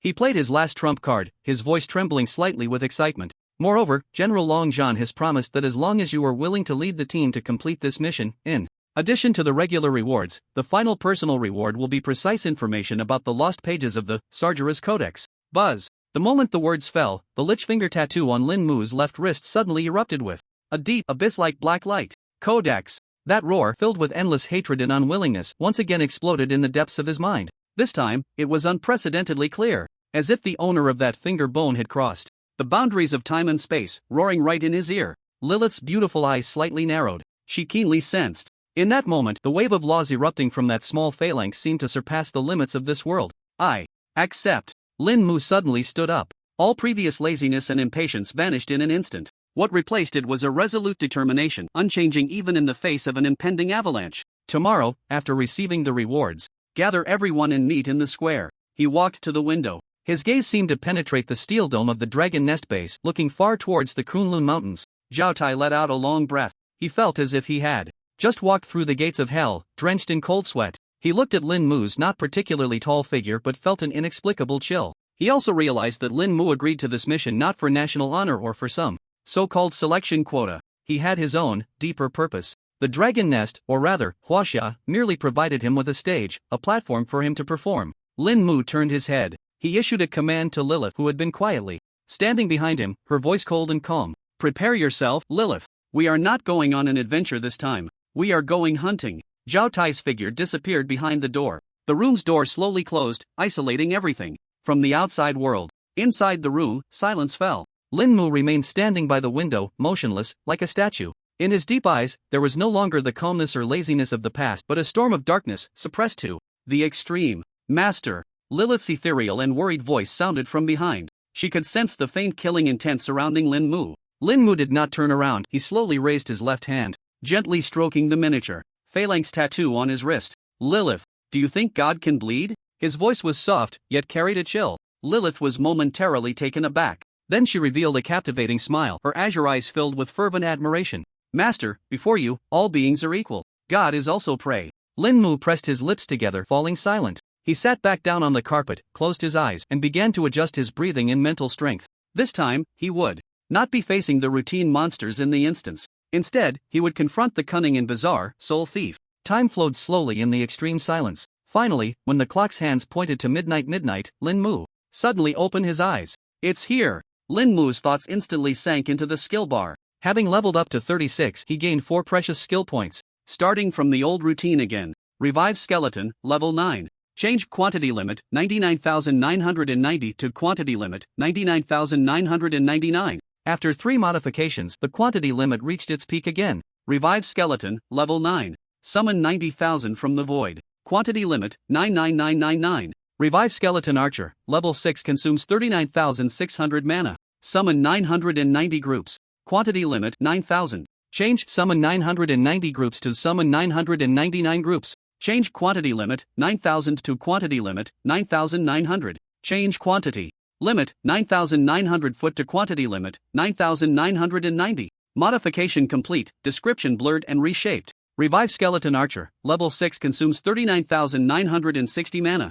Summon 999 groups. Quantity limit 9,990. Revive Corpse Demon, level 2. Each attack has a 99% chance to deal 9,049 poison damage per second, lasting for 9 moments. Change 9,049 poison damage per second to 9,949 poison damage per second. Change 9,949 poison damage per second to 9,999 poison damage per second. Once the limit is reached, consume skill points to increase the level, and poison damage breaks through to 10,049 points. Change 10,000 poison damage per second to 90,000 poison damage per second. Modification complete. Description effective. Revive Corpse Demon, level 3 consume 100 mana to summon a toxic corpse demon with death power.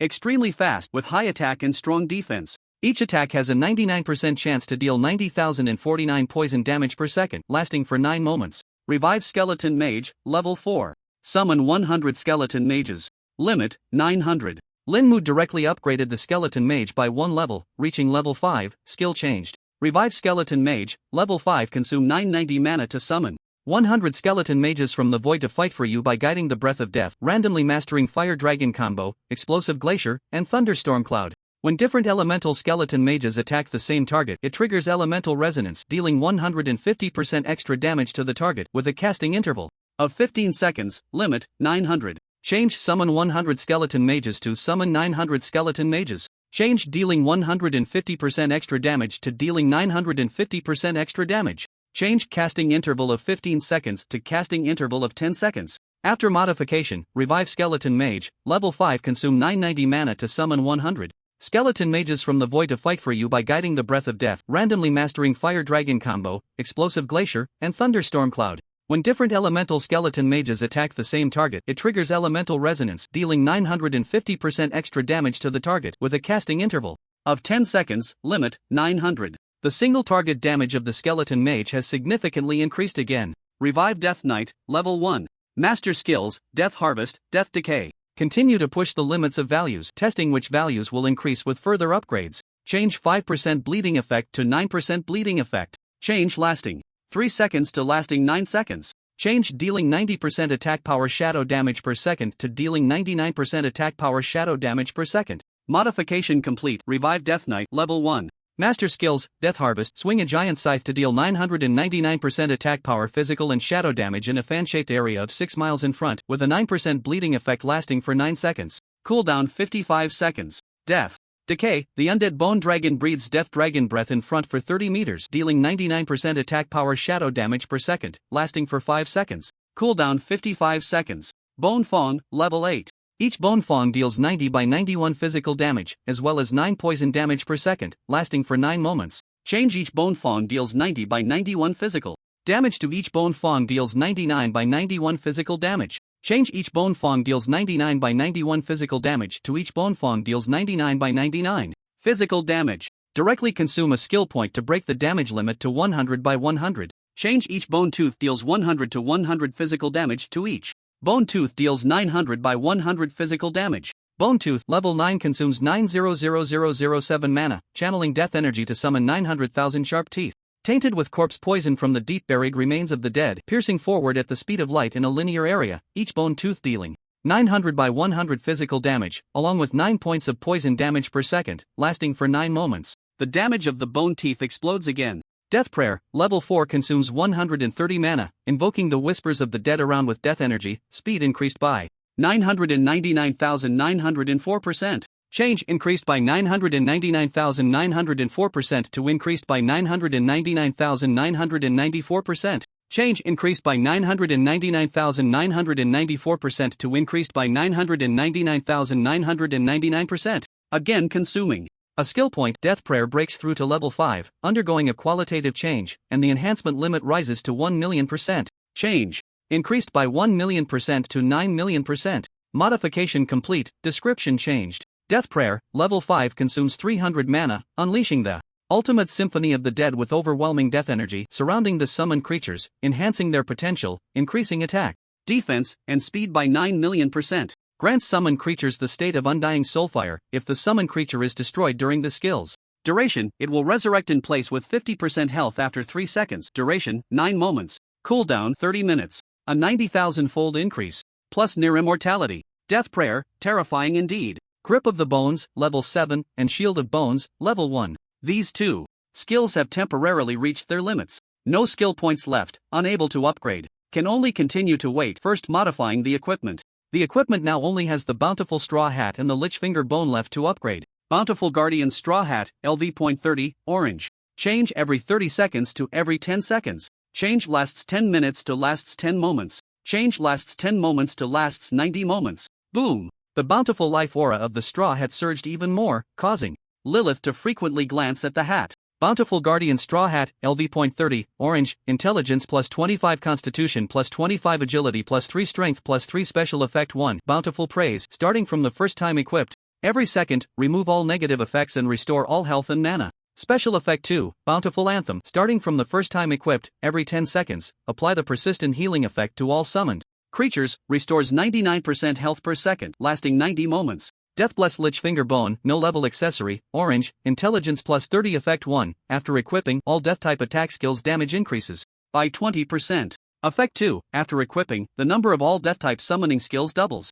Effect 3, after equipping, every hour, receive death rebirth from Lich Sargeras, spirit uplifted, randomly increasing health by 20% to 70%, with a 9.5% chance to permanently increase intelligence and constitution by 1. Special effect, Divine Devour, after activation, your next death type attack when hitting a divine or demi-divine target will deal an additional 1000% true damage. Cooldown, 72 hours. The finger bone activated a new effect in the dungeon and the original special description had disappeared. Change all death type attack skills damage increased by 20% to all death type attack skills damage increased by 90%. Change 9.5% chance to permanently increase 1 intelligence and constitution to 9.5% chance to permanently increase 9 intelligence and constitution. Change your next death type attack to your every death type attack. Buzz. The modification took effect, and the description changed. Death is Blessing Lich Finger Bone, no level accessory, orange, intelligence plus 30. Effect 1, after equipping, all death type attack skills damage increased by 90%. Effect 2, after equipping, the number of summons from all death type summoning skills is doubled. Effect 3, after equipping, every hour, you will receive death rebirth from Lich Sargeras, your spirit will be uplifted, randomly increasing your health by 20% to 70%, and there is a 9.5% chance to permanently increase 9 intelligence and constitution. Special effect. Divine Devour, after equipping, your every death type attack when hitting divine or demi-divine targets will deal an additional 1000% true damage. Awesome! Not to mention the damage increase and attribute boost. The most impressive change is the alteration of the special effect. Originally a temporarily triggered active buff, it has now directly transformed into a permanent passive buff. The change is indeed tremendous. Then it was the same old routine. Opening the attribute panel, Lin Mu still allocated 20 attribute points to intelligence and constitution. Name, Lin Mu, Abyss, Class, Necromancer Level, LV.36, Experience. 2352/2792000 Health 1420/1420 Mana 189900/189900 90 times the limit of magical power source. Strength 20 Straw Hat plus 3 Agility 59 Battle Boots plus 5 Space Ring plus 15 Void Cloak plus 12 Straw Hat plus 3 Intelligence 211 Whisper Ring plus 5 Bone Staff plus 25 Straw Hat plus 25 Finger Bone plus 30 Constitution 142 Chest Armor plus 3 Necklace plus 2 Whisper Ring plus 5 Void Cloak plus 10 Straw Hat plus 25 Free attribute points 0 skill points 0. Another difficult night. Lin Mu even suspected that Lilith had cast some kind of mental charm on him. Otherwise, how could his resolve, built over 2 lifetimes as a man, be so easily shaken by a woman beside him, leaving him restless all night? The morning sunlight streamed through the floor-to-ceiling window into the room. Lin Mu, with faint dark circles under his eyes, sat up in bed. He cast a resentful glance at Lilith, who lay on the other bed, perfectly poised, as if she were a sleeping work of art. Lilith. His voice carried a hint of horse fatigue. Master, you're awake. Lilith instantly opened her azure eyes, her voice ethereal and pleasant. With a pure, flawless smile on her face, it was as if everything from last night had nothing to do with her. Lin Mu took a deep breath, trying to make his tone sound more intimidating. I warn you, if you do it again tonight. Master. Lilith gently interrupted him. The corner of her mouth curled into a smile that could captivate anyone. Slowly loosening the tie of her robe, she revealed her delicate collarbone. Lilith, at your service anytime. Lin Mu. Just as he got out of bed, Uncle Chen came to find him. With Lilith doing this again, he was about to reach his limit. Playing mind games with a ruler of the abyss who had lived for billions of years made him feel like a newborn baby. Lin Mu rushed into the bathroom, letting the cold water drench him and the furious faucet, the fire within him slightly subsiding. I can't take it anymore. If she keeps this up tonight, I won't hold back. In the central square of the Dragon's Nest base, the atmosphere was solemn. The 30 outstanding individuals who passed the final assessment stood in neat rows, each face bearing a hint of excitement and anticipation. When Lin Mu appeared leisurely with Lilith, all eyes instantly converged on them. Especially the geniuses who had just learned Chief's trusted advisor from Chen Feng, eagerly waiting for their chance to shine. Chief Instructor. Zhao Tai stood on the high platform at the front of the line, his gaze briefly resting on Lin Mu. He then cleared his throat, his booming voice resonating throughout the square. First of all, congratulations to you all. Now, let's distribute the final ranking rewards for this Legion storyline instance. Zhao Tai wasted no time with unnecessary words and got straight to the point. From 30th to 21st place, each will receive 3 bottles of Advanced Mana Recovery Potion and 3 bottles of Advanced Life Recovery Potion. From 20th to 11th place, each will receive 3 bottles of Perfect Level Mana Recovery Potion and 3 bottles of Perfect Level Life Recovery Potion. From 10th to 4th place, each will receive 1 piece of their choice of purple rare equipment. At this announcement, a suppressed gasp arose from the ranks. Purple equipment. Suitable for themselves. Even for these prodigies, it was a treasure that was hard to come by. 3rd place, Song Bingyu. Zhao Tai's gaze shifted to the fiery red-haired female archer. Reward, rare level skill book, Flame. Piercing arrow. Song Bingyu's body trembled, a flicker of disbelief flashing in her beautiful eyes. She instinctively looked towards Lin Mu. She knew very well that if it weren't for her good luck in having Lin Mu come to her rescue, she might not even have made it into the top 5. She silently nodded in Lin Mu's direction, expressing her gratitude. 2nd place, Chen Feng. Zhao Tai's lips couldn't help but twitch slightly. Reward, rare. Level skill book, Thunderstorm Barrage. Chief is amazing. Little Feng is utterly grateful. Chen Feng rushed out of the line, nearly in tears. He performed a deep 90-degree bow towards Lin Mu, his movements precise, and his emotions sincere. The surrounding geniuses watched with envy, cursing themselves for not having such thick skin. Finally, the entire venue fell silent. Everyone held their breath, their gazes fixed intensely on Zhao Tai. Influenced by this strange atmosphere, Zhao Tai took a deep breath, his voice becoming incredibly serious. 1st place, Lin Mu. He carefully retrieved 2 items from his storage space. One was a pill that was crystal clear, radiating a soft glow. The other was an ancient book wrapped in chaotic light, its material indiscernible. First, Advanced Spirit Nourishing Pill. After consumption, it permanently increases intelligence by 10 points and can only be consumed once in a lifetime. Boom! The square erupted in an uproar. A pill that permanently increases attribute points, and by so much. This was no longer comparable to equipment or skills, this was a legendary divine item. Under countless gazes that seemed ready to shoot fire, Lin Mu calmly stepped forward. He took the pill, not even glancing at it, and directly stored it away. He had consumed the basic version of this item before in Shilin. Zhao Tai watched his nonchalant demeanor, his eyelids twitching again, and he forced himself to continue. 2nd, rare level skill book, Bone Spike Impact. He solemnly handed the book radiating a purple-black glow to Lin Mu. Lin Mu accepted it, his mind stirring. Skill book, Bone Spike Impact, LV.30, limited to necromancers, learning requirement, 80 intelligence points. Another damage skill. Very good. Lin Mu put away the skill book, casually uttering 2 words. Zhao Tai looked at his expression, which was as calm as a still pond, and sighed deeply in his heart. He cleared his throat, picked up the ranking booklet, and his expression became serious again. The rewards have been distributed. Now, Lin Mu, Chen Feng, Song Bingyu, Luo Tian, Xiao Lai, Lei Ming, Xiong Zining, Tang Yao, Lu Hengqi, Ren Miao. Oh, and Weijia, these 11 people come with me. The others can disperse first and wait for further notice.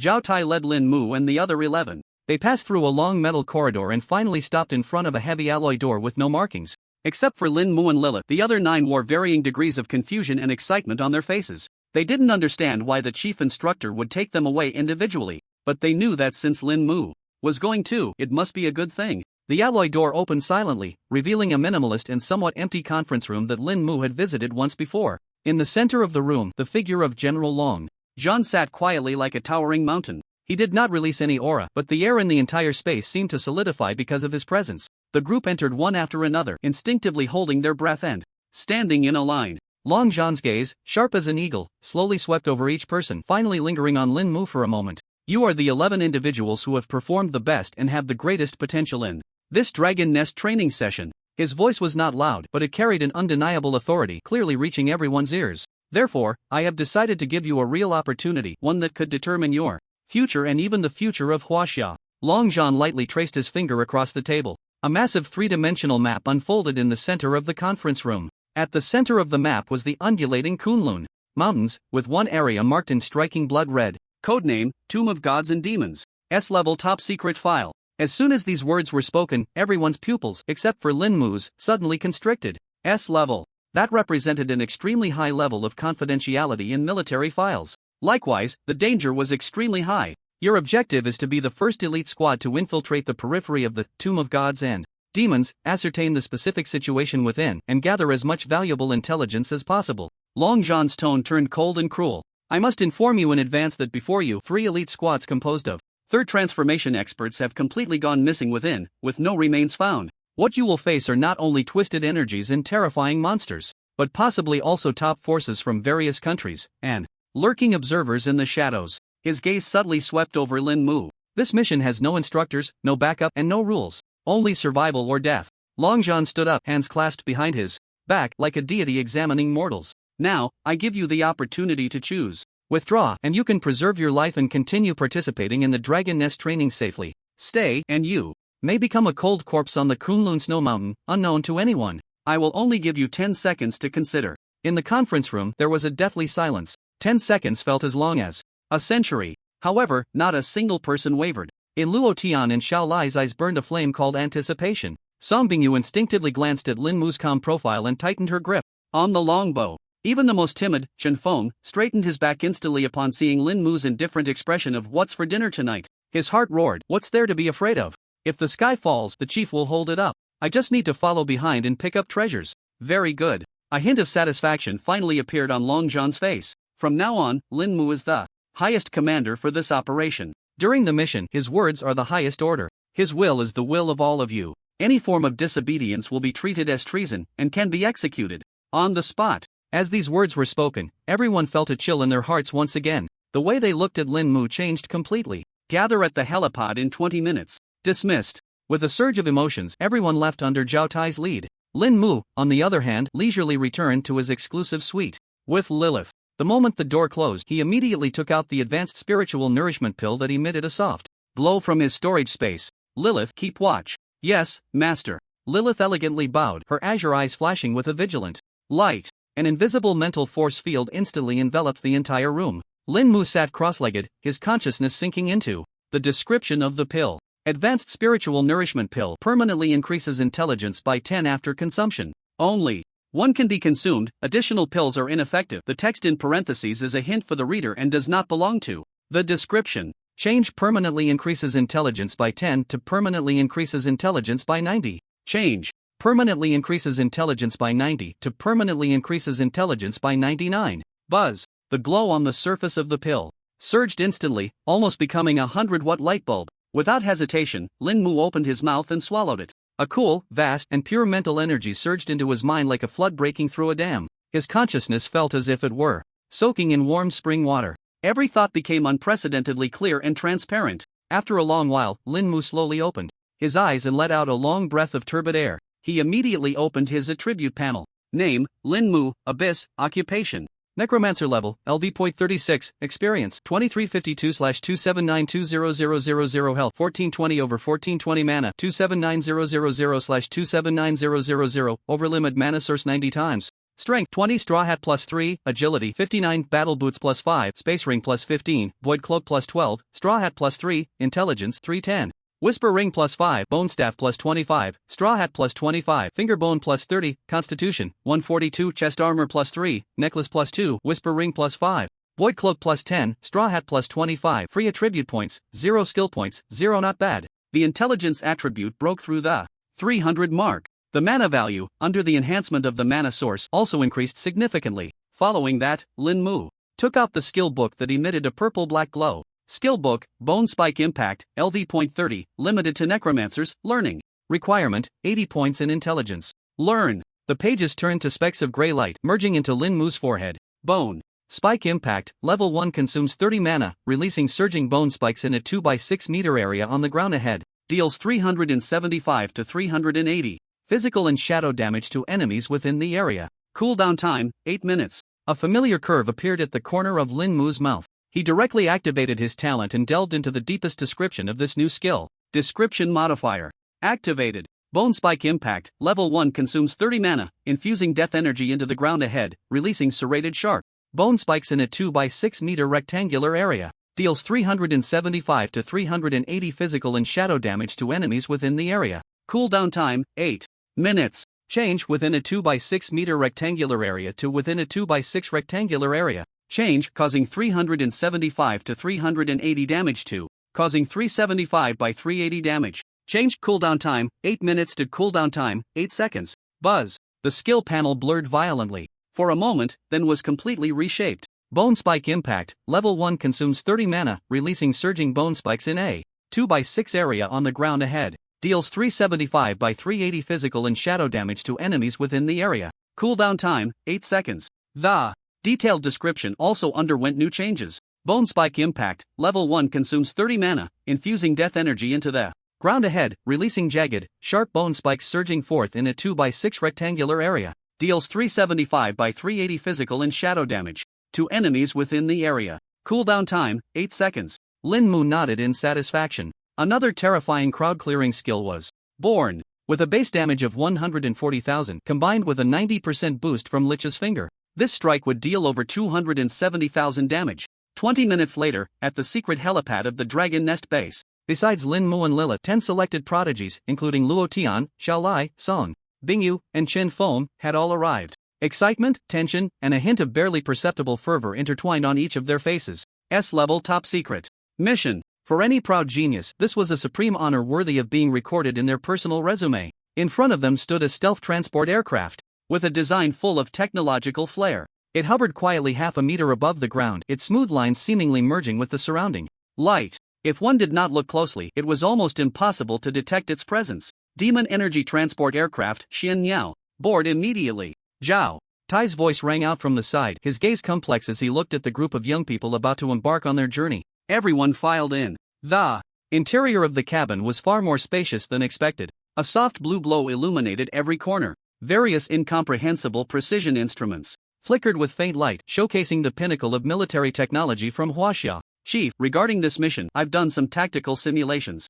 As soon as Luo Tian settled down, he eagerly opened his tactical tablet, trying to discuss with Lin Mu. Lin Mu leaned back in the most comfortable seat, eyes closed, responding lightly. Report, Chief, based on known intelligence, the energy field around the Kunlun Mountains is extremely unstable. We might. Xiao Lai immediately stood up, reporting with standard military posture.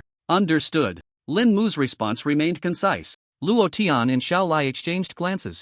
They both saw a hint of helplessness in each other's eyes and could only sit back down reluctantly. The atmosphere in the cabin felt somewhat oppressive due to Lin Mu's silence. Only one voice would occasionally break this tranquility. Chief, are you thirsty? This is the chilled juice I specially prepared for you. Miss Lilith, you should try this, the beauty-enhancing deep sea pearl cake. Chen Feng buzzed around like a diligent bee, holding a large tray, busy in front of Lin Mu and Lilith. Lin Mu accepted everything with a smile. Chen Feng's face instantly lit up, as if he had received a great reward. He then began to extol Lin Mu's brilliance and might endlessly, becoming the only noise source in the cabin. Half a day later, the Xian Niao landed smoothly after a slight tremor. The cabin door opened, and a chilling atmosphere mixed with snow and gunpowder rushed in. This was the edge of the Kunlun Mountains, a temporary military outpost codenamed Jinmo. Everywhere, there were professional soldiers clad in heavy combat gear, exuding a fierce aura. Their eyes were vigilant, their movements hurried, creating an atmosphere at the outpost as heavy as iron. A one-armed, one-eyed LV.53 veteran commander received them.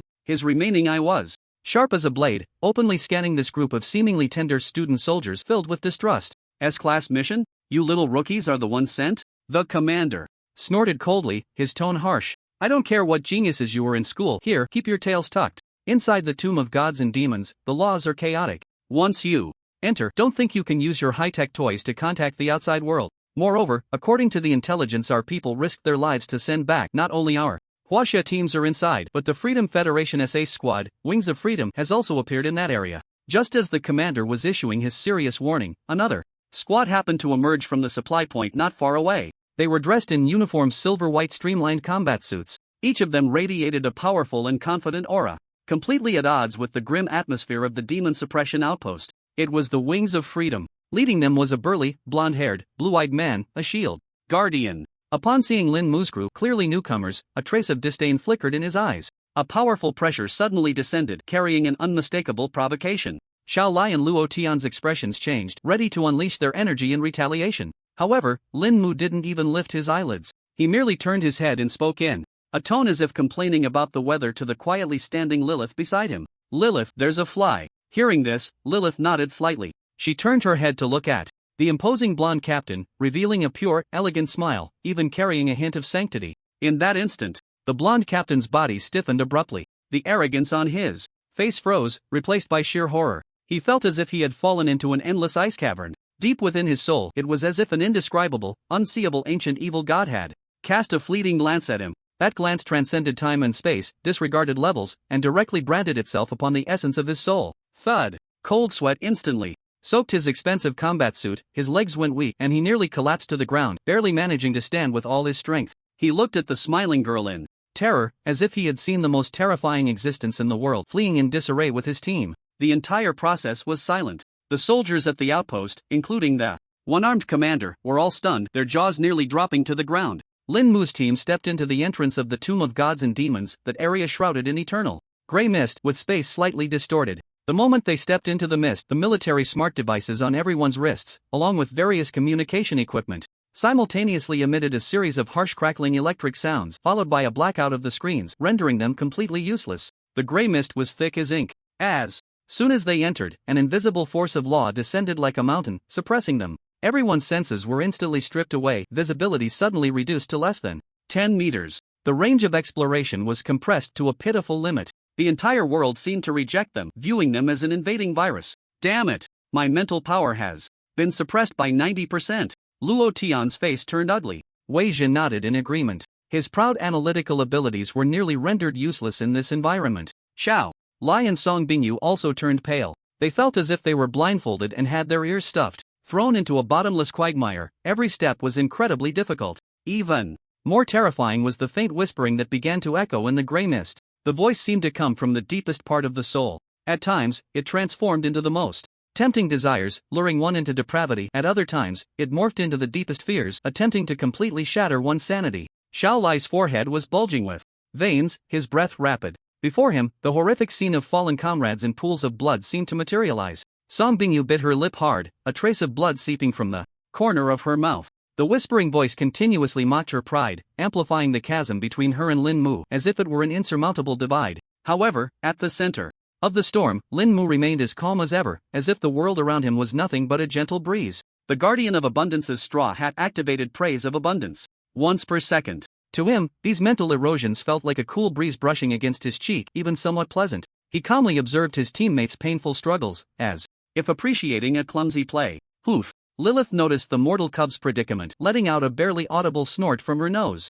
A vast wail emanating from the Lord of the Abyss spread like invisible ripples. In an instant, all the demonic whispers invading everyone's minds vanished, as if melted away by sunlight on ice and snow. A field of absolute silence formed within dozens of meters around the team. The pressure suddenly lifted, and Xiao Lai and the others gasped for breath. Their gazes towards Lilith were filled with deeper awe and shock. The chief's heart is as solid as a rock, impervious to all. Miss Lilith's divine might is unparalleled. These mere demonic whispers are but background music for the chief's entertainment. Chen Feng immediately seized the opportunity, his flattery arriving late but still timely. The others were already numb to it, finding it unremarkable. The threat of the demonic whispers had just been lifted. In the gray mist, dozens of ghostly green figures quietly emerged. They were LV.40 elite monsters, Wraith Guardians. These wraiths were entirely ethereal, immune to all pure physical attacks. They also possessed extremely high resistance to conventional elemental magic. Damn it! My sword energy just passed through. Xiao Lai's heavy sword strike seemed to hit nothing but air.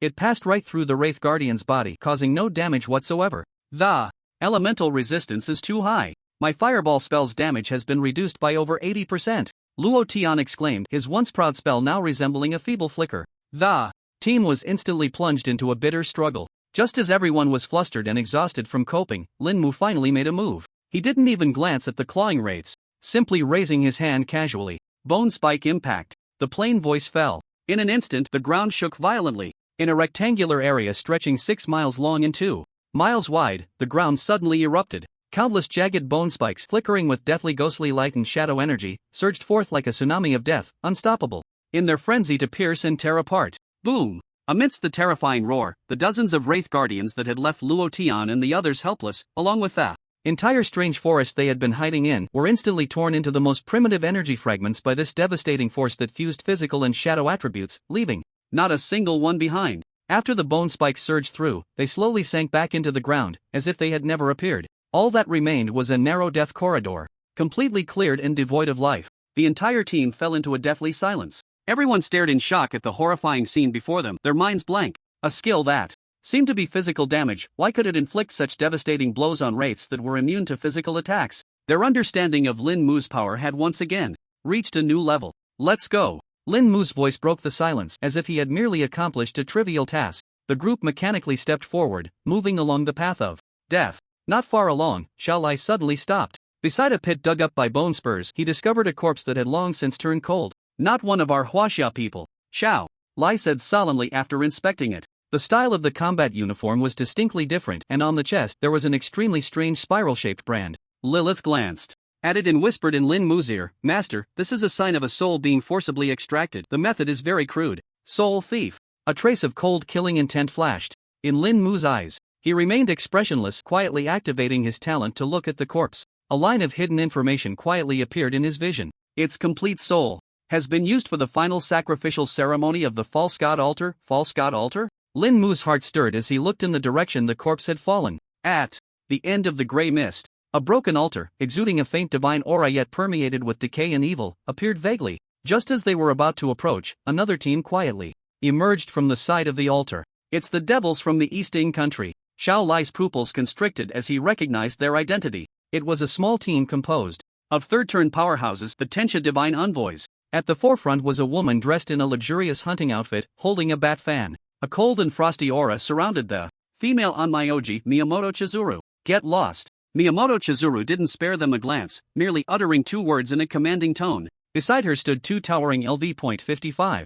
Powerful Shikigami, the Oni warrior, wielding menacing samurai swords. They suddenly stepped forward, exuding a suffocating powerful pressure that bore down on Lin Mu's team. They clearly regarded the altar as their target as well. Lilith leaned closer to Lin Mu, her red lips brushing against his ear, exhaling softly. "Master, the scent of this altar. It smells like rotten pork disguised as offerings to the gods. A very crude divinity.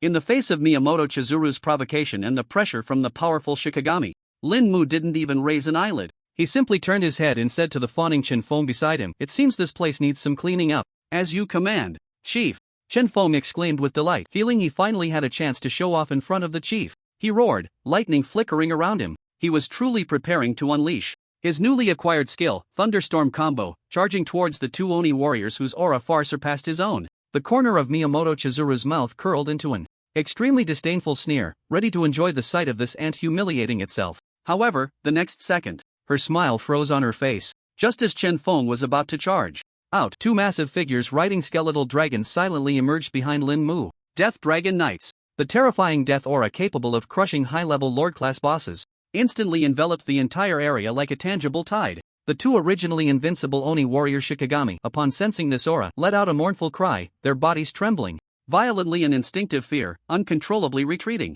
The disdain and arrogance on Miyamoto Chizuru's face were instantly replaced by extreme fear and disbelief. Her pupils constricted sharply in horror. She finally understood. The necromancer before her, who had appeared lazy and casual from the beginning, was the true master of life and death in this place, the terrifying evil god. The appearance of the two Death Dragon Knights instantly dyed the entire world in shades of despair and grey-black. The pressure emanating from the source of death was like millions of tons of seawater pouring down from the heavens. In an instant, it crushed all of Miyamoto Chizuru's pride and confidence. The two LV.55 Oni warlord Shikigami she was so proud of couldn't even withstand a second of resistance. The menacing katanas in their hands melted like candles the moment they came into contact with the Death as Decay Dragon breath. Following that, their sturdy armor disintegrated, and finally, their spiritual forms constructed from yin-yang techniques. There were no screams, no struggles, only the hissing sound of corrosion. The two powerful Shikigami, before the horrified gazes of Miyamoto Chizuru and her teammates, turned into two puddles of oozing black smoke. Every member of the Amaterasu Divine Guard team, without exception, felt their legs go weak, their weapons clattering to the ground, unable to even entertain the thought of resistance. Their hearts shattered. Lin Mu did not order a complete extermination, nor did he make any unnecessary movements. He simply watched Miyamoto Chizuru, whose face was as pale as paper and whose body trembled violently from fear, as if she were an inconsequential ornament. Say collaborate. Miyamoto Chizuru managed to squeeze out 2 words from her throat, her voice hoarse and dry. She knew that in the face of absolute power, she had no bargaining chips. Go on, Lin Mu's voice remained calm. Miyamoto Chizuru dared not conceal anything, humiliatingly laying everything bare. They had been lured here by information purchased at a high price from the black market, which had been leaked. The intel was explicit, claiming that in the outer area of the Tomb of Gods and Demons there was an ancient altar left behind. The altar was the true treasure, where a fragment of a fallen deity's soul lay dormant, about to awaken. Whoever could gain the deity's favor would obtain a divine inheritance that could elevate them to greatness. After hearing her account, Luo Tian and Xiao Lai exchanged a serious glance. This was clearly a massive bait aimed at the top professionals of various countries. Very well, Lin Mu nodded, casually instructing. Now, your task is to scout ahead. Miyamoto Chizuru's body trembled again, but she could only humbly nod in agreement. Yes. Under the trembling guidance of the Eastern Japan team, everyone slowly approached the dilapidated altar that emitted a faint glow. As they drew closer, the sacred aura of the altar grew increasingly intense. Buzz. The moment they stepped into the 100-meter range of the altar, the light in the center of the altar suddenly blazed forth. A holy phantom, 10 meters tall and constructed entirely of gentle holy light, slowly materialized. Its features were indistinct, yet it radiated an aura of compassion that inspired both awe and closeness. Lost lambs. The voice of the phantom was grand and solemn, as if resonating directly within each person's soul. I am the remnant soul of the fallen god Delphina, who has slept here for 10,000 years, waiting for a fated one to inherit my divine power. Kneel and offer me your most devout faith, and I shall grant you supreme glory. The members of the Amaterasu Divine Guard team instantly erupted with fervent light in their eyes. They were almost ready to kneel and worship on the spot. Even Luo Tian, Xiao Lai, and the others couldn't help but feel their spirits sway, developing a strong desire for that divine power. Only Song Bingyu bit her lip hard, forcing herself to divert her gaze from the holy phantom and fixate tightly on Lin Mu's back. She had learned, in this man's judgment, any seemingly immense opportunity could be a deadly trap. Before the altar, only Lin Mu and Lilith showed no change in expression. Lin Mu even yawned. He lifted his eyelids, looking at the holy phantom radiating compassion, and asked in a tone as if he were merely asking for directions. You dare to call yourself a god? As these words were spoken, the entire venue fell into silence. The members of the Amaterasu Divine Guard looked at Lin Mu as if he were a madman. Luo Tian and Xiao Lai's hearts raced to their throats. The mercy on the face of the holy phantom instantly froze. A chill and brutality, like a volcano, erupted violently. Ignorant mortal, you dare to desecrate the divine. The phantom no longer disguised itself, its grand voice turning sharp and distorted. Its holy form exploded with a thunderous roar. It transformed into a pitch-black storm composed of countless faces wailing in agony. A towering LV.65 Lord-level boss, God's progeny, revealed its true form. Boom! The entire altar instantly became a massive black vortex. A terrifying suction force came from all directions, crazily pulling at everyone's souls. Ah! A member of the Amaterasu Divine Guard screamed in agony. His soul was forcibly yanked halfway out of his body, his face twisted in extreme pain. Just as everyone struggled to resist, the scene fell into chaos. A piercing, triumphant laughter came from a nearby cliff. Kick. Welcome to my feast, talented individuals from Huaxia and Donying. A figure dressed in a black robe and wearing a bizarre spiral mask appeared quietly, like an audience enjoying a play. The Soul Thief.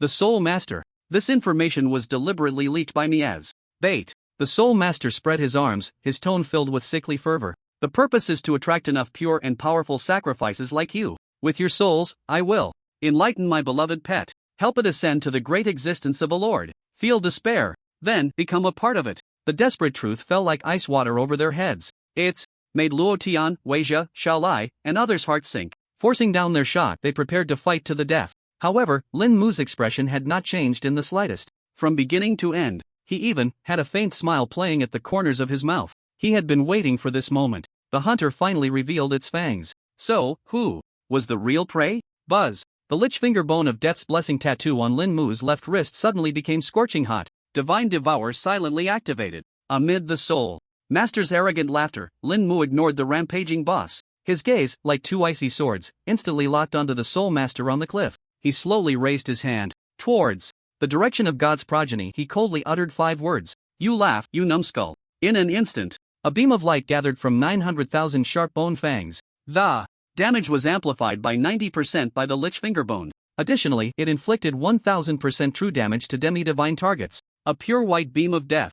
It tore through space at a speed that transcended vision, precisely crashing towards the arrogant god's progeny. On the cliff, the Soul Master's laughter abruptly stopped. The silver mask on his face instantly became covered in web-like cracks. That light was neither scorching nor dazzling, yet it enveloped a black aura capable of silencing the divine. When this beam of death, gathering 900,000 bone fangs and carrying 10,000 times amplification and 1,000 times true damage, tore through the gray mist, the LV.65 Lord-level boss, God's progeny, formed from countless tormented souls, let out a soul-rending wail the moment it came into contact with the white light. That wail did not stem from the pain of flesh, but from the purest fear of a life form being completely erased from its very essence. There was no earth-shattering explosion, no aftershocks from energy collisions. The massive body of the god's offspring crumbled and dissipated silently, like snow under the sun, in the shocked or numb gazes of everyone present. In just a breath, the once invincible pseudo-god completely vanished from this world, as if it had never existed. Put. On the cliff, the soul envoy suddenly spat out a mouthful of pitch-black blood mixed with fragments of internal organs. His body shook violently, as if struck hard in the chest and abdomen by an invisible heavy hammer. The terrifying backlash from the soul link felt like being struck by lightning. The strange spiral mask on his face was cracking more and more. Beneath the cracks, a pair of eyes were filled with extreme horror and disbelief. He could never have imagined that the perfect creation, which he had poured countless efforts into and was personally granted the core by the soul sacrifice lord, would be killed in a single blow, without a moment's hesitation. At the moment the soul envoy spat blood, he crushed a black rune-shaped spatial item hidden in his sleeve without any delay. Escape! He had to escape immediately. This seemingly weak necromancer was a monster, a demon. However, the space around him did not crack open as he had expected. Instead, it froze, like a lake, instantly solidifying. Then it emitted a crisp sound like breaking glass. An elegant and ethereal figure had quietly appeared behind him without him noticing. In Lilith's azure eyes, a trace of absolute authority belonging to the Abyss Lord flashed by, yet her lips curled into a playful smile that could lead gods to fall. In the Master's hunting ground, she said, there's no prey to escape. Lin Mu walked slowly to the soul envoy, who was immobilized by an invisible force. Upon sensing the faint aura of a lord emanating from Lilith, the soul envoy's mental defenses completely collapsed and his body trembled like chaff. Speak, Lin Mu's cold voice was like the final decree of judgment. It's the command of the Soul Master. Under extreme fear, the soul envoy, in a daze, stammered out the shocking secret. To use the souls of the strong from various nations as a guide to awaken the sleeping corpse of the ancient god. That is the key to opening the ascension path. After hearing the soul envoy's information, Lin Mu roughly understood the outline of the entire conspiracy. The ultimate goal of the soul thieves was to use some even more terrifying existence in this ancient battlefield to achieve their unspeakable purposes. The top professionals from various nations were the most crucial part of their plan to activate the altar and sacrifice souls. There were not just one but multiple such pseudo-god altars in this area. The Dragon Nest students had also accidentally stumbled into the trap. Lin Mu's gaze suddenly turned cold as he pressed for a name that was crucial to him. Xian Huan, where is she? Xian Huan, Lord. Just as the soul envoy was about to speak, his body could no longer withstand the backlash from the death of the god's offspring, as well as the trace of fearsome power that Lilith had casually released to trap him. His body silently turned to ashes, as if he had never existed. The critical clue was thus interrupted. Master. A trace of panic and self-reproach suddenly appeared on Lilith's face. It was my carelessness, please punish me. Lin Mu shook his head. He naturally would not blame her. Everyone present, including the surviving Miyamoto Chizuru team and Lin Mu's own teammates, were completely stunned by this thunderous method and the unabashed cold-killing intent.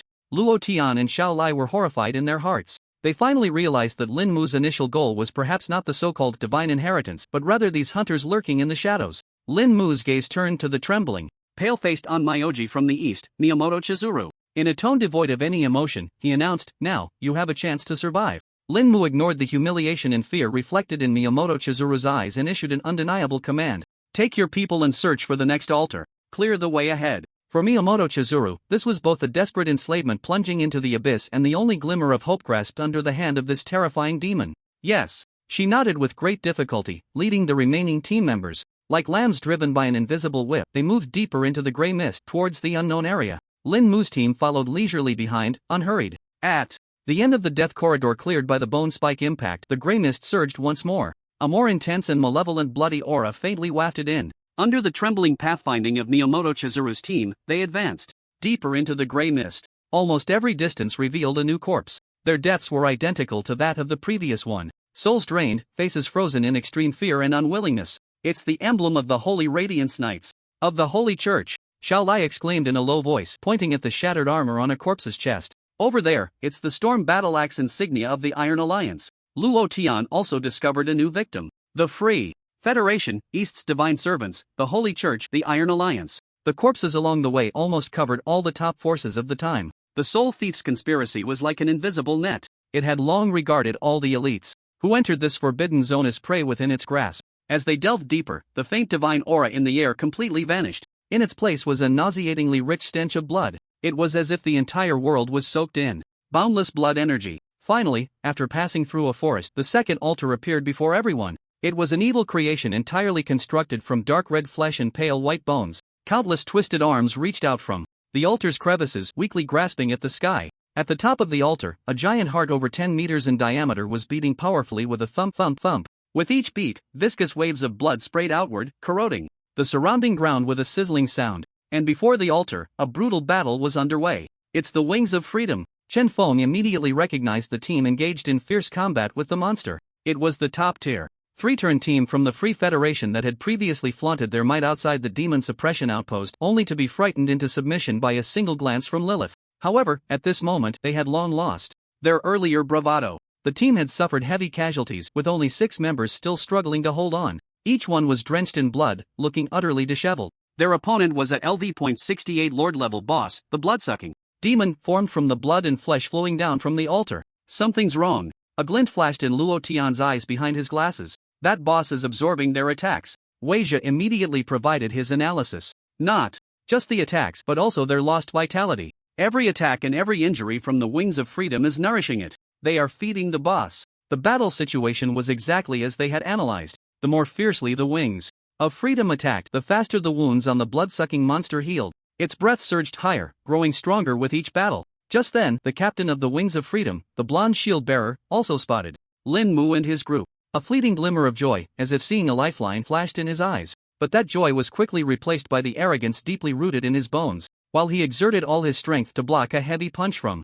the blood-sucking monster, his body was jolted back repeatedly. At the same time, he shouted towards Lin Mu's direction in a voice that brooked no argument, hoarse with desperation. Eastern rookies, what the hell are you waiting for? Come over and draw the fire. Create opportunities for us to attack. The captain's roar echoed across the bloody battlefield. However, Lin Mu seemed to have not heard at all. He didn't even bother to lift his eyelids, casually waving his hand. Rest in place. Chen Feng immediately understood, pulling out a large pile of recovery potions from his storage space, grinning as he distributed them to everyone. Come on, take a break, have some potions, the chief is treating. Lin Mu's team leisurely watched the spectacle from less than 100 meters away from the brutal battlefield. Over there, the Amaterasu Divine Envoy team led by Miyamoto Chizuru seemed to be infected by the kingly aura of the blonde shield-bearer, triggering a subconscious desire to assist the Wings of Freedom. But as soon as she moved, she met Lilith's blue eyes, which held a smile that was not quite a smile. Miyamoto Chizuru's body instantly felt as if it had fallen into an ice cave, freezing in place, no longer daring to make a move.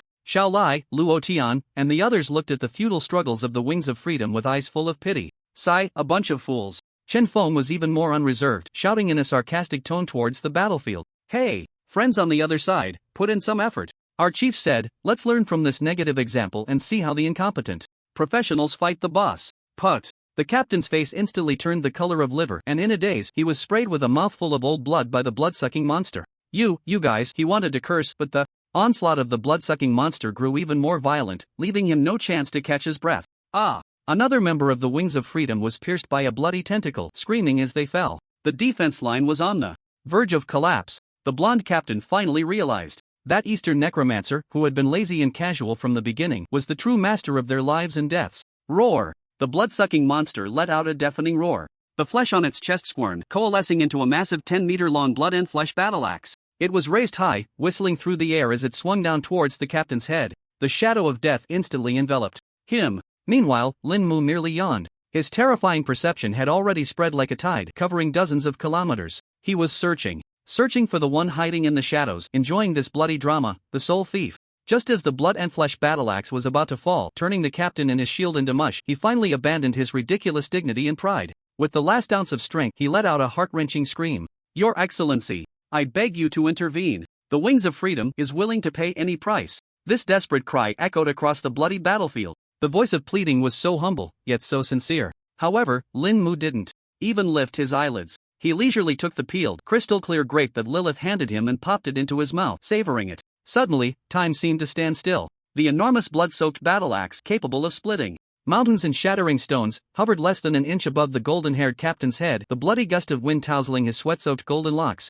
The bloodsucker's crimson eyes flashed with a hint of human confusion, as if its attack command had been forcibly interrupted by an invisible force. Chief, these foreign devils are making quite a nice racket, Jin Feng said with a cheeky grin while retrieving fresh fruit for Lin Mu. Just a bit too noisy for your refined taste. Shall I go make them shut up? On the other side, the surviving members of the Wings of Freedom looked at their captain, whose expression was filled with humiliation yet sparked with a glimmer of hope. Each of them felt their minds shatter, teetering on the brink of collapsing and being reshaped. Their captain, the pride of the younger generation of the Free Federation, the future bastion of their territory, now resembled a dog, wagging its tail in submission. Finally, just as the golden-haired captain felt his heart about to burst from the overwhelming fear, Lin Mu slowly stood up. He strolled forward, walking leisurely to the edge of the brutal battlefield.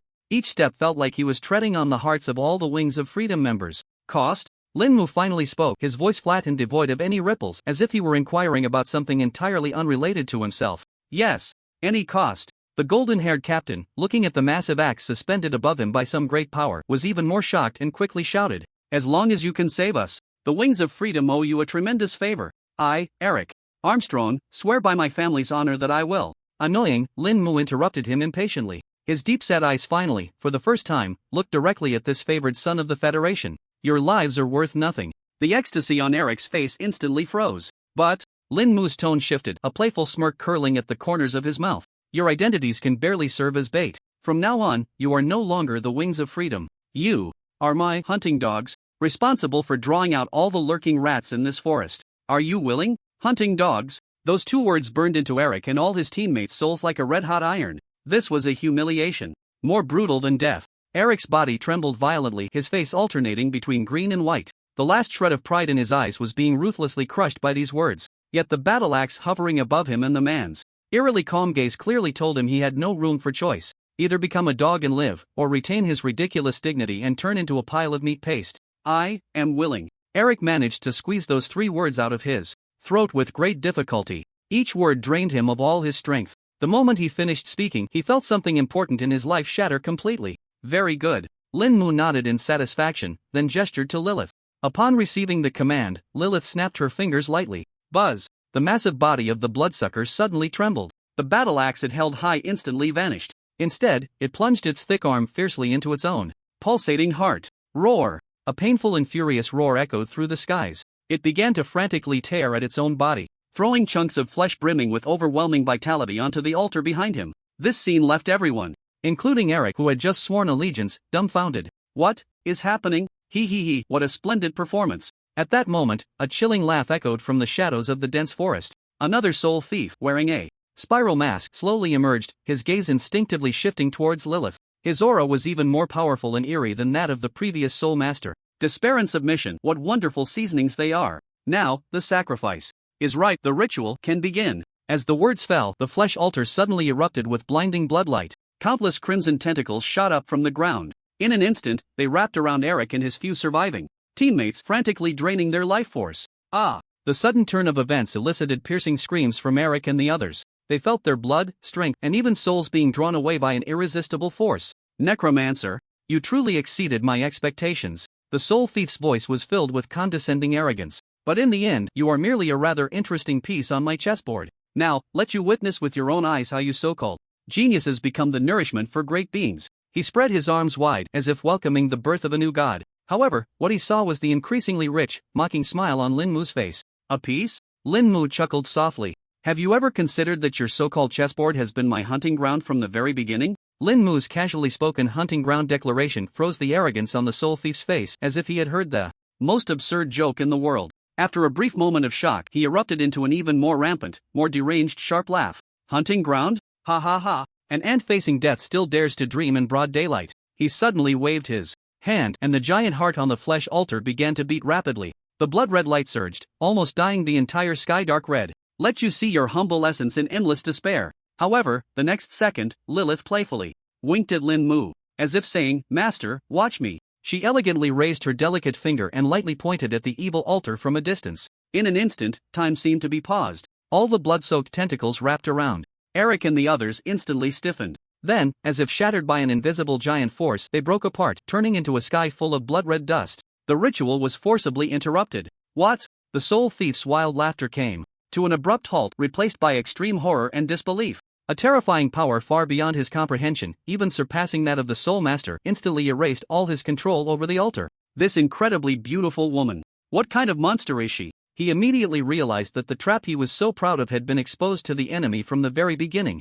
and he was the one being played the fool. Without a moment's hesitation, the soul thief immediately changed his strategy, a glint of desperate madness flashing in his eyes. He pulled out a black crystal, covered in blood veins and seemingly alive, from his bosom, and without hesitation, crushed it fiercely. Boom! The moment the black crystal shattered, all the life force that had just been drained from the altar, along with the massive energy from the self-mutilation sacrifice of the bloodsucker, seemed to find an outlet. It transformed into a visible torrent of blood, violently rushing into his body in an incredibly brutal manner. The body of the soul thief swelled like an inflated balloon, emitting a tearing sound under the unbearable strain. His breath surged at an unreasonable speed. His level skyrocketed from LV.62 to LV.74 in an instant, the limit of a third-tier professional. An ominous blood-red whirlwind surrounded him, corroding the ground around him with a sizzling sound. However, in the face of this temporarily elevated powerful enemy, Lin Mu showed no signs of seriousness. Instead, he frowned. He complained to Lilith beside him in a tone filled with obvious dissatisfaction. Lilith, why did you stop him? I wanted to see if he could summon another bloodsucker demon. This statement, light as a feather, struck the soul thief's soul like a 10,000-ton hammer. His confidence, inflated by the surge of power, was shattered. It turned out that in his eyes, the extreme power he had painstakingly obtained at any cost was even inferior to that bloodsucker demon from earlier. He was just an insignificant enhancement item? I will kill you. Kill you. The soul thief let out a scream that was not human. He concentrated all the temporarily gained power at his fingertips, transforming it into a pitch-black beam capable of instantly killing any third-tier powerhouse, shooting towards Lin Mu. Light of soul destruction. As a cover, he did not hesitate to turn around, transforming into a blurred shadow, and fled frantically into the depths of the dense forest. Lin Mu didn't even bother to look at the incoming attack. He simply casually instructed Lilith beside him. Lilith, leave one alive. Yes, master. Upon hearing this, Lilith displayed a mix of grievance and excitement on her face, a sickly sweet expression. She elegantly bowed to Lin Mu, her voice ethereal and pleasant. Lilith will bring back this bug that has offended your grace for your disposal. As soon as she finished speaking, her figure vanished as if merging into the shadows. The next second, a short, piercing scream came from the far end of the dense forest, followed by the sickening sound of bones shattering. Then, everything fell silent. The light of soul destruction, which could threaten an ordinary fourth-tier powerhouse, was silently devoured by the nine-faced bone shield that had quietly emerged, without even causing a ripple. The surviving captain of the Wings of Freedom, Eric, along with Miyamoto Chizuru and others, watched as if witnessing a game of the gods. Their minds went blank, completely abandoning any thoughts of resistance or escape. Thud. Eric was the first to kneel on the ground. Then came his teammates, followed by Miyamoto Chizuru. They knelt at Lin Mu's feet, their bodies trembling violently from the fear that stemmed from the depths of their souls, waiting for the instructions of their new master. Soon, Lilith's figure reappeared quietly, as if she had never left. In her hand, she held a human-shaped object that resembled a torn sack. Thud. Lilith casually tossed the figure in front of Lin Mu. It was the previously arrogant and now disheveled soul thief. At this moment, his limbs were twisted at odd angles, clearly broken. The spiral mask on his face was shattered in large part, revealing a face that was extremely distorted from endless fear, with features all squished together. His eyes were hollow and lifeless, drool dripping from his mouth, clearly indicating that his mind had collapsed. Master, I've caught the bug, Lilith reported respectfully, her tone carrying a hint of triumph. Lin Mu crouched down, ignoring the soul thief's vacant gaze, and spoke directly. Now, tell me about the complete plan regarding the corpse of the ancient god. The soul thief's gaze abruptly swept over Lilith. His body trembled violently and his pupils instantly dilated. In his hollow eyes, a flicker of struggle flashed by, but it was quickly replaced by a deeper fear. The illusion that Lilith wove in his mind made him regard Lin Mu as a being greater than the soul master. He began to spill everything like beans pouring from a bamboo tube. The corpse of the ancient god is not a dead thing. It is sealed by an ancient contract, the time far before the great cataclysm. Our Ascension Path plan has established 9 pseudo-god altars. Each altar corresponds to a weak point in the seal. The task given to us by the Soul Master is to sacrifice the powerful souls of strong individuals from various nations to strike, weaken, and ultimately corrupt these nodes. When all 9 altars are activated, the seal will be completely broken. At that time, the corpse of the ancient god, sleeping at the core of Kunlun, will awaken. The Soul Master will personally descend here, seize the body of the ancient god, and complete the supreme ascension. Upon hearing this, Lin Mu understood. This group of soul thieves was indeed playing with fire, but ultimately they were merely worker ants paving the way for some more powerful existence. What about Qian Huan? Lin Mu asked again. Lord Qian Huan, he is responsible for guarding the ninth and most core altar. That is the keynote of the entire plan. After obtaining all the information he wanted, Lin Mu slowly stood up. He had completely lost interest in the soul envoy beneath his feet, who had lost all value. He brushed off non-existent dust from his hands and gestured to Lilith. Dispose of him. Yes, master. Lilith smiled and extended her delicate finger, pointing. In midair, the soul envoy didn't even have time to grunt. His body silently turned to the finest ash, scattering with the wind, as if he had never been in this world. After dealing with the trash, Lin Mu's gaze slowly turned to Eric and Miyamoto Chizuru, who were kneeling on the ground, silent as the grave. From now on, you are members of the auxiliary logistics team. Under the unified command of Chen Feng, your task is to act as mobile bait to continue luring out any potential soul thieves in other areas. At the same time, you will also clean the battlefield and collect spoils. Understood? Eric and Miyamoto Chizuru looked as if they had received a great pardon, quickly bowing their heads like pounding garlic. Understood. Understood. Upon hearing this, Chen Feng's eyes instantly lit up like two 500-watt light bulbs, feeling that his life had reached its peak. He placed his hands on his hips and walked up to Eric and Miyamoto Chizuru. Clearing his throat, he struck a pose of authority. I am Chen Feng, the current head of the Logistics Support Department of the Chief Special Operations Team, the sole designated person in charge of spoils recovery, and the director of the International Bait Management Office. You may call me Director Chen. Then, in an extremely annoying tone, he continued. Eric, right? From now on, you'll be called Dog Egg, easy to remember. And you, Miyamoto Chizuru, will be called Suehua from now on. Now, Dog Egg, take your team to collect everything that the blood-sucking demon just dropped, not a single scrap should be missing. Suehua, take your team to deal with those corpses, strip off any usable equipment, and don't miss anything. Hurry up! If you dawdle and delay the chief's important matters, can you bear the consequences? Watching Chen Feng's comically authoritative demeanor, Luo Tian and Xiao Lai's eyes twitched, struggling to suppress their laughter. Meanwhile, Eric and Miyamoto Chizuru, both of whom were the pride of their respective countries, could only endure this humiliation akin to slow slicing, obediently accepting their orders to work. I'll go right away, Director Chen. Lin Mu ignored the farce, raising his head to gaze deeper into the gray mist. No need to worry about the other altars. Next, we head straight to the core area. Yes, Master. Just as the team was preparing to set off again, Lilith's azure eyes suddenly turned towards another direction in the dense forest, a hint of curiosity in her gaze. Master, over there's the scent of those hypocrites from Heavenly Mountain. Moreover, it seems they are engaged in a fierce battle with something. The Master might be interested. Lin Mu followed her pointed direction. His terrifying perception instantly spread out. Sure enough, several kilometers away, a powerful and pure force of holy light was clashing violently with another equally strong force filled with chaos and destruction. And that dark force made Lin Mu feel an inexplicable familiarity. Director Chen, stop dawdling. Lin Mu shouted at Chen Feng, who was posturing and directing Dog Egg and Suehua to clean up the battlefield. Got it, Chief. Chen Feng jolted and hurriedly ran back. Behind him followed two dispirited bait teams completely devoid of spirit. The team regrouped. Under Lilith's guidance, they sped towards the area where the energy collision was intensifying. Several kilometers away, in a vast circular valley, the battle had reached a fever pitch. In the center of the valley, a team of 7 knights, both beautiful men and women clad in pure silver armor, was forming a mysterious battle formation. Each of them was engulfed in visible golden holy flames. These flames connected with each other, converging above their heads into a massive sword of holy light, exuding a terrifying pressure capable of purifying all things. In the center of the formation, however, was a lone young man under siege. The young man wore a set of ornate, dark gold heavy armor, engraved with intricate and sinister magical patterns, as if living creatures were flowing within. In his hand, he wielded a black giant sword that was larger than his entire body.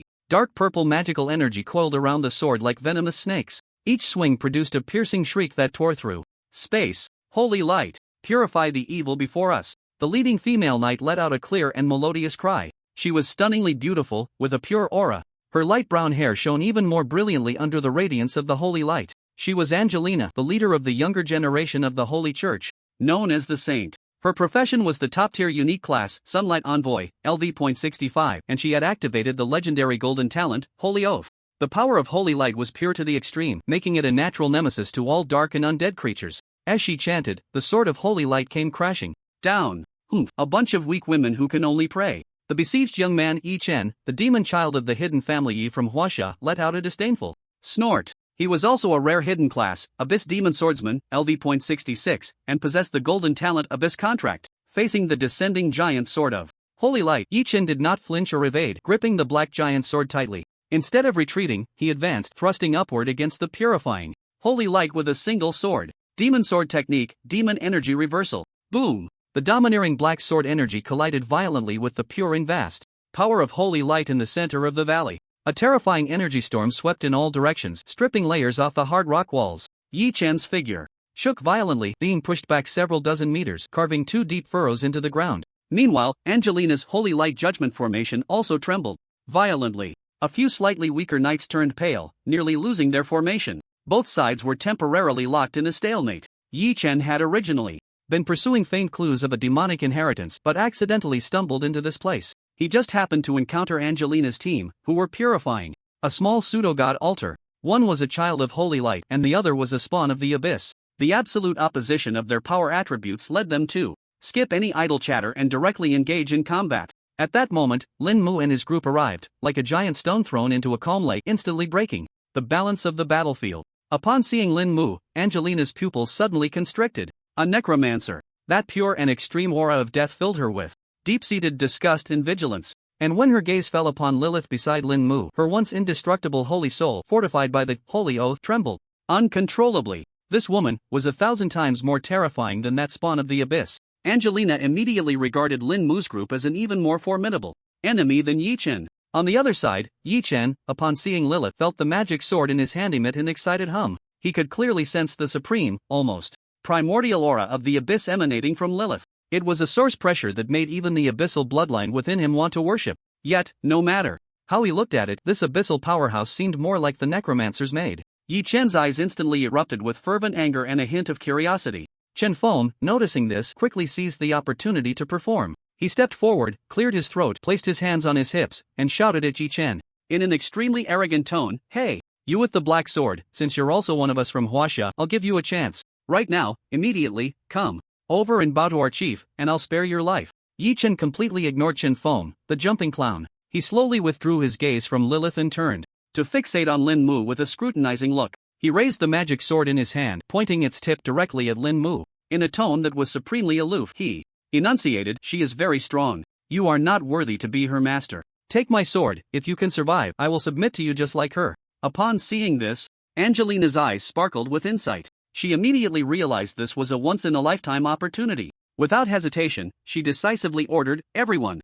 cease the siege on the spawn of the Abyss. Holy Light Judgment Array, target shifted. All calamities. Today, you will all receive the final judgment of the Holy Light here." The sword of Holy Light Judgment instantly redirected. In harmony with Yi Chen's magic sword, it locked all killing intent and pressure solely on Lin Mu. Faced with the challenge from the spawn of the Abyss and the judgment from the Saintess, Lin Mu showed no signs of tension. Instead, he revealed an extremely excited smile. It was the joy of a hunter finally spotting 2 special prey. He casually waved his hand at Lilith and the team members behind him, signaling them to step back. "Yes, master." Lilith elegantly bowed, retreating with the others to the edge of the valley, ready to enjoy her master's performance. Lin Mu stepped forward alone. The necromancer's finger bone tattoo on his left wrist and the bountiful straw hat on his head both emitted a faint glow. He looked at the Saintess and the spawn of the Abyss before him, one radiating holy light and the other exuding demonic energy. With a tone that was almost impatient, he slowly said, "Since you both want to die, why not come at me together?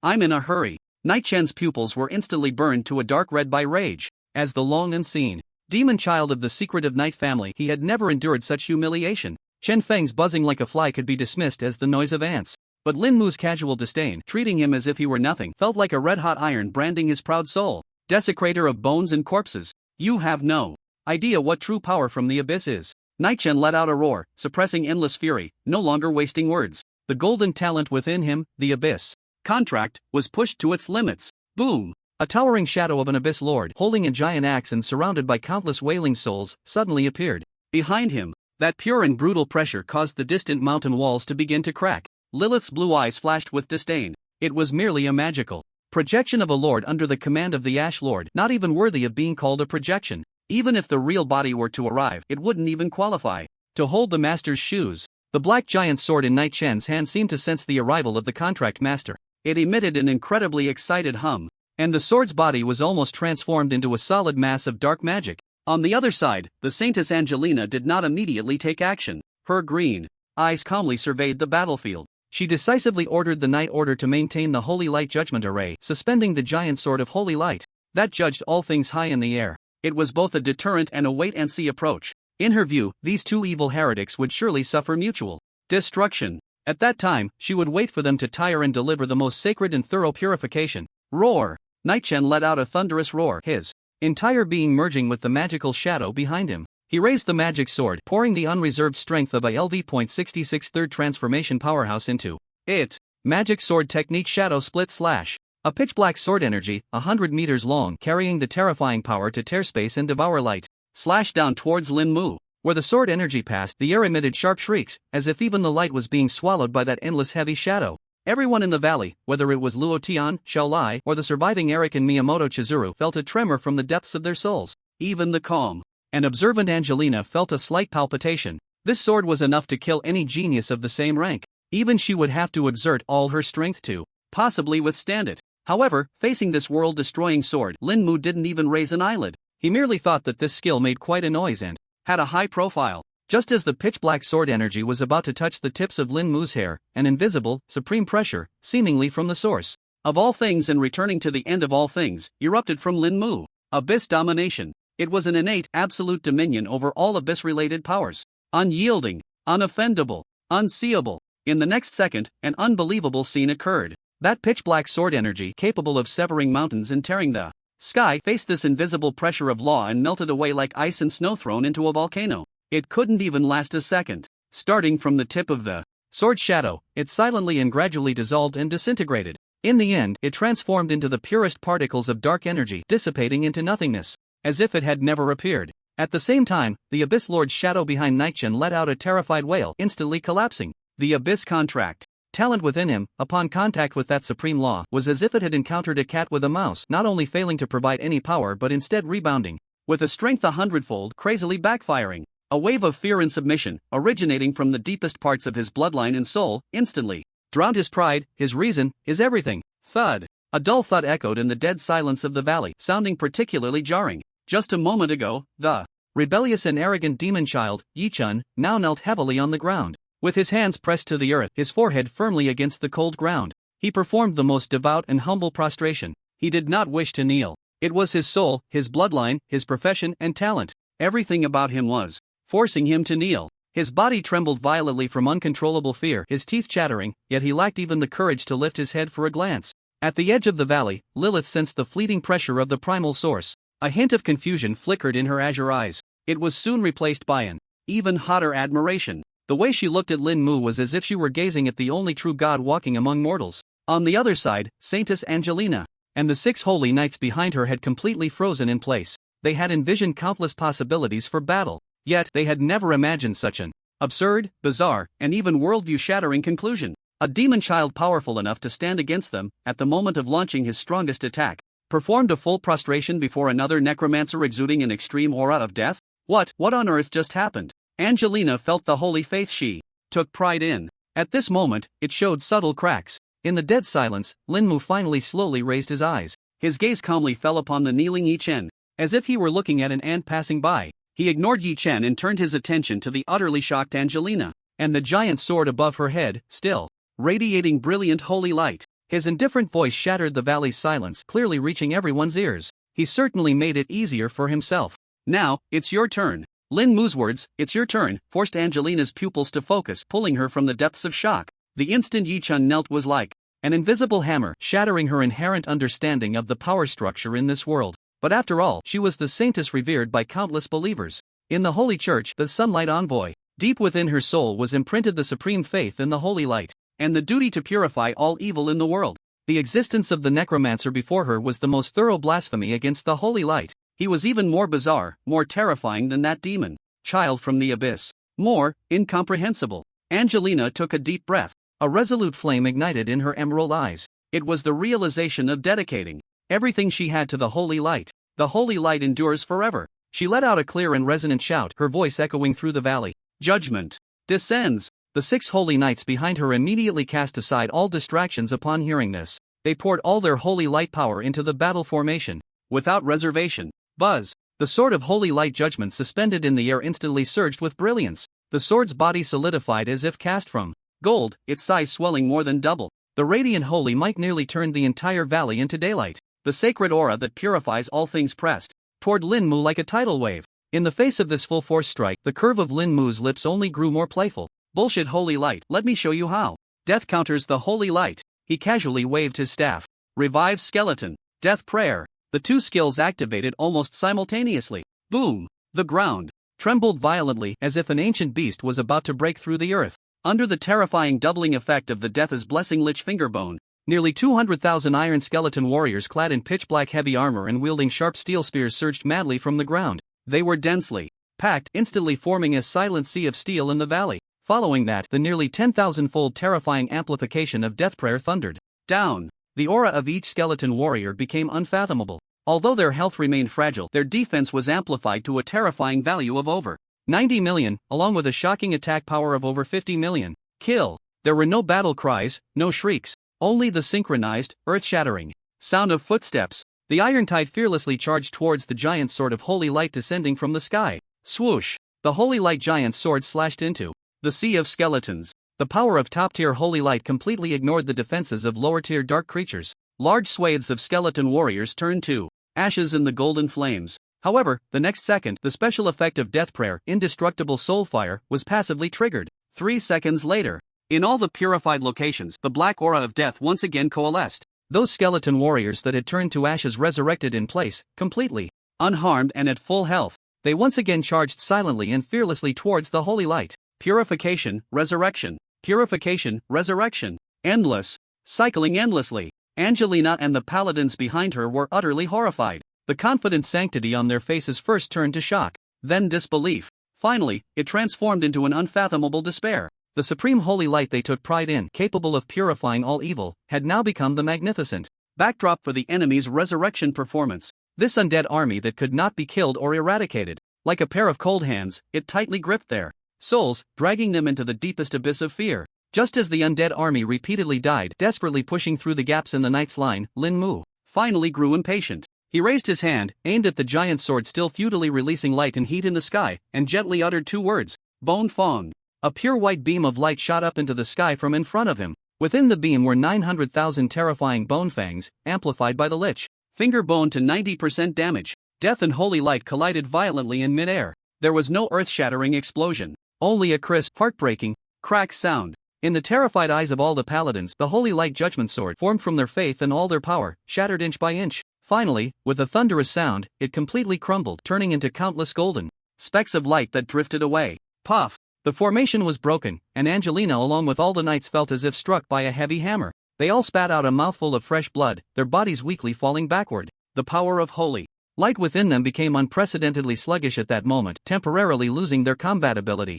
Lin Mu walked slowly to the fallen Angelina, looking down at her beautiful face, now devoid of color due to the collapse of her faith. His gaze held no killing intent, no mockery, only a pure curiosity. He crouched down, his voice very soft, as if discussing an interesting academic question. Trash holy light, too fragile. Are those so-called angels from Heavenly Mountain also as weak as you? The words Heavenly Mountain thundered like a bolt of lightning, exploding deep within Angelina's soul. It was a sacred existence mentioned only occasionally in the oldest texts of the Holy Kingdom. The final resting place of holy light, the abode of deities. A supreme holy land that mortals could never hope to know. Her pupils constricted violently. Staring intently at the man before her, who toyed with the abyss in death, her body and heart began to tremble uncontrollably. This devil, who exactly is he? Angelina's face was ashen. Yet deep within her, the faith that had burned for years still compelled her to struggle, attempting to gather the last flicker of weak holy light. That light, however, flickered like a candle in the wind, unstable and filled with sorrow and helplessness.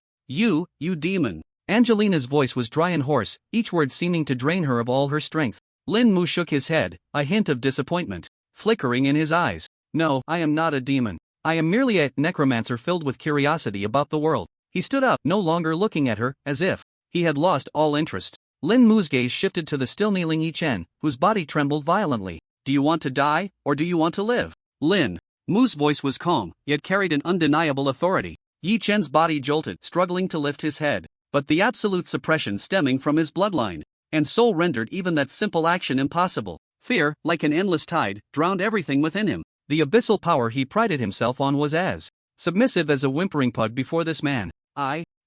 Yi Chen's voice twisted and contorted from extreme fear. I am willing to submit. Those 4 words nearly drained him of all his strength. Yet deep within, a stark contrast of excitement surged. Very good. Lin Mu nodded in satisfaction. A qualified servant should understand the importance of offering their value proactively. Now is the time to demonstrate your worth. Once he finished speaking, Lin Mu's mocking gaze turned to Angelina. Yi Chen's body trembled violently again. But this time, it was excitement born from exhilaration. He understood. This terrifying being did not seek mere verbal submission. He wanted him to willingly do anything for him. And now was the time to pledge his allegiance. After a few seconds of silence, Yi Chen steeled himself and said solemnly, Yi Chen, willing to overturn the light for my lord. Lin Mu was even more pleased with the demon child before him. He immediately retracted the great power of the abyssal control. Yi Chen's state instantly recovered, and he promptly knelt on one knee from the heart, offering his service. Please, my lord, step forward and observe. Angelina's pupils constricted sharply. She stared at Lin Mu, her stunning face revealing shock and despair.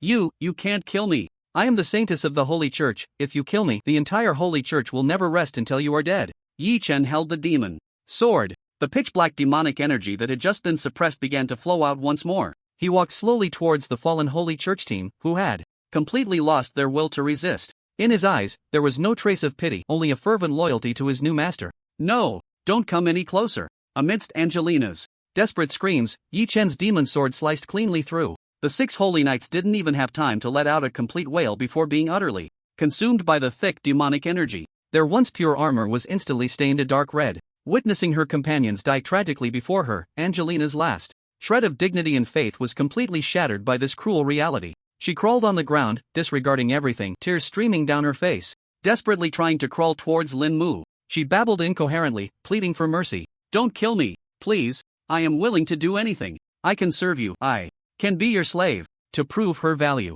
In extreme fear, she trembled as she began to unfasten the silver-white light armor that symbolized holiness and glory.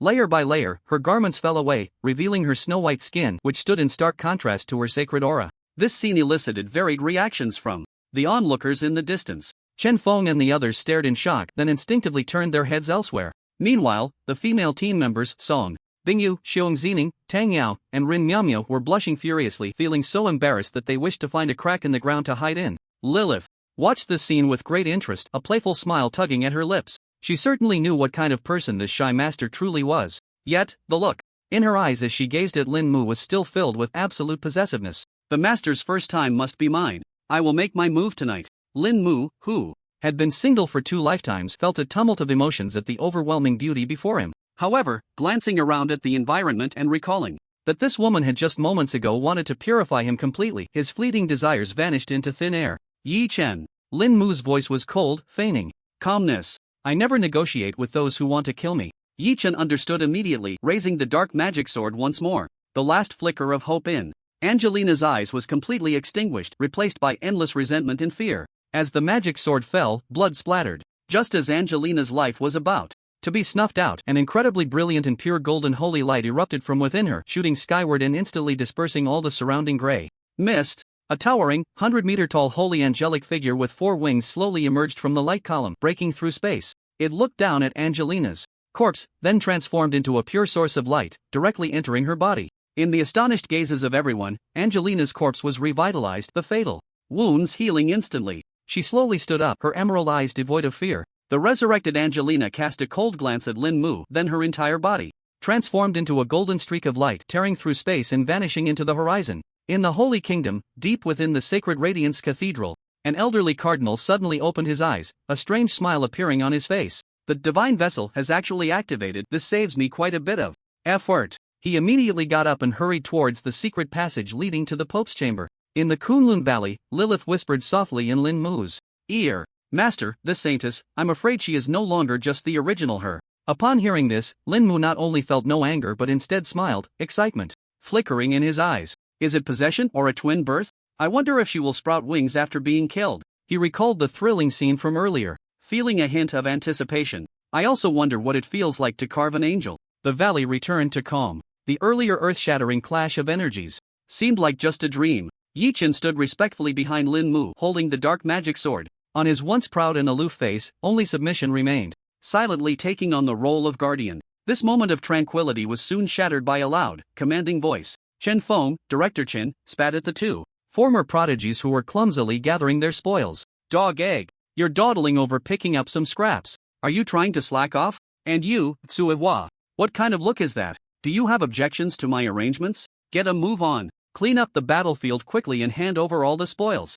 If you delay the chief's business, can you bear the consequences? Eric, now known as Dog Egg, and Miyamoto Chizuru, also known as Tsuehua, the two individuals, once the center of attention in their respective countries, now had to endure a humiliation akin to slow slicing. They piled all the spoils, including the 2 pieces of purple equipment radiating pure holy light that Angelina had revealed, in front of Chen Feng. Lin Mu showed no interest in this. He casually tossed the 2 holy light pieces to the Paladin Thunder in the team, while signaling the others to distribute the rest among themselves. He unfolded a simple map drawn from the memories of that soul envoy. Red marks indicated the approximate locations of the remaining 7 pseudo-god altars. No need to waste time, Lin Mu said, his finger gliding over the marks and directly pointing to the center of the map. We'll go straight to the 9th altar and take them all out at once. Upon hearing this, Luo Tian, Xiao Lai, and the others felt a tightening in their hearts. The previous 2 soul envoys were already so powerful. Wouldn't the higher-tier soul rituals be even more terrifying?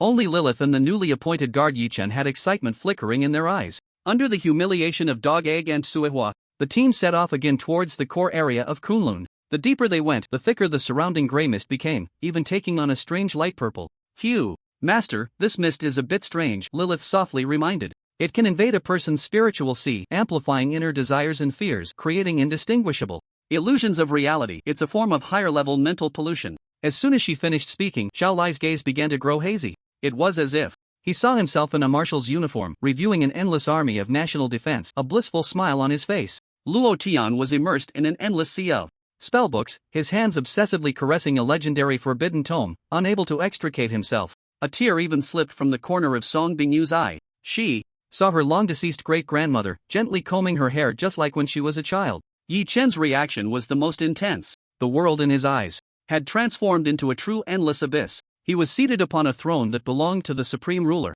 The 8 great monarchs, Fire of Ashes, Shadow Vines, were bowing to him. He even vaguely saw Lilith among them. Yi Chen's grip on the magic sword began to tremble slightly. His breathing became incredibly heavy, almost overwhelmed by the illusion of this power. Lin Mu, unaffected due to the purification effect of the Guardian of Abundance's straw hat, noticed the team's abnormality and frowned slightly, preparing to find a way to resolve it. A bunch of pitiful insects, Lilith chuckled lightly, for she was the master of manipulating the mind. She casually stepped forward. In an instant, an absolute will that transcended all mental laws surged through the area like an invisible tide. All beautiful illusions shattered in that moment, replaced by the deepest nightmare woven by Lilith's hand. Luo Tian, Xiao Lai, Song Bingyu, and the others suddenly awoke. Their bodies were drenched in cold sweat, and their gazes towards Lilith were filled with utmost reverence and lingering fear. Yi Chen also instantly regained his senses under this will. He thudded to one knee, gasping for breath, his eyes filled with the terror of having survived a catastrophe. The team continued deeper.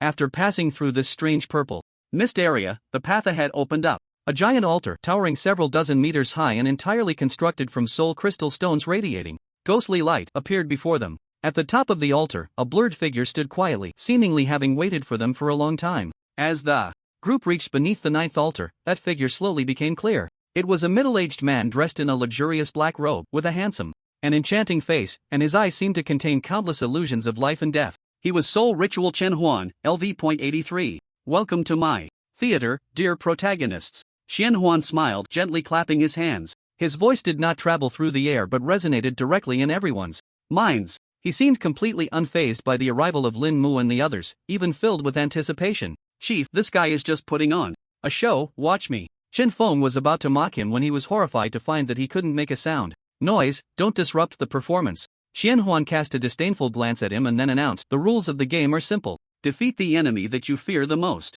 within yourselves. As soon as he finished speaking, before Xiao Lai, a figure identical to Lin Mu appeared, exuding an aura of endless evil, the Lich Lord. It was commanding countless skeletons, mercilessly slaughtering the soldiers of the National Defense Army. In front of Luo Tian, all the spellbooks he had ever dreamed of sprouted teeth and mouths. They mocked his ignorance and shallowness with the most biting and scathing words. Song, Bingyu once again saw her great-grandmother. But this time, her great-grandmother's body was rapidly decaying. She cried out with blood tears, her hoarse voice asking her, "Dear granddaughter, why won't you save me?" Everyone instantly fell into their own inner demon's hell, beginning to fight madly against the illusions of their hearts, and the scene became chaotic. Before Yi Chen, the alluring abyssal throne reappeared. A voice full of temptation whispered in his mind, "Offer your soul, and all of this will be yours." But he resisted this deadly temptation with a deep-rooted fear of Lin Mu. Qian Huan savored the grotesque display of beings in the valley. A look of artistic ecstasy appeared on his face. It was as if he were admiring the most perfect tragedy he had choreographed himself.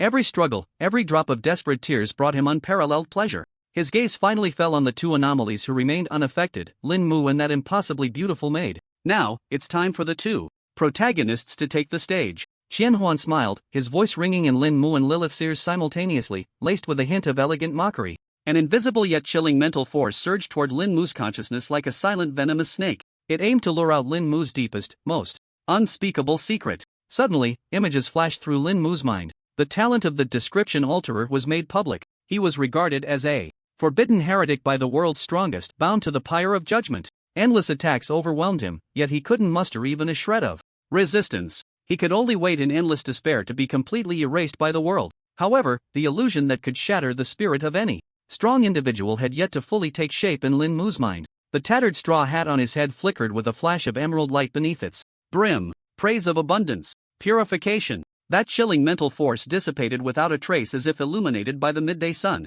Lin Mu merely frowned slightly. He felt the air around him ripple, like a trivial breeze. On the altar, Qian Huan's elegant smile froze for the first time. His invincible mental erosion had failed? Was it an illusion? No. Qian Huan's expression changed slightly, and he immediately increased the output of his mental power. As the intelligence suggested, this lich mage was indeed peculiar. Then he would target the maid beside him, who looked even more fragile. He intended to weave the most primal, irresistible illusion of desire. Endless wealth, supreme power, eternal beauty, world-destroying strength. He wanted this woman to completely sink into the abyss of desire and then kneel before him like a dog. However, faced with the surging torrent of mental energy, a trace of extreme disdain and amusement flashed in Lilith's azure eyes. It felt as if a true god who created the universe was watching a kindergarten child proudly showcasing the arithmetic problem of 1 + 1 = 2 right in front of them. She ignored Qian Huan and slightly turned to Lin Mu, elegantly bowing. In a tone that was ethereal yet tinged with a hint of coquetry, she softly asked, "Master,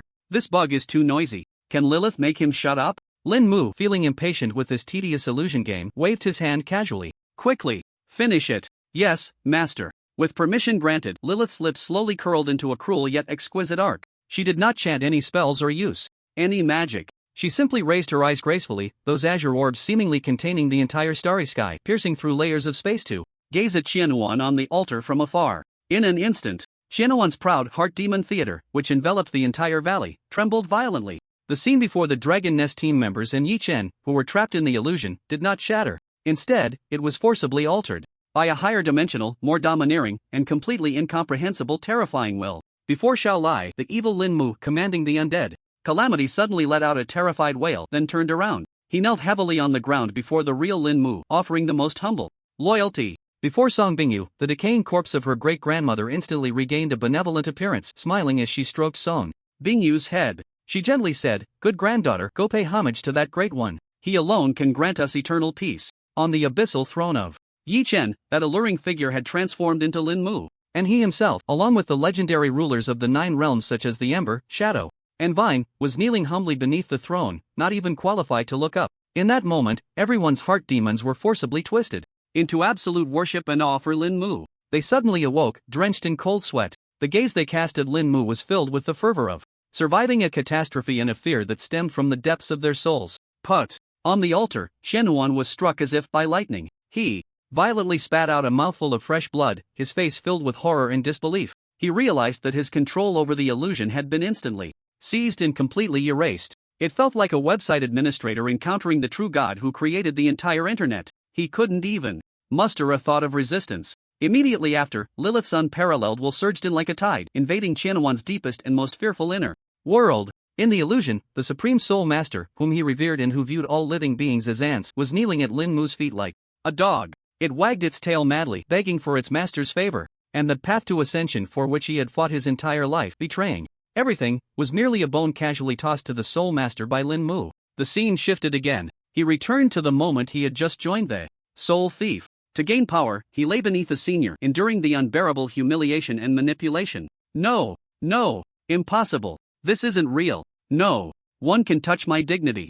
Xianhuan's mental defenses were utterly crushed at that moment. In extreme fear, he let out a shrill scream that was not human-like. Holding his head, he rolled frantically on the altar, revealing a grotesque sight. Lord of Souls, the Lord of Souls is about to descend. The corpse of the ancient god will awaken. You will all die. You must die. Just as Lin Mu was about to step forward to put an end to this farce, a sharp crack echoed. The massive altar, entirely constructed from soul crystal stones, suddenly emitted a mournful cry of being unable to bear the weight. Countless spider-web-like cracks instantly spread across its surface. An ancient, evil aura was slowly reviving from beneath the altar. Xianhuan's mad, inhuman screams became his final echo left for this world. Crack! Boom! The massive altar, made entirely of soul crystal stones, shattered completely after letting out a mournful cry of being unable to bear the weight. From the depths of the earth, a thick, pitch-black sludge, as viscous as oil, erupted into the sky like a volcanic explosion. Xianhuan, whose mind had collapsed, had even lost the instinct to flee.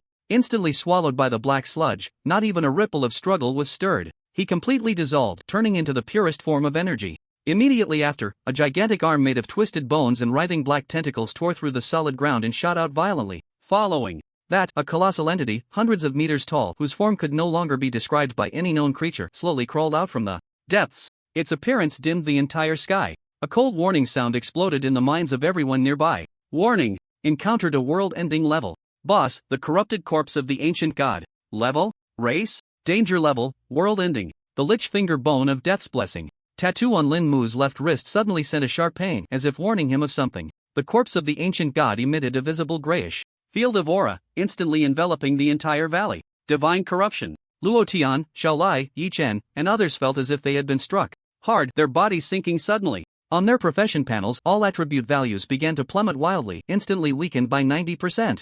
Their health and mana points began to drain continuously like a flood that had burst its dam. A sense of powerlessness and despair, originating from the essence of life, instantly engulfed them. Damn it! The newly appointed guard Yi Chen let out an extremely unwilling roar. He forcibly activated the remaining abyssal power within him, raising his magic sword and delivering his strongest strike towards the corpse of the ancient god.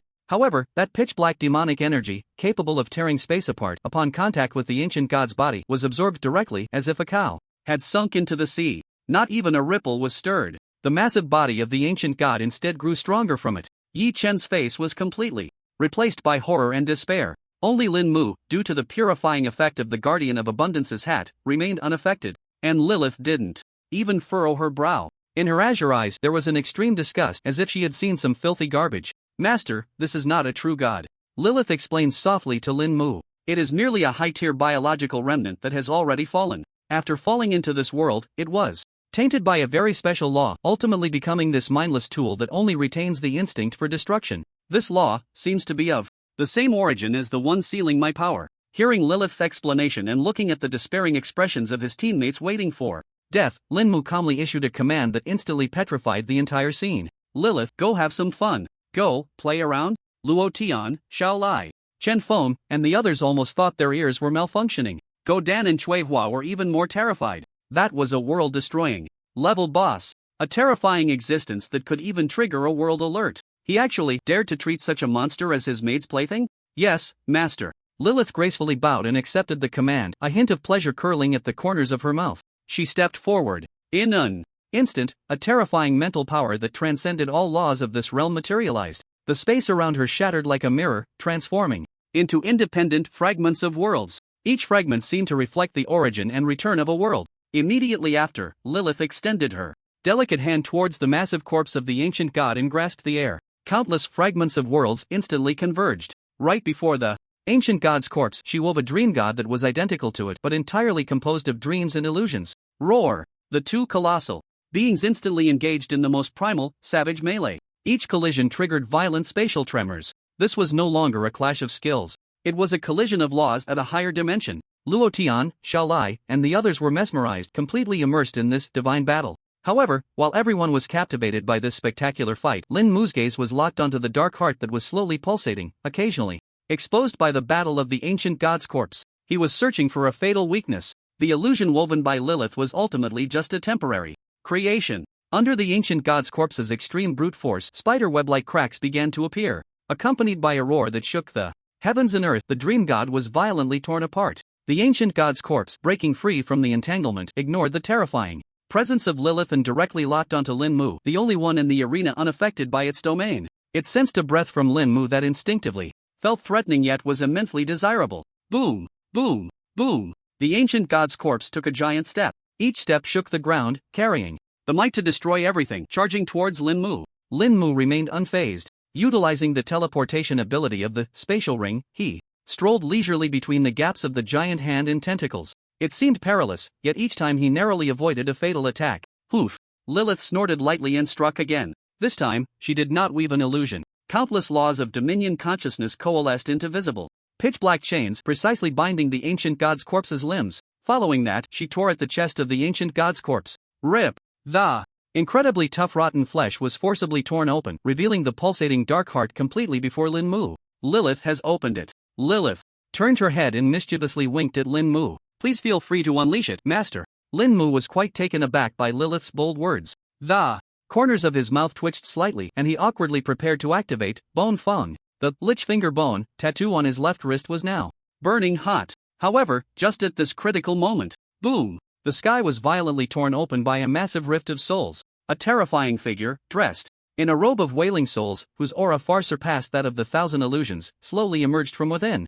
Ha ha ha ha! The newcomer was none other than the true master of the Soul Thief, the Soul Master. He let out an extremely wild laugh. Ignoring everyone present, his gaze greedily fixed on the corpse of the ancient god that was bound. Thank you all for carefully preparing the ingredients for me. Now, this perfect divine body belongs to me. He spread his arms wide and a massive soul formation that covered the entire valley suddenly unfolded. He intended to forcibly seize this world-ending body right in front of everyone. Within 1,000 miles of Kunlun, every professional's mind flashed with unprecedented crimson warnings at that moment. World-class event Gods and Demons Descend has been triggered. The Soul Master's wildly arrogant laughter echoed throughout the valley. Due to the uniqueness of his profession and talent, his body had already transformed into a pure soul form. Under the pull of the enormous formation, it surged like a meteor in reverse. Without hesitation, it plunged into the pulsating dark heart of the ancient god's corpse. Master? A hint of confusion flashed in Lilith's eyes. She looked at Lin Mu, ready to tear apart the Soul Master and the body that was about to complete the fusion at any moment. No rush. Lin Mu raised his hand to stop her, signaling her to retract the binding chains. Let him fuse. His gaze held no trace of tension, but rather a deep interest and curiosity. A LV.105 turn powerhouse, said to be the upper limit of professional levels in this world. I'm curious, what kind of surprise will the rules of this world give him when he attempts to break through in this way? Lilith instantly understood Lin Mu's intention. She elegantly bowed and withdrew all the power of the laws. As you command, my master. The liberated corpse of the ancient god and the Soul Master's soul form instantly fused perfectly together. Roar! A terrifying aura, far surpassing before, even causing the entire Kunlun Mountains to tremble violently, erupted. On that massive body, the originally hollow single eye now ignited with a crimson glow filled with wisdom and brutality. The Soul Master succeeded. He felt an unprecedented, vast power within him, as if he could collapse mountains with a single punch and let out a joyous roar that shook the heavens. I did it! I have finally surpassed the limits of mortals. I am. However, his ecstasy lasted less than 3 seconds. An invisible force, originating from the very core of the Blue Star world, descended like a merciless guillotine. The Soul Master was horrified to discover that the panel representing his professional identity was being forcibly erased by an irresistible power. Profession, skills, talents, attribute points. Everything belonging to the professional vanished in an instant. Immediately after, a completely unfamiliar panel was forcibly branded into his mind. Name, Ancient God Soul Master Level, LV.101 Race, Corrupted Divine Being Danger Level, World Ending. He was no longer a professional. He had become a monster. No. Why? This is impossible. After a brief shock came endless rage and madness. The ancient god Soul Master frantically tried to summon the professional skills he once took pride in, but he found that those powers had long since left him. What he could now wield was only the destructive instinct of this massive body, and that tainted divine power. He did not truly break through. Lilith whispered in Lin Mu's ear, her breath warm against his skin as she explained softly. Her tone was filled with disdain for the Soul Master. He is more like a super virus challenging the rules of this world, so the rules chose to format him, turning him into a system-recognized monster unit with a higher level. Although he has gained power beyond the limits of this realm, he has also forever lost all possibilities of being human. Like you, my master. With the complete birth of the ancient god Soul Master, this time it was not just within 1,000 miles of Kunlun. The blood-red warning flashing in the minds of all practitioners on Blue Star went wild again, and the content underwent a dramatic change. World-class event Gods and Demons Descend has been upgraded to World Destruction Calamity. Warning. LV.101 World Destruction Level Boss has descended upon the Kunlun Mountains. All practitioners above LV.30 will receive coordinate guidance. In Huaxia, at the Dragon Nest Base, Zhao Tai had already received news from the one-armed, one-eyed commander at the Demon Suppression Outpost. Just as he was about to take the fastest magic-powered warplane to Kunlun Mountain, he personally received this global warning that could be described as a doomsday prophecy. Long John's iron-like resolute face also revealed an extremely serious expression. Immediately contact superiors. Huaxia, enter the highest state of combat readiness. At the same time, above the high seas outside Huaxia, the Free Federation's floating city-like shining pillar mothership, the Holy Kingdom's Holy Ark constructed entirely of holy light, and the Steel Alliance's Winter Fortress, which looked like a ferocious steel beast. The strategic-level aircraft of the world's top powers unexpectedly appeared in the same airspace outside Huaxia. They faced each other, the atmosphere tense and charged. On the deck of each aircraft stood a figure of a 5-turn powerhouse with a deep aura like the sea. Their gazes were all fixed firmly on the direction of Kunlun. In the Kunlun Valley. Roar! The furious ancient god Soul Master vented all his anger and humiliation onto Lin Mu and his group, who were close at hand.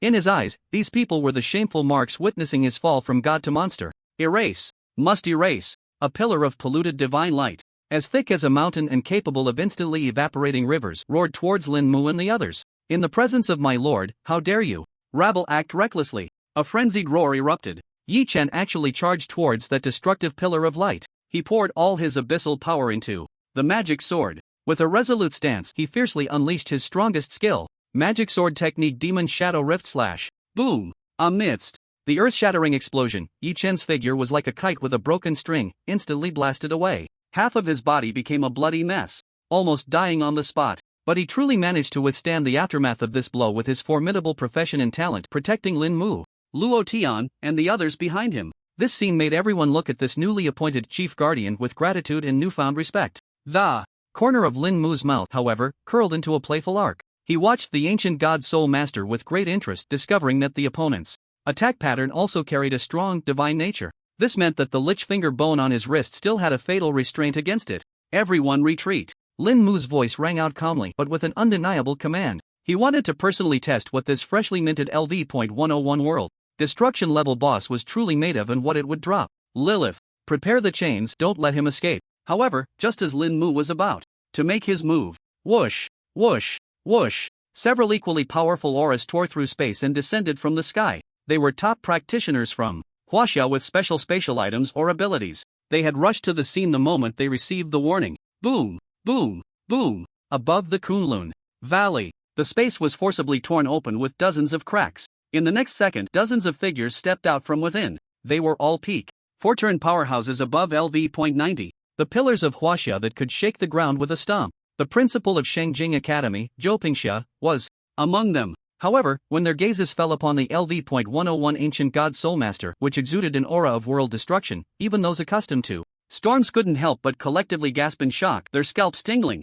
An over-limit world-destroying monster. It's actually real. Damn it. Why would a monster of this level appear in Kunlun? When they saw that the one in charge was Lin Mu, a student who looked barely out of his teens, their brief shock quickly turned into a sense of condescension. Old Zhou, is this your student from the Shengjing Academy? A burly, hot-tempered old man, with red hair pointed at Lin Mu and shouted angrily. He was the head of the Wu family from the Magic City. The LV.99 explosive flame fist emperor was just one step away from the 5th transformation. That step was a chasm that most people could not cross. A mere student dares to show off in a place like this? Now, immediately, hand over the command. You all step back, we will take over here. He spoke in an authoritative tone, ready to take command as a matter of course. However, before Lin Mu could speak, Chen Feng stepped forward, straightened his back, and raised his chin as if it were about to touch the sky. He cleared his throat and, in an extremely irritating yet filled with supreme pride tone, announced loudly, I hereby declare the first law of the chief battlefield: whoever talks too much, dies first.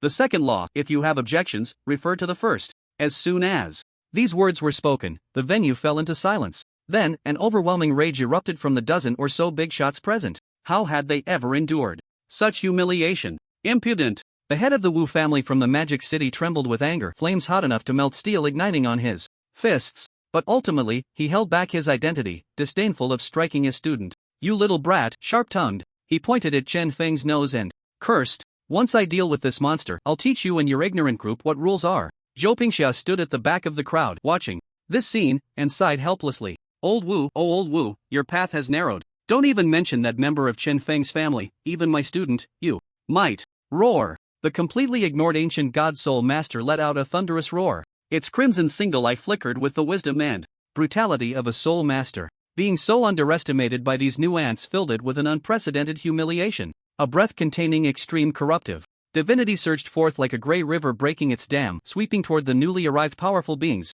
Not good. Form a defensive formation. The faces of the Peak 4 transformation experts changed dramatically. They hurriedly joined forces, setting up over a dozen of their strongest defensive barriers in front of them. The brilliance was dazzling, and the energy surged. Each barrier claimed to withstand a nuclear explosion. However, these defenses, which could look down upon the world outside, were as fragile as thin paper before the LV.101 gray breath. Sizzle! The dozen barriers couldn't even hold for 2 seconds before being instantly pierced through. Several experts were caught off guard and were hit by the breath.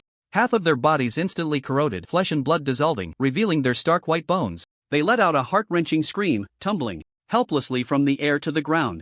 The others, though they avoided critical hits, were all covered in dust and disheveled, their breaths chaotic. Their faces were filled with horror and disbelief. They finally realized what the terror of a world-destroying boss truly meant. These experts who could summon winds and rains in the outside world were, in this place, truly like little Karami. And while all this was happening, Lin Mu had already signaled his team to retreat to a safe distance. He crossed his arms, his expression indifferent. It was as if he were watching a farcical play that had nothing to do with him. He even tilted his head with interest and softly commented to Lilith beside him, "Look, the decay efficiency of this breath is much higher than that of the corpse demon's poison gas." Meanwhile, off the coast of Huaxia, dozens of Huaxia, Dragon Sparrow, magic-powered warplanes roared into the sky. The continuous crackling sounds were like a giant hammer striking a steel plate, causing the eardrums of pedestrians on the ground to buzz and tingle. The warplanes broke through the sound barrier and quickly reached the outer sea, circling above where foreign professionals had gathered. The massive amplification runes on the aircraft played the terms of the non-interference treaty for level 5 experts on a loop.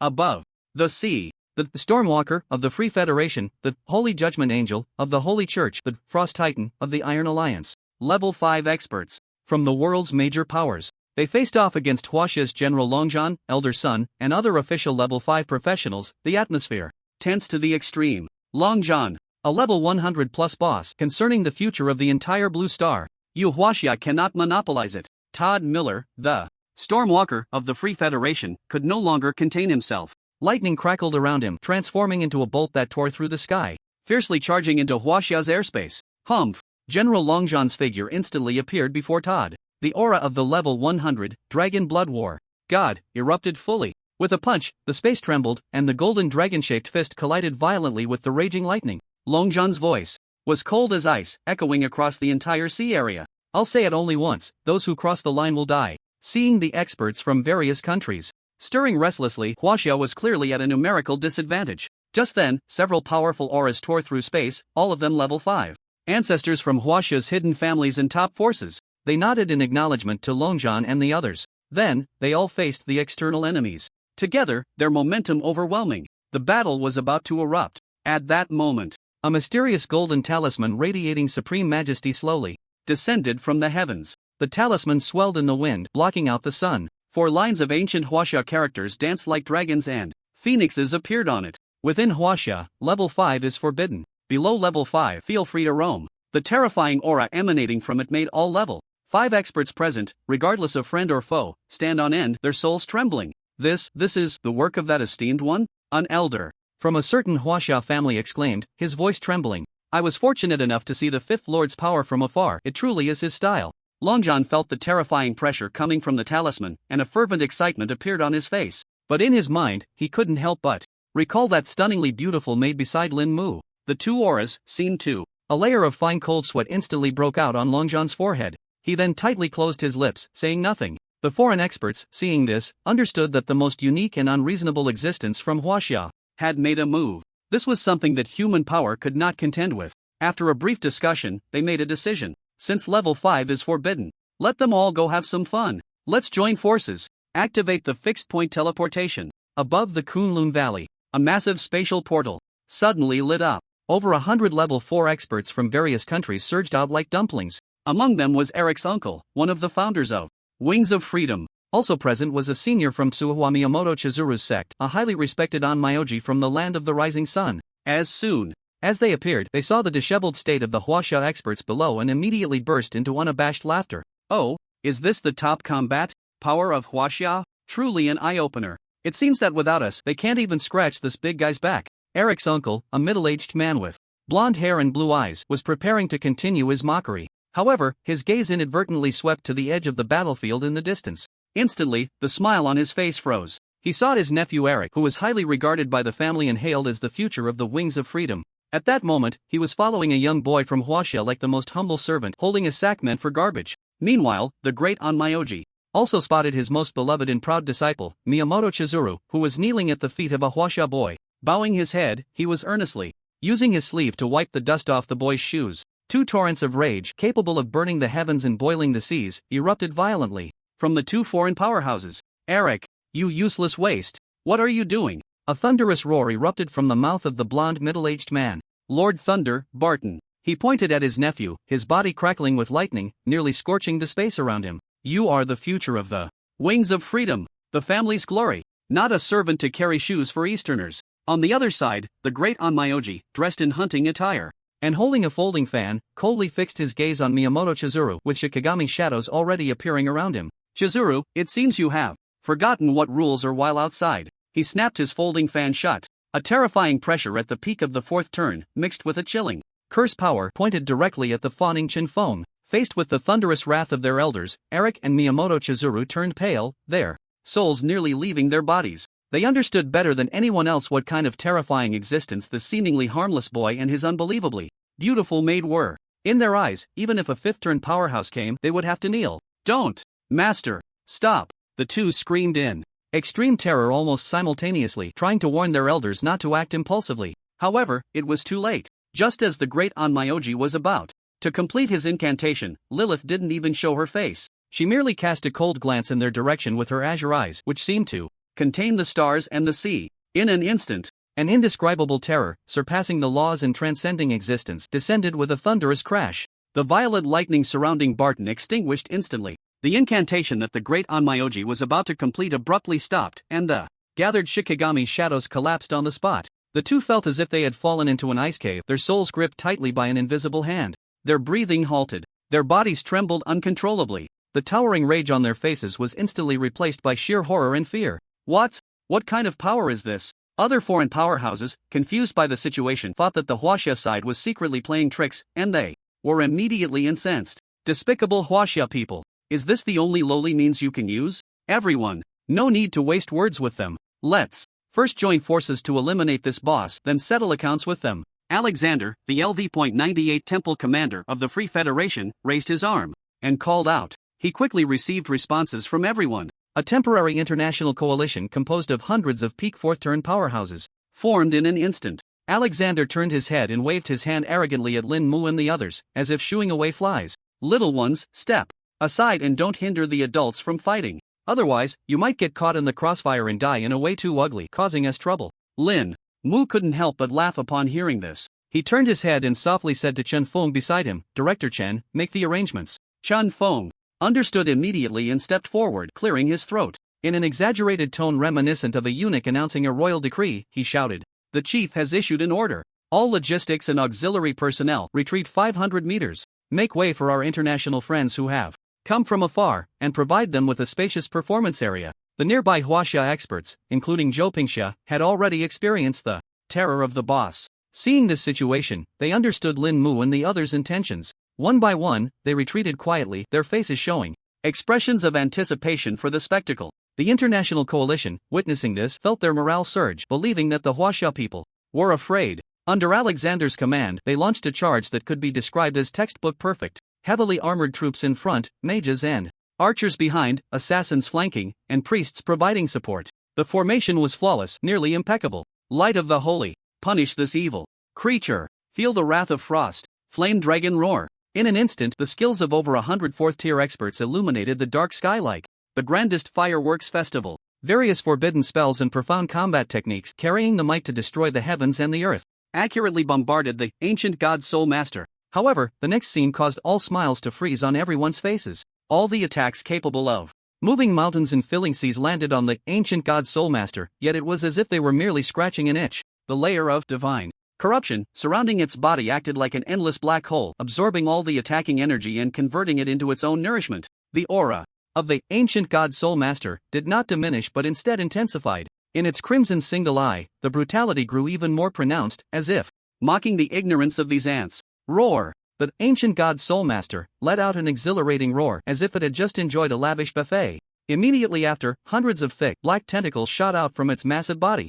These tentacles resembled a forest of death sides, harvesting life with a frenzied posture, shattering the coalition's perfect formation into pieces. The battle instantly transformed into a one-sided slaughterfest. Ah, hell, my leg. No, I don't want to die. The once arrogant elites from various countries were now like dumplings, easily swept away, pierced, and devoured by those black tentacles. The piercing screams echoed endlessly, resounding through the valley. The once invincible, Holy Hall Commander Alexander had one arm corroded on the spot, his holy armor tattered, his face filled with terror and disbelief. He could no longer care about the dignity of a strong warrior and desperately called out to the Huaxia experts watching from the back. Huaxia people, what are you waiting for? Come and help! This is a crisis concerning all humanity. You cannot stand by and do nothing. In response, it was the red-haired elder from the Wu family of Magic City. He leisurely dug at his ear, then, using all his strength, replied with a booming voice, "You're so noisy. Weren't you just laughing loudly? Why aren't you laughing now? Ha ha ha ha ha ha." This laughter, filled with endless mockery and exhilaration, struck like the loudest slap in the face,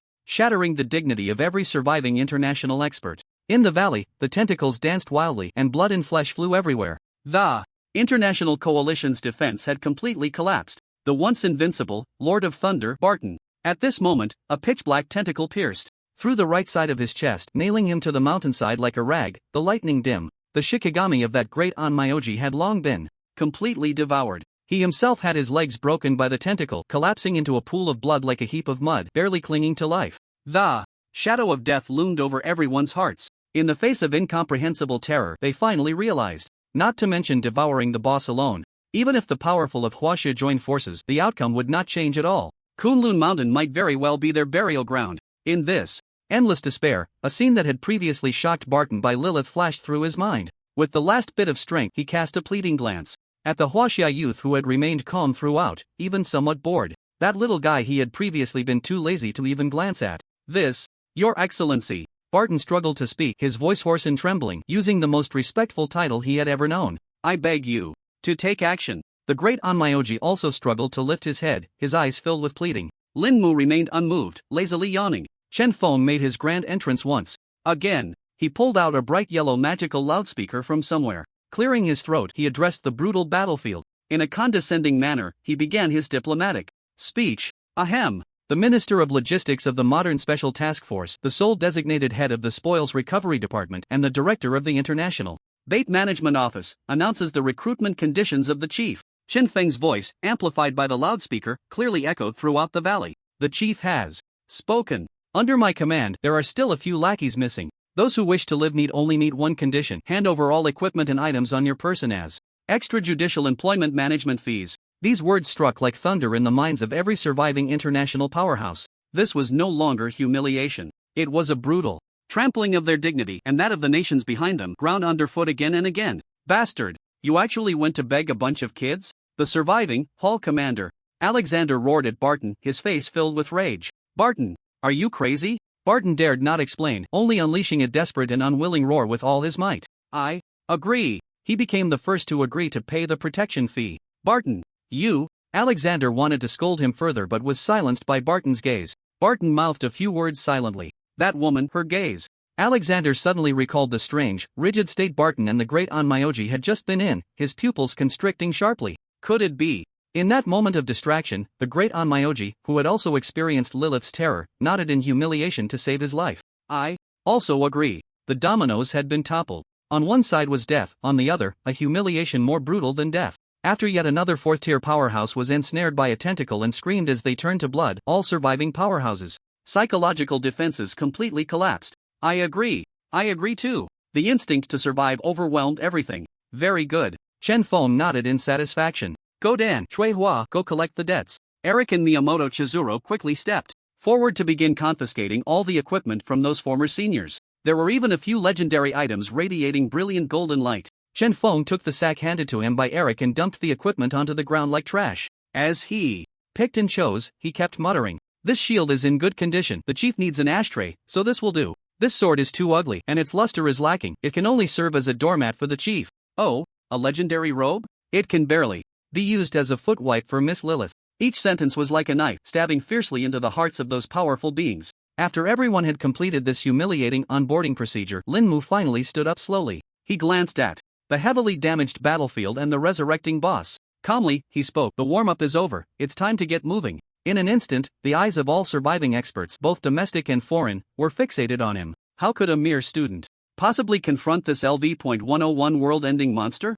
Barton and Abe Simai looked puzzled. Why wasn't that woman taking action? Lin Mu did not summon an army of the undead, nor did he even raise his staff. He simply raised his right hand slowly and pointed, like a sword. Under the gaze of the crowd, his thin lips parted, and he indifferently uttered 2 words. "Ya Lai." Those 2 words floated lightly, as if a gust of wind could disperse them. The voice was not loud, yet it clearly reached the ears of everyone present. In the valley, there was a deathly silence. Whether it was the international experts fighting bloodily or the Chinese masters watching from the rear, they all wore the same expression. Absurd. An extreme, indescribable sense of absurdity. Ya Lai. The red-haired elder from the Mo family in Magic City twitched his mouth in disbelief, almost thinking he was hearing things. Is this kid scared silly? Does he think this is a movie? The Thunder Lord, Barton, was already pinned to the mountain wall and was so furious he nearly spat blood. He felt this was an insult to his intelligence. Facing a world-ending monster that even their 100-peak 4th-turn experts could not shake, this Eastern youth had casually issued such a bizarre command.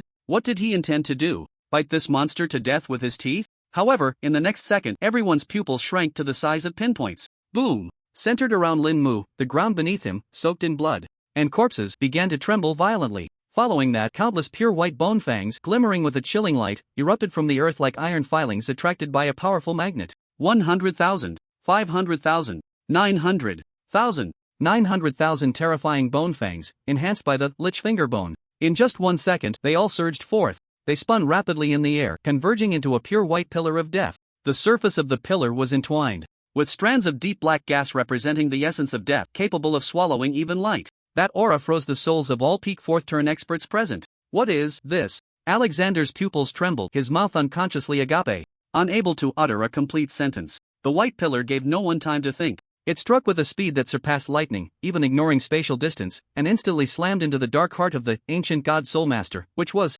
beating violently. Put. There was no earth-shattering explosion, just a light sound, as if a hot knife had sliced through butter. The damage of the bone fong was already outrageous, coupled with the 90% damage amplification effect of the lich finger bone and the so-called bug-like passive of Divine Devour, all triggered simultaneously at that moment, inflicting 1000% additional true damage to divine targets. With this combination, even without counting poison damage, the instantaneous total damage had reached a terrifying 153 trillion. The layer of divine corruption surrounding the ancient god Soulmaster, capable of absorbing all energy. After coming into contact with this pure source of death power, it was as if gasoline had been ignited in an instant, resulting in a violent reverse explosion. Roar, ah ah ah. A shriek so piercing, it was completely unlike any cry a living being could emit. It erupted from the mouth of the ancient god Soul Master. This wail was not merely a primal beast's roar. Instead, it was filled with the endless pain unique to the Soul Master, along with a sense of unwillingness and horror.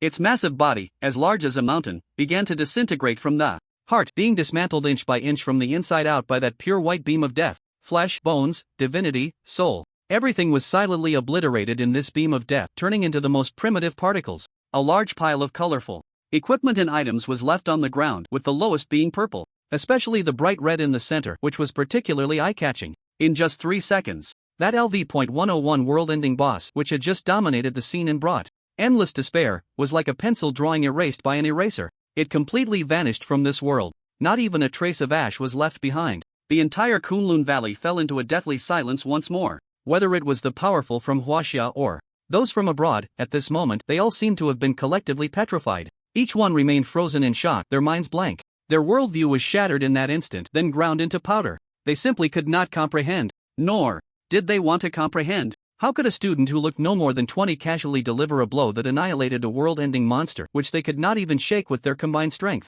Thud. The red-haired elder from the M.O. City Wu family watched as the precious healing potion he held for survival slipped from his trembling fingers and shattered into pieces. Yet he remained oblivious, staring intently at Lin Mu. A strange sound escaped his throat, like a chicken being choked. Behind the crowd, Zhou Pingxia shook his head with a bitter smile, letting out a long sigh. He knew his student was a monster, but he never expected he had become a monster to such an unimaginable extent. After a brief silence, Dog Egg Eric and Suehua Miyamoto Chiharu exchanged glances. Then, a look of survival mixed with morbid fervor appeared on their faces. They felt an unprecedented sense of relief and excitement for their earlier brilliant and mighty decision to submit. The gaze they directed at Lin Mu was now devoid of any distractions. Only the purest, most primal reverence for the deity remained. Lilith stood behind Lin Mu, watching the spectacle caused by her master's casual strike. Her azure eyes were filled with delight and obsession, as if admiring the most perfect piece of art. As the instigator of all this, Lin Mu's profession panel showed that his experience bar was skyrocketing at an unprecedented speed.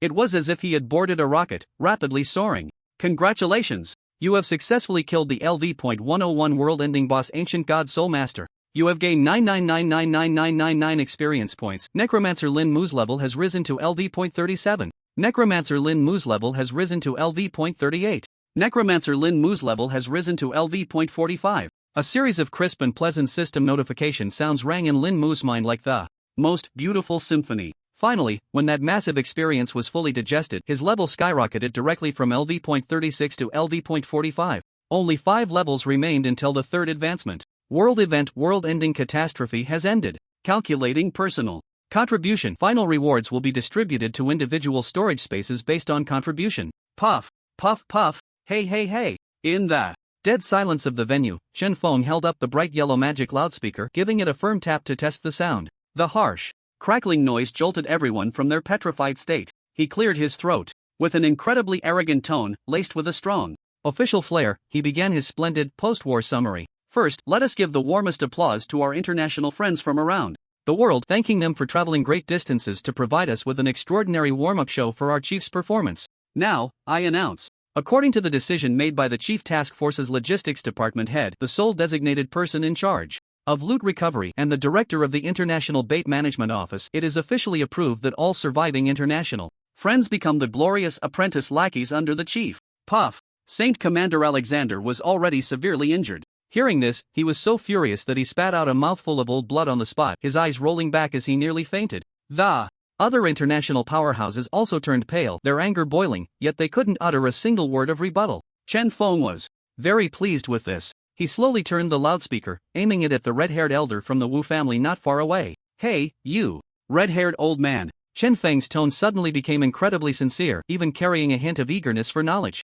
Didn't you say before that you would teach us little ones what rules are? Now that the boss is defeated, don't you think it's time to start? The head of the Wu family, the LV.99 Blazing Fist Emperor, trembled violently, his teeth chattering, his old face turning a deep shade of liver color, almost merging with his red hair. Teach rules? He had witnessed how that pure white beam of light that pierced the heavens effortlessly wiped out a world-ending boss as if erasing dust. He also knew that in the face of that power, he was nothing but a speck of dust. All pride, qualifications, and status became a huge joke at that moment. Ultimately, the overwhelming frustration transformed into endless despair and fear. He swallowed back the anger that had risen to his lips. Not a word could he utter. This scene sent a strange thrill down the spines of all the Huaxia powerhouses present. Alright, Chen Feng, you should say less. Zhou Pingxia, the principal of Shengjing Academy, finally stepped forward, shaking his head with a wry smile at Chen Feng. He then turned to the head of the Wu family and others, giving them a knowing glance. His eyes carried a hint of helplessness along with an undeniable meaning,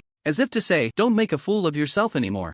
The times have changed. Zhou Pingxia walked over to Lin Mu, casting a deep look at this student he couldn't fully comprehend. Sighing, he tacitly acknowledged Lin Mu's absolute authority in this place. Chen Feng still held some respect for Principal Zhou, grinning as he proudly put away the loudspeaker. He beckoned to Eric and Miyamoto Chizuru not far away with a commanding gesture. Dog Egg, Suiwa, what are you still dawdling for? Didn't you see the chief's loot still lying on the ground? Hurry up, clean the battlefield. Yes, Director Chen. The two immediately dashed toward the pile of equipment dropped by the ancient god Soulmaster, their eyes gleaming with a pathological fervor. Among the colorful equipment, one item radiating a brilliant red light was the most eye-catching. without even daring to check its attributes.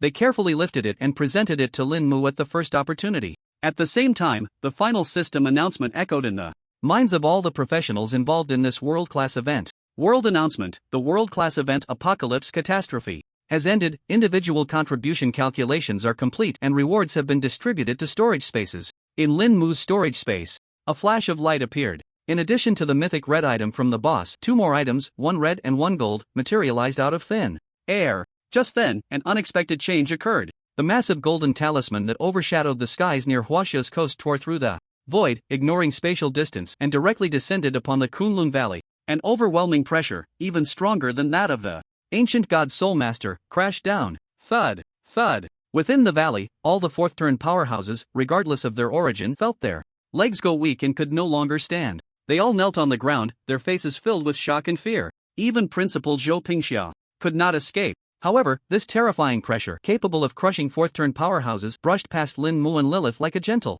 spring breeze, perfectly avoiding them. Under the watchful eyes of the crowd, the enormous golden talisman rapidly shrank and slowly floated down, finally hovering in front of Lin Mu. On the talisman, the original inscription "No entry for fifth turn" within Huaxia rippled like water and gradually faded away. Following that, 2 lines of new text slowly emerged. Those of the abyss should not walk the world. Carry this item, enter the Tower of Heaven, and meet me. Lilith's azure eyes, which always held a hint of laziness and playfulness, revealed a trace of curiosity for the first time upon seeing the talisman. She slightly turned, leaning in to whisper in Lin Mu's ear with a voice only he could hear. Master, this power feels unfamiliar. It's completely different from the various powers I know, but it definitely qualifies as a higher form of energy, not inferior to what ordinary people call divine power.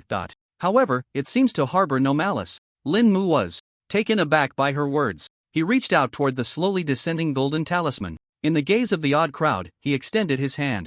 The moment his fingertips touched the talisman, the terrifying pressure that could crush fourth-turn powerhouses receded like a tide. The talisman's brilliance dimmed, transforming into an ancient-looking, warm golden token that lay quietly in his palm. On the front of the token, 2 ancient characters were elegantly carved. Fifth. Lin Mu casually tossed the token in his hand. He looked up at the azure sky where the talisman had vanished, a playful smile curling at the corners of his mouth. He murmured to himself, his voice neither too loud nor too soft, just enough for every survivor in the valley to hear clearly. You want to see me? Sure. Just be sure to prepare a gift for our meeting. As soon as these words were spoken, it was like dropping a deep water bomb into a calm lake. As the pressure dissipated, Zhou Pingxia and the others, slowly rising, felt their hearts nearly leap out of their throats, almost kneeling again. Trembling, they looked at Lin Mu with eyes that could no longer be described as shocked. It was a look of madness. Lord Fifth, he actually dared to negotiate with Lord Fifth. He's gone mad. This kid is definitely insane. The red-haired elder of the Mo City Wu family stammered to himself, his face drained of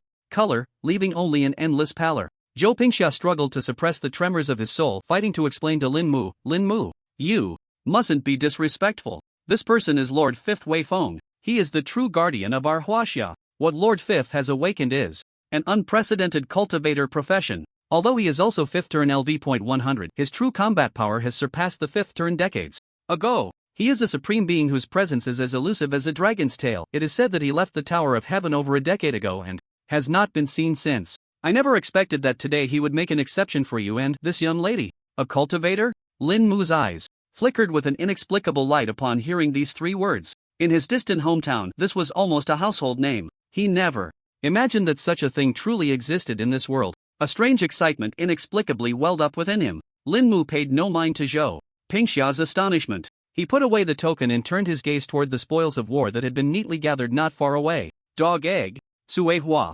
Director. Eric and Miyamoto Chiharu jolted. They hurriedly sorted all the spoils and presented them respectfully to Lin Mu. Lin Mu glanced over and casually stowed away a few pieces of legendary equipment. Then, like distributing candy, he tossed the remaining gear to Chen Feng, Luo Tian, Xiao Lai, and others. You guys can divide these. He picked out 2 decent purple items and tossed them to Eric and Miyamoto. Chiharu, you 2 did well this time. This is your pay. The mission is over. You can go back now. Thank you, Chief. The 2 were taken aback, holding the equipment with their loyalty skyrocketing once again. With the mission concluded, Lin Mu couldn't be bothered to dwell on their earlier rudeness. The 2 followed their respective elders. After bowing deeply to Lin Mu, they left the sorrowful place in a flustered and regretful manner. Zhou Pingxia also bid farewell to Lin Mu and the others, preparing to return to Shengjing. The Dragon Nest team was set to return to the Demon Suppression Outpost, concluding this thrilling special training. Master, Lin Mu had intended to let the silent Yi-Chen leave first, but unexpectedly he suddenly knelt on one knee, his forehead pressed to the ground.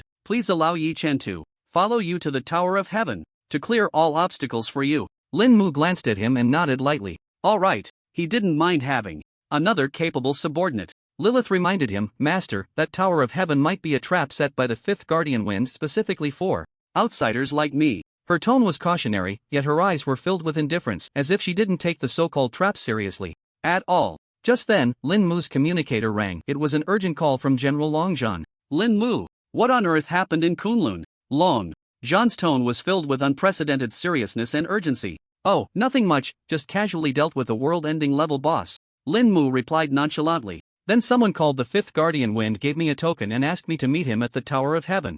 On the other end of the line, there was a minute of dead silence. Finally, a voice filled with endless complex emotions came through. Return to the base first, and after you rest up, I will personally take you there. After handling all matters, Lin Mu and his group no longer lingered and headed toward the outpost. Upon arriving at the outpost, they saw the chief instructor, Zhao Tai, who had been waiting for a long time. The group boarded the transport aircraft, preparing to return to the Dragon Nest base. However, this time, there was an additional cold-breathed, fervently-eyed demon swordsman in the team. In the northwest of Huaxia, at the summit of the Taibai Mountain in the Longling mountain range, beside the ascension platform, a magnificent tower, soaring into the clouds, stood abruptly there.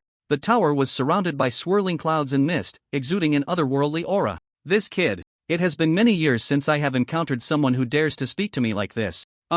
Elderly Taoist with a youthful face and an ethereal demeanor smiled as he remarked to the young attendant beside him. The attendant immediately bowed and replied respectfully, Master, it has been at least 40 years since you defeated the white-skinned foreigner, Boss Page, with a single move. Not bad, this kid suits my taste, so I must prepare a welcome gift for him. Xingyue, hurry down the mountain and buy me some happy drinks. I haven't been back in years and I've been wanting to drink it. Remember to buy more with the group purchase coupon. Xingyue. Inside the Xian Niao Magic Energy Transport Aircraft returning to the Dragon Nest base. The top batch of talents from Huaxia, including Luo Tian, Xiao Lai, and Song Bingyu. At this moment, they all looked like frostbitten eggplants, heads down, silent. Their pride had been crushed to dust after the journey to Kunlun, leaving not even a trace of ash. Occasionally, they would steal a glance at the boy who was meditating with his eyes closed, their expressions complex. In the entire cabin, only 2 people were exceptions. Chief, I know you enjoy this. This is my treasured 1982 chilled happy drink, specially prepared for you.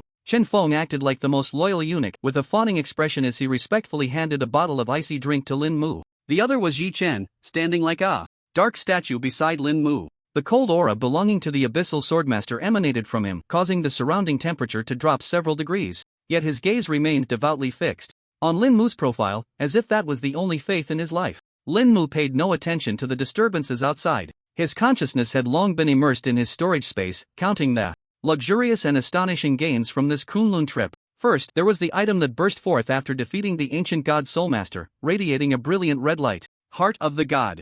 No level accessory, red, all attributes plus 100 effect 1, divine contamination. All your attacks will carry the true penetration effect. Damage from your attacks against non-divine targets will add true damage. For example, if the original physical or fire damage was 100, with divine penetration it will not be reduced by physical defense or fire resistance. 100 is 100. Effect 2, divine. Body increases health limit by 1000%, defense by 1000%, and all negative status resistance by 1000%. Good stuff, Lin Mu thought to himself. Truly a mythical piece of equipment. Lin Mu's gaze then fell on the independent rewards issued by the system after the world-class event settlement. 2 special items radiating 1 red and 1 golden light, along with a legendary skill book. Fragment, LV.100, red, effect? Interesting, Lin Mu's lips curled slightly. This item seemed even more precious and mysterious than the heart of the god. He had a vague premonition that this thing might help him touch the deepest secrets of this world in the future. Next was the golden, legendary item from the event rewards. It was a scroll, with a small countdown in the bottom right corner, 71 hours 18 minutes and 34 seconds. Class Advancement Exemption. Scroll, limited time item, gold. The description in parentheses is not part of the description. Just like equipment in games, the color is visually observable. A very special scroll that can be used after accepting a job transfer task, allowing exemption from the current class advancement task and directly completing the transfer. Limited to 3rd transfer and below. Lin Mu's eyes instantly lit up. He was currently LV.45, just 5 levels away from the 3rd transfer. With this scroll, he could save a large amount of time doing tasks and directly step into the ranks of third transfer powerhouses. The 3-day countdown was not a problem at all, he could easily finish it in no time. Soon, the transport aircraft slowly landed on the secret tarmac of the Dragon Nest base. General Long Zhan and Chief Instructor Zhao Tai had been waiting there. Their expressions were incredibly complex. Especially Long Zhan. When his gaze fell on Lin Mu, there was no longer that previous scrutiny of a junior. Instead, there was a gravity that only existed when viewing peers or even higher beings. Follow me. Long Zhan said no more, directly leading Lin Mu to a top-spec encrypted conference room. Yi Chen was politely invited by Zhao Tai to the lounge. As for Lilith, he really didn't dare to invite her. Inside the conference room, there were only Long Zhan, Lin Mu, and Lilith. Everything that happened in the Kunlun Valley, Principal Zhou has already told me. Long Zhan's voice carried a dryness that even he was unaware of. He cautiously glanced at Lilith. Then he fixed his gaze on Lin Mu, as if trying to read something from his face. I just want to confirm one thing. That pillar of light, was it really released by you? Lin Mu pulled out a chair, casually sat down, and took a sip of the tea on the table.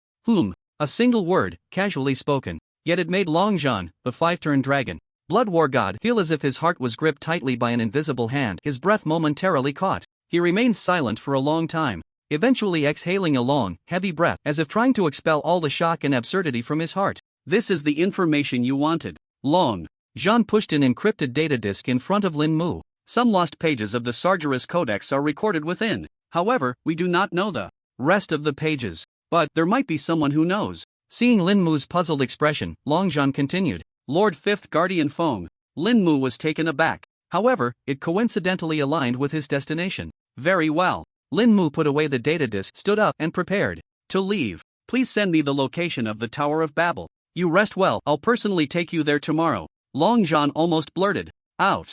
All right. Lin Mu nodded and walked out of the conference room with ease. Long Zhan watched his departing figure. He opened his mouth, but in the end, it turned into a helpless, bitter smile. He knew that in the near future, the landscape of Huaxia, and even the entire world, would be completely changed because of this young man. The base arranged accommodation for Yi Chen. Lin Mu returned to his exclusive suite. Lilith and Yi Chen had long been waiting at the door. Master. Lilith elegantly opened the door for him. Lin Mu said nothing, walking straight to the center of the room and sitting cross-legged on the carpet. He took out the Heart of God, which exuded an ominous aura, and suspended it above his palm. Lilith, keep watch. At your command, Master. Lilith quietly stood by Lin Mu's side, her gaze fixated on him with fascination. Lin Mu closed his eyes, his mind sinking into the talent panel. The invisible power of the description modifier instantly enveloped the Heart of God. Lin Mu's consciousness fell upon the Heart of God suspended in his palm. The invisible power of the description modifier thoroughly penetrated its deepest description. Heart of God, no level accessory, red, all attributes plus 100 effect 1, divine pollution. All your attacks will carry the effect of true penetration. Damage dealt by your attacks to non-divine targets will add true damage. Effect 2, divine body health limit increased by 1000%. Defense increased by 1000%. All negative status resistances increased by 1000%. This mythic level accessory was already incredibly powerful. But in his eyes, there was still enormous room for improvement. Without much thought, he began to make sweeping modifications to this mythic creation. Change. Health limit increased by 1000% to health limit increased by 9000%. Change. Defense increased by 1000% to defense increased by 9000%. Change. All negative status resistance increased by 1000% to all negative status resistance increased by 9000. Buzz. As the final modification was completed, the Heart of God erupted with an unprecedented brilliant red light, almost turning the entire suite into a sea of blood. But in just a second, all the radiance retracted, returning to its ancient and unadorned appearance. Lin Mu showed no hesitation and equipped it directly. A power that could not be described in words instantly merged into his limbs and bones. He could clearly feel that the essence of his life was surging wildly at an unimaginable speed. It was an unprecedented sense of solidity and weight, as if from this moment on he was no longer a fragile mage but an immortal mountain capable of withstanding the gods. He immediately opened his profession panel. Name, Lin Mu, Abyss, Profession.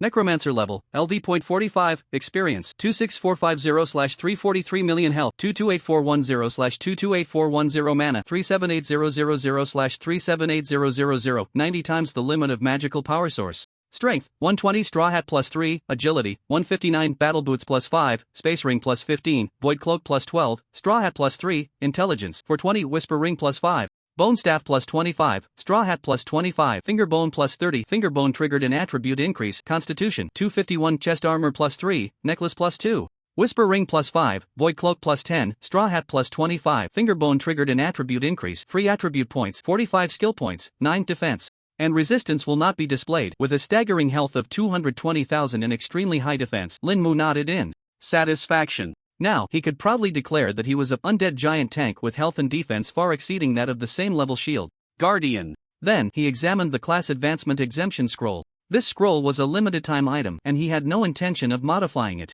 Even if he changed the job transfer limit to 5 transfers, 3 days would not be enough for him to level up that much, making it meaningless. Unless sold, it could fetch a large sum. However, Lin Mu ultimately decided to keep this scroll for his 3rd transfer. It was just right. As night fell, in the independent room of the Dragon Nest Base restaurant, the atmosphere felt somewhat subtle. Yi Chen quickly finished a bowl of rice, standing respectfully behind Lin Mu like a silent statue, completely ignoring the table full of delicacies. Meanwhile, Lilith smiled, elegantly lifting a piece of the most tender tenderloin and bringing it to Lin Mu's mouth. Master, under Yi Chen's gaze, Lin Mu awkwardly opened his mouth to eat. The meal ended in this strange atmosphere of dull respect and ambiguous feeding. Back in the top-tier suite, Lin Mu lay on the soft bed, preparing to wait for the talent refresh at midnight. However, he did not notice that Lilith, standing quietly beside him, had a glimmer of something called hunting in her azure eyes. She felt that tonight was an excellent opportunity. It was time to execute the plan that had been brewing in her heart for a long time. Lilith did not act directly. She simply removed her disguise, the fragile facade that bound her essence as the Lord of the Abyss. In an instant, a seductive aura, stemming from the most primal instincts of life, spread throughout the room like mercury spilling. This was not any charm-type skill or spell. It was her existence as a dream weaver, the ultimate attraction to the opposite sex. Lin Mu, who was meditating with his eyes closed, felt his heart skip a beat. He felt his blood flow quickening, and his breathing became rapid. The composure he had cultivated over 2 lifetimes was as fragile as a thin sheet of paper in the face of this temptation that stemmed from the very essence of life. He tried to meditate, forcing himself to calm down. Yet, he found images of Angelina's snow-white figure uncontrollably surfacing in his mind, only to be swiftly replaced by Lilith's even more perfect and alluring curves. His mind was in chaos, making it impossible to settle. Just as his thoughts were in disarray, a warm breath carrying a hint of sweetness gently brushed against his ear. Lilith had quietly approached his bedside, leaning slightly down. With a voice that was ethereal yet slightly husky, enough to drive any male creature mad, she whispered in his ear, "Master, you seem quite tense. Do you need Lilith to help you relax?" Lin Mu suddenly opened his eyes. He attempted to command this audacious maid to retreat with the authority of master. But what met his gaze was Lilith's deep blue eyes, seemingly capable of devouring souls as vast as the starry sea, and the lazy smile at the corner of her mouth as if her schemes had succeeded. Lin Mu felt his throat go dry. Lilith slowly lifted a corner of the blanket, elegantly sitting on the edge of the bed. The silk nightgown she wore unexpectedly slipped from her rounded fragrant shoulder due to this simple movement, revealing a large expanse of enticing white. She seemed unaware, merely parting her ruby lips, exhaling like orchids, softly murmuring, "Master's bed is so soft." Lin Mu's mind went blank. He felt his last line of rationality about to completely collapse. Lilith's fair, jade-like fingers were slowly reaching towards him. The night was quiet and ambiguous. Lin Mu forced himself to close his eyes. However, the alluring scent that lingered at the tip of his nose as if it could seep into the depths of his soul was like a maggot clinging to his bones, leaving him in turmoil. "Master." Lin Mu's body suddenly stiffened. Lilith, at some point, had leaned down to gently remove the outer robe that Lin Mu had yet to take off. The fabric brushed against his skin, bringing a slight coolness. But the accidental touch of Lilith's fingertips was like hot oil poured onto a fire, continuously igniting the heat within him. Her movements were gentle and meticulous, as if she were treating the most precious artwork in the world. Her warm breath brushed against Lin Mu's ear, sending a shiver down his spine. "Master, are you touched?" A faint smile curled at the corner of Lilith's mouth. She enjoyed seeing her eternally calm and indifferent master display such an awkward demeanor. It made her feel that the distance between her and her master had closed a little more. Lin Mu did not respond. Internally, he was screaming, "Don't move, don't move. I can't dare to move." He clenched his teeth, trying to use silence to mask the turbulent emotions raging within him. Seeing Lin Mu silent, Lilith was not annoyed. "Master, look at me." She slowly straightened up, and under Lin Mu's gaze, she began to untie the silk. Without the constraints, the nightgown continued to slide down like water. An existence more perfect than any creation in the world was presented before Lin Mu without reservation. The air in the room seemed to freeze at that moment. Lilith stepped closer, slightly tilting her face, which could make even the gods fall into despair. In her azure eyes, it seemed as if the galaxy was flowing, rippling like water. She parted her ruby lips and, with a voice that could drive any male creature completely mad, softly asked, "Master, everything of Lilith's is yours. Now, do you need Lilith to serve?" Boom! This sentence, combined with the striking scene before him, was like a thunderclap from the heavens. In an instant, it shattered the last thread of reason in Lin Mu's mind. He could no longer hold back. Lin Mu suddenly reached out and pulled her over. A hint of just the right amount of astonishment flashed in Lilith's azure eyes. But that astonishment lasted less than a second before transforming into endless joy and obsession. Lin Mu lowered his head, the corners of his mouth curling into a domineering smile. His voice, long suppressed, sounded particularly hoarse. "Remember, you are my maid. Dining should also be led by the master." Before the words fell, Lin Mu kissed her directly. The astonishment in Lilith's eyes completely turned into boundless submission and fervor. She responded actively. In the room, the breath of death and the laws of the abyss intertwined. At this moment, they were no longer separate. The night deepened further. After several earth-shattering battles, when the clock's hands finally pointed to midnight, Lin Mu's talents successfully refreshed. He endured the fatigue of his body and the immense satisfaction of his spirit, preparing to begin a new day's modifications. However, just as he settled into a cross-legged position, ready to immerse himself in his thoughts, a soft, warm body pressed against him again. Lin Mu sighed helplessly. He resisted the urge to fight for another 300 rounds, and focused his mind on his skill bar. After a flurry of rapid operations, all the skills were modified. Resurrect Skeleton. Level 9 consumes 499,950 mana, summons 99,990 fully armored steel skeletons wielding steel spears to fight for you by channeling multiple strong death auras from the void. They move extremely fast and deal high damage. Quantity limit, 99,999. 3 modifications to summon quantity. Resurrect Skeleton Gunner, level 7 consumes 39,960 mana, summons 9,900 sets of equipment dragging howitzer skeleton artillery to fight for you by channeling multiple special death auras from the void. Can switch between cannon armor-piercing shells and howitzer high-explosive shells, with extremely fast movement speed, attack speed, vast strike range, and high damage. Quantity limit, 9,999. Consumes 1 skill point. 2. Upgrade, 2 modifications to summon quantity, 1 modification to limit. Resurrect Corpse Demon, level 3 consumes 100 mana. Summons a toxic corpse demon with death power, extremely fast speed, high attack, and strong defense. Each attack has a 99% chance to inflict 99,999 poison damage per second, lasting 9 moments. 3 modifications to poison damage. Resurrect Skeleton Mage, level 5 consumes 990 mana, summons 900 skeleton mages to fight for you by channeling death auras from the void, randomly mastering Fire Dragon combo, Explosive Glacier, and Thunderstorm. When different elemental skeleton mages attack the same target, it triggers elemental resonance, dealing 950% extra damage to the target with a casting interval of 10 seconds. Quantity limit, 999. 1 modification to summon quantity, 2 modifications to limit. Resurrect Death Knight, level 1 consumes 500 mana, in the name of the king, awakens the Death Dragon Knight from the world of death to fight for you, riding a skeletal dragon and wielding a giant bone scythe, possessing strong combat power and mobility. Mastering skill. Death Harvest, swings the giant scythe, dealing 999% attack power in physical and shadow damage to a 9-mile fan-shaped area in front, with an additional 9% bleeding effect lasting 9 seconds. Cooldown 15 seconds. Death Decay, the undead bone dragon breathes Death Dragon Breath forward for 90 meters, dealing shadow damage equal to 99% of attack power per second for 5 seconds. Cooldown 55 seconds. Modified the range and cooldown of the first skill, modified the range of the second skill. Bone Fong, level 9 consumes 9,00007 mana, channeling death energy to summon 900,000 sharp teeth tainted with corpse poison from the deep buried remains of the dead, piercing forward in a linear area at the speed of light, each Bone Fong dealing 999 by 900 physical damage, and 9 points of poison damage per second, lasting for 9 ticks. 3 modifications to the original damage, 900 by 100, Bone Spike Impact, level 1 consumes 30 mana, infusing death energy into the ground ahead, releasing jagged sharp bone spikes surging forth in a rectangular area of 2 by 9, deals 975 by 980 physical and shadow damage to enemies within range. Cooldown, 8 seconds. Modified the length and 2 damages. Death Prayer, level 5 consumes 300 mana, unleashing a grand symphony of the dead with overwhelming death energy, surrounding the summoned creature, enhancing its potential, increasing attack, defense, and speed by 1,000,000%.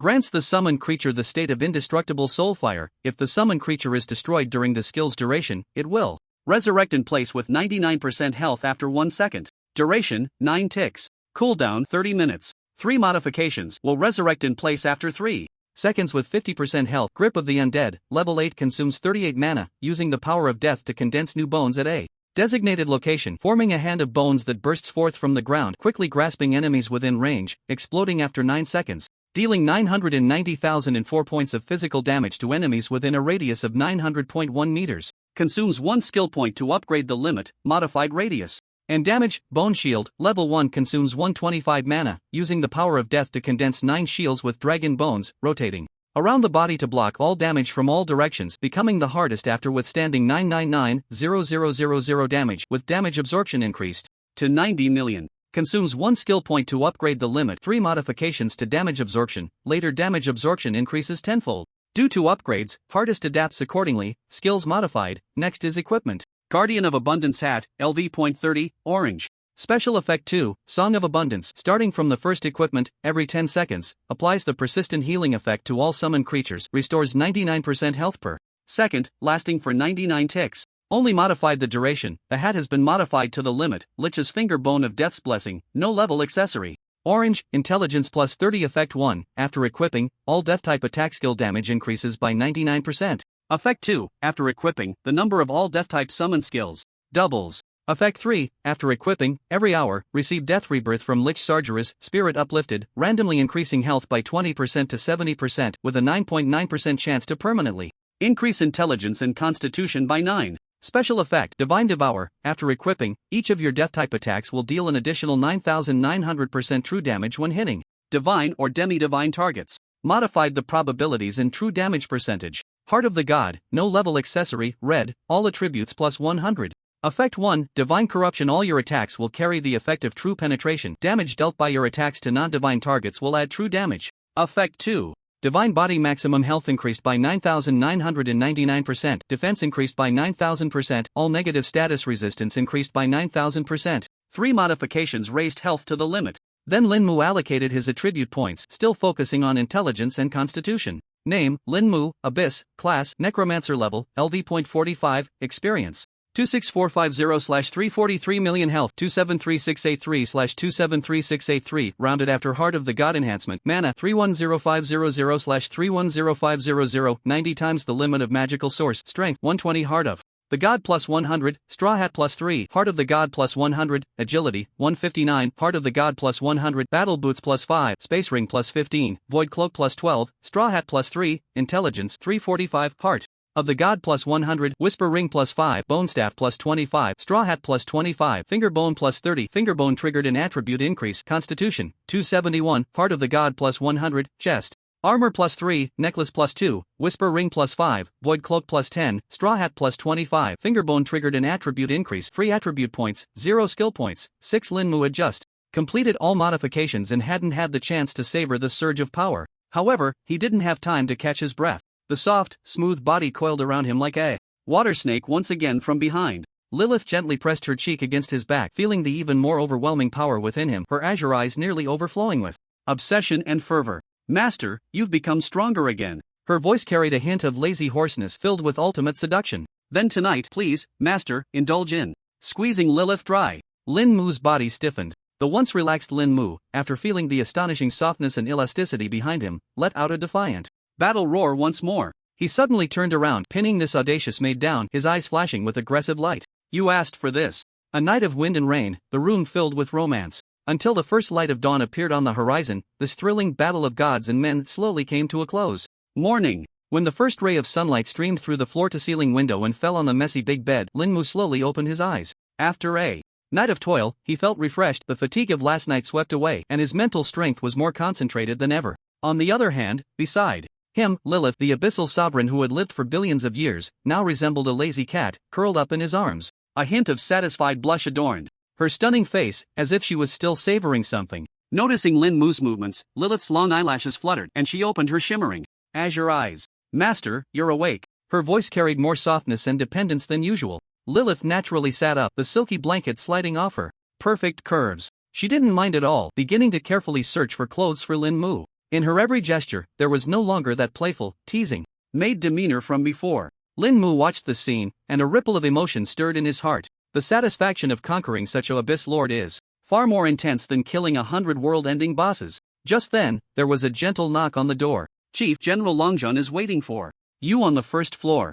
It was Yi Chen's voice, as respectful and cold as ever. Got it. Lin Mu replied, quickly getting dressed under Lilith's service. When he opened the door, Yi Chen stood outside like the most loyal guard. Upon seeing Lilith follow Lin Mu out and affectionately adjust his collar, Yi Chen's eternally icy face showed a barely perceptible twitch in his pupils. He quickly regained his composure, though his head hung lower. As the three descended the stairs, General Longjun was already waiting in the hall, his expression solemn. He stepped forward briskly upon seeing Lin Mu. Lin Mu, everything has been arranged. After breakfast, we will set off immediately. The atmosphere during breakfast remained strange. Longjun and Yi Chen barely touched their chopsticks, quietly watching as Lilith served Lin Mu, filling his bowl and offering him dishes, her every gesture filled with natural intimacy. This made Longjun, a seasoned warrior accustomed to the battlefield, involuntarily twitch at the corners of his eyes. Soon, a sleek, entirely black small transport aircraft took off, carrying the four of them soaring into the sky, racing towards the Longling Mountains in northwest Huaxia. As the plane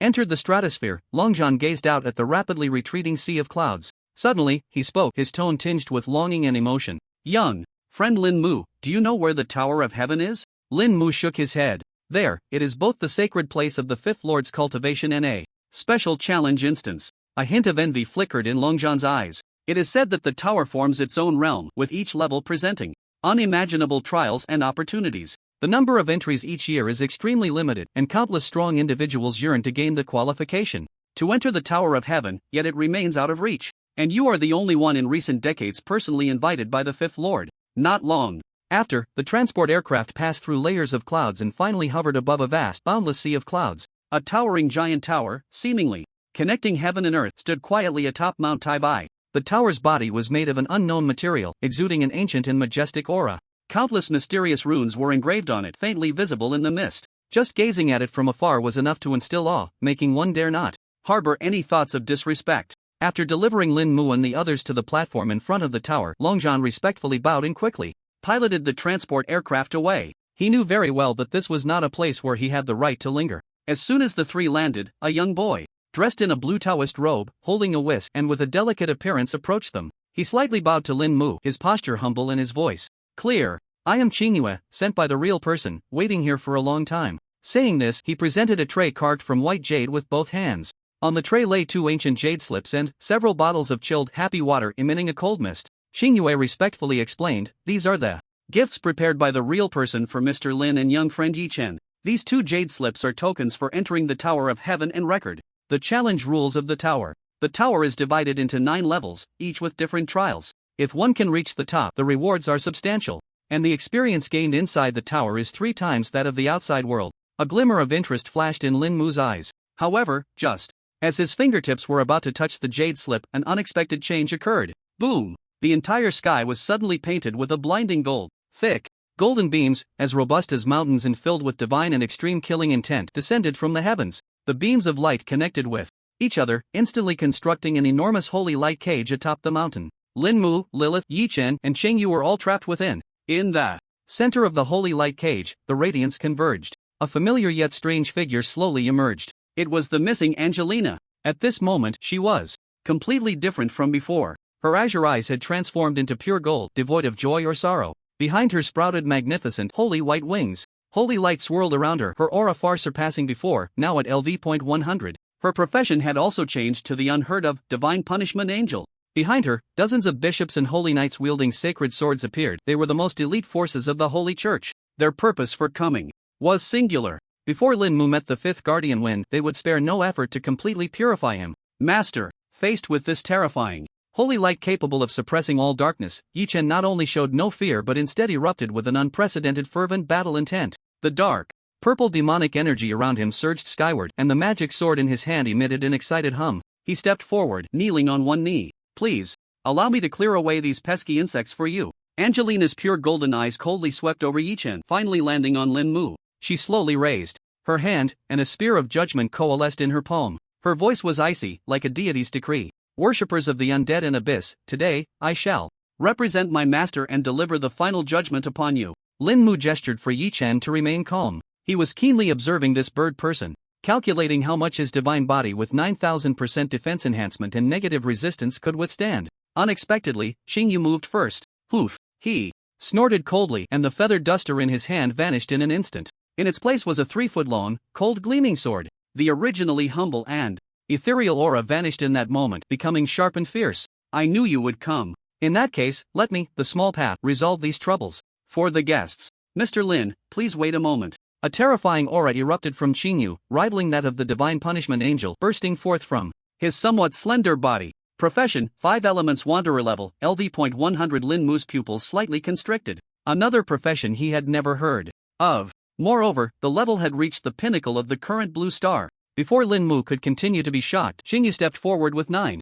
steps, his movements profound, aligning with the imagery of the Big Dipper and the 2 assisting stars. After finishing his steps, Qingyu twirled the sword in his right hand. Then, pointing the sword to the sky, his left hand quickly formed a lightning seal. He exuded an imposing presence, softly chanting, 9 heavens mysterious abyss transform into divine thunder. Glorious heavenly might guided by the sword. Lin Mu's heart immediately surged with tumultuous waves, nearly exclaiming what the hell. This mystical incantation and the grandiose stance were precisely the top-tier Taoist magic described in the novels of his past life. Boom! Just as Qingyu finished speaking, the originally clear sky was suddenly filled with dark clouds, and electric snakes danced wildly.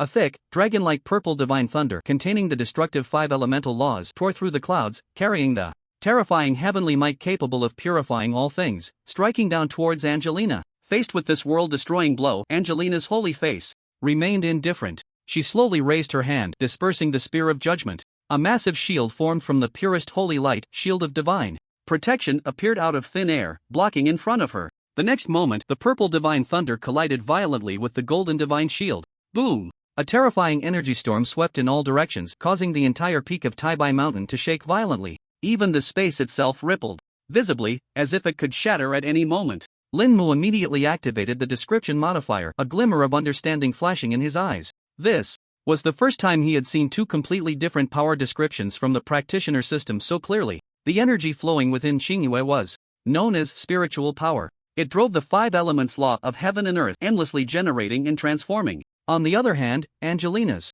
power was labeled as divine power. Its source came from the gathering of faith and a distant realm known as Heavenly Mountain. At this moment, the battle at the mountain peak had reached a stalemate. Qingyu's Dao techniques were exquisite, with sword light like lightning appearing and disappearing unpredictably. Angelina's divine power was unmatched, her defenses as solid as a fortress, flawless and impenetrable. Just as Qingyu's left hand formed another seal, preparing to unleash a stronger Dao technique, a sudden change occurred. Angelina abruptly ceased all attacks. The divine power within her erupted violently without warning. That terrifying energy shock even shattered the holy light cage she had set up herself. The dozens of bishops and temple knights who had come with her didn't even have time to scream before they were instantly turned to ashes in that raging holy light. This sudden betrayal left everyone present stunned. Qingyu halted her sword technique, her brow furrowed in confusion. However, Angelina's next action left everyone's minds in a state of shock. She did not flee, nor did she continue her assault. Instead, she slowly turned around. In midair, she actually knelt on one knee before the stunning figure that had been quietly standing behind Lin Mu. Her expression was no longer indifferent but filled with extreme fervor and respect. That voice, empowered by divine power, resounded through the heavens. We welcome the arrival of the Abyss Lord. I have prepared a grand feast in the holy teaching kingdom, and humbly invite the Dream Weaver to grace us with your presence. As soon as these words were spoken, the entire venue fell silent.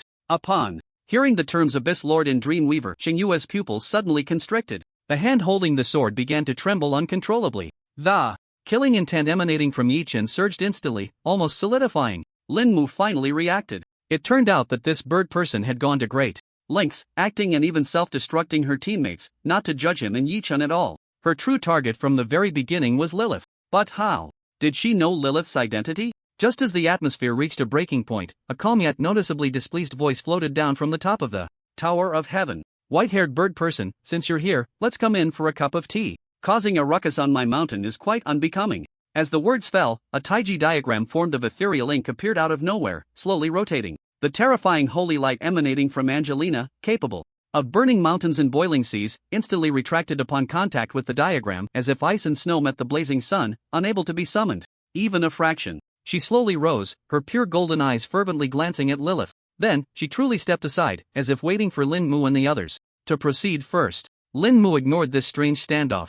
He stepped forward, leisurely picking up the jade slips and several bottles of happy water from the tray. He casually handed a bottle of the drink to Lilith and tossed a jade slip to Yichen. A playful smile curled at the corners of his mouth. It seems the old Taoist has quite a few guests today. Holding a jade slip in one hand and pulling Lilith with the other, Lin Mu, guided by the now humble Xingyue, was the first to walk towards the ancient and heavy door of the Tower of Heaven. Angelina remained silent, yet she also took a step forward, following behind them. A group of people. Just like that, in an extremely bizarre atmosphere, they stepped into the tower's entrance together. Beyond the tower door, it was not the grand hall they had imagined. Instead, it was a pure white expanse. The ground was white, the surroundings were white, and the sky above was also white. It was as if the entire world had been stripped of all color and substance, leaving only the most primitive void. Lin Mu looked around, raising an eyebrow slightly. Yi Chen, Xingyu, and that newly surrendered divine punishment angel Angelina were all nowhere to be seen. Beside him, only Lilith stood quietly, her expression calm.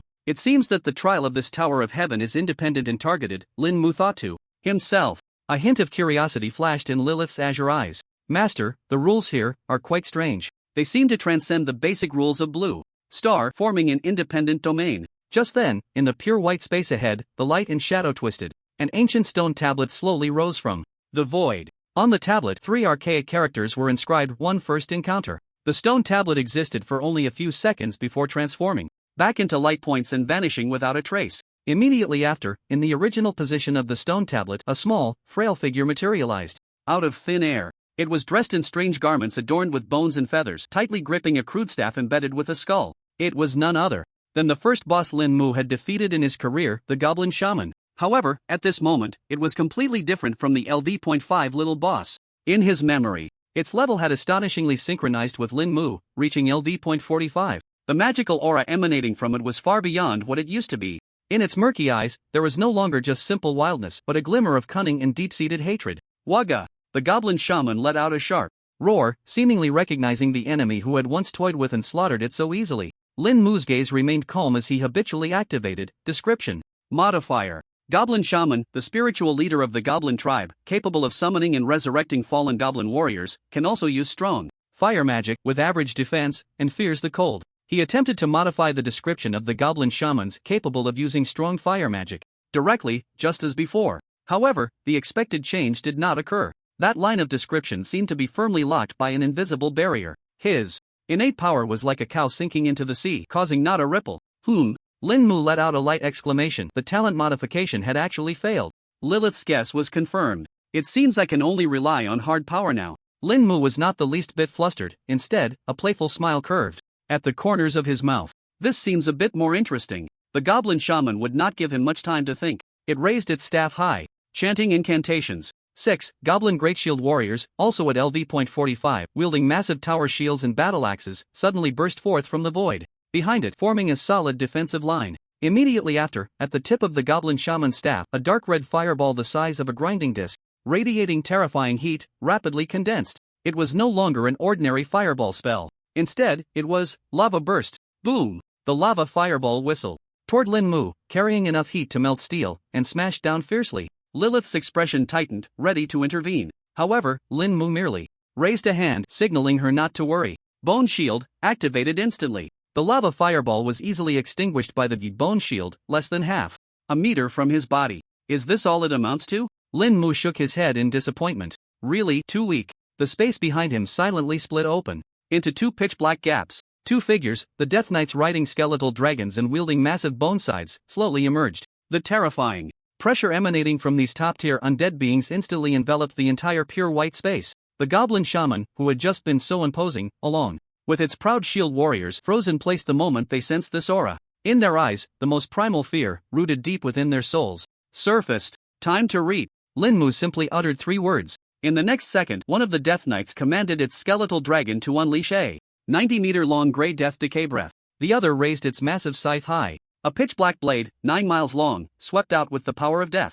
Harvest capable of annihilating everything. There were no screams, no struggles. Whether it was the LV.45 Goblin Shaman or the shield warriors it summoned, they were all as fragile as paper in the face of these 2 world-destroying forces. In an instant, they were torn apart and obliterated, leaving not even a trace behind. As the last breath of death dissipated, the pure white space began to tremble violently, then shattered like a mirror. In the next moment, Lin Mu and Lilith found themselves standing before a new stone tablet. On the tablet, 3 blood-red characters, exuding an ominous aura, were inscribed. In a dragon and phoenix style, Second heart demon. Second heart demon. Lin Mu's gaze sharpened, and he immediately became alert. Heart demons, he was all too familiar with. They merely manifested the things one feared or desired most to shake one's core. He pondered what kind of heart demon package this Tower of Babel would arrange for him. Would it be regrets from his past life or enemies from this life? However, the stone tablet dissipated into light. Points just seconds after appearing. He felt nothing at all. Instead, Lilith beside him suddenly stiffened.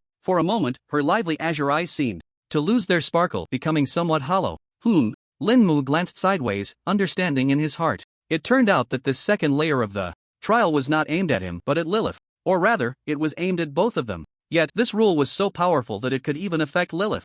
Lilith's consciousness was instantly pulled away by an irresistible force. When she opened her eyes again, she found herself back in the familiar yet strange throne room of the Abyssal Lord. Beneath her was the magnificent throne, exclusive to the Dream Weaver. On either side, the Vine Queen Ivy twisted her plant-like body. The pale flames of the Ember Lord Margot burned silently, and the light of the Crystal Arbiter Kratos refracted the space around him. The other 5 Lords Phantoms were also present, silently emanating their respective pressures of law. Everything was just as it had been before she left. No, one thing had changed. Lilith slowly raised her head to look at the highest throne in the hall, the seat symbolizing the supreme authority of the abyss. Sitting there was not the familiar figure of the supreme throne Orpheus who flickered between existence and non-existence. Instead, it was a figure she knew all too well, Lin Mu. No, wait. The Lin Mu on the throne wore a deep imperial robe embroidered with patterns of countless extinguished stars. His gaze was cold and authoritative, devoid of any human emotion, as if he were the purest embodiment of the abyss's will. The abyssal essence radiating from him was even more pure and domineering than that of the supreme throne Orpheus.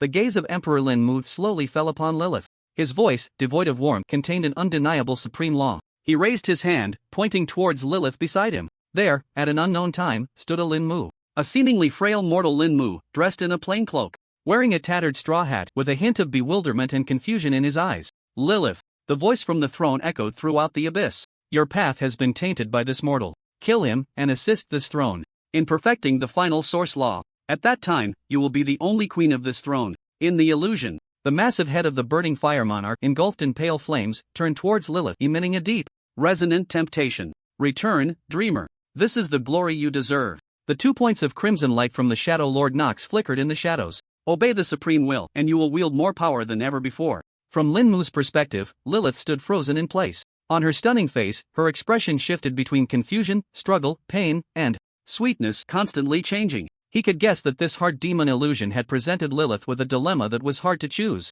Lin Mu appeared calm on the surface, but inside he felt a bit anxious, as he understood better than anyone the extent of Lilith's power. Yet, he still did not move. Not even a hint of a defensive posture was assumed. He simply watched her calmly. This was both her trial and his.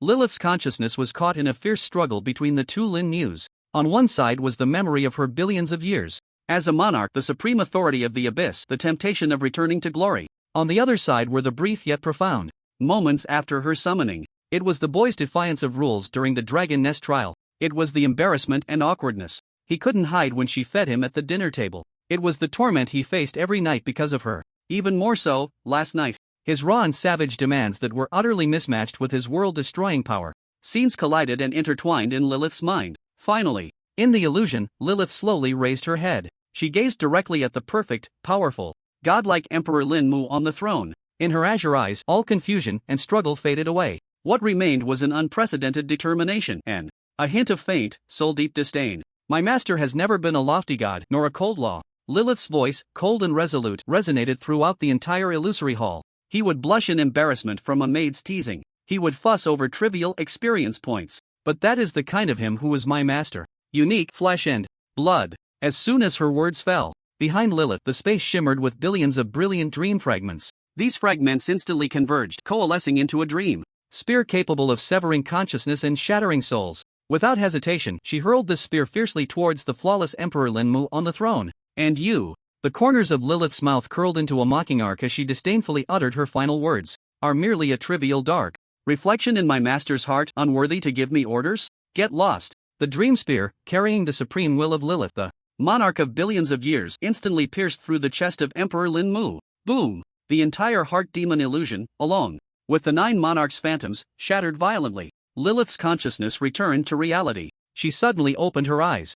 In her azure gaze, the brilliance flowed brighter than ever before. She could clearly feel that the solid world law seal within her was subtly loosening. Her breath did not decrease but rather increased. Lilith turned her head, obsessively staring at the boy before her, who had not moved an inch from the beginning, only gazing at her with trusting eyes. Her heart was completely filled with an emotion called happiness. Lin Mu quietly watched Lilith, not moving or speaking. Lilith took the initiative to step forward, tiptoeing, and gently kissed Lin Mu's lips. Soft, warm, with a hint of determination. This time, it was no longer due to the absolute dominance stemming from the bloodline of abyssal control. Instead, it came from a sense of belonging deep within her soul. After a long while, their lips parted. Lilith's cheeks were flushed with a captivating blush as she softly murmured, "Master, now. Lilith belongs entirely to you." Lin Mu looked at the light in her eyes. He smiled and reached out to stroke her silky golden hair. Just then, the pure white space beneath their feet shattered like a mirror once again. When their vision cleared, they had already stepped into the third level of the Tower of Babel. Here lay an endless ancient battlefield. The air was thick with the acrid smell of rust and dried blood. The ground was littered with tattered battle flags. Scattered were the bones of colossal beasts and long decayed siege weapons. Every inch of land seemed to tell the tale of a brutally fierce war. In the very center of the battlefield, a new stone tablet slowly emerged. 3 legion. The moment the stone tablet vanished, the entire land began to tremble violently. Crack, crack. From all directions, endless bones crawled out from the ground. They were clad in rusted black armor, wielding sharp bone swords and knives. Blue soul flames burned in their eye sockets. These skeleton soldiers were all synchronized with Lin Mu. Reaching LV.45, they quickly assembled into disciplined, menacing formations as if they were creations of another undead lord. A legion battle, huh? Perfect, I'll use you to warm up. A playful smile curved at the corners of Lin Mu's mouth. He didn't even activate death prayer for enhancement, just casually waved his bone staff.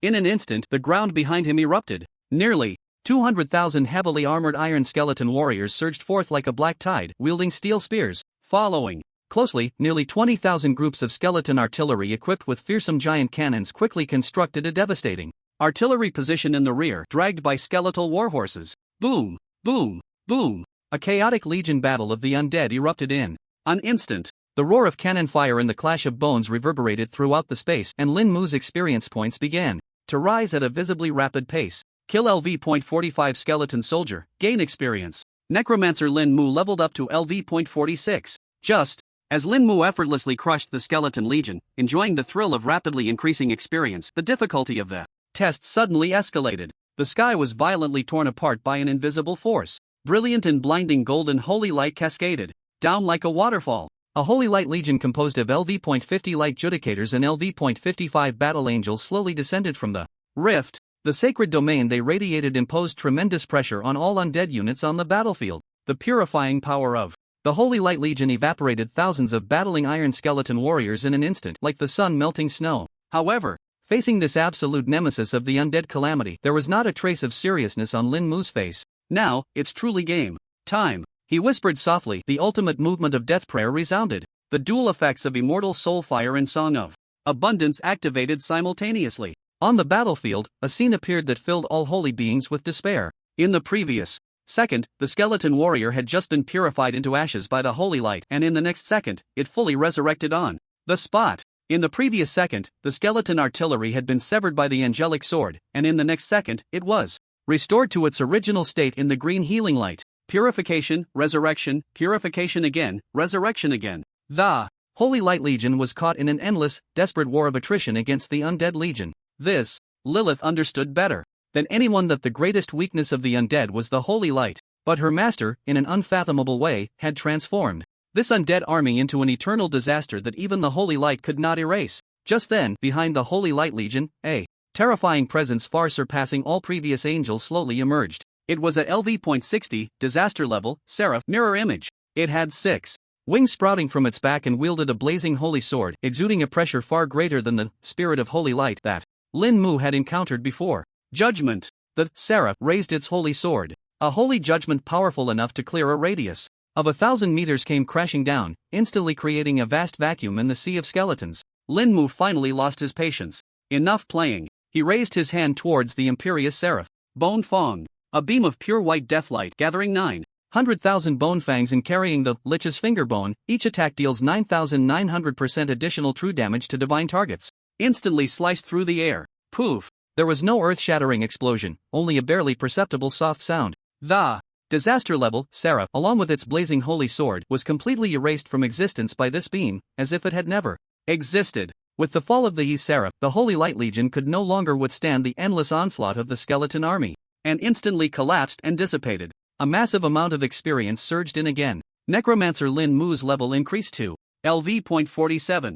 In the next moment, the battlefield vanished and the two stepped into the light gate leading to the fourth layer. The scene before them transformed into a bizarre space where up and down, left and right were completely inverted. All physical laws were utterly chaotic in this shattered space. A new stone tablet slowly emerged. For chaos, as Lin Mu and Lilith stepped out of the light gate, the entire world seemed to be thrown into a wildly spinning blender. The solid ground beneath their feet instantly disappeared. In its place was a disorienting sensation of inversion, a powerful repulsive force pushing them towards the sky filled with spatial cracks. The surroundings constantly changed in stretching and folding. A stone pillar that had been within arm's reach 1 second was twisted to the edge of their vision the next. The flow of time also became extremely unstable, with Lilith's golden hair fluttering at times as fast as lightning, and at other times as slow as if it were frozen. Master, the laws of this place have been completely disrupted. Lilith frowned slightly, pure source energy beginning to emanate from her body, preparing to forcibly stabilize this chaotic space. No need. Lin Mu smiled and raised his hand to stop her. There was no trace of tension on his face. Instead, it was filled with the curiosity of a researcher discovering a new toy. He took an interest in the chaotic force that sometimes pulled him and sometimes compressed him, and then attempted to activate his talent. A line of golden core description clearly appeared in his mind. Core rule of the fourth layer of the tower. All physical laws here are chaos. So it's a puzzle level. Lin Mu instantly understood and lost interest just as quickly. He was even too lazy to think of a solution and directly employed the simplest and most brutal method. Change chaos to order. Buzz. As he issued his intent, the entire shattered and inverted world seemed to be paused by an invisible hand. After just a moment of stillness, all the chaos and disorder vanished completely. The twisted space was smoothed out, the inverted gravity returned to normal, and the chaotic flow of time stabilized. A stable and solid platform reappeared beneath their feet, and a light gate leading to the fifth layer quietly opened before them. Too easy, boring. Lin Mu pouted, took Lilith's hand, and stepped into the light gate without a second thought. For Lin Mu, the next few layers were less of a test and more of a one-sided tour. Fifth layer. The stone tablet appeared. 500 battles. The Lord of the Wailing Cavern, the Queen Bee deep within the hive, the Stag King of the Blood Forest, the Abominable Lord outside the Lion City. All the bosses Lin Mu had defeated before roared and attacked from all directions in forms far stronger than before. Lin Mu casually summoned his undead legion. In the face of absolute numerical superiority, the so-called boss coalition was still just slightly larger. Ants. Minutes later, sixth layer. The stone tablet appeared. 6. Heart refinement. This time, the illusion became more real.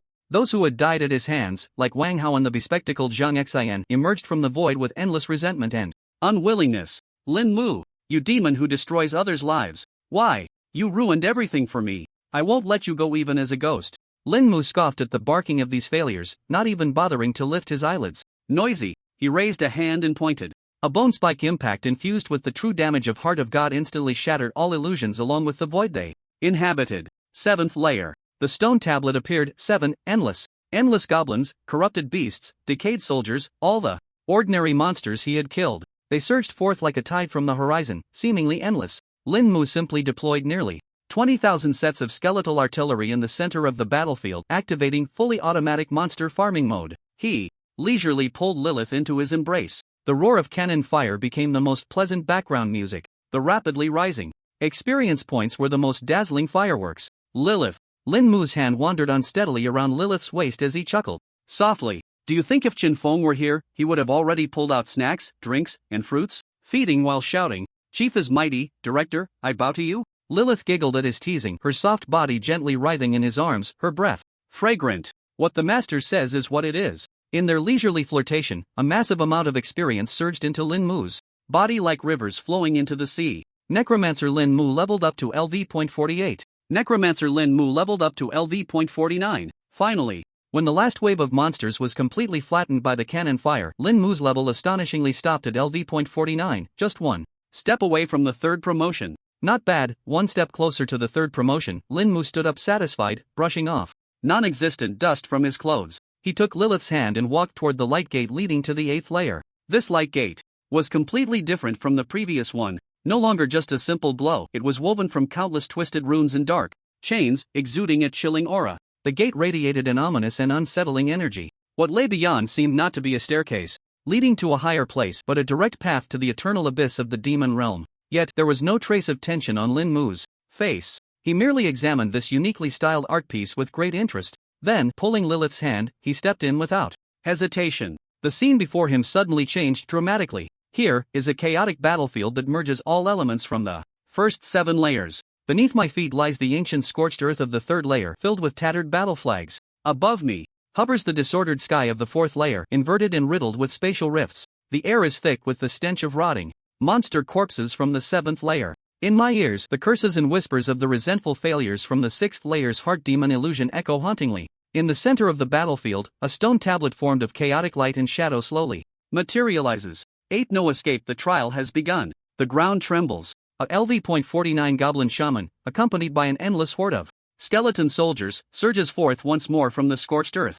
Lin Mu remains calm, casually waving his staff to summon his undead army to meet the oncoming threat. However, he quickly realizes something is amiss. The lava fireballs conjured by the goblin shaman are affected by the chaotic spatial laws above, making their trajectories extremely unpredictable. They sometimes accelerate, sometimes teleport, and can even come from angles that defy imagination. This leaves his skeleton army in a position where their strength is rendered useless. Immediately after, the battlefield environment shifts again. The 4th layer's chaos laws have fully descended. A powerful repulsion and attraction alternately act upon the battlefield in a completely erratic manner. The movements of all units become sluggish and bizarre. At the same time, the illusions of the 6th layer's heart refinement manifest. The figures of Wang Hao, the bespectacled Zhang Xian, and others materialize from the chaos of the laws. Their resentful curses are no longer mere mental whispers of interference. Instead, they transform into flickering spiritual spikes of black light, piercing through the soul while ignoring physical defenses.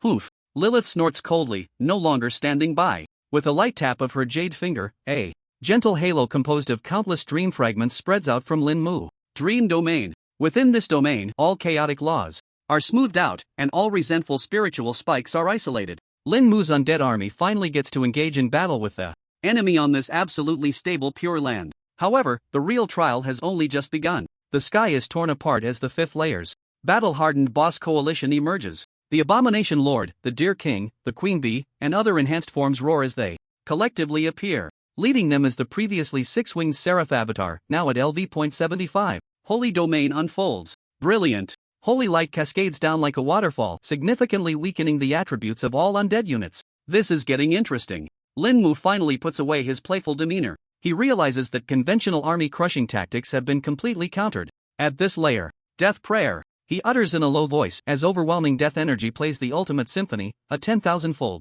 amplification crashing down. Immediately after, he raises his hand and strikes personally. A bone spike impact, infused with the true penetrating effect of Heart of God, surges forth like a devastating wave of bone spikes. It instantly clears a large area of skeleton soldiers and kills several weaker bosses in a heartbeat. The undead army seizes this opportunity, concentrating all firepower and attacks on the invincible Seraph. Just as the Seraph is about to be overwhelmed and killed in a concentrated attack, an unexpected change occurs. The no escape laws officially activate. All the slain bosses, including the Seraph, do not dissipate. Their bodies transform into the purest energy, which is frantically absorbed by the chaotic battlefield beneath. In the next moment, 2 terrifying auras far surpassing the previous ones erupt from the center of the battlefield. A LV.100 fallen Seraph, its body flowing with lava and wings ablaze with dark demonic flames. A LV.100 creature, its flesh burning with holy flames, let out a divine roar of holy abomination. They returned to the battlefield in a fused form. Their power surged exponentially.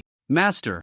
Worry flickered in Lilith's eyes. However, Lin Mu revealed a joyful smile. This is more like it, he murmured to himself. I'm not afraid of your high level or strong attributes, I fear those strange rules and suppressions. Now, you've finally become my favorite version of yourselves. Lin Mu slowly raised his right hand, pointing forward. Bone Fong. 2 beams of pure white deathlight converging from 900,000 bone fangs carried Lich's finger bonus 9,900% additional true damage against divine targets. 1 shot to the left, 1 to the right, aimed at the 2 arrogant fusion bosses. There were no earth-shattering explosions, no world-destroying energy collisions, just 2 barely audible pff sounds. The snarls and roars on the faces of the LV.100 fusion bosses froze instantly. Then, their massive bodies began to dissolve silently from the core where they were struck. They melted away quickly until they were completely obliterated. Lin Mu didn't pause for a moment, waving his hand. Two Death Dragon Knights roared as they charged into the enemy ranks. The pitch-black blade of death.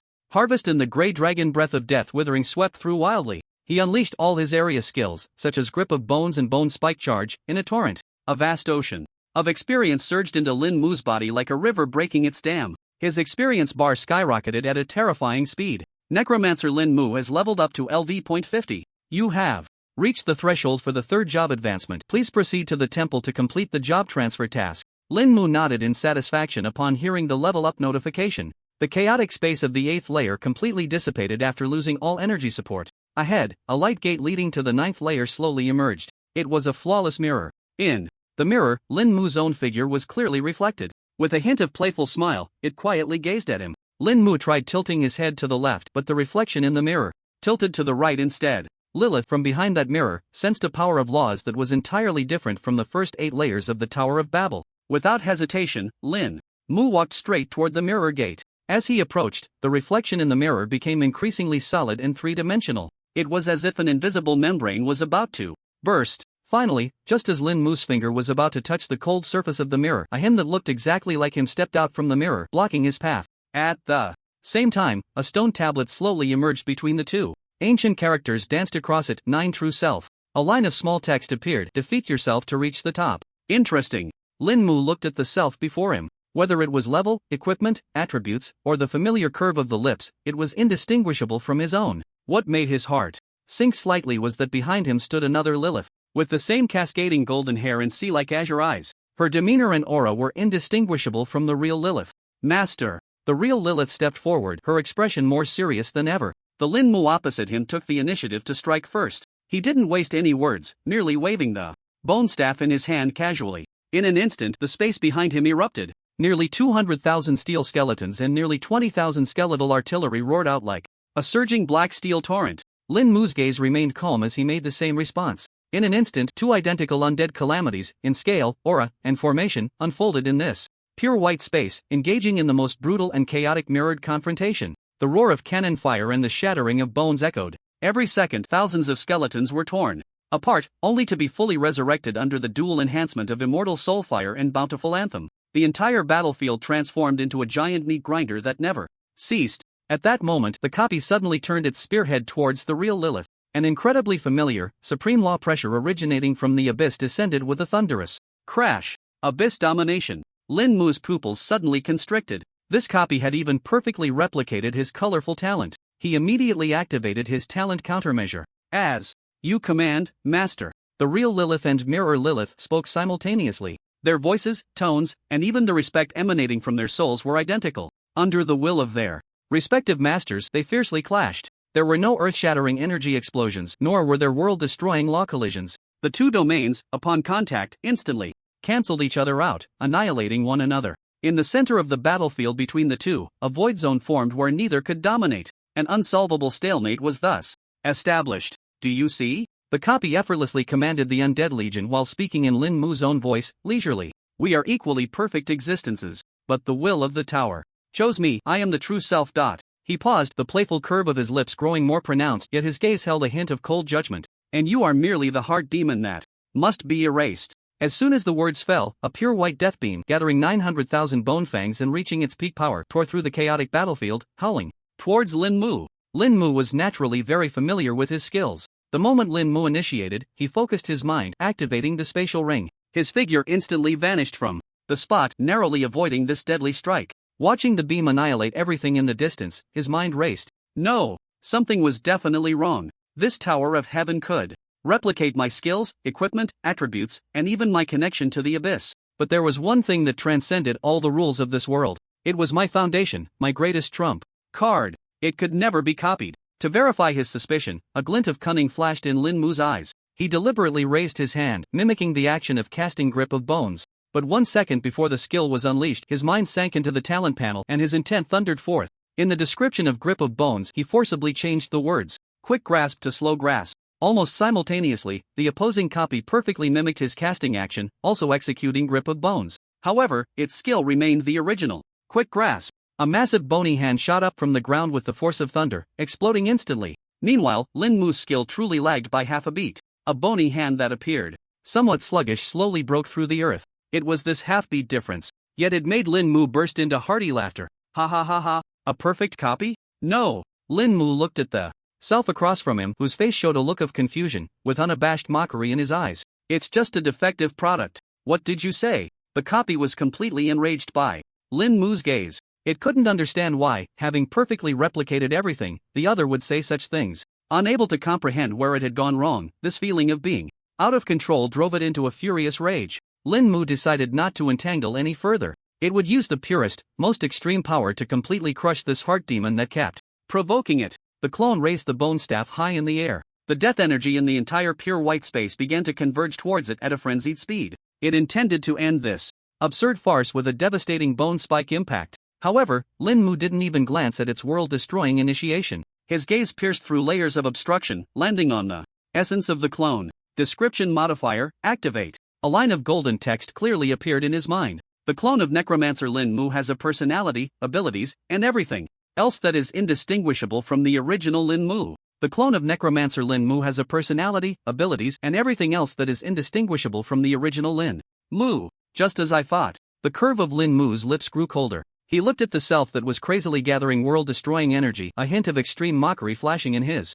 eyes. Just as the bone spike impact, capable of annihilating everything, was about to take shape, Lin Mu's will struck down like an invisible blade of judgment. Change indistinguishable from the original Lin Mu to indistinguishable from the original Wang Li. Buzz. Change again. Change indistinguishable from the original Wang Li to indistinguishable from the original Wang Li. 2 modifications done in one breath. The Lin Mu opposite him suddenly stiffened. The furious expression on his face instantly froze, replaced by confusion and shock. Immediately after, under the astonished gaze of Lin Mu and Lilith, an absurd transformation occurred. The equipment of Lin Mu rapidly faded and transformed into a tight pink t-shirt and a super short skirt. His handsome yet slightly cold face twisted and reshaped at a visible speed. It ultimately turned into a glamorous face adorned with heavy makeup, possessing a fair amount of beauty. Even the bone staff in his hand, which exuded a powerful aura of death, transformed with a poof into a bottle of essential oil that emitted a complex floral fragrance. At the same time, the mirror army that was fiercely battling Lin Mu's undead legion, along with the mirror Lilith that was locked in a stalemate with Lilith, vanished like a burst bubble, instantly dissipating. The entire 9th layer space was left with only Lin Mu's undead legion and the bewildered, alluring girl dressed lightly. The clone of essential oil. Technician Wang Li has a personality, abilities, and everything else that is indistinguishable from the original Wang Li. This person was Lin Mu's classmate from Shilin Vocational College.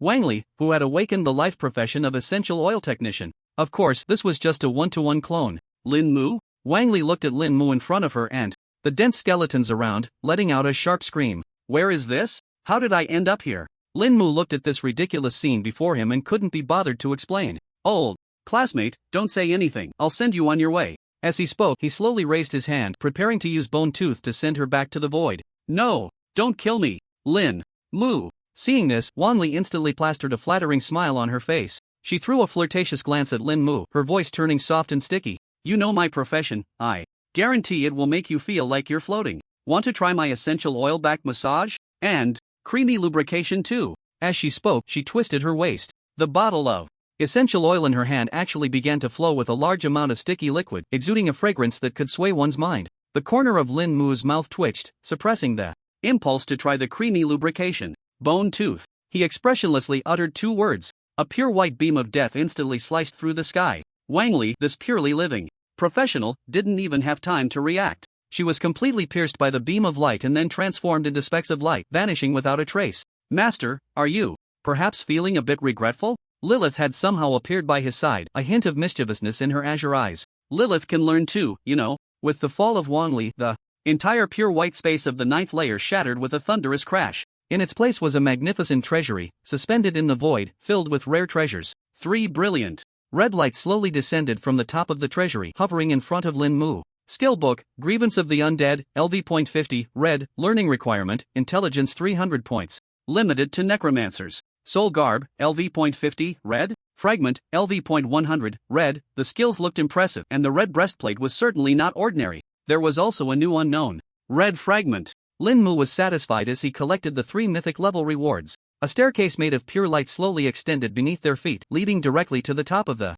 tower. Lin Mu and Lilith stepped onto the light staircase. In an instant, they arrived at the summit of the towering spire, where clouds roiled. Here was an ancient platform, where the Silver-haired yet youthful fifth guardian Wine sat leisurely by a stone table, holding a bottle of chilled happy water, drinking with great enjoyment. Beside him stood Qingyue and the pale, fear-filled, and anxious Angelina, who had her divine powers sealed, respectfully waiting at his side. Lin, my young friend, truly extraordinary. The fifth guardian Win set down his drink.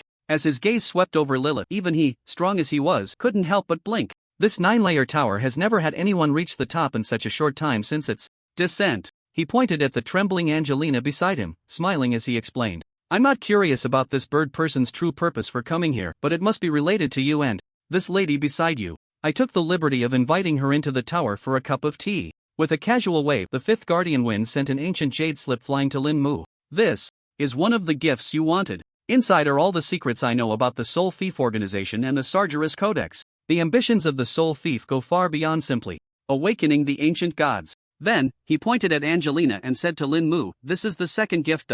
Her soul may be the coordinate to Heavenly Mountain.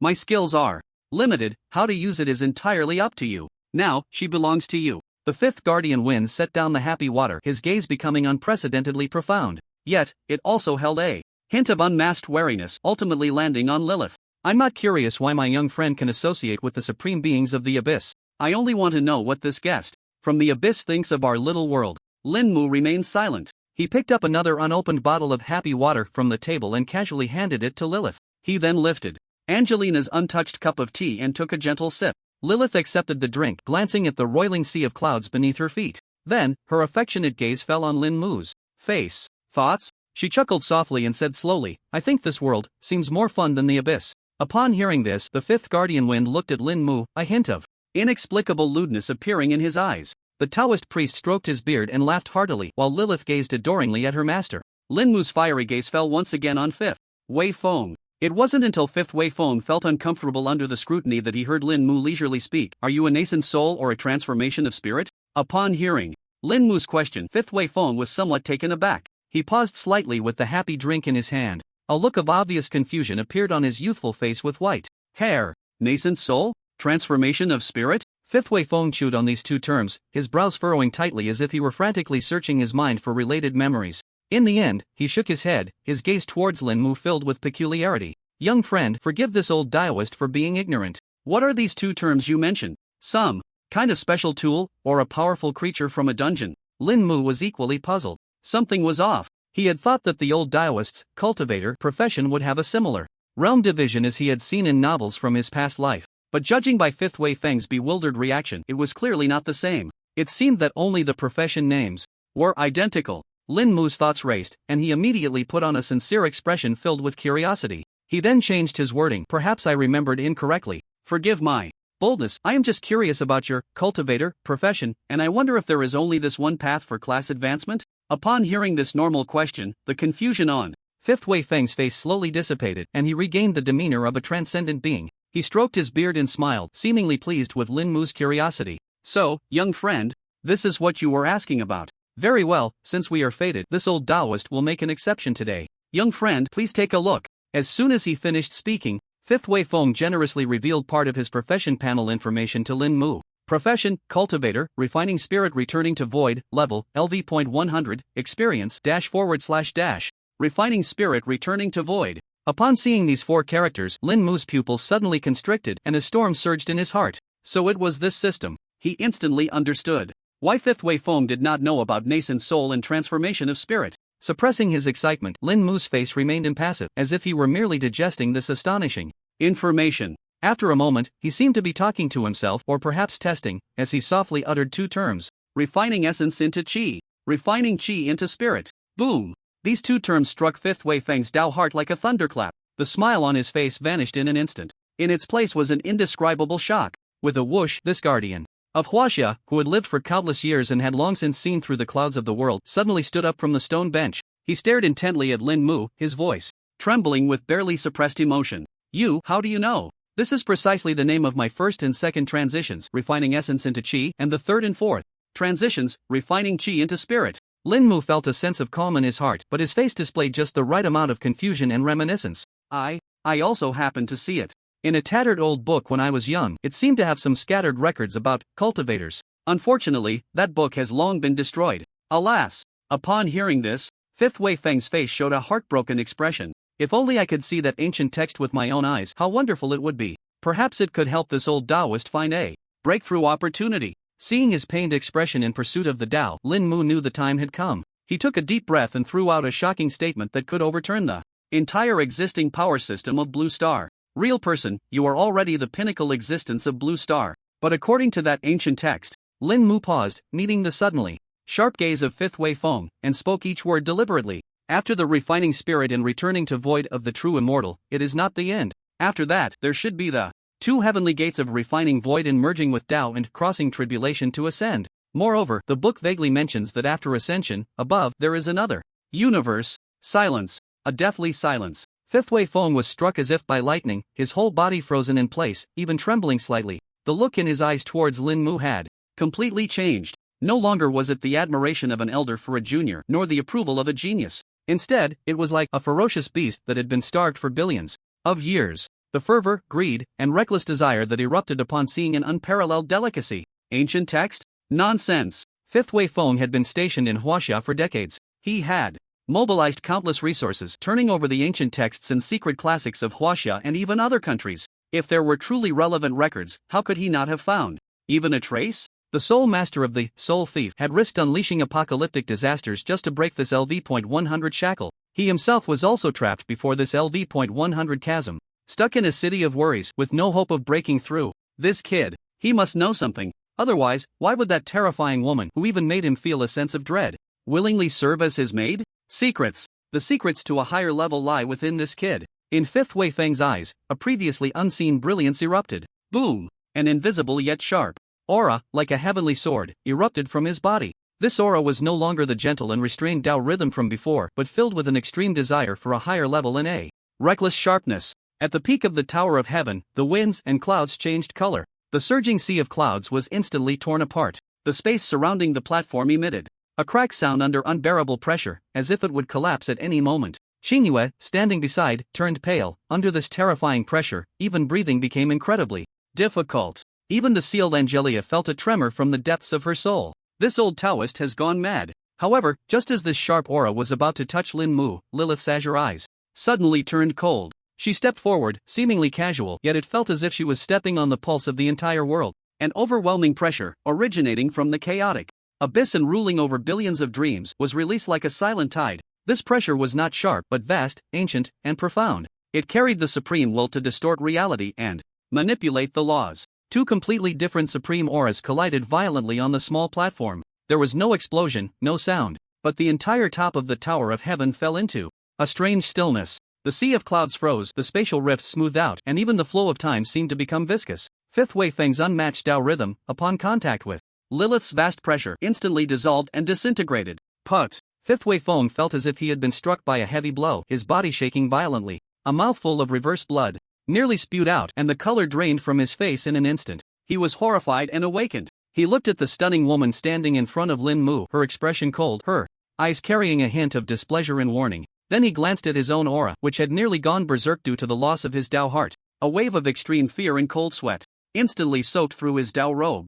What had he just done? He had actually, in a moment of excitement, harbored the thought of probing a young friend with earth-shattering secrets, and had nearly lost control and acted. Even more terrifying was the seemingly weak and harmless maid beside her. It truly was a terrifying presence that even he felt a pang of fear from, one that could easily suppress him. Fifth Wei Feng quickly reined in all his aura, the previous sharpness completely vanished. He bowed deeply to Lin Mu and Lilith, lowering his posture to the ground. His tone was exceedingly sincere. I was indeed presumptuous. My heart was clouded, and I nearly offended the two of you. I hope the young friend in this, your grace, can forgive me. This scene nearly made Xingyue, who was not far away, widen her eyes in shock. The guardian deity of Huaxia, the pinnacle of combat power in Blue Star, without exception. Yet, he was performing such a grand gesture towards a young boy? The balance of power had completely reversed in that moment. Lin Mu looked at Fifth Wei Feng, who had lowered himself so much. The playful smile on his face finally reappeared. He knew that the qualifications for negotiation were now firmly in his hands. Fifth Wei Feng raised his head, no longer regarding himself as a senior expert. Instead, he looked at Lin Mu with the gaze of a pure seeker, earnestly speaking again. I ask you, young friend, to kindly impart your wisdom. I am willing to pay any price just to seek the path ahead. Lin Mu gently waved his hand, his smile warm and harmless. Your words are too heavy, esteemed one. He paused, meeting Fifth Wei Feng's hopeful gaze, and slowly said, "It's not impossible to know. But I also have a few small requests that I would like you to clarify." Fifth Wei Feng looked into Lin Mu's calm and tranquil eyes, his heart churning. Yet, under Lilith's subtle pressure, he forcibly suppressed all his excitement. He took a deep breath and once again bowed solemnly to Lin Mu. "Please, young friend, speak freely. As long as it is within my ability, I will not refuse." Lin Mu's smile grew even warmer, as if discussing a trivial matter. "Esteemed one, my first request is quite simple." He paused, his gaze becoming profound. "I want to know the most cutting-edge truth you know about the Great Cataclysm that occurred 100 years ago." Upon hearing this, Fifth Wei Feng's pupils slightly constricted, but he was not surprised. Given Lin Mu's displayed strength and mystery, it was entirely normal to be curious about such a fundamental secret of the world. "This matter, I will certainly speak without reservation." Lin Mu nodded and continued. "As for the second request," he elongated his tone, lightly tapping on the stone table, producing a rhythmic sound that resonated in Fifth Wei Feng's heart. "In the future, as I walk through the world, I will inevitably encounter some troublesome situations. I need you, esteemed one, to establish a heart of the Tao oath. For any reason, at any time, in any place, unconditionally assist me 3 times." At these words, Qingyue beside them gasped in shock, nearly exclaiming, "The heart of the Tao oath. For cultivators, this is more important than life itself, an unparalleled vow directly bound to their foundation. Once established, there would be no room for negotiation." This was not merely a request, it was clearly demanding a trump card that could command the guardian deity of Huaxia. Fifth Wei Feng's breath also hitched. Lin Mu's gaze remained calm, as if he were merely asking for a cup of tea. This made Fifth Wei Feng's heart grow even more astonished, and he became increasingly certain of its value, far exceeding the cost of those 3 assists. Lin Mu paid no mind to his shock, turning his gaze to the void above, shrouded by the laws. "As for the third, what is the scenery beyond Blue Star?" 3 small requests, each one touching the core, each one more astonishing than the last. Fifth Wei Feng fell silent. The truth of the Great Cataclysm was the highest secret of Huaxia. The heart of the Tao oath was a gamble on one's own path. The information beyond Blue Star was even more a secret within secrets. But, refining the void to unite with the Tao, crossing tribulations to ascend. These 2 phrases echoed wildly in his mind like a spell. Compared to that supreme path, compared to the hope of breaking a century-long shackles, what did all this amount to? Moreover, that soul master, after exhausting all efforts to incite a world-ending catastrophe, ultimately transformed into a mindless monster. After 100 years of hard cultivation, he still found himself trapped in a city of worries. Yet this young man before him could casually speak of the subsequent path to the heavens. The struggle and hesitation in Fifth Wei Feng's eyes ultimately transformed into an unprecedented determination and resolve. He suddenly raised his head, gazing directly at Lin Mu, his voice resonant and powerful. "Old Taoist, I agree." As soon as the words fell, he no longer hesitated. Pointing like a sword, and lightly drew a line on his brow. A drop of golden blood, infused with the essence of the Tao, slowly emerged. "I, Fifth Wei Feng, vow, with my Tao heart guided by my divine soul, to take this world as witness. Today, I owe my friend Lin Mu 3 karmic debts. In the future, should there be any summons, whether to the azure skies or the yellow springs, I shall not refuse. If I break this vow, may my Tao heart shatter, my soul perish, and may I sink into eternal damnation." Boom! The moment the vow was spoken, the entire Tower of Heaven was engulfed in tumultuous winds and clouds. An invisible chain of laws appeared out of thin air, branding itself onto that drop of golden blood. It then instantly sank into Fifth Wei Feng's brow, disappearing without a trace. The vow was made. Fifth Wei Feng's complexion paled slightly, but his eyes became incredibly bright. He looked at Lin Mu and unhesitatingly pushed 2 jade slips in front of him. "The secrets regarding the Great Catastrophe and beyond the Blue Star are all contained within.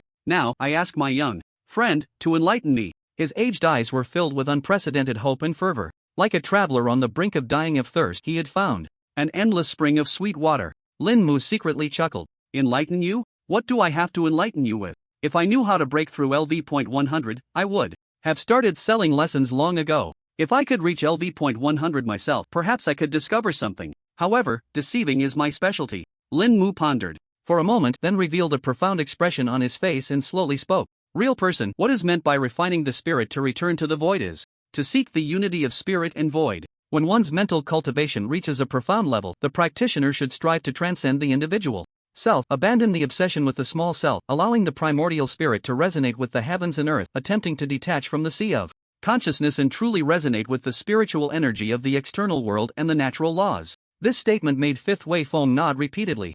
Although his strength was determined by levels, it indeed had been developing in this direction, yet he always felt there was a layer of window paper separating him from it. Seeing him take the bait, Lin Mu continued to throw out even more esoteric theories. and refining the void to unite with the Tao, is a deeper integration of the primordial spirit with the world. The key lies in understanding the essence of the Tao, such as yin and yang, the five elements, time and space, and other fundamental laws that constitute the world, allowing one's cultivation to truly resonate with the operation of the heavens and earth. What is sought is. Lin Mu's voice became ethereal and distant, as if it came from the heavens above. With the heart of heaven, replace my heart. To imprint one's own Tao upon a corner of the world, becoming the very rules themselves. Profoundly mysterious, incredibly deep. Fifth Wei Feng was left in a daze, his entire being frozen. He repeatedly chewed on the 6 words, with the heart of heaven, replace my heart. Sometimes frowning deeply, sometimes his eyes shining brightly, and at times falling into deep confusion. He felt as if he had grasped something, but upon careful thought, it was empty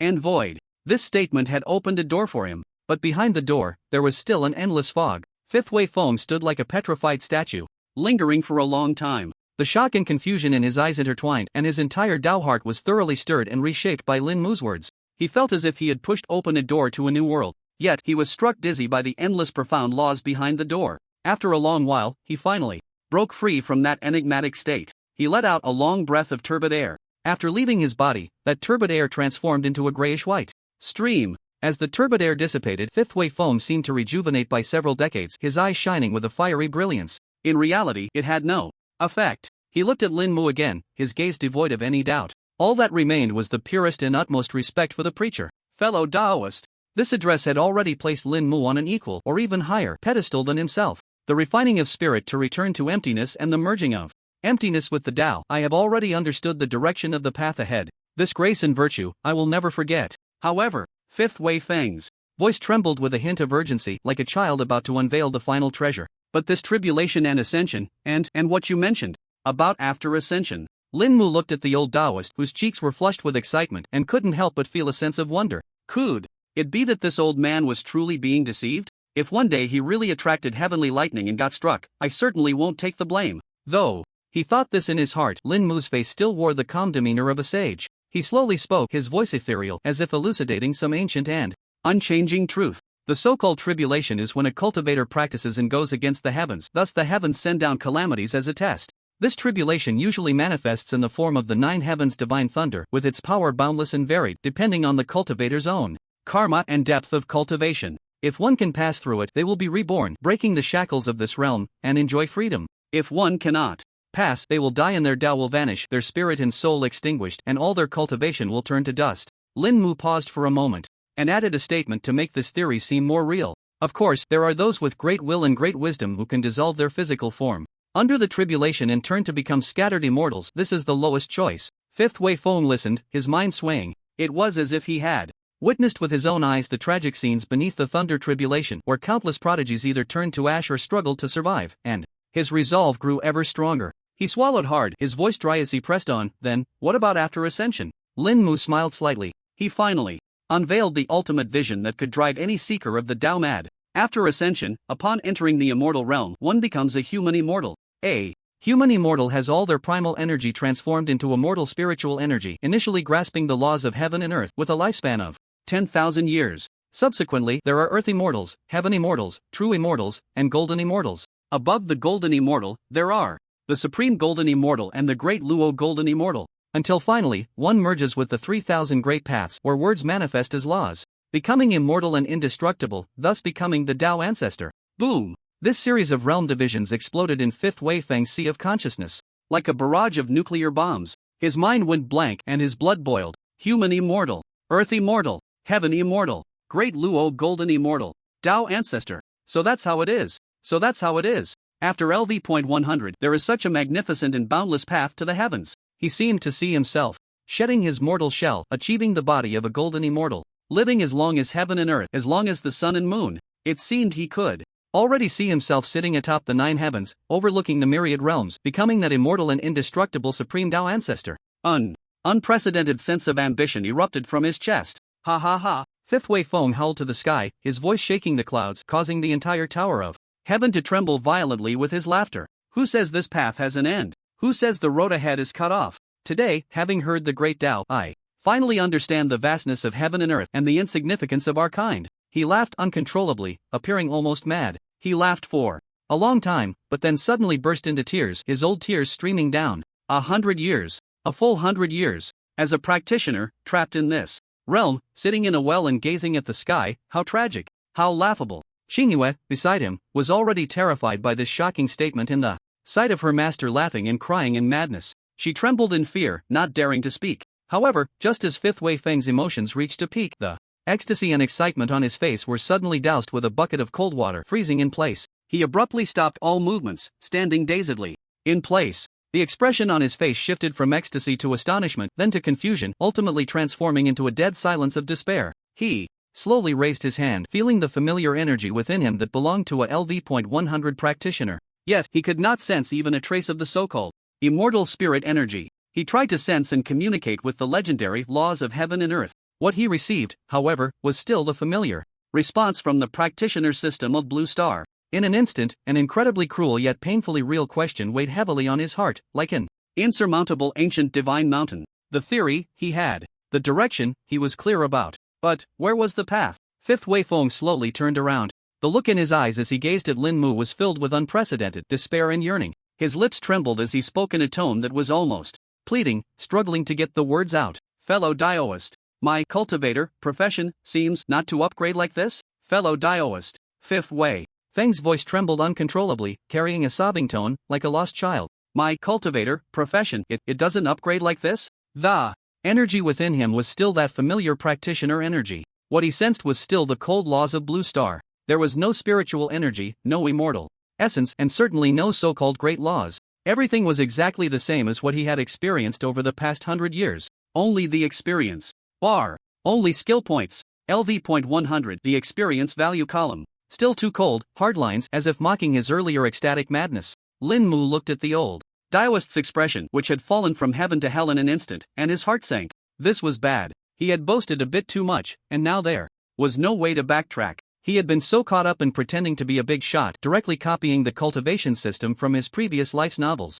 In a moment of excitement, he had forgotten that the core of this world was the practitioner panel. The theory was rich, but the reality was stark. He had drawn a grand blueprint from human to immortal to Tao ancestor for him. But when he looked down, he found he couldn't even find the narrow path leading to the blueprint. The road beneath his feet was still the old path he had walked for 100 years. This feeling was enough to shatter the heart of any seeker of the Tao. Now, he had tricked the guardian deity of Huaxia, and now they were asking him for an upgrade strategy. If he said, "Sorry, I was just making it up," would this old man shatter his heart on the spot and slap me down from this tower? Absolutely. Xingyue, watching her master in such a lost state, felt her heart ache, her eyes turning red. She mustered her courage and whispered to Lin Mu, Sr., "Did you say something wrong? My master, he is trying to break through LV.100. Before she could finish, she was interrupted by Fifth Wei Feng's sharp shout. Xingyue, shut up! Fifth Wei Feng suddenly turned around, glaring at his disciple with bloodshot eyes. A fellow Taoist is a person who imparts the Tao. How could there be a mistake? The one who is wrong is not the fellow Taoist, but us. It is this world. His voice was hoarse, tinged with a hint of mad obsession. It is the laws of this realm that are incomplete. This practitioner system is a dead end. We are all pitiful creatures walking on this dead end. The more Fifth Wei Feng spoke, the more agitated he became, his entire aura starting to become chaotic. Lin Mu, seeing this situation, knew he couldn't let him spiral further into his own thoughts. If he continued down this path, the old man might truly lose his mind and spontaneously combust right there. He had to find a way to stabilize him. After a moment of thought, he looked at the old Taoist's almost tearful expression. He thought to himself, since it has come to this, let's add fuel to the fire and heat this pot thoroughly. The demeanor of a sage remained undiminished on his face, his voice calm yet seemingly carrying a reassuring power. Master, please remain calm. Fifth Wei Feng suddenly lifted his head, a faint spark reigniting in his murky old eyes, fixating intently on Lin Mu. Lin Mu met his gaze and slowly began to speak. The reason you cannot sense the spiritual energy or communicate with the laws of heaven and earth is not your fault. Nor is it that my theory is incorrect. Then, why is that? Fifth Wei Feng asked eagerly. Lin Mu extended a finger and gently pointed upwards. It is a problem with this realm. This realm? Fifth Wei Feng was taken aback, somewhat unable to process it. Exactly. Lin Mu's voice grew distant and profound, as if recounting a hidden, earth-shattering secret. Master, have you ever wondered why the great cataclysm occurred 100 years ago? Why did the Blue Star give rise to practitioners and dungeons? Why have the laws of this realm become so unique? A series of probing questions struck Fifth Wei Feng's heart, leaving him somewhat dazed. He had indeed pondered these questions. In fact, he had investigated for decades. This was also the ultimate answer. that all the powerful beings who reached the pinnacle of Blue Star were desperately seeking. Yet, there was still no conclusion. Even the jade slip he had given Lin Mu contained nothing but unverified speculations. Are you implying? Fifth Wei Feng's breathing quickened. Lin Mu gently nodded, finally revealing the truth he had long prepared, one that could completely overturn Fifth Wei Feng's worldview. This realm has long been ensnared by an invisible pair of hands, setting up a net of heaven and earth. We, and all living beings on this planet, are merely cattle and sheep in this pasture.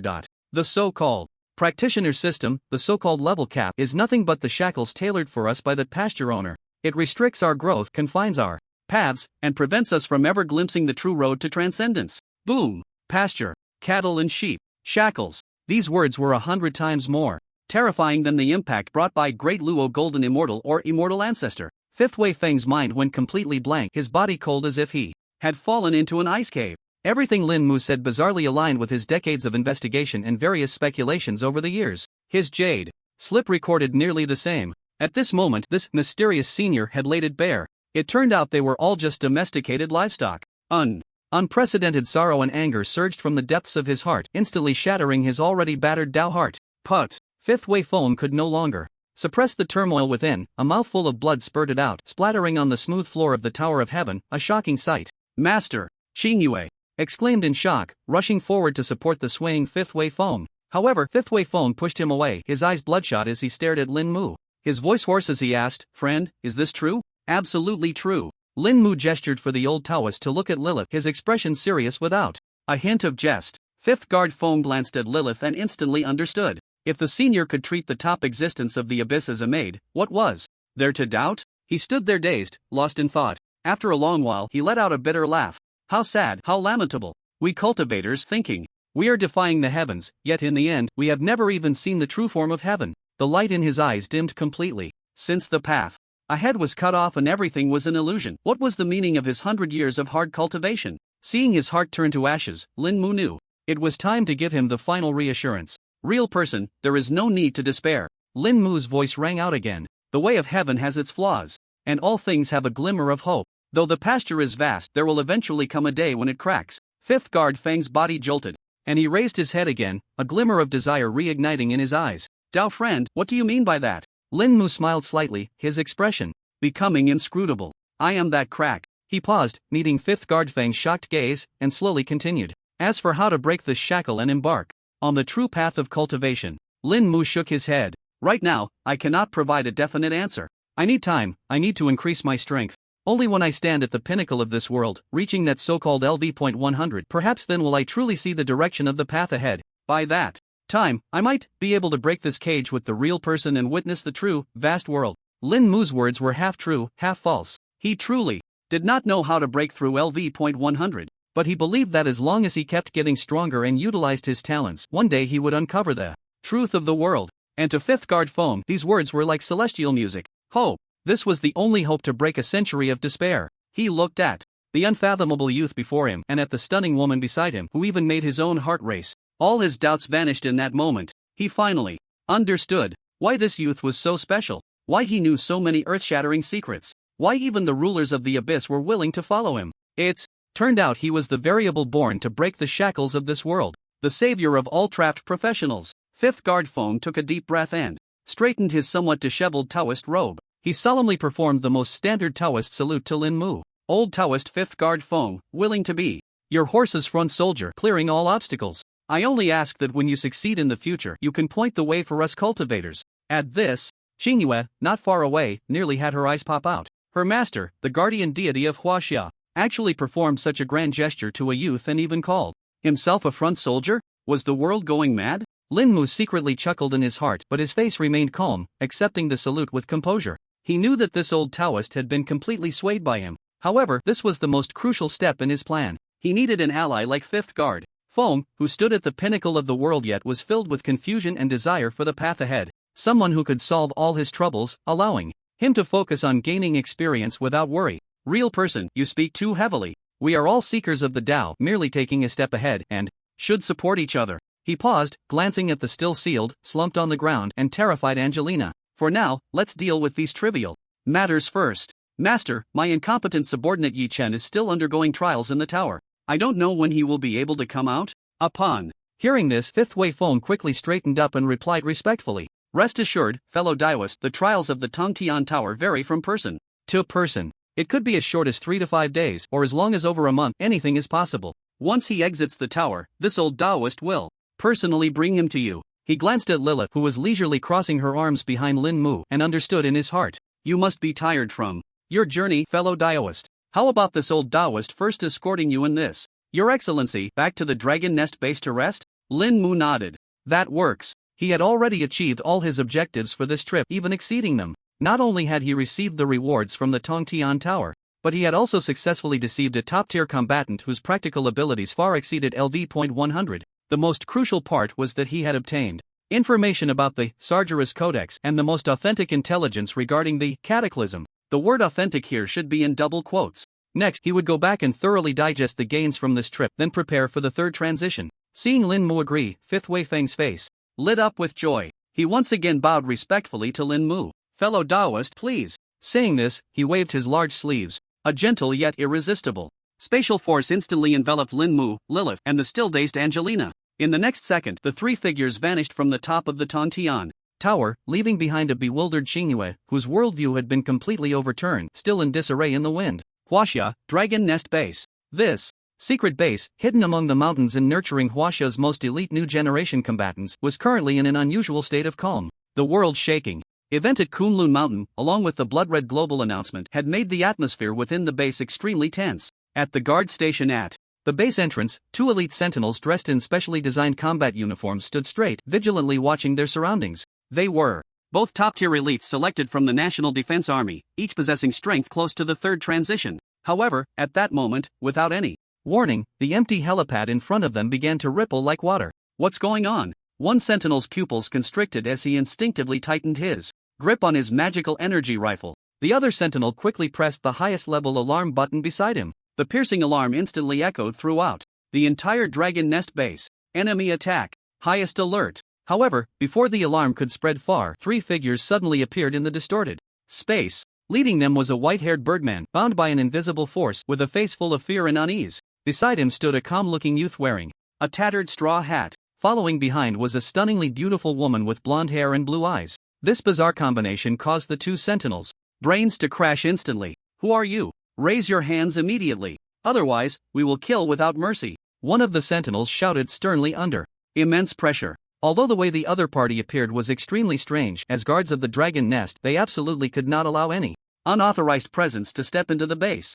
Lin Mu glanced at the 2 sentinels, who looked tense and on high alert, and shrugged helplessly. It seemed that the old Taoist spatial teleportation was quite accurate, but the entrance was a bit too ostentatious. Just then, several powerful auras from within the base were rushing towards them at high speed. The leading aura was robust and domineering, filled with the pressure of dragon blood. It was none other than the overall commander of the Dragon Nest, General Longzhan. Stop! Before he even arrived, Longzhan's booming voice had already echoed from afar. Put down your weapons. That is not the enemy. The 2 sentinels were taken aback but immediately obeyed the command. Soon, the tall figure of Longzhan appeared on the helipad. He first saw Lin Mu, and a complex expression flashed in his eyes. This kid, after going out for a while, why does he feel even more inscrutable? Then, his gaze fell on Lilith, and his eyelids couldn't help but twitch. The danger level of this woman seemed to have increased again. Finally, his eyes settled on the sealed Angelina, and his brows furrowed slightly. Where did this come from? Before he could ask, the space above the helipad twisted.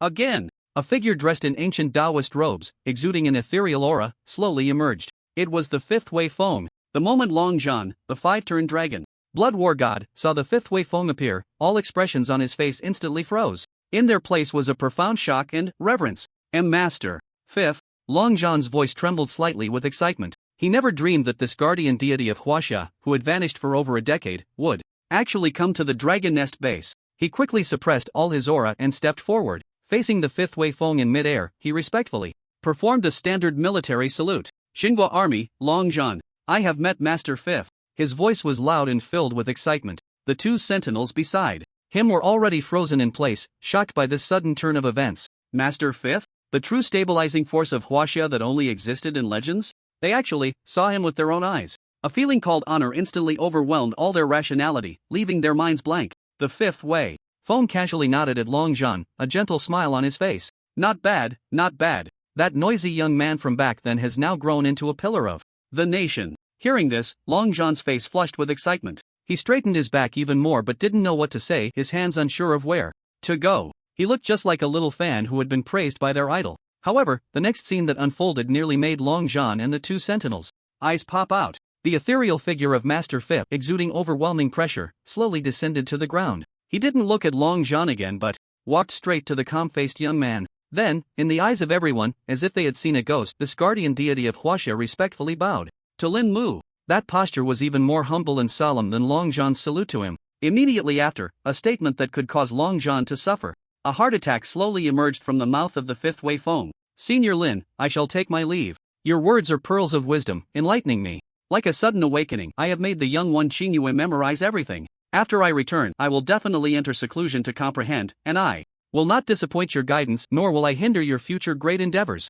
Senior Lin? Enlightenment? Not disappoint? Great endeavors? Hinder? Long John's mind buzzed, completely exploding. Rows of question marks floated by. He felt as if his worldview had been smashed to pieces in that instant. What did he just hear? Master Fifth actually referred to a boy under 20 as senior? And that tone, that posture. It was clearly the utmost respect that a junior would show to a senior, a student to a teacher. What the hell is going on here? Long John felt as if his heart had been struck hard by a hammer. He almost couldn't catch his breath and nearly collapsed to the ground. He stared intently at Lin Mu, then glanced at the solemn Fifth Wei Feng. His mind was a complete mess. After finishing his words, Fifth Wei Feng did not linger. He respectfully bowed to Lin Mu once more, then transformed into a wisp of green smoke dissipating into the air. He came in a hurry and left just as quickly, leaving behind a shocking mystery that could drive everyone at the Dragon Nest base into madness. The entire helipad fell into a deathly silence. Long John stood there in a daze, his mouth slightly opening and closing. Sounds like haha escaped his throat, resembling a fish out of water. He slowly turned his head. Once again, he looked at the boy who appeared so calm and carefree. In his eyes, there was no longer the previous scrutiny and admiration, only a sense of unfamiliarity and fear, as if he were gazing at a prehistoric behemoth. His lips trembled, wanting to say something, yet he found that he couldn't even utter a complete syllable. He felt that what he faced was not a genius, not a prodigy, but an ancient existence, indescribable and rejuvenated, a monster that even Lord Fifth had to respectfully call senior. Long John felt that with every heartbeat, it was as if a drum was being struck clear and audible. He looked at Lin Mu before him. This boy, whom he had recently regarded as the dragon of Huaxia and hope for the future, now felt incredibly foreign and distant, as if separated by an insurmountable chasm. Senior. Lord Fifth Wei Feng actually referred to him as senior. Long John, seasoned in battle, had seen all kinds of scenes, the life and death struggles of five-turn powerhouses, world-ending monsters attacking cities, and even witnessed the fall of a nation. He believed his will had been tempered to be as resilient as steel. But today, the calm he prided himself on completely collapsed. He didn't even dare to look directly into Lin Mu's eyes anymore. Those calm eyes seemed to contain the weight of ages in profound depth. Long John struggled to swallow, his Adam's apple bobbing up and down. After a long while, he finally spoke in a dry voice, stammering, Lin Mu, little friend. He had originally wanted to address him as senior like Fifth Wei Feng, but he simply couldn't bring himself to say those two words. In the end, he could only awkwardly refer to him as little friend. Lin Mu looked at his ghostly expression and chuckled inwardly. It seemed that this old Taoist's acting skills were even better than he had imagined. Before leaving, he had added such a performance, completely leaving Long John at a loss. However, this was also good. It saved him from having to waste words explaining unnecessary matters. Later, General Long John, is there something you need? Lin Mu's tone was very calm, as if nothing had happened just now. The calmer he was, the more turmoil surged within Long John. Why yes, there is something. Long John suddenly jolted, as if recalling something important, quickly breaking free from his dazed state. He forcibly suppressed all the shock and horror in his heart, trying to make his voice sound more normal. Little friend Lin Mu, there is an urgent situation. Oh, Lin Mu raised an eyebrow. Long John took a deep breath, organized his chaotic thoughts, and reported at the fastest speed. Just now, the Blue Star United Council held a high-level emergency meeting. Because of the world-ending catastrophe incident in the Kunlun Mountains, the impact is too great, shaking the entire globe. To stabilize public sentiment and to demonstrate our determination and strength as human professionals to the world. Long John paused, his voice becoming extremely grave. The council has decided to move the Global Newborn Exchange Conference, originally scheduled to be held in a month in our Huaxia Shengjing, to the day after tomorrow. The day after tomorrow? Lin Mu frowned slightly upon hearing this. The time was so tight that it caught him a bit off guard. Not only that, Long John continued, his expression growing even more serious. Under the joint pressure of forces like the Free Federation and the Holy Church, the venue for the conference has also been changed from our Xinjiang to the East Japan country. East Japan country? A hint of amusement flashed in Lin Mu's eyes. He recalled the terrified Miyamoto Chizuru, who had acted as his bait. It seemed that this trip to East Japan might just lead to a few familiar faces. So, Lin Mu's reaction remained so calm that it drove Long John crazy. This was a matter concerning the nation's face and future resource allocation. How could this guy have no reaction at all? Perhaps in his eyes, this level of game was just child's play. The more Long John thought about it, the more he felt it was possible, deepening his sense of helplessness. He forced a smile and continued, due to the urgency of time and the change of venue, the originally month-long Dragon Nest training has lost its significance. We were planning to wait for your return before directly announcing the final list of 10 representatives for Huaxia. Who would have thought you would return so quickly? Long John looked at Lin Mu and tentatively asked, Lin Mu, my young friend, what do you think about this final list? You decide. Lin Mu waved his hand, unconcerned. I have no interest in who goes and who stays. He paused and added, however, that Chen Feng kid has to be counted in. Long John's mouth twitched at the mention of Chen Feng. That kid was not weak in actual combat, his strength ranking above average among the 50 top talents. However, he was quite the flatterer. He had been riding high all the way. If it weren't for Lin Mu, he might have already been eliminated. Even if Lin Mu didn't say anything, according to the original rules, he would still make the list. But since it was Senior Lin who spoke, Long John was happy to do him a favor. Not a problem. Classmate Chen Feng performed excellently in the previous assessment and should rightfully receive a spot, Long John said decisively, without a hint of embarrassment. Lin Mu nodded in satisfaction. Since the training is over, I'll head back to Xingjing Academy. I still have a third turn task to complete. After saying this, he prepared to leave with Lilith and Angelina. Wait, Long John quickly called out to him. Lin Mu, my young friend, don't rush off just yet. The list is about to be announced. You should at least make an appearance and meet the other students, right? Long John looked at Lin Mu, forcing a smile that was more painful than crying. Young friend, please follow me. The students are all in the base hall. Lin Mu thought for a moment and decided it didn't matter. After all, they would have to escort him back to Xingjing anyway, so he didn't mind this little delay. Lead the way. Yes, Long John quickly took the lead. However, his steps seemed a bit unsteady. The two sentinels behind them only snapped back to reality and gasped for breath after Long John and Lin Mu's figures disappeared from view. They exchanged glances, both seeing extreme fear and fervor in each other's eyes. Did I just salute the Fifth Lord and that senior? It seems so. I feel like my life has been worth it. In the central hall of the Dragon Nest base, this place, originally meant for students to conduct tactical simulations and mission briefings, had now been transformed into a temporary classroom. 30 top talents who had emerged from rigorous assessments across the country. At this moment, everyone sat neatly in several rows like elementary school students. Even around them, many internal soldiers in Dragon Nest base uniforms were squeezed in. Everyone's gaze was fervently focused on the podium at the front. There stood a man, gesticulating wildly, spitting as he spoke, passionately delivering his speech. It was Chen Feng. Director Chen. All right, students. About how our chief, at the peak of Kunlun Mountain, casually annihilated a world-class boss. And how with just one sentence he forced back the peak four-turn powerhouses from various countries. I'll keep it brief for now. Chen Feng cleared his throat, took a sip of water, and wore a sacred glow like a preacher. He looked at the students and soldiers below, who were mesmerized, their faces filled with shock and admiration, and nodded in satisfaction. The atmosphere had been perfectly set. It was time for the most crucial step. He slammed the podium, his voice suddenly rising by an octave. Dear students, friends, I'm sure everyone has now clearly realized that our chief's power has surpassed the limits of mortal imagination. He is a deity walking among us, the only lighthouse illuminating our path ahead. In the audience, a resolute genius from another academy, a gunslinger, stood up excitedly. Director Chen is right. The chief is my faith. Exactly. Following the chief is the only way to the future. Another genius, a thunder mage, from an ancient family, who had always looked down on others, echoed in agreement. Chen Feng pressed his hand down, signaling for everyone to be quiet.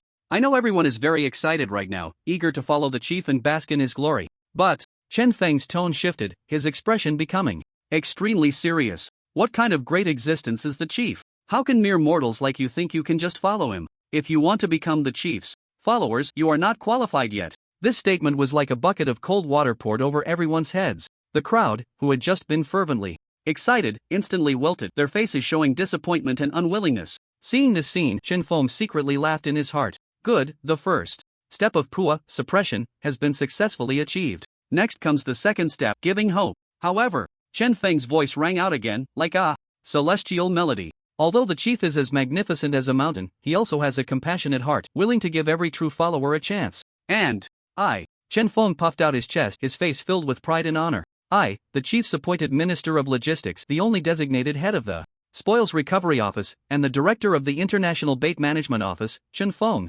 Now, I officially announce some good news to everyone. He paused for a moment, building anticipation, then declared in an extremely stirring tone. The first core trainee class of Chief's Trusted Study is now officially open for enrollment. As the words fell, he pulled out a large stack of pre-printed registration forms from a huge sack behind him, emblazoned with "Serving the Chief." He scattered them into the crowd like flowers from a celestial maiden. Limited spots. Only 10 spots. Available. First come, first served. Hurry to register. As long as you pass my rigorous assessment and become an official student of this training class, you will have the opportunity to learn the true essence of Chief's Trusted Study. You will learn how to speak and act correctly in front of the chief. You will understand what true loyalty and dedication really mean. By then, don't say it's just a global new student exchange conference. Even if you follow the chief to conquer the stars and seas, aiming for the pinnacle of the world, we might still have a chance. What are you still waiting for? What are you hesitating about? Do you want to spend your life as a mediocre person who can only look up to the back of the chief? No, we don't. Then hurry up and sign up. Chen Feng was spitting everywhere, passionately promoting his course. He looked just like a street hustler selling success studies. However, his pitch had a deadly allure for these geniuses who were completely awed by Lin Mu's formidable strength. A seemingly frail student wearing glasses who had performed mediocrely in the assessment was the first to pick up a registration form from the ground as if he had snatched a priceless treasure and excitedly rushed to the podium. Director Chen, can I sign up right now? I'm willing to offer 500,000 new star coins. His voice trembled. Of course you can. Chen Feng patted his shoulder kindly, wearing an expression of "I believe in you." This student, I see you have a unique bone structure and your eyes are filled with a thirst for knowledge. You are someone who can be molded. As long as your heart for the chief is true and sincere, you have the chance to become one of us. I want to sign up. I will definitely sign up. The student was so excited that his face turned red, almost kneeling down in front of Chen Feng. I want to sign up too. Director Chen, save a spot for me. Don't push. That form is mine. With the first leader stepping up, the remaining students, except for a few top-tier ones, could no longer contain themselves. They surged towards the scattered registration forms as if they had gone mad. For the sake of snatching a small piece of paper, these once proud and arrogant prodigies were even willing to fight. What family elegance, what military honor, at this moment, all of it was thrown out the window. The scene became chaotic, comparable to a large-scale fan meeting. Even those dragon nest soldiers who had originally just come to watch the commotion, after hesitating for a moment, could not resist the temptation of reaching the pinnacle of the world. They secretly picked up a crumpled registration form from the ground and carefully tucked it into their clothes. Long Zhan, leading Lin Mu, Lilith, and Angelina, had just reached the entrance of the hall. What they saw was a scene that could only be described as magical. He stumbled slightly, almost losing his balance. His pride, the dragon nest base that gathered the top talents of Huaxia, how had it so quickly turned into Lin Mu's personal religious site? This is just too ridiculous. He looked at Chen Feng on the podium, still eloquently stirring the crowd, and his eyelids twitched. This kid was simply a talent. Not going into multi-level marketing was a waste of his abilities. Ahem. Long Zhan could no longer bear to watch, and coughed heavily twice. The sound was not loud, but it clearly spread throughout the entire hall. Instantly, the noisy hall seemed to have been paused. Everyone's movements froze in place. They mechanically turned their heads when they saw the three figures at the entrance. Especially Lin Mu, who had a calm expression as if he hadn't seen anything. All the students stood at attention as if they had been electrocuted. The fervent expressions on their faces instantly retracted, turning into utmost respect and anxiety. Chen Feng's heart screamed, "It's over." Holding a private tutoring class, caught red-handed by the main person. In the hall, one could hear a pin drop. The once proud prodigies who had just fought over a few registration forms now looked like elementary school students caught passing notes in class. Each one lowered their heads, not daring to breathe a word. Especially those dragon nest soldiers who had secretly stuffed registration forms into their pockets wished they could find a crack in the ground to hide in. On the podium, Chen Feng's smile froze on his face. He looked at Lin Mu at the door, and a layer of fine cold sweat instantly broke out on his forehead. This is a disaster. His chief's inner circle studies hadn't even officially started yet, and it was already personally shut down by the chief with leadership. Wouldn't this completely ruin his impression points? Ahem. Long Zhan looked at this group of suddenly obedient good students, feeling both amused and exasperated. He cleared his throat, stepped onto the podium, and scanned the entire room with a commanding gaze. What are you all doing? This is the Dragon's Nest base, a place to cultivate top combat power for the country. It is not a chaotic marketplace for you to mess around.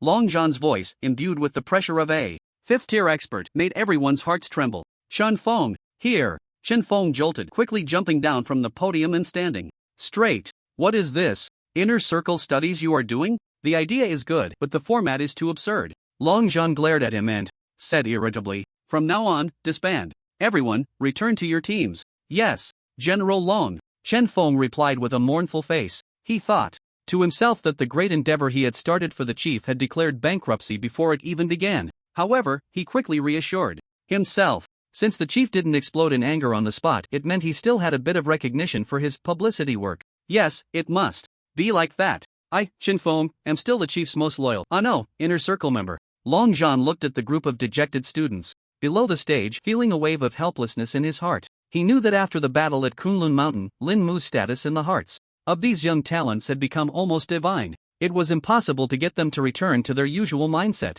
He was too lazy to say more.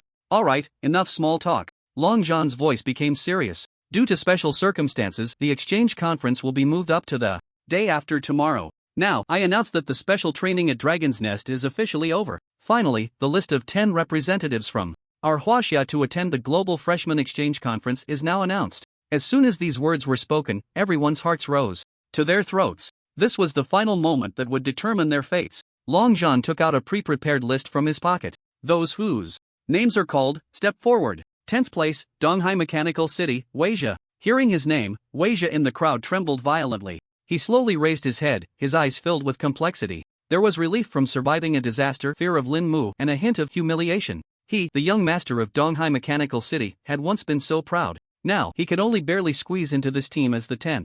Weijia didn't even dare to look at Lin Mu. He knew that he was able to keep this spot entirely because Lin Mu was too lazy to hold it against him. Otherwise, during the silent desert, he would have already been a dead man. He took a deep breath and walked out of the line with heavy steps. 9th place, Shengjing Academy, Xiong Zining. 8th place, Shengjing Academy, Lei Ming. The two from Shengjing Academy exchanged glances, both relieved, and quickly stepped forward. Their strength was already among the upper tier, so it was reasonable for them to be selected. 7th place, Juanjin Sect, Lu Hongqi.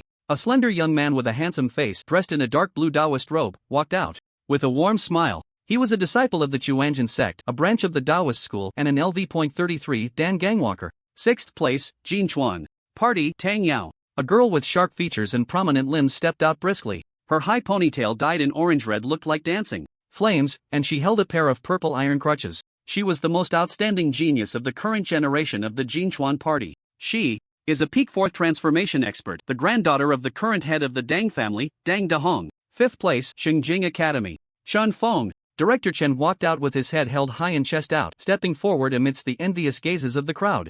As each name was called, the atmosphere in the hall grew increasingly tense. The faces of those whose names were not called gradually turned pale. They knew they had missed out on this honor.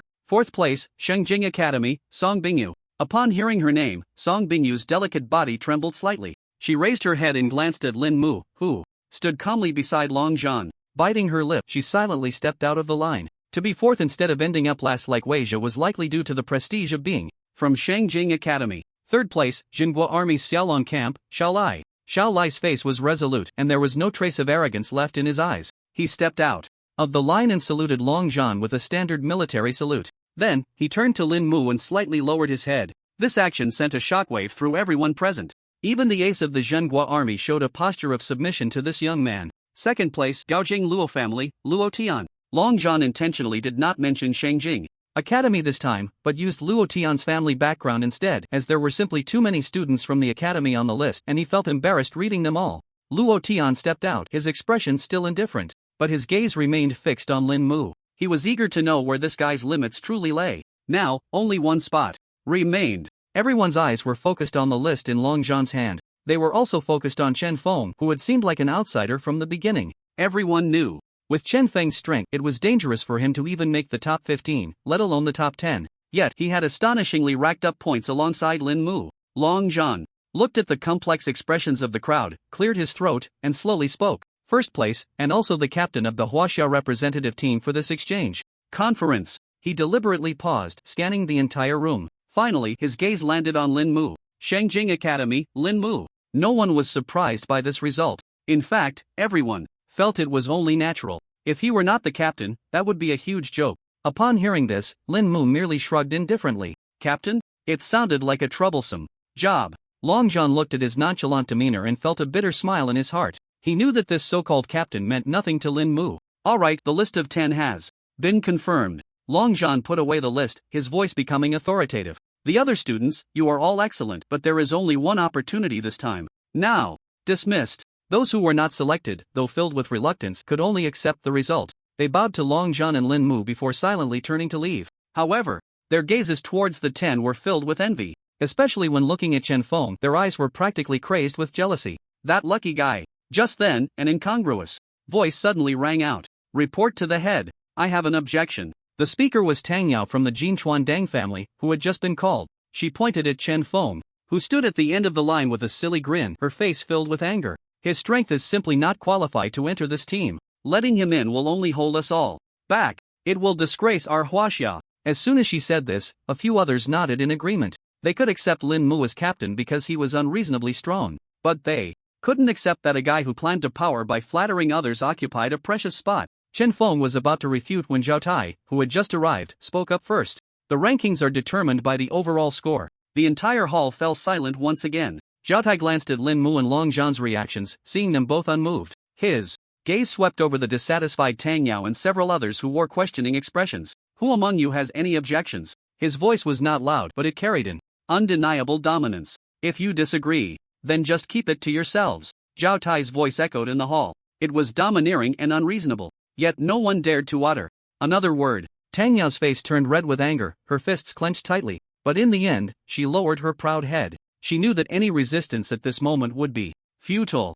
Strength was the hardest rule. And Lin Mu, who stood behind Chen Feng, was the rule itself. Long Zhan watched this scene, nodding inwardly. Alright. Long Zhan broke the awkward atmosphere. Since no one has any objections, the team is hereby confirmed. Lin Mu will be the captain, Luo Tian and Xiao Lai will be the vice-captains, responsible for assisting Lin Mu during the competition. The 10 participants should prepare well today. Tomorrow morning, gather here and head to the East Japan. Dismissed. After Long Zhan finished speaking, he turned to Lin Mu. The authority on his face vanished instantly, replaced by a kind smile. Young friend Lin Mu, may I have a word with you? Lin Mu nodded and followed Long Zhan into the highest confidential meeting room within the base. Lilith naturally followed along, leaving behind a group of talented individuals with varying expressions. Chen Feng immediately approached Luo Tian and Xiao Lai, wearing a flattering smile. Vice Captain Luo, Vice Captain Xiao, please take care of your little brother in the future.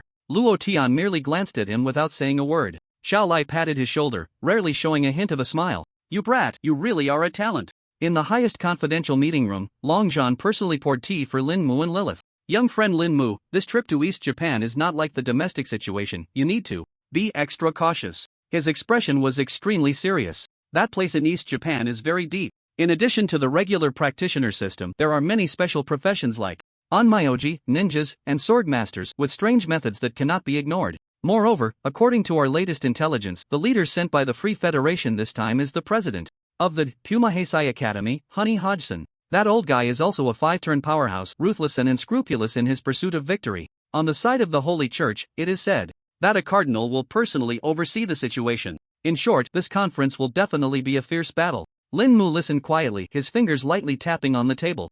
Understood, thank you for the reminder. General, if there's nothing else, I'll take my leave. I need to return to Shengjing Academy immediately. Upon hearing this, Long Zhan immediately stood up. I'll arrange for someone to take you back right away. Thank you. Lin Mu stopped wasting words, took Lilith, and turned to leave the meeting room. Leaving Long Zhan alone in the empty room, he let out a long sigh. Watching Lin Mu's departing figure, his eyes were filled with complex emotions. He murmured to himself, the future of Huaxia rests entirely on you, Lin Mu. Inside the cabin of the Xianyao aircraft. We came here on a battle vehicle, and now we're going back on a transport plane. We're all benefiting from the chief's favor, our treatment is just different from others. Chen Feng would not miss any opportunity to flatter. Thunder, Song Bingyu, and the others didn't dare to utter a single no. They could only turn their heads away, not looking at Chen Feng. Chen Feng wasn't angry, he was still thinking of ways to please the chief. At this moment, Lin Mu, however, wasn't looking at him at all. His consciousness had already sunk into the professional storage space, examining the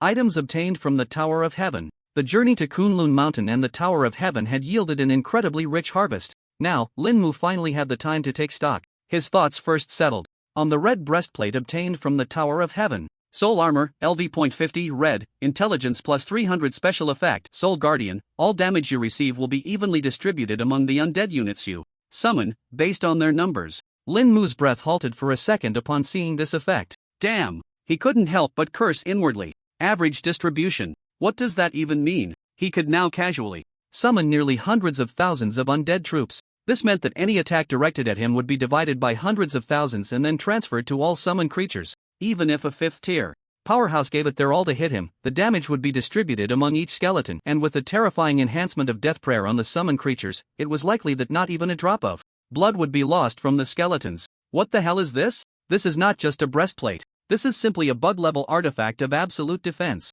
With this piece of clothing, he wouldn't just be able to stand there and let the enemy hit him. Even lying on the ground and posing in various ways for the enemy to strike, he probably wouldn't die. Incredible! This is simply incredible. Lin Mu was overjoyed. This piece of equipment had only one effect, yet it was simple and brutally effective. Perfect. There was no need for any modifications at all. Without hesitation, Lin Mu equipped the soul armor, replacing the earliest Flame Lizard Guardian breastplate. A surge of pure death energy instantly merged into his body, making him feel as if his soul had gained an indestructible barrier. Awesome! Suppressing his excitement, Lin Mu's gaze fell on another red item. It was an ancient skill book exuding a faint aura of resentment. Skill book, Resentment of the Undead, LV.50, Red, Learning Requirement, 300 Intelligence, limited to Necromancers. Lin Mu's intelligence had already surpassed 300 points after equipping the Heart of the Gods. Without any hesitation, he thought, learn. The skill book instantly transformed into a black light, merging into his forehead. A brand new skill icon appeared on his skill panel.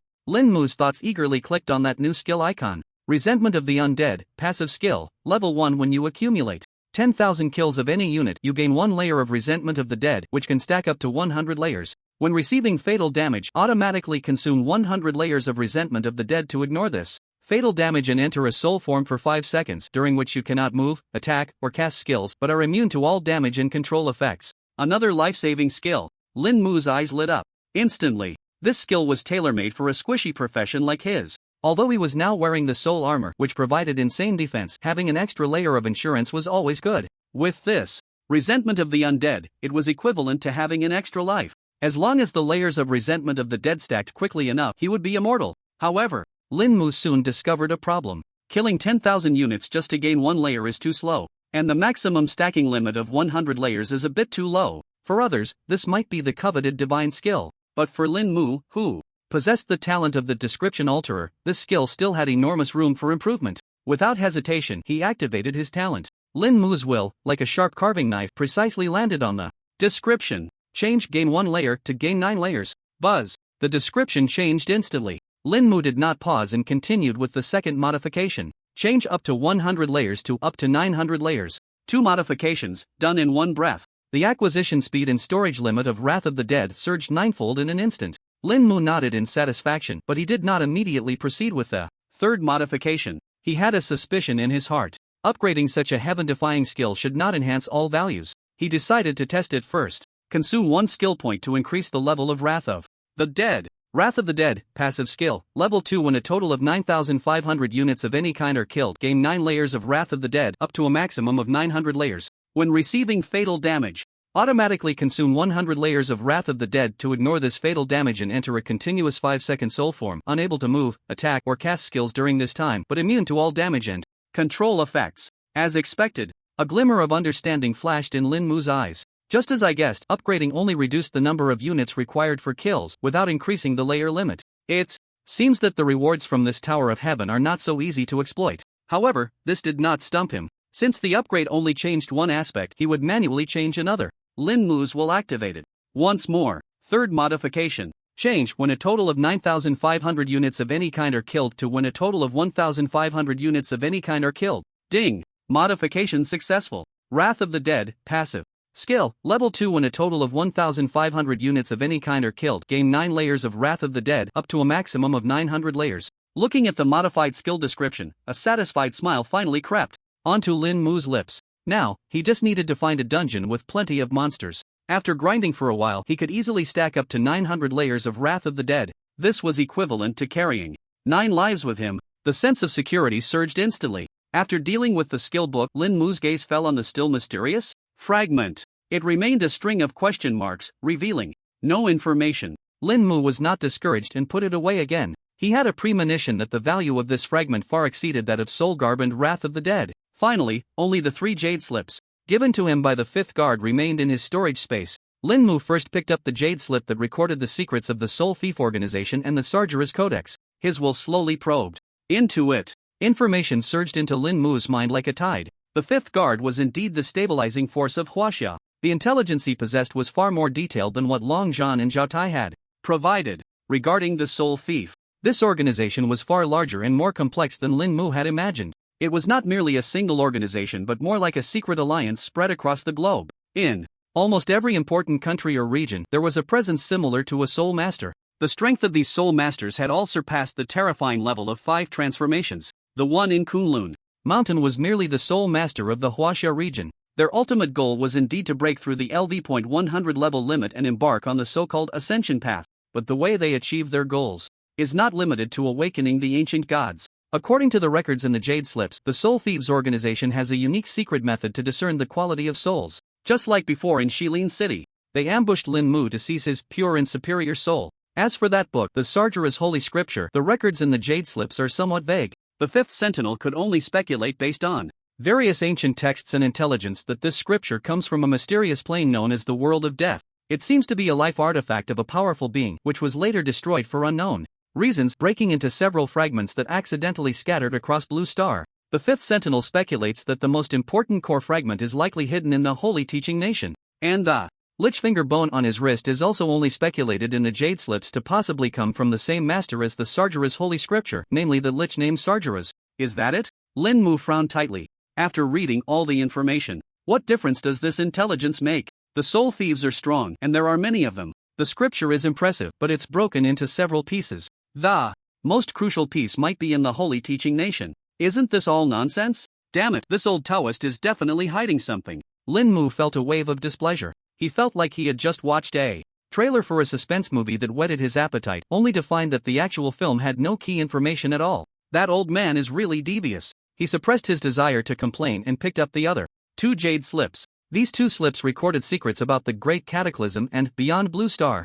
This was core intelligence concerning the truth of the entire world. Lin Mu took a deep breath, adjusted his mindset, and slowly probed his consciousness into them. This time, his inner anticipation was pushed to the limit. Perhaps he would soon know what this world was really about. The moment Lin Mu's consciousness fully sank into the 2 jade slips, he froze. Inside the cabin, Song Bingyu and Luo Tian, who had been quietly observing him, noticed the fleeting shock on his face. Immediately, that shock turned into anger. A kind of anger from being toyed with and deceived. What the hell? Lin Mu let out a thunderous roar in his heart. This old Taoist. Damn it. This is simply too much. Because the content recorded in those 2 jade slips was almost identical to the set of words he had used to fool the 5th Sentinel at the top of the Tower of Heaven. What ranch theory? What manipulated by an invisible hand? What the practitioner system is a shackle? It can't be said to be identical, only that it was rephrased. However, the 5th Sentinel added some of his own unfounded speculations and embellishments to this theory. For example, he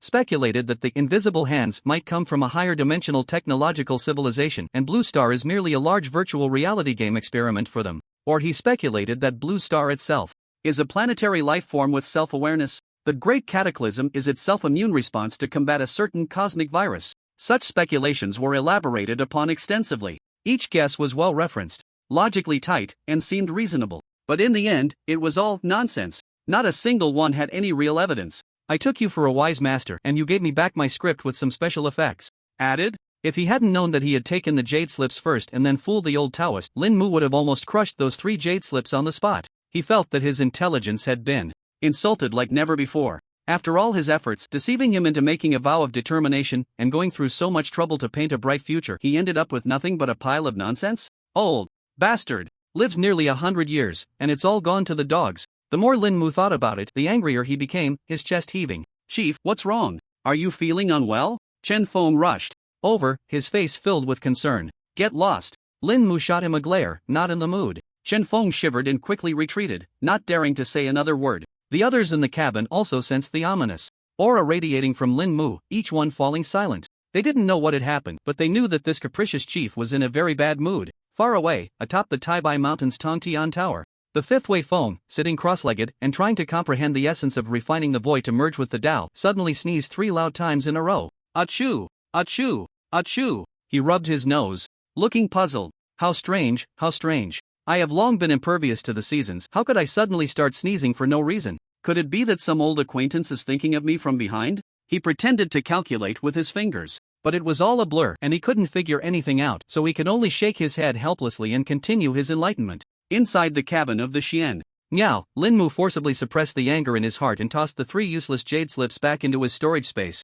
Out of sight, out of mind. He took out his phone and sent a message to Principal Zhou Pingxia and Mu Wancheng. Return to the academy immediately, prepare for the 3rd transformation. After sending the message, he crossed his arms and closed his eyes, beginning to rest his mind. Chun Feng continued to chatter, adding a bit of amusement to the chief's dull journey back. Meanwhile, Lei Ming, Song Bingyu, and others, having witnessed Lin Mu's terrifying strength firsthand, along with Long Zhan and Zhao Tai's almost sycophantic attitude, no longer had the courage to even meet Lin Mu's gaze. They simply sat quietly in their seats, either resting their eyes or cleaning their weapons, but their hearts were already in turmoil. They knew that from the moment the training at the Dragon's Nest ended, they and Lin Mu were no longer from the same world. More than an hour later, the Xian Niao transport plane finally descended slowly over the magnificent temple on the back mountain of the Shengjing Academy. Through the porthole, Lin Mu saw that the vast square in front of the temple was already filled with people. A sea of black, each person stretching their necks, their faces showing tension and excitement, gazing up at the sky. The cabin door of the Xian Niao opened slowly with a slight hydraulic sound. Bright sunlight and fresh air rushed into the cabin. Lin Mu stepped out expressionlessly, with Lilith following closely behind. The moment he appeared at the cabin door, the crowd in the square erupted into a thunderous cheer. It's Senior Lin Mu. He's back. Oh my god. I can't believe I'm seeing the living Lin Mu. The man who single-handedly killed a world-ending boss beyond the level cap. He is the legend of our Shengjing Academy. No, he is a legend. Of all of Huaxia, who is that blonde lady next to the chief? So beautiful. She looks like a goddess who walked out of a myth. In the square, thousands of Shengjing Academy students were like fervent fans, their faces flushed with excitement. Their gazes were fervently focused on Lin Mu, filled with admiration and awe. Lin Mu was already used to such scenes. His gaze merely swept over the crowd lightly, finally landing on a group of familiar figures at the front. Leading them was none other than the principal of Shengjing Academy, Zhou Pingxia. Beside him stood Mu Wanqing, dressed in a sharp combat outfit, exuding an air of elegance and confidence. Compared to her usual attire, this was quite a rare sight. There were also several dignified figures, each at least a 4th-turn powerhouse from the academy. Seeing this setup, Lin Mu raised an eyebrow. Old Xia had gone a bit overboard with this display. Lin Mu, welcome home. Zhou Pingxia exclaimed upon spotting Lin Mu, his face instantly lighting up with a radiant smile. He hurried forward, his enthusiasm palpable. Gone was the imposing demeanor of a school principal. He resembled a grandfather joyfully welcoming back his most accomplished descendant. You've worked hard on this journey, Zhou. Pingxia's voice brimmed with heartfelt pride, even tinged with a hint of fear. Yes, fear. After witnessing the earth-shattering battle on Kunlun Mountain and the blood-red announcement that shook the entire world, Zhou Pingxia understood. The young man before him could no longer be described as a genius or a freak. His very existence was an incomprehensible miracle. And Zhou Pingxia, not long ago, had foolishly released his pressure on this individual. Principal Zhou. Lin Mu merely nodded lightly, acknowledging him. Teacher Mu. He glanced at Mu Wanqing again. Her expression was somewhat complex. She looked at Lin Mu, then at Lilith, who stood beside him with a hint of barely concealed hostility, and nodded gently. She could clearly sense that the relationship between Lilith and Lin Mu was unusual, which made her feel uneasy. Lin Mu, shall we start the 3rd turn right away?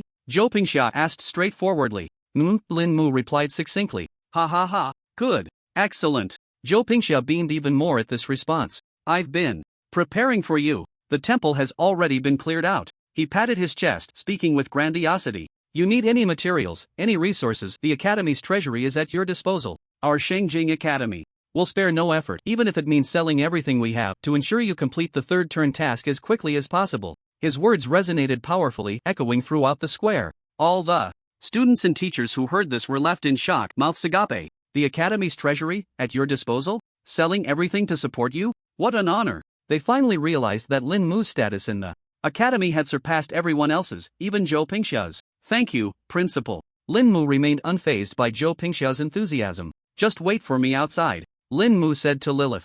Understood, Master. Lilith slightly bowed, curiosity glimmering in her azure eyes. She was eager to see what this job change would entail for her unique master. Lin Mu didn't waste any more time chatting and walked straight toward the temple's entrance. With a sense of urgency, he had no time for pleasantries. Zhou Pingxia, seeing this, didn't mind and cheerfully followed behind. Luo Tian, Song Bingyu, and the others were waved off by Zhou Pingxia, signaled that they could disperse and rest. The few exchanged glances, each seeing a hint of bitterness and helplessness in the other's eyes. Only Qin Feng, still thick-skinned, eagerly trailed behind.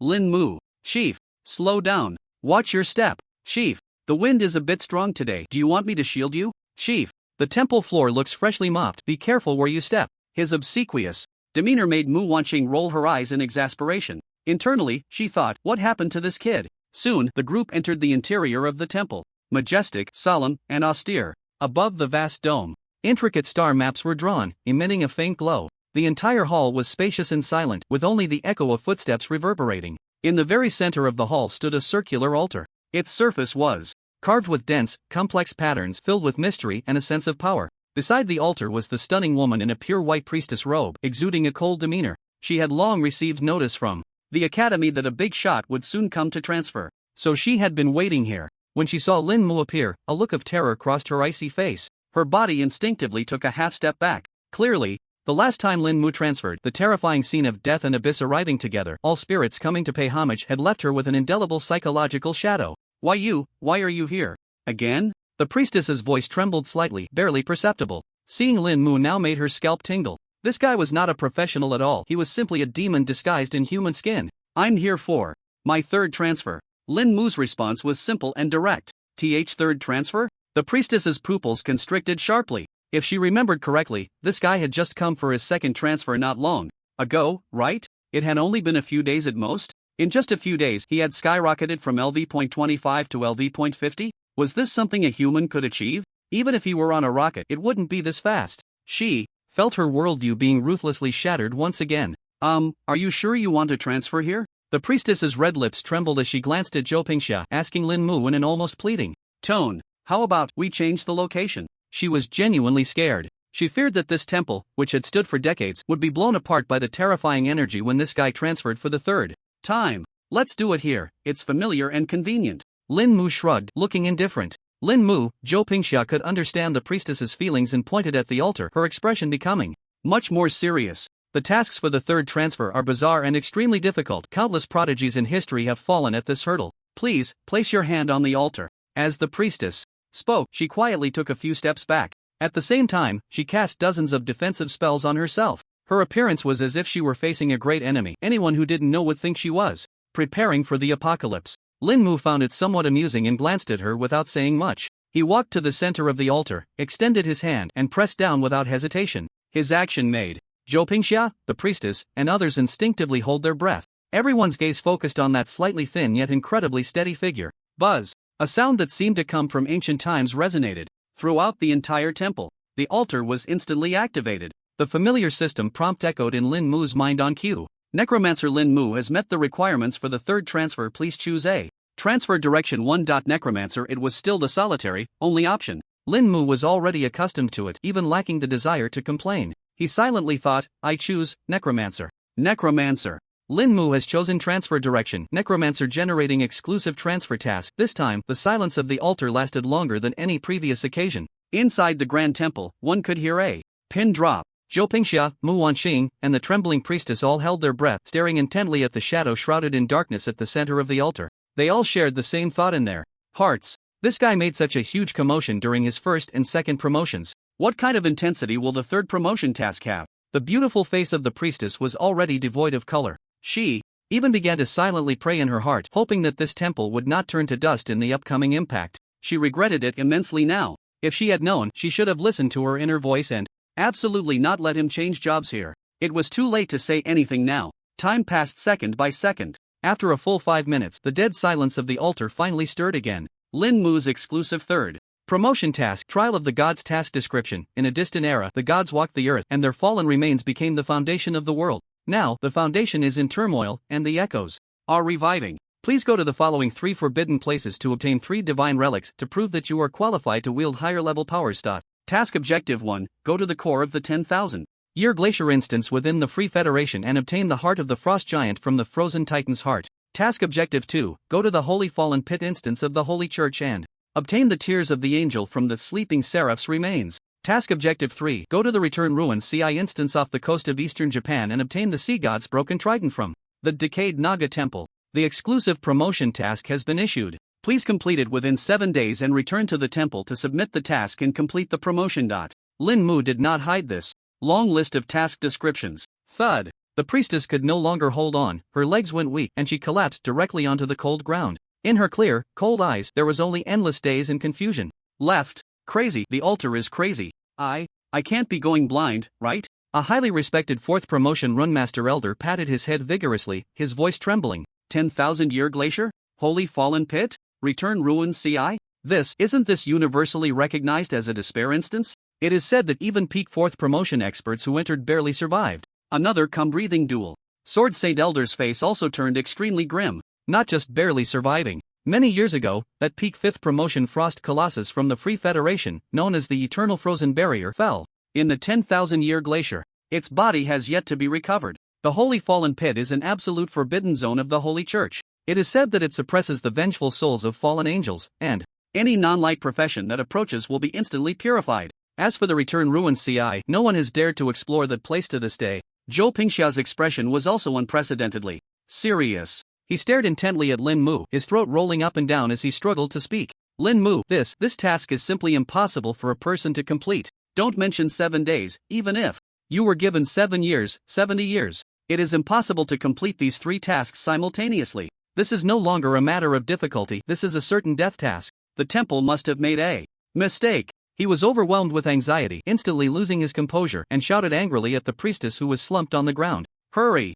Immediately terminate the task. Hearing this, the priestess, with a mournful face, looked at Zhou Pingxia as if he were a fool. Principal, you don't know that once a promotion task is generated, it cannot be terminated unless completed or failed. Zhou Pingxia divides degree. It's over. Everyone's heart sank to the bottom. They looked at Lin Mu with eyes full of regret. Such a once-in-a-millennium prodigy. Was he really going to have his future cut off because of an absurdly difficult promotion task? Even worse, was he going to lose his life? Mu Wanqing's delicate body trembled slightly as she looked at Lin Mu's comeback, her heart twisting in pain. She wanted to say something, but found that any comforting words seemed so pale and powerless in the face of such cruel reality.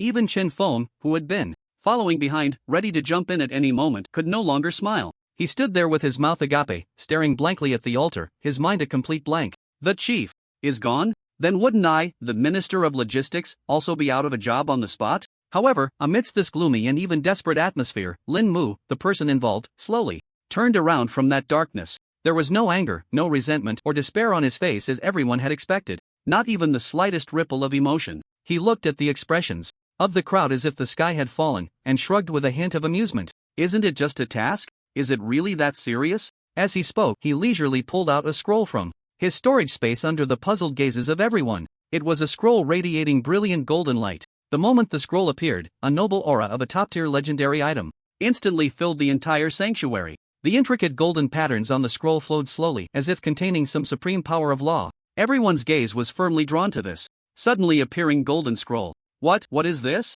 Zhou Pingxia's eyes widened. He could sense the extraordinary nature of this scroll. The priestess also forgot her fear, staring blankly at the scroll, murmuring to herself, Such pure power of law. Lin Mu paid no attention to the crowd's shock. Holding the class advancement exemption scroll in his hand, he treated it as casually as a piece of toilet paper. With a gentle shake, he said, "This task is too troublesome. I have to run through several countries, and I can't be bothered. Let's just skip it." His voice was as flat as if he were saying, "What's for dinner tonight?" Yet it struck like a bolt of divine thunder, hitting the hearts of everyone present. Skip?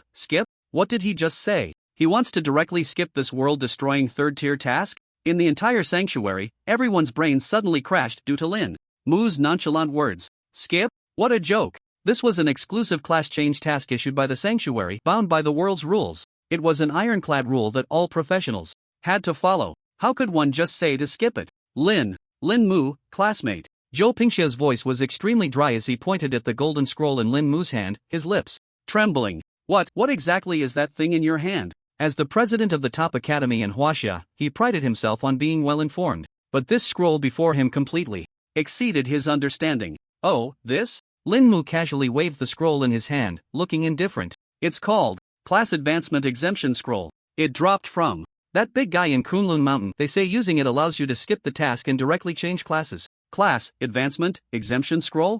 When these words clearly reached Zhou Pingxia's ears, this peak fourth-tier powerhouse felt his heart suddenly tighten, nearly gasping for breath. His eyes instantly widened like copper bells, staring fixedly at the scroll. His gaze was filled with unprecedented shock, horror, and extreme fervor. Exemption from the task, directly changing classes. Zhou Pingxia repeated these words, his body trembling violently with excitement. So, it's actually true. The world, there really exists such an unreasonable legendary artifact. The few esteemed scholars behind him finally reacted at this moment. Each one gasped in shock. Their gazes towards the scroll were like wolves that had been starving for 800 years, seeing the most delicious lamb. Oh my god! A scroll that can exempt from class advancement tasks. If this gets out, the whole world will go crazy. This is not just legendary.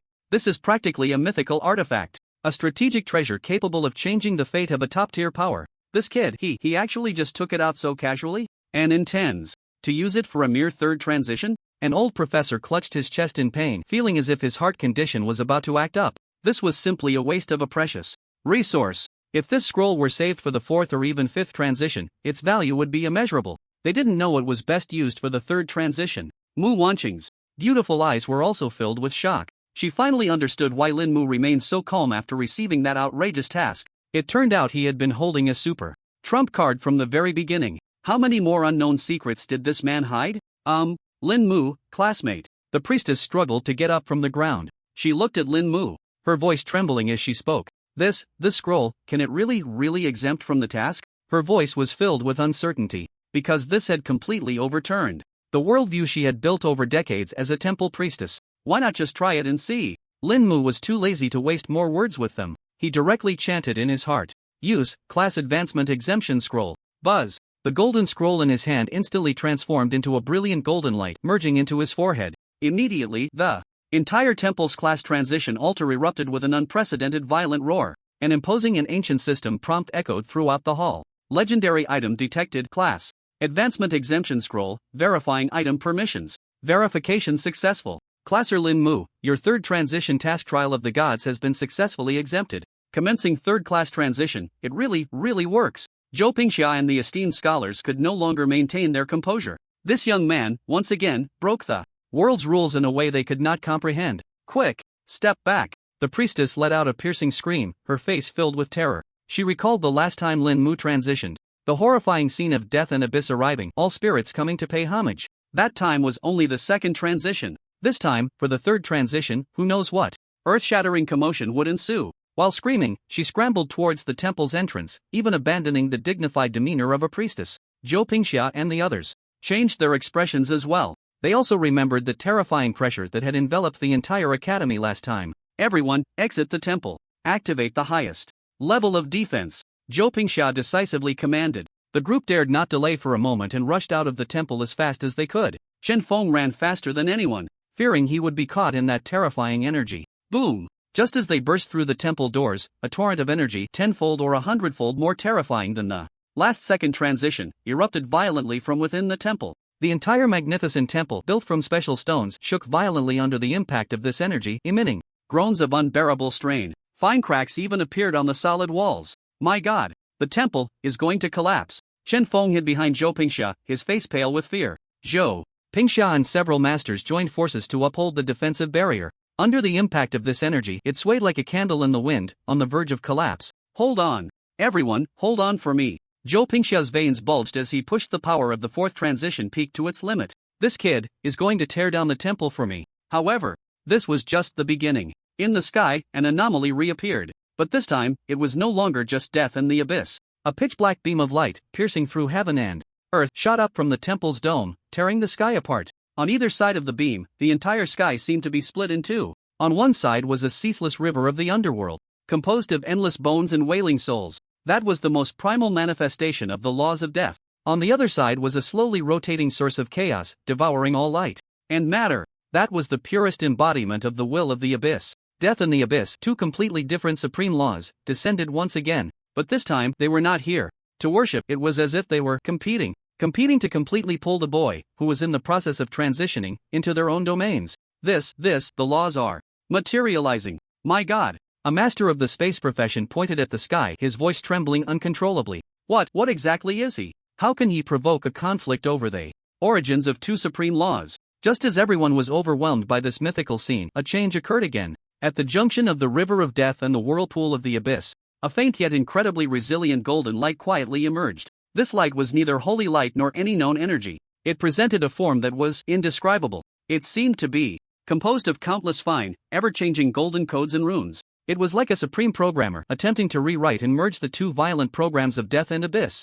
A breath of an even older, more incomprehensible supreme rule transcending death and the abyss quietly descended. The stream of light composed of countless golden codes appeared silently, yet in an instant it became the center of the entire universe. Whether it was the ceaseless river of death or the all-consuming whirlpool of the abyss before this golden stream, they seemed to lose all their power. Their violent rule power was forcibly combed, analyzed, and reconstructed by that golden stream. The two originally irreconcilable supreme forces began to merge at a visible speed. What is that? Zhou Pingxia stared at the sky, his eyes filled with unprecedented confusion and bewilderment. As a peak fourth transition practitioner, he had fought throughout his life and witnessed countless strange energies and laws. Yet this golden stream before him completely exceeded his understanding. It did not belong to any known power system. It felt as if it was the source code of the lowest level of this world. I don't know. The most knowledgeable master, the great sage, beside him, also looked like an ignorant child, blankly shaking his head. Inside the temple, Lin Mu was undergoing a transformative metamorphosis. He could clearly feel that his body, soul, and even his professional mark were being reshaped at the deepest level under the wash of that mysterious golden stream. The grand system prompt echoed in his mind, like the sound of heavenly laws constantly ringing. Congratulations to practitioner Lin Mu for completing the third transition. Your profession necromancer has been sublimated. With a massive boost in all attributes, you have comprehended the third transition skills: precise control, spear of the wailing souls. Necromancer Lin Mu's level has risen to LV.51. The Necromancer Lin Mu has leveled up to LV.52. The Necromancer Lin Mu has leveled up to LV.53. A series of upgrade notifications made Lin Mu feel a wave of relief in his heart. However, he knew this was not the end.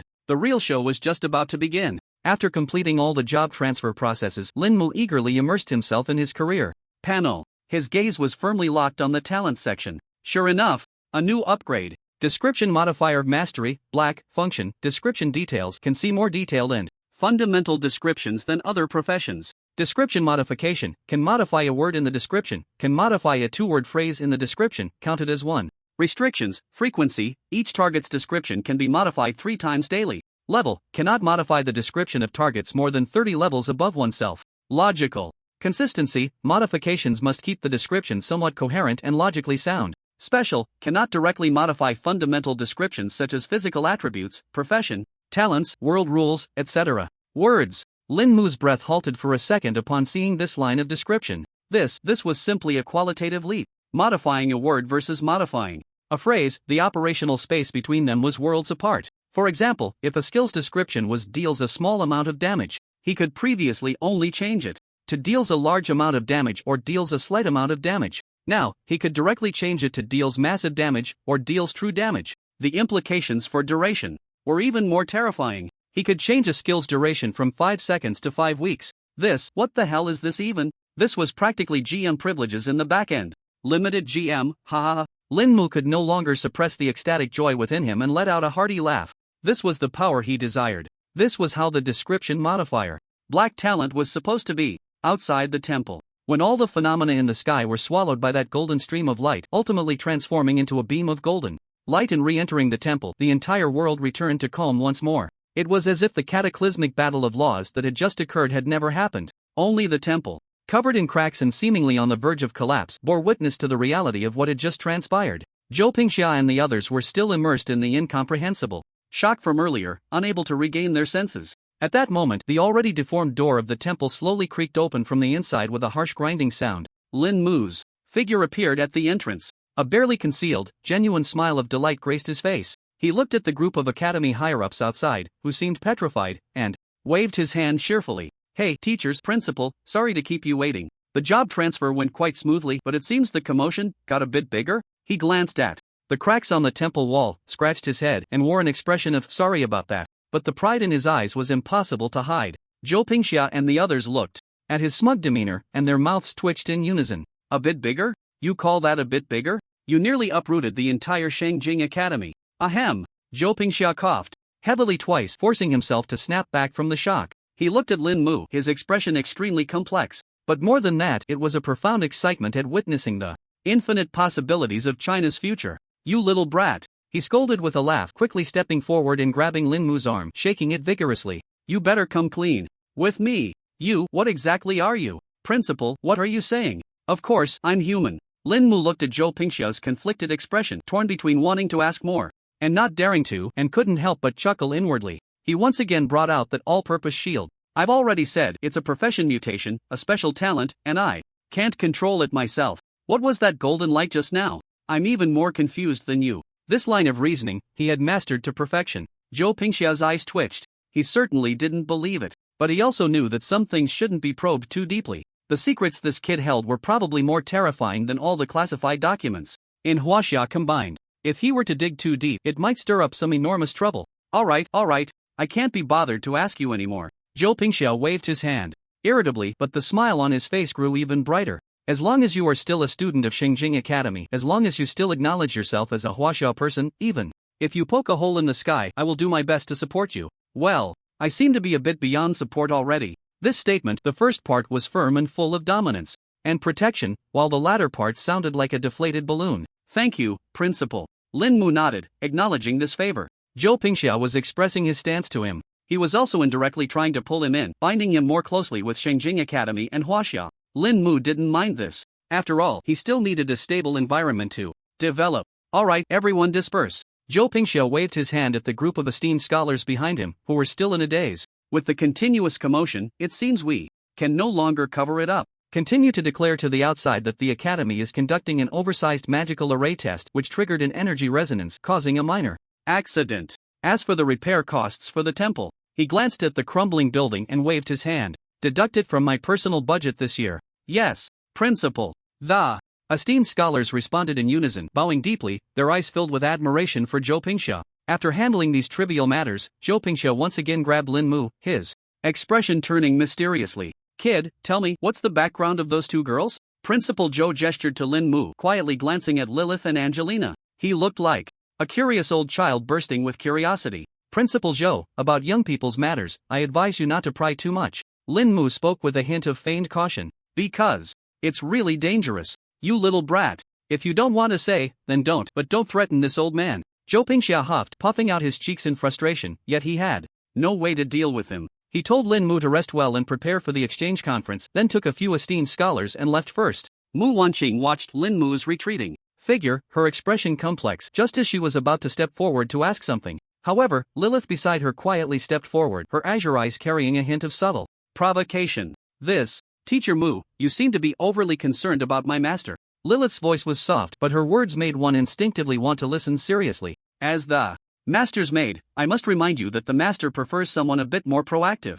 Upon hearing this, Mu Wanqing shivered slightly, her face flushing. Looking at the stunning blonde woman before her, she bit her lip, ultimately refraining from responding. The gap between her and Lin Mu was already like heaven and earth. Moreover, there was also a teacher-student relationship between them. Could she really get past this hurdle? Teacher Mu, let's go eat together? Lin Mu saw Lilith and Mu Wanqing standing together, and since it was already dinner time, he directly extended the invitation. Mu Wanqing originally wanted to refuse, but the words of rejection lingered on her lips for a while. In the end, what slipped out was a barely audible okay. She was taken aback herself. Why did she agree? Perhaps it was the desire to take another look at this student who had become completely incomprehensible to her. Or maybe it was simply the wish not to appear so out of place in the face of this invitation. At the Xingjing Academy, in a private room of the Tianzi Courtyard restaurant, the dishes on the table were as exquisite as works of art. Lin Mu sat at the head of the table, tasting the food with an air of ease. To his left was Lilith. Lilith elegantly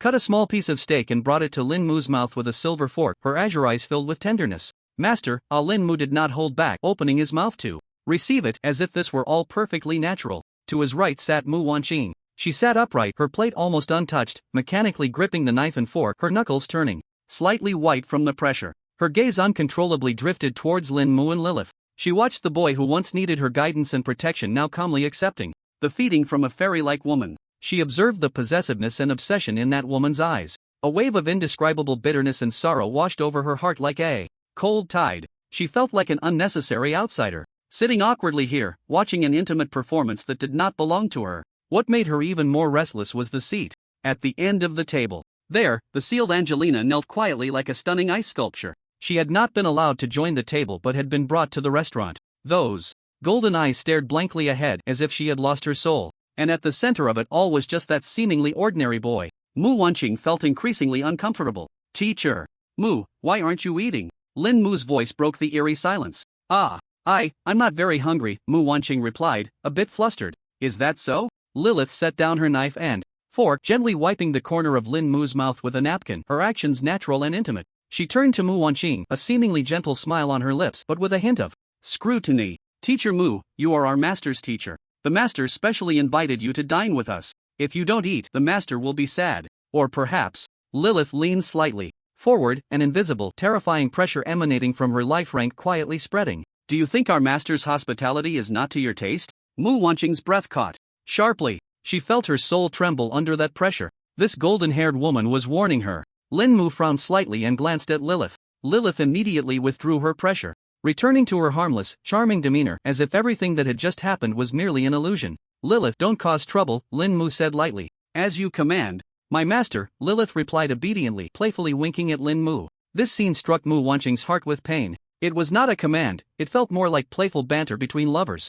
She understood completely. The boundary between her and Lin Mu, labeled teacher and student, had unknowingly transformed into a chasm separating two worlds. She could no longer care for him or guide him as she once did in her role as a teacher. Even the qualification to stand by his side seemed to be slipping away. The meal ultimately ended in an atmosphere that was almost torturous. Mu Wanqing did not know how she left. She only remembered that she had almost fled in her farewell, with Lilith's seemingly smiling gaze behind her. The night was as dark as ink. The exclusive courtyard prepared for Lin Mu by the Shengjing Academy cloud-watching residents. Inside the courtyard, the lights were bright. Lin Mu sat on the sofa in the main hall, leisurely polishing the bone staff. Lilith stood respectfully behind him, gently kneading his shoulders. In the center of the hall, Angelina remained kneeling, her head bowed, silent. All right.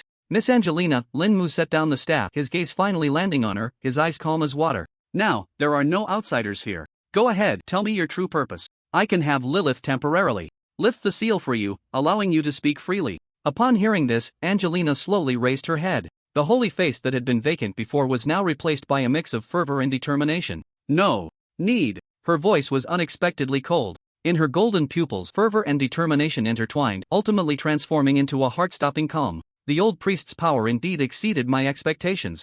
But this seal is not a constraint for me at all. The moment her words fell, the rune chains made of ink and taiji symbols on her body began to shatter, turning into specks of ink like light that dissipated into nothingness. A surge of holy light, divine power, far more terrifying and pure than that outside the Tower of Heaven, erupted from her body. This power, like that of the old priest and Lilith, was no longer merely LV.100 but faintly touched upon a higher barrier. Lin Mu's brows furrowed slightly. Angelina revealed a self-mocking smile filled with sorrow and resentment. That's right, I am just a tool. She slowly stood up, no longer kneeling, choosing instead to meet Lin Mu's gaze. My true name is Ivira. Before becoming the master of this shell, I was a battle angel of the 7th Holy Light, Legion of Heavenly Mountain. This opening line finally stirred a ripple in Lin Mu's eyes. Lilith let out a soft hum, whispering in a voice only Lin Mu could hear. Master, the 7th Legion is the most fanatical hound of Heavenly Mountain, responsible for the front lines against our abyss, essentially the abyss's mortal enemy. Lin Mu nodded subtly, signaling Ivira to continue. The Holy Church, the Great Pope, and his most loyal red-robed archbishops have been conducting a grand plan. Ivira's voice was filled with sarcasm. They used a mythical artifact called Divine Touch, expending vast resources and time to secretly transform those top holy light geniuses whose talents perfectly matched their professions, turning them into divine vessels to welcome our arrival. Angelina is their first and only successful creation, and the only condition to activate the vessel is death. She finally turned her gaze to Lin Mu, her golden pupils filled with complex emotions. I have long grown weary of the hypocritical rhetoric of Heavenly Mountain, and tired of the endless wars with other worlds. I originally wanted to embrace the abyss and become a fallen angel. I never expected this angelic descent would fall directly upon me. When I first descended upon Blue Star at Kunlun Mountain, I saw the nemesis of Heavenly Mountain, the life of the abyss world, and it was a great existence of monarch level. Ivira slightly bowed to Lilith. Dreamweaver, Lady Lilith. Your fame in Heavenly Mountain should be no less than in the Abyss world, ranking third alongside the Lord of Ashes and the Lord of Shadows. I intended to acknowledge you, but at that time, I had just arrived, and my strength was too weak. I had no choice but to return to the Holy Kingdom according to Angelina's memories. Only when my power reached the limit of Blue Star did I come to seek allegiance from Lady Lilith. Those soldiers who were killed were my token of loyalty.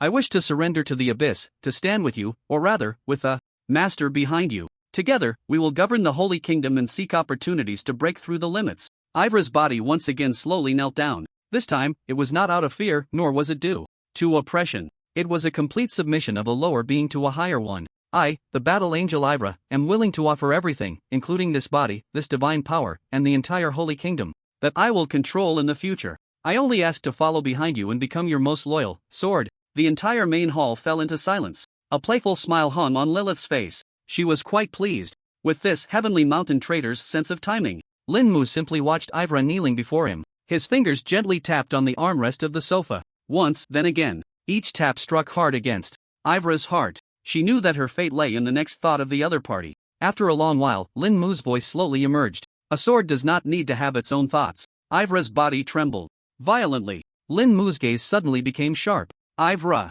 are you sure that the god-descending vessel they made only did one thing? Ivra lowered her proud head once more. Reporting to the master, Ivra has not been in this world for long. Most of the time has been spent familiarizing myself with this body and striving to restore the divine power that has been severely suppressed by the laws of the Blue Star World. As for whether that group of hypocritical pests in the Holy Kingdom has prepared other vessels, I do not know. She pondered briefly and continued to respond. Although they appear to be very respectful and reverent towards me, with the greed and caution of the old foxes among the popes, they would never foolishly put all their hopes in one basket. Upon hearing this, Lin Mu fell into a brief contemplation. The sound of his finger tapping stopped. Ivra's response basically confirmed his inner suspicions. The soul thief attempted to use the souls of powerful individuals from various countries as sacrifices to awaken the sealed ancient god's corpse, carrying the so-called soul master to descend, walking a path of possession and ascension. And the Holy Kingdom was even more secretive and crazed. They directly cultivated god-descending vessels from within.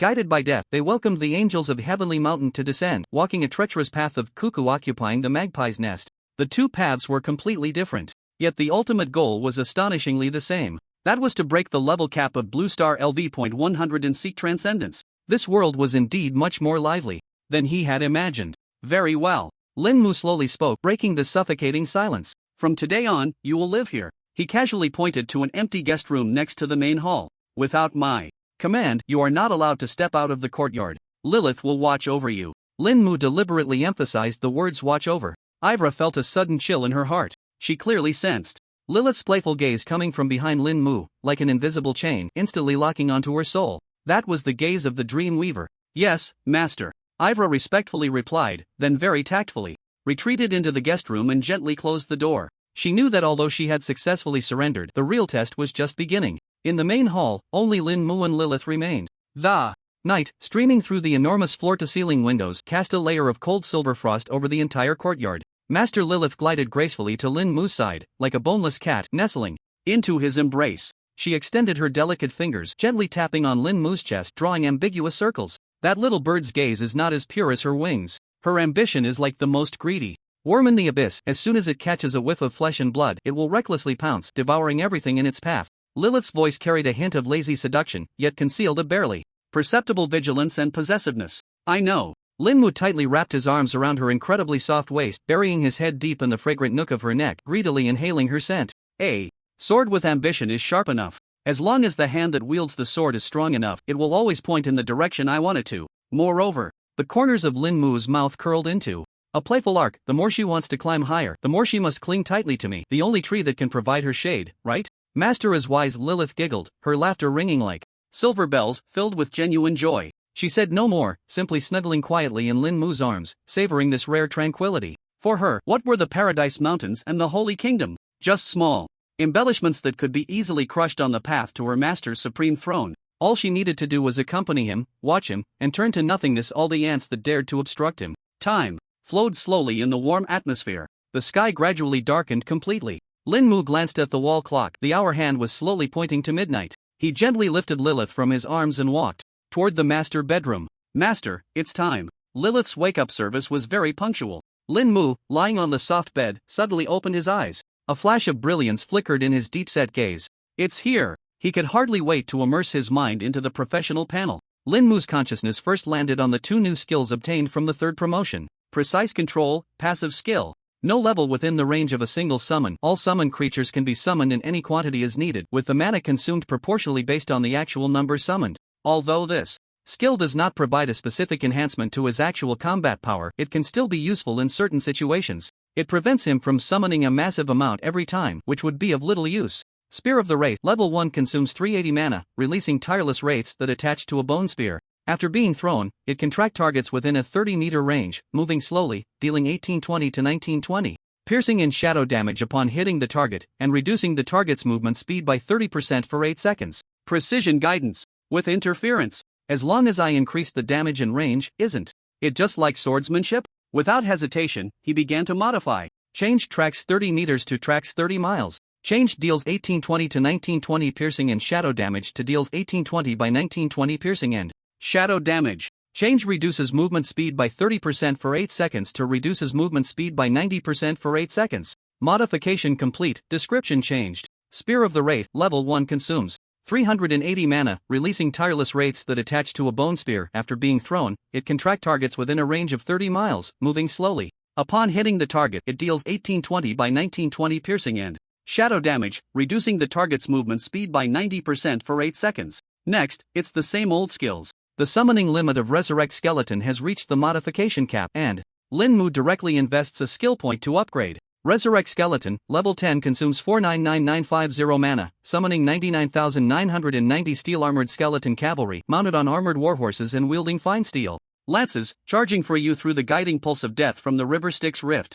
Quantity limit, 100000. The skill undergoes a qualitative change again, transforming infantry into cavalry. Just looking at the description is impressive. Lin Mu modifies the summoning quantity again, reaching 99999. Then, he consumes another skill point to upgrade, bringing the single summon quantity to 100,000. He continues to modify both the quantity limit and the summon quantity. Resurrect Skeleton, level 11, consumes 499950 mana, summoning 900,000 steel-armored skeleton cavalry, mounted on armored warhorses and wielding fine steel lances, charging for you through the guiding pulse of death from the River Styx Rift. Quantity limit, 9000000. If this were ancient times, just this one unit could definitely unify the world. Resurrect Skeleton Archer still requires consuming a skill point to upgrade the quantity limit. Lin Mu then uses the new function of his talent to modify the wording. Change equip traction type, howitzer, to equip self-propelled howitzer. He then modifies the limit quantity and summon quantity respectively. Resurrect Skeleton Archer, level 9, consumes 399600 mana, summoning 9,990 groups of skeleton heavy artillery equipped with self-propelled howitzers from the void through guiding multiple strands of special death breath to fight for you. They can switch between armor-piercing shells and high-explosive shells, with extremely fast movement speed, extremely fast attack speed, vast strike range, and extremely high damage. Quantity limit, 90,000. Resurrect Corpse Demon, level 4. Summons toxic corpse demons with the power of death. 99% chance to deal 999,000 poison damage per second, lasting for 9 moments. Consumes a skill point to upgrade and break the limit, modifies poison damage 3 times. Resurrect Skeleton Mage, level 6. Summons 900 skeleton mages from the void to fight for you. When attacking the same target, triggers elemental resonance, dealing 999% extra damage to the target. Quantity limit, 9,000. Modifies extra damage twice, consumes a skill point to upgrade, breaks the summon limit, modifies the summon limit once. Resurrect Death Knight, level 1. Death Harvest, swings a giant scythe. Cooldown 10 seconds. Death Decay, breathes Death Dragon Breath forward for 99 meters. Cooldown 15 seconds. Modifies the cooldown of the first skill, modifies the range and cooldown of the second skill. Bone Fong, level 9, consumes 999907 mana. Summons 999,900 sharp teeth tainted with corpse poison from the deep buried remains of the dead, piercing forward in a linear area at the speed of light, each Bone Fong dealing 999 by 900 physical damage, as well as 9 poison damage per second, lasting for 9 moments. Modifies the number of bone fangs 3 times. Bone Spike Impact, level 1.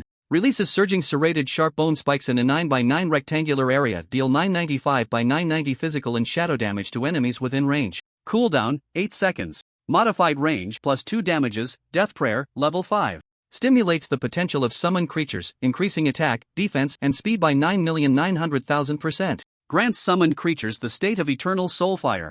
Cooldown, 30 seconds. Modified percentage twice, modified cooldown once. The amplification reaches a terrifying 99,000 times. Lament of the Undead, passive skill, level 2, accumulate kills of any unit to modified cumulative kills to 1,000 after consuming 1 skill point to upgrade, reduced cumulative kills to 500, modified the number again to 100. Continue consuming skill points to increase level. Cumulative kills reduced to a minimum. Grip of the Bones, level 8.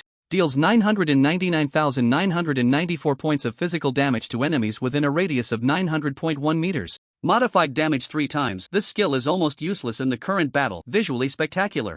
Bone Shield, level 2, consumes 125 mana, using the power of death, condenses 9 shields with dragon bones, rotating around the body, fully blocking all damage. After withstanding 9,999,990 damage, the hardness increases, and damage resistance rises to 90 million. Modified damage resistance 3 times. Next is still equipment. Guardian of Abundant Straw Hat, LV.30, orange. The straw hat has been modified to its limit. Lich Finger Bone of Death's Blessing, no level accessory, orange, intelligence plus 30. Effect 3, after equipping, every hour, you will receive Death Rebirth from Lich Sargeras. Your spirit will be uplifted, randomly, increasing 90% to 90% of health, with a 9.9% chance to permanently increase intelligence and constitution by 9. Special effect. Divine Devour. After equipping, each of your death-related attacks, when hitting divine or demi-divine targets, will deal an additional 9,990% true damage. Modified increased health and true damage percentage. Heart of the Divine, no. Level accessory, red, all attributes plus 100. Effect 1, Divine Corruption. All your attacks will carry the effect of true penetration. Damage dealt by your attacks to non-divine targets will add true damage. Effect 2, Divine Body Health limit increased by 9,999%. Defense increased by 9,900%. All negative status resistances increased by 9,000%. Modified defense twice, modified negative status resistance once, level up 8 times. Still allocate 40 free attribute points to intelligence and constitution. The third transfer increases all attributes by another 100 points. Another qualitative enhancement. Name, Lin Mu, Abyss. Occupation, Necromancer. Level, LV.53, Experience, 1350050/2.49 billion. Health, 406990/406990, rounded after they. Enhancement of the Heart of God, Mana, 794700/794700, 90 times the source of unlimited magic. Strength, 220. Heart of God plus 100. Straw Hat plus 3. Heart of God plus 100. Agility, 259. Heart of God plus 100. Battle Boots plus 5. Space Ring plus 15. Void Cloak plus 12. Straw Hat plus 3. Intelligence, 883. Heart of God plus 100. Whisper Ring plus 5. Bone Staff plus 25. Straw Hat plus 25. Finger Bone plus 30. Soul Robe plus 300. Finger Bone. Triggered 2 times, attribute increased by 18, Constitution, 403, Heart of God plus 100, Necklace plus 2, Whisper Ring plus 5, Void Cloak, plus 10, Straw Hat plus 25, Finger Bone triggered 2 times, attribute increased by 18, free attribute points, 0 skill points, 6 talent, description modifier, familiarity, black, abyss domination, colorful, skills. Equipment, Bone Staff, Swift Wind Battle Boots, Quick Healing Ring, Silent Blackstone Necklace, Fear Whisper Ring, Void Cloak, Broken Space Ring, Cursed Lich. Finger Bone, Abundant Guardian. Straw Hat, Heart of God, Soul Robe. The night quietly passed in the master bedroom, when the first ray of morning light seeped through the gap in the curtains, falling on the soft bed. Lilith's long eyelashes fluttered gently. She slowly opened her eyes, and the laziness and allure that once filled her azure gaze were gone. She turned to her side, looking at Lin Mu, who was still fast asleep. His delicate face appeared particularly soft in the morning light. Lilith couldn't help but extend her slender fingers, gently tracing his outline, from his eyebrows, to the bridge of his nose, and then to his lips. Every movement was filled with careful cherishment. The God-human war that lasted all night left Lilith feeling satisfied once again. Every collision of soul and body intoxicated her, making it impossible to extricate herself. The Abyss and Death, 2 supreme powers. Within his body, they achieved harmony in a perfect form. Master, Lilith whispered softly, pressing her cheek gently against Lin Mu's chest, greedily inhaling the unique scent of death and abyss that lingered on him. It smelled so good. Lin Mu's eyelids fluttered, slowly opening his eyes. He felt refreshed, filled with an unprecedented sense of power. A whole night of diligent cultivation, and the land was so fertile that even he, the plow ox, seemed to have received a return. Master, you're awake. The soft, enchanting voice of Lilith reached his ears. Lin Mu looked down and met those watery azure eyes. Lilith curled up in his embrace, like a docile kitten, a satisfied and happy smile on her face. Seeing her like this, Lin Mu couldn't help but recall the madness of last night. His face flushed, and he quickly sat up. Ahem, time to get up. Yes, master, Lilith obediently replied, then naturally got out of bed. The silk nightgown had long since disappeared during last night's battle. The rising hills were boldly displayed before Lin Mu. She walked to the wardrobe, selecting clothes for Lin Mu to wear today, each movement filled with the natural elegance of a devoted wife. Lin Mu watched her graceful silhouette, feeling a wave of emotion in his heart. If this continues, will my body collapse? Just then, a faint knock sounded at the door. Chief, the transport plane Xian Niao sent by the Long Nest base is waiting at the helipad on the back mountain. It was Chen Feng's voice. Got it. Lin Mu replied, putting on the clothes Lilith had prepared for him. Lilith stepped forward, naturally adjusting his collar, her fingertips inadvertently brushing against his neck, sending a slight electric current through him. Master, would you like to have some more breakfast? She licked her rosy lips, the meaning in her eyes unmistakable. Lin Mu's mouth twitched, and he quickly pushed her away. Stop it, we have serious business to attend to. If he ate any more, he wouldn't be able to go out today. At the Xingjing Academy, the helipad on the back mountain, Zhou Pingxia, Mu Wanqing, as well as Luo Tian, Song Bingyu, Lei Ming, and Xiang Ziqing had long been waiting there. Even Ding Huahua had brought his team and arrived early. Lin Mu, be sure to be careful on your trip to the East Japan. Zhou Pingxia looked at Lin Mu, his expression serious as he advised. That small place has always been treacherous, so one must be on guard. Don't worry, Principal. Lin Mu nodded. Mu Wanqing looked at Lin Mu, then glanced at Lilith, who was almost hanging on him. Her lips moved, but in the end, she only said one thing. Be safe. That tone carried a hint of bitterness she herself was unaware of. Teacher Mu, I will. Lin Mu's response remained flat. Chief Lin, be careful of those little days, they are always insidious and cunning, knowing small courtesy but lacking great righteousness. Ding Huahua knew of Lin Mu's strength, but the worry in his eyes was hard to conceal. Got it, Xiaohua. Lin Mu casually replied, but he noticed Ding Huahua's face turning red, not knowing what he was thinking. After a simple farewell, Lin Mu and his group of 7 boarded the Xianniao transport plane amidst the complex gazes of the crowd. The cabin door slowly closed, cutting off the outside view. The transport plane took off, soaring towards the direction of the Long Nest base. Inside the Xianniao transport plane, the space was spacious and comfortable. Luo Tian, Song Bingyu, and Xiang Ziqing each sat in corners, silent. Meanwhile, Lei Ming, the usually taciturn and battle-focused paladin, appeared somewhat restless at this moment. His gaze occasionally drifted towards Lin Mu, then quickly returned, his face filled with conflict. In the entire cabin, only Chen Feng continued to be his usual self. Chief, I have spring water from the snowy region, brewed with top-grade cloud mist tea. It's invigorating and effective. Chief, this is deep sea lobster that I had airlifted overnight from the East Sea. The meat is delicious, definitely to your taste. Chen Feng buzzed around Lin Mu like a diligent bee. He pulled out various high-end foods and drinks from his storage ring, piling them high on the small table in front of Lin Mu. His eager and fawning demeanor made Song Bingyu and Xiong Ziqing roll their eyes. This guy really had mastered the art of being the chief's confidant. Lin Mu leaned back in the soft seat, non-committal to Chen Feng's flattery, only occasionally responding with a casual mm. Lilith sat elegantly beside him, smiling as she watched Chen Feng perform. From time to time, she picked up a delicate pastry and personally fed it to Lin Mu. Master, try this, it tastes pretty good.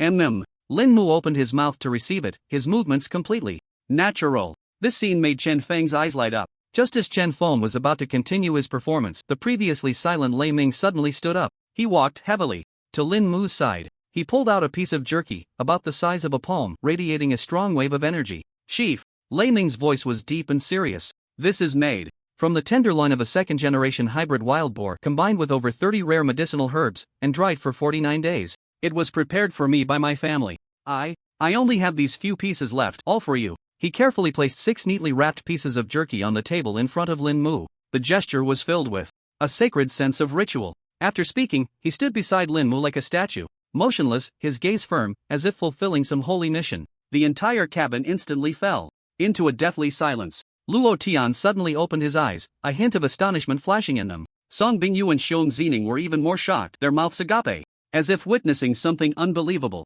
Lei Ming, this simpleton who only thought about fighting, actually started to fawn? Chen Feng's smile froze on his face. He looked at the few unremarkable yet aromatic pieces of jerky. Then he glanced at the flashy high-end snacks on his own table. An unprecedented sense of crisis surged in his heart.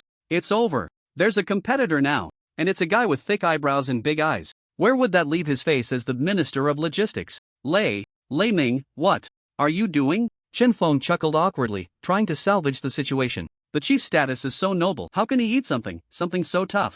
Upon hearing this, Lei Ming frowned and retorted in a deep voice. Practical. One word left Chen Feng speechless. Alarm bells rang in Chen Feng's mind. No way. The position of the chief's confidant absolutely cannot be taken by this simpleton. His eyes darted, and he immediately had an idea. Chief, Lei Ming is right. As we head to the East Japan, the road ahead is uncertain, and we indeed need to prepare some practical items. He spoke with righteous fervor, as if he hadn't just belittled the jerky. I'll contact my family right away and have them procure a batch of the highest specification combat potions, ensuring they arrive before we reach East Japan." As he spoke, he had already pulled out his encrypted communicator and began tapping away. His demeanor of worrying for the chief made Lei Ming frown again, as if contemplating whether he should also contact his family. Watching these two clowns, Lin Mu found it somewhat amusing. He picked up a piece of wild boar jerky and took a bite. A surge of immense energy exploded in his mouth, flowing down his throat and into his limbs. "Not bad," he commented casually. Upon hearing this, a barely noticeable joy appeared on Lei Ming's poker face.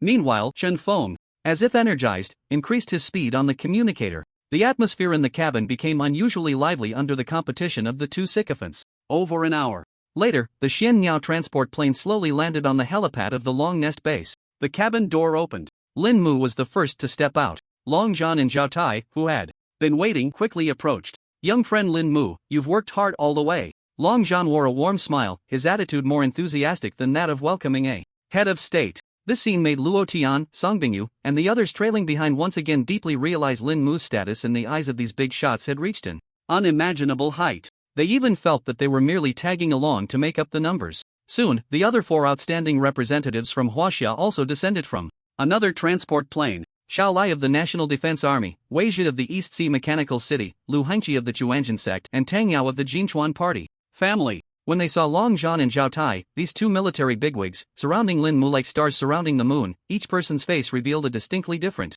expression. Xiao Lai had long since grown accustomed to it, silently walking to the back of the line, his head bowed in silence. Wei Zhi, on the other hand, trembled all over, instinctively wanting to hide behind the crowd, fearing that Lin Mu would see him. Tang Yao's spirited face was equally filled with affirmation, as if to say, "This is how it should be." After all, she had witnessed Lin Mu's strength with her own eyes. Only Lu Hengqi, the handsome Chuanjian sect disciple dressed in a Taoist robe, remained calm. "Lu Hengqi, why haven't we set off yet? I'm about to burst." Everyone had arrived.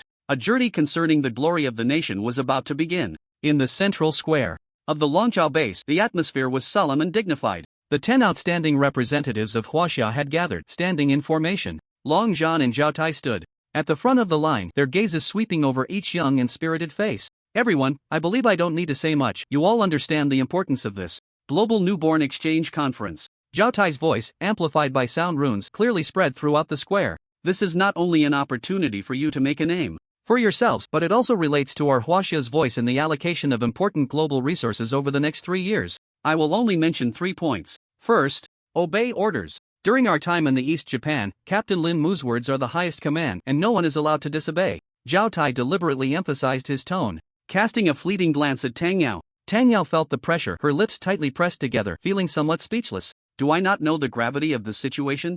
Do I dare to disobey? Wasn't it just questioning Chen Feng yesterday?" Second, pay attention to safety. The waters in East Japan are very deep. Besides the regular professionals, there are many special professionals. Onmyoji, ninjas, swordsmen, etc. Their methods are strange and unpredictable. Other participating countries must not let their guard down either. Third, and most importantly, Zhao Tai's gaze suddenly became sharp as a knife. "Show the might of our Huaxia. Let the whole world see how powerful our younger generation of Huaxia is. Do you understand?" "Understood." Except for Lin Mu and Lilith, the other 9 shouted in unison, their voices shaking the heavens. Even Tang Yao, who had just been targeted by a glance, was infected by this atmosphere and shouted particularly loudly. Long Zhan nodded in satisfaction and stepped forward to add, "Very good. This time, I will personally lead the team, with Zhao Tai as the deputy leader, responsible for your daily affairs. Now, board the plane. Destination, East Japan." With Long Zhan's command, a super transport aircraft, several times larger than the Xianyao, with a dark golden body and shaped like an ancient giant bird ready to take flight, slowly rose from the underground hangar. Kuanpeng, the top strategic transport aircraft of Huaxia, capable of reaching any corner of Blue Star within 3 hours. When the imposing figure of the Kuanpeng appeared before everyone, even these well-informed prodigies couldn't help but gasp in awe. "Heavens, it's actually the Kuanpeng. I've only seen its pictures in the files." Wei Zhi from East Sea Mechanical City looked at the smooth lines of the aircraft and the shimmering energy runes, his eyes filled with fervor. "To have the Kuanpeng take us to the exchange conference, this is quite a spectacle." Xiong Zining couldn't help but exclaim. Amidst the various thoughts of the crowd, the group gradually boarded the Kuanpeng. Inside the cabin, it was as luxurious as a presidential suite in a 5-star hotel. Each person had their own private lounge. But apart from Lin Mu, no one had the mind to rest. They all gathered in the main hall, watching the clouds rush by outside the porthole, their hearts filled with anticipation for the future and unease. In less than an hour, the Kunpeng smoothly landed at the international airport for professionals in the capital of the East Japan, Dongdu. As the cabin door slowly opened, a rush of air mixed with the fragrance of cherry blossoms and a faint hint of sulfur poured in. However, what awaited them was not a friendly welcome ceremony, but a group of guests with ill intentions. At the VIP tarmac of Dongdu International Professional Airport, when the massive figure of the Kunpeng descended with an unparalleled sense of oppression, various forces that had been waiting there couldn't help but turn their gazes toward it. The Huaxia people still love to put on a show. A broken transport plane, and they think they can scare someone? On the other side of the tarmac, among a group of young people dressed in combat uniforms, painted with the stars and stripes, a blonde youth looked at the Kunpeng with a sneer of disdain. He was Kyle, the top genius of this generation from the Pumahas Academy of Knowledge, and also the captain of the Free Federation's new student exchange conference. Captain Kyle, don't be careless, a calm black-haired youth beside him, wearing tactical goggles, reminded him. According to intelligence, the team sent by Huaxia this time is not to be underestimated. It is said that an incredible monster appeared during the Dragon's Nest training. Monster? Kyle scoffed, his eyes filled with arrogance. In the face of my dominance talent, any monster will become my servant. I am quite looking forward to seeing for myself what the so-called monster of the East is really like. The door of the Kunpeng slowly opened. General Long Zhan, dressed in a crisp military uniform, was the first to step out, followed by Zhao Tai. Behind them were Lin Mu, Lilith, and the other 9 team members. According to international customs, as the host, East Japan should have sent officials of corresponding rank to welcome them. However, on the tarmac, apart from representatives from other countries and some media reporters watching the spectacle, there was not a single person dressed in official East Japan attire. Instead, there was a group of Onmyoji and samurai dressed in black hunting clothes, holding talismans or katanas with an air of arrogance. At the forefront was a gaunt old man with a sinister gaze. Upon seeing Long Zhan, he merely cupped his hands in a bland manner and spoke in stiff Huaxia language. General Long Zhan, you have traveled a long way. Thank you for your hard work. I am the chief representative of the Japanese side for this exchange conference, Koyano Jiro. His tone held no hint of welcome, but rather a condescending scrutiny. Long Zhan's brow furrowed slightly. He certainly recognized this old fellow. Koyano Jiro, a towering figure among sword practitioners in East Japan, a LV.100 sword samurai, his strength was unfathomable. He was also a hawkish representative in East Japan advocating a tough stance against Huaxia. Lord Koyano, your country's hospitality is truly unique. Long Zhan's voice carried no emotion. Koyano Jiro seemed to miss the sarcasm in his words and chuckled dryly. He, General Long Zhan is joking. However, before arranging accommodations for everyone, according to our East Japan tradition, we need to conduct a small strength certification for our guests who have come from afar. After all, this exchange conference gathers the top talents from around the world, and we must confirm whether the representative team from Huaxia is worthy of the name. As soon as his words fell, behind him, a tall young warrior, wielding a massive wild katana and exuding a brutal aura, suddenly stepped forward. Boom! A terrifying momentum of LV.38 erupted explosively. The sharp intent of the blade even carved fine cracks into the hard surface of the tarmac. I am Yagyu Jubiai from the Yagyu Swordsmanship Dojo. The young warrior's voice rang out like a bell, filled with provocation. I have heard that talents abound in Huaxia, and I have come to seek your guidance. I wonder who dares to fight me. This blatant provocation instantly ignited the anger of everyone in the Huaxia representative team. Bastard! So arrogant! Tang Yao was the first to lose her composure, the purple iron crutch in her hand already buzzing with a tremor. Xiao Lai's eyes also turned cold, his hand resting on the hilt of his sword. Even the usually calm Luo Tian had a glint of coldness in his eyes. This was no longer mere provocation. This was a slap in the face of Huaxia in front of the world's media. Long Zhan and Zhao Tai's expressions also darkened instantly. They did not expect these Easterners to be so brazen, not even bothering to feign polite niceties, tearing off the mask of civility the moment they met. However, at this tense moment, the team leader Lin Mu still appeared indifferent. He even seemed to take an interest in observing the warrior named Yagyu Jubiai. Beside him, Lilith covered her mouth and chuckled, whispering in his ear, "Master, these childish tricks of the mortals are really adorably naive." Lin Mu ignored her. Right now, he just wanted to quietly be a spectator. He wanted to see how these so-called children of heaven would handle the situation without his intervention. Consider it an appetizer before the meal. Zhao Tai glanced at the expressionless Lin Mu, then at the arrogant Easterners across from him, and instantly made a decision in his heart. He knew Lin Mu intended to watch the show. Yagyu Jubiai, is it? Zhao Tai stepped forward, his aura as a peak fourth-turn powerhouse fully unleashed, locking onto the young warrior tightly. If you want to fight, you can, but not now. When we get to the arena, I fear your Eastern talents won't be enough for us. Zhao Tai's words were filled with powerful confidence and disdain. Yagyu Jubiai's face paled under Zhao Tai's pressure, but he still held his head high, wanting to retort. Just then, a somewhat mocking voice came from the nearby Free Federation. Representative team. Oh, quite the bravado. Kyle, accompanied by his teammates, strolled over leisurely, a smile of amusement on his face. Since our friends from Huaxia are so confident, why don't we all have a chance to broaden our horizons in advance? So that some people won't just boast verbally, only to be utterly defeated on the real battlefield, embarrassing their own country. Kyle's words undoubtedly added fuel to the fire. Instantly, all eyes were focused on the Huaxia representative team. Now, to fight or not to fight? It had become an unavoidable question. Fighting might expose their strength prematurely, falling into the opponent's trap. Not fighting would mean Huaxia's face would be trampled in public today. Who says we dare not fight? A crisp and furious shout rang out from the Huaxia representative team. Tang Yao could no longer endure this humiliation. Brandishing her crutches and stepping forward, her sharp eyes fixed intently on the warrior named Yagyu Jubai, brimming with fighting spirit. Huaxia team, Tang Yao, here to learn your esteemed skills. Her voice was resolute, instantly shifting the awkward atmosphere on the scene. Good. What spirit? In the Free Federation, Kyle clapped his hands and laughed heartily, looking as if he thrived on chaos. In the land of the rising sun, the sword samurai Koyano Jiro had a glint of cold amusement in his sinister eyes. This was the effect they wanted. They were forcing the Huaxia team to fight, thus probing their depths in advance. Long Zhan and Zhao Tai both wore grim expressions. Although Tang Yao's strength was commendable, having reached LV.35, she was undoubtedly among the top tier of her peers. However, her opponent, Yagyu Jubai, was LV.38 and specialized in close combat as a sword master. This three-level difference in a high-end match of geniuses could be fatal. Moreover, it was clear that the other side had come prepared. Tang Yao, come back. Zhao Tai whispered sharply. He didn't want his team member to be caught in such an unfair duel before the competition even began. Instructor Zhao, Tang Yao wanted to argue, but Zhao Tai silenced her with a stern look. What? Are all Huaxia warriors just cowards who can only boast? Yagyu Jubai immediately mocked upon seeing this. 2. Not even have the courage to step onto the stage is truly disappointing. You. Tang Yao trembled with anger but dared not defy Zhao Tai's orders. The other members of the Huaxia team also had ashen faces, their fists clenched tightly. It felt as if they were being rubbed into the ground. Just as this humiliating atmosphere was about to reach its peak, a calm voice suddenly rang out. Let her go. The speaker was Lin Mu, who had seemed like an outsider from the beginning. All eyes instantly turned to him. Zhao Tai and Long Zhan were both taken aback. Lin Mu, you.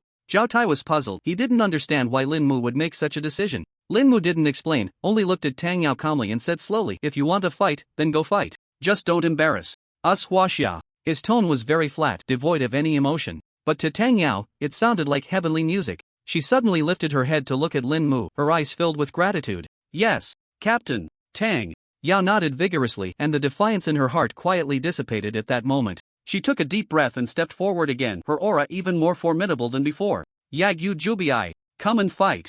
Zhao Tai looked at Lin Mu, wanting to say something but hesitating. Long Zhan shook his head at him, signaling him to remain calm. Since Lin Mu had allowed her to go, there must be a reason behind it. Perhaps he wanted to take this opportunity to see where Tang Yao's limits lay? Or maybe he already had a countermeasure in mind? Countless speculations flashed through Long Zhan's mind, but in the end, he chose to trust Lin Mu. In the center of the tarmac, a large space was quickly cleared. The representatives from various countries and media reporters stepped back, leaving the area for the two who were about to duel. Tang Yao and Yagyu Jubai stood several dozen meters apart, facing each other. The battle was about to begin. Hey, this is interesting, Kyle said, crossing his arms and watching the scene. With great interest. A LV.35 short combat master against a LV.38 Dantian warrior. Although there's a slight level difference, the short combat master profession has its merits, with integrated offense and defense, and decent control, the black-haired youth beside him analyzed calmly. If that Huaxia girl can leverage her professional advantage as well, she might not be without a fighting chance. A fighting chance? Kyle scoffed. In the face of absolute power, any technique is futile. Just watch, in less than 10 moves, that girl will be completely crushed. His words were filled with confidence in Yagyu Jubai. It seemed as if the outcome of Tang Yao's defeat had already been seen. In the arena, Yagyu Jubai slowly drew the wild katana from his back. It was a weapon 2 meters long, its blade shimmering with a chilling light. As the long sword was unsheathed, a sharp killing intent instantly enveloped the entire venue. Chinese woman, I admire your courage, Yagyu Jubai's voice was cold and arrogant. As a reward, I will sever your legs at the fastest speed, allowing you to end this farce with dignity. Enough with the nonsense. Tang Yao coldly shouted, no longer waiting.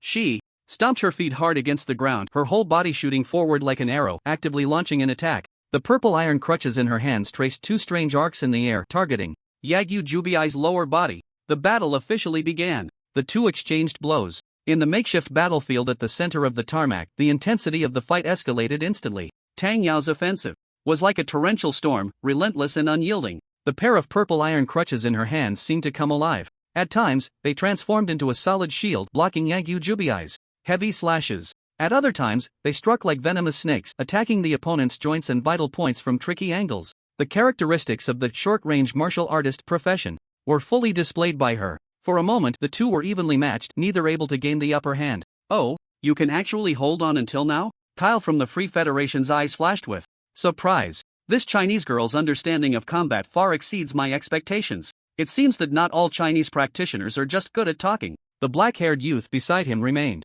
calm. No, she is about to lose. Look at her breathing, it has already become erratic. With each of her attacks, although they seem fierce, the energy and stamina she expends are far greater than her opponents. And that Yagyu Jubiai has only used the most basic slashes and cuts from start to finish, not even employing a single skill. He is toying with his prey. The black-haired youth's words hit the mark. Indeed, the situation on the field soon changed. A layer of fine sweat had already formed on Tang Yao's forehead, and her breathing became somewhat hurried. The continuous high-intensity exchanges of offense and defense had taken a huge toll on her. In contrast, Yagyu Jubiai still appeared to be in complete control. Each of his sword swings accurately predicted Tang Yao's movements, forcing her to defend with all her might, thus consuming even more of her strength. Chinese woman, your struggle ends here. A cruel smile flashed in Yagyu Jubiai's eyes. He seized an opportunity. When Tang Yao was exhausted and had yet to regain her strength, the wild katana in his hand suddenly blazed with light. Sword technique, water flow slash. With a loud shout, the massive wild katana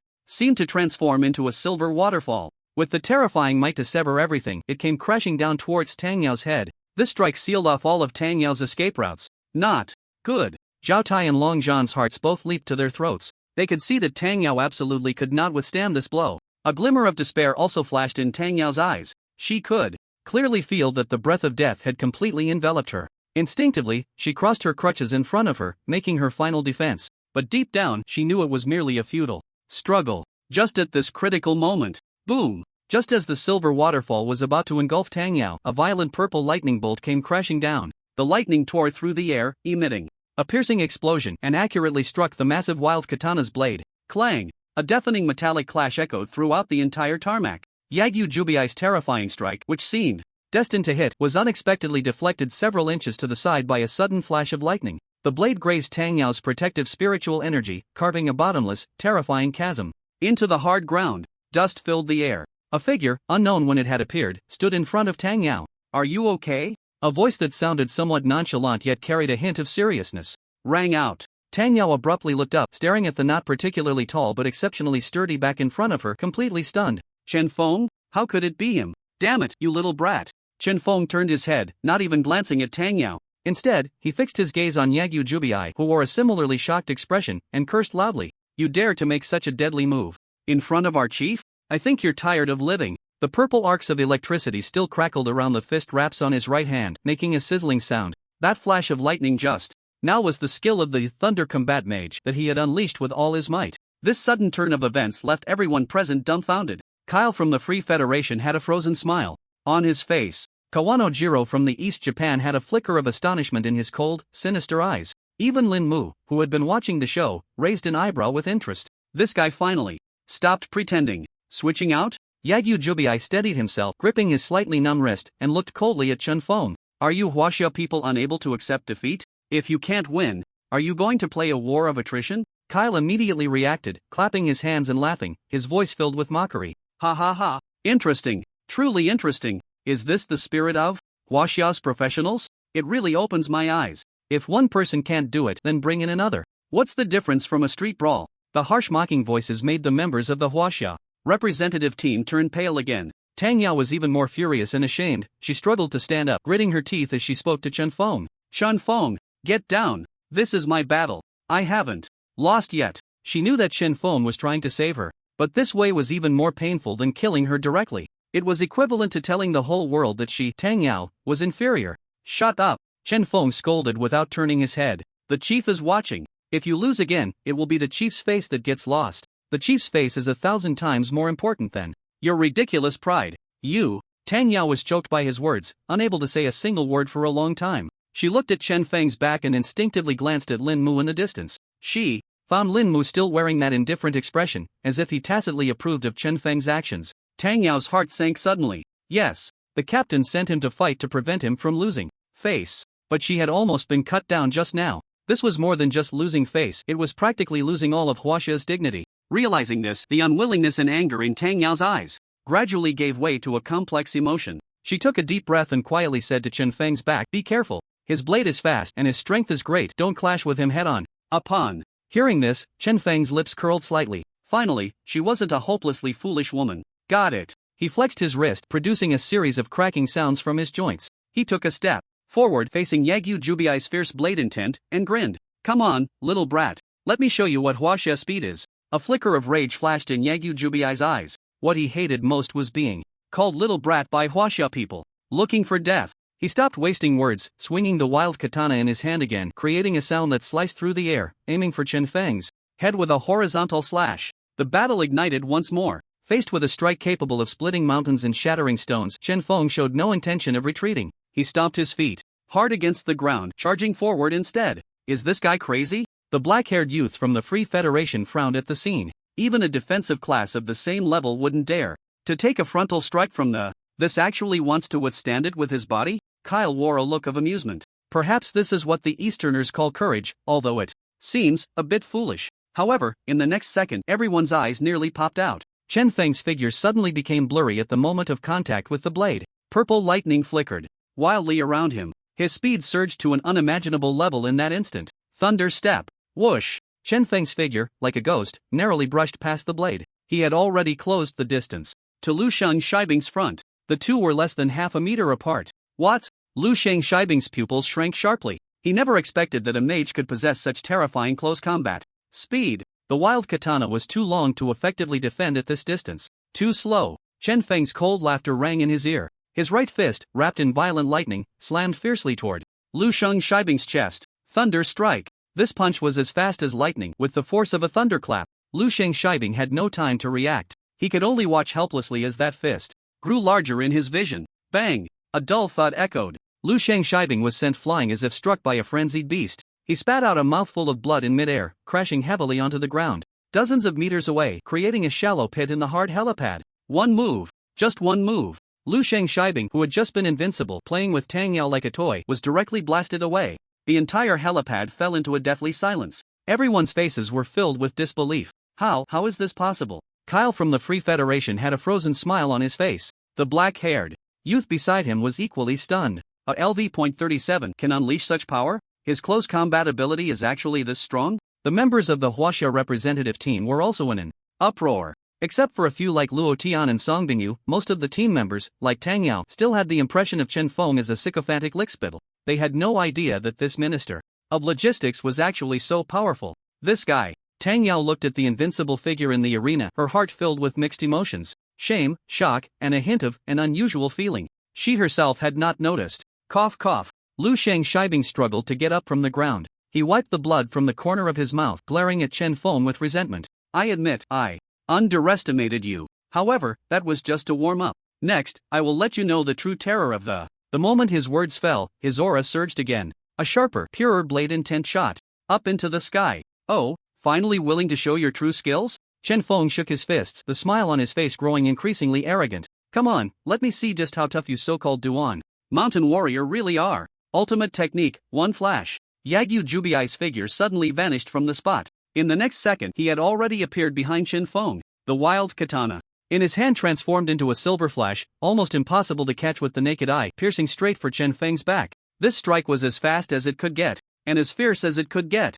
Be careful, Tang Yao exclaimed in shock. However, Chen Feng's reaction was faster than her voice. Just as the tip of the blade was about to stab into his back, his body twisted at an angle that an ordinary person could not achieve. At the same time, his fists, wrapped in lightning, rained down like raindrops, wildly pounding towards Yagyu Jubiai. Thunderstorm barrage. Boom, boom, boom. A series of thunderous roars erupted in the center of the helipad. At that moment, Chen Feng's fists seemed to transform into two indestructible hammers of the thunder god. Each punch landed precisely on Yagyu Jubiai's lightning-fast blade. The thunderstorm barrage was a rare skill book reward Chen Feng obtained after finishing the King's Fall dungeon. This skill allowed him to unleash an attack speed and Power far beyond his limits in a short time. Clang clang clang clang clang. The crisp sound of metal clashing rang out. Sparks flew. Lightning flickered. The two figures in the arena became two blurred shadows, colliding madly. Everyone was dumbfounded. They could only see a mass of purple lightning and a silver blade light constantly intertwining and colliding.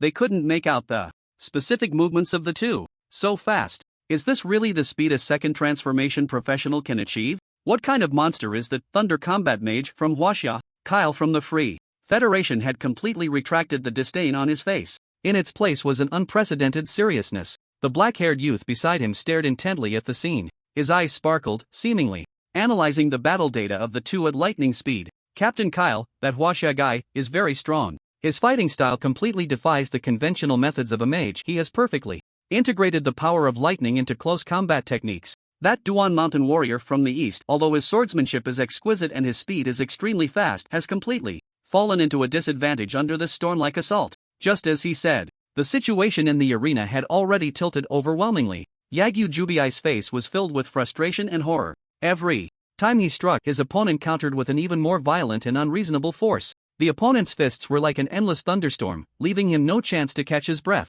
His palms were already bloodied from the impact, and his hand holding the sword trembled violently. Impossible, this can't be happening. Yagyu Jubiai roared madly in his heart. He was the Duan Mountain Warrior, a top-tier professional specialized in close combat. How could he be suppressed and beaten by a mage using fists? Is that all you've got? Chen Feng's mocking voice rang out again. Then this farce should come to an end. He seized the momentary opening created by Yagyu Jubiai's arm fatigue. The lightning around him surged violently. All the power of the lightning converged onto his right fist. Now, lie down. With a thunderous shout, his right fist, infused with all his strength, slammed hard into Yagyu Jubiai's face. Bang! Yagyu Jubiai's head snapped back violently. The whole person flew out again like a kite with a broken string. This time, he couldn't get up again. He fell heavily to the ground, twitched a couple of times, and then completely fainted. The wild saber in his hand also fell to the ground with a clang. The entire venue fell silent. The sound of a pin dropping could be heard. Everyone's gaze was focused on the figure slowly retracting his fist, still surrounded by purple arcs of electricity. They won. The Huaxia team won. In the trap set by the East Japan team and the Free Federation, they achieved victory in a way that no one had expected. Good. Someone was the first to roar out. Instantly, the Huaxia representative team erupted with thunderous cheers. Chen Feng is awesome. Well done. Even the usually calm Luo Tian had a barely noticeable smile at the corner of his mouth. Tang Yao was even more excited, her face flushed, her eyes filled with a strange light as she looked at Chen Feng. Zhao Tai and Long Zhan also let out a long sigh of relief, their faces showing gratified smiles. And as the instigator of all this, Chen Feng, at the moment he retracted his fist, immediately put away the arrogant expression on his face. He jogged over to Lin Mu. With a thud, he knelt on one knee. Chief, I did not disgrace my mission. Little Feng has finally not embarrassed you. His fawning demeanor formed a stark contrast to his earlier god of warlike posture, causing the Huaxia team members who had just been cheering for him to twitch their mouths in unison. This guy really is hopeless. Lin Mu looked at him and nodded lightly. Well done. Lin Mu's voice was not loud, but it clearly reached the ears of everyone present. Upon hearing the chief's praise, Chen Feng felt like he was about to float away, his smile growing even brighter. It's all thanks to the chief's excellent guidance. Lin Mu ignored his flattery, his gaze passing over him to the unconscious Yagyu Jubiai lying several dozen meters away. He spoke again, his tone as flat as if he were discussing a trivial matter. Little Feng, Chief, you command. Chen Feng immediately straightened his back, his face serious. I remember he was about to cut off our team. Remember Tang Yao's legs just now? Lin Mu's question made everyone's heart skip a beat. Tang Yao trembled, not expecting Lin Mu to remember this matter. Chen Feng was taken aback for a moment, then a fierce glint flashed in his eyes. Reporting to the chief, he indeed did that. Lin Mu nodded, then uttered a sentence that instantly froze the entire venue. Then you go and chop off his little short legs for me. Since he likes cutting legs so much, let's give him a taste of his own medicine. What? As soon as these words came out, the entire helipad, whether it was the Huaxia team, the Free Federation, or those watching the excitement, this guy has gone mad? Defeating their genius in front of the head of the East Japan delegation wasn't enough, now he actually wants to publicly chop off his legs? This was no longer provocation. This was rubbing East Japan's face in the dirt, grinding it back and forth with a nail-studded shoe. Chief, this. Even the usually calm Zhao Tai's expression changed. He wanted to speak up to dissuade. If this really happened, things would escalate completely, and it might spark an even bigger conflict. However, Chen Feng showed no hesitation at all. The moment Lin Mu's words fell, he had already leaped up from the ground. At your command, Chief. The fawning smile on his face vanished in an instant, replaced by a nearly frenzied ferocity. He rushed to Yagyu Jubiai's side in just a few steps, directly extending his foot and brutally stomping on Yagyu Jubiai's calf. Crack! The crisp sound of a bone breaking echoed sharply on the silent tarmac. Ah! Yagyu Jubiai, who had fainted, was jolted awake by the excruciating pain, letting out a scream akin to that of a slaughtered pig. Stop it! A thunderous shout rang out like a clap of thunder. From the Eastern Japan delegation, the old man with a perpetually gloomy face, Koyano Jiro, finally moved. An overwhelming aura of LV.100 sword samurai erupted from him. He transformed into a blur, charging straight at Chen Feng. The immense pressure felt like a landslide or tsunami, instantly enveloping the entire Chinese delegation. Luo Tian, Song Bingyu, and the others turned pale under this pressure, finding it hard to breathe. Koyano Jiro, how dare you! General Long Zhan roared, unleashing the fierce aura of a five-turned dragon blood war god. He stepped forward to confront Koyano Jiro. Boom! The two top-tier powerhouses from Blue Star collided in the center of the tarmac. An invisible energy storm swept out in all directions. The hard ground began to crack inch by inch under the aftermath of their clash. Long Zhan, is your Chinese team really going to act like this in Eastern Japan? Koyano Jiro was blocked by Long Zhan, his sinister eyes nearly spitting fire. Long Zhan stood his ground, his voice icy. You Eastern Japan started this. If you can't match us, do you think you can bully the weak? Is this what your samurai code is about? The standoff between the two five-turn powerhouses escalated the tension in the air to its peak. Just then, a voice laced with amusement and flippancy came from not far away. Hee hee, what a lively scene. Looks like we missed quite a show. Everyone turned to look in the direction of the voice. They saw a middle-aged man in a white magic robe, with an elegant demeanor, golden hair, and blue eyes, stepping out from the Free Federation's team. He was none other than the leader of the Free Federation's delegation, the dean of the Puma Heisei Academy of Knowledge. Also a five-turn powerhouse, the Dark Grand Sorcerer, Honey Hodgson. Behind him, Kyle was watching the Chinese team with a face full of glee. Clearly, Kyle had informed him of the situation here at the first opportunity. Honey Hodgson's appearance made Long Zhan and Zhao Tai's heart sink. They knew things had just gotten more complicated. Honey Hodgson strolled into the arena leisurely. With a gentle smile on his face, he seemed like a well-meaning peacemaker. General Long Zhan, Lord Koyano, we are all here to promote exchanges among the younger generations of our countries. Why must we let our tempers flare so? He first tried to mediate, then shifted his gaze to the Chinese delegation. However, speaking of which, isn't this young friend from China being a bit excessive? After all, it's just a spar, it should be kept to a point. Breaking someone's legs, if this gets out, it might not reflect well on China's reputation, right? His words seemed fair, but every sentence was biased in favor of Eastern Japan. Seeing this, Koyano Jiro let out a cold snort, his aura surging once more. Dean Hodgson is right. Long Zhan, if you don't give us an explanation today, our Eastern Japan will never let this go. Long Zhan's face darkened to the point of nearly dripping water. Damn it! These two old foxes were clearly in cahoots. They wanted to take this opportunity to jointly suppress China. An explanation? Do you even deserve one? Just as Long Zhan was about to speak, Zhao Tai behind him couldn't hold back and shouted angrily. What? Instructor Zhao Tai, do you want to fight me? Honey Hodgson's smile remained unchanged, but his gaze suddenly turned icy. A terrifying pressure, no less than that of Koyano Jiro, belonging to the Dark Grand Mage, erupted with a thunderous force. The combined might of two fifth-tier powerhouses bore down like two invisible mountains, crushing towards the Chinese representative team. Poof! The weakest in defense, Xiong Zining, immediately knelt on one knee, her face as pale as paper, her body swaying precariously. Luo Tian, Xiao Lai, Song Bingyu, and others trembled all over, their bones creaking under the unbearable weight. They desperately activated their defensive skills, trying to resist this terrifying pressure, but it was all in vain. In the face of absolute level suppression, these so-called geniuses felt as fragile as ants. Bastard! Zhao Tai roared, unleashing the full force of his peak fourth-tier aura, hoping to share the burden for his teammates. But how could a fourth tier alone withstand the combined pressure of two fifth-tier powerhouses? His defense was torn apart like paper. The moment it came into contact with that pressure, Zhao Tai grunted, a trace of blood spilling from the corner of his mouth. The entire Chinese representative team, except for General Long Zhan, was pressed down so low that they couldn't lift their heads, each gritting their teeth and silently enduring this humiliation. However, three individuals were exceptions. Lin Mu still wore an indifferent expression, even taking the time to observe Honey Hodgson. Lilith stood behind Lin Mu, a playful smile on her lips, her azure eyes filled with boredom at these mortal tricks. And Chen Feng, shielded by General Long Zhan at the forefront, felt the least impact. He merely glanced back at the pained expressions of his teammates and then at the calm face of the chief. In an instant, he understood. The chief wanted him to continue. Honey Hodgson's gaze swept over the Chinese team members.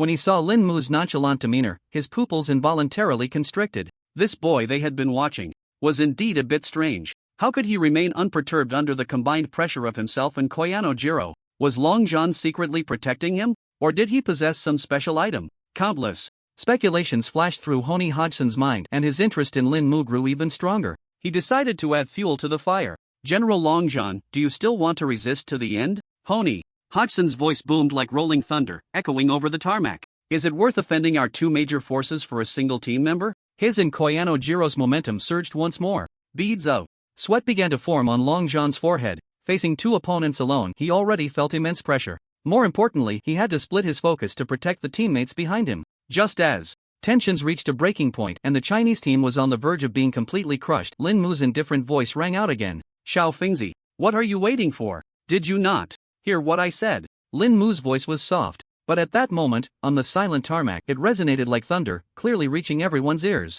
Everyone was stunned, including the two arrogant fifth-tier powerhouses, Honey Hodgson and Koyano-jiro. They thought they had misheard. At this point, the Chinese team was on the brink of total collapse. This boy was actually ordering his subordinate to sever Yagyu Jubiai's legs? On what grounds? Where did he get the audacity? Seeking death. Koyano-jiro's fury was completely ignited. He no longer tangled with Long John, his sinister eyes locking onto Chen Feng. He wanted to personally grind this young man from Huaxia who dared to insult him, the Eastern warrior, into powder. And Chen Feng, after hearing Lin Mu's command, raised his foot, again preparing to stomp down hard and break the other leg of Yagyu Jubiai. Chen Feng, come back, Zhao Tai shouted anxiously. He wanted to rush over and pull Chen Feng back, but his body was pinned in place by that terrifying pressure, unable to move. You dare! Koyano-jiro shouted angrily, a sword intent bursting forth from him, refined to the extreme. This sword intent bypassed Long John in front, like an invisible blade piercing straight for Chen Feng's back. He was going to kill him.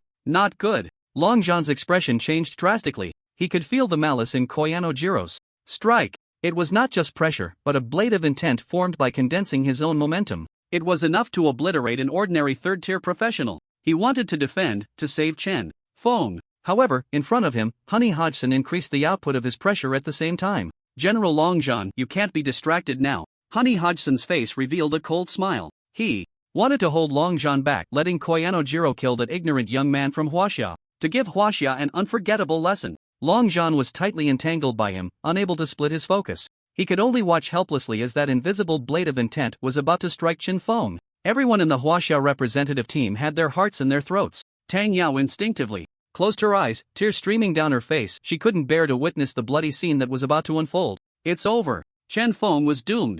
Just at this critical moment, Lilith, who had been smiling and watching the show behind Lin Mu, moved. She didn't even look at anyone in the arena. She simply raised her fair, jade-like right hand elegantly. Then, she gently snapped her fingers at the air. Snap. A crisp sound, almost imperceptible. The next second, the entire world seemed to have been muted. The overwhelming pressure that had suffocated everyone in the Huaxia representative team, like a landslide or tsunami, vanished. The two forces belonging to top-tier fifth-turn experts, capable of tearing space apart, and that blade of intent that was about to pierce Chen Feng's back, all disappeared in that instant, without a trace, completely clean, as if they had never existed.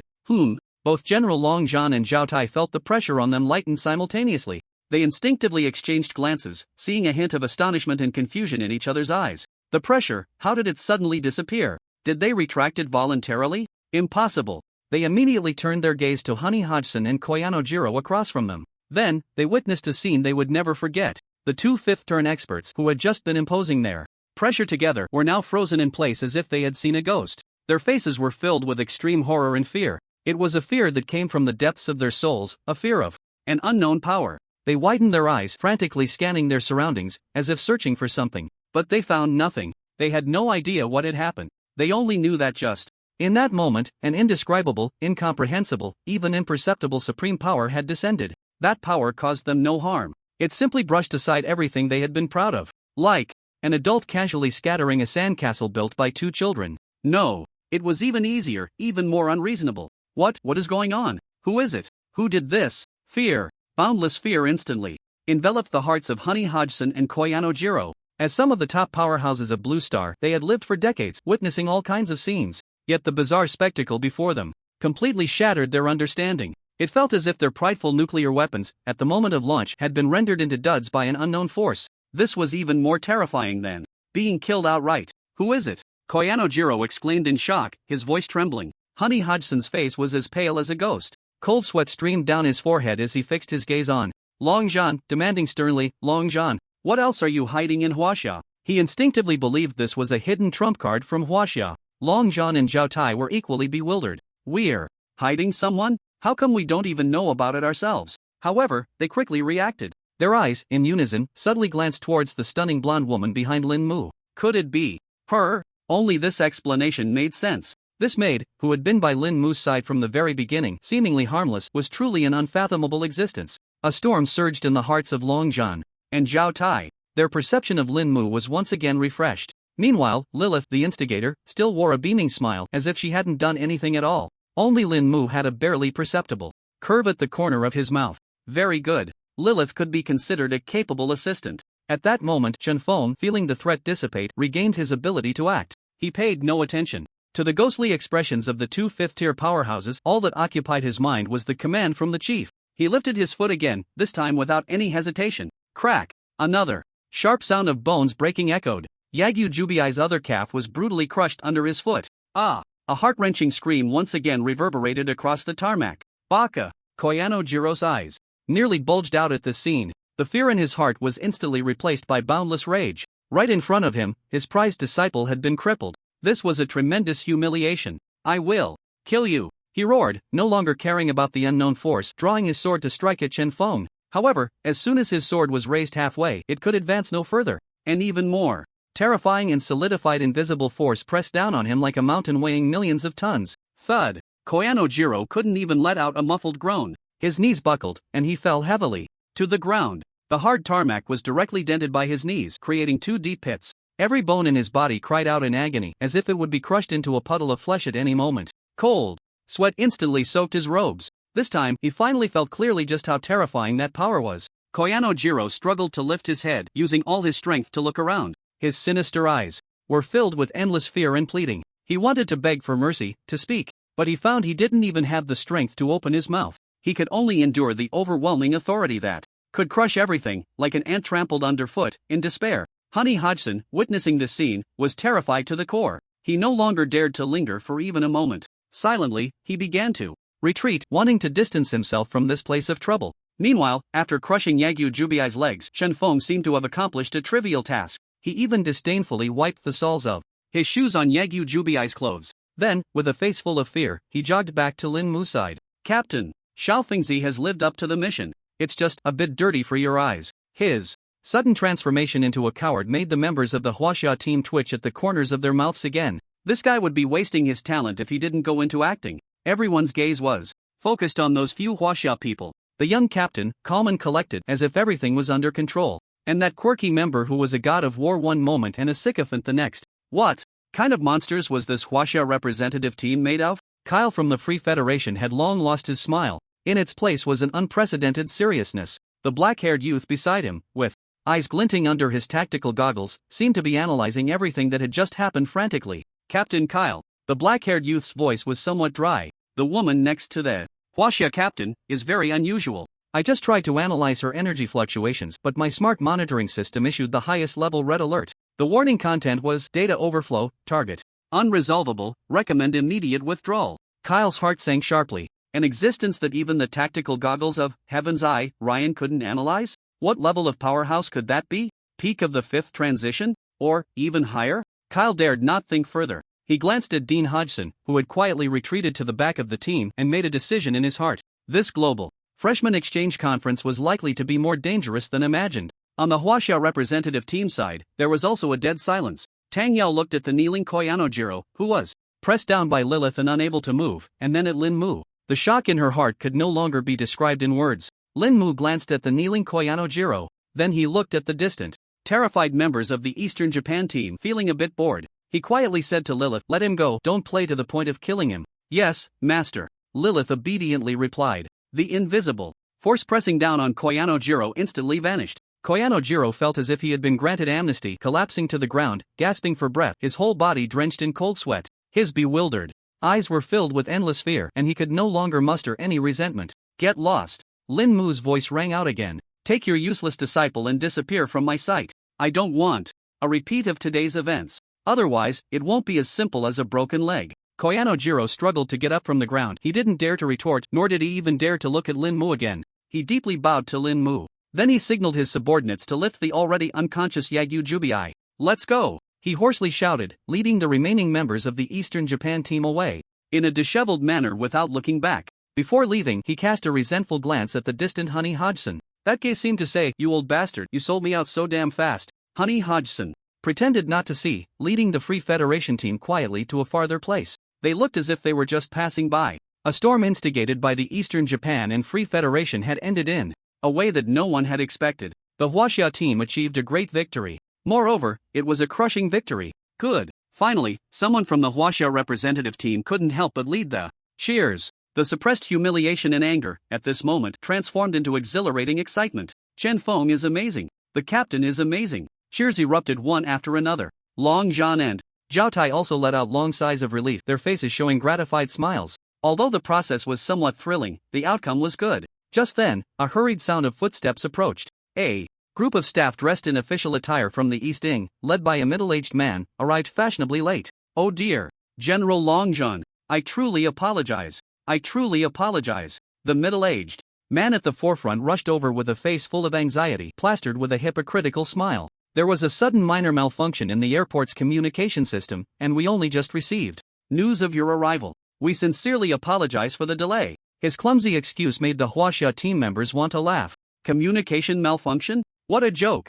General Longzhan looked at him expressionlessly and coldly said, "Is that so? Then your East Ying's hospitality truly is unique." The East Ing official was choked by Longzhan's words, his face turning red, and his smile becoming somewhat stiff. He certainly knew what had just happened here. However, he did not expect that the two fifth-turn powerhouses, Koyanojiro and Honey Hodgson, would team up and still fail to gain an advantage, instead being severely humiliated by the Huaxia team. This made his subsequent plans somewhat difficult to implement. Ahem, this was purely an accident. He chuckled awkwardly and quickly changed the subject. "General Longzhan, all you talented individuals from Huaxia, thank you for coming from afar and enduring the journey. We have prepared accommodations for you at the hotel, please follow me." His attitude was much more respectful than that of Koyanojiro earlier. Clearly, he was intimidated by the glimpse of the mysterious expert's power displayed earlier. Longzhan snorted coldly and did not say much more. Now was not the time to quibble with these minor characters. Everything would be settled on the competition stage of the exchange conference, where strength would speak for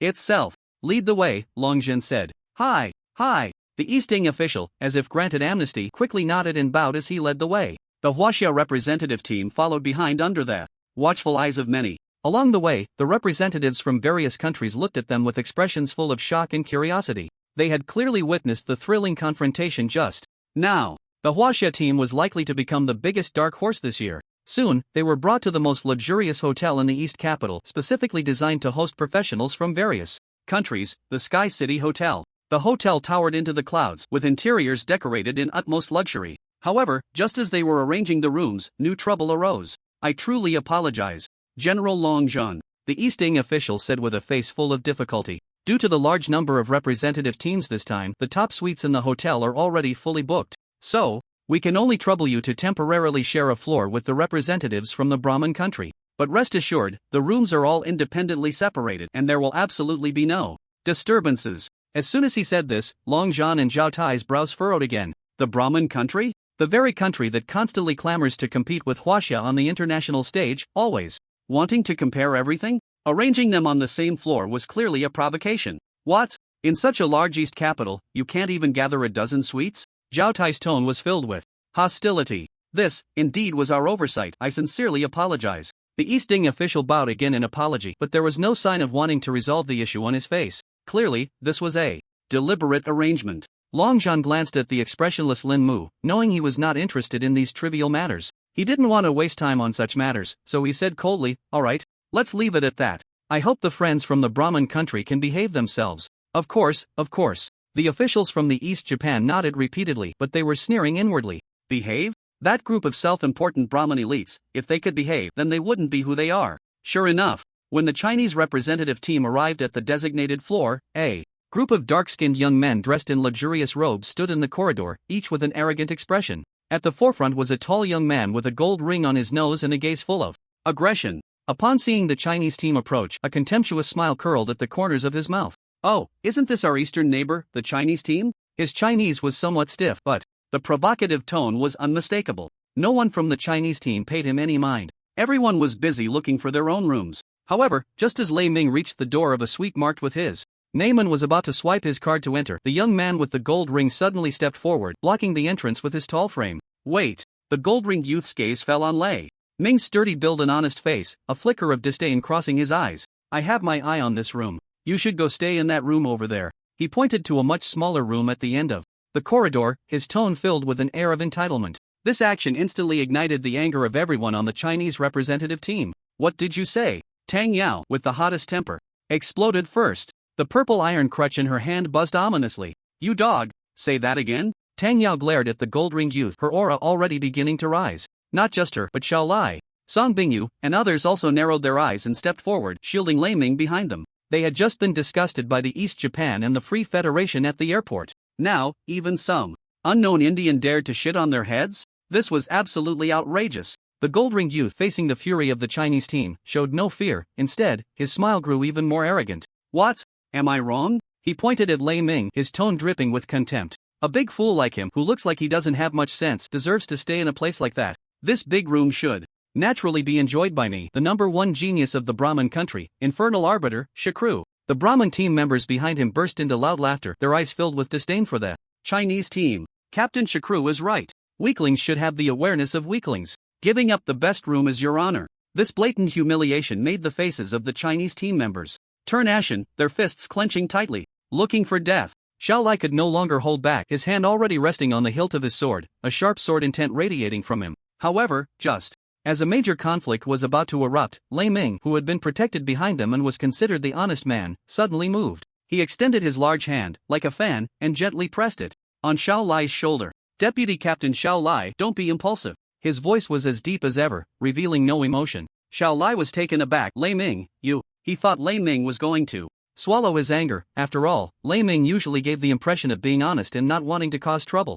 The Brahmin team leader Shakru, seeing this scene, wore an even more mocking expression. Heh, it seems you're not stupid, you're a smart person after all. He crossed his arms and looked down at Lei Ming, his tone filled with a condescending arrogance, as if he were bestowing charity. Knowing you can't win, are you ready to obediently give up the room? Good for you for being sensible. The Brahmin team members behind him erupted into another round of piercing laughter, their gazes toward the Huaxia team growing increasingly disdainful. However, Lei Ming's next move froze all their smiles in place. He did not back down, nor did he step aside. He simply calmly withdrew the hand that had been resting on Xiao Lai's shoulder. Then, he took a step forward. This step was heavy as a mountain. The thick carpeted floor of the hotel corridor seemed to tremble slightly. His towering figure stood like an iron tower, firmly blocking the doorway to his room, showing no intention of retreating. His eyes, which usually appeared somewhat simple-minded, were now as calm as a deep pool, without a ripple. He quietly regarded the Brahmin Shakru before him, his voice still low but imbued with an undeniable firmness. This room is mine. Just a few simple words, without a shout or a roar. The smile on Shakru's face froze. He thought he had misheard. A big fool in his eyes, a guy who looked like he wasn't very bright, actually dared to refuse him to his face? And with such calm, such a matter-of-fact tone? What did you say? Shakru's expression darkened instantly, the aggression in his eyes transforming into a tangible fury. You idiot, dare to say that again? A scorching and violent aura erupted from him. Infernal arbiter. It was a bizarre flame aura that mixed the sacred with destruction, like an invisible storm fiercely pressing toward Lei Ming. The temperature in the corridor seemed to rise by several degrees in that instant.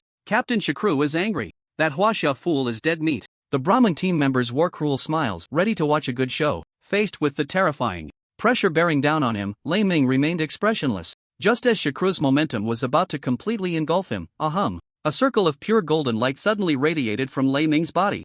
The light was warm and sacred, filled with an inviolable majesty. Shakru's violent infernal aura, upon contact with this golden light, melted away like snow meeting its nemesis, collapsing in an instant. What? Shakru's pupils constricted sharply, a storm of shock surging within him. This is the holy light of a paladin? How is that possible? How could such a seemingly foolish guy possess such pure holy light power? The purity of this power was even higher than that of the ascetics he had seen from the Holy Church. I'll say it again. Lei Ming's voice broke the silence once more. He looked at Shakru, whose face had drastically changed, and spoke each word deliberately. This room is mine. If you want to take it, come and get it. The moment the words fell, he extended his right hand and grasped the air. Buzz. A massive two-handed staff, ancient in design and radiating golden light, appeared out of thin air in his hand. Paladin Lei Ming vs Infernal Arbiter Shakru. The battle was about to begin. Looking for death, Shakru was completely enraged. As the top genius of the Brahmin nation, he had never endured such humiliation, especially since the opponent was a big fool he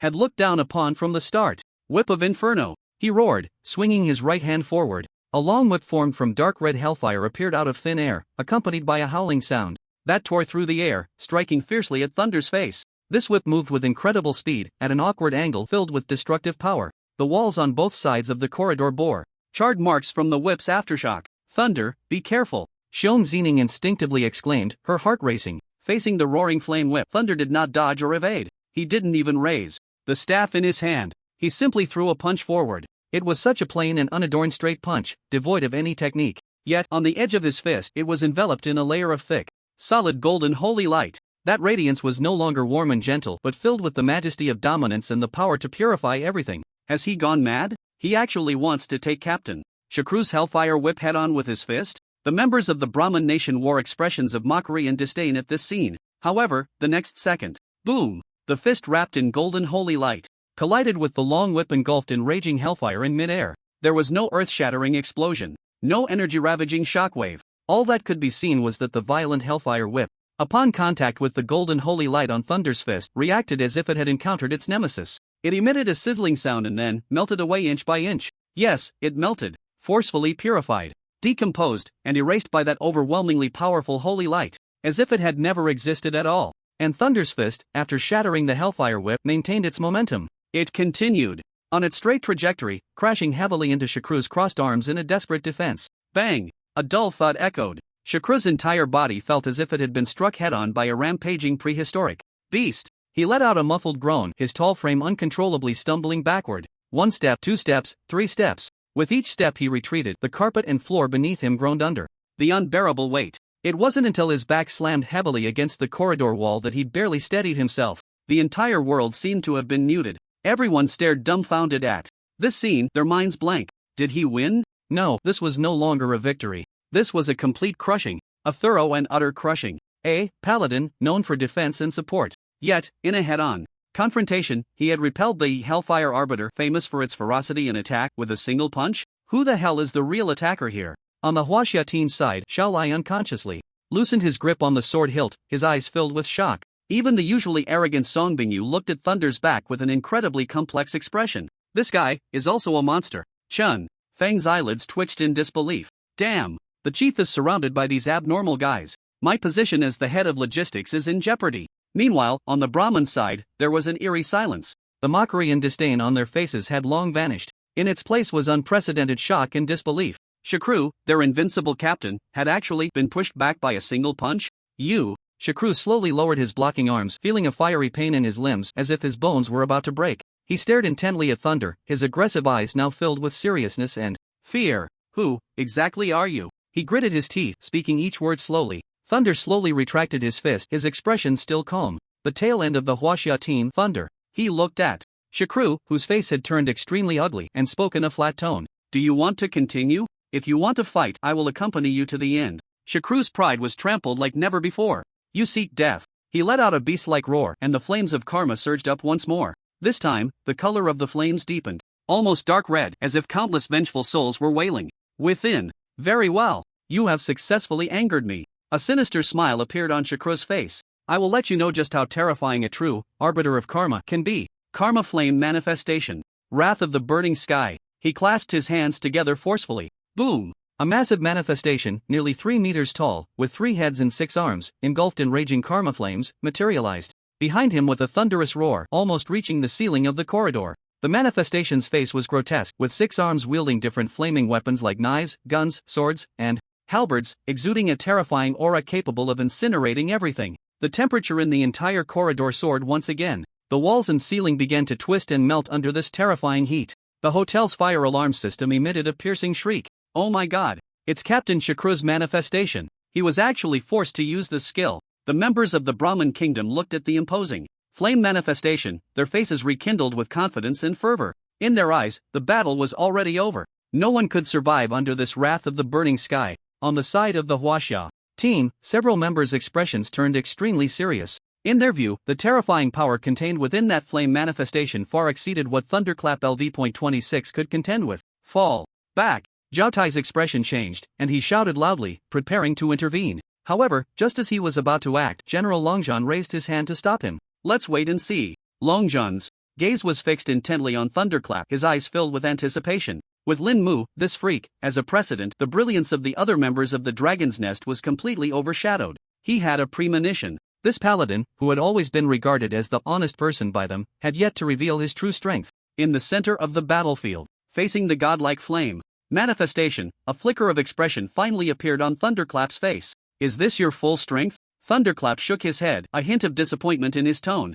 Such trivial skills dare to show off in front of me? He slammed the golden scepter in his hand heavily onto the ground. Boom! A dull thud echoed, as if ringing the bell of judgment. Centered on his feet, a visible golden shockwave erupted outward. Holy might! Buzz! In an instant, the entire corridor was bathed in pure gold. Within this golden domain, all flames, all heat, all destructive auras were forcibly suppressed and purified. The once invincible flame manifestation of Shakru dimmed visibly, emitting a reluctant wail. This is impossible. Shock was written all over Shakru's face. His karma flames were actually suppressed? What kind of skill was this? Wherever the holy light shines, all specters shall be vanquished. Thunderclap's voice echoed like a divine decree within the golden domain. He slowly raised the scepter in his hand, pointing it at the flame manifestation. Now, I will bring divine punishment upon you. Light of divine judgment. Boom! A solid golden beam of light, as tangible as substance, suddenly descended from the ceiling. It struck precisely upon the three-headed, six-armed flame manifestation. Roar! The flame manifestation let out a piercingly tragic howl. Its body, composed of karma flames, rapidly disintegrated under the illumination of the light of divine judgment, transformed into countless red light spots dissipating into nothingness. Puff! The law manifestation was shattered, and Shakru's mind was violently shaken, spitting out a mouthful of fresh blood. The color drained from his face in an instant. The whole person staggered, his knees buckled, and with a heavy thud, he knelt down on the ground. He raised his head, looking incredulously at the figure bathed in golden light. In his eyes there was no longer the previous arrogance and recklessness. Only endless fear and confusion remained. The entire world was terrifyingly quiet. In the corridor, only the piercing alarm and the heavy breathing of the crowd could be heard. Everyone was completely shocked by the scene before them. The members of the Brahmin kingdom stood frozen as if under a paralysis spell. Stuck in place, their expressions shifted from fervor to horror and now to a dazed state. Their proud captain, the invincible, infernal arbiter, Shakru in their hearts, had just knelt, defeated by a big fool in their eyes, crushed effortlessly. That imposing infernal law manifestation didn't even last a few seconds before being purified by a golden beam descending from the sky. This is like we're in one of those Indian movies, right? As the golden light faded, the corridor returned to its original state. Aside from Shakru kneeling on the ground and the traces of chaos scattered everywhere, it was as if nothing had happened. But everyone knew that some things had already changed completely. I didn't see it wrong, did I? Tang Yao rubbed her eyes, her voice trembling slightly. What skill did Lei Ming just use? Holy Judgment Light? Why? Have I never seen him use it before? The usually silent Xiao Lai suddenly spoke up. His understanding and control of holy light have surpassed the realm of ordinary skills, reaching the level of invoking the resonance of laws. Xiao Lai's words sent another shock through everyone's hearts. Invoking the resonance of laws? Isn't that a domain only accessible to 4th or even 5th transition powerhouses? How high is Lei Ming's level? LV.26. A LV.26 second transition professional can achieve something like this? Compared to the previous true Angelina, he is not at all inferior. Chen Feng silently swallowed a mouthful of saliva beside him. He looked at Lei Ming's sturdy back, with only one thought in his mind. It's over. My weight in front of the chief is definitely going to decrease from now on. No, I have to find a way to solidify my position as the Minister of Logistics. Meanwhile, the two big shots, Long Zhan and Zhao Tai, exchanged glances, seeing deep shock in each other's eyes. General. Zhao Tai could hardly contain his laughter. When did we get such a monster? How come I didn't know at all? Long Zhan smiled wryly. If I had known, would I have needed to worry just now? This kid is hiding quite deep. He looked at Lei Ming, then glanced at Lin Mu at the back of the team, who had remained expressionless throughout. A ridiculous thought suddenly surged in his mind. Why does it feel like anyone pulled from this team is a damn freak of nature? In the center of the battlefield, Lei Ming walked slowly towards the kneeling Shakru. His towering figure grew larger in Shakru's fearful eyes, like an insurmountable mountain. Now, do you still want this room? Lei Ming's voice remained calm, devoid of any emotion, but to Shakru's ears, it was more piercing than any mockery or humiliation.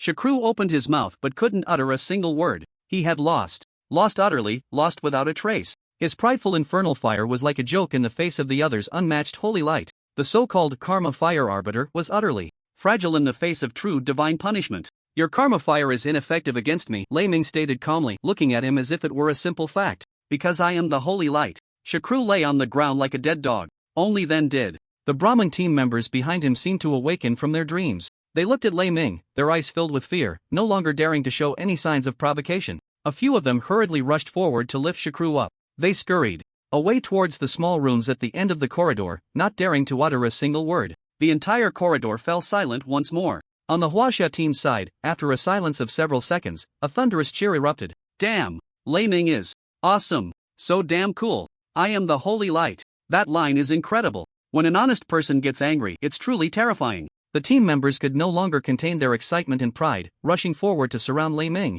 Tang Yao's eyes sparkled as she slapped Lei Ming's sturdy shoulder. Good job, Lei Ming. You were hiding it pretty deep. Come on, honestly, are you an undercover agent from the Holy Kingdom? Xiao Lai also approached, cupping his fists towards Lei Ming. With a serious expression. Brother Lei Ming, I was impulsive just now. I underestimated your strength. Faced with the enthusiasm of his teammates, a rare look of bewilderment appeared on Lei Ming's usually expressionless face. He scratched the back of his head and said in a deep voice, I didn't think that much. I just wanted to get my room back. His honest and simple demeanor contrasted sharply with his earlier imposing stance of divine punishment descending. This made everyone burst into laughter again. Ha ha ha, this guy is quite the character. Long Zhan and Zhao Tai looked at the vibrant young people and smiled with satisfaction. The earlier tension and anger dissipated completely. This battle not only dealt a heavy blow to the Brahmin kingdom but also brought the morale of the Huaxia team to an unprecedented peak. Zhao Tai walked over to Lei Ming and patted his shoulder heavily. Good lad, well done. Long Zhan nodded in agreement. He looked at Lei Ming, then glanced at the damaged walls and ceiling not far away, along with the still screaming fire alarm, and said lightly, it was a bit noisy, but I like it. The hotel repair costs will serve as a reminder for the East Japan. Since they dared to arrange it this way, they must be prepared to bear the consequences. Just then, the seemingly honest Lei Ming suddenly pushed through his teammates and stepped towards Lin Mu at the back of the team. Everyone was taken aback, unsure of what he was doing. Lei Ming walked straight up to Lin Mu, standing tall like a soldier awaiting inspection. He looked at Lin Mu, his honest face showing an expression of utmost seriousness, even with a hint of reverence. Chief, he spoke, his voice deep and solemn. Did I embarrass you just now? As soon as he said this, the entire place fell silent again. Tang Yao's mouth formed an O shape. Xiao Lai's eyes twitched involuntarily. Song Bingyu nearly stumbled and fell to the ground. Even the smiles on the faces of the two big shots, Long Zhan and Zhao Tai, froze. What was going on? Lei Ming, the fierce man who had just seemed like a deity descending, exuding unmatched dominance. How did he suddenly turn so obsequious? In front of Lin Mu? This familiar formula, this familiar taste. Everyone instinctively turned their gaze to another person in the team, Chen Feng. Chen Feng was currently looking at Lei Ming with a face full of indignation. That gaze was as if he were looking at a shameless little third-party dog thief. Chen Feng roared in his heart. Shameless, despicable, lowly, how dare he steal my unique skills, snatch the job of my logistics department head. This thick-browed, big-eyed guy is indeed no good. An unprecedented sense of crisis enveloped Chen Feng's heart. Lin Mu looked at Lei Ming, who had a face full of seeking praise, and couldn't help but chuckle. He nodded slightly. Not bad. Receiving the chief's affirmation, a hint of childlike joy appeared on Lei Ming's poker face. He grinned, revealing a set of big white teeth, then turned and walked to his room door. Click! With a swipe of his card, the door opened smoothly. Amidst the complex gazes of everyone, he walked into the room. Then he poked his head out halfway, looked at Lin Mu, and added in a deep voice, Chief, this room is pretty good. The bed is quite big. Do you want to come and try it? After saying that, with a bang, he closed the door. The entire corridor fell into an eerie silence once again. After a long while, someone couldn't hold back and laughed first. Soon, the entire Huaxia team erupted into a thunderous roar of laughter. The conflict between the Huaxia team and the Brahmin country in the hotel corridor was like a stone thrown into a calm lake, quickly stirring up ripples within the Sky City Hotel. The news spread at an astonishing speed to all the participating teams. For a time, the Huaxia team once again became the focus of everyone's discussions. In the top suite of the Free Federation team, Captain Kyle was looking at the report just compiled by his subordinate, the Heavenly Eye Ryan, with an unprecedentedly serious expression. What did you say? Kyle's voice carried a hint of disbelief. The number one genius of the Brahmin country, Shakru, was taken down in one move by an unknown paladin from the Huaxia team? To be precise, it wasn't just one move.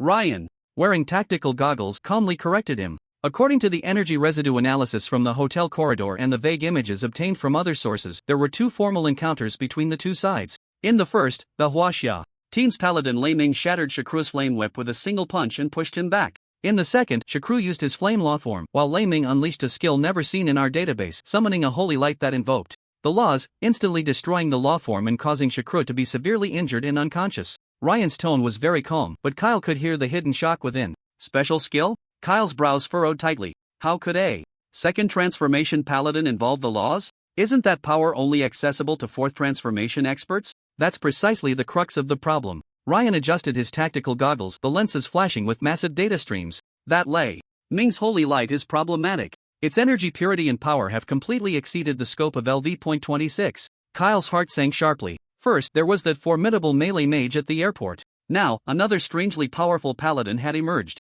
How many more monsters were hidden within this Huaxia team? Captain, our previous plan may need to be reassessed. Ryan's voice grew serious. We initially thought the core of the Huaxia team was only Lin Mu and that elemental mage named Luo Tian. Now it seems we were wrong, terribly wrong. Every single person in this team could be a dragon in sheep's clothing. Kyle fell silent. He recalled the meaningful look in Dean Honey Hodgson's eyes before leaving the airport. Now, he finally understood the warning behind that gaze. Raised the danger level of all members of the Huaxia team to the highest. Kyle took a deep breath and made his decision. We cannot afford any reckless actions until we have figured out all their cards.